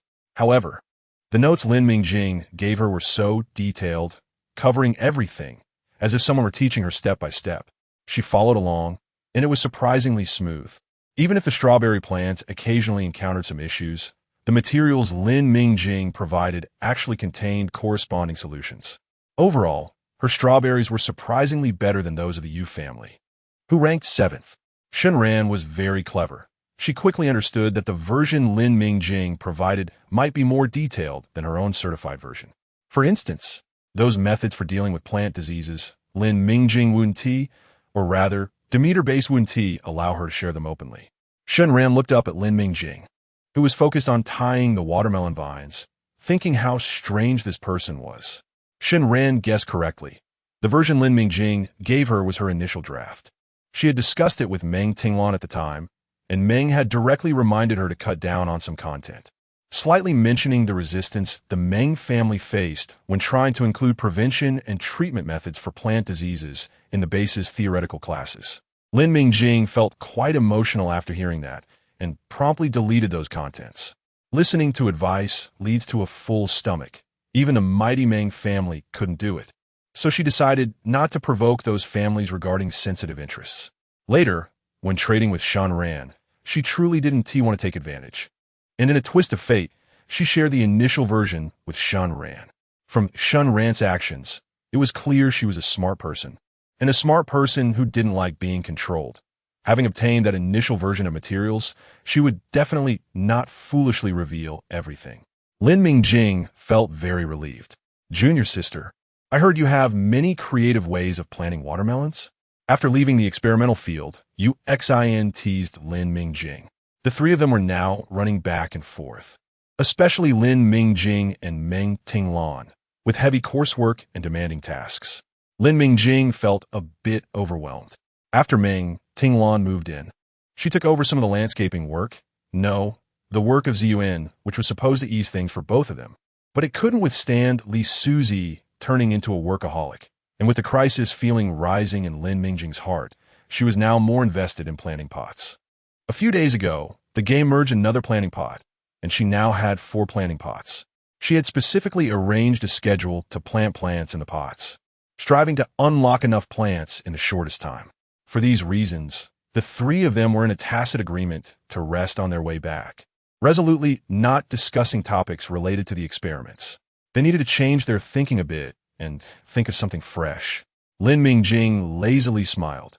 Senior sister, your news is really well informed.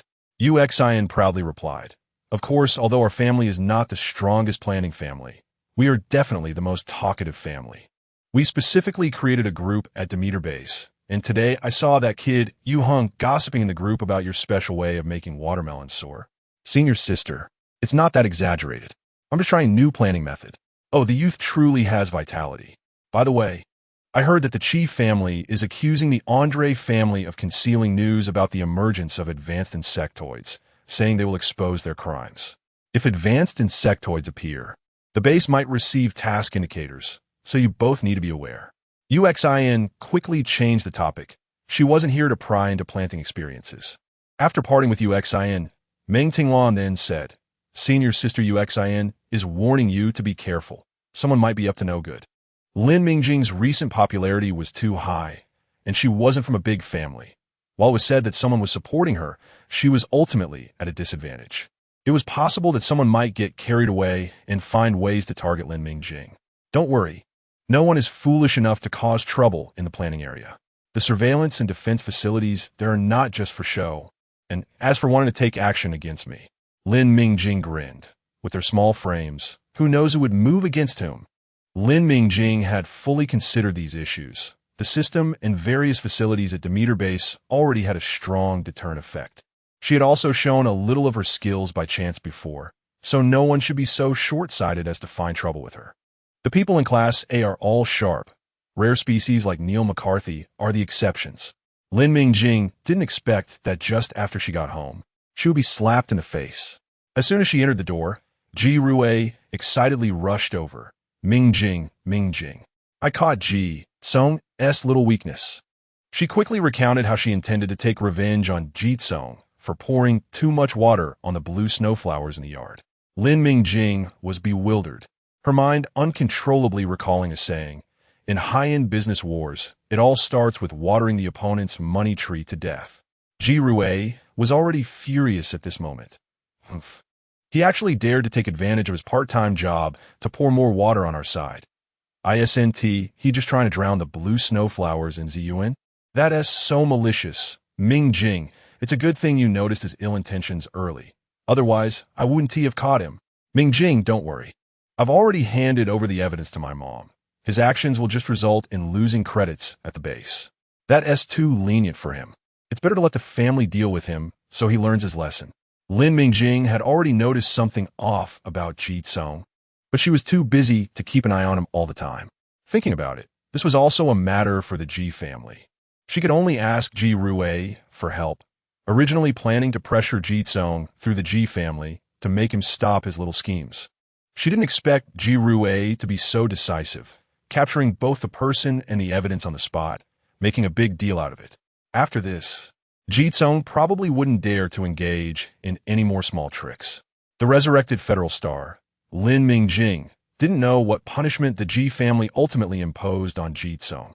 But ever since that day, Ji Tsong would avoid Lin Mingjing whenever they crossed paths. The others in class seemed to sense something as well, retracting their excessive friendliness and reverting to their previous superficial camaraderie. Lin Mingjing felt that this kind of life and rhythm was quite good, but soon this rhythm was disrupted. One day, Lin Mingjing was tying up the hanging baskets for the watermelons, which had begun to show net-like stripes and were gradually becoming heavy. At this point, it was essential to hang each watermelon in a basket or mesh bag early, using the weight of the nail clippers to support the watermelons. This stage was crucial for the watermelon's swelling period, and the plants had high demands for water, fertilizer, and light. There were many tasks to juggle, and she hadn't paid much attention to the outside world for a long time. The location and significance of Demeter Planet ensured that it was rarely disturbed from the outside.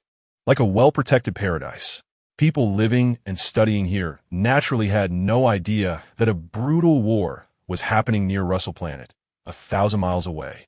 The sounds of cannon fire filled the air, but human ears couldn't capture the sound of explosions, only catching glimpses of flames shooting up occasionally. The bodies of insects and humans were mixed together, with uncontrollable corpses floating in space, affected by cannon fire, turning into dust. In the midst of the fierce battle, Chi-Zi could only see her comrades falling one after another, and the voices on the team channel grew fewer. She turned her head to look at the position where the starship was stationed, which was surrounded by a massive swarm of insects. They were clever. The initial small groups of insects held the mecha combat team in check, and after Chi-Zi personally left the ship to engage in battle, an astonishing number of insects suddenly emerged from somewhere. Although most were low-level insects, their sheer numbers were overwhelming, and there were also high-level insects among them. They cut off the routes between the warships of the combat team and launched a full-scale attack on the ships, seemingly knowing that if they destroyed the warships, this group of people would lose their communication devices and would not stand a chance against the insects in the vast universe, eventually becoming food for the insects. Cheesy had sent out an emergency distress signal with the mecha as soon as she sensed something was wrong. It wasn't far from L217 planet, but 8 hours had passed without any reinforcements. Cheesy pressed her pale lips tightly together and issued her last command on the channel. A 3-scout data backup, conserve energy. I and the remaining mechas will do our utmost to escort you out of the encirclement. Remember, your task is to deliver the recorded data intact to Commander Chichun. Please respond. A 3 received, a 3 received. Everyone, form up, let's break out. Yes. Cheesy felt like she was about to explode. The tearing pain in her head made her vision blur. She knew this was a sign of her mental energy pool collapsing, and the number of people around her was dwindling. Fortunately, they had already carved a path out of the insect encirclement. Now A3, she was becoming less coherent, and her commands were not clear enough. She had intended to say, energy modulation at 80, activate level 1 thrusters. Fortunately, the soldier piloting the A3 Scout mecha had been with her for many years and reacted quickly, successfully breaking through. Cheesy originally planned to use self-detonation to buy time for the A3 Scout mecha to escape, but in her daze, she seemed to see a black mecha with silver patterns.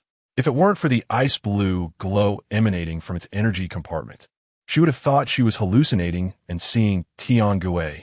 But in the next moment, a blinding silver light flashed before her eyes, and after the explosion, a layer of cold white flames quietly burned on the insects. With just one strike, it cleared away most of the insects behind them. Behind that mecha were the Federal Army and Federal warships. Cheesy heard a voice. The Federal 7th Assembly Corps is here to provide support. Lin Mingjing's watermelons were gradually growing, and she was in the process of fertilization. Suddenly, a message requiring manual confirmation popped up on her terminal. Lin Mingjing frowned and clicked into it. Year A-Class Lin Mingjing, receiving notification 3617 from the Federal Military Committee. Each month will levy 1/10 of the crop output from junior plant workers at the Demeter base. This levy takes effect immediately upon receipt of this message. Thank you for your contributions to the combat troops. Please manually confirm receipt of this message. Lin Mingjing read it once and remembered it. Looking around, it seemed everyone had received the message, and she casually clicked to confirm.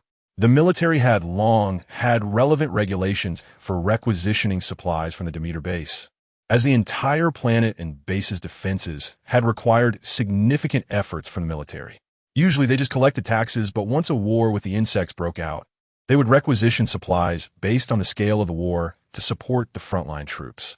It seemed the mission to eliminate the insects was not going smoothly.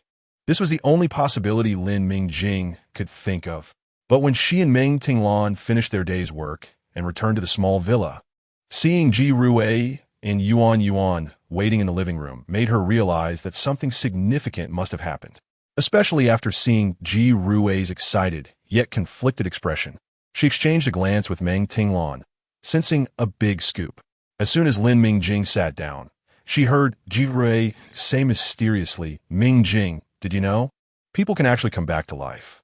"No way, girl, it's late at night. Why are you talking about such spooky stuff?" Meng Tinglan frowned. "Get to the point. We have a group discussion tomorrow." "Hey, what I said is true.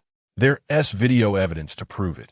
Everyone says that mecha was Tiangue, and that federal star that originally died has come back to life, right? Otherwise, tell me, who else can pilot Tiangue and sweep away the insect army with just one strike?" "What? Tiangue? Su Songjun has appeared?" Lin Mingjing exclaimed in surprise. Of course, she knew Su Songjun was still alive, but Tiangue reappeared and went to the battlefield. What happened to Su Songjun? How could he suddenly expose his identity? Was there something wrong with the insects that appeared this time? After all, when he left a message for Yuan some time ago, his tone seemed more like he wanted to quietly stir things up and then live a life in hiding. She didn't have time to talk to Ji Rui and directly opened the Star Network. Looking at the trending search rankings, the top 3 were all marked with the word explosion in red, with a string of words like Su Songjun, Federal Star, and Tiangue at the forefront. The top 3 trending topics were loading too slowly. Lin Mingjing's old terminal couldn't refresh them. Fortunately, the gossip expert Ji Rue had the latest model of the terminal and kindly showed them a short video. Look, ISNT, this the mecha that appeared at the beginning, Tian Gue? It must be, no other mecha can be this cool. Look at the lines. Look at the attack power, it's just amazing. It truly lives up to the legendary mecha. Meng Zhihui calmly said, but Tian Gue's energy compartment is golden. Golden is beautiful. Meanwhile, the mecha had the same question. Tian Gue asked seriously, Su Songjun, why did my color change? You said golden is beautiful, right? Su Songjun was silent for a moment and said, I just handed the choice to you, implying, I never thought that the shiny golden color was beautiful.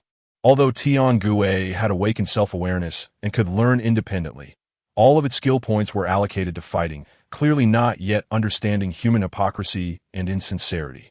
It had tried many ways to change back to its favorite color, but unfortunately, all failed. Su Songjun, I can't change my color anymore. Tian Gue's voice was also one it had set for itself, choosing the voice of its favorite anime character, a youthful tone of an energetic boy from a hot-blooded manga. At this moment, speaking in such a voice, the tone, slightly lowered, surprisingly, sounded a bit pitiful and wronged.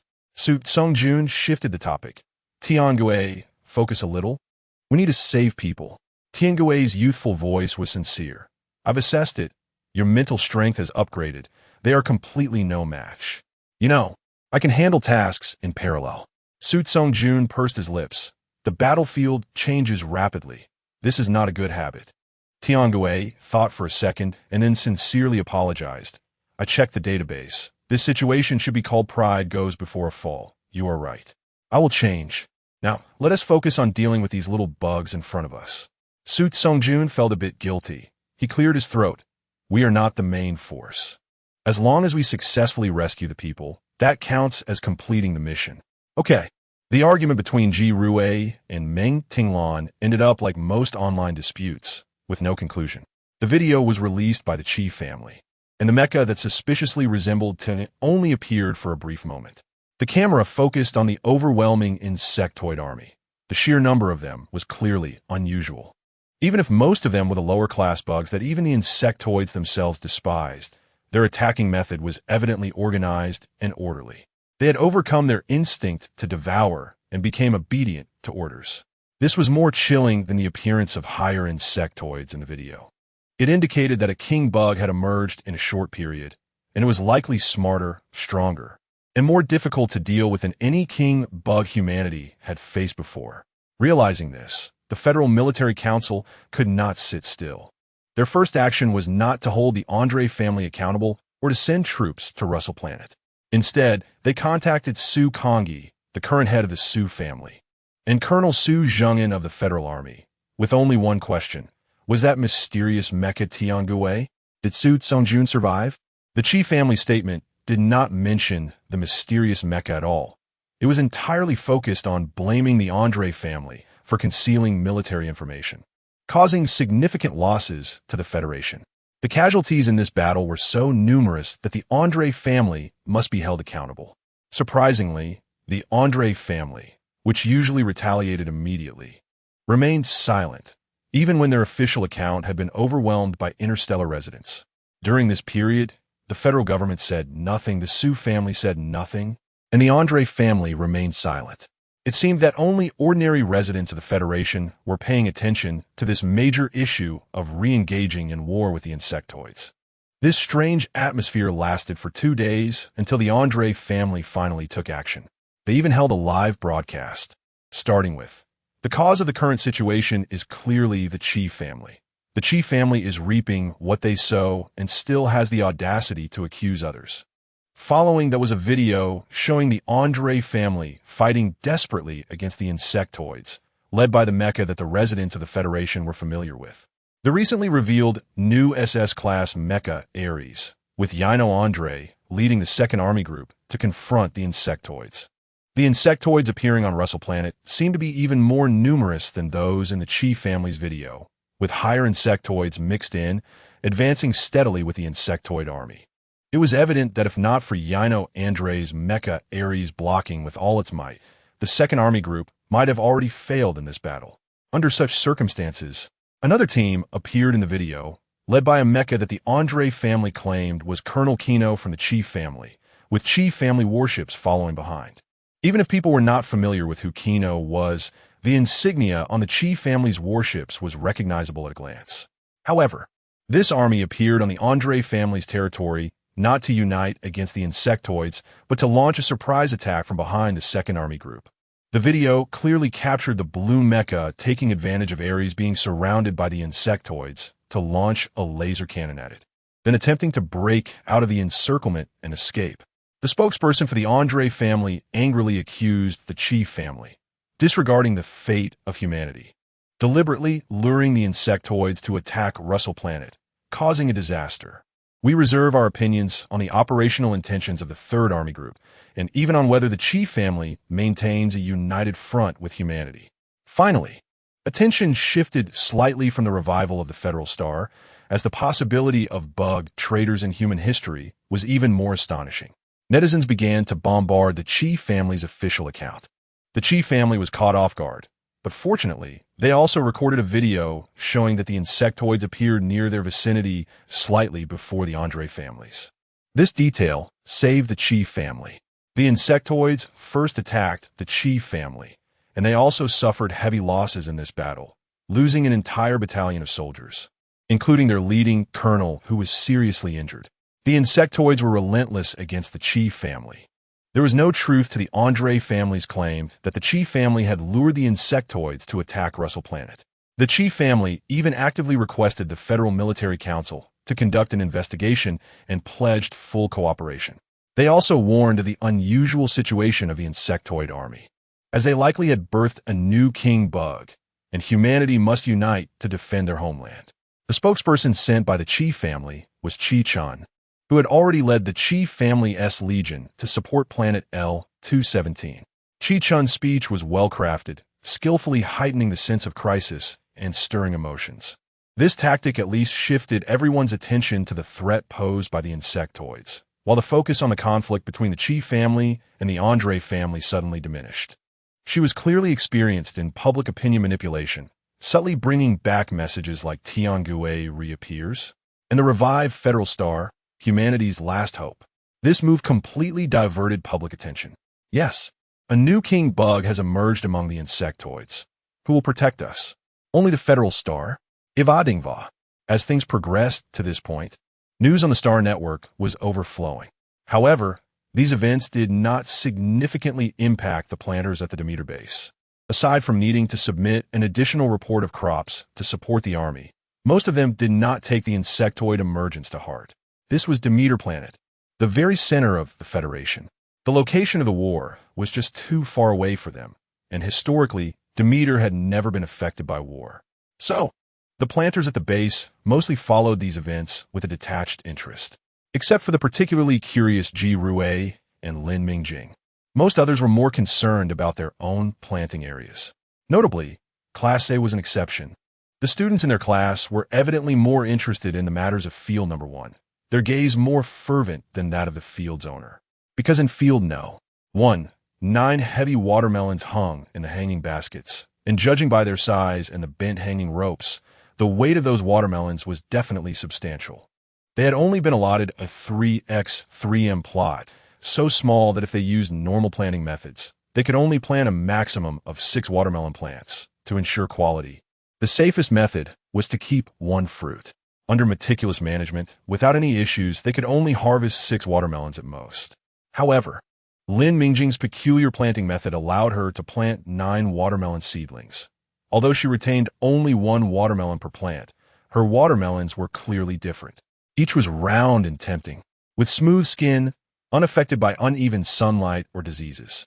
Just by looking at the surface, it was evident that these heavenly watermelons were superior to those grown in the ground, at least in terms of appearance. Mingjing? Meng Tinglan, seeing that Lin Mingjing was still in a daze, walked a few steps closer and poked her. Perhaps due to being too tired lately, Mingjing seemed a bit distracted again. When working, it's fine, but when there's a bit of downtime, it's easy to lose focus. Lin Mingjing was momentarily distracted, but quickly snapped back. Oh, listen, Lon. They can still grow for another couple of days. Besides fully utilizing the soil, improving ventilation and light exposure, and reducing pests and diseases, there's another major benefit to hanging vines for planting. It promotes even ripening and improves the quality of watermelons. Lin Mingjing seriously looked at the watermelon she had planted, nodded, and confidently said, "This batch of watermelons should mature at the same time. Don't worry. Although they are big enough now, the color is still a bit light. They can grow a bit more." The others listening to Lin Mingjing didn't show it on their faces, but they were already shocked inside. They can still grow? Isn't that yield a bit exaggerated? Lin Mingjing was actually quite surprised herself. In the 21st century, for taste and quality, the Kirin watermelon is mostly controlled at 2,5 kilograms per fruit. Although theoretically this variety can grow up to 5 kilograms, Lin Mingjing didn't plan to let them grow that large. She originally intended to harvest them around 3.5 kilograms. However, most of the watermelons in the field had exceeded that weight. Over the past few days, she had observed them thoroughly and concluded, they are not ripe yet. They can grow more. So she decided to trust her observations and let the interstellar Kirin watermelons grow longer. After Lin Mingjing finished speaking, Meng Tingluan knew Lin Mingjing had confidence in her calculations, so she didn't say much more, only reminding her, the crops in the experimental field are also about to mature. The data records can't go wrong. If you feel tired, just leave the matters of Yuan to me, as the plant growth conditions are stable now. Lin Mingjing smiled and thanked her. Thank you, Tingluan. I'll leave Yuan to you for now. I do have some things to handle recently. Meng Tingluan shook her head. Yuan should be our shared responsibility. You've already taken on most of the work. It's been me troubling you. You don't need to thank me. And besides, now that Zhiruwei is very invested in Yuan, she can also take on some of the work. Don't worry. Resolving the issues you're facing is more important. Meng Tingluan thought for a moment and added, if you need help, be sure to speak up. We're friends. You've helped me so much before. Don't hesitate to ask just because you think it might be a bother. Lin Mingjing smiled. Of course, I have a thick skin. If something comes up, I'll definitely reach out to you guys right away. But for now, she could only choose to wait. That day, when she returned to the small villa, Yuan was waiting at the door, and Lin Mingjing's eyes brightened. Sure enough, Yuan ran over to hug her sister and whispered. Brother Su Jun replied. He said everything's fine. Su Jun had previously mentioned to Yuan that if the sisters encountered any trouble, they could leave a coded message. Even if he couldn't see it, there would be others who could help them. Lin Mingjing felt that Su Jun might want to write. Even if I'm not around, the Su family will help you. These past few days, the news on the Interstellar Network was mixed, and Lin Mingjing remembered Su Jun had once said he couldn't awaken Tianguai. But she had also watched the comparison videos edited by netizens in the past few days. Apart from the color, they looked identical. Even the habits and angles of the attacks were very similar. The only point of controversy was this mysterious mech that looked like Tianguai had a significantly reduced lethality compared to Tianguai, except for its first strike. This was also a point of ongoing debate on the Interstellar Network and a concern for Lin Mingjing. She couldn't help but quietly tell Yuan to leave a message for Su Jun, asking if he was safe. Moreover, Lin Mingjing still hadn't told Yuan that Su Jun was actually Su Jun, although she felt Yuan might have already sensed it. She just hadn't asked anything during this sensitive period. After Su Jun reported his safety, the latest developments finally came through on the Interstellar Network. Colonel Su Zhengin of the Federal Army posted a statement confirming Tianguai's identity and that Su Jun had narrowly escaped death but suffered a mental injury, which also affected Tianguai's abilities. The subsequent statements were even more interesting. The Su family had been unaware of Su Jun's survival and had not been able to contact him until now. The Interstellar Network was in an uproar. Their Federal Star had survived, but he could no longer protect the Federation from the Zerg's attacks as he once did. So what now? Wasn't it said that the Zerg had given birth to even stronger king insects? Who would protect them? There were a lot of chaotic voices on the Interstellar Network, with a few sane ones relieved that Su Jun was alive, although injured. At least he had saved his life. But more were discordant voices. Was the Federal Star avoiding war? How could Su Jun, who was so powerful, suddenly become weak? The Federal Star must protect the citizens of the Federation. These comments were infuriating, but they all avoided the core and more captivating questions. How did Su Jun escape? What happened to the expeditionary force's tragic battle? It was obvious that someone was deliberately inciting trouble, and even if Lin Mingjing was angry, she didn't know who to be angry at. Star Corps misfortune. Russell Planet, Andre Family Command Center. The figure of Shiza Andre appeared on the screen, his voice echoing clearly in every corner of the command center. Eno, listen, no matter what situation Su Tsung-jun is in now, your priority at this moment is to take down the Chi family. This is the best opportunity. It's God's blessing for the Andre family. And we just got this idiot Chi Nua to take the blame for us. Eno Andre remained silent, his eyes fixed on the video that had been watched countless times. The mech both familiar and unfamiliar. Shiza Andre frowned, his voice cold and harsh. Eno Andre. Answer me. The statue-like Eno Andre finally looked up at his uncle, who was frowning tightly on the screen, and casually replied, Uncle, isn't there someone better at this than me?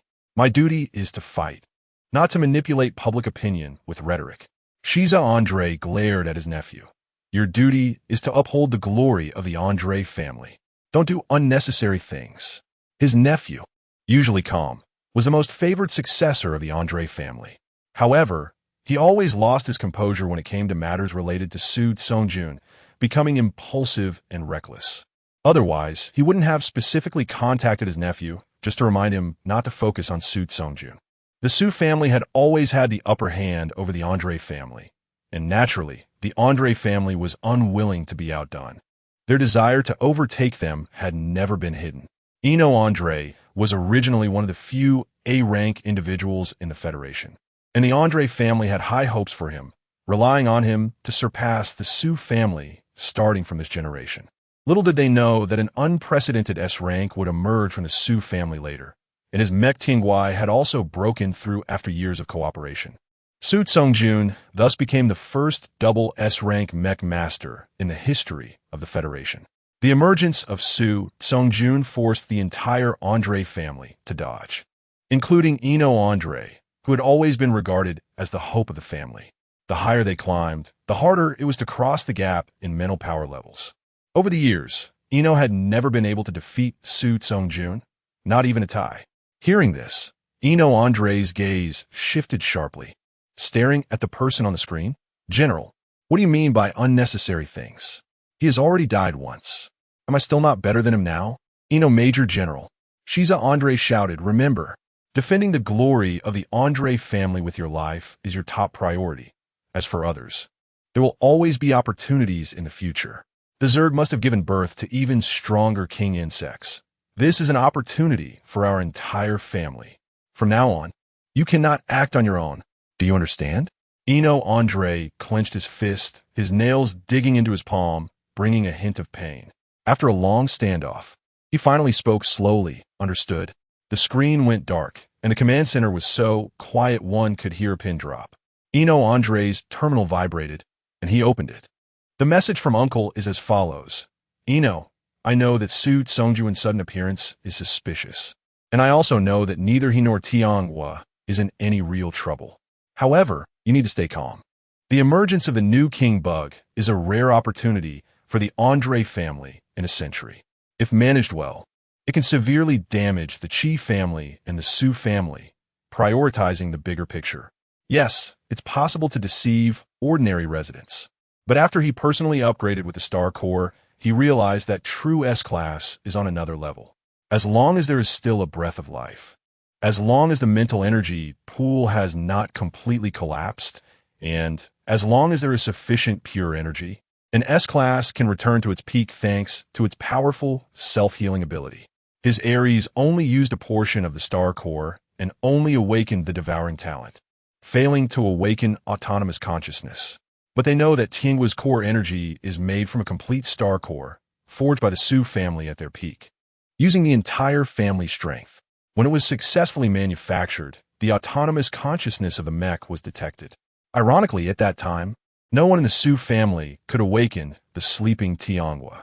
This situation persisted for 2 generations, and Tianghua became a burden for the Su family, allowing the later families to seize the opportunity to jointly suppress the Su family's dominance.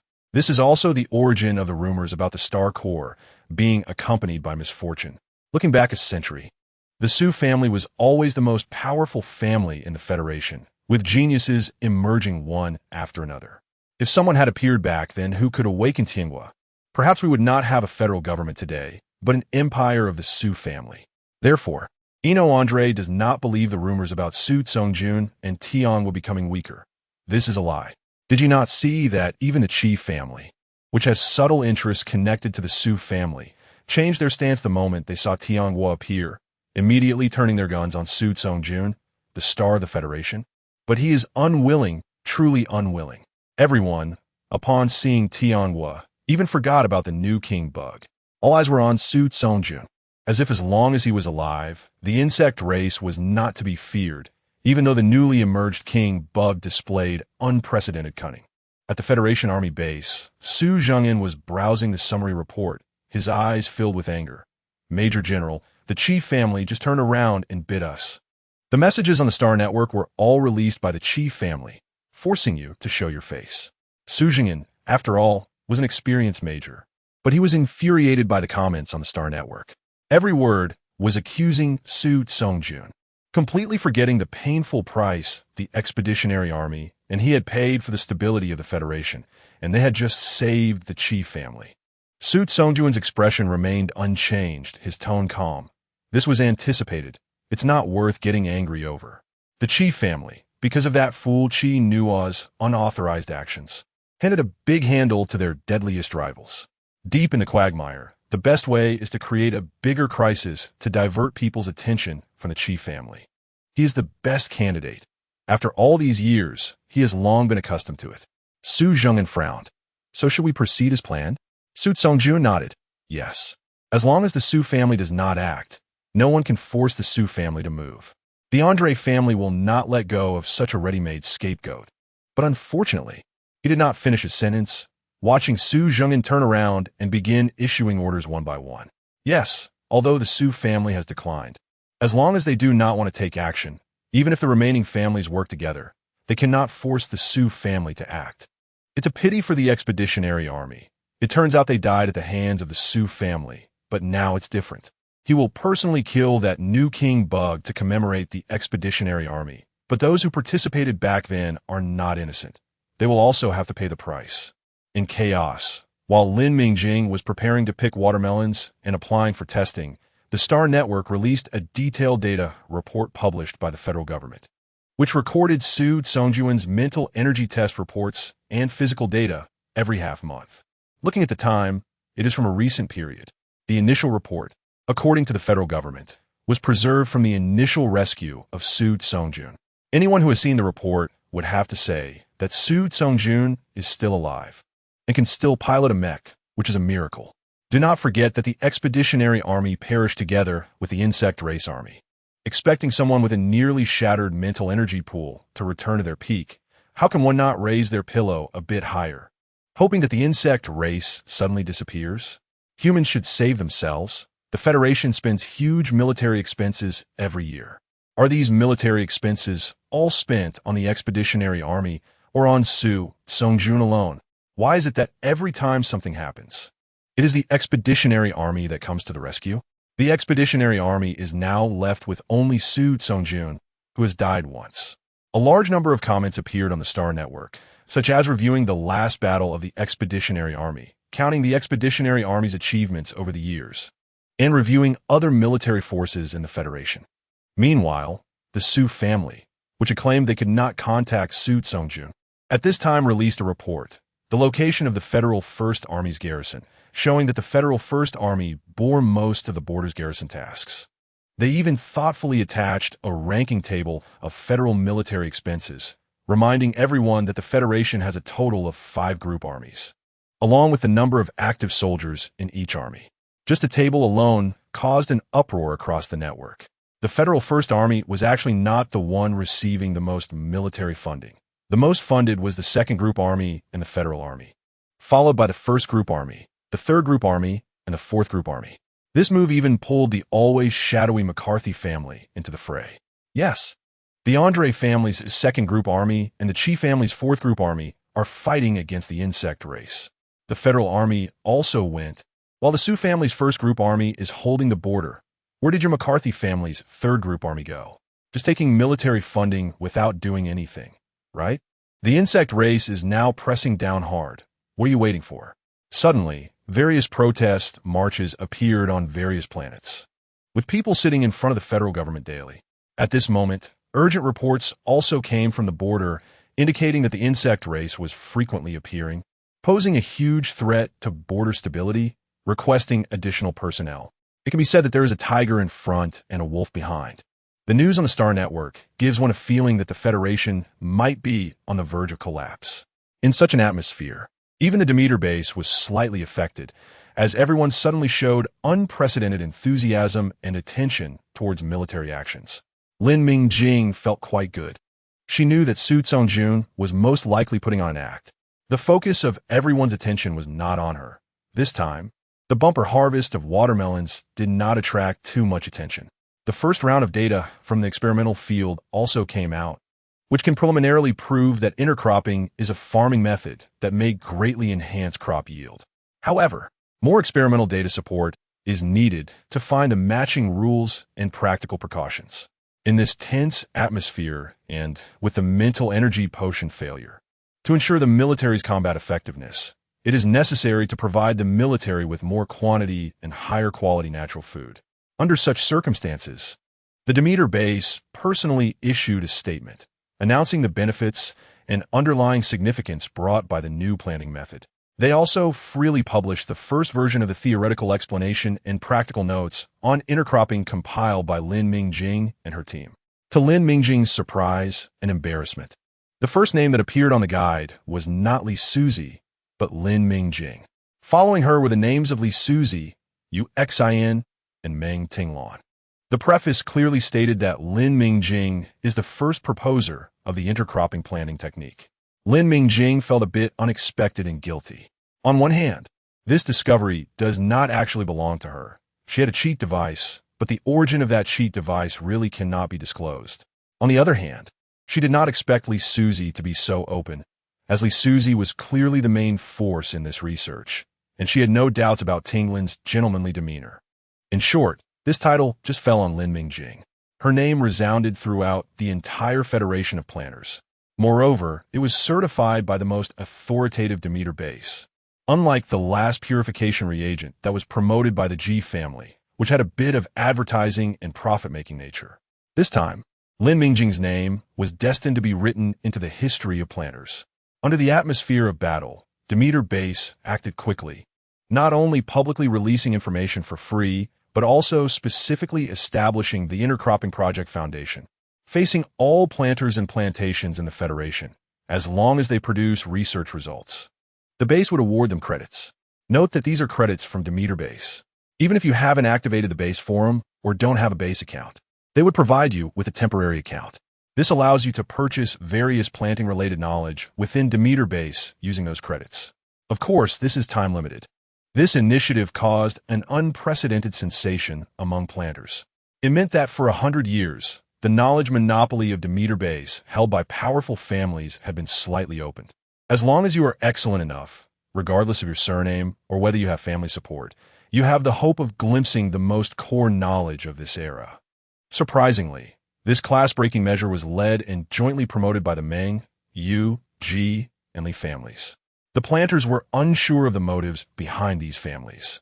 Perhaps it was for humanity to fight against the insect race for the greater good of their kind. They didn't care much. They just wanted to seize the opportunity in front of them. If it weren't for the regulations requiring a portion of crop output to be submitted to the military during wartime, all planters in the Federation might have gone to study intercropping techniques. Even within Demeter base, many research groups were established in a short time. As for Lin Mingjing's research group, it certainly wasn't disbanded. The four of them were now working together with enough tacit understanding and were more candid with each other. They naturally wanted to make the most of the opportunity and continue their in-depth research, striving to create brilliance once again. With the influence of Demeter base, the Federal Military Committee certainly took even bigger actions. Various orders were issued continuously, and military mobilizations were frequent. However, unlike the significant breakthroughs in planting, the Federal Army suffered considerable losses against the insect race, The new king insect was stronger than they had imagined. After suffering another setback against the insect race, the Andre family couldn't hold back and brought the Qi family to military court.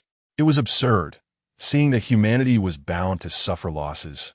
They couldn't wait for the chaos to settle down and for no one to investigate, to throw this huge pot onto the Qi family and pin the blame on them. Could they?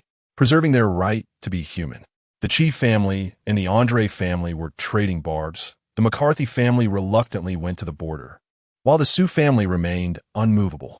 The federal government was eager to take the opportunity to reclaim military power. The impact of that video was simply too great. The conflicts among the big families were usually kept private, but they were still nominally part of the federal army. Under the siege of the insect race, they even turned against their fellow humans, and they didn't know who leaked the news. Su Songjuan's combat power had decreased, and only Ino Andre could deal with a new king insect at this point. At this time, the Qi family surprisingly turned their firepower against the only SSS class in the Federation. What was the Qi family's intention? The Qi family was in an absolutely disadvantageous position in public opinion. Even when Qi Chun personally stepped in to try to salvage the reputation, the effect was minimal. As for the federal government, the major families usually didn't take it seriously, but under the relentless pursuit of the Andre family and the incitement of other families, the Federal Military Committee indeed dared to issue a review order against the Qi family. Even if it was a self-examination review order, it was enough for the Qi family to drink a pot of trouble at this point. Planet L-217, Qi family's garrison point. Qi Chan tried to report in a steady voice. "Commander, our vanguard army has suffered too many casualties this time, and the remaining people are passively resisting. As for the conscription office, they are still increasing publicity efforts, but cannot temporarily fill the vacancies. In fact, there are basically no recruits at the Qi family's conscription points, which is a stark contrast to the previously bustling scene. Moreover, due to Qi Nua's unilateral actions, both the recruited vanguard army and the elite trained by the Qi family for many years have suffered heavy losses. The independent regiment he led has already experienced the highest casualties in normal combat for the Qi family in recent years. Even worse, Colonel Qi Zi, surrounded and unsupported, led the Qi family's elite and suffered heavy losses to the point of near annihilation. Out of a mech division of 1,500 people, only 11 were rescued by Su Songjun, and each was severely injured, including Colonel Qi Zi, whose mental strength pool was at risk of collapse at any moment. Qi Chun pondered for a long time before suddenly asking, "How is Colonel Qi Zi's injury?" Qi Chun was puzzled, but quickly replied, "There has been some improvement, but is still very dangerous." He found it strange that the commander would suddenly ask about Colonel Qi Zi's condition. After all, Colonel Qi Zi was trained by Commander Qi Chun himself, so it was normal for him to care. However, the commander might be disappointed. In fact, Colonel Qi Zi was very hard to recover. If it weren't for Su Songjun having sent 5 vials of highly pure nutrient solution, Colonel Qi Zi might have. "I understand. You go monitor the situation ahead." Qi Chun's cold voice interrupted Qi Chen's recollections. Qi Chun felt a bit anxious. If the Qi family did not take action soon, they would definitely be completely crushed by the Andre family. "Commander, we must act quickly, if this continues." Qi Chun turned around and coldly said, "I have my own decisions. Do your own job well, and don't overstep your boundaries." Qi Chun clenched his fists and lowered his head to respond, "Yes." Meanwhile, in the Federal Army command room, Su Jingyan also had questions. "Major General, can the Qi family be so calm? Qi Chun brought 50,000 men, but with so few, it's not enough to fight a protracted war against the insect race. Moreover, I've received news that the Qi family can hardly recruit vanguard troops now. How could they possibly afford to use their regular army to exhaust themselves against these lower races?" Su Jingyan was genuinely puzzled and even asked a somewhat foolish question. Could it be that the Qi family found some advantageous evidence? Su Songjuan's voice was low. "They can't find evidence." Su Jingyan nodded. "That's true. The Andre family is not easy to deal with. Seeing how tightly they are biting the Qi family, the evidence has probably been completely eradicated by them." Su Songjuan's lips seemed to curve slightly, and there was a trace of barely perceptible melancholy in his tone. In the next day or two, Qi Chun will make a decision. He looked up at the large swathes of red on the command room screen representing the insect race and calmly said, "This is a protracted war. Pay attention. Combat units should cooperate in pairs but maintain distance. As soon as any unusual movements are detected, signal immediately. Also, make the military doctors work hard. Every person returning to base must have their mental strength checked." Su Jing'an replied seriously, "Understood." Before leaving, he couldn't help but hesitate. "Major General, the Federal Military Committee has received our battle report. They should inform all Army generals about the new king insect's ability to create mental pollution, right?" Su Tsongjun turned back to look at his cousin and smiled. "Don't worry, my brother will ensure that this news reaches every general accurately." Su Jing'an nodded, no longer hesitating, and left with large strides. When the room was empty, Su Tsongjuan's mech key flickered with blue light, and it dejected. "Su Tsongjun, I really can't go back. I've tried 372 methods in the past few days." Su Tsongjun sighed. "Tiangue, you look great like this now." Tiangue's was still low. "No way. The StarNet is saying I'm not as impressive as before." "Su Tsongjun, we're hiding our strength. That's what they're saying. It doesn't mean you look bad." He moved his fingers slightly and pulled up a comment from the StarNet that said, "Look, isn't this saying that your current ice blue is very dreamy?"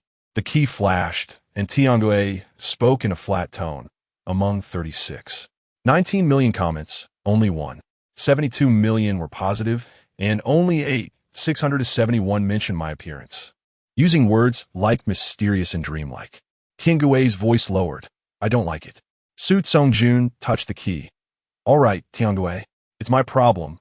My mental power has mutated, which has made it impossible for you to change color." "I'm sorry." Tiangue looked puzzled. "I know that. You don't need to apologize. I just thought of another idea. Let's find that Wang Chong, and after you absorb its crystal core, I'll try to see if you can change back." Su Tsongjun was silent for a moment and tactfully said, "It might still not work. It could become even uglier. Besides, Tiangue, I can't absorb the Wang Chong's crystal core anymore, or I might turn into a bug."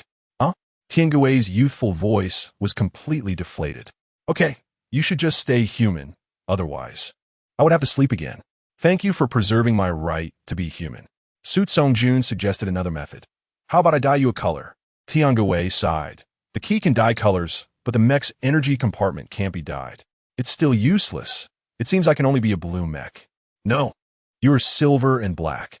Only the energy compartment is ice blue." Su Tsongjun silently rebutted, but didn't say it out loud. Tiangue's persistence in certain aspects was a bit overwhelming. He seized the opportunity to say, "So, can we agree not to mention the color issue anymore?" Grapes and hydrangeas. Lin Mingjing planted grapes and hydrangeas in plot number 1. Indeed, hydrangeas thrive in shade and love water, while the grapevines provide natural shade, and both prefer slightly acidic soil, making management easier. Moreover, grapes have a high yield, and she has already accumulated some planting experience in Yuan, giving her more confidence in management. Therefore, she attempted to use intercropping techniques for the first time in the planting area, since there were no flowers in Dreamland Manor. She chose these 2 plants to experiment based on her experience with grapes and the planting notes provided by Shinran. As long as the grapes succeed, it doesn't matter if the hydrangeas fail. After all, there's a need to replenish military supplies recently, and the prices of flowering plants have dropped significantly. If it weren't for Lin Mingjing's intention to quickly qualify for the intermediate planting certification exam, she wouldn't have chosen to plant flowers at this time. Lin Mingjing looked up at Shinran. She had achieved great success in planting strawberries last time and maintained her 9th position. But now, she was planting the most ordinary lettuce. It seemed the previous rumors were true. Shinran was good at planting flowers and didn't have any other advanced planting notes. Otherwise, she wouldn't have chosen a plant lettuce, a crop with a low price and basically no planting difficulty. Her score on this month's quiz wouldn't be too good. Planting lettuce in class, it was equivalent to losing half the battle. However, Lin Mingjing didn't say much. She and Shinran only had that one intersection. Speaking recklessly might not help Shinran. She was dependent on the Li family, and Lin Mingjing didn't want to get involved in the interest entanglements among these big families. Moreover, she had recently been feeling an inexplicable sense of unease, unable to find a reason, so she could only push herself further becoming busier than ever. Ji Rui had chosen to take a detour when she saw her recently, saying she didn't want to be influenced by the competitive energy emanating from Lin Mingjing. However, that day when Lin Mingjing and Meng Tinglan returned to the small villa, they saw Ji Rui waiting in the living room. Generally, Ji Rui acting this way meant she had heard some big gossip and was waiting to share it with them. But Lin Mingjing noticed that Ji Rui's expression today didn't have the excitement and joy of someone who had heard gossip. Instead, it carried a vague anxiety. Moreover, Yuan was also there, her small face taut and serious. Lin Mingjing asked them, "What happened? Why do both of you look like this?" Ji Rui's voice was cold. "Mingjing, you haven't seen the latest news released by the military committee, have you? I'll send it to your terminal. Take a look now." Lin Mingjing frowned and quickly opened her terminal, clicking on the link Ji Rui shared. She skimmed through it rapidly, and the more she read, the tighter her brow furrowed. After a long time, she finally spoke in a hoarse voice.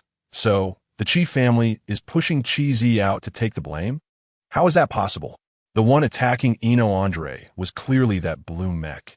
Qi Zi was holding out in another location. How could the Qi family do this?"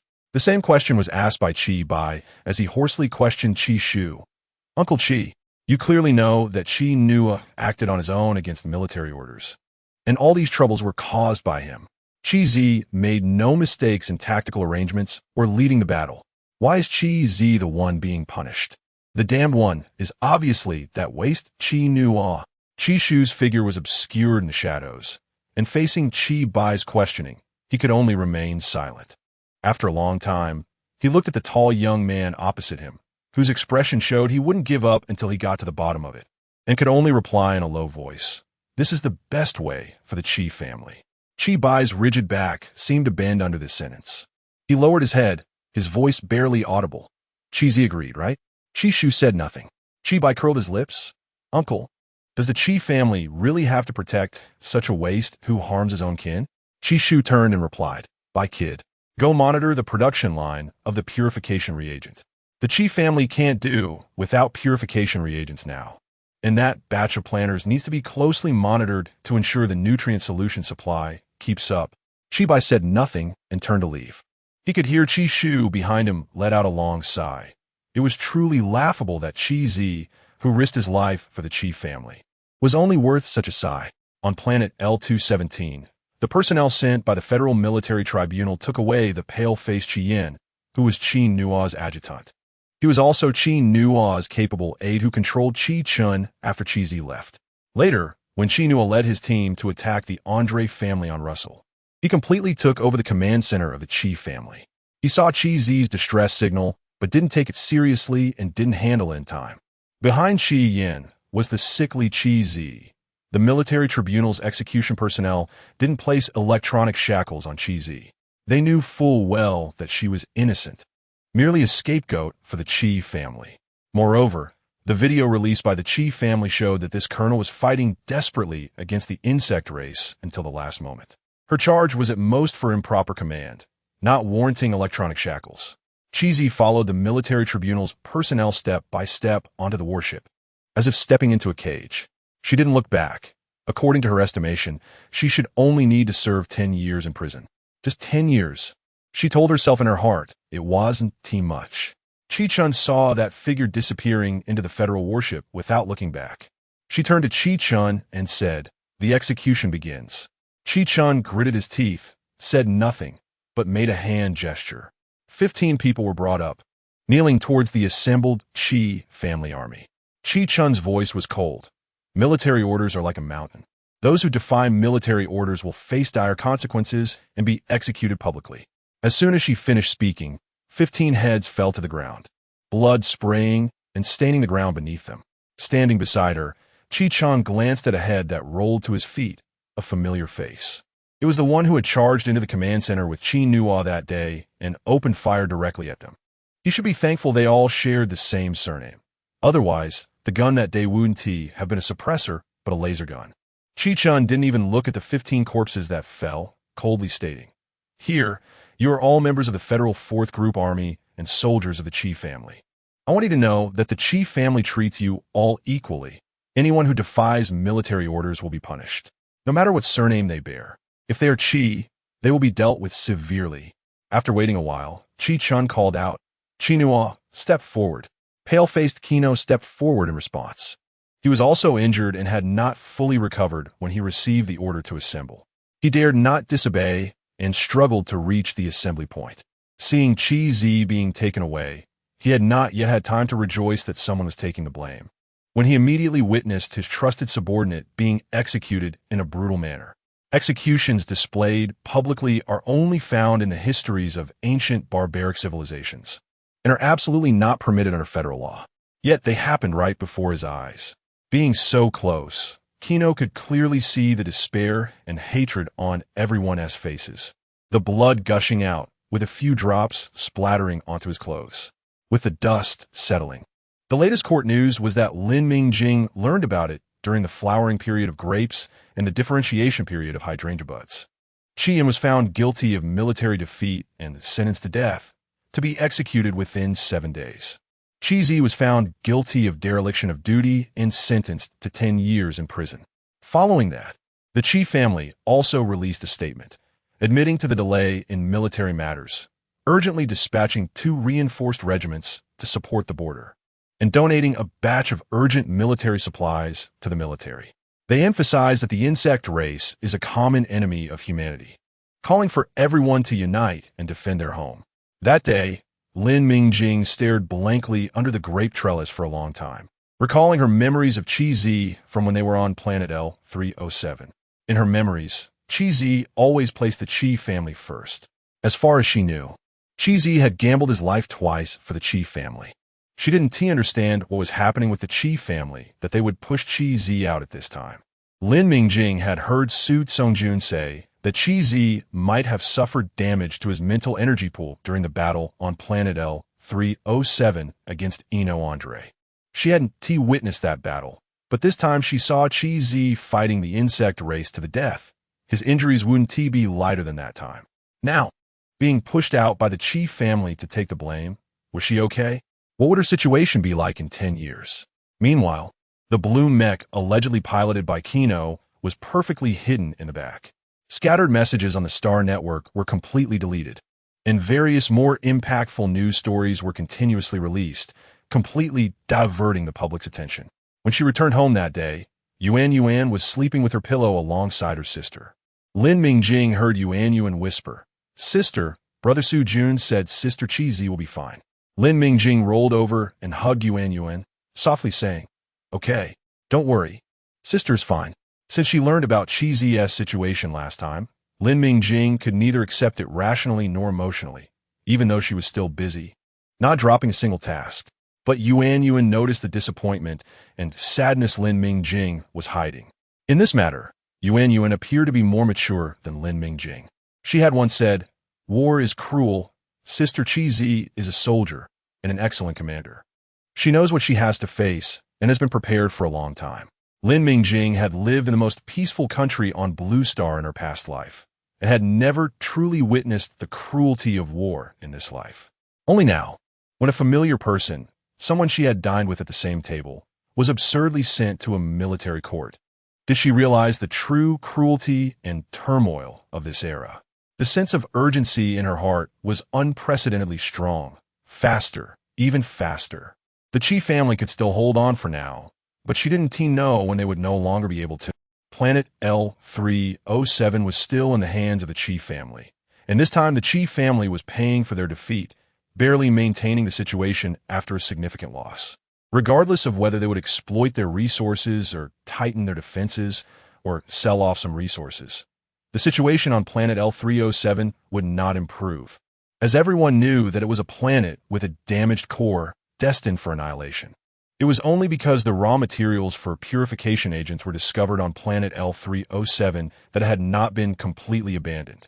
But Lin Mingjing knew that with interstellar technology, the 4 types of raw materials currently needed for purification agents had long been cultivated on other planets. Now the Qi family and the Ji family were still stationed on planet L307, only to search for more raw materials. But once there were changes in the Qi family, it was hard to say what awaited planet L307.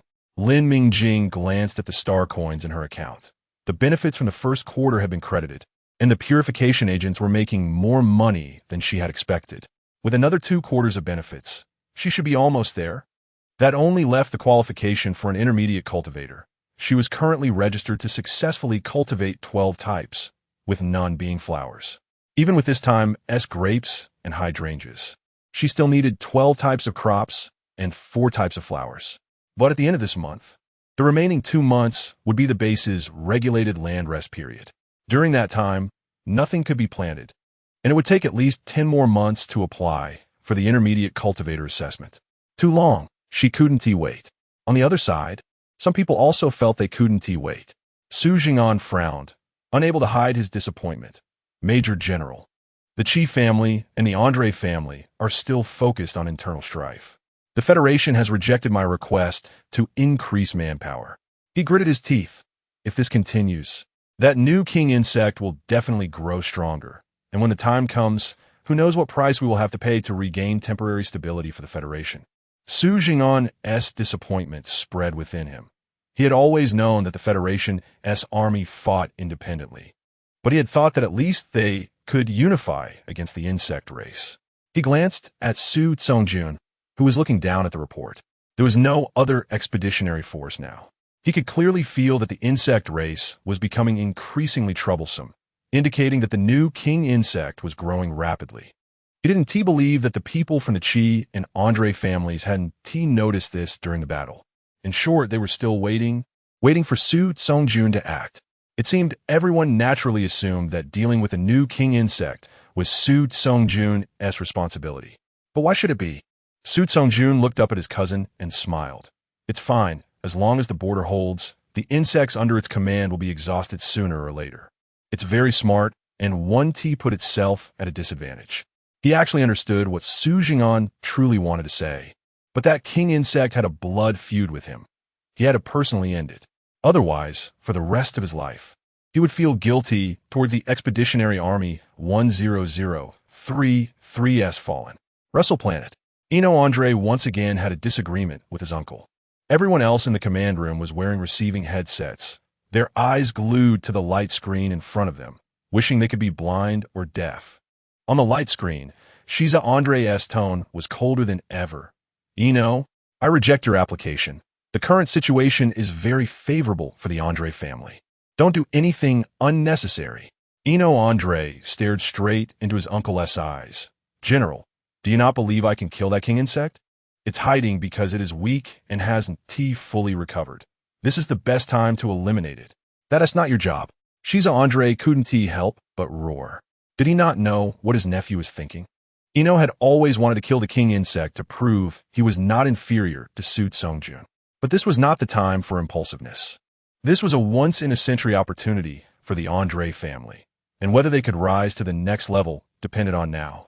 He couldn't let anyone ruin this opportunity. Shiza Andre stared at Andre, his tone resolute.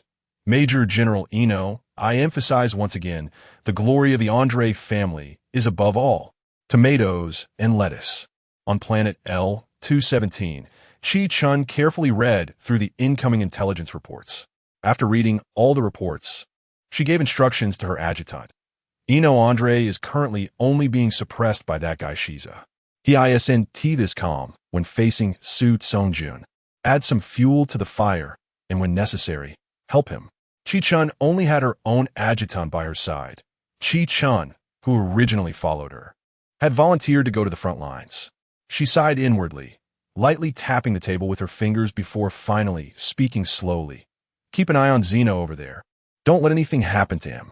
Zeno was sent to the front lines to fight, with a fabricated excuse that would allow him to redeem himself. Hopefully, this time he could completely change his bad habits. Otherwise, the balance of the Qi family and Qi sacrifice. Chi Chun quickly composed herself and began issuing a series of commands. The insect race was not easy to deal with, and the older they got, the more troublesome they became. The Qi family truly couldn't afford more setbacks now and had to proceed with caution. At the Demeter base, Li Suzy looked at Lin Mingjing with surprise, seeing her serious expression. She couldn't help but ask, "Do you want to apply for continuous planting?" Lin Mingjing, The base's regulations clearly state that the land must have a fallow period of at least 2 months. Lin Mingjing replied firmly, "Teacher, I checked. There was an instance when the base skipped the fallow period and the land that met the requirements could continue to be planted." Li Suzy frowned. "You should know that was because the Federation was on the brink of collapse. It was a wartime special situation." Lin Mingjing was undeterred. "Teacher, the insect race is also at war with us now. It's wartime too. Isn't there news about a shortage of natural food? We have a legitimate reason, right? Look at my test report. The soil quality is absolutely fine." Li Suzy remained firm. "I've seen it, and it's rated excellent for sure. But that's not a reason for you to apply for continuous planting. The current situation hasn't reached that level. The base won't budge on this." Li Suzy's attitude was resolute, and Lin Mingjing knew her application would be difficult to pass. The base wouldn't take that risk. If her application were approved, wouldn't others also be able to apply for continuous planting? For the Demeter base, which valued land resources above all else, this was an absolute no-go. Lin Mingjing was just unwilling to give up and wanted to ask Li Suzy again. Unfortunately, it was still no use, and she sighed. Seeing her like that, Li Suzy couldn't help but ask, "Why do you want to apply for continuous planting?" Lin Mingjing, the inventor of the purification reagent, was known to have a terrifying ability to generate income. Li Suzy knew that Lin Mingjing wouldn't be in need of money to try and exploit the base. She truly couldn't think of a reason for Lin Mingjing to want to plant continuously. Lin Mingjing answered honestly, "I want to apply for the intermediate planting engineer assessment as soon as possible. I want to buy the L307 planet, the one that once nurtured my blue planet." Li Suzy frowned and said bluntly, "You've been at the base for less than 4 months. Lin Mingjing replied, "I know, teacher, but I have compelling reasons." Unable to achieve her goal, Lin Mingjing couldn't help but feel dejected as she went home with Meng Tinglan. Meng Tinglan actually didn't understand why Lin Mingjing had suddenly become so urgent. To be honest, Lin Mingjing's progress had exceeded expectations. Whatever she planted passed the tests. In just 3 months, she had added 4 new crops. Moreover, the grapes and hydrangeas in Field 1 were visibly thriving. As the month ended, 2 more crops would be registered, and this speed was already frightening. Meng Tinglan was still pondering what to say to persuade Lin Mingjing to take a proper break. She was quite experienced in encouraging people to strive for success, mainly from her experience with Ji Rue. However, she had no experience in advising someone to relax and have fun. Lin Mingjing was still feeling down. Neither of them noticed a person standing at the corner. So when a voice suddenly appeared beside them, they were both startled. Lin Mingjing looked closely and couldn't help but complain, "Shun Ran, do you always scare people like this?" Shun Ran quickly apologized. "I'm sorry, it's my fault. Can you agree to my proposal?" "Huh?" Lin Mingjing was confused. She had just been lost in thought and hadn't heard what Shun Ran said. Seeing Lin Mingjing hesitate, Shun Ran clearly misunderstood her meaning. She bit her lip and made up her mind. "I won't just trade 2 types of flower planting methods with you. From now on, every month, I will give you 20 of the credits I earn." Although this meant she would only have half of her credits left, she had no choice. Apart from this, she couldn't think of anything that would persuade Lin Mingjing to help her. Currently, flowers weren't worth much, and she had no other advantages. How did the conversation shift to sharing credits? Lin Mingjing quickly waved her hand. "No, I wanted to ask what you were just saying. I didn't hear clearly." Finally understanding what Shun Ran was there for, Lin Mingjing was speechless. How did it turn into a matter of her having to give credits every month? She wasn't even surnamed Zhou and had no interest in exploitation. Lin Mingjing said directly, "Just give me 1 type of flower planting information, and I'll send you the tomato planting information right away." Shun Ran was stunned in place. It wasn't over yet. She heard Lin Mingjing continue, "By the way, you were right. Tomatoes can be interplanted with lettuce. You should pull out some lettuce tomorrow and plant tomatoes directly. With your mental strength, if you use the seedling promotion method, you should be able to catch up this month." Shun Ran was even more dumbfounded. How did she say that? She had only planned to try it out and had no confidence at all. But since Lin Mingjing said so, she knew it would definitely succeed. Shun Ran had inquired before. Lin Mingjing had passed both assessments with tomatoes, even when the chief examiner deliberately made things difficult for her. She could respond fluently and entered the Demeter base in 7th place. The intercropping planting technique was also proposed by her. If she said it would succeed, it would definitely succeed. But why did Lin Mingjing say that so confidently? Shinran had previously approached the Li family for a trade, but they asked for too much, forcing her to seek Lin Mingjing for a chance to exchange. She hadn't expected it to be so easy and fair, as Lin Mingjing urged her to complete the transaction. Shinran wore a dazed expression. She watched Lin Mingjing's departing figure, realizing that there were indeed such people in this world.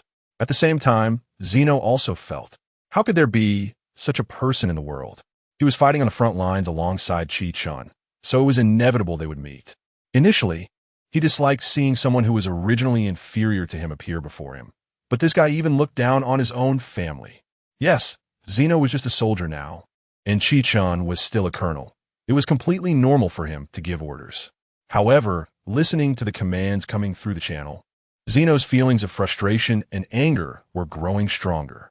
Ripples appeared in his eyes, but he was unaware, and others were even less able to perceive it. The hydrangeas bloomed, and the small flowers of the grapes were gradually replaced by tiny grapes. The hydrangeas under the grape trellis entered their flowering period, with green, white, and blue-purple colors interspersed. Although they hadn't fully bloomed yet, they already showed a splendid and dreamy scene. Even though the students in Class A had become numb to Lin Mingjing's talent, they couldn't help but glance a few more times at the scene in Field 1. Flowering plants are prone to mutations, and this is a consensus. The more beautiful and exquisite the flowers, the higher the degree of mutation and danger. However, no one felt any danger looking at the large, ball-shaped, vibrant flowers in Field 1. There was only a spontaneous joy upon seeing the beautiful flowers. As they swayed in the wind, they evoked a sense of pity, stirring infinite tenderness. Sunlight filtered through the grape leaves and fell on the hydrangeas, casting a halo on the petals, adding to their dreamy and exquisite colors. Just by looking, one could feel the vigorous vitality, seemingly lifting one's spirits. Lin Mingjing stood by the edge of Field 1, taking a deep breath, the faint aroma of grass and trees refreshing her senses. She slowly exhaled, and the anxiety that had plagued her in recent days dissipated a lot with each breath. Step by step, she would proceed steadily. The outcome wouldn't be too bad. She had already made it clear to Aunt Meng that she wanted to buy the L307 planet. Although Aunt Meng was surprised, she promised to help her as much as possible. Lin Mingjing told herself in her heart, "Don't rush, there is still time." In Class A's planning area, many people are experimenting with intercropping, all of whom are among the top performers, showing a more enthusiastic spirit for research in planting than anyone else. This month, many have already begun testing this newly launched planting technique. In Class A, aside from Lin Mingjing's number 1 plot, the most attention-grabbing isn't Meng Tinglin's number 2, but rather the number 9 plot, which had previously been ridiculed for growing lettuce. When Shenzhan dug out most of the lettuce, they thought she had given up in despair. When Shenzhan set up a frame to replant tomatoes, they watched with cold eyes, not missing the chance to belittle her for being delusional. But now, in plot number 9, clusters of green tomatoes hang from the vines.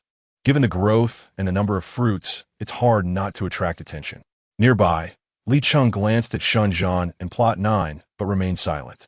On the other side, Li Hong, ranked 14th, stared at the tomatoes in plot 9 and at Shenzhan, filled with malice and confusion. He truly couldn't understand where Shenzhan had gotten her information.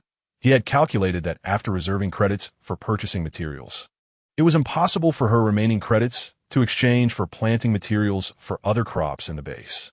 Yet she had planted tomatoes and done so well. When the garden closed, Lin Mingjing and Meng Tinglan hurried to Li Susie's laboratory. The students of Class A left one after another, with Shenzhan being the last to leave.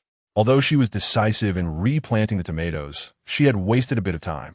To ensure the smooth growth of the tomatoes, she had been the earliest to arrive and the latest to leave these past few days, not daring to be careless. She had just left the teaching building when she suddenly felt a strong push from behind. Unprepared, Shenzhan was knocked to the ground. Ignoring the severe pain in her knees and wrists, she quickly got up and turned to assume a defensive stance. Upon realizing it was Li Hong who had pushed her, Shenzhan frowned and stared at him without speaking. Li Hong's eyes were cold as he harshly demanded, "Tell me, where did you get the tomato planting information? Are you hiding something from us? Do you have extra credits? You need to understand, without the Li family, you wouldn't even have a chance to get close to Demeter. Instead of thinking about repaying the Li family, you dare to pull tricks behind closed doors. You're just a worthless person born of a worthless family. Your bones are lighter than others by a few ounces." Shunzhan had remained silent, but upon hearing Li Hong's last remark, her expression changed, revealing a hint of fierceness. "What are you? Just someone who got lucky with a good surname. You should realize that among the Li family in Class A, you're the most useless. You hold my credits, and yet you're still the most useless. If I were you, I'd keep my tail between my legs. Otherwise, when a Li family decides you're just a piece of rotten mud and abandons you, you'll truly have nothing." "What?" Li Hong was enraged, unable to believe that Shunzhan, who depended on the Li family and was supposed to live by his favor, dared to insult him. He lifted his foot to kick, but someone was quicker. Just as he raised his foot, a swift kick came from the side, hitting his other leg. With a sharp pain in his knee, Li Hong lost his balance and fell to the ground, landing on his back with his legs in the air. The fall was hard, leaving Li Hong dazed, and he vaguely heard a cold female voice say, "I was the one who asked Shunzhan for the exchange of information. What? Do I still need your approval? What do you think you are?" When Lin Mingjing returned to get something, she saw from a distance that Li Hong had pushed Shunzhan down, and she caught most of their conversation. As she rushed over, she saw that Li Hong was about to make another move, so she simply took him down first. At that moment, she felt that her daily morning exercises were really paying off. There are always some blind fools who need to be taught a lesson. When Li Hong got up and saw it was Lin Mingjing, his expression twisted as he wanted to argue a few points. Lin Mingjing, already impatient, said, "I've told you everything I know. Are you still not leaving? Do you want to practice with me?" Li Hong's face changed between green and white, and after a moment, he glared fiercely at Lin Mingjing and Shunzhan before awkwardly leaving. Only then did Lin Mingjing turn to look at Shunzhan and notice that she had also fallen hard. Her wrist and forearm were scraped badly, with faint blood seeping out, and her chin looked like it might be bruised. Lin Mingjing frowned. "I'll take you to the infirmary. You can't just leave this large scrape on your hand untreated. How will you plant tomatoes tomorrow?" Shunzhan looked at Lin Mingjing and softly replied, "No need. I have a medical kit. I'll just take care of it myself." She pressed her lips together and said, "Why did you tell Li Hong that you were the one who taught me to plant tomatoes?" Shunzhan had always approached Lin Mingjing quietly to avoid causing her trouble. She never interacted with Lin Mingjing openly, and when Li family had previously probed her about planting strawberries, she had made excuses to get by. This time, facing Li Hong's questioning, she had also chosen to provoke him rather than pull Lin Mingjing into it. "Are you afraid of causing me trouble?" Lin Mingjing raised her eyebrows. "I think I can be a bit less afraid now. No, I should be able to be a bit arrogant, right?" Seeing Shunzhan suddenly smile, Lin Mingjing noted that her smile appeared somewhat innocent and naive, contrasting sharply with her usual silent demeanor. "Did you run into trouble? Why did you take so long?" Meng Tinglan asked Lin Mingjing, who was late. After greeting Li Suzi and Yu Xian, Lin Mingjing winked at Meng Tinglan and whispered, "I'll tell you when we get back."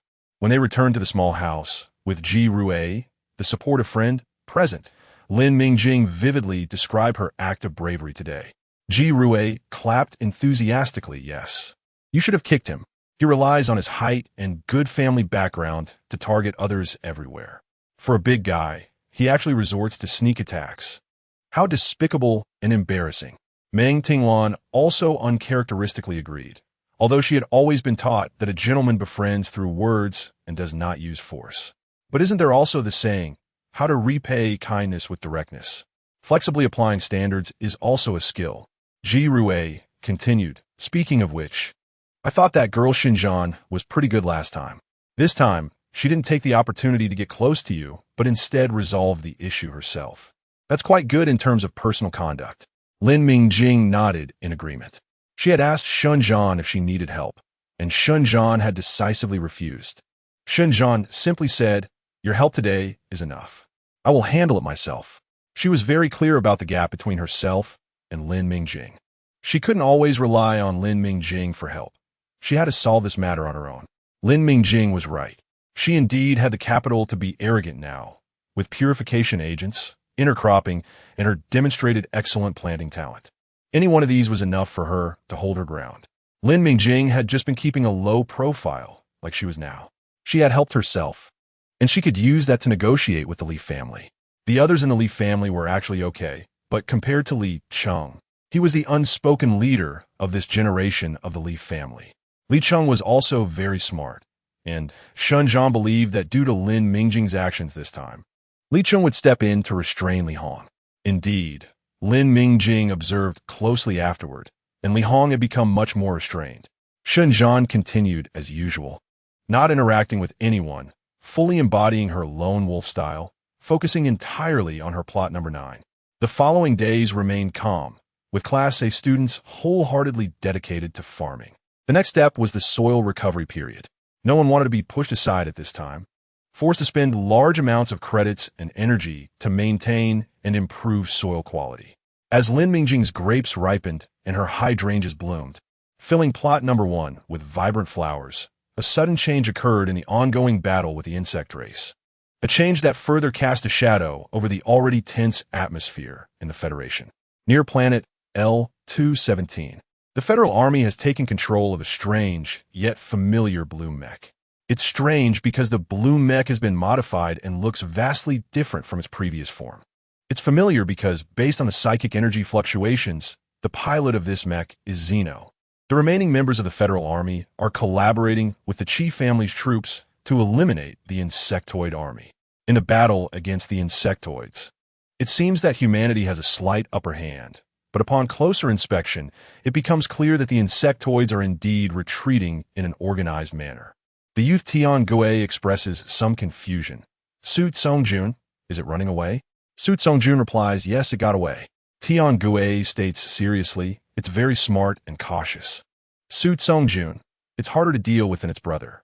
We need to stay alert. Su Tsongjun can't help but chuckle. Realizing that Tian Gui has indeed learned the lesson of arrogance leads to defeat well and is applying it effectively. He teases, how do you know it's the brother? What if it's a younger one? Tian Gui responds earnestly by comparing their physiques. The firstborn is generally larger. Plus, it's always sneaky. It must be the younger one. Tian Gui quickly shifts the topic, not wanting to dwell on this new king bug that has caused him trouble multiple times. What about that human? The one called Zeno. He should be analyzing his psychic energy pool in detail. However, I guess it's difficult. You humans sometimes complicate simple matters. At this point, it really is you humans, but Tian Gui is right. To analyze Zeno's psychic energy pool, the Qi family would have to fight hard against the Federal Army. Just like now. Qi-chan was clearly injured from the sneak attack by Zeno, yet he has to hold on and negotiate with the Federal Army. Colonel Su. This person is an active duty soldier of the 4th Army Group, directly managed by Major General Qi-chan. Thank you for the support of the Federal 7th Assembly Camp. Now please hand him over to me to take back for Major General Qi-chan to handle. Su Zheng'an's voice is steady. Of course, I absolutely respect Major General Qi-chan's management authority. I just want to exercise the Federal Army's supervisory rights. Colonel Qi-chan, please report to General Qi-chan and allow me to lead a team into planet L217. One side wants to take the person away directly and handle their own matters privately. The other side, holding a hostage and having evidence, clearly has other intentions. The two parties are silently at a standoff. Qi-chan can't help but glance at the silver-black mech parked behind Su Zheng'an. That's Tian Gui. And the person inside is the Federal Star Su Tsongjun. The Federal Army arrived so promptly and acted decisively. Could it be with his consent? What does he really want? Su Tsongjun's intentions are simple. He knows the Qi family won't just give up on Zeno, nor do they want to let the Qi family fall into a public opinion whirlpool, handing knives into the hands of their rivals. He also doesn't want to completely tear his face with the Qi family at this time. It's not the right moment yet. He just wants a report and a statement. So when Qi-chan personally leads a team to negotiate with Su Tsongjun, both sides quickly reach an agreement. Su Tsongjun enters planet L217 alone, watching the Qi family's own doctor conduct a comprehensive examination of Zeno. After receiving 2 psychic energy reports, he doesn't linger and directly leaves planet L217. Outside, Su Zheng'an is waiting with the Federal Army for him. Su Jingyan certainly knows Su Songjuan's strength. He also knows that if the Qi family were a bit more clear-headed, they would definitely not take action against Su Songjun. But he still feels uneasy, insisting on staying here with his men. As the Qi family's recent actions seem a bit like they have been cursed by someone, what if they go mad at this time? On planet L-217, Qichen watches Tiangue leave and can't help but ask, "Commander, Tiangue is completely fine. I saw him attack, and his power is even stronger than before. Major General Su isn't afraid. What is there to be afraid of?" Qichen retorts, he still has evidence of Zeno going mad in his hands. By all accounts, the Qi family still owes him a favor. Qichen falls silent. Yes, absolute strength and meticulous planning. The Federal Star is still the same Federal Star. Soon, the federal government urgently issues a message, and this message allows Lin Mingjing, who was previously pestering Li Suzy to apply for continuous planting, to realize it all at once. A new type of attack method. On January 1st, 115 of the interstellar era, on this day of transition between the old and the new, the federal government urgently announces a message to all federal citizens. Our military has discovered a new type of offensive method from the insectoids. They directly attack the psychic energy pool, causing confusion in human cognition and disorder in the psychic energy pool. The war between humans and insectoids is expected to fall into a prolonged tug-of-war. From now on, federal citizens need to undergo monthly psychic energy testing. We ask every federal citizen to cooperate actively and contribute to the defense of our homeland. There are further detailed explanations and 2 comparisons of psychic energy tests, as well as possible symptoms that may occur after being attacked. Immediately after, Lin Mingjing receives a message from the federal government reminding her of the monthly psychic energy test and recommending designated testing locations based on her location. Before Lin Mingjing can even read it, she immediately receives a message from the Demeter base. To ensure military needs, we are adjusting the monthly submission quantity from now on. The mandatory land fallow period is no longer enforced. Land that passes evaluation can be planted continuously. Interested planters, please apply according to the procedure. Canceling the fallow period and allowing continuous planting? This news is good for Lin Mingjing. She just tested the quality of plot number 1. Even without looking at the detailed evaluation standards in the message attachment, Lin Mingjing is confident she can pass. She immediately submits her application for continuous planting. Mingjing, did you apply for continuous planting? Meng Tinglan comes to find Lin Mingjing. Today was supposed to be a rare day off. According to the base's original regulations, January and February are fallow periods for the land. During these 2 months, planters can only maintain and care for the land they manage. Theoretical classes continue as usual, while practical classes are canceled and only routine maintenance of the soil is allowed. These 2 months also count as the Demeter base's vacation period. At this moment, Lin Mingjing and the others are in a small villa. Ji Rui hasn't even gotten up yet, claiming she needs to make up for the unprecedented hard work of the past few months with a good sleep. Lin Mingjing nods in response. I applied. What about you? Did you apply too? Meng Tinglan nods.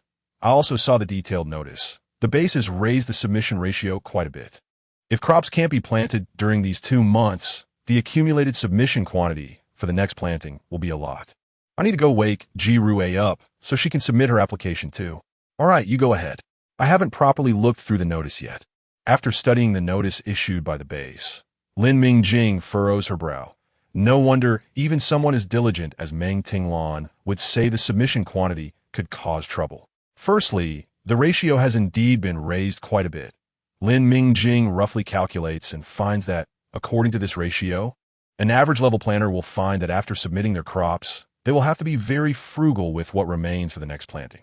They won't be able to buy any other material from the base. Furthermore, the notice also stipulates a minimum monthly submission target. When there is no output during the fallow period, it will accumulate to be made up later. This forces people to either plant continuously or be exceptionally good, with monthly outputs significantly exceeding the average level. Only then can they retain the necessary resources to improve themselves after meeting the required submission amounts. It's very strange. Even for humans in the interstellar era, the psychic energy pool is the most inviolable fatal point. Yet now the scale of the war isn't that large, and it hasn't reached an urgent point. How could such a notice be issued? The interstellar era has always favored planners, and such a notice could easily provoke backlash from them. There must be something more serious happening. It's just that the government hasn't made it public. Lin Mingjing's guess is correct. Far away at the Qi family's residence on planet L217, Qi Chun went to see Qi Nuo, who was locked in a special isolation room. There were only 3 people at the observation window. The team doctor from the Qi family spoke steadily, but one could faintly hear the heaviness in his voice. As long as he was conscious, his intent to attack was very strong. Moreover, the state of his mental power pool was very unstable. They had just administered a sedative, and the dosage had already reached the maximum critical point. Standing behind Qi Chun was Qi Chun, whose injuries had mostly healed, but Qi Nuo's condition was worsening instead. Qi Chun remained silent for a long time, ultimately leaving behind a single instruction: to treat him with all their might, and to record every change he underwent. Qi Chun turned to leave with Qi Chun, her expression unchanged, but her heart inevitably felt desolate. The Qi family had just given up on Qi Zi and chosen to preserve Qi Nuo. The ensuing debates and dissatisfaction within the military were suppressed by her iron-fisted methods. But how long had it been? Qi Nuo had actually attempted a sneak attack from behind in front of everyone, and the one who had attacked was Qi Chun. Although Su Songjun supplemented that it was due to the mental contamination caused by the new king bug that Qi Nuo lost control. They all knew very well that it was precisely because Qi Nuo harbored malicious thoughts that he was influenced by the insect race. What was even more despairing was that, due to the direct attack on the mental pool, Qi Nuo's mental power pool had become contaminated by the insect race, making it not only unstable but also extremely aggressive. Qi Chun had an even worse suspicion in her heart. Did Qi Nuo have a cognitive disorder? Was he still considered a normal human being? Suppressing all her unease, Qi Chun said calmly, "Su Songjuan's suggestion is credible. Let all combat units pair up and maintain distance. I will personally supervise the investigation, and you will have the greatest autonomy on the front lines. Be careful. This is a hard battle, and also a protracted one. Stay vigilant." Qi Chun behind her looked determined. Yes. On the other side, Su Zhengyan had the same question. "Major General, based on Qi Nuo's mental power report, there are too many mutations. Is he still a normal human?" Su Songjun replied, "Zhengyan, you should know about the crystal cores of high-level insect races, right? Confidential documents clearly state that the crystal cores of high-level insect races have a certain similarity to human mental pools.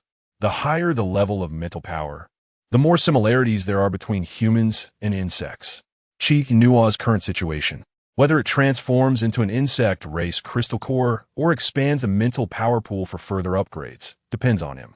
Otherwise, with Qi Chun's decisiveness, she would not continue to preserve Qi Nuo." Su Zhengyan nodded, no longer continuing the topic. Instead, he brought up Eno Andre. "Major General, the Andre family has been exceptionally active in battles recently. Even knowing the cunning and troublesome nature of the new king bug, their family has been behaving strangely. The Andre family has always been profit-driven. Would they really act so selflessly without regard for gains and losses?" Su Songjun shook his head. "Of course not. Eno Andre must have also been influenced by the insect race, but he hasn't realized it yet. I haven't found the true hiding place of the king bug, but I can feel that it is nearby, especially fond of hovering around Qi Nuo and Eno Andre." Lin Mingjing and her friend's applications for continuous planting were successful. Jihui, although reluctant, still submitted the application while pinching her nose. This was not only due to the pressure brought by Ms. Meng Zhihui contacting them personally, but also because although Demeter had exploited the planters to some extent, the base had opened a batch of planting materials for free, and authorized this batch of materials to the planters forum also for free. As long as they completed the monthly tasks, they would have one opportunity to learn. Of course, it was time-limited. Moreover, the base specifically stated that the opening time for free materials would be based on the end of the war, whenever the war ended. It would be locked again. It was clearly stated that this was to reward the planners who made important contributions to the defense war. This move quickly suppressed all complaints and stimulated the enthusiasm of the planters to some extent, as those were the planting materials from the Demeter base. Previously, ordinary planters would never have access to them in their lifetime. Now, They only needed to work a bit harder to complete the monthly tasks to have a chance to learn for free. Not to mention the ordinary planters. Even the original planters from the Demeter base burst forth with great enthusiasm. Everyone in class, it was in the planting area, all 20 of them applied for continuous planting, and they were all eager about the base's promises. Shinran was the happiest among them. She only had a complete set of planting materials related to flowers. This was great in peacetime, but now was a disadvantage. The military needed edible crops, and flowers were indeed a waste at this time. What she urgently needed was information on other plants. She couldn't keep asking Lin Mingjing for exchanges, could she? Now, with a great opportunity in front of her, she naturally had to strive for it. Even Lin Mingjing, the ace player, was tempted after seeing the catalog of materials published by the base. Not to mention anything else. She really needed the planting materials for Purple Iris. She was also very interested in the planting materials for interstellar-specific species. After passing the intermediate planter assessment, she wanted to boldly try planting interstellar-era plants. Perhaps there were plants particularly suitable for Blue Star. In short, who would complain about having too much information? Seizing the rare generosity of the base was obviously a chance to take advantage of. This time, Lin Mingjing chose to plant wheat and fava beans, as their combination could change the microclimate in the fields and reduce the occurrence and spread of fava bean brown spot disease and wheat rust disease. Although the base had not yet explicitly mandated the planting of edible crops, Lin Mingjing felt that given the current stalemate in the war, the implementation of such a regulation should not be too far off. Moreover, there was another good piece of news. Although she hadn't been able to get the continuous planting application approved when she sought Li Suzy, it was evident that Li Suzy had helped her in another way. Lin Mingjing still remembered that the inspectors in the greening area had specifically visited her and checked various data on the blue snow flower after taking a tour around the Purple Iris. He told Lin Mingjing, according to this standard, as long as your planting quantity meets the criteria, you can also prove that you can successfully stabilize the planting of blue snow flowers. With the assurance of a senior planter, you can register and record it.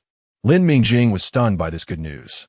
She hadn't expected that after Li Suzy rejected her, he would find another way to help her. When Lin Mingjing privately thanked Li Suzy, he didn't take this arrangement to heart. She could still remember Li Suzy saying, without looking back, "Since you have this ability, don't waste it. My requirements for you will not be lowered." In short, Lin Mingjing had now cleared the land originally reserved for improving living conditions in the greening area and used it all for planting flowers. There were still 4 types of flowers to conquer, and with Li Suzy's assurance, the Purple Iris could save her a lot of time. Lin Mingjing was busier, but she was very happy. On planet L217, Chi Chun, who had been frowning since arriving at the battlefield, rarely had a hint of a smile on her face. Chi Nua's condition had improved. His mental power pool was gradually stabilizing, and his aggression had diminished. Although the mutations detected in the mental power pool were still present, fortunately, there was no trend of expansion. As long as he could get through this phase, perhaps he could turn misfortune into fortune and make further progress. He was cultivated at great resource expense by the Qi family, and his life was, to some extent, linked to the rise and fall of the Qi family. Now that Qi Nua's condition was improving, the Andre family was acting unusually aggressively against the insect race, giving the Qi family a breather. Taking advantage of this time, Qi Chun gradually consolidated the hearts of the people, stabilizing the turmoil that arose in the military due to a series of events. The Qi family's military, at least for now, seemed to be a solid and unbreakable force. On the other side, on Russell Planet, Eno Andre and his uncle, Shiza Andre, surprisingly found themselves in agreement for once. On the contrary, Shiza Andre looked pleased. "Good, Eno. You finally figured out." Just like that, divert the attention of the Qi family and Su Tsungjun and lure that cunning queen bug over to their side to let them deal with it. The recent aggressive offensive from the Andre family was not just about fighting against the insect race and gaining benefits from the federal government.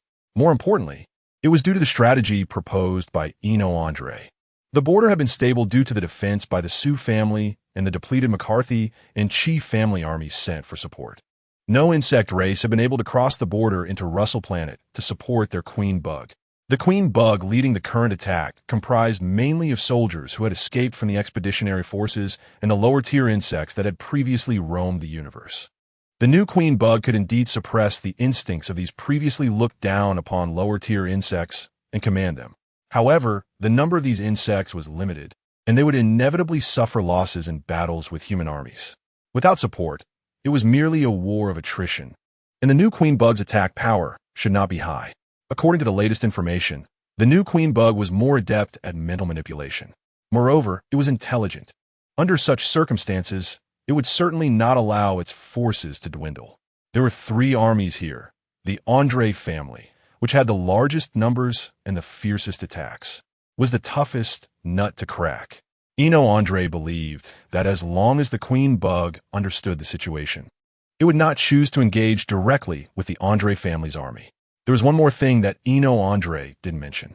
He could vaguely sense the new queen bug's probing, and it dawned on him that it was coveting the star core he had absorbed. In that case, he might as well offer it a piece. After all, Qinua, that waste, had also absorbed a star core. Each had their own thoughts. The wheat and broad beans in Lin Mingjing's field had ripened, and the blue snowflowers in the purple garden had also passed inspection smoothly. The work in the experimental fields had not fallen behind. Planting notes were published one after another, credits on her account were increasing, and the compiled materials were getting thicker. She had completely adapted to such a busy life. The citizens of the entire Federation also seemed to gradually adjust to this slightly tense atmosphere. Life seemed to be gradually calming down. The new queen bug, the Federal Star, and various battlefield news that had once attracted widespread attention from the citizens had failed to spark public discussion. Ever since the Federation issued that emergency message last time, the war with the insect race seemed to have fallen into a prolonged stalemate.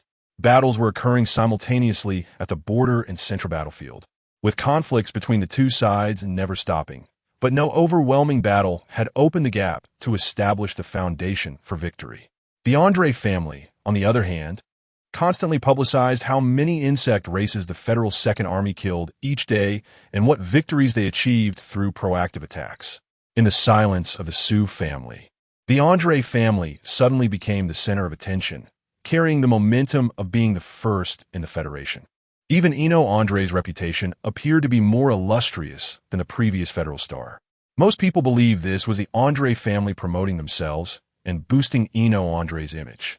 Little did they know that at this moment, the head of the Andre family was roaring in the communication screen. What are you doing? Those messages and promotions were authorized by you. Are you out of your mind? Jumping out at this time, are you afraid the military committee won't notice the Andre family? Killing insects is solely the business of the Andre family. Isn't it? I agreed to push the insects toward the chief family and Federal Army. But what are your little antics about? Shiza Andre said, losing control of his volume, his voice echoing throughout the command room.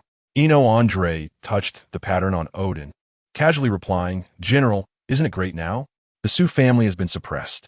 Didn't you always emphasize the glory of the family? I am now making a name for the family. Shiza Andre's narrow eyes fixed tightly on his nephew, and after a long pause, he spoke. I know what you're thinking. You said to use that fool from the chief family as bait to lure out the queen bug, and you chose the location near the Federal Army. But you have been hiding the fact that you are also one of the baits. You want to kill the queen bug yourself, don't you? Andre smiled. How could that be? Uncle, I will wait for them to fight to the death before I come out, don't worry. Shiza Andre stared intently at Andre's expression. Really? Then you should get ready for the front lines now. I will transfer others to take your place. The smile on Andre's face became strange, and he softly said, Uncle, didn't you see the map I sent you? The encirclement formed by the insects is difficult to break through. By the way, their new queen bug is quite experienced. It has destroyed the surrounding space jump points. If you send someone now, it will take several months to travel. What? You didn't mention a word of this in your battle report. Shiza Andre's complexion changed drastically as he pulled out the map, growing increasingly pale as he looked. After a moment, he squeezed out a few words through clenched teeth. You did this on purpose. You're crazy. Andre chuckled lightly. General, don't be angry. I have prepared supplies in advance. Rest assured, a 1T fail. I will be the ultimate victor. The people you send will witness me forging the greatness of the Andre family. The golden three-headed iris will shine upon the Federation. Without hesitation, Eno Andre cut off the communication and simultaneously ordered, lower General Shi's communication level by 1 tier. Now, the most important thing is to monitor the movements of the insects. Yes, at the Federal Army's garrison, Su Zheng'an looked at the screen showing the Federal Army surrounded and completely isolated by the insects, smiling wryly. Major General, as you predicted. The Andre family intentionally allowed the insects to form an encirclement, and they successfully destroyed the space jump points leading here. We have truly become a solitary force. Su Tsongjuan's voice was steady, seemingly carrying a calming magic. This was anticipated. The supplies we stockpiled in advance will be more than enough to support us until this war ends. Su Zheng'an nodded at the screen, but couldn't help but say, Major General, Eno Andre is just influenced, not possessed, right? His behavior looks completely like a bug trader. Su Tsongjun lightly tapped and magnified a certain point on the map. Here is the breakthrough point he left. It sufficiently proves that he is merely influenced, and his mind is still clear. Su Zheng'an looked at the location Su Tsongjun pointed out, where the red dots representing the insects were densely packed. Su Tsongjun noticed his confusion and explained, I went to see it with Tian Gui. There are only some low-tier insects there, and the high-tier insects mixed and have already been severely damaged by the Andre family and are completely controlled. That area is the weakest point of mental pollution control by the new queen bug, far from the battle point Eno chose. If any unexpected situation arises, we can break through the insect encirclement from there. Su Tsongjun thought for a moment and added, Eno has questionable character, but his command skills and personal combat ability are no problem. Su Zheng'an raised an eyebrow, finding the evaluation quite high. What about the Qi family? How much can General Qi Chun take in the previous reminders? Su Tsongjun, it's hard to say, although the Qi family has gained some income from the purification agents. They just lost a large sum of money, so it's uncertain how much supplies General Qi Chun can gather at this time. Su Zheng'an scoffed. Isn't it because of that Qi Nuo? I really don't understand what the Qi family is thinking, insisting on protecting that waste. A's mental power is rare, but if the person is a fool, then this A is just a weapon with slightly greater lethality, and it might even blow itself up. Su Tsongjun did not answer the question, but reminded, in order to draw out the new king bug, I cannot make an appearance for now. I can only trouble you to tighten the defense line and stay vigilant. Su Zheng'an nodded seriously. You can rest assured. On planet L217, Qi Chun had already discovered the intentions of the Andre family, but by the time she organized the counterattack, the opportunity had been lost, and she could only watch as the Zerg completely cut off the Qi family's transport routes. She did not ignore Su Tsongjuan's reminder, but the Qi family was indeed in a tight spot and had not prepared many reserve supplies. She also sent a request for support, but distant water could not quench near thirst, and material support might not arrive in time. Qi Chun sighed and issued the order. The whole army should focus on defense and preserve combat strength. When encountering unavoidable battles, lead them towards the Federation Army and the Andre family. Decision-making. The scenery of Yuan was somewhat mismatched with the character Z. Large clusters of pure white, elongated flowers were blooming, like clouds and gauze standing tall. As they swayed in the wind, there was also a hint of elegance. These were the hostes. The inspectors had complex expressions. Passed. And you have been registered. This was already his third time coming here to register flowers for Lin Mingjing, but each time he couldn't help but be amazed. When Li Suzy had approached him before, he had reminded her that guaranteeing for a first-year student was too risky. Now it seemed that her vision was indeed unique, daring to think and act. No wonder she was a senior cultivator, and no wonder her name was already in textbooks at such a young age. Speaking of which, the person in front of him could also be someone remembered in history. Talents are emerging one after another. How can people like them survive? The inspector walked away with a face full of melancholy, and Lin Mingjing quickly headed to the planting area of Class A. She had also applied for the inspection of Field Number 1, and it was just the right time to go there. The pumpkins and peanuts in Field No. 1 had a bumper harvest, especially the pumpkins, which were large enough that 2 could fulfill this month's quota. Since the base had raised the amount to be paid, even Class A was living frugally. Only a few top-ranked individuals were less affected and still had surplus to purchase materials and high-level resources, such as purification agents. To be honest, the pricing of purification agents was not outrageous. It could barely be considered a case of thin profits and high sales. But the consumption was large. According to the average level of Class A, each person had to consume about 5 bottles per month. Those with slightly lower abilities consumed even more to make the data look good. Given the current required payment amounts set by the base, it was impossible for these individuals to fully bear the cost of the purification agents. Many people were already looking for external support, and, fortunately, the Demeter base did not restrict external supplies. As long as they could pass the base's security checks, they could enter.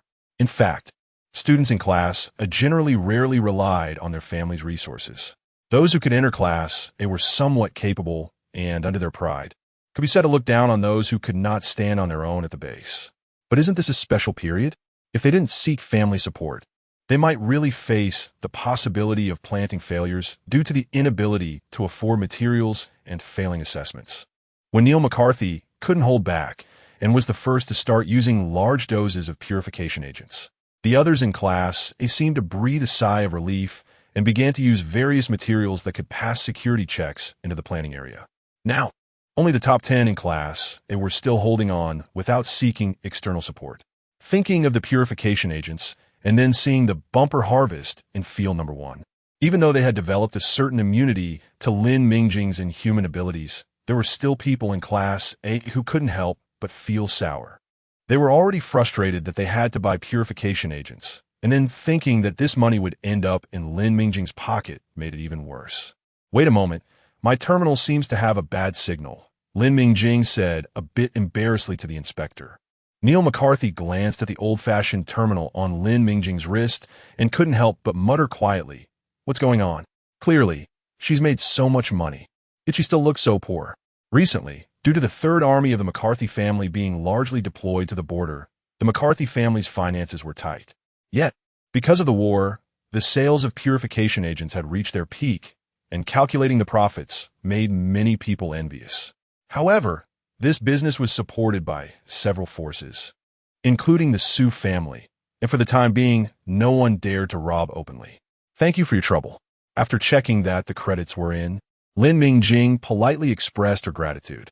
Looking at her personal information again, great, she was only 4 types of crops away from qualifying for the intermediate cultivator application. This morning, after the hostas passed inspection, she achieved her small goal of 5 types of flowers. Looking at the star coins in her account, Lin Mingjing felt even happier. In 2 months, just 2 more months, she would be able to buy Planet L307, and then she would immediately change its name. She wanted to proudly call it Blue Star. Lin Mingjing smiled with her eyes narrowed. "Meng Tinglan, let's go back early today. We can make pumpkin cakes." Next to Lin Mingjing was of course Meng Tinglan, the first and second in Class A, and since that change at the beginning of the semester, their rankings had never changed again. The students in Class A actually had a premonition that, for the next 2 years or so, the top 2 in their class would probably not change. Thinking about it made them feel even more sour. In the small villa, the 4 of them stood in a row. The pumpkin was peeled and cut into thin slices, steamed until cooked, then mashed, mixed with an appropriate amount of glutinous rice flour and white sugar, and kneaded into a smooth dough. Lin Mingjing was also one of the hands-on participants this time, as she was quite confident in making pumpkin cakes. At this moment, she's seriously reminded, the sweetness of the pumpkin itself is already quite obvious, so we can add a little less sugar. The dough was divided into small pieces that emitted a sweet aroma and then flattened. At this step, Lin Mingjing had the self-awareness to step back. After all, the next step was to fry these small pancakes in the pan until both sides were golden brown, with a slightly crisp exterior and a soft, sweet interior. This step had high requirements for heat control, and with Lin Mingjing's current clumsiness, she would definitely run into problems. So she wisely withdrew and even pulled away the eager Ji Rue. With the 2 who would only add chaos gone, the pumpkin cakes were quickly finished, and the entire house was filled with a sweet aroma. Lin Mingjing couldn't care about the heat, taking a bite, and the taste that came from her tongue evoked happiness deep in her heart. Indeed, food, especially food that carried memories, was the best way to soothe one's anxiety. Ji Rue, who was used to good things, also looked satisfied. So good. After this meal, I can hold on for a few more months. The four of them sitting around looked content, and even Ming Tinglan, who was used to being reserved, had to admit that this was the best way to relax she had had in many years. In contrast to the warmth in the small villa, the anxiety in the hearts of Eno Andre on Russell Planet, Su Zhengin of the Federation Army, and Chi Chun of Planet L217 was continuously amplifying. The war with the Zerg was not going smoothly. They were all seasoned generals, but they had never encountered such elusive Zerg forces. The Zerg's nature dictated that they usually charged straight ahead, and their strong physical advantages made them prefer head-on confrontations. But this Zerg was different. They were better at hiding, avoiding, and fleeing. They used their racial advantages that could exist directly in the universe to make humans, who could only rely on mechs and equipment to fight, run around in circles. Half a year had passed, and they hadn't even seen the new king bug. Eno Andre and Su Zhengin could still barely hold their patience since they had long been prepared. But the situation of the Qi family was not optimistic. Even the usually calm Chi Chun couldn't help but feel anxious. The Qi family supplies were problematic, and due to distance and Zerg interference, it was basically impossible to receive external supplies. Once again, the Qi family needed to make a decision. After a long contemplation, Chi Chun issued the order, "Come to the office." The last stand of the Qi family involved eggplants, cucumbers, and lemon gourd, which were the four plants that Lin Mingjing ultimately chose. Initially, she wanted to try the combination of lemon and rice, which had been reported as an innovative case of sustainable agriculture in the lemon-producing region of Blue Star. On the day Lin Mingjing finally unlocked rice cultivation, she had been longing for a bowl of rice. In her previous life, she was from the south and never missed rice at every meal. After coming here, she could only drink nutrient solutions to survive, and it was a struggle to unlock the rice planting method. She wanted to plant rice right away, but after circling around plot number 1 for half a day, she had to give up. That tiny patch of land was pitiful compared to the 180 acres of lemon orchard. She ultimately tearfully gave up her obsession with rice and realistically chose to plant lemon gourd instead. It was more important to qualify as a mid-level planter. In the future, with Blue Star, she could plant not just 180 acres, but even 10 times that. Lemon gourd was also great. It could be used for hot pot. Moreover, lemon gourd and lemons would not only not compete for nutrients, but would also provide nutrients to each other through ecological effects, promoting water and nutrient absorption.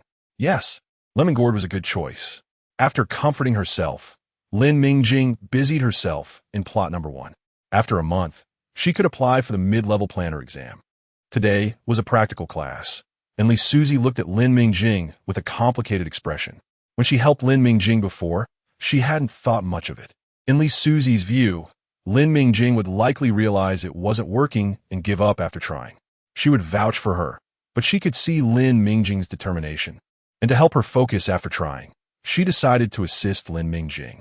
However, she didn't expect Lin Mingjing not only to succeed, but to succeed 4 times in a row. Everyone knew the soil quality of the greening area. While studying, they also had to consider the greening area, and the safest method was to maintain the status quo.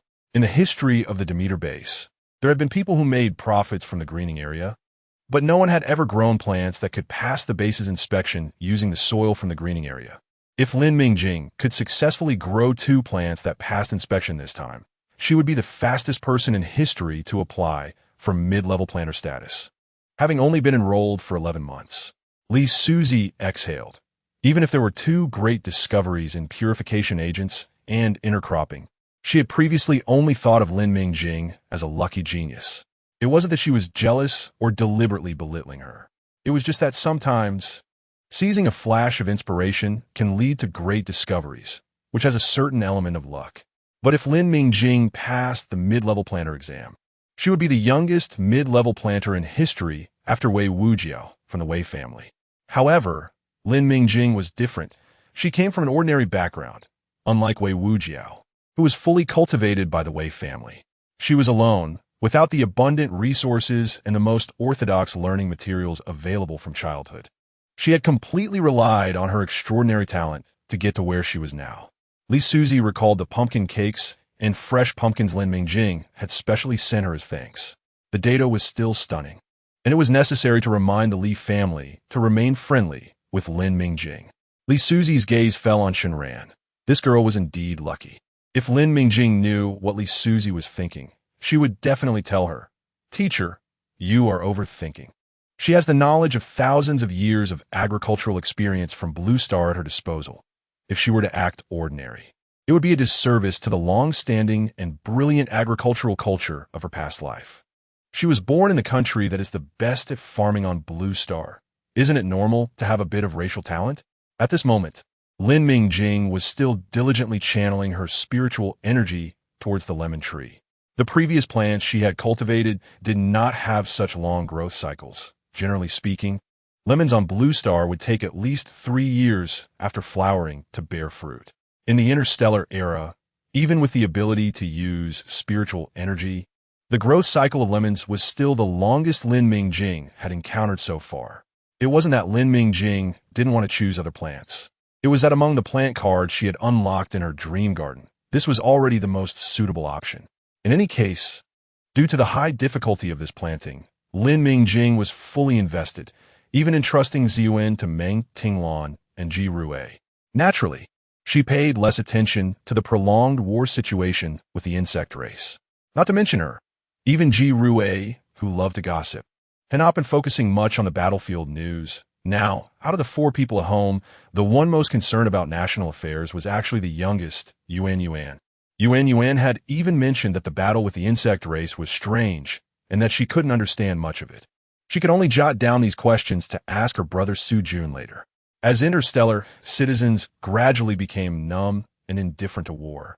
They were unaware that the Qi family on planet L217 was going all in to find a breakthrough. After consolidating all of the Qi family's current material reserves and armed forces, Qi Chun finally made the decision to break out. Many factors prompted her to make this desperate decision, one of which was observing Qi Nua's enhanced and stable combat power. Heaven had not completely abandoned the Qi family. After Qi Nua's improvement, his spiritual attack power could rival that of an S-grade. After multiple tests and battlefield experiences, even someone as calm as Qi Chun felt relieved. Qi Nua had genuinely turned misfortune into blessing. Although he had been affected by the psychic pollution from that king bug, it was precisely because he had gone through that experience in anger that he gained enlightenment, resolving his previous mental blocks and frustrations. With this added combat power, the Qi family's chances of breaking through had increased significantly.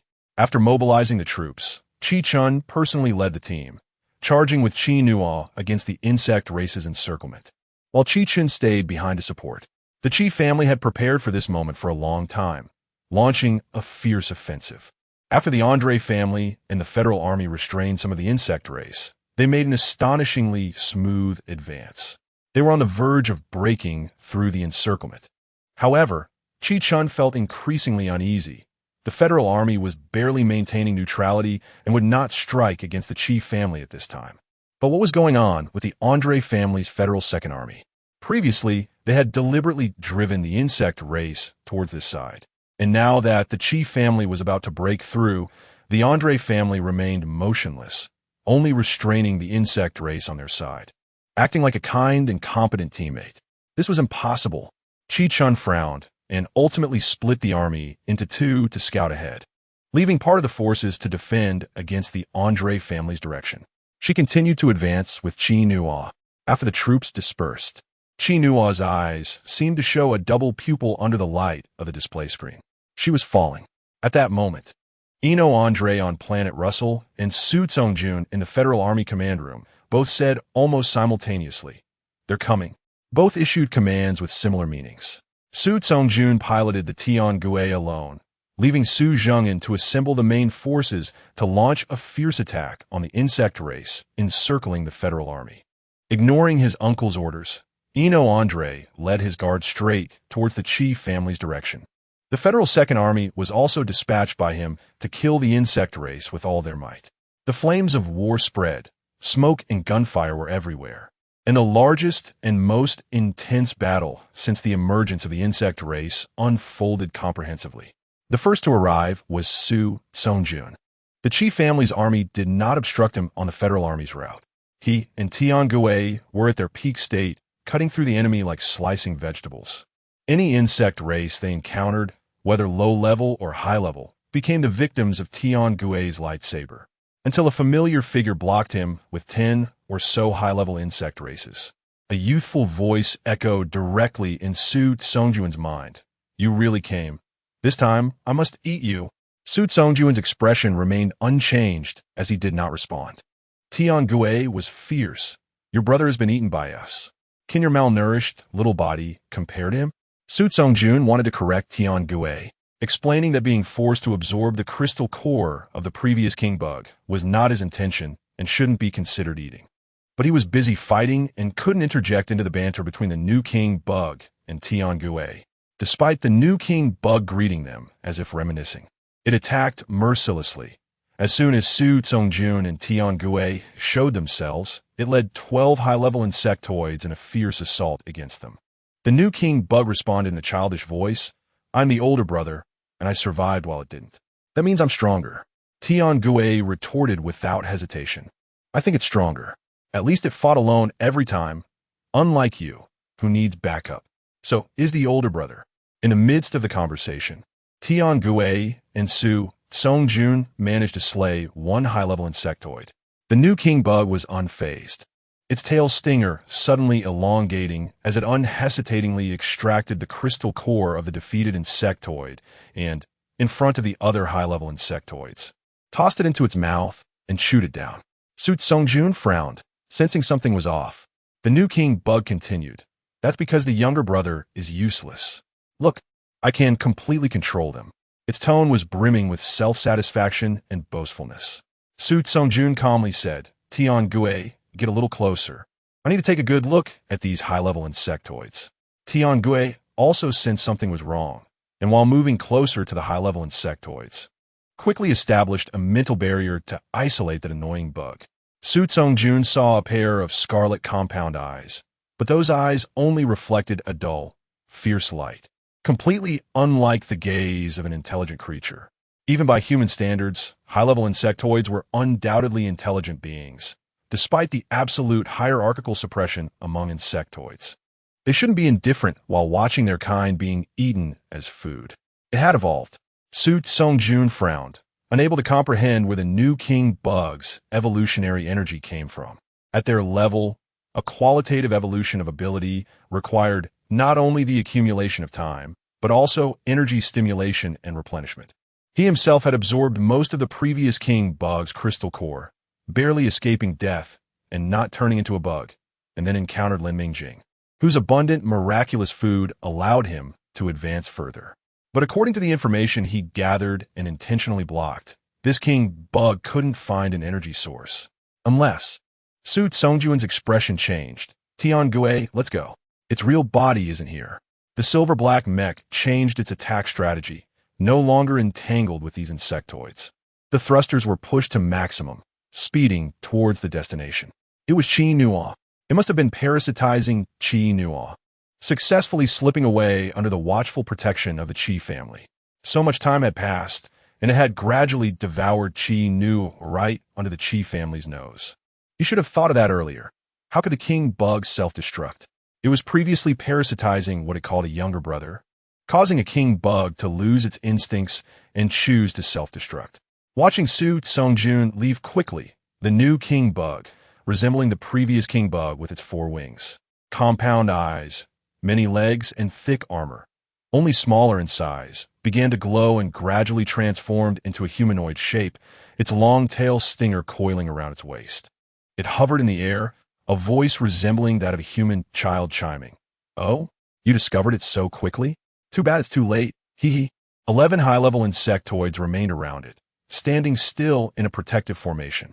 One of them lost its forelegs under Su Songjuan's attack, blue-green liquid seeping from the wound. It pointed its finger. 1, 2, 11. I don't like odd numbers. As soon as the words fell, it had already extracted the crystal core from the injured insectoid. The red crystal core was still covered in blue-green slime, which it ignored, biting down on the crystal core and swallowing it. The remaining 10 high-level insectoids continued to stand motionless. When Su Tsung-jun arrived, he saw a mech firing a laser cannon directly at Chi-chun's white mech. The mech was aiming for Chi-chun's core energy chamber, which was not only the energy storage point for the mech, but also the location for the mental link between humans and mechs. A dazzling white light exploded, the mech's mechanical arm sweeping past Su Tsung-jun and the remaining members of the Chi family. The remaining members of the Chi family had yet to react when the attacker was revealed to be Chi Nua. Although the mech had been modified, the Chi family recognized it instantly. It was the same Chi Nua that had attacked Colonel Chi Chin not long ago. The first to react was Su Tsung-jun, who piloted Tian-gue to block Chi Chun's path. The light shield lit up, blocking Chi Nua's next attack. Tian-gue, communication request. Su Tsung-jun fired at Chi Nu while moving forward, slashing down with his light sword, severing the connection of Chi Nua's laser cannon. Tian-gue simultaneously replied, "Sent, but it's useless. Su Tsung-jun, I estimate that there is a 98.7 chance that Major Chi Chun is dead, a 1.2 chance of mental collapse, and only a 0.1 chance of survival. Now even that 0.1 is gone. She is falling." Su Tsung-jun's peripheral vision caught sight of the white mech plummeting rapidly, losing its owner's control, crashing down from the sky. Boom, boom, boom. The cannon fire set the dark starry region ablaze with crimson. It was Chi Nua, who was continuously shooting at Tian-gue with a laser cannon while everyone else was momentarily stunned. Tian-gue moved swiftly to evade the concentrated fire, but the remaining members of the Chi family, closer to Tian-gue, didn't have such good reflexes. The laser cannon explosions caused significant chaos among them, with several mechs lighting up signals indicating critical damage. Su Tsung-jun commanded, "Tian-gue, conceal yourself and destroy it." Tian-gue's figure vanished from everyone's sight. Even the radar detectors showed no signal from Tian-gue. Chi Nua's mech was acting strangely. It was originally a powerful artillery mech, but artillery mechs had a fatal flaw. The laser cannon required time to charge. Continuous firing like Chi Nua's was something Su Tsung-jun could barely manage with his current mental power, but Chi Nua absolutely could not. Su Tsung-jun's command was brief, but the mental link between him and Tian-gue allowed Tian-gue to instantly understand Su Tsung-jun's true intention. Tian-gue replied, "Yes, we must first break the box to catch that sneaky little bug." At the moment Tian-gue disappeared, Chi Nua's mech activated its light shield. Laser cannons from all directions struck the light shield, creating ripples on the energy barrier. Chi Nua frowned. "TSK, this thing is no match for that annoying Tian-gue." At the moment the light shield shattered, a light sword slashed down. Chi Nua's mech sidestepped and quickly distanced itself.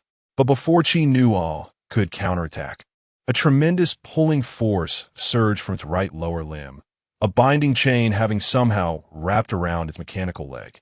Chi Nua's mech stumbled under the immense force, and in its eyes was the figure of Tian-gue rapidly approaching, along with the gun barrel aimed at the core energy chamber of the mech. The blinding white light exploded with the fragments of the energy chamber. Just arriving, Ino Andre watched helplessly as Tian-gue completely destroyed Chi Nua's mech. This included the remaining members of the 4th Group Army of the Federation, as well as the countless Federation citizens watching the live broadcast of the battle on the official channel of the Andre family. This day was destined to be extraordinary. At the Demeter base, in the Class A planning area, the base inspector assessed Lin Mingjing's lemons and giving them another excellent rating. After Lin Mingjing successfully recorded the last 2 plants in her personal information, the Demeter base welcomed its youngest applicant for the Intermediate Planting Master Assessment. After all the documents were approved, Lin Mingjing's Intermediate Planting Master Assessment was scheduled for a week later. Field number 1 was marked as fallow. Lin Mingjing wasn't too stressed. She didn't even leave time for review or relaxation the night before the exam. Evenly, Susie had her pause her experimental field work, giving her a long break. Lin Mingjing was naturally grateful. After all, her planting yields had always been well above average, and she had already submitted all her crops that would need to be turned in during the fallow period next month. She wanted to take this week to adjust her mindset and mental state, aiming to pass the Intermediate Planting Master Assessment. When Lin Mingjing and her friends first saw the live broadcast of the battle at the Andre family, they were intensely enjoying hot pot. While planting the, Lin Mingjing casually mentioned that it was perfect for hot pot, crispy, refreshing, and not greasy. It was one of her must-order dishes when having hot pot. Ji Rui perked up her ears and eagerly requested to have hot pot on the day Lin Mingjing harvested, reasoning that it was to celebrate Lin Mingjing's significant step forward in becoming an intermediate planting master. Lin Mingjing thought for a moment. She had star anise, cinnamon, bay leaves, peppercorns, and chili peppers, and she was not short on scallions, ginger, and garlic. It seemed she could indeed prepare a family hot pot. And with the watermelon she had saved, she could treat herself to some real watermelon juice this time, the kind with ice. She swallowed at the thought of hot pot and chilled watermelon juice, almost drooling, and enthusiastically applauded Ji Rui's suggestion. With the persuasion of the two, Meng Tinglan was easily convinced.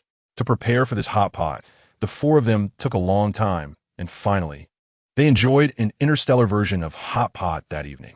When the first bite of fresh beef entered Lin Mingjing's mouth, she almost couldn't hold back her tears.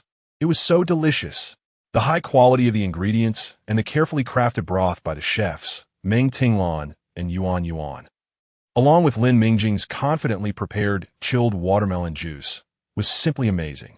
At first, when Ji Rui's special alert on her terminal sounded, and she saw the sudden live broadcast of the Andre family, she was too busy enjoying hot pot to want to take time away to watch. It was only because Yuan wanted to see it that Ji Rui projected it on the screen. Eating while watching, Ji Rui expressed that she wasn't particularly interested in the long, drawn-out war with the insect race. Lin Mingjing, however, didn't expect that in an era where the staple food was nutrient liquid and mealtime was less than 5 minutes, there would come a day when they could eat while binge-watching like in the 21st century. Honestly, it felt pretty good. Ji Rui quickly discovered that watching while eating was actually more enjoyable, and soon she was chatting with Yuan. Ji Rui, hey, aren't those the people from the Andre and Qi families? How are they fighting against the insect race together? Aren't those two families usually at odds? Yuck. Those bugs look a bit unappetizing, really affecting my appetite. Lin Mingjing watched as Ji Rui quickly picked up the beef covered in dipping sauce with her chopsticks and sent it to her mouth. She was puffing her cheeks, squinting her eyes, looking very satisfied. Meng Tinglan bluntly remarked, maybe if you didn't eat so fast, your point would be more convincing. Oof. Ji Rui let out a dissatisfied hum, and after swallowing the beef in her mouth, she said, I only said it was affecting me, not that I was actually affected. Meng Xiaogubin, your family still has that saying don't speak while eating, but I haven't seen you follow it. Meng Tinglan retorted confidently, there's no one else here. Why should I act all proper? Besides, I selectively follow the Meng family's teachings. Ji Rui rolled her eyes, knowing that Meng Tinglan wasn't as formal and polite as she pretended to be. She was rebellious at heart. Lin Mingjing was used to their bickering. Ever since Meng Tinglan moved in, their initial awkwardness had quickly turned into a familiar banter in just a week. Once she confirmed that their interaction pattern was noisy yet deepening their bond, she stopped trying to mediate. She was busy enjoying the meat. It had been a long time since she had hot pot. Even seeing the ultra-clear 4K footage of the gruesome war with the insect race on the screen didn't affect Lin Mingjing's appetite. To be honest, she felt no sense of belonging in the interstellar era, and her impression of the Andre and Qi families was not great. The confrontation between the mechas and the insect race looked more like a sci-fi blockbuster to her. Yuan, with a puzzled look, remarked, strange. It seems the Andre and Qi families' armies are not killing the insect race, but are rather attacking each other. Then the video commentary appeared. The Andre family detected traces of a new king bug and came to assist. The Qi family refused to negotiate and obstructed them, forcing the Andre family to abandon part of their military strength to confront the Qi family.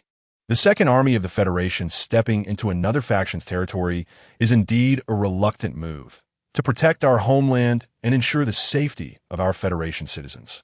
We had no choice but to do this, hence the live broadcast. Yuan was even more perplexed. The situation on the battlefield changes rapidly. Does the Andre family have too much confidence? The leading mecha is Ares, and I heard Eno Andre has a reputation for being crazy, but isn't he being too reckless? In the video, the mecha Ares forcefully repelled the Chi family members, blocking the way. The Second Army of the Federation split into two groups, one part holding off the Chi family's obstruction, while the other followed the black and red mecha, leaving the scene. The camera clearly focused on Ares, following its movements, with rows of golden three-headed irises gleaming in the video. Ji Rue stole a glance and muttered, "The Andre family is still so good at putting on a show. What else with their script? It reeks of the Su family style. Their ambition to be the top is obvious." Lin Mingjing had never seen such a scene before and could only agree. It is quite crazy. In real-time battle live broadcasts. Do you all play like this in the interstellar era? Shiza Andre was desperate. As soon as the Andre family's intelligence department discovered the live broadcast, they reported to him, and he immediately issued an order to shut it down. However, his subordinates told him that he couldn't shut it down with his current authority. Because the permission for this live broadcast was the highest wartime command authority, to shut it down immediately, it could only be operated by the one who issued the order. In wartime special circumstances, even with Shiza Andre's first command authority, it could only be closed by initiating an emergency procedure. Shiza Andre recalled when Eno proposed a combat plan earlier, applying for the highest wartime command authority to reduce the risk of communications being intercepted and leaked. He closed his eyes and said in a deep voice, "Initiate the emergency procedure and contact Major Eno."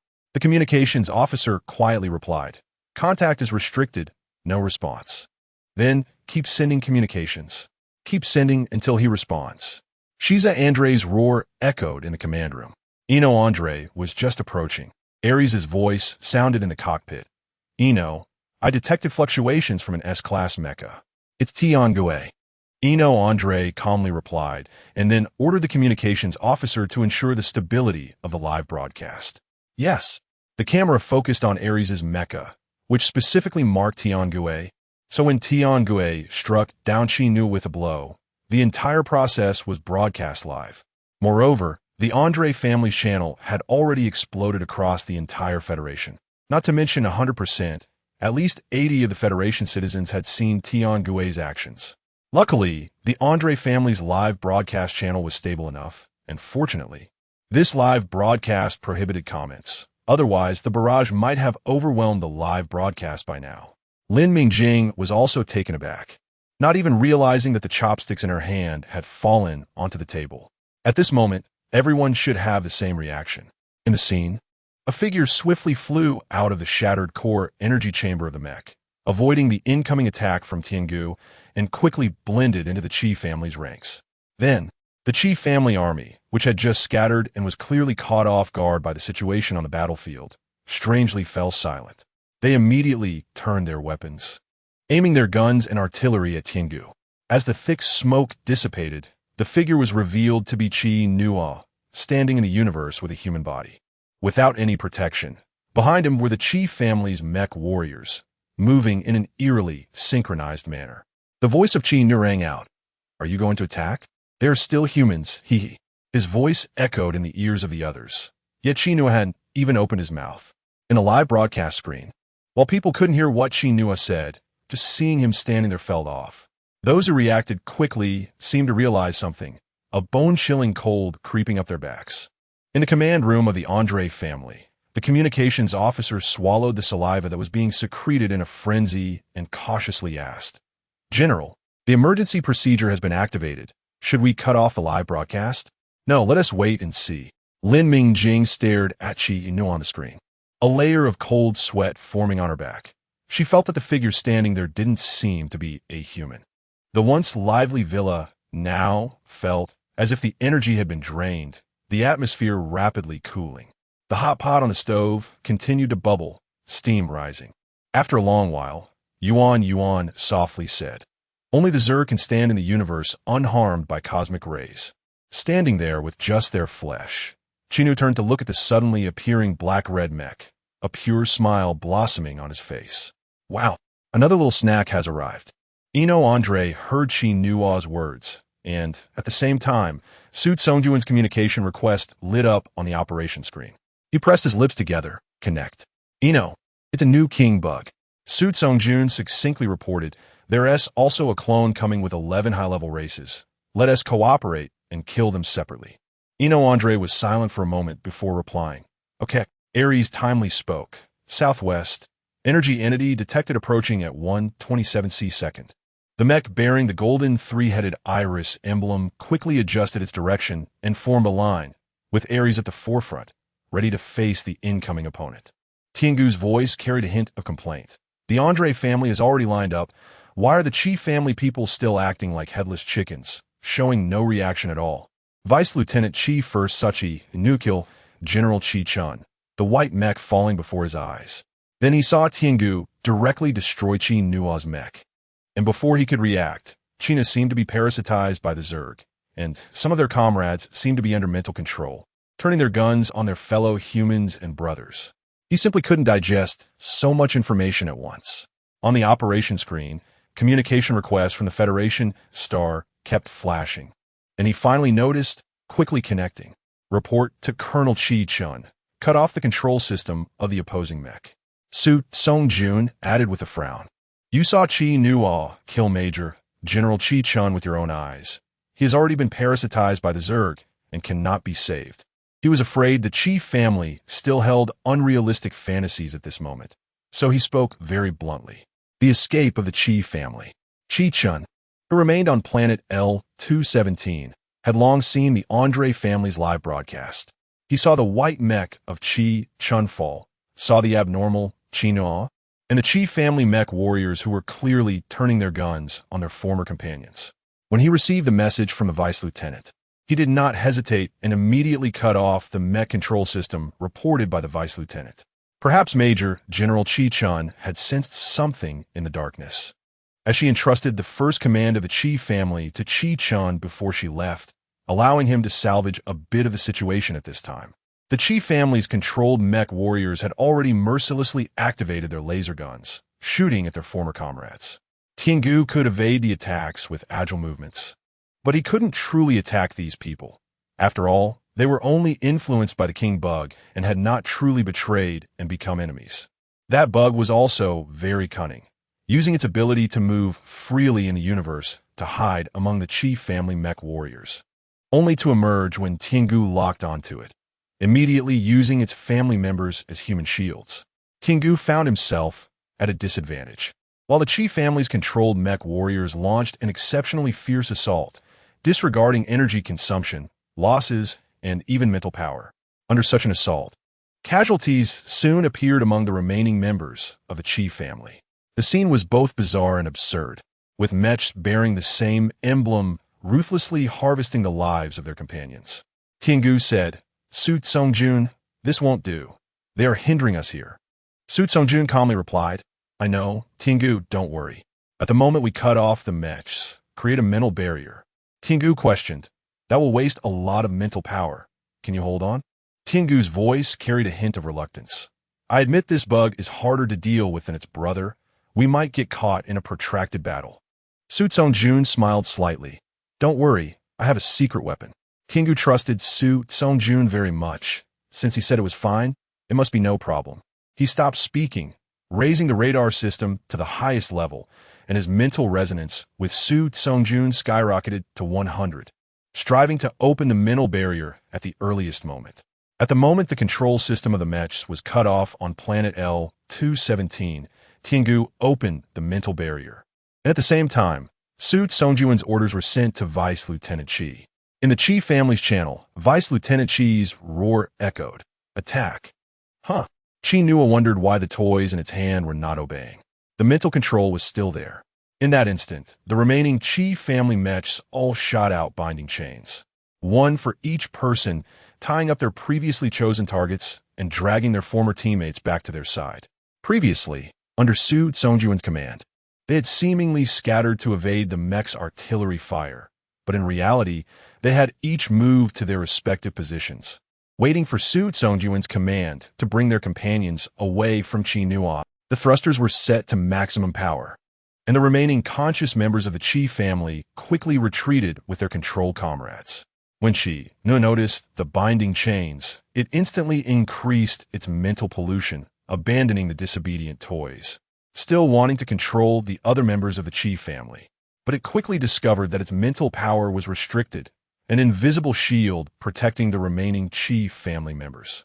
What a pity, Chino murmured as it saw the escaping toys. Looking at Tiangu, I originally wanted to find someone to play with you a little longer. Tiangu retorted unceremoniously, you're too weak to seek help. The Chi family escaped. The hot pot broth had completely cooled, and the solidified beef fat floated chaotically in the pot. The four people at the table didn't move, staring blankly at the live broadcast still playing on the screen. Lin Mingjing saw only Tiangu facing Qi Nu alone in the footage, and couldn't help but feel a sense of worry. The Qi Nu opposite, or rather the king bug, was clearly not right, different from any previous king bugs that had appeared. Although it had yet to show its formidable combat power, the familiarity it demonstrated with human strategies was even more chilling. What was even more horrifying was that another Zerg team appeared in the scene, 10 enormous, ferocious Zerg surrounding the figure at the forefront. It was a humanoid Zerg, with a circle of tail spikes coiling around its waist. They wandered boldly through the universe, strolling towards the human army. Through the light screen, Lin Mingjing could feel the strange and malicious presence approaching. Eno, another avatar of the king bug, could also invade the psychic pool and control humans. Tiangui and Ares maintained constant communication, and Su Songjuan's voice directly echoed in Ares' cockpit. Eno Andre had already guessed from the actions of the Qi family and their subsequent moves. He also knew that Su Songjuan's reminder was intentional. He issued orders, and the 30 mech masters beside him formed ranks and prepared for battle. Tiangu, Su Songjun, did he not understand? In my judgment, the information you conveyed wasn't clear enough. It needs to be repeated. No, Eno definitely understood the implications. For someone like Eno Andre, giving him orders would absolutely backfire. If it were him, Su Songjun would genuinely worry that Eno might retaliate directly, especially under the influence of the mentally corrupting king bug. The probability of that was indeed high. Su Songjun stated in a tone devoid of any emotion. Eno, the psychic control of the king bug can absolutely dominate even high-level insectoids. Ordinary soldiers can't escape. The people around you will become the king bug's helpers. Eno Andre scoffed. Su Songjun, the Andre family never fears war or death. You should take care of yourself. Tiangui sincerely suggested. Why not just tell him to disperse the people around him? You two challenging the king bug would have a 73-31 chance of winning. Avoiding the laser cannon fired by Kino, Su Songjun frowned. It's useless, he listen to me. Let us deal with the opponent in front of us first. Tiangui, all right. But this little bug is too good at dodging. It's really annoying. Tiangui was right. Kino did not confront Su Songjun directly. It kept dodging, occasionally attacking when Su Songjun's attention was elsewhere. It was dividing the battlefield, leaving Su Songjun behind. Su Songjun opened a storage box, took out a nutrient solution, and drank it. This was the special nutrient solution Lin Mingjing had left for him when they parted. Feeling his psychic energy awaken again, the psychic pool revitalized as if it had been replenished. Su Songjun spoke. Tiangui, set the thrusters to maximum, and adjust the energy of the laser cannon and lightsaber to 100. Let us resolve this quickly. The screen now displayed the newly emerged insectoid squad. Tiangui and Kino had vanished from the screen, but even if the camera still followed Tiangui, it was likely that nothing could be seen. Both Tiangui and Kino were moving too fast, with only blinding white light continuously exploding in the dark universe. It was only when the lasers exploded that one could barely see the movements of both sides. Kino was intent on fleeing, and Tiangui had not yet been able to inflict effective damage. Both sides were at a stalemate for the moment. However, the newly appeared insectoids were more brutal.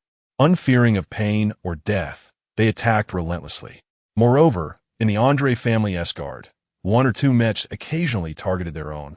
Eno Andre dodged a lightsaber, slashing from behind. Ares turned to block, and binding chains shot out, while the laser cannon on the right charged up and fired mercilessly at the attacking mech. A mech adorned with a golden, three-headed iris fell. Eno Andre's voice echoed in every mech cockpit.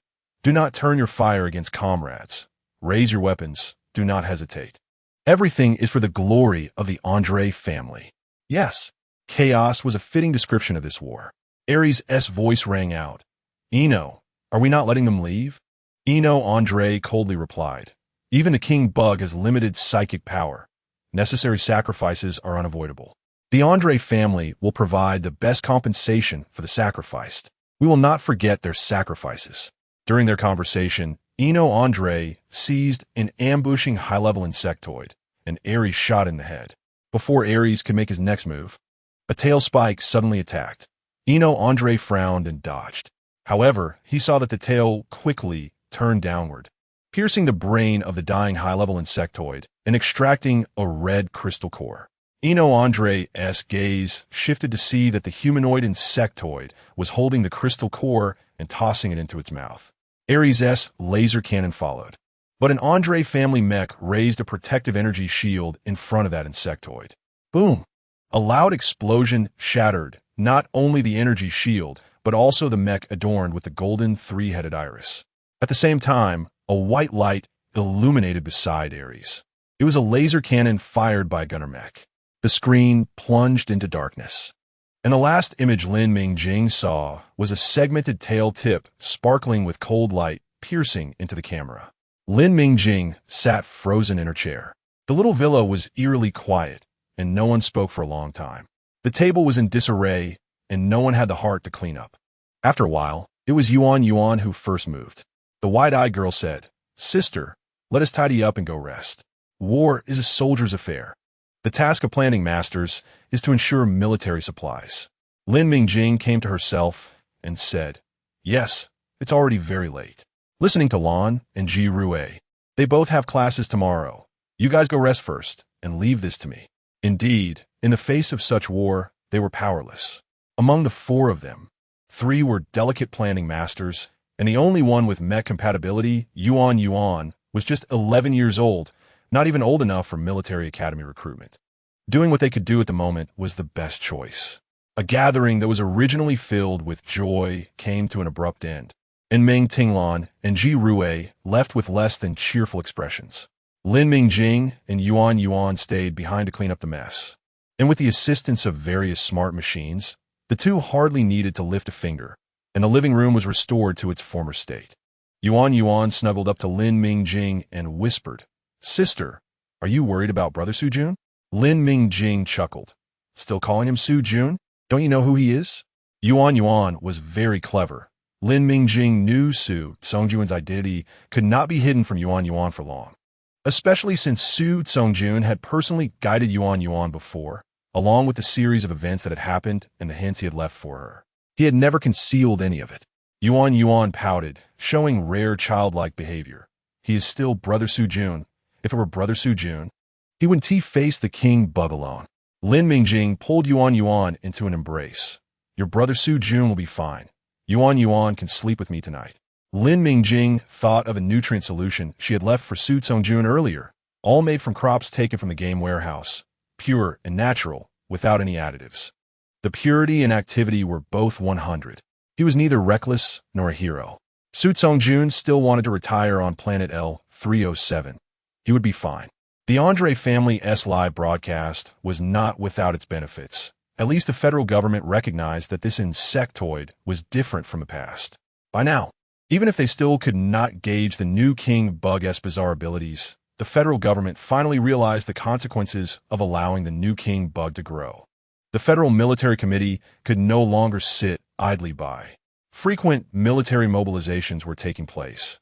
Even if they could not get too close, they at least needed to clear out the surrounding low-level insectoids and repair the space jump points, allowing reinforcements to arrive.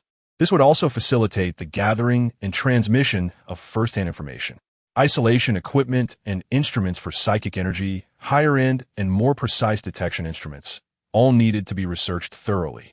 The entire Federation had become unprecedentedly tense due to this live broadcast. For years, the Federation has been able to keep the Zerg at bay, thanks to the stark difference in appearance between the Zerg and humans, making it easy to identify them as different species. However, based on the live broadcast, it can be inferred that Zeno completely evaded the Chi family's detection and perfectly disguised himself as the human Zeno. It was only at the last moment that he revealed a clue. To be honest, if it weren't for Su Songjuan's decisive attack on Zeno, forcing Zeno to reveal himself, the Qi family might have actually chosen to forgive him again, given the cunning nature of the new Zerg king. Moreover, the new Zerg king's bizarre controllability, stemming from the blades of his companions, is a deep-rooted fear for humanity. Once trust and recognition are broken, a slight misstep could lead to a devastating blow to the continuation of human civilization.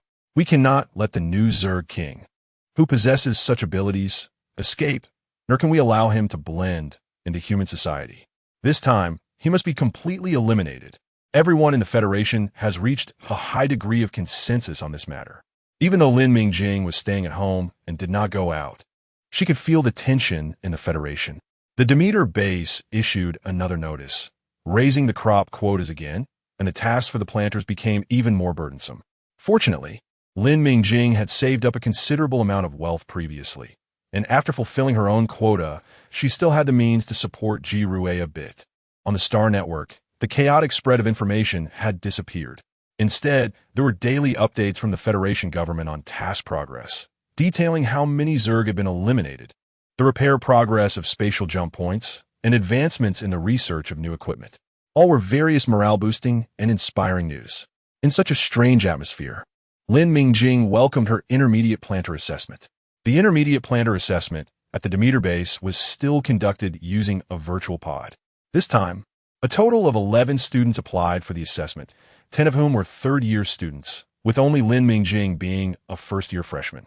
The examination process was the same as before, with a virtual examination room and questions from the examiners. However, the difficulty and requirements were higher. Lin Mingjing thought it was manageable. At least it wasn't like when she was trying to gain admission to the Demeter base, where a member of the Luo family would jump out to create difficulties for her. This time, the examiners were all senior planners, but they were quite friendly towards Lin Mingjing, and their questions were not particularly tricky. The results would only be released 3 days later. So Lin Mingjing went straight back to the accommodation area after finishing her exam. In fact, it was still early, and she originally intended to go to Li Suzi's laboratory to catch up on her missed progress. But a message from Aunt Meng on her terminal made her abandon that idea. Aunt Meng only contacted her for special matters, and Lin Mingjing had previously asked her to keep an eye on news about Planet L307. So she had a feeling Aunt Meng must have some information. Sure enough, on the other end of the screen, Meng Zhihui pressed the mute button and directly said, "Mingjing, I've learned that the Qi family intend to sell a batch of low-level planets, and Planet L307 should be on this auction list." Meng Zhihui added, "Although there is no definitive list yet, the Qi family had previously conducted a covert investigation of the remaining resources on Planet L307.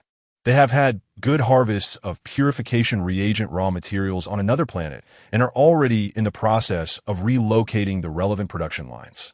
Lin Mingjing frowned. "Aunt Meng, do you know when the Qi family plans to hold the auction?" Meng Zhihui looked at the girl on the other side of the screen. She actually didn't understand why Lin Mingjing was so fixated on Planet L307. Su Songjun had been by Lin Mingjing's side before, and she didn't believe Lin Mingjing was unaware of the damage to the core of Planet L307. To be honest, if it weren't for her awkward position and identity in the G family, she would have wanted to shift her focus to other planets long ago. This planet had been overmined by the Qi family and the Andre family, and if it weren't for the discovery of purification reagent raw materials here, it would have been abandoned long ago. Meng Zhihui remembered Ji Rue mentioning how hard Lin Mingjing was working to qualify as an intermediate planner. She pursed her lips and said, "Don't worry, there's still time. I will contact the Qi family first to see what happens. Once the list of intermediate planners is released, you can contact me immediately." Lin Mingjing couldn't help but smile. "Aunt Meng, thank you." As Meng Zhihui said, the Qi family was indeed consolidating resources and preparing to sell 2 low-level planets at once, one of which included Planet L307. The Qi family had lost too thoroughly in this war. They had been forced to bear most of the responsibility for the Zerg invasion and had fled in a disgraceful manner under the public eye. The battle reports sent by Qi Chun during his lifetime silently reminded the head of the Qi family that they might not recover from this blow. The elite forces sent by Qi Zi and Qi Chun were still holding their ground at L217, which was a meticulously trained combat team from the Chi family. Not to mention that the strategic position of L-217 was far more important than that of L-307. Furthermore, the core of planet L-307 had been damaged, and there were very few resources left, with only a discovery site for purification reagent raw materials, which could barely count as a resource. However, the raw materials for purification reagents had already been successfully cultivated on other planets. The Chi family had to regroup their forces to rescue their people on L-217 and protect planet L-217. In this situation, selling planet L-307 to exchange for military resources and equipment was the best option for the Chi family. The Chi family's actions were not intended to be concealed, so when Meng Zhihui visited, Uncle Chi was not particularly surprised when she implied her intention to purchase planet L-307. The only strange thing was that Meng Zhihui actually said that this planet would be registered under Lin Mingjing's name. Uncle Chi half closed his eyes and asked, "Lin Mingjing?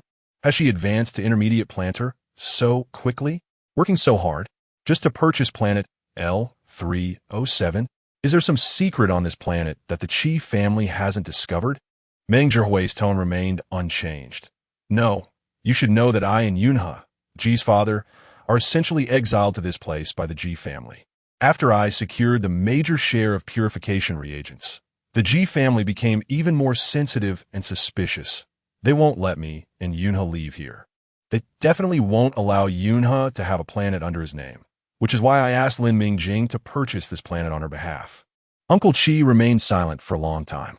Meng Zhihui took a sip of tea and said coldly, "I know the situation of this planet, and precisely because of this, it is possible to act while stepping on the Ji family's bottom line." Uncle Chi raised his eyes. "You dare to say anything? Not afraid that I will tell that old fox, Ji Mingde, who he favors, has always harbored discontent towards the Ji family?" Meng Zhihui replied, "The Ji family has done so many things against us. Do you really think they will believe that I am magnanimous and wholeheartedly serve the Ji family? It's just a matter of mutual checks and balances, each taking what they need. By the way, you don't have to worry that I will take advantage of the situation. I will offer 9 billion star coins, along with 200,000 units of high-grade nutrient solution. You can rest assured about the quality. The purity and activity are definitely higher than the average high-grade nutrient solutions on the market." Uncle Chi's expression remained unchanged when he heard the 9 billion star coins. Even with the core of planet L-307 damaged, it could still sell for around 10 billion. However, when he heard about the 200,000 units of high-quality nutrient solution, he was indeed tempted. At this time, hurriedly preparing supplies would likely lead to being taken advantage of by other families, and these 200,000 units of nutrient solution struck a real nerve for the Chi family. Uncle Chi asked in a deep voice, 200,000 is not a small sum. Can you make the decision on your own?" Meng Zhihui chuckled lightly. "Thanks to Lin Mingjing, I now have a production line for high-grade nutrient solution in my hands. If I work overtime, I can supply it. If the Chi family needs more later, I absolutely won't inflate the prices." She added leisurely, "With such a good partner, of course, I want to find ways to deepen cooperation with Lin Mingjing." Uncle Chi was choked by Meng Zhihui's last sentence. Speaking of which, the Chi family was initially Lin Mingjing's first choice, but it seemed that for some reason, Lin Mingjing had developed a rift with the Chi family. The subsequent tendency leaned more towards the Ji family. No, it was leaning towards Meng Zhihui. With a barely noticeable sigh, Uncle Chi relented. "Deal. Are you really that confident in Lin Mingjing? An 18-year-old intermediate planter?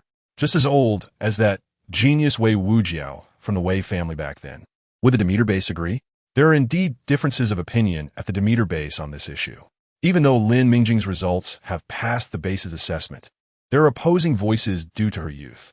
She's only been at the base for less than 11 months and has already been promoted to an intermediate planter. Isn't that too fast? Shouldn't it be slowed down a bit? The newly minted intermediate planter found the 3 days both short and long, but for Lin Mingjing, it was particularly challenging.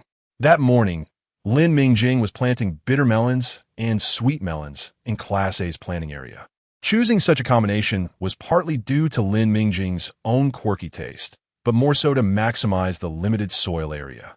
Bitter melons and sweet melons belong to the same gourd family and can pollinate each other. Moreover, both are highly adaptable to soil and have similar growth requirements, reducing diseases and pests, while saving a lot of trouble. This truly counts as working smarter, which suited Lin Mingjing's current slightly restless state. At exactly 9 o'clock a.m., Lin Mingjing's reminder went off. Before she could open her terminal, Ming Tinglan beside her already excitedly congratulated her. Mingjing, you've become an intermediate planter. At that moment, Lin Mingjing opened the Demeter Base's official website and saw the freshly released list of intermediate planters. She spotted her name immediately. The list was quite short, with only 7 out of 11 applicants passing the assessment. Lin Mingjing gave a big smile to Meng Tinglan, who had walked over, and the two embraced. In truth, neither Lin Mingjing nor Meng Tinglan were the type to express emotions openly, definitely introverts, so such a display of excitement was quite rare. After calming down, they exchanged a glance and shared an awkward smile. Lin Mingjing was the first to speak. Thank you, Tinglan. For what? It's obviously your own talent and hard work. Meng Tinglan said this sincerely. She had always thought Lin Mingjing was a genius and very disciplined. During the time they lived together, she had witnessed Lin Mingjing's relentless study and life dedicated to becoming an intermediate planter. The hard work had borne fruit, and she felt genuinely happy for her friend. To be honest, if Lin Mingjing had failed this assessment, she couldn't imagine how hard Lin Mingjing would push herself afterward. The others in class were clearly paying close attention to Lin Mingjing's assessment results. When Lin Mingjing applied for the intermediate exam, many were secretly waiting to see her fail. Now that the results were out, those who had spoken ill of her behind her back felt as if the acceptance list had slapped them hard in the face. As for this, Lin Mingjing herself was unaware. She was genuinely busy and couldn't spare any extra thoughts on it, and no one dared to speak ill of her in front of her. Only behind her back, Lin Mingjing quickly returned to her laboratory. She needed to contact Aunt Meng. The screen connected quickly, and upon seeing Meng Zhihui on the other end, Lin Mingjing eagerly said, Aunt Meng, I passed the intermediate planter assessment. What about planet L307? Is the Chief family preparing to auction it off? Meng Zhihui replied, Mingjing, congratulations. Regarding planet L307, I have reached an agreement with the Chief family, but there is something I must clarify. Regarding the ownership of planet L307, I explained to the Chief family that it is purchased in your name, but in reality, it will be jointly owned by us. I will send you a document shortly, which contains detailed terms and explanations about the transaction with the Chief family and our future cooperation agreement. Lin Mingjing pursed her lips. Aunt Meng, do you know about my plan to drop out? Meng Zhihui smiled. Now I can confirm it. Before, I just had a bit of suspicion. Mingjing, regarding this matter, I hope you will consider your plans after looking at the documents I send you. As for your decision, I have no reason to interfere. After a few more exchanges, they ended the call. Lin Mingjing also received the documents sent by Meng Zhihui. One was the transaction contract with the Chief family regarding planet L307, and the other was the joint development cooperation project proposal for planet L307. Meng Zhihui's ability was undeniable, especially in understanding people's psychological scales. She was particularly adept at it. The drafted contract clearly stated in the first clause that Lin Mingjing was the primary manager of planet L307, possessing complete sovereignty over it.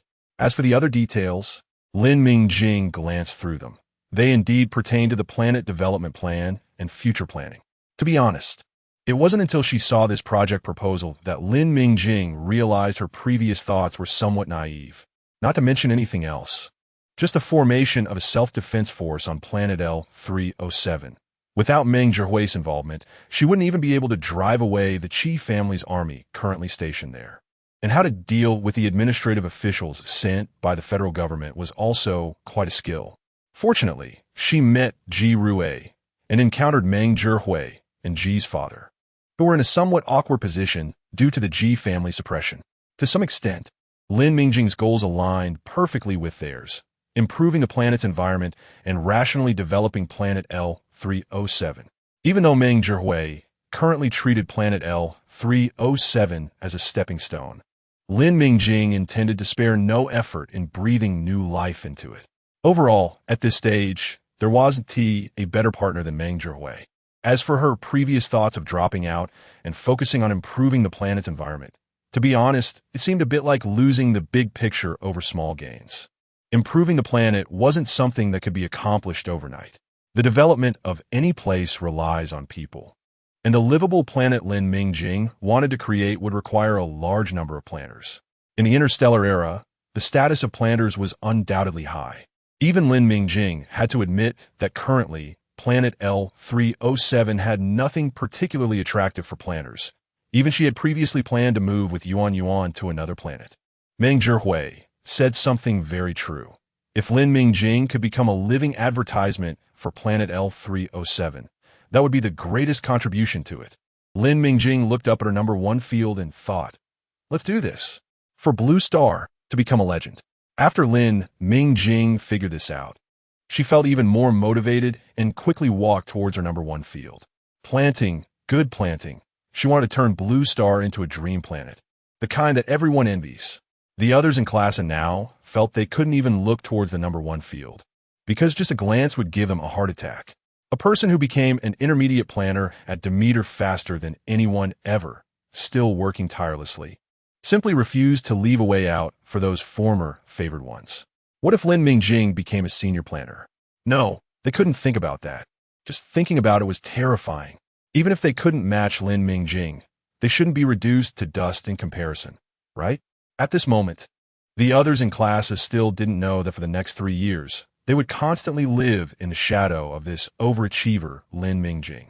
At the same time, far away in the Russell Star domain, Zeno also felt something was off. It seemed to have been hit. If this continued, it would be killed by that damned food, Su Songjun. The ownership of Blue Star initially started with the King Bug proactively dividing the battlefield. It wanted to consume Su Songjun's strength while planning to deal with him after eating Eno Andre. It aimed to devour this human who had swallowed half of its crystal core. But after fighting for a long time, it found that Su Songjun's attacks were not weakening. Instead, he was becoming more and more vigorous in battle. On the other side, things weren't going smoothly either. Another human was far crazier than it had imagined. It originally thought that treating companions as nourishment was a tradition of the insect race. But it seemed that there were ruthless characters among humans as well. Zeno dodged a laser cannon, but couldn't evade the sudden appearance of Tiangui beside it. The lightsaber slashed down, and Zeno couldn't dodge in time, raising its hand to block. Focusing on releasing mental pollution, it took advantage of a momentary delay in Tiangui's actions to quickly create distance and evade. The attack left its left hand torn and bleeding, with blue-green liquid dripping into the darkness. In fact, Zeno's current body was already covered in countless scars. If these wounds were on a normal human, that person would have long since been dead. Yet Zeno continued to flee at high speed with such a body. Upon closer inspection, every time Eno Andre's royal worm clone consumed a crystal core from a high-level race or a human, Zeno's condition improved a bit. Tiangui's voice rang out. Su Songjun, when can you act? That annoying Andre's helpers have basically become the worm supplements. At this rate, can you hold on? Do you still have many secret weapons left? Su Songjun remained calm. Tiangui, it's okay. I still have plenty. Just control the delay time each time. Don't let it discover any flaws and escape. Eno over there can hold on.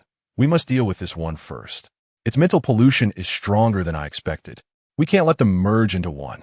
Tiangui continued to pursue Zeno, but each time he got close, he would be momentarily restrained by Zeno's mental pollution, and this time was slowly increasing. As for Eno Andre on the other side, it was indeed as he initially thought. The royal worm's mental power was limited, and the number of humans it could control at any one time was finite. As the battle dragged on, both the number of humans and high-level insect races gradually decreased, and the energy replenishment the royal worm could obtain was dwindling. Now, it had only 3 high-level insect races left, all of which were missing limbs to varying degrees, severely reducing their attacking power. Moreover, only 8 mechs remained from Andre's side, including Ares, and the situation for the human mech pilots was not good either, with mech losses, energy shortages, and fatigue in the mental power pool. Ares' voice came from the cockpit. Eno, the remaining mechs are nearing their limit, and they should be out of energy by now. I know. Andre's voice was calm. Ares, prepare the laser cannon and capture nets. Once you sense the mental pollution, activate Devour directly. Even if we can't completely consume the royal worm's mental pollution, we must at least stall for a few seconds. I'm ready. Meanwhile, all remaining mech pilots from the Andre family receive an order. Encircle and kill the 3 high-level insect races. Do not let any energy entities fall into the royal worm's mouth. The flames shooting into the sky illuminated this vast star domain as 7 mechs self-destructed simultaneously, creating energy waves that even impacted Tiangui's side. Tiangui swayed slightly, and the mental barrier seemed to be in turmoil. Zeno's eyes flashed with a strange light as it suddenly appeared in front of Tiangui. In a long battle, this was the only time it actively approached Tiangui. With all its might, Zeno released its mental pollution, satisfied to see Tiangui's mech gradually freezing in place. It had paid a considerable price for this moment. Zeno curled its lip, and its right hand transformed into a serrated appendage glimmering with cold light, swiftly stabbing into Tiangui's core energy chamber. Bang! Lin Mingjing's hand trembled, and a small shovel fell into field number 1, causing a small section of the bitter melon vine on the rack to break off and fall to the ground. Meng Tinglan turned around at the sound and found Lin Mingjing standing there in a daze. She frowned and walked over to Lin Mingjing, softly asking, "Mingjing, what's wrong? Did you not rest well?" Lin Mingjing came to her senses. I'm fine, just suddenly felt a bit panicked." She touched her pounding heart. Could it be? In the interstellar era, would humans experience inexplicable panic and palpitations? Moreover, she had just done a routine check this month, and everything indicated that her health was excellent. Meng Tinglan disapproved. "You've been working too hard lately. You must not be resting well. It's almost closing time, and you've nearly finished your work, so you should take a break." At that moment, a message notification from Meng Zhihui popped up on her terminal, and Lin Mingjing nodded in response. "Okay, I'll go to the lab first, and we'll leave together later." She recently had a new goal, and there was a strange sense of tension. Lin Mingjing couldn't pinpoint the reason and could only attribute it to the implicit pressure she felt for the future of Blue Star. Her actions increasingly reflected her urgency, and even Meng Tinglan occasionally urged her to rest. Lin Mingjing was aware that her recent state was off, so she never argued when Meng Tinglan suggested she take a break. Back in the lab, she contacted Aunt Meng, guessing that the transfer of ownership of Blue Star had been completed, prompting Aunt Meng to reach out. Sure enough, Meng Zhihui's voice on the screen had a rare hint of joy. "Mingjing, Planet L307, no, it's Blue Star now belongs to you." Lin Mingjing smiled. "The name change has been approved. It must be because you were paying attention that all the processes were completed so quickly." "Thank you, Aunt Meng, for your hard work." Meng Zhihui's eyes sparkled with a smile. "It's part of my job, not hard work at all. But this time, we owe it to the Chief family for being so straightforward. They're already preparing to evacuate Blue Star. The purchase of a planetary shield is underway, and the formation of a self-defense force is also on the agenda. So don't worry about Blue Star's defense mechanisms keeping up. I've sent the information over. Pay attention to it, and feel free to reach out if you have any questions." After ending the call with Meng Zhihui, Lin Mingjing sat in the lab, lost in thought. With ownership of Blue Star secured and a reliable partner found, and all affairs progressing in an orderly manner, she couldn't fathom where the problem lay. What was the source of her inexplicable palpitations and tension? Her sixth sense had always been accurate. Could it be failing this time? No. Perhaps it was due to complications in the war against the insect race. Aunt Meng was also speculating that there might be changes on the battlefield, leading the Chief family to withdraw so decisively. She had heard that the Chief family had long since mobilized to provide support. The battlefield was perilous. She wondered if Su Tsongjun would return unscathed this time. A sigh echoed softly in the lab. The target showed no signs of life in the Russell Star domain. Zeno's smile had frozen on its face, but it was now completely lifeless. The lightsaber had pierced through its entire skull, and yellowish-white brain tissue could be seen oozing from the wound at its temple. Its left chest had a gaping wound the size of a bowl caused by a laser, surrounded by charred muscle and fat.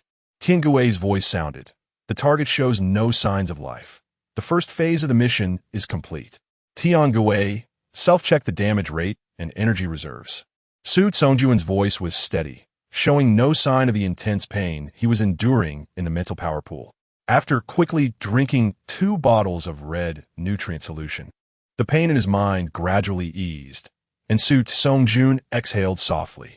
Tiangui completed the self-check. Mech damage is at 23. 7. Energy reserves are sufficient, and we can continue to fight. Tiangui's voice hesitated for a second. Su Songjun, how about you? To deceive Zeno and to deal a fatal blow. Both Tiangui and Su Songjun had to endure Zeno's attack. Even though this was a deliberate design, and the core energy chamber had defensive measures set in advance, Zeno's strike was deadly, causing damage to the core energy chamber. Tiangui knew all too well how fragile human mental power pools were. At one point, when the Su family was still holding out hope, they had attempted to forcibly connect with it. But it proved that no one could withstand the mental power fluctuations triggered by the connection. After incapacitating 2 of the Su family's prodigies, the Su family finally accepted reality. From then on, Tiangui remained in a long, deep sleep on the Su family's mecha platform. Occasionally someone would attempt to connect with him. He wasn't lonely, after all. The Su family had been maintaining and studying him, and they would constantly monitor his autonomous consciousness to ensure he wouldn't grow in the wrong direction as he developed. However, being stuck on the mecha platform for a long time meant he could only have brief conversations with the researchers. He knew there were stars and moons, a vast universe, but he had never seen any of it in real life. For a while, Tiangui found it strange. He thought he had been infected by a virus when he secretly connected to the star network. But after checking himself over and over, he never found a virus that made him feel off. Until a very long time later, he was awakened and saw the young Su Songjun. At that time, Su Songjun was still not an adult, and his mental power pool was not fully developed, but he was already able to awaken Tiangui and communicate with him. The Su family was overjoyed, and Tiangui was also very happy because from then on, this child named Su Songjun would come and chat with him every day. Later, he even took Tiangui away from the heavily secured mecha platform. It was the first time he saw the sun, the grass, and the birds, and they traveled to many, many places together. Everything he had only known from the data was truly seen in real life with Su Songjun. By the way, Su Songjun was also very good. He discovered that Tiangui had secretly connected to the star network and had hidden many strange materials in the database. Whether it was connecting to the star network or reading comics, these were clearly not things a battle machine should be doing, and they were obviously not within Tiangui's learning scope. But when Tiangui felt anxious, afraid he would be formatted, Su Songjun said nothing. He not only helped him conceal his out-of-line actions, but also chose a voice that Tiangui liked the most. So, although Tiangui had never said it, he actually liked Su Songjun very much, and he cherished him. He didn't want to go back to the days of being forced to hibernate. Feeling the sharp pain in his mind completely disappear, a gentle energy slowly flowed, and Su Songjun's fatigue and tension from days of battle gradually faded away. He smiled and said, Tiangui, I'm fine. Didn't I say? I have a secret weapon. A mecha with self-awareness is the best weapon for humanity. Logically, it should also be humanity's best partner. But humans clearly didn't think so. All mechas had regular inspection systems that could identify the life signs of humans in the cockpit. In emergencies, they could autonomously cut off the connection and use the escape pod to protect the mecha pilot. However, humans' mental power pools could not be scanned by mechas, including Tiangui. Tiangui detected that Su Songjun's life signs were normal and carefully scanned and analyzed their connection points. Very stable. Good. Tiangui's voice was clear. I've dragged the corpse of the Wang Chong to the storage compartment. Now let's go eliminate its other body, and it will be finished. Su Songjun reminded, be careful. Didn't you just sense an energy entity escaping? Tiangui immediately replied, of course, this bug can parasitize and split. As long as there's a bit left uneliminated, it will be reborn in another life form. Once it accumulates enough energy, it will come back. What an annoying ability. Fortunately, this battle point is in space, and there are no other life forms around. Otherwise, it would be really tricky. Indeed, there are no other life forms around. The self-destruction attacks of the 7 mecha pilots from the Andre family had taken away the remaining high-level insect species, as well as other humans. Clean and neat, not leaving a trace. In this star domain, only the humanoid Wang Cheng, Su Tsongjun, and Inua Andre remained. King Wai turned around, and Su Tsongjun saw the humanoid Wang Cheng fighting fiercely with Inua Andre.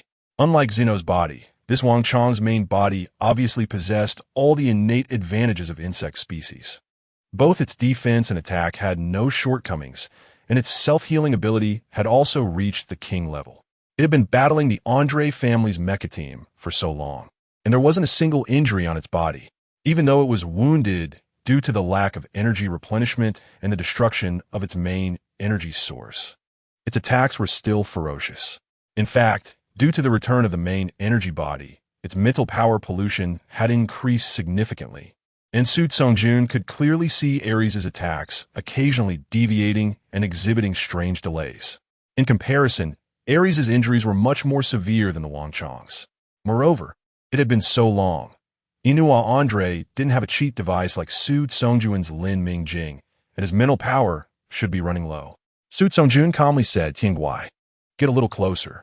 Expand the mental power barrier. The closer we get to this point, the more careful we must be.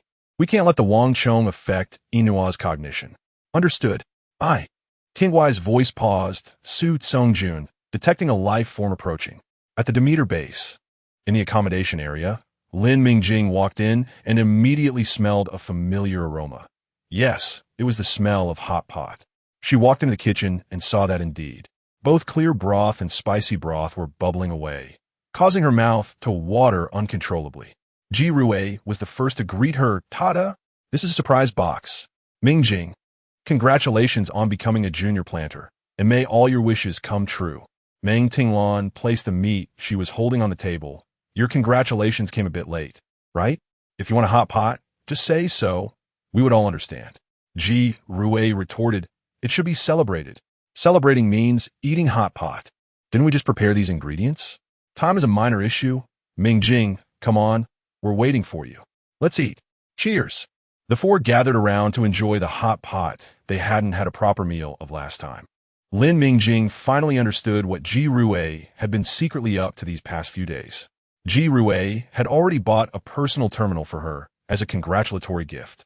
Organizing this hot pot surprise without her knowing was definitely not just because she was craving hot pot.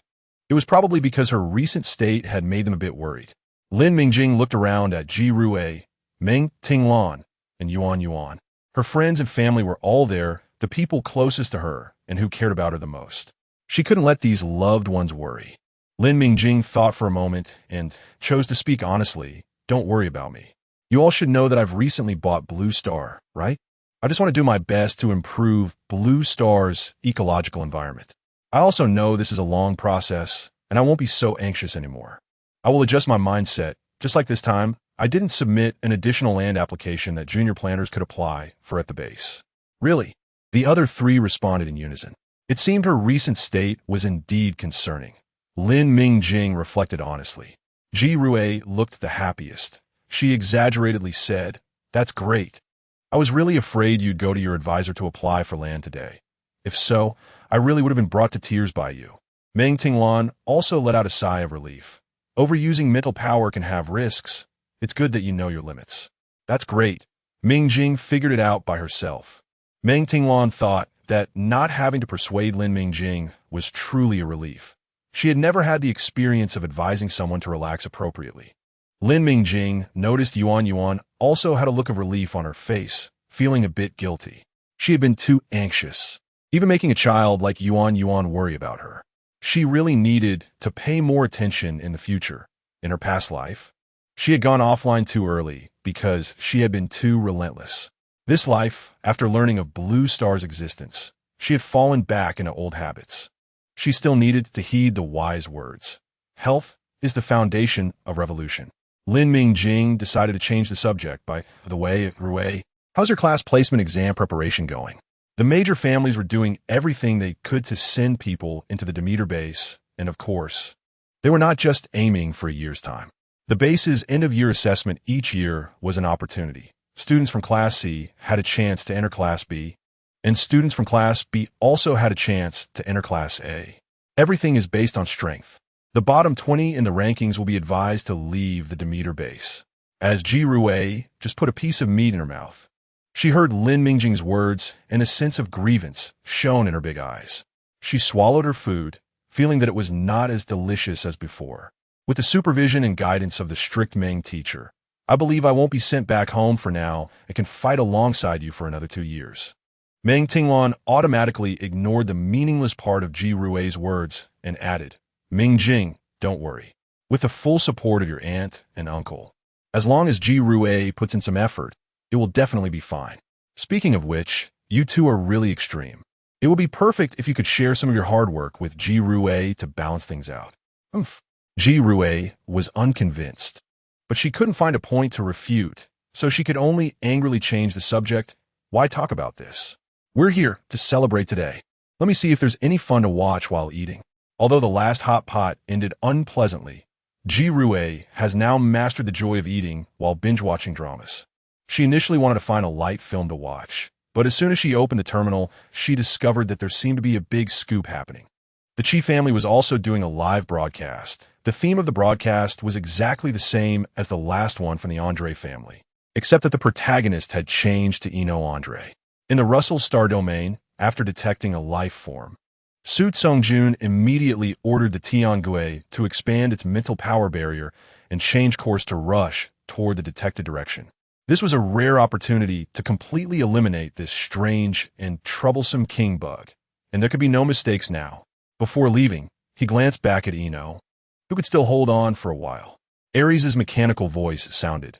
Eno, a life form is approaching. Preliminary judgment.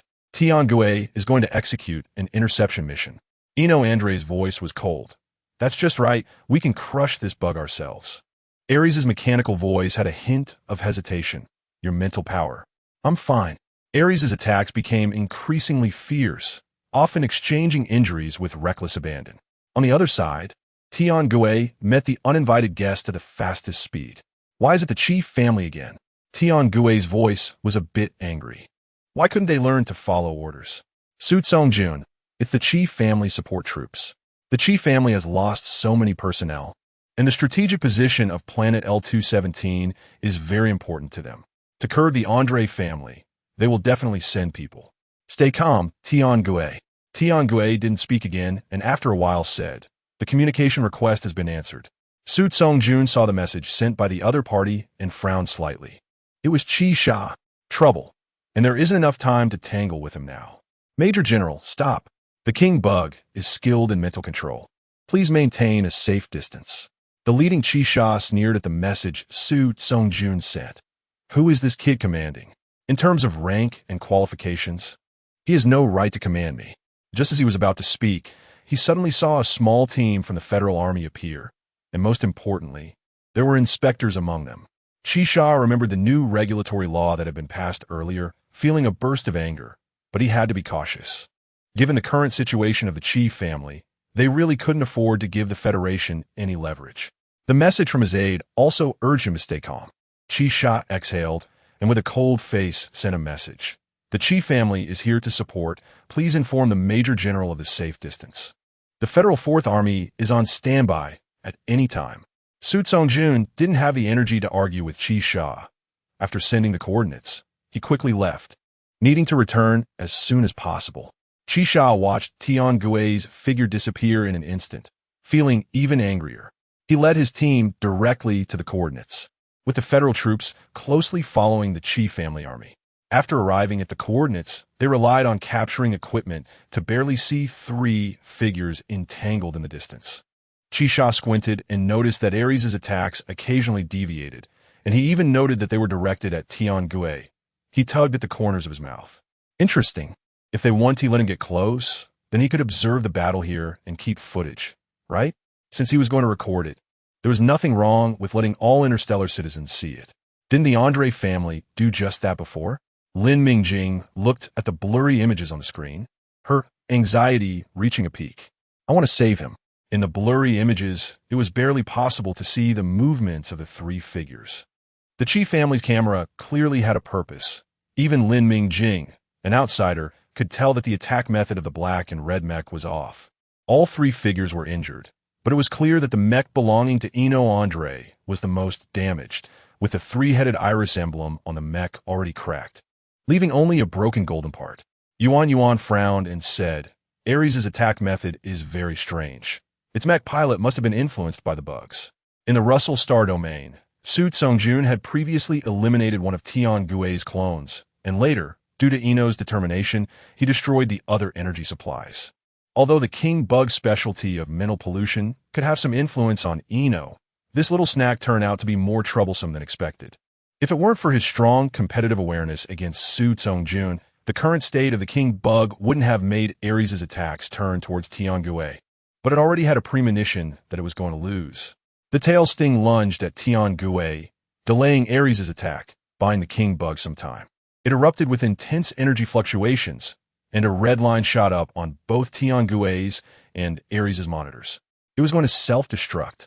The voices of Tian Gui and Ares sounded simultaneously in their respective cockpits. Both pilots took action, but with completely opposite commands.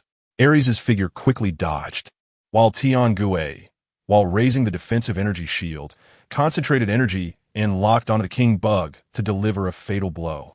The blinding light exploded, and even Qi Sha, who was far away, detected a strong energy fluctuation. Tian Gui, intercept. On the way back, after blocking Qi Sha, the preset binding nets were activated one by one, successfully intercepting the energy bodies that split off during the explosion. Tian Gui and Su Tsongjun acted quickly. Amidst the flames, the intercepted energy body was burned clean, and in the sea of fire, one could even hear the inhuman screams of the bugs. Tian Gui's voice was cheerful. Su Tsongjun, you were right. It really couldn't help but see people and try to sneak in, thinking about reincarnation. Su Tsongjun finally breathed a sigh of relief after repeatedly confirming the strange connection with the new king bug. This king bug's abilities were too peculiar and troublesome. He teased, you've been secretly watching anime again. Be careful not to get recognized. Tian Gui was unconvinced. I have experience now. I definitely won't be discovered. Qi Sha saw the sea of fire and the two surviving mechs. Lucky enough, it won't be easy to pin down the Andre family now. He curled his lip, just about to order the filming to stop. He hadn't caught the Andre family's weak point and had inadvertently helped the Su family gain some reputation. As Ares rushed toward Tian Gui, after getting closer, it raised its still operational laser cannon and aimed at Tian Gui. In just an instant, a laser exploded on Tian Gui. Be careful. The exclamation came not only from Qi Sha, who saw Ares' movement, but also from many people guarding in front of the Qi family screen. Tian Gui and Ares were not far from the Qi family's army, and the images on the screen became much clearer. Everyone saw Ares' actions. They saw Ares attacking Tian Gui and Tian Gui's staggering figure after being injured, and they also saw Ares strangely motionless after the strike. Then, the screen went dark. Lin Mingjing blurted out, what's going on? Why did the screen cut off? Where's Su Tsongjun? What happened to him? Yuan came back to her senses, grabbed her sister's hand, and said, Sister, calm down. I saw Tianguai dodge at the last moment, so it definitely didn't hit the core module. Look, Tianguai was still able to maintain its hovering state at the end, which means that the mental link between brother Su Jun and Tianguai hasn't been severed. He's still alive. Ji Rui and Meng Tinglan, who had already reacted, heard the conversation between Yuan and Lin Mingjing, and they exchanged glances. Ji Rui spoke first. Yuan, take your sister to the room to talk. We'll take care of things here. Yuan pursed her lips, frowning as she pulled her sister away. Lin Mingjing, who had also come back to her senses, nodded silently at her two friends to express her gratitude. Ji Rui looked at the still, bubbling soup base on the table with a distressed expression, complaining, Xiao Gubin, do you think we have bad luck with hot pot? Why does something big always happen when we eat hot pot? It's giving me psychological trauma. How am I supposed to enjoy hot pot in the future? Meng Tinglan ignored Ji Rui's antics and said while tidying up, let us not say too much. We just need to do what good friends should do. Ji Rui rolled her eyes without reservation. I'm not as good as you at studying, but in terms of social interactions, I can outdo you by several streets, okay? Meng Tinglan retorted, all right, then Miss Social Butterfly Ji, Did you realize that I want you to help clean up quickly? Got it, Ji Rue replied in a drawn-out voice. Then muttered discontentedly, the Demeter base is so annoying. They won't even let us bring in a robot butler. Meanwhile, the sisters in the room had calmed down. Yuan hugged her sister and said frustratedly, my mental fortitude is so poor. I exposed brother Su Jun's identity. Lin Mingjing patted Yuan's little head. No, it's your sister who worried you. Besides, your sister Ji Rue might have already guessed it, so don't blame yourself. Yuan looked up at her sister with a serious expression. Is sister feeling better now? All right, thank you, Yuan, Lin Mingjing said softly as she hugged her. Yuan, send a message to the contact Su Songjun left for you, and tell him that I can save Su Songjun. When the truth about the mental power potion was revealed, Lin Mingjing knew that the items in her game warehouse might be life-saving. Previously, when she encountered danger in the contaminated area, she accidentally used something from the game warehouse to save Su Songjun. Additionally, Su Songjun, who had been in a broken state, was also restored by the nutrient solution that Lin Mingjing had intentionally mixed. All the signs indicated that the items in the game warehouse could save lives at critical moments. Now, she had gained some recognition and had direct or indirect ties with various families, giving her a certain level of self-explosive capability. She believed that, even if exposed, she wouldn't be locked up for dissection. Moreover, that was Su Songjun. She couldn't just stand by and watch him die. Yuan tightened her grip on her sister's hand. Sister, I will protect you. Lin Mingjing smiled.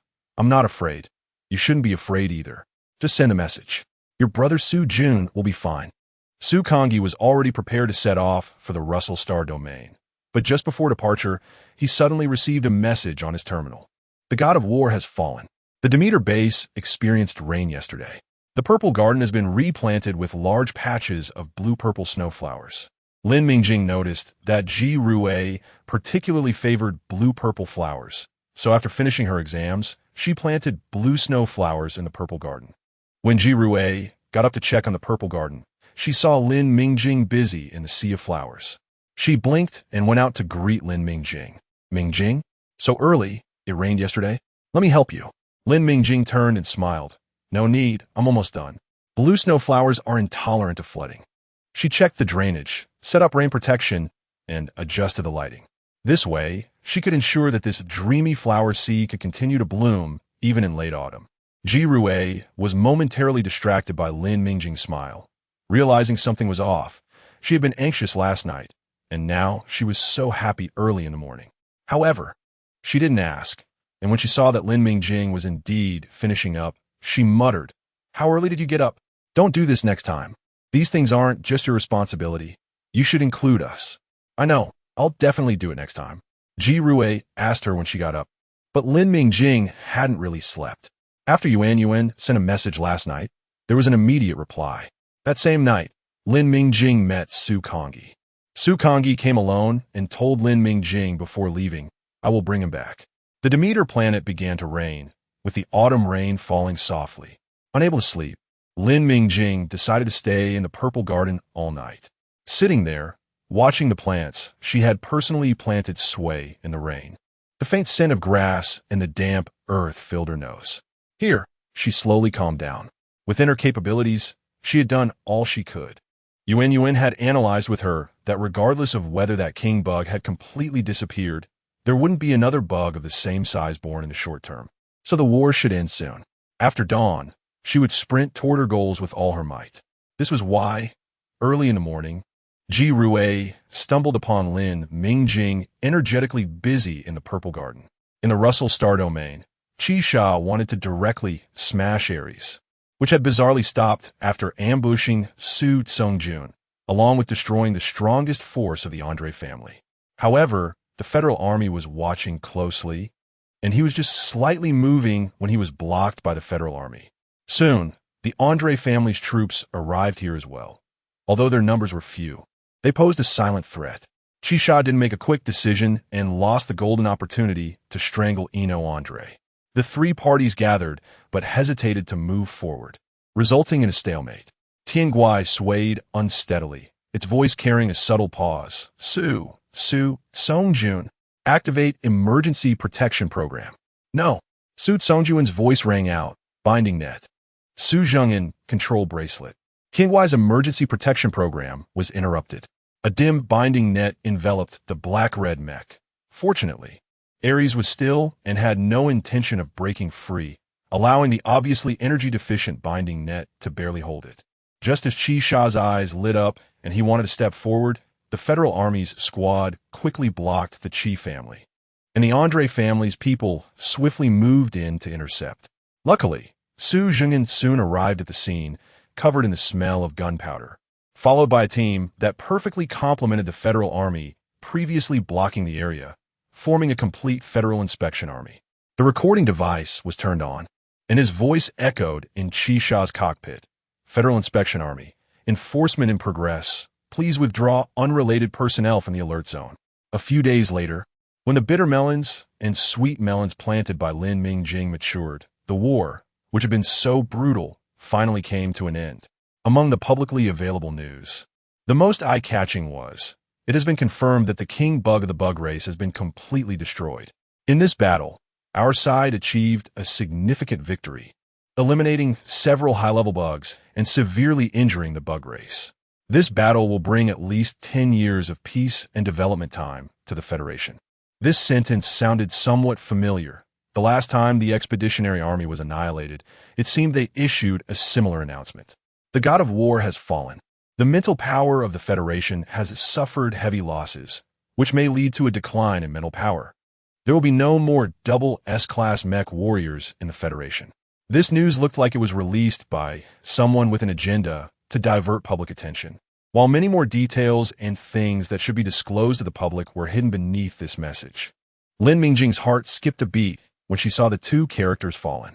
Who are these people? If it weren't for Yuan receiving the news, knowing that Su Zongjun was no longer in danger, even though she had confidence in the food produced by the game, she would probably be just as frightened as others on Xinguang by those two characters.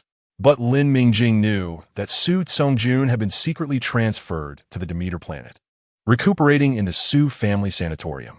Another rating secured, and the cultivation notes for sweet melons and bitter melons had also passed the basis certification. Lin Mingjing counted and realized she now had 26 cultivation notes published on the Cultivator Forum, and the points she earned from her account showed that more and more people were downloading her notes. This was a double harvest of money and fame. Lin Mingjing was delighted. After buying Blue Star, her account only had a small amount left, and the governance and construction of Blue Star was an exaggerated expense. Even with the profit-generating purification agents, it still felt a bit tight financially. If it weren't for her collaboration with Meng Zhihui and Ms. Meng's financial support and meticulous budgeting, Lin Mingjing would have been broke by now. Most importantly, this was just the early stage of partial transformation, and the expenses were relatively low. It was still a long way from achieving the ideal appearance Lin Mingjing envisioned. The current economic output of Blue Star was still too limited. Only the purification agents and nutrient solutions and the raw materials for purification agents barely generated any profit. In the interstellar era, raw materials were a one-time deal. As long as they were sold once, with the cultivators nurtured by those families and black technology, mass production could be achieved. High-purity natural plants were hard to grow. Mutated plants from polluted areas were even harder to cultivate, right? Simulating the polluted area environment was too easy, and there was no worry about the supply of raw materials. So even when Ms. Meng sold the raw materials at sky-high prices, it was still a drop in the bucket. Blue Star needed another type of economic crop that could generate huge profits. Lin Mingjing flipped through the plant encyclopedia of Dreamland Manor, and sure enough, there was only this one crop that was the most suitable. It's decided then. Lin Mingjing, come here. Li Suzi's voice interrupted Lin Mingjing's grand plans. Today is a practical lesson. So when Li Suzi called Lin Mingjing, it didn't raise any particular attention, and Lin Mingjing herself thought it was nothing serious. But Li Suzi took her further away, and along the way, Lin Mingjing couldn't find an opportunity to ask what was going on. Li Suzi brought Lin Mingjing directly to her own laboratory. Li Suzi stood at the door, nodded to Lin Mingjing. Go in, Academician Meng is waiting for you inside. Noticing Lin Mingjing's surprise, Li Suzi added, don't worry, it's not a bad thing. Last time you successfully advanced to an intermediate cultivator, Academician Meng helped a lot. Go in. I'll wait for you outside. After swiping the door open, she indeed saw academician Meng waiting inside. Lin Mingjing politely greeted, "Director, you were looking for me?" "Yes." Academician Meng lightly tapped the table. "Sit down, let's talk. I've read all your cultivation notes. The writing is fluent, the logic clear. It's easy to understand and progresses step by step, all very good. You're a good candidate for writing teaching materials." Lin Mingjing's eyes brightened. "Director, you're overpraising me. Just tell me what you want." She vaguely guessed academician Meng's purpose in finding her. "Good. It's nice to be straightforward. I'll get to the point. You have become an intermediate cultivator, and I want you to write a brand new set of teaching materials in your name, focusing on cultivation technology guidance and yield formation, with disease prevention also included. Then, apply to input it into the public data repository." Academician Meng's half-closed eyes opened. Staring at the young girl sitting opposite her with sharp scrutiny, she hoped she hadn't misjudged the person. For the first time, Lin Mingjing felt a sense of pressure from this elegant and kind director. She smiled. "Of course, that sounds great. I was actually planning to use this as a means to attract talent. How come you discovered it so quickly?" Her slightly joking tone instantly broke the cold atmosphere in the laboratory. Academician Meng chuckled, transforming back into the kind scholar Lin Mingjing was familiar with. "You're quite clever. Don't worry, this free public data is something only you can do right now. Those who come from ordinary backgrounds and have a strong desire for knowledge about cultivation will definitely be drawn to it. Let the base endorse you first to raise your profile. It won't hinder your ability to attract talent to settle on your planet, and the effects will be even better." Lin Mingjing grinned. She knew this, which is why she didn't ask for the reason and readily agreed. "Shortly, your mentor will send you a copy of the materials. These are some insights I've compiled over the years, just for your reference. You don't need to feel too much pressure. Start by writing a systematic overview, and you can gradually improve the details later. As for the timeline, put your other tasks on hold for now. 1 month, no more than 2 months. While the impact of this war is still present, you must finalize this matter." "Okay, I will do my best." Hearing Lin Mingjing's decisive response, without a hint of hesitation, academician Meng's eyes softened even more. Her judgment of character was indeed still sharp. "All right, go find your mentor." After Lin Mingjing came out, she indeed saw Li Suzy waiting outside. She didn't waste time, directly transmitting the encrypted materials mentioned by academician Meng to Lin Mingjing. "Teacher Li, I won't participate in the plant intercropping practice anymore." Li Suzy nodded. "I know. You could choose not to participate once the theory was validated. Focus on what you need to do. If you have any questions, feel free to contact me anytime." Lin Mingjing didn't go to the planting area. She chose to return to the small villa directly and applied for fallow on plot number 1. With a hint of excitement, she opened the encrypted materials, and the more she read, the more thrilled she became. Originally intending to just browse, she became engrossed.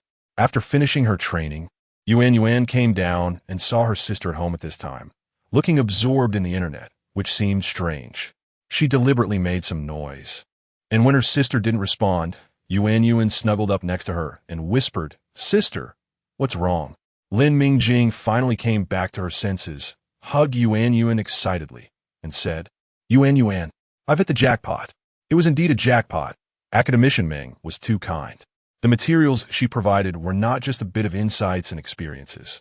If Lin Mingjing had a say, this was clearly a series of guiding books that could be directly published, progressing from easy to difficult, combining both academic rigor and practical adaptability. Moreover, many of the knowledge and techniques included were probably not even learnable at the Demeter base. Gaining fame and the direct mentorship of an academic giant dropped right in her lap. How could she not be excited? Just then, Meng Tinglan returned. Seeing that Lin Mingjing was already home, she sighed with relief. "Mingjing, are you all right? I saw that plot number 1 had a fallow sign." At that moment, Lin Mingjing felt a bit guilty, seeing Tinglan. "Ahem, it's nothing. I have other things I want to do, and time is tight, so I just applied for fallow. It's good if nothing's wrong. If you need my help with anything, just let me know. Don't overwork yourself."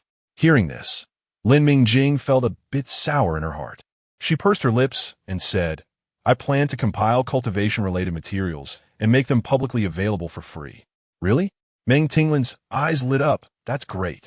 Mingjing, if you need my help, please do ask." The Meng family wanted to do this before, but ultimately failed. Maybe you're more suited to do it. That's wonderful. I knew I didn't misjudge you. Just go ahead and do it. Yuan doesn't need to worry about it, seeing how much Jirue likes it. And since she passed her exam, it's just right to let her gain some experience.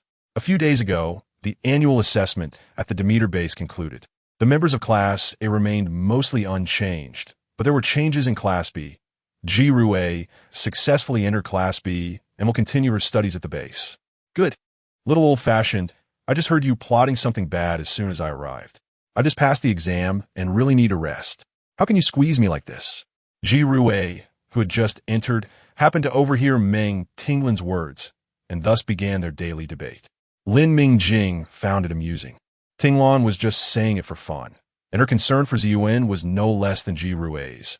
So how could she just stand by? How nice. I'm really lucky in this life. On the other side, someone was also lamenting their good fortune. Fortunately, Tiangue managed to avoid the fatal point, and that kid from the Andre family wasn't completely under control, which prevented you from dying on the spot. Originally, this injury would have either killed you or rendered you useless, but someone was able to save you, which is why you didn't completely mess up. Songjun, are you starting to turn your luck around?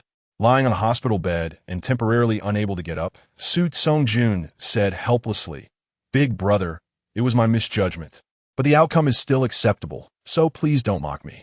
At this moment, Tiangue's voice also rang out. Can I say it? Making mistakes should be met with criticism, right, Songjun? Didn't you teach me this? A chuckle escaped from Su Kangyi, who heard Tiangue's words. The strangely stubborn Lin Mingjing was left speechless by Tiangue's sincere tone and could only stare at the simulated starry sky on the ceiling in silence. Su Kangyi found it funny. Sometimes Tiangue really had a way of completely overpowering his older brother, who had been mature and serious since childhood. By the way, Ino Andre is currently detained in isolation by the military tribunal. General Shiza has arrived at the military district headquarters, and everyone on the committee has received his visit letter. The Andre family will do everything to protect him. Su Kangyi looked at Su Songjun, who was lying on a hospital bed and temporarily unable to move. From this perspective, Ino Andre was luckier than the two brothers. Su Songjun blinked. It's not hard to guess that the resistance encountered is quite significant, right? Indeed, the Chi family has a loud opposition, and the McCarthy family is also taking the opportunity to meddle. Su Kangyi nodded. The Chi family suffered significant losses in this war, and now that they have finally found a handle on the Andre family, they naturally want to seize the opportunity to crush the Andre family, relieve their own pressure, and weaken their opponent. It's a win-win situation, and the Chi family won't let go. It's an opportunity. Military reforms should take action. A hint of sigh crept into Su Songjun's voice. Big brother, you'll be very busy later, so there's no need to come over again. I will be heading L307, to Blue Star. In the future, if there's anywhere you need me, just let me know. The room fell into silence. After a long time, Su Kangyi finally spoke. Since you have decided, I won't oppose it. By the way, your lifesaver has sent another batch of nutrient solution. Do we still need to continue sending it for Ino Andre? Forget it. Su Songjun thought for a long time and replied softly. The risk is too great. Ino's mental strength and willpower are much stronger than that of the Chi family. The parasitic Wang insect energy body within him isn't powerful. It will eventually be completely killed by him. Big brother, please pay more attention to Ino Andre's situation. Previously, it was easier to take action in the Russell Star region. Sharing the nutrient solution with Ino was a last resort, also to eliminate the Wang insect energy body in his body. That's why Su Songjun took the risk of using that distinctly different batch of nutrient solution on Ino. Now, under such tight surveillance, the risk of taking action is too great. He cannot let Lin Mingjing be in any danger. Su Kangyi scoffed. Don't worry. He is currently under comprehensive surveillance.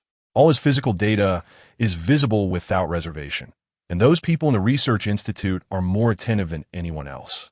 If it weren't for the Andre family being difficult to deal with, anyone else would have been sliced up for research long ago. Just like the Kino corpse you brought back. It would have been cut into who knows how many pieces by now.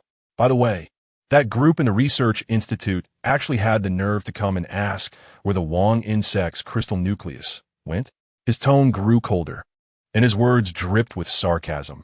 A bunch of cowardly little people who fear for their lives and seek fame, and they still dare to come and ask me. I don't know where they found the face to act like they are human.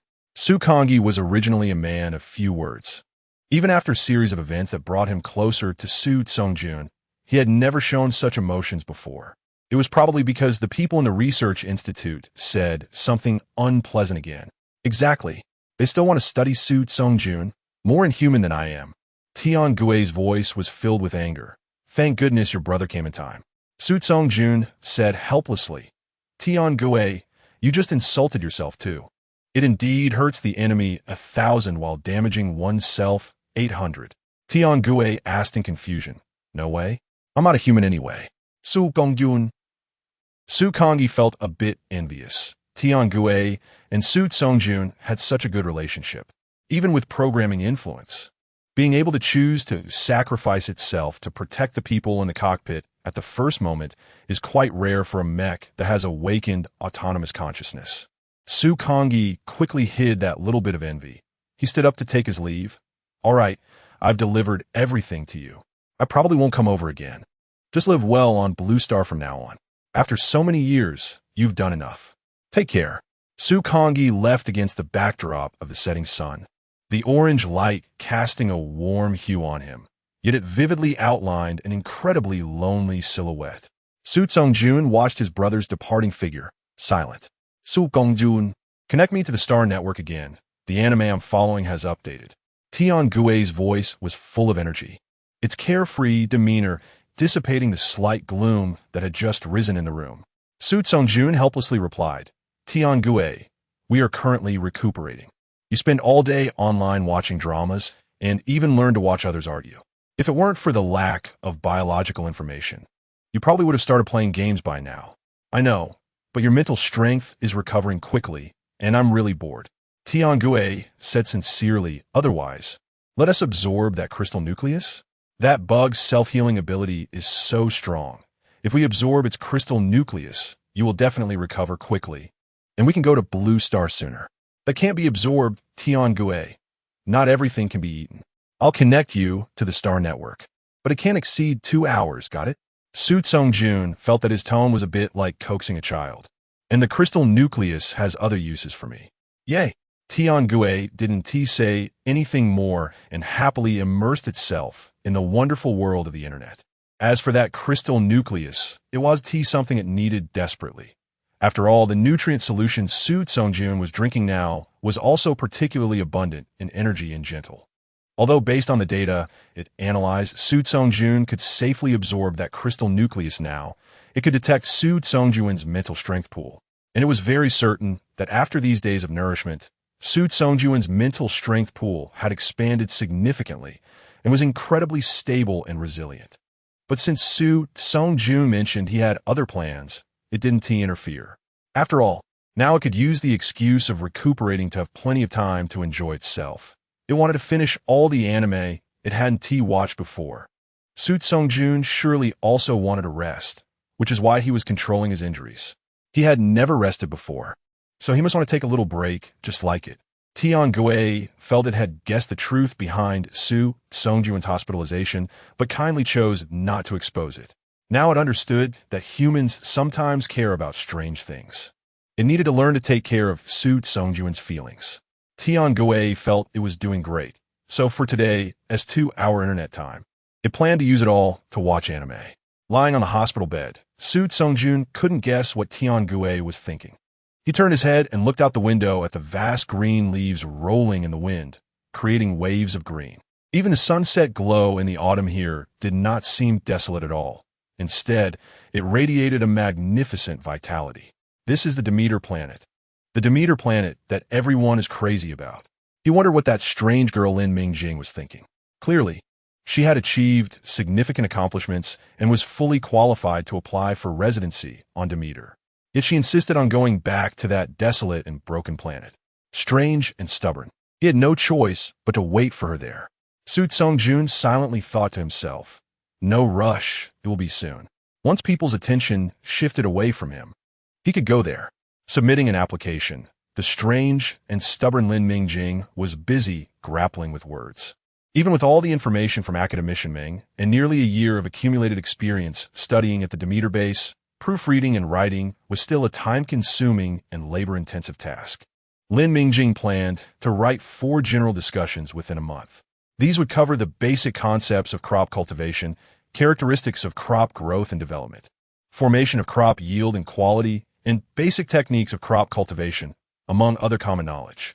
The general discussion section could be said to be the framework and organization of the system, requiring high standards in both content and language. It needed to balance academic rigor with practicality, while also connecting to the subsequent text, guiding readers to think and explore deeply. The requirements for the language were to be highlighted, concise, accessible, and progressive. Lin Mingjing was determined to meet these demands, striving for perfection. The planting area only required basic maintenance, and the research team's work was also paused. Meng Tinglan voluntarily offered to help, even without needing to be named. Due to her surname, only Lin Mingjing's name could appear on the book, the name of someone from an ordinary background, without heritage or family support. Those powerful families who had held onto the information for a long time would not take a book independently completed by someone like her seriously. And only then could they pry open a gap that had been tightly sealed. Lin Mingjing originally felt guilty, but Meng Tinglan didn't mind at all. She understood the intricacies of authorship even better than Lin Mingjing. The Meng family had done such things before, and it had ended in failure. Now, seeing Lin Mingjing having such thoughts and actions of teaching others to fish, Meng Tinglan fully supported her, even actively participating and enjoying it. As for Ji Rui, both of her family members were extremely busy, so she took it upon herself to care for Yuan. Although her demands increased significantly after moving up to Class B, making her coursework heavier than before, she was very conscious of her responsibilities. While those in the small villa were bustling about, others were also busy. According to Ji Rui's insider information, the military was making significant moves, with the Su family leading the drafting of multiple military regulations. It was said that this battle could hardly be described as a victory, barely qualifying as a Pyrrhic victory, since humanity discovered mental power and manufactured powerful weapons like mechs. The war between humans and the insect race had shifted from a disadvantage to a standoff.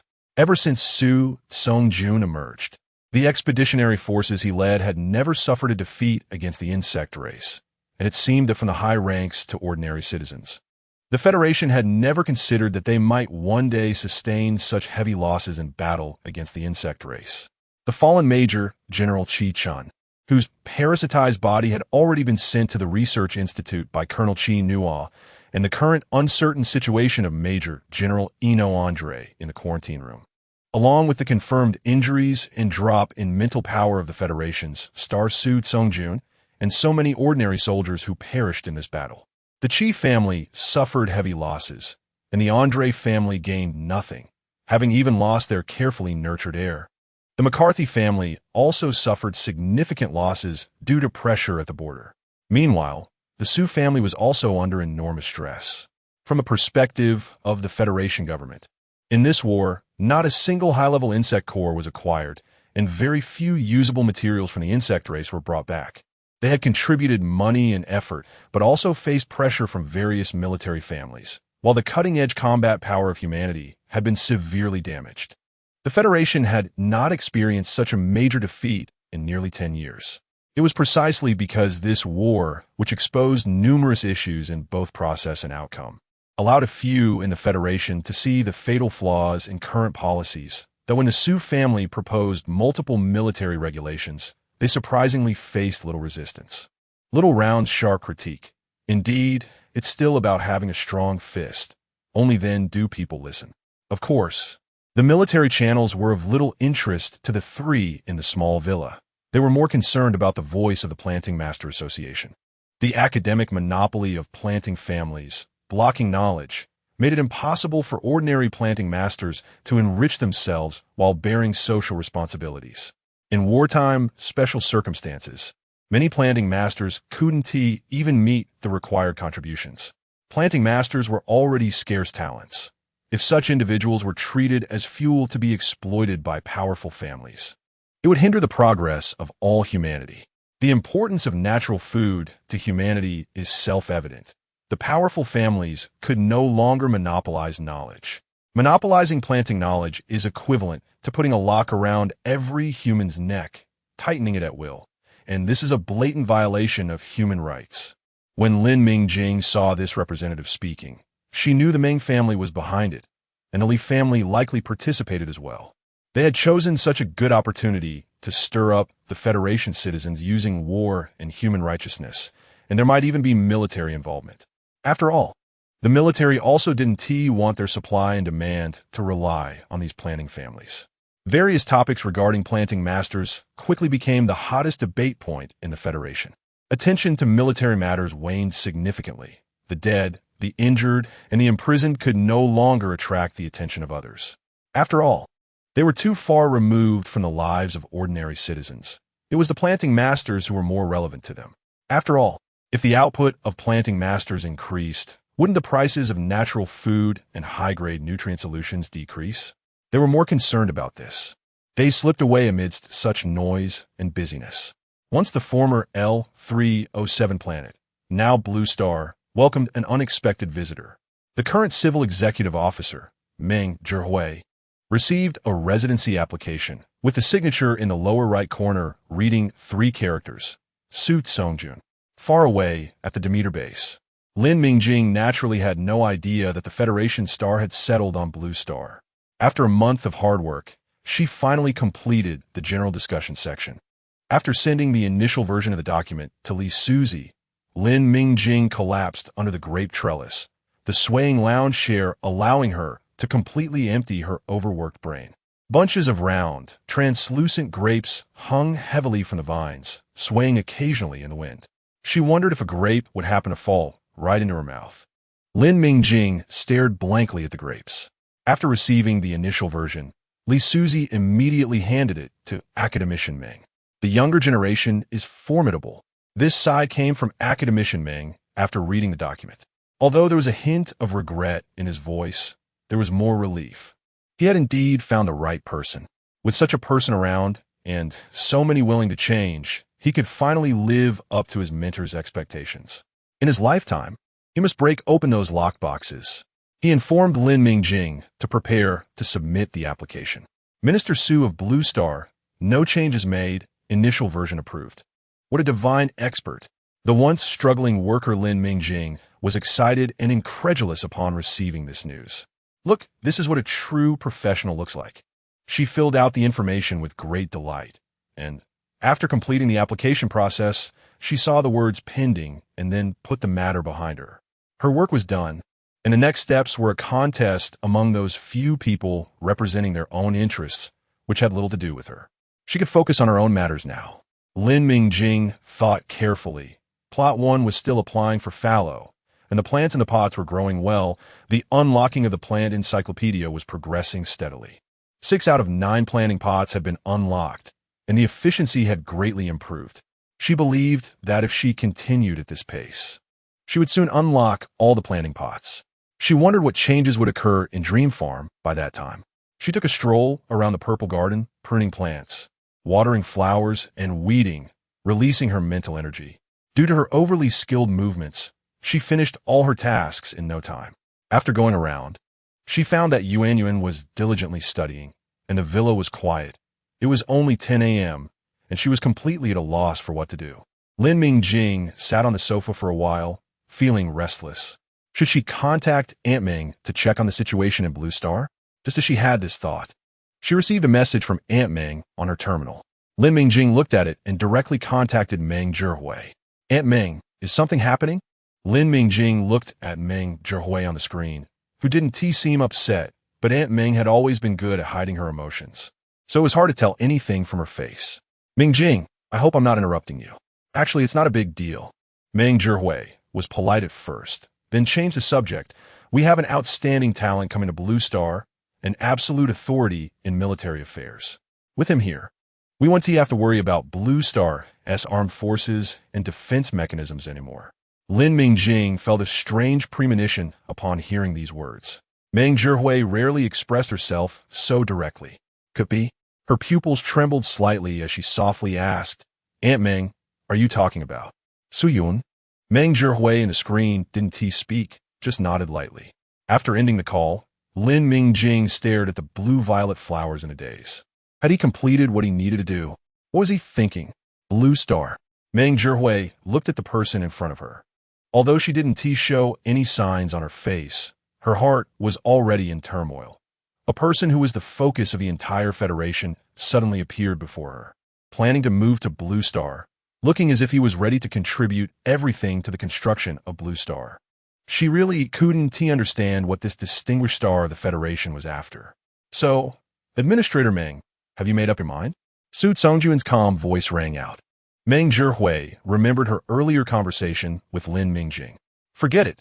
The riddles between these two weren't just one. It's our honor to have a talent like you join Blue Star. From now on, the Blue Star Defense Department will be in your hands. Meng Zhihui's response was polite, but regarding salary and benefits, it definitely couldn't compare to what you had before. I'll send you the contract to review. Feel free to raise any questions. Su Songjun quickly scanned the contract sent by Meng Zhihui. Aside from the not-so-great benefits, everything else was fine, granting him the maximum authority and freedom. He quickly replied, "No problem. I can sign right now. Let us have a pleasant cooperation in the future, Administrator." Su Songjun then chuckled lightly, half-jokingly saying, "It seems our Blue Star's financial situation isn't optimistic." After signing, the two became partners with the same stance. And the atmosphere in the office lightened considerably due to Su Songjun's joke. Meng Zhihui then showed a faint smile. Blue Star isn't small, but the resources that can generate benefits are still too singular. Her gaze quickly scanned Su Songjun, who was sitting upright across from her, and she blinked. Mingjing's wallet is probably going to be emptied by Blue Star's construction soon. Ahem. Su Songjun lightly coughed. I can build a defense system too. Once the raw materials are approved, I'll try to do it myself. Meng Zhihui's smile turned from two. That's great. A comprehensive talent like you is exactly what Blue Star needs right now. Su Songjun softly said, "Just call me by my name." Meng Zhihui changed her wording. "Minister Su, let us have a pleasant cooperation." After leaving the administrative building, Su Songjun looked up at the sky of Blue Star. This was once the upper city area, and the sky was simulated by the virtual system to be blue with white clouds. Ordinary people would feel a sense of unreal discomfort after looking at it for too long, let alone someone like him, a top-tier mecha master. Kingu, I just did a preliminary scan of the energy distribution here. This planet is severely polluted, and the star core is unstable. Is this really your intended destination? Previously, Su Songjun had said he wanted to take him to a beautiful planet to settle down, but according to the database, this place looked like a low-level planet from any angle. Kingu didn't mind. As long as the mecha had an energy supply, it would be fine. But for someone like Su Songjun, the former Demeter planet would definitely be better. Su Songjun softly said, "No, Kingu, this place is great." All right. Kingu decided to trust Su Songjun's judgment. Perhaps this was just a unique way of human thinking. So we'll be staying here from now on, not going to the borders or wormholes, not caring about the Federation anymore. Su Songjun's voice was very calm. I'm no longer a major general of the Federation, and you're not that level mecha anymore. Kingu, someone once told me, the rise and fall of humanity is never something an individual's power can solve. Tying oneself to the glory of the Federation and humanity always feels a bit arrogant. From now on, let us guard Blue Star. Kingu's core chamber was a star core, and the blow from Ares had caused damage that ordinary materials couldn't repair. Luckily, the mental link between Kingu and him was still intact, allowing for slow repairs through his mental energy. Although the time was long, it could be considered a blessing in disguise. At least he wouldn't end up like Ares, being taken back by the Andre family, waiting for the next owner. The Andre family's various actions suggested that the judgment of Eno Andre's life imprisonment had been handed down, with no room for reversal. Having fought side by side, Su Songjun couldn't help but feel a ripple in his heart upon recalling this former opponent. Kingu's youthful voice was full of energy. Okay, otherwise, you'll be hurt every time, and I now think Blue Star is a good planet too. Su Songjun exhaled, the slight sigh dissipating in the wind. He smiled. It will be even better for him in the future. Kingu didn't care much about this. He was more concerned about another matter. So can you buy me that game now? I also want to raise a colorful tortoise. Su Gongyun. The proposal of the Crop Cultivation Science and Planning Master Association caused a huge uproar, and the aristocracy was still arguing about it when the fire was getting hotter. At this time, the most notable intermediate planting master at the Demeter base, Lin Mingjing, surprisingly applied to publish planting information on the Planning Master Forum. With a points exchange set to 0, the abnormal pricing caused this application to flow to manual review, and the staff in the background were sharp. Seeing this application and thinking about the recent undercurrents in the planting master industry, they immediately submitted this application to the higher-ups. Just right. The Demeter base was still arguing endlessly over the proposal of the Planting Master Association, and at this moment, Lin Mingjing's application was presented before all the senior planting masters in the base. There were a total of 164 senior planting masters at the base, 4 of whom had received special recognition from the Federation, plus Academician Ming, totaling 169 planting masters with voting rights. One of the special planting masters looked at Lin Mingjing's application and said, "Look, there are still people in the world who are unwilling to seek personal gain for the greater good. The people sitting here can tell just by looking at the surnames that only a few of them seem out of place. And behind these few surnames stand familiar prominent families. Most people here, upon hearing this, have only one thought. Lin Mingjing, an ordinary intermediate planter. No matter how talented she is, how much can she really leak out on her own? She doesn't have the accumulated resources of the prominent families over hundreds of years, so giving them away wouldn't hurt her. They are different. Their livelihoods are based on what their families have worked hard to accumulate over generations. Now, just because those people in the Planter Association shout a few words, they want them to spit out these resources? How is that possible? There is no such logic in the world. The conference room fell silent, and apart from the planter who spoke earlier, no one else said anything. Academician Ming looked around the room and slowly spoke. This can be seen as both an opportunity and an explanation. Ordinary planners make up the majority. If they don't want to truly lose everything, they need to give them a glimmer of hope. The principle of voluntariness. Those who want to disclose can disclose, and those who don't want to disclose cannot be forced, as long as they think clearly about the pros and cons involved. As soon as Academician Ming finished speaking, someone jumped out to oppose. Academician Ming, you can't say that. Lin Mingjing doesn't have anything of real value. What she is applying to disclose now, isn't anything significant. But we are different. What if someone really discloses their hidden treasures? Well, that wouldn't be a problem. We can learn from each other, right? The way Planter wouldn't lack confidence, would he? A child of a prominent family who has been immersed in planting for years. Could he really be afraid of being outdone by someone else? Of course, the Leaf family agrees because you don't have anything good in your hands. You're just waiting to follow behind and pick up the leftovers. Isn't that the way it is? The Planter Association can be easily resolved, but the military is not so easily fooled, especially with your relatives from the Sioux family. If you have the ability to deal with those who wield guns, who doesn't want to lie back on their resources and get rich? The way Planter who spoke first turned red with anger at the words of the Leaf family. His mouth opened and closed, but in the end, he couldn't utter a word. Yes, the words of the Leaf family are the crux. Ordinary planners can make a fuss, but the prominent families are not afraid when they unite. But the military's attitude is key. Considering the previous incident with the mental strength potion, the military cannot allow planters to have the upper hand now. They are eager for some blind family to crash into them, giving them an excuse to take action. This is the key reason why the major families have been arguing for so long without coming up with a solution. After no one spoke, Academician Ming spoke again. Lin Mingjing's application is approved. Now, let us discuss the next issue. The requirements for the scope and methods of the knowledge to be disclosed later should be discussed clearly. Don't really think that the knowledge disclosed by an intermediate planner can close this gap. What the military truly wants, I believe everyone should be very clear. When Lin Mingjing received the notification of her application approval, she was cleaning up failed plants in the planting pots. Upon learning that her book Crop Cultivation had successfully passed the review and was published for free on the Planter Forum, she immediately contacted Meng Zhihui.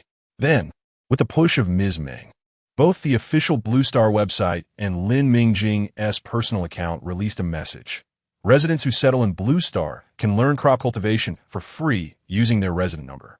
With the chief editor, Lin Mingjing. Below, there were a series of titles and exaggerated descriptions of Lin Mingjing, including inventor of purification reagents, first proposer of intercropping techniques, youngest intermediate planter, strongest newcomer at Demeter Base, etc. When Lin Mingjing first saw Ms. Meng staring at the revised introduction, she felt her toes curl. But one must admit that Ms. Meng's marketing methods are indeed outstanding. In just half a day, both Lin Mingjing's personal account and the Blue Star official account attracted an extremely exaggerated amount of views. Soon after, Demeter Base responded to the issue of academic monopoly and knowledge blockade from the Planter Association, further pushing the popularity of Lin Mingjing's still incomplete crop cultivation to its peak. The speech was grandiose, but given the promise made by Demeter Base, they would compile and publish all the current planning materials of the Federation after strict review. For the scientific and comprehensive nature of the materials, this process would be lengthy, but the base promised that there would be at least one public release per year. The citizens of the Federation could only hold their noses and refrain from making any unfriendly remarks. As for this year's public materials, it is Lin Mingjing's crop cultivation, which has been published on the Planter Forum, welcoming all planters to reference and learn from it for mutual progress. When Lin Mingjing saw this news, she could almost envision the prominent families reluctantly acknowledging their losses. The fact that they regarded her crop cultivation as this year's completion target shows that for them to disclose their own materials is likely as unacceptable as robbing their own pockets. The restriction of once a year is probably something the Meng family fought hard to secure. The Meng family is indeed a valuable pioneer in this era. With the endorsement of Demeter Base, Lin Mingjing and her book Crop Cultivation have gained authoritative recognition. The click-through rate for this book on the Planter Forum reached an astonishing figure.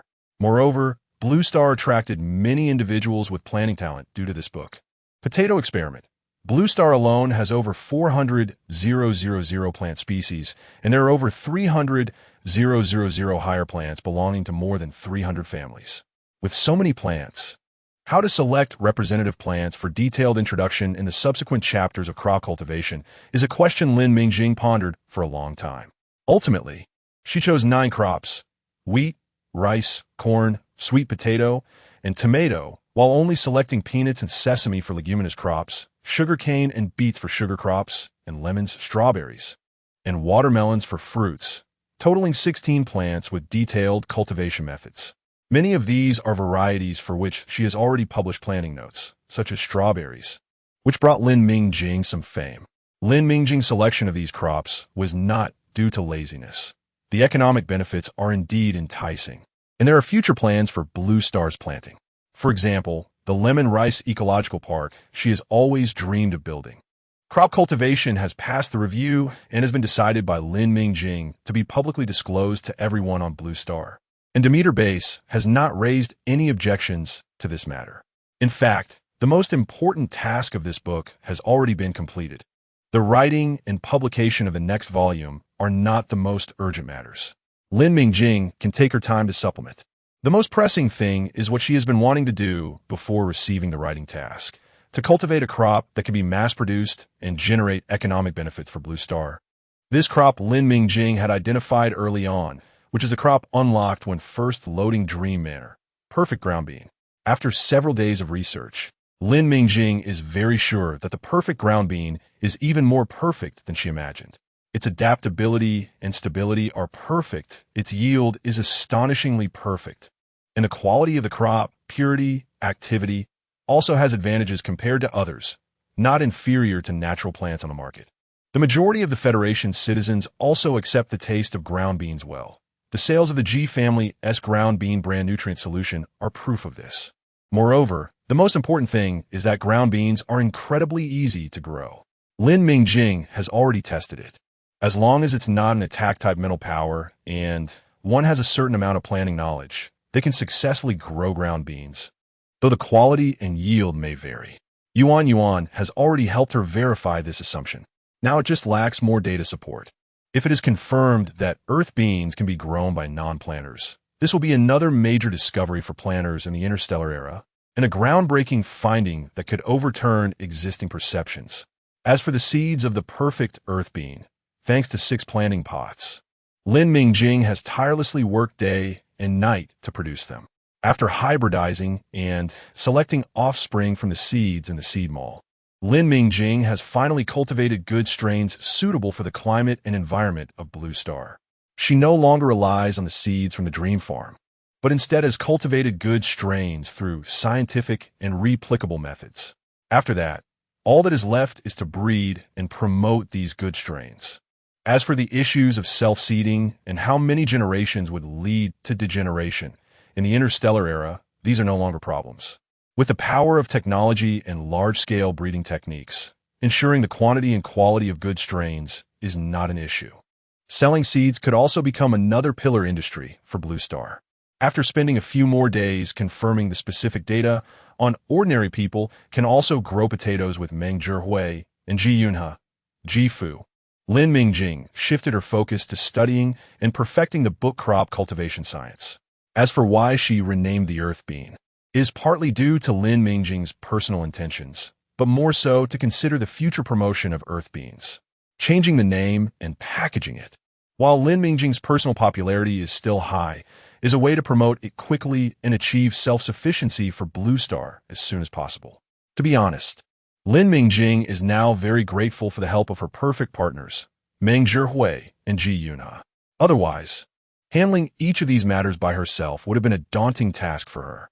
After all, human energy is limited and everyone has their own strengths.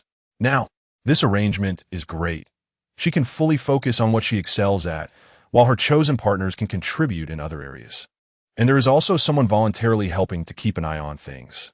This is wonderful, as it allows Lin Mingjing's restless heart to settle back down, knowing she can slow down and has time to learn more. Far away on Blue Star, Meng Zhihui and Ji Yunhe are also extremely glad for their initial decision.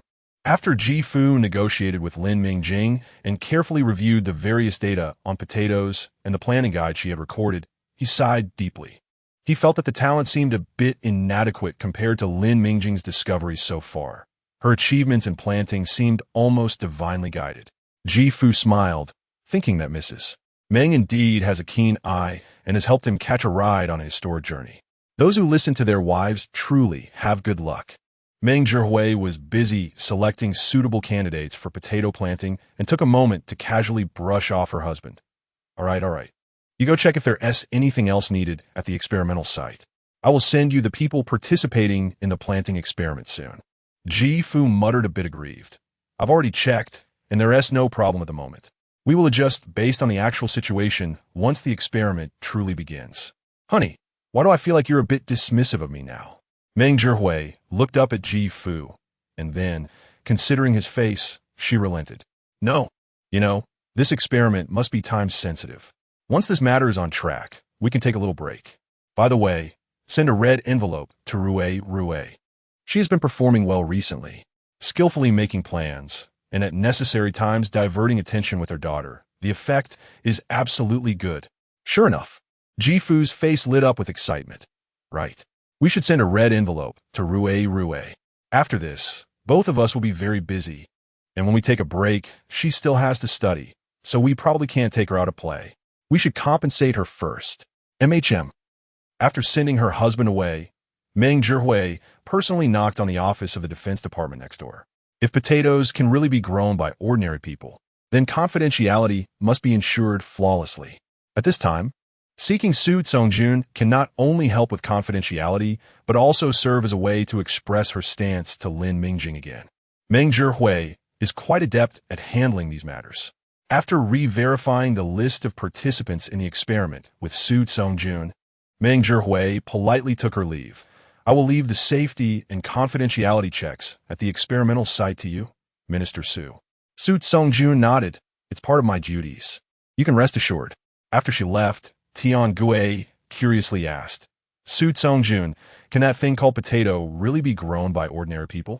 Won't the planters feel threatened? It seems that you have been studying well recently. Su Songjun's voice was calm and firm. So, we need to work hard. The initial appearance of potatoes left class A feeling quite strange. They had already seen the freely published crop cultivation science, which is indeed indisputable. It's no wonder that the base would directly consider her achievements this time as a milestone for completing this year's tasks. Many people in Class A thought that Lin Mingjing would not return to Class A after this, as the knowledge displayed in crop cultivation science seemed limited for her to continue learning here. They thought she would apply for excellent intermediate planner self-study, but unexpectedly, she came back. Not only did she return, but she was also planting some peculiar things in field number 1. Indeed, Lin Mingjing is now planting earth beans, or rather, potatoes. After she cultivated a stable genetic strain of earth beans, she asked Meng Zhihui and Ji Rui to plant a small patch of potatoes in the small villa.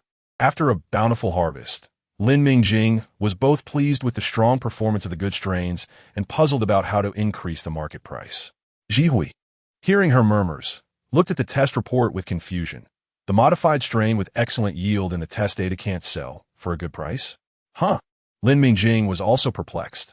These are earth beans, which are quite cheap. Even if they have high purity and viability, they shouldn't fetch a high price. There's always been a prejudice against the specialties of lower-level planets among federal citizens, right? Lin Mingjing's voice grew softer as Ji Rui and Meng Tinglin's gazes were quite strange, giving off a kind of inexplicable loving feeling. Ji Rui blinked. It's a modified strain, and a recent hot item among planners. How can it be a specialty of a lower-level planet? Mingjing, you can also get a more upscale name. Meng Tinglan gently comforted her. Leave the operation and sales matters to your aunt. Everyone has their strengths. Mingjing, just focus on what you excel at. Lin Mingjing then realized that her thinking had fallen into a misunderstanding. Under Ji Rui's enticing suggestions, she ended up planting potatoes in field number 1. While she completely rejected Ji Rui's enthusiastic name options. The end-of-month evaluation this month shocked the others in class quite a bit. Lin Mingjing had actually cultivated a modified strain, and not only that, but this modified strain called potatoes was surprisingly impressive in both quality and yield. With such quality, it was just a mid-range level. What was astonishing was its yield and the production of nutrient solution. In a 9 square meter area, 32 kilograms of potatoes were harvested. Just in terms of yield, it wouldn't be surprising. Previously, when Lin Mingjing grew watermelons using the hanging method, that yield had already far exceeded the potatoes she is growing now. However, whether it was watermelons or strawberries, fruit crops, except for a very few types, generally do not serve as the main materials for producing nutrient solutions, because it is simply not cost-effective. Using them as the main material might yield 1 pound of fruit to produce a high-grade nutrient solution that meets energy value standards. Such extravagant things can only be done by wealthy tycoons who are not short on money. According to Ji Rui's revelations, many high-grade nutrient solutions with fruit flavors launched by Xing Jiwen actually only use fruit raw materials as ingredients, primarily for flavoring. Fruits are mostly consumed directly as natural food. Lin Mingjing has now come up with this thing called potato, where 0.5 kilograms potato can produce about 10 high-grade nutrient solutions. It's a huge profit. When the others in Class A saw Lin Mingjing verify this data on the spot, the first words that came to their minds were these two: huge profit. The more observant ones also noticed that Lin Mingjing was particularly casual during this planting, compared to the yellow boards she struggled with when growing strawberries, or the hanging method for growing watermelons, or the various intercropping combinations she had tried before. This time, she simply planted potatoes. Aside from paying special attention to fertilization during the process, everything else was quite ordinary. In other words, potatoes are a high-yield, easy-to-grow, and economically beneficial primary material for nutrient solutions. After realizing this, most of Class A looked at Lin Mingjing with complex expressions. Among them, Jitsong was particularly affected. After the previous incident of secretly watering the blue snowflower was exposed and he was punished, he had become as silent as a shadow in Class A. When Lin Mingjing was busy with intercropping and the theory and practice of crop cultivation, he remained silent. But this time was different. He had already guessed the questioning from his father and possibly other punishments waiting for him. The Ji family star, Yuan, indeed makes a living producing nutrient solutions.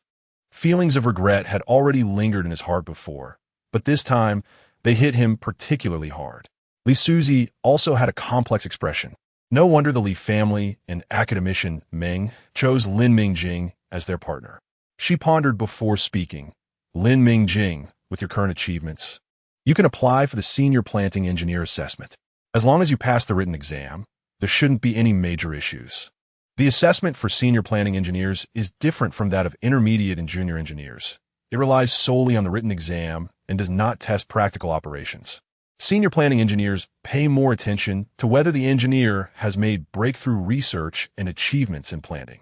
Lin Mingjing already possesses qualifications to become a senior planting engineer with her academic achievements in crop cultivation, her proposal of intercropping theory and practice, and a wealth of certified planting notes. She has also made progress in practice, such as the previous purification reagent and the current improved potato variety. Senior planting engineer? Lin Mingjing was momentarily stunned, then shook her head gently. No, Teacher Li, I won't apply for the senior planning engineer assessment. Lin Mingjing truly felt that now was not the right time. Not to mention that most of her current experience and achievements came from the perks of Dreamland Manor. She personally felt that her foundation in planting was still insufficient. Also, considering her current level of attention, she didn't think it was the right time to attract more eyeballs. The explosive news that potatoes can also be grown by ordinary people was about to be announced, and Yuan and Fu would draw a wave of attention. If she couldn't resist the urge to jump out and become the youngest senior planting engineer in history, she believed that the patience of the aristocracy towards her wouldn't remain the same as now. It was likely that endless targeting and framing would come her way. It would be better to lay low for 2 years and then apply for the senior planning engineer assessment after that, which wouldn't be as conspicuous. And only then could she safely return to her own territory to make things happen. Moreover, she originally planned to stay at the Demeter base for 2 more years, learn a bit more, and recruit a few people to help her build Blue Star. This was the best planting engineer base in the Federation. Even if she could only recruit 1 person back, it would be a gain for her and Blue Star. At the dawn of a new era, after Lin Mingjing's potatoes were certified by the base, the planting notes for the improved potato variety were also successfully published. Ms. Meng Jiwei once again showcased her exceptional marketing skills. Soft Nutrient Solution Grand Reveal. The first improved crop by a genius planting engineer. You don't know the different ways to eat potatoes. The exaggerated advertisement attracted consumers while also introducing a package deal. Purchase 10 soft nutrient solutions to receive 1 potato. Yuan also announced 10 ways to eat potatoes and recorded detailed cooking methods to be released for free. This wasn't enough.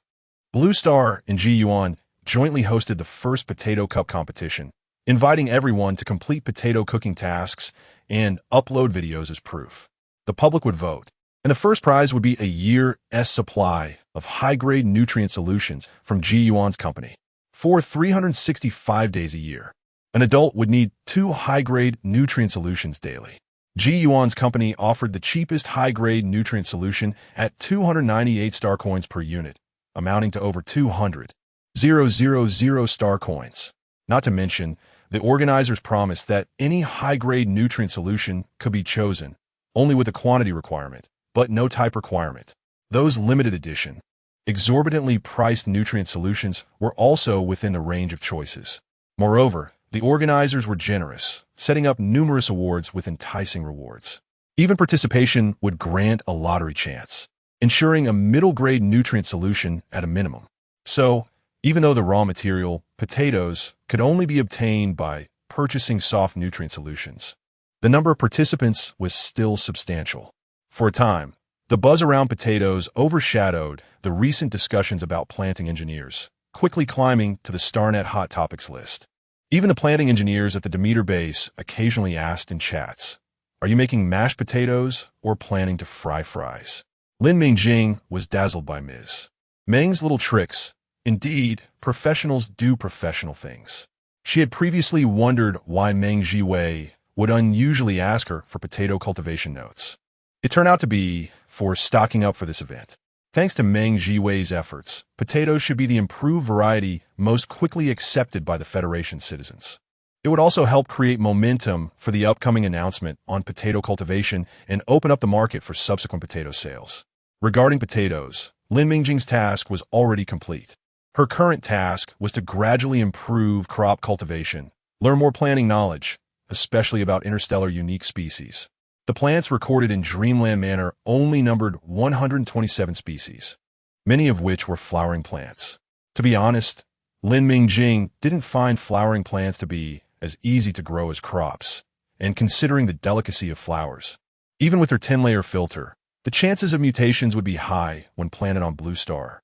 Thinking about how Shun Ran managed to cultivate the evening fragrance flower in the Demeter base's environment, especially with her buff in flower planting, the flower had even mutated. For now, flowers weren't the primary crops for Blue Star. What was essential for Blue Star was food crops that could sustain a large population and economic crops that could generate profits. As it stands, the crops in Dreamland Manor are sufficient. However, Lin Mingjing always worries about what to do if they aren't enough. Learning a bit more and trying out other plants might yield unexpected results. She has now set her sights on a unique crop from another planet, the Sasa tree. This is the only preserved native plant in Yuan and is the most common greening plant on the Demeter planet. It is a drought-resistant and adaptable deciduous tree with large feathery leaves that purify the air and reduce temperature. Its branches are lush and can remain evergreen for long periods, except during the cold season. In the spring-like climate of the Demeter planet, it remains green all year round. Lin Mingjing has now specifically reserved 2 planting pots to experiment with growing the Sasa tree. She wants to figure out a suitable planting method herself. Then have the current planting engineers on Blue Star try planting Sasa trees, which could at least save on the cost of purchasing planting notes. There's no denying that Blue Star is still poor, and every bit saved counts. Additionally, she wants to see if, after successfully planting, the seed mall can stock seeds of this interstellar unique plant. In the end, reality proved that one should not be greedy. There are already cheats like planting pots, so there's no need to fantasize about exploiting loopholes. After Lin Mingjing successfully planted the Sasa tree, the seed mall naturally did not feature any related seeds or seedlings. However, the long-silent Dream Garden did integrate another planting pot. Lin Mingjing was very pleased. After integrating 6 planting pots, the invisible experience bar in Dream Garden seemed to stop moving. No matter how many plants Lin Mingjing planted afterward, it showed no signs of progress. Now, only 2 planting pots remained to be integrated. While Lin Mingjing was busy increasing her planting experience, Meng Zhihui and Ji Yuna far away on Blue Star were also not idle. In the brightly lit laboratory, Ji Yunha had large dark circles under her eyes, but her eyes sparkled with excitement. It was confirmed that even the most ordinary D-level psychics could cultivate quality and yield-worthy potatoes as long as their psychic energy was stable. Just as Meng Zhihui finished reviewing all the records and data, she looked up, and a smile appeared on her usually serious face. Great. Now we just need a grand press conference. When Blue Star and Yuan jointly held the first Potato Cup competition to unveil the final prize winner. Other winners on the Star Network were also showcasing their prizes, raising the atmosphere to a peak. Simultaneously, the official websites of Blue Star and Yuan released a message. Tonight at 8 o'clock p.m. Interstellar Standard Time. Hands-on guidance for ordinary people on how to grow potatoes. When the news was first announced, Star Network users who were still sharing their prizes thought the official account was joking, and kindly reminded in the comments, such boldness to joke about planting, be careful not to attract trouble from the Planters Association. However, both official websites replied directly and firmly. This is not a joke. Our senior high planter has made a significant discovery with the genius planter Lin Mingjing from Demeter Base. With the mention of Demeter Base, senior planter Lin Mingjing, all the hottest keywords in the planting field were brought up. One can imagine how lively the comment section was beneath this news. Furthermore, some netizens who love to stir up trouble directly tag the Planters Association, Demeter Base, and Lin Mingjing, with Ms. Meng overseeing everything. This news was successfully hyped up. Even the inconspicuous low-level planet Blue Star made it to the trending list. Under such public attention, senior high planter Ji Yunha, having meticulously prepared, made a timely appearance to start the press conference, which would later be referred to as the beginning of a new era in planting. Initially, most viewers watching this press conference were Star Network users enjoying the spectacle. Aside from those who had already received the news, like Lin Mingjing, very few were related professionals. However, gradually, as Yuan introduced various data and results, different voices began to emerge in the comment section. More and more planters flooded in, with a plethora of professional terms, questions, and discussions occupying the comment and barrage sections. Keen-eyed netizens noticed many familiar names and accounts appearing in the comments, including well-known planters and official accounts of planter associations from various regions. Observers began to feel puzzled. Could it be true that a method had been discovered that would allow ordinary people to participate in planting? Such an absurd thought could only exist in fanciful jokes in the past. But now, watching the increasingly serious atmosphere and the appearance of professional planters and officials, many netizens realized something and steadfastly stayed at the press conference. This was a moment to witness history. After watching the entire press conference, Lin Mingjing knew that this matter had succeeded. She received many messages from others on her terminal, one of which was from Li Suzy. "You did very well." The tone didn't seem like hers, and Lin Mingjing smiled. It seemed this press conference was even more impactful than she had imagined. The subsequent sales of potatoes further proved this point. If purification agents had certain usage limitations and required sharing profits with others, then potatoes had no such restrictions. Their buying demographic covered the entire federal population. Potatoes could definitely be considered a cost-effective natural food, affordable for many families. Even those from prestigious families who typically look down on common residents were eating potatoes, as not everyone in those families could afford the exorbitantly priced natural foods.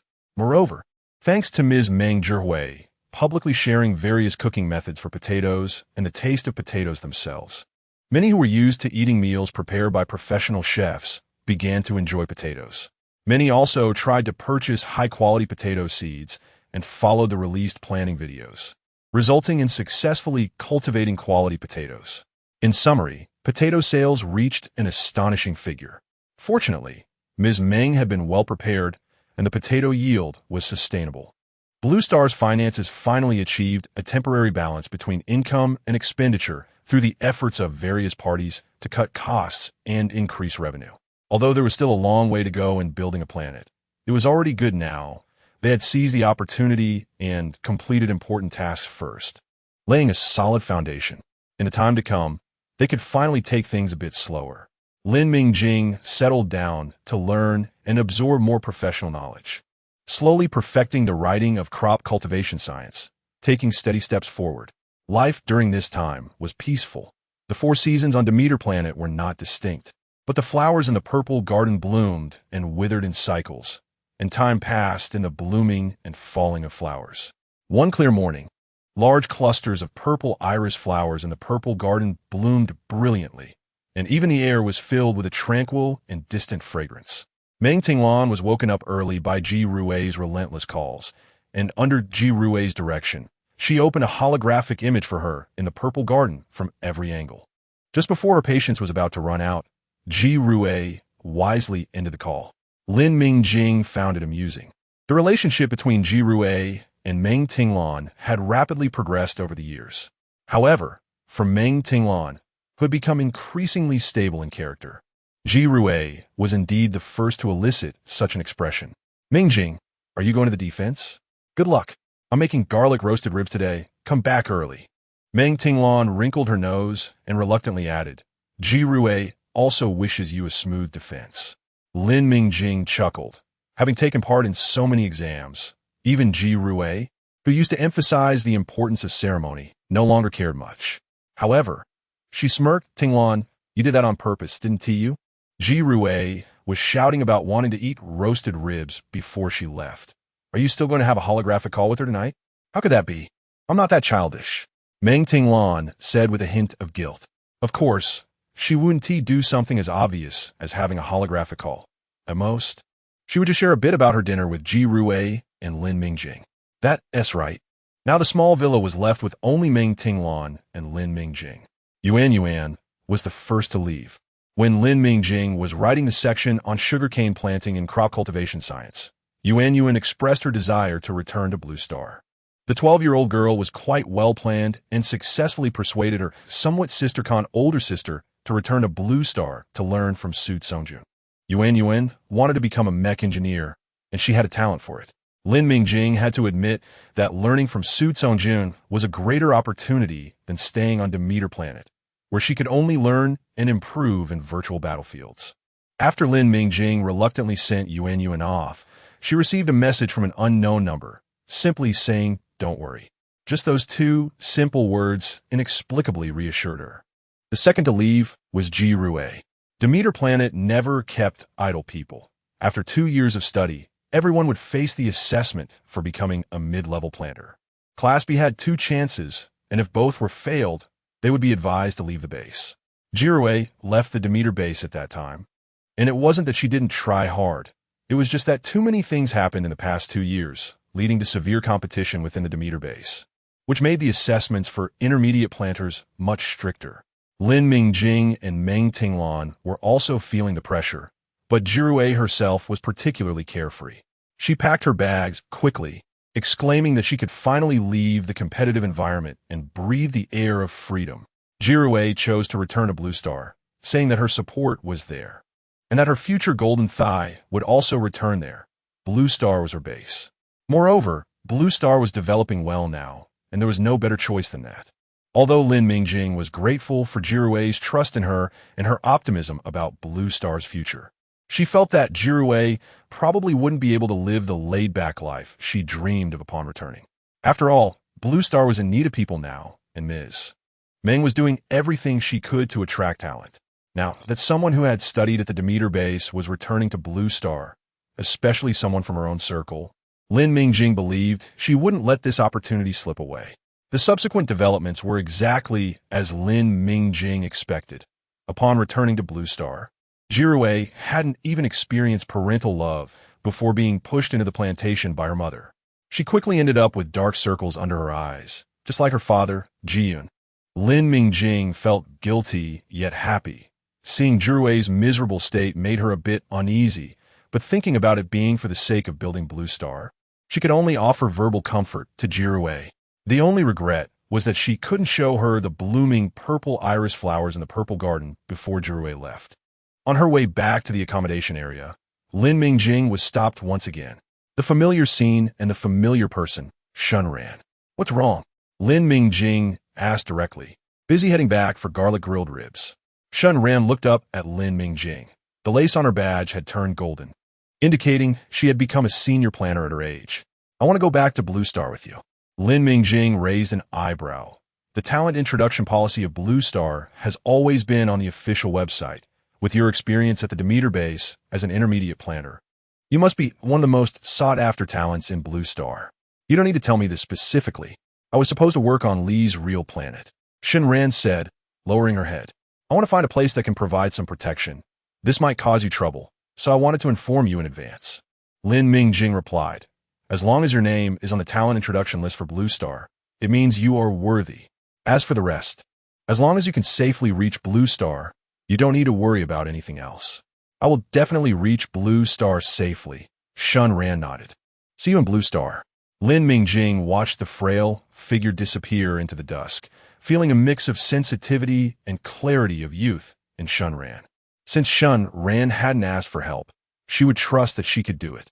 When Lin Mingjing returned to the small villa, she was greeted by the smell of garlic grilled ribs mixed with spicy aromas as soon as she opened the door. "You're back." Meng Tinglon smiled upon seeing Lin Mingjing's badge. "The efficiency of the base is really fast now." "Mingjing, congratulations." "Thank you, Tinglon." After a hearty meal, the two strolled in the purple garden to digest. The layers of purple flowers brought a distant fragrance, and the cool breeze and moonlight were intoxicating. Meng Tinglon looked at the purple iris flowers that appeared even more mysterious and noble under the moonlight, and her expression unexpectedly showed a hint of reluctance.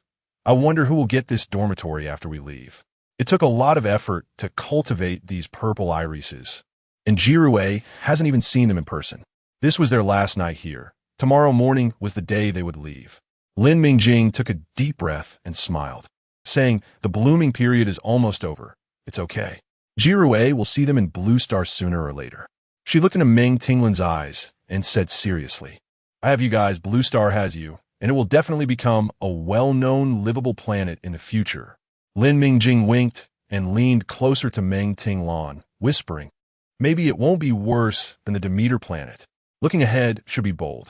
Meng Tinglan thought about working hard with reliable partners in the future and doing what she loved most, and the slight worry in her heart was completely washed away. She smiled back, right?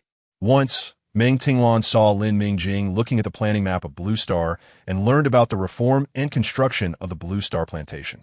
After thinking about it all night, she directly told Lin Mingjing, after graduation, let us go back to Blue Star together. The plantation there can help me achieve my dreams better.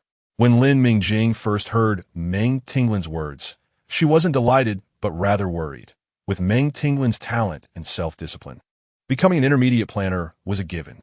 She had published numerous planning notes and participated in various research projects. If it weren't for encountering Lin Mingjing, who was on a fast track, she would be the top planner of this cohort. And she was a Meng after all. From any perspective, she could achieve better accomplishments.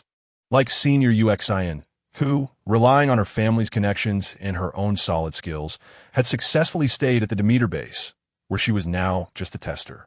But as long as nothing unexpected happened, given her qualifications, she could become a guiding teacher at the base. This was the best path for outstanding young people from prominent families, enjoying the best environmental resources of this era, to continue studying and improving on the best planet. At the best base was not only for her own better development, but also to secure her family's voice. She had originally thought Meng Tinglan would follow this path. Instead, she wanted to return to a rundown Blue Star, which had nothing to offer. Lin Mingjing initially thought Meng Tinglan had been treated unfairly and secretly concocted a story of feuds among wealthy families, especially since there were issues with the Meng couple in the past. It wasn't too far-fetched for her to think so, right? Meng Tinglan wanted to spread planting knowledge without class distinctions to anyone who wanted to learn, rather than being stuck in a base controlled by prominent families. Bargaining with others for resources and experience, Lin Mingjing felt a moment of shame for her narrow-mindedness, and then wholeheartedly welcomed Meng Tinglin's decision to join the Blue Star construction. Blue Star welcomed another outstanding talent with both virtue and ability. Oh yeah, early the next morning, the two packed their already ready luggage and left the place where they had studied and lived for 3 years. Lin Mingjing still needed to oversee the luggage at the port. Her 9 precious planting pots had been inspected and were just waiting for her to check in the luggage. When they arrived at the starport, they happened to run into UXIN. Lin Mingjing greeted her first. Senior, what a coincidence. Don't you have to work today? Not coincidentally, I specifically came to see you off. UXIN laughed heartily. It's better to call you Junior. The soil data in your 9 planting pots is very good. It requires a double verification registration. I checked it when you arrived, and now I run into you when you leave. That is really a coincidence. After the paperwork was done, there wasn't much time left before the port inspection had to be prepared. Lin Mingjing hesitated about whether to stay a little longer, but UXIN had already casually said goodbye. Let's go, don't delay it. Junior Tinglan, goodbye. UXIN watched the two figures leave together from behind, getting farther and smaller until they merged into the starport and disappeared. I really envy them, she murmured to herself, changing flight routes and migrating. When the starship switched from the luxury version of Demeter Planet to the antique version, Lin Mingjing and Meng Tinglan had a long journey and finally entered the Blue Star star domain. On her terminal, there were 2 messages. One was from Shunran, with just a photo of a sasa tree and a message, I have arrived. The other message was from Yuan. Sister, I'm here to pick you up. Lin Mingjing could already picture Yuan's adorable expression of cheering, but before she had the chance to reply, she was interrupted by the surprised exclamations and commotion of her fellow passengers. Heavens? There are warships, so we 1T run into space pirates, right? Captain, it has a serial number. That's an official warship. No need to be alarmed. Which military ship is that? I've never seen this insignia before. Why is it following us? Lin Mingjing seemed to sense something and pulled open the window shutter. A black and silver warship followed closely beside the transport starship. Its cold and massive presence did not give Lin Mingjing a sense of oppression, because she saw the familiar ice blue emblem, a giant, tree soaring into the sky. The symbol of Blue Star. The Starship S intercom announced, "Dear passengers, Cleveland I has now entered the Blue Star star domain. The Blue Star Patrol Fleet is performing its normal duties. Please do not panic. Please return to your seats and fasten your seatbelts. This journey is about to conclude." The sweet and gentle synthetic voice calmed the restless atmosphere in the cabin. The few remaining passengers had the leisure to chat about other topics. It's strange. Blue Star is a private planet, right? And it's a low-level planet. How can it be so wealthy? Plus, a patrol fleet carrying out tasks outside its domain? Hey, looks like the purification agents and potatoes are making quite a profit. That's good. At least we don't have to worry about safety. Hey, you seem to be going specifically to Blue Star, right? You saw their talent recruitment policy? Hi, someone like me can't be considered talent. I just saw the job postings from Blue Star and came here to find a job to support my family. It sounds like you're the one aiming for the talent recruitment policy, but do you have some skills? No, you think too highly of me. I'm just lucky, with a stable mental capacity, wanting to find a miscellaneous job at the potato plantation. If we were really talented, we would have already arrived, and wouldn't be taking this starport flight. Lin Mingjing heard this and coughed awkwardly. Listen, I absolutely didn't choose this flight to save money. It's just that the timing happened to be right. Meng Tinglan, who was looking at the plantation announcements, chuckled. Of course I know. Didn't you already entrust the plantation to me completely? There's nothing better than this. After a smooth landing at the starport, looking at the refreshed and clearly renovated starport and the rows of tall trees, Lin Mingjing felt a surge of emotions. But her feelings didn't last long because not far outside the starport, there was the familiar desolation. Still that familiar little broken ball from her memories. Sister, Mingjing, little stickler. The two turned to see Ji Rue and Yuan waving at them. Ji Rue was dressed in the Research Institute's formal attire, looking much more composed. But when she spoke, she still had a lively tone. As for Yuan, the change was drastic. Dressed in full combat gear. Even though she still had a hint of childhood innocence in her figure, the fierce aura around her made it impossible for anyone to underestimate this young girl. Next to them stood the person Lin Mingjing was most familiar with, now free from illness, standing there like an unyielding mountain. That was Su Tsongjun. She looked at the three welcoming her, then at her friend, with Shun Ran's message still on her terminal. Grateful for this group of like-minded friend support, the future of Blue Star was not a distant hope. She would build a brilliant future with them. Kaishi, where did you choose for your school selection trip? I chose Blue Star Base and Morrison Base. How about you? If you choose Blue Star, we can go together. The young man lying on the sofa pouted. Who wants to choose a base on such a low-level planet? I want to go. Let me correct you. First, Blue Star just passed the intermediate planet examination not long ago, and it is now an intermediate planet. The envious boy waved his finger, and secondly, the registration deadline for Blue Star is 5 p.m. this afternoon, so if you want to register, move quickly. What? The previously indifferent Kaishi instantly sprang up from the sofa, but after seeing the teasing expression on his roommate's face, he forcibly held back, lying back down with an air of indifference. What does it have to do with me? Oh, I see. Then I'll go and arrange to meet with other people. By the way, Kaishi, don't compete with me for a spot at the Lemon Ecological Park. I want tea. The young man named Kaishi, after watching his roommate leave, turned over and quickly opened the website he had saved long ago, preparing to fill out the information. With a click, the room lights turned on, accompanied by his roommate's light-hearted remark. I turn on the lights for you. It's not good if the light is too dim during identity verification. Ulysses. This was the angry roar from Kaishi, who had fallen to the ground. Blue Star. Wow. Kaishi, look. It's the unique hibiscus of Blue Star. It's really beautiful. I have to come back tomorrow to see if it's white in the morning. Kaishi, lower your voice. Don't embarrass me, and don't call my name. Kaishi pulled his hat down tightly. Come on, you're already here. What is the point of pretending to maintain your so-called family's dignity? The person walking beside him. Ulysses rolled his eyes. Hey, the school selection trip can only choose 2 bases. Pay attention. Don't be so hung up on face. This is a big deal in life. Kaishi sulked. What's there to see? The school selection trip was initiated by Blue Star to compete for the student sources for planners. You know very well how Blue Star promotes itself. Everything here has been clearly advertised. Is there still a need to see? You should stop rolling your eyes. It would be more convincing. Your eyes are big, and the blue color is striking. It can't be hidden, can it? Ulysses smirked. If you say you know clearly, then why are you still here? I just want to see that Lin Mingjing, the silly girl, such a young and talented senior planner. Why give up a good future to come to this low level? Ulysses quickly covered his roommate's mouth. Lower your voice. Be careful not to get beaten up. One day you'll get punched because of that big mouth. What an oblivious guy. Doesn't he know that the residents of Blue Star have a kind of fervent admiration for that senior planter? Speaking of which, this guy next to him is also stubborn.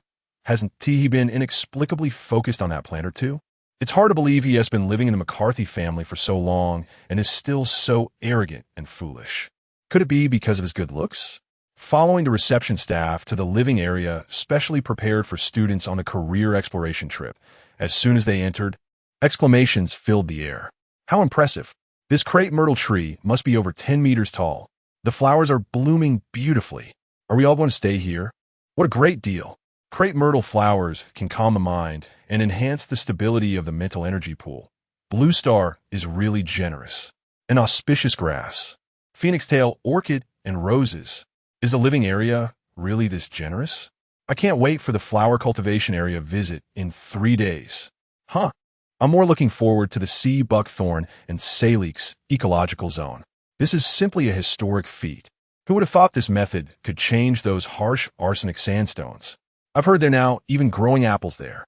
I'm so excited. I'll also get to meet Director Ming. I've heard she never holds back in her lectures. I must get the chance to ask questions. I'm more looking forward to the lecture by Linda Planner on the last day. Her book crop cultivation is really amazing. Ulysses elbowed Kaishi beside him. What about you? Are you thinking of going to the Lemon Ecological Park? I can see how much you love lemons. Oof.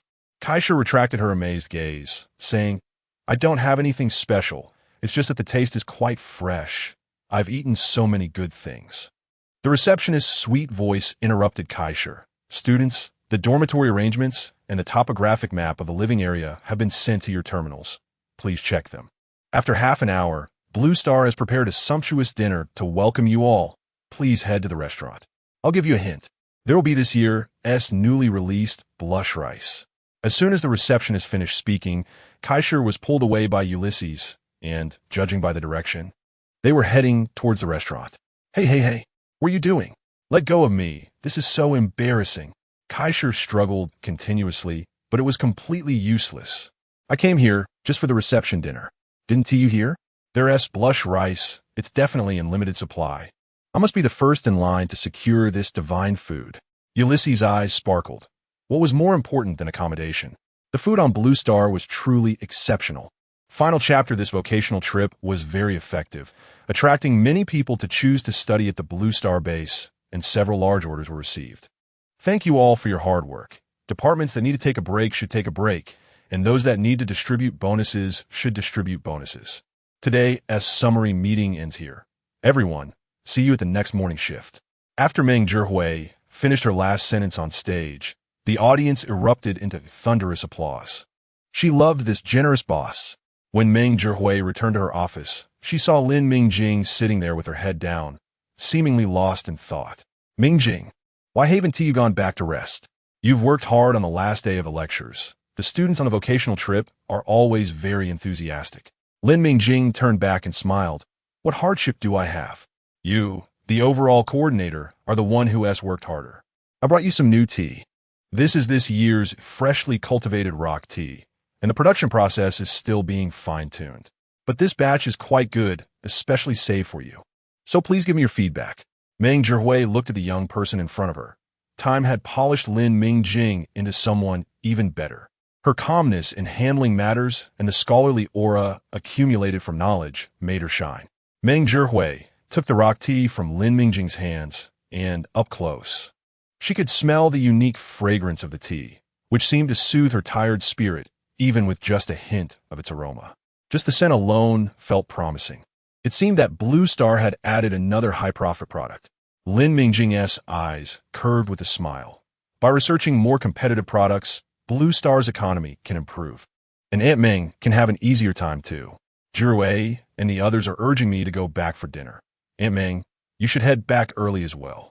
When she first returned to Blue Star, the financial situation was not optimistic.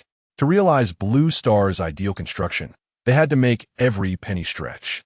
During that time, Meng Jirui's brows never relaxed.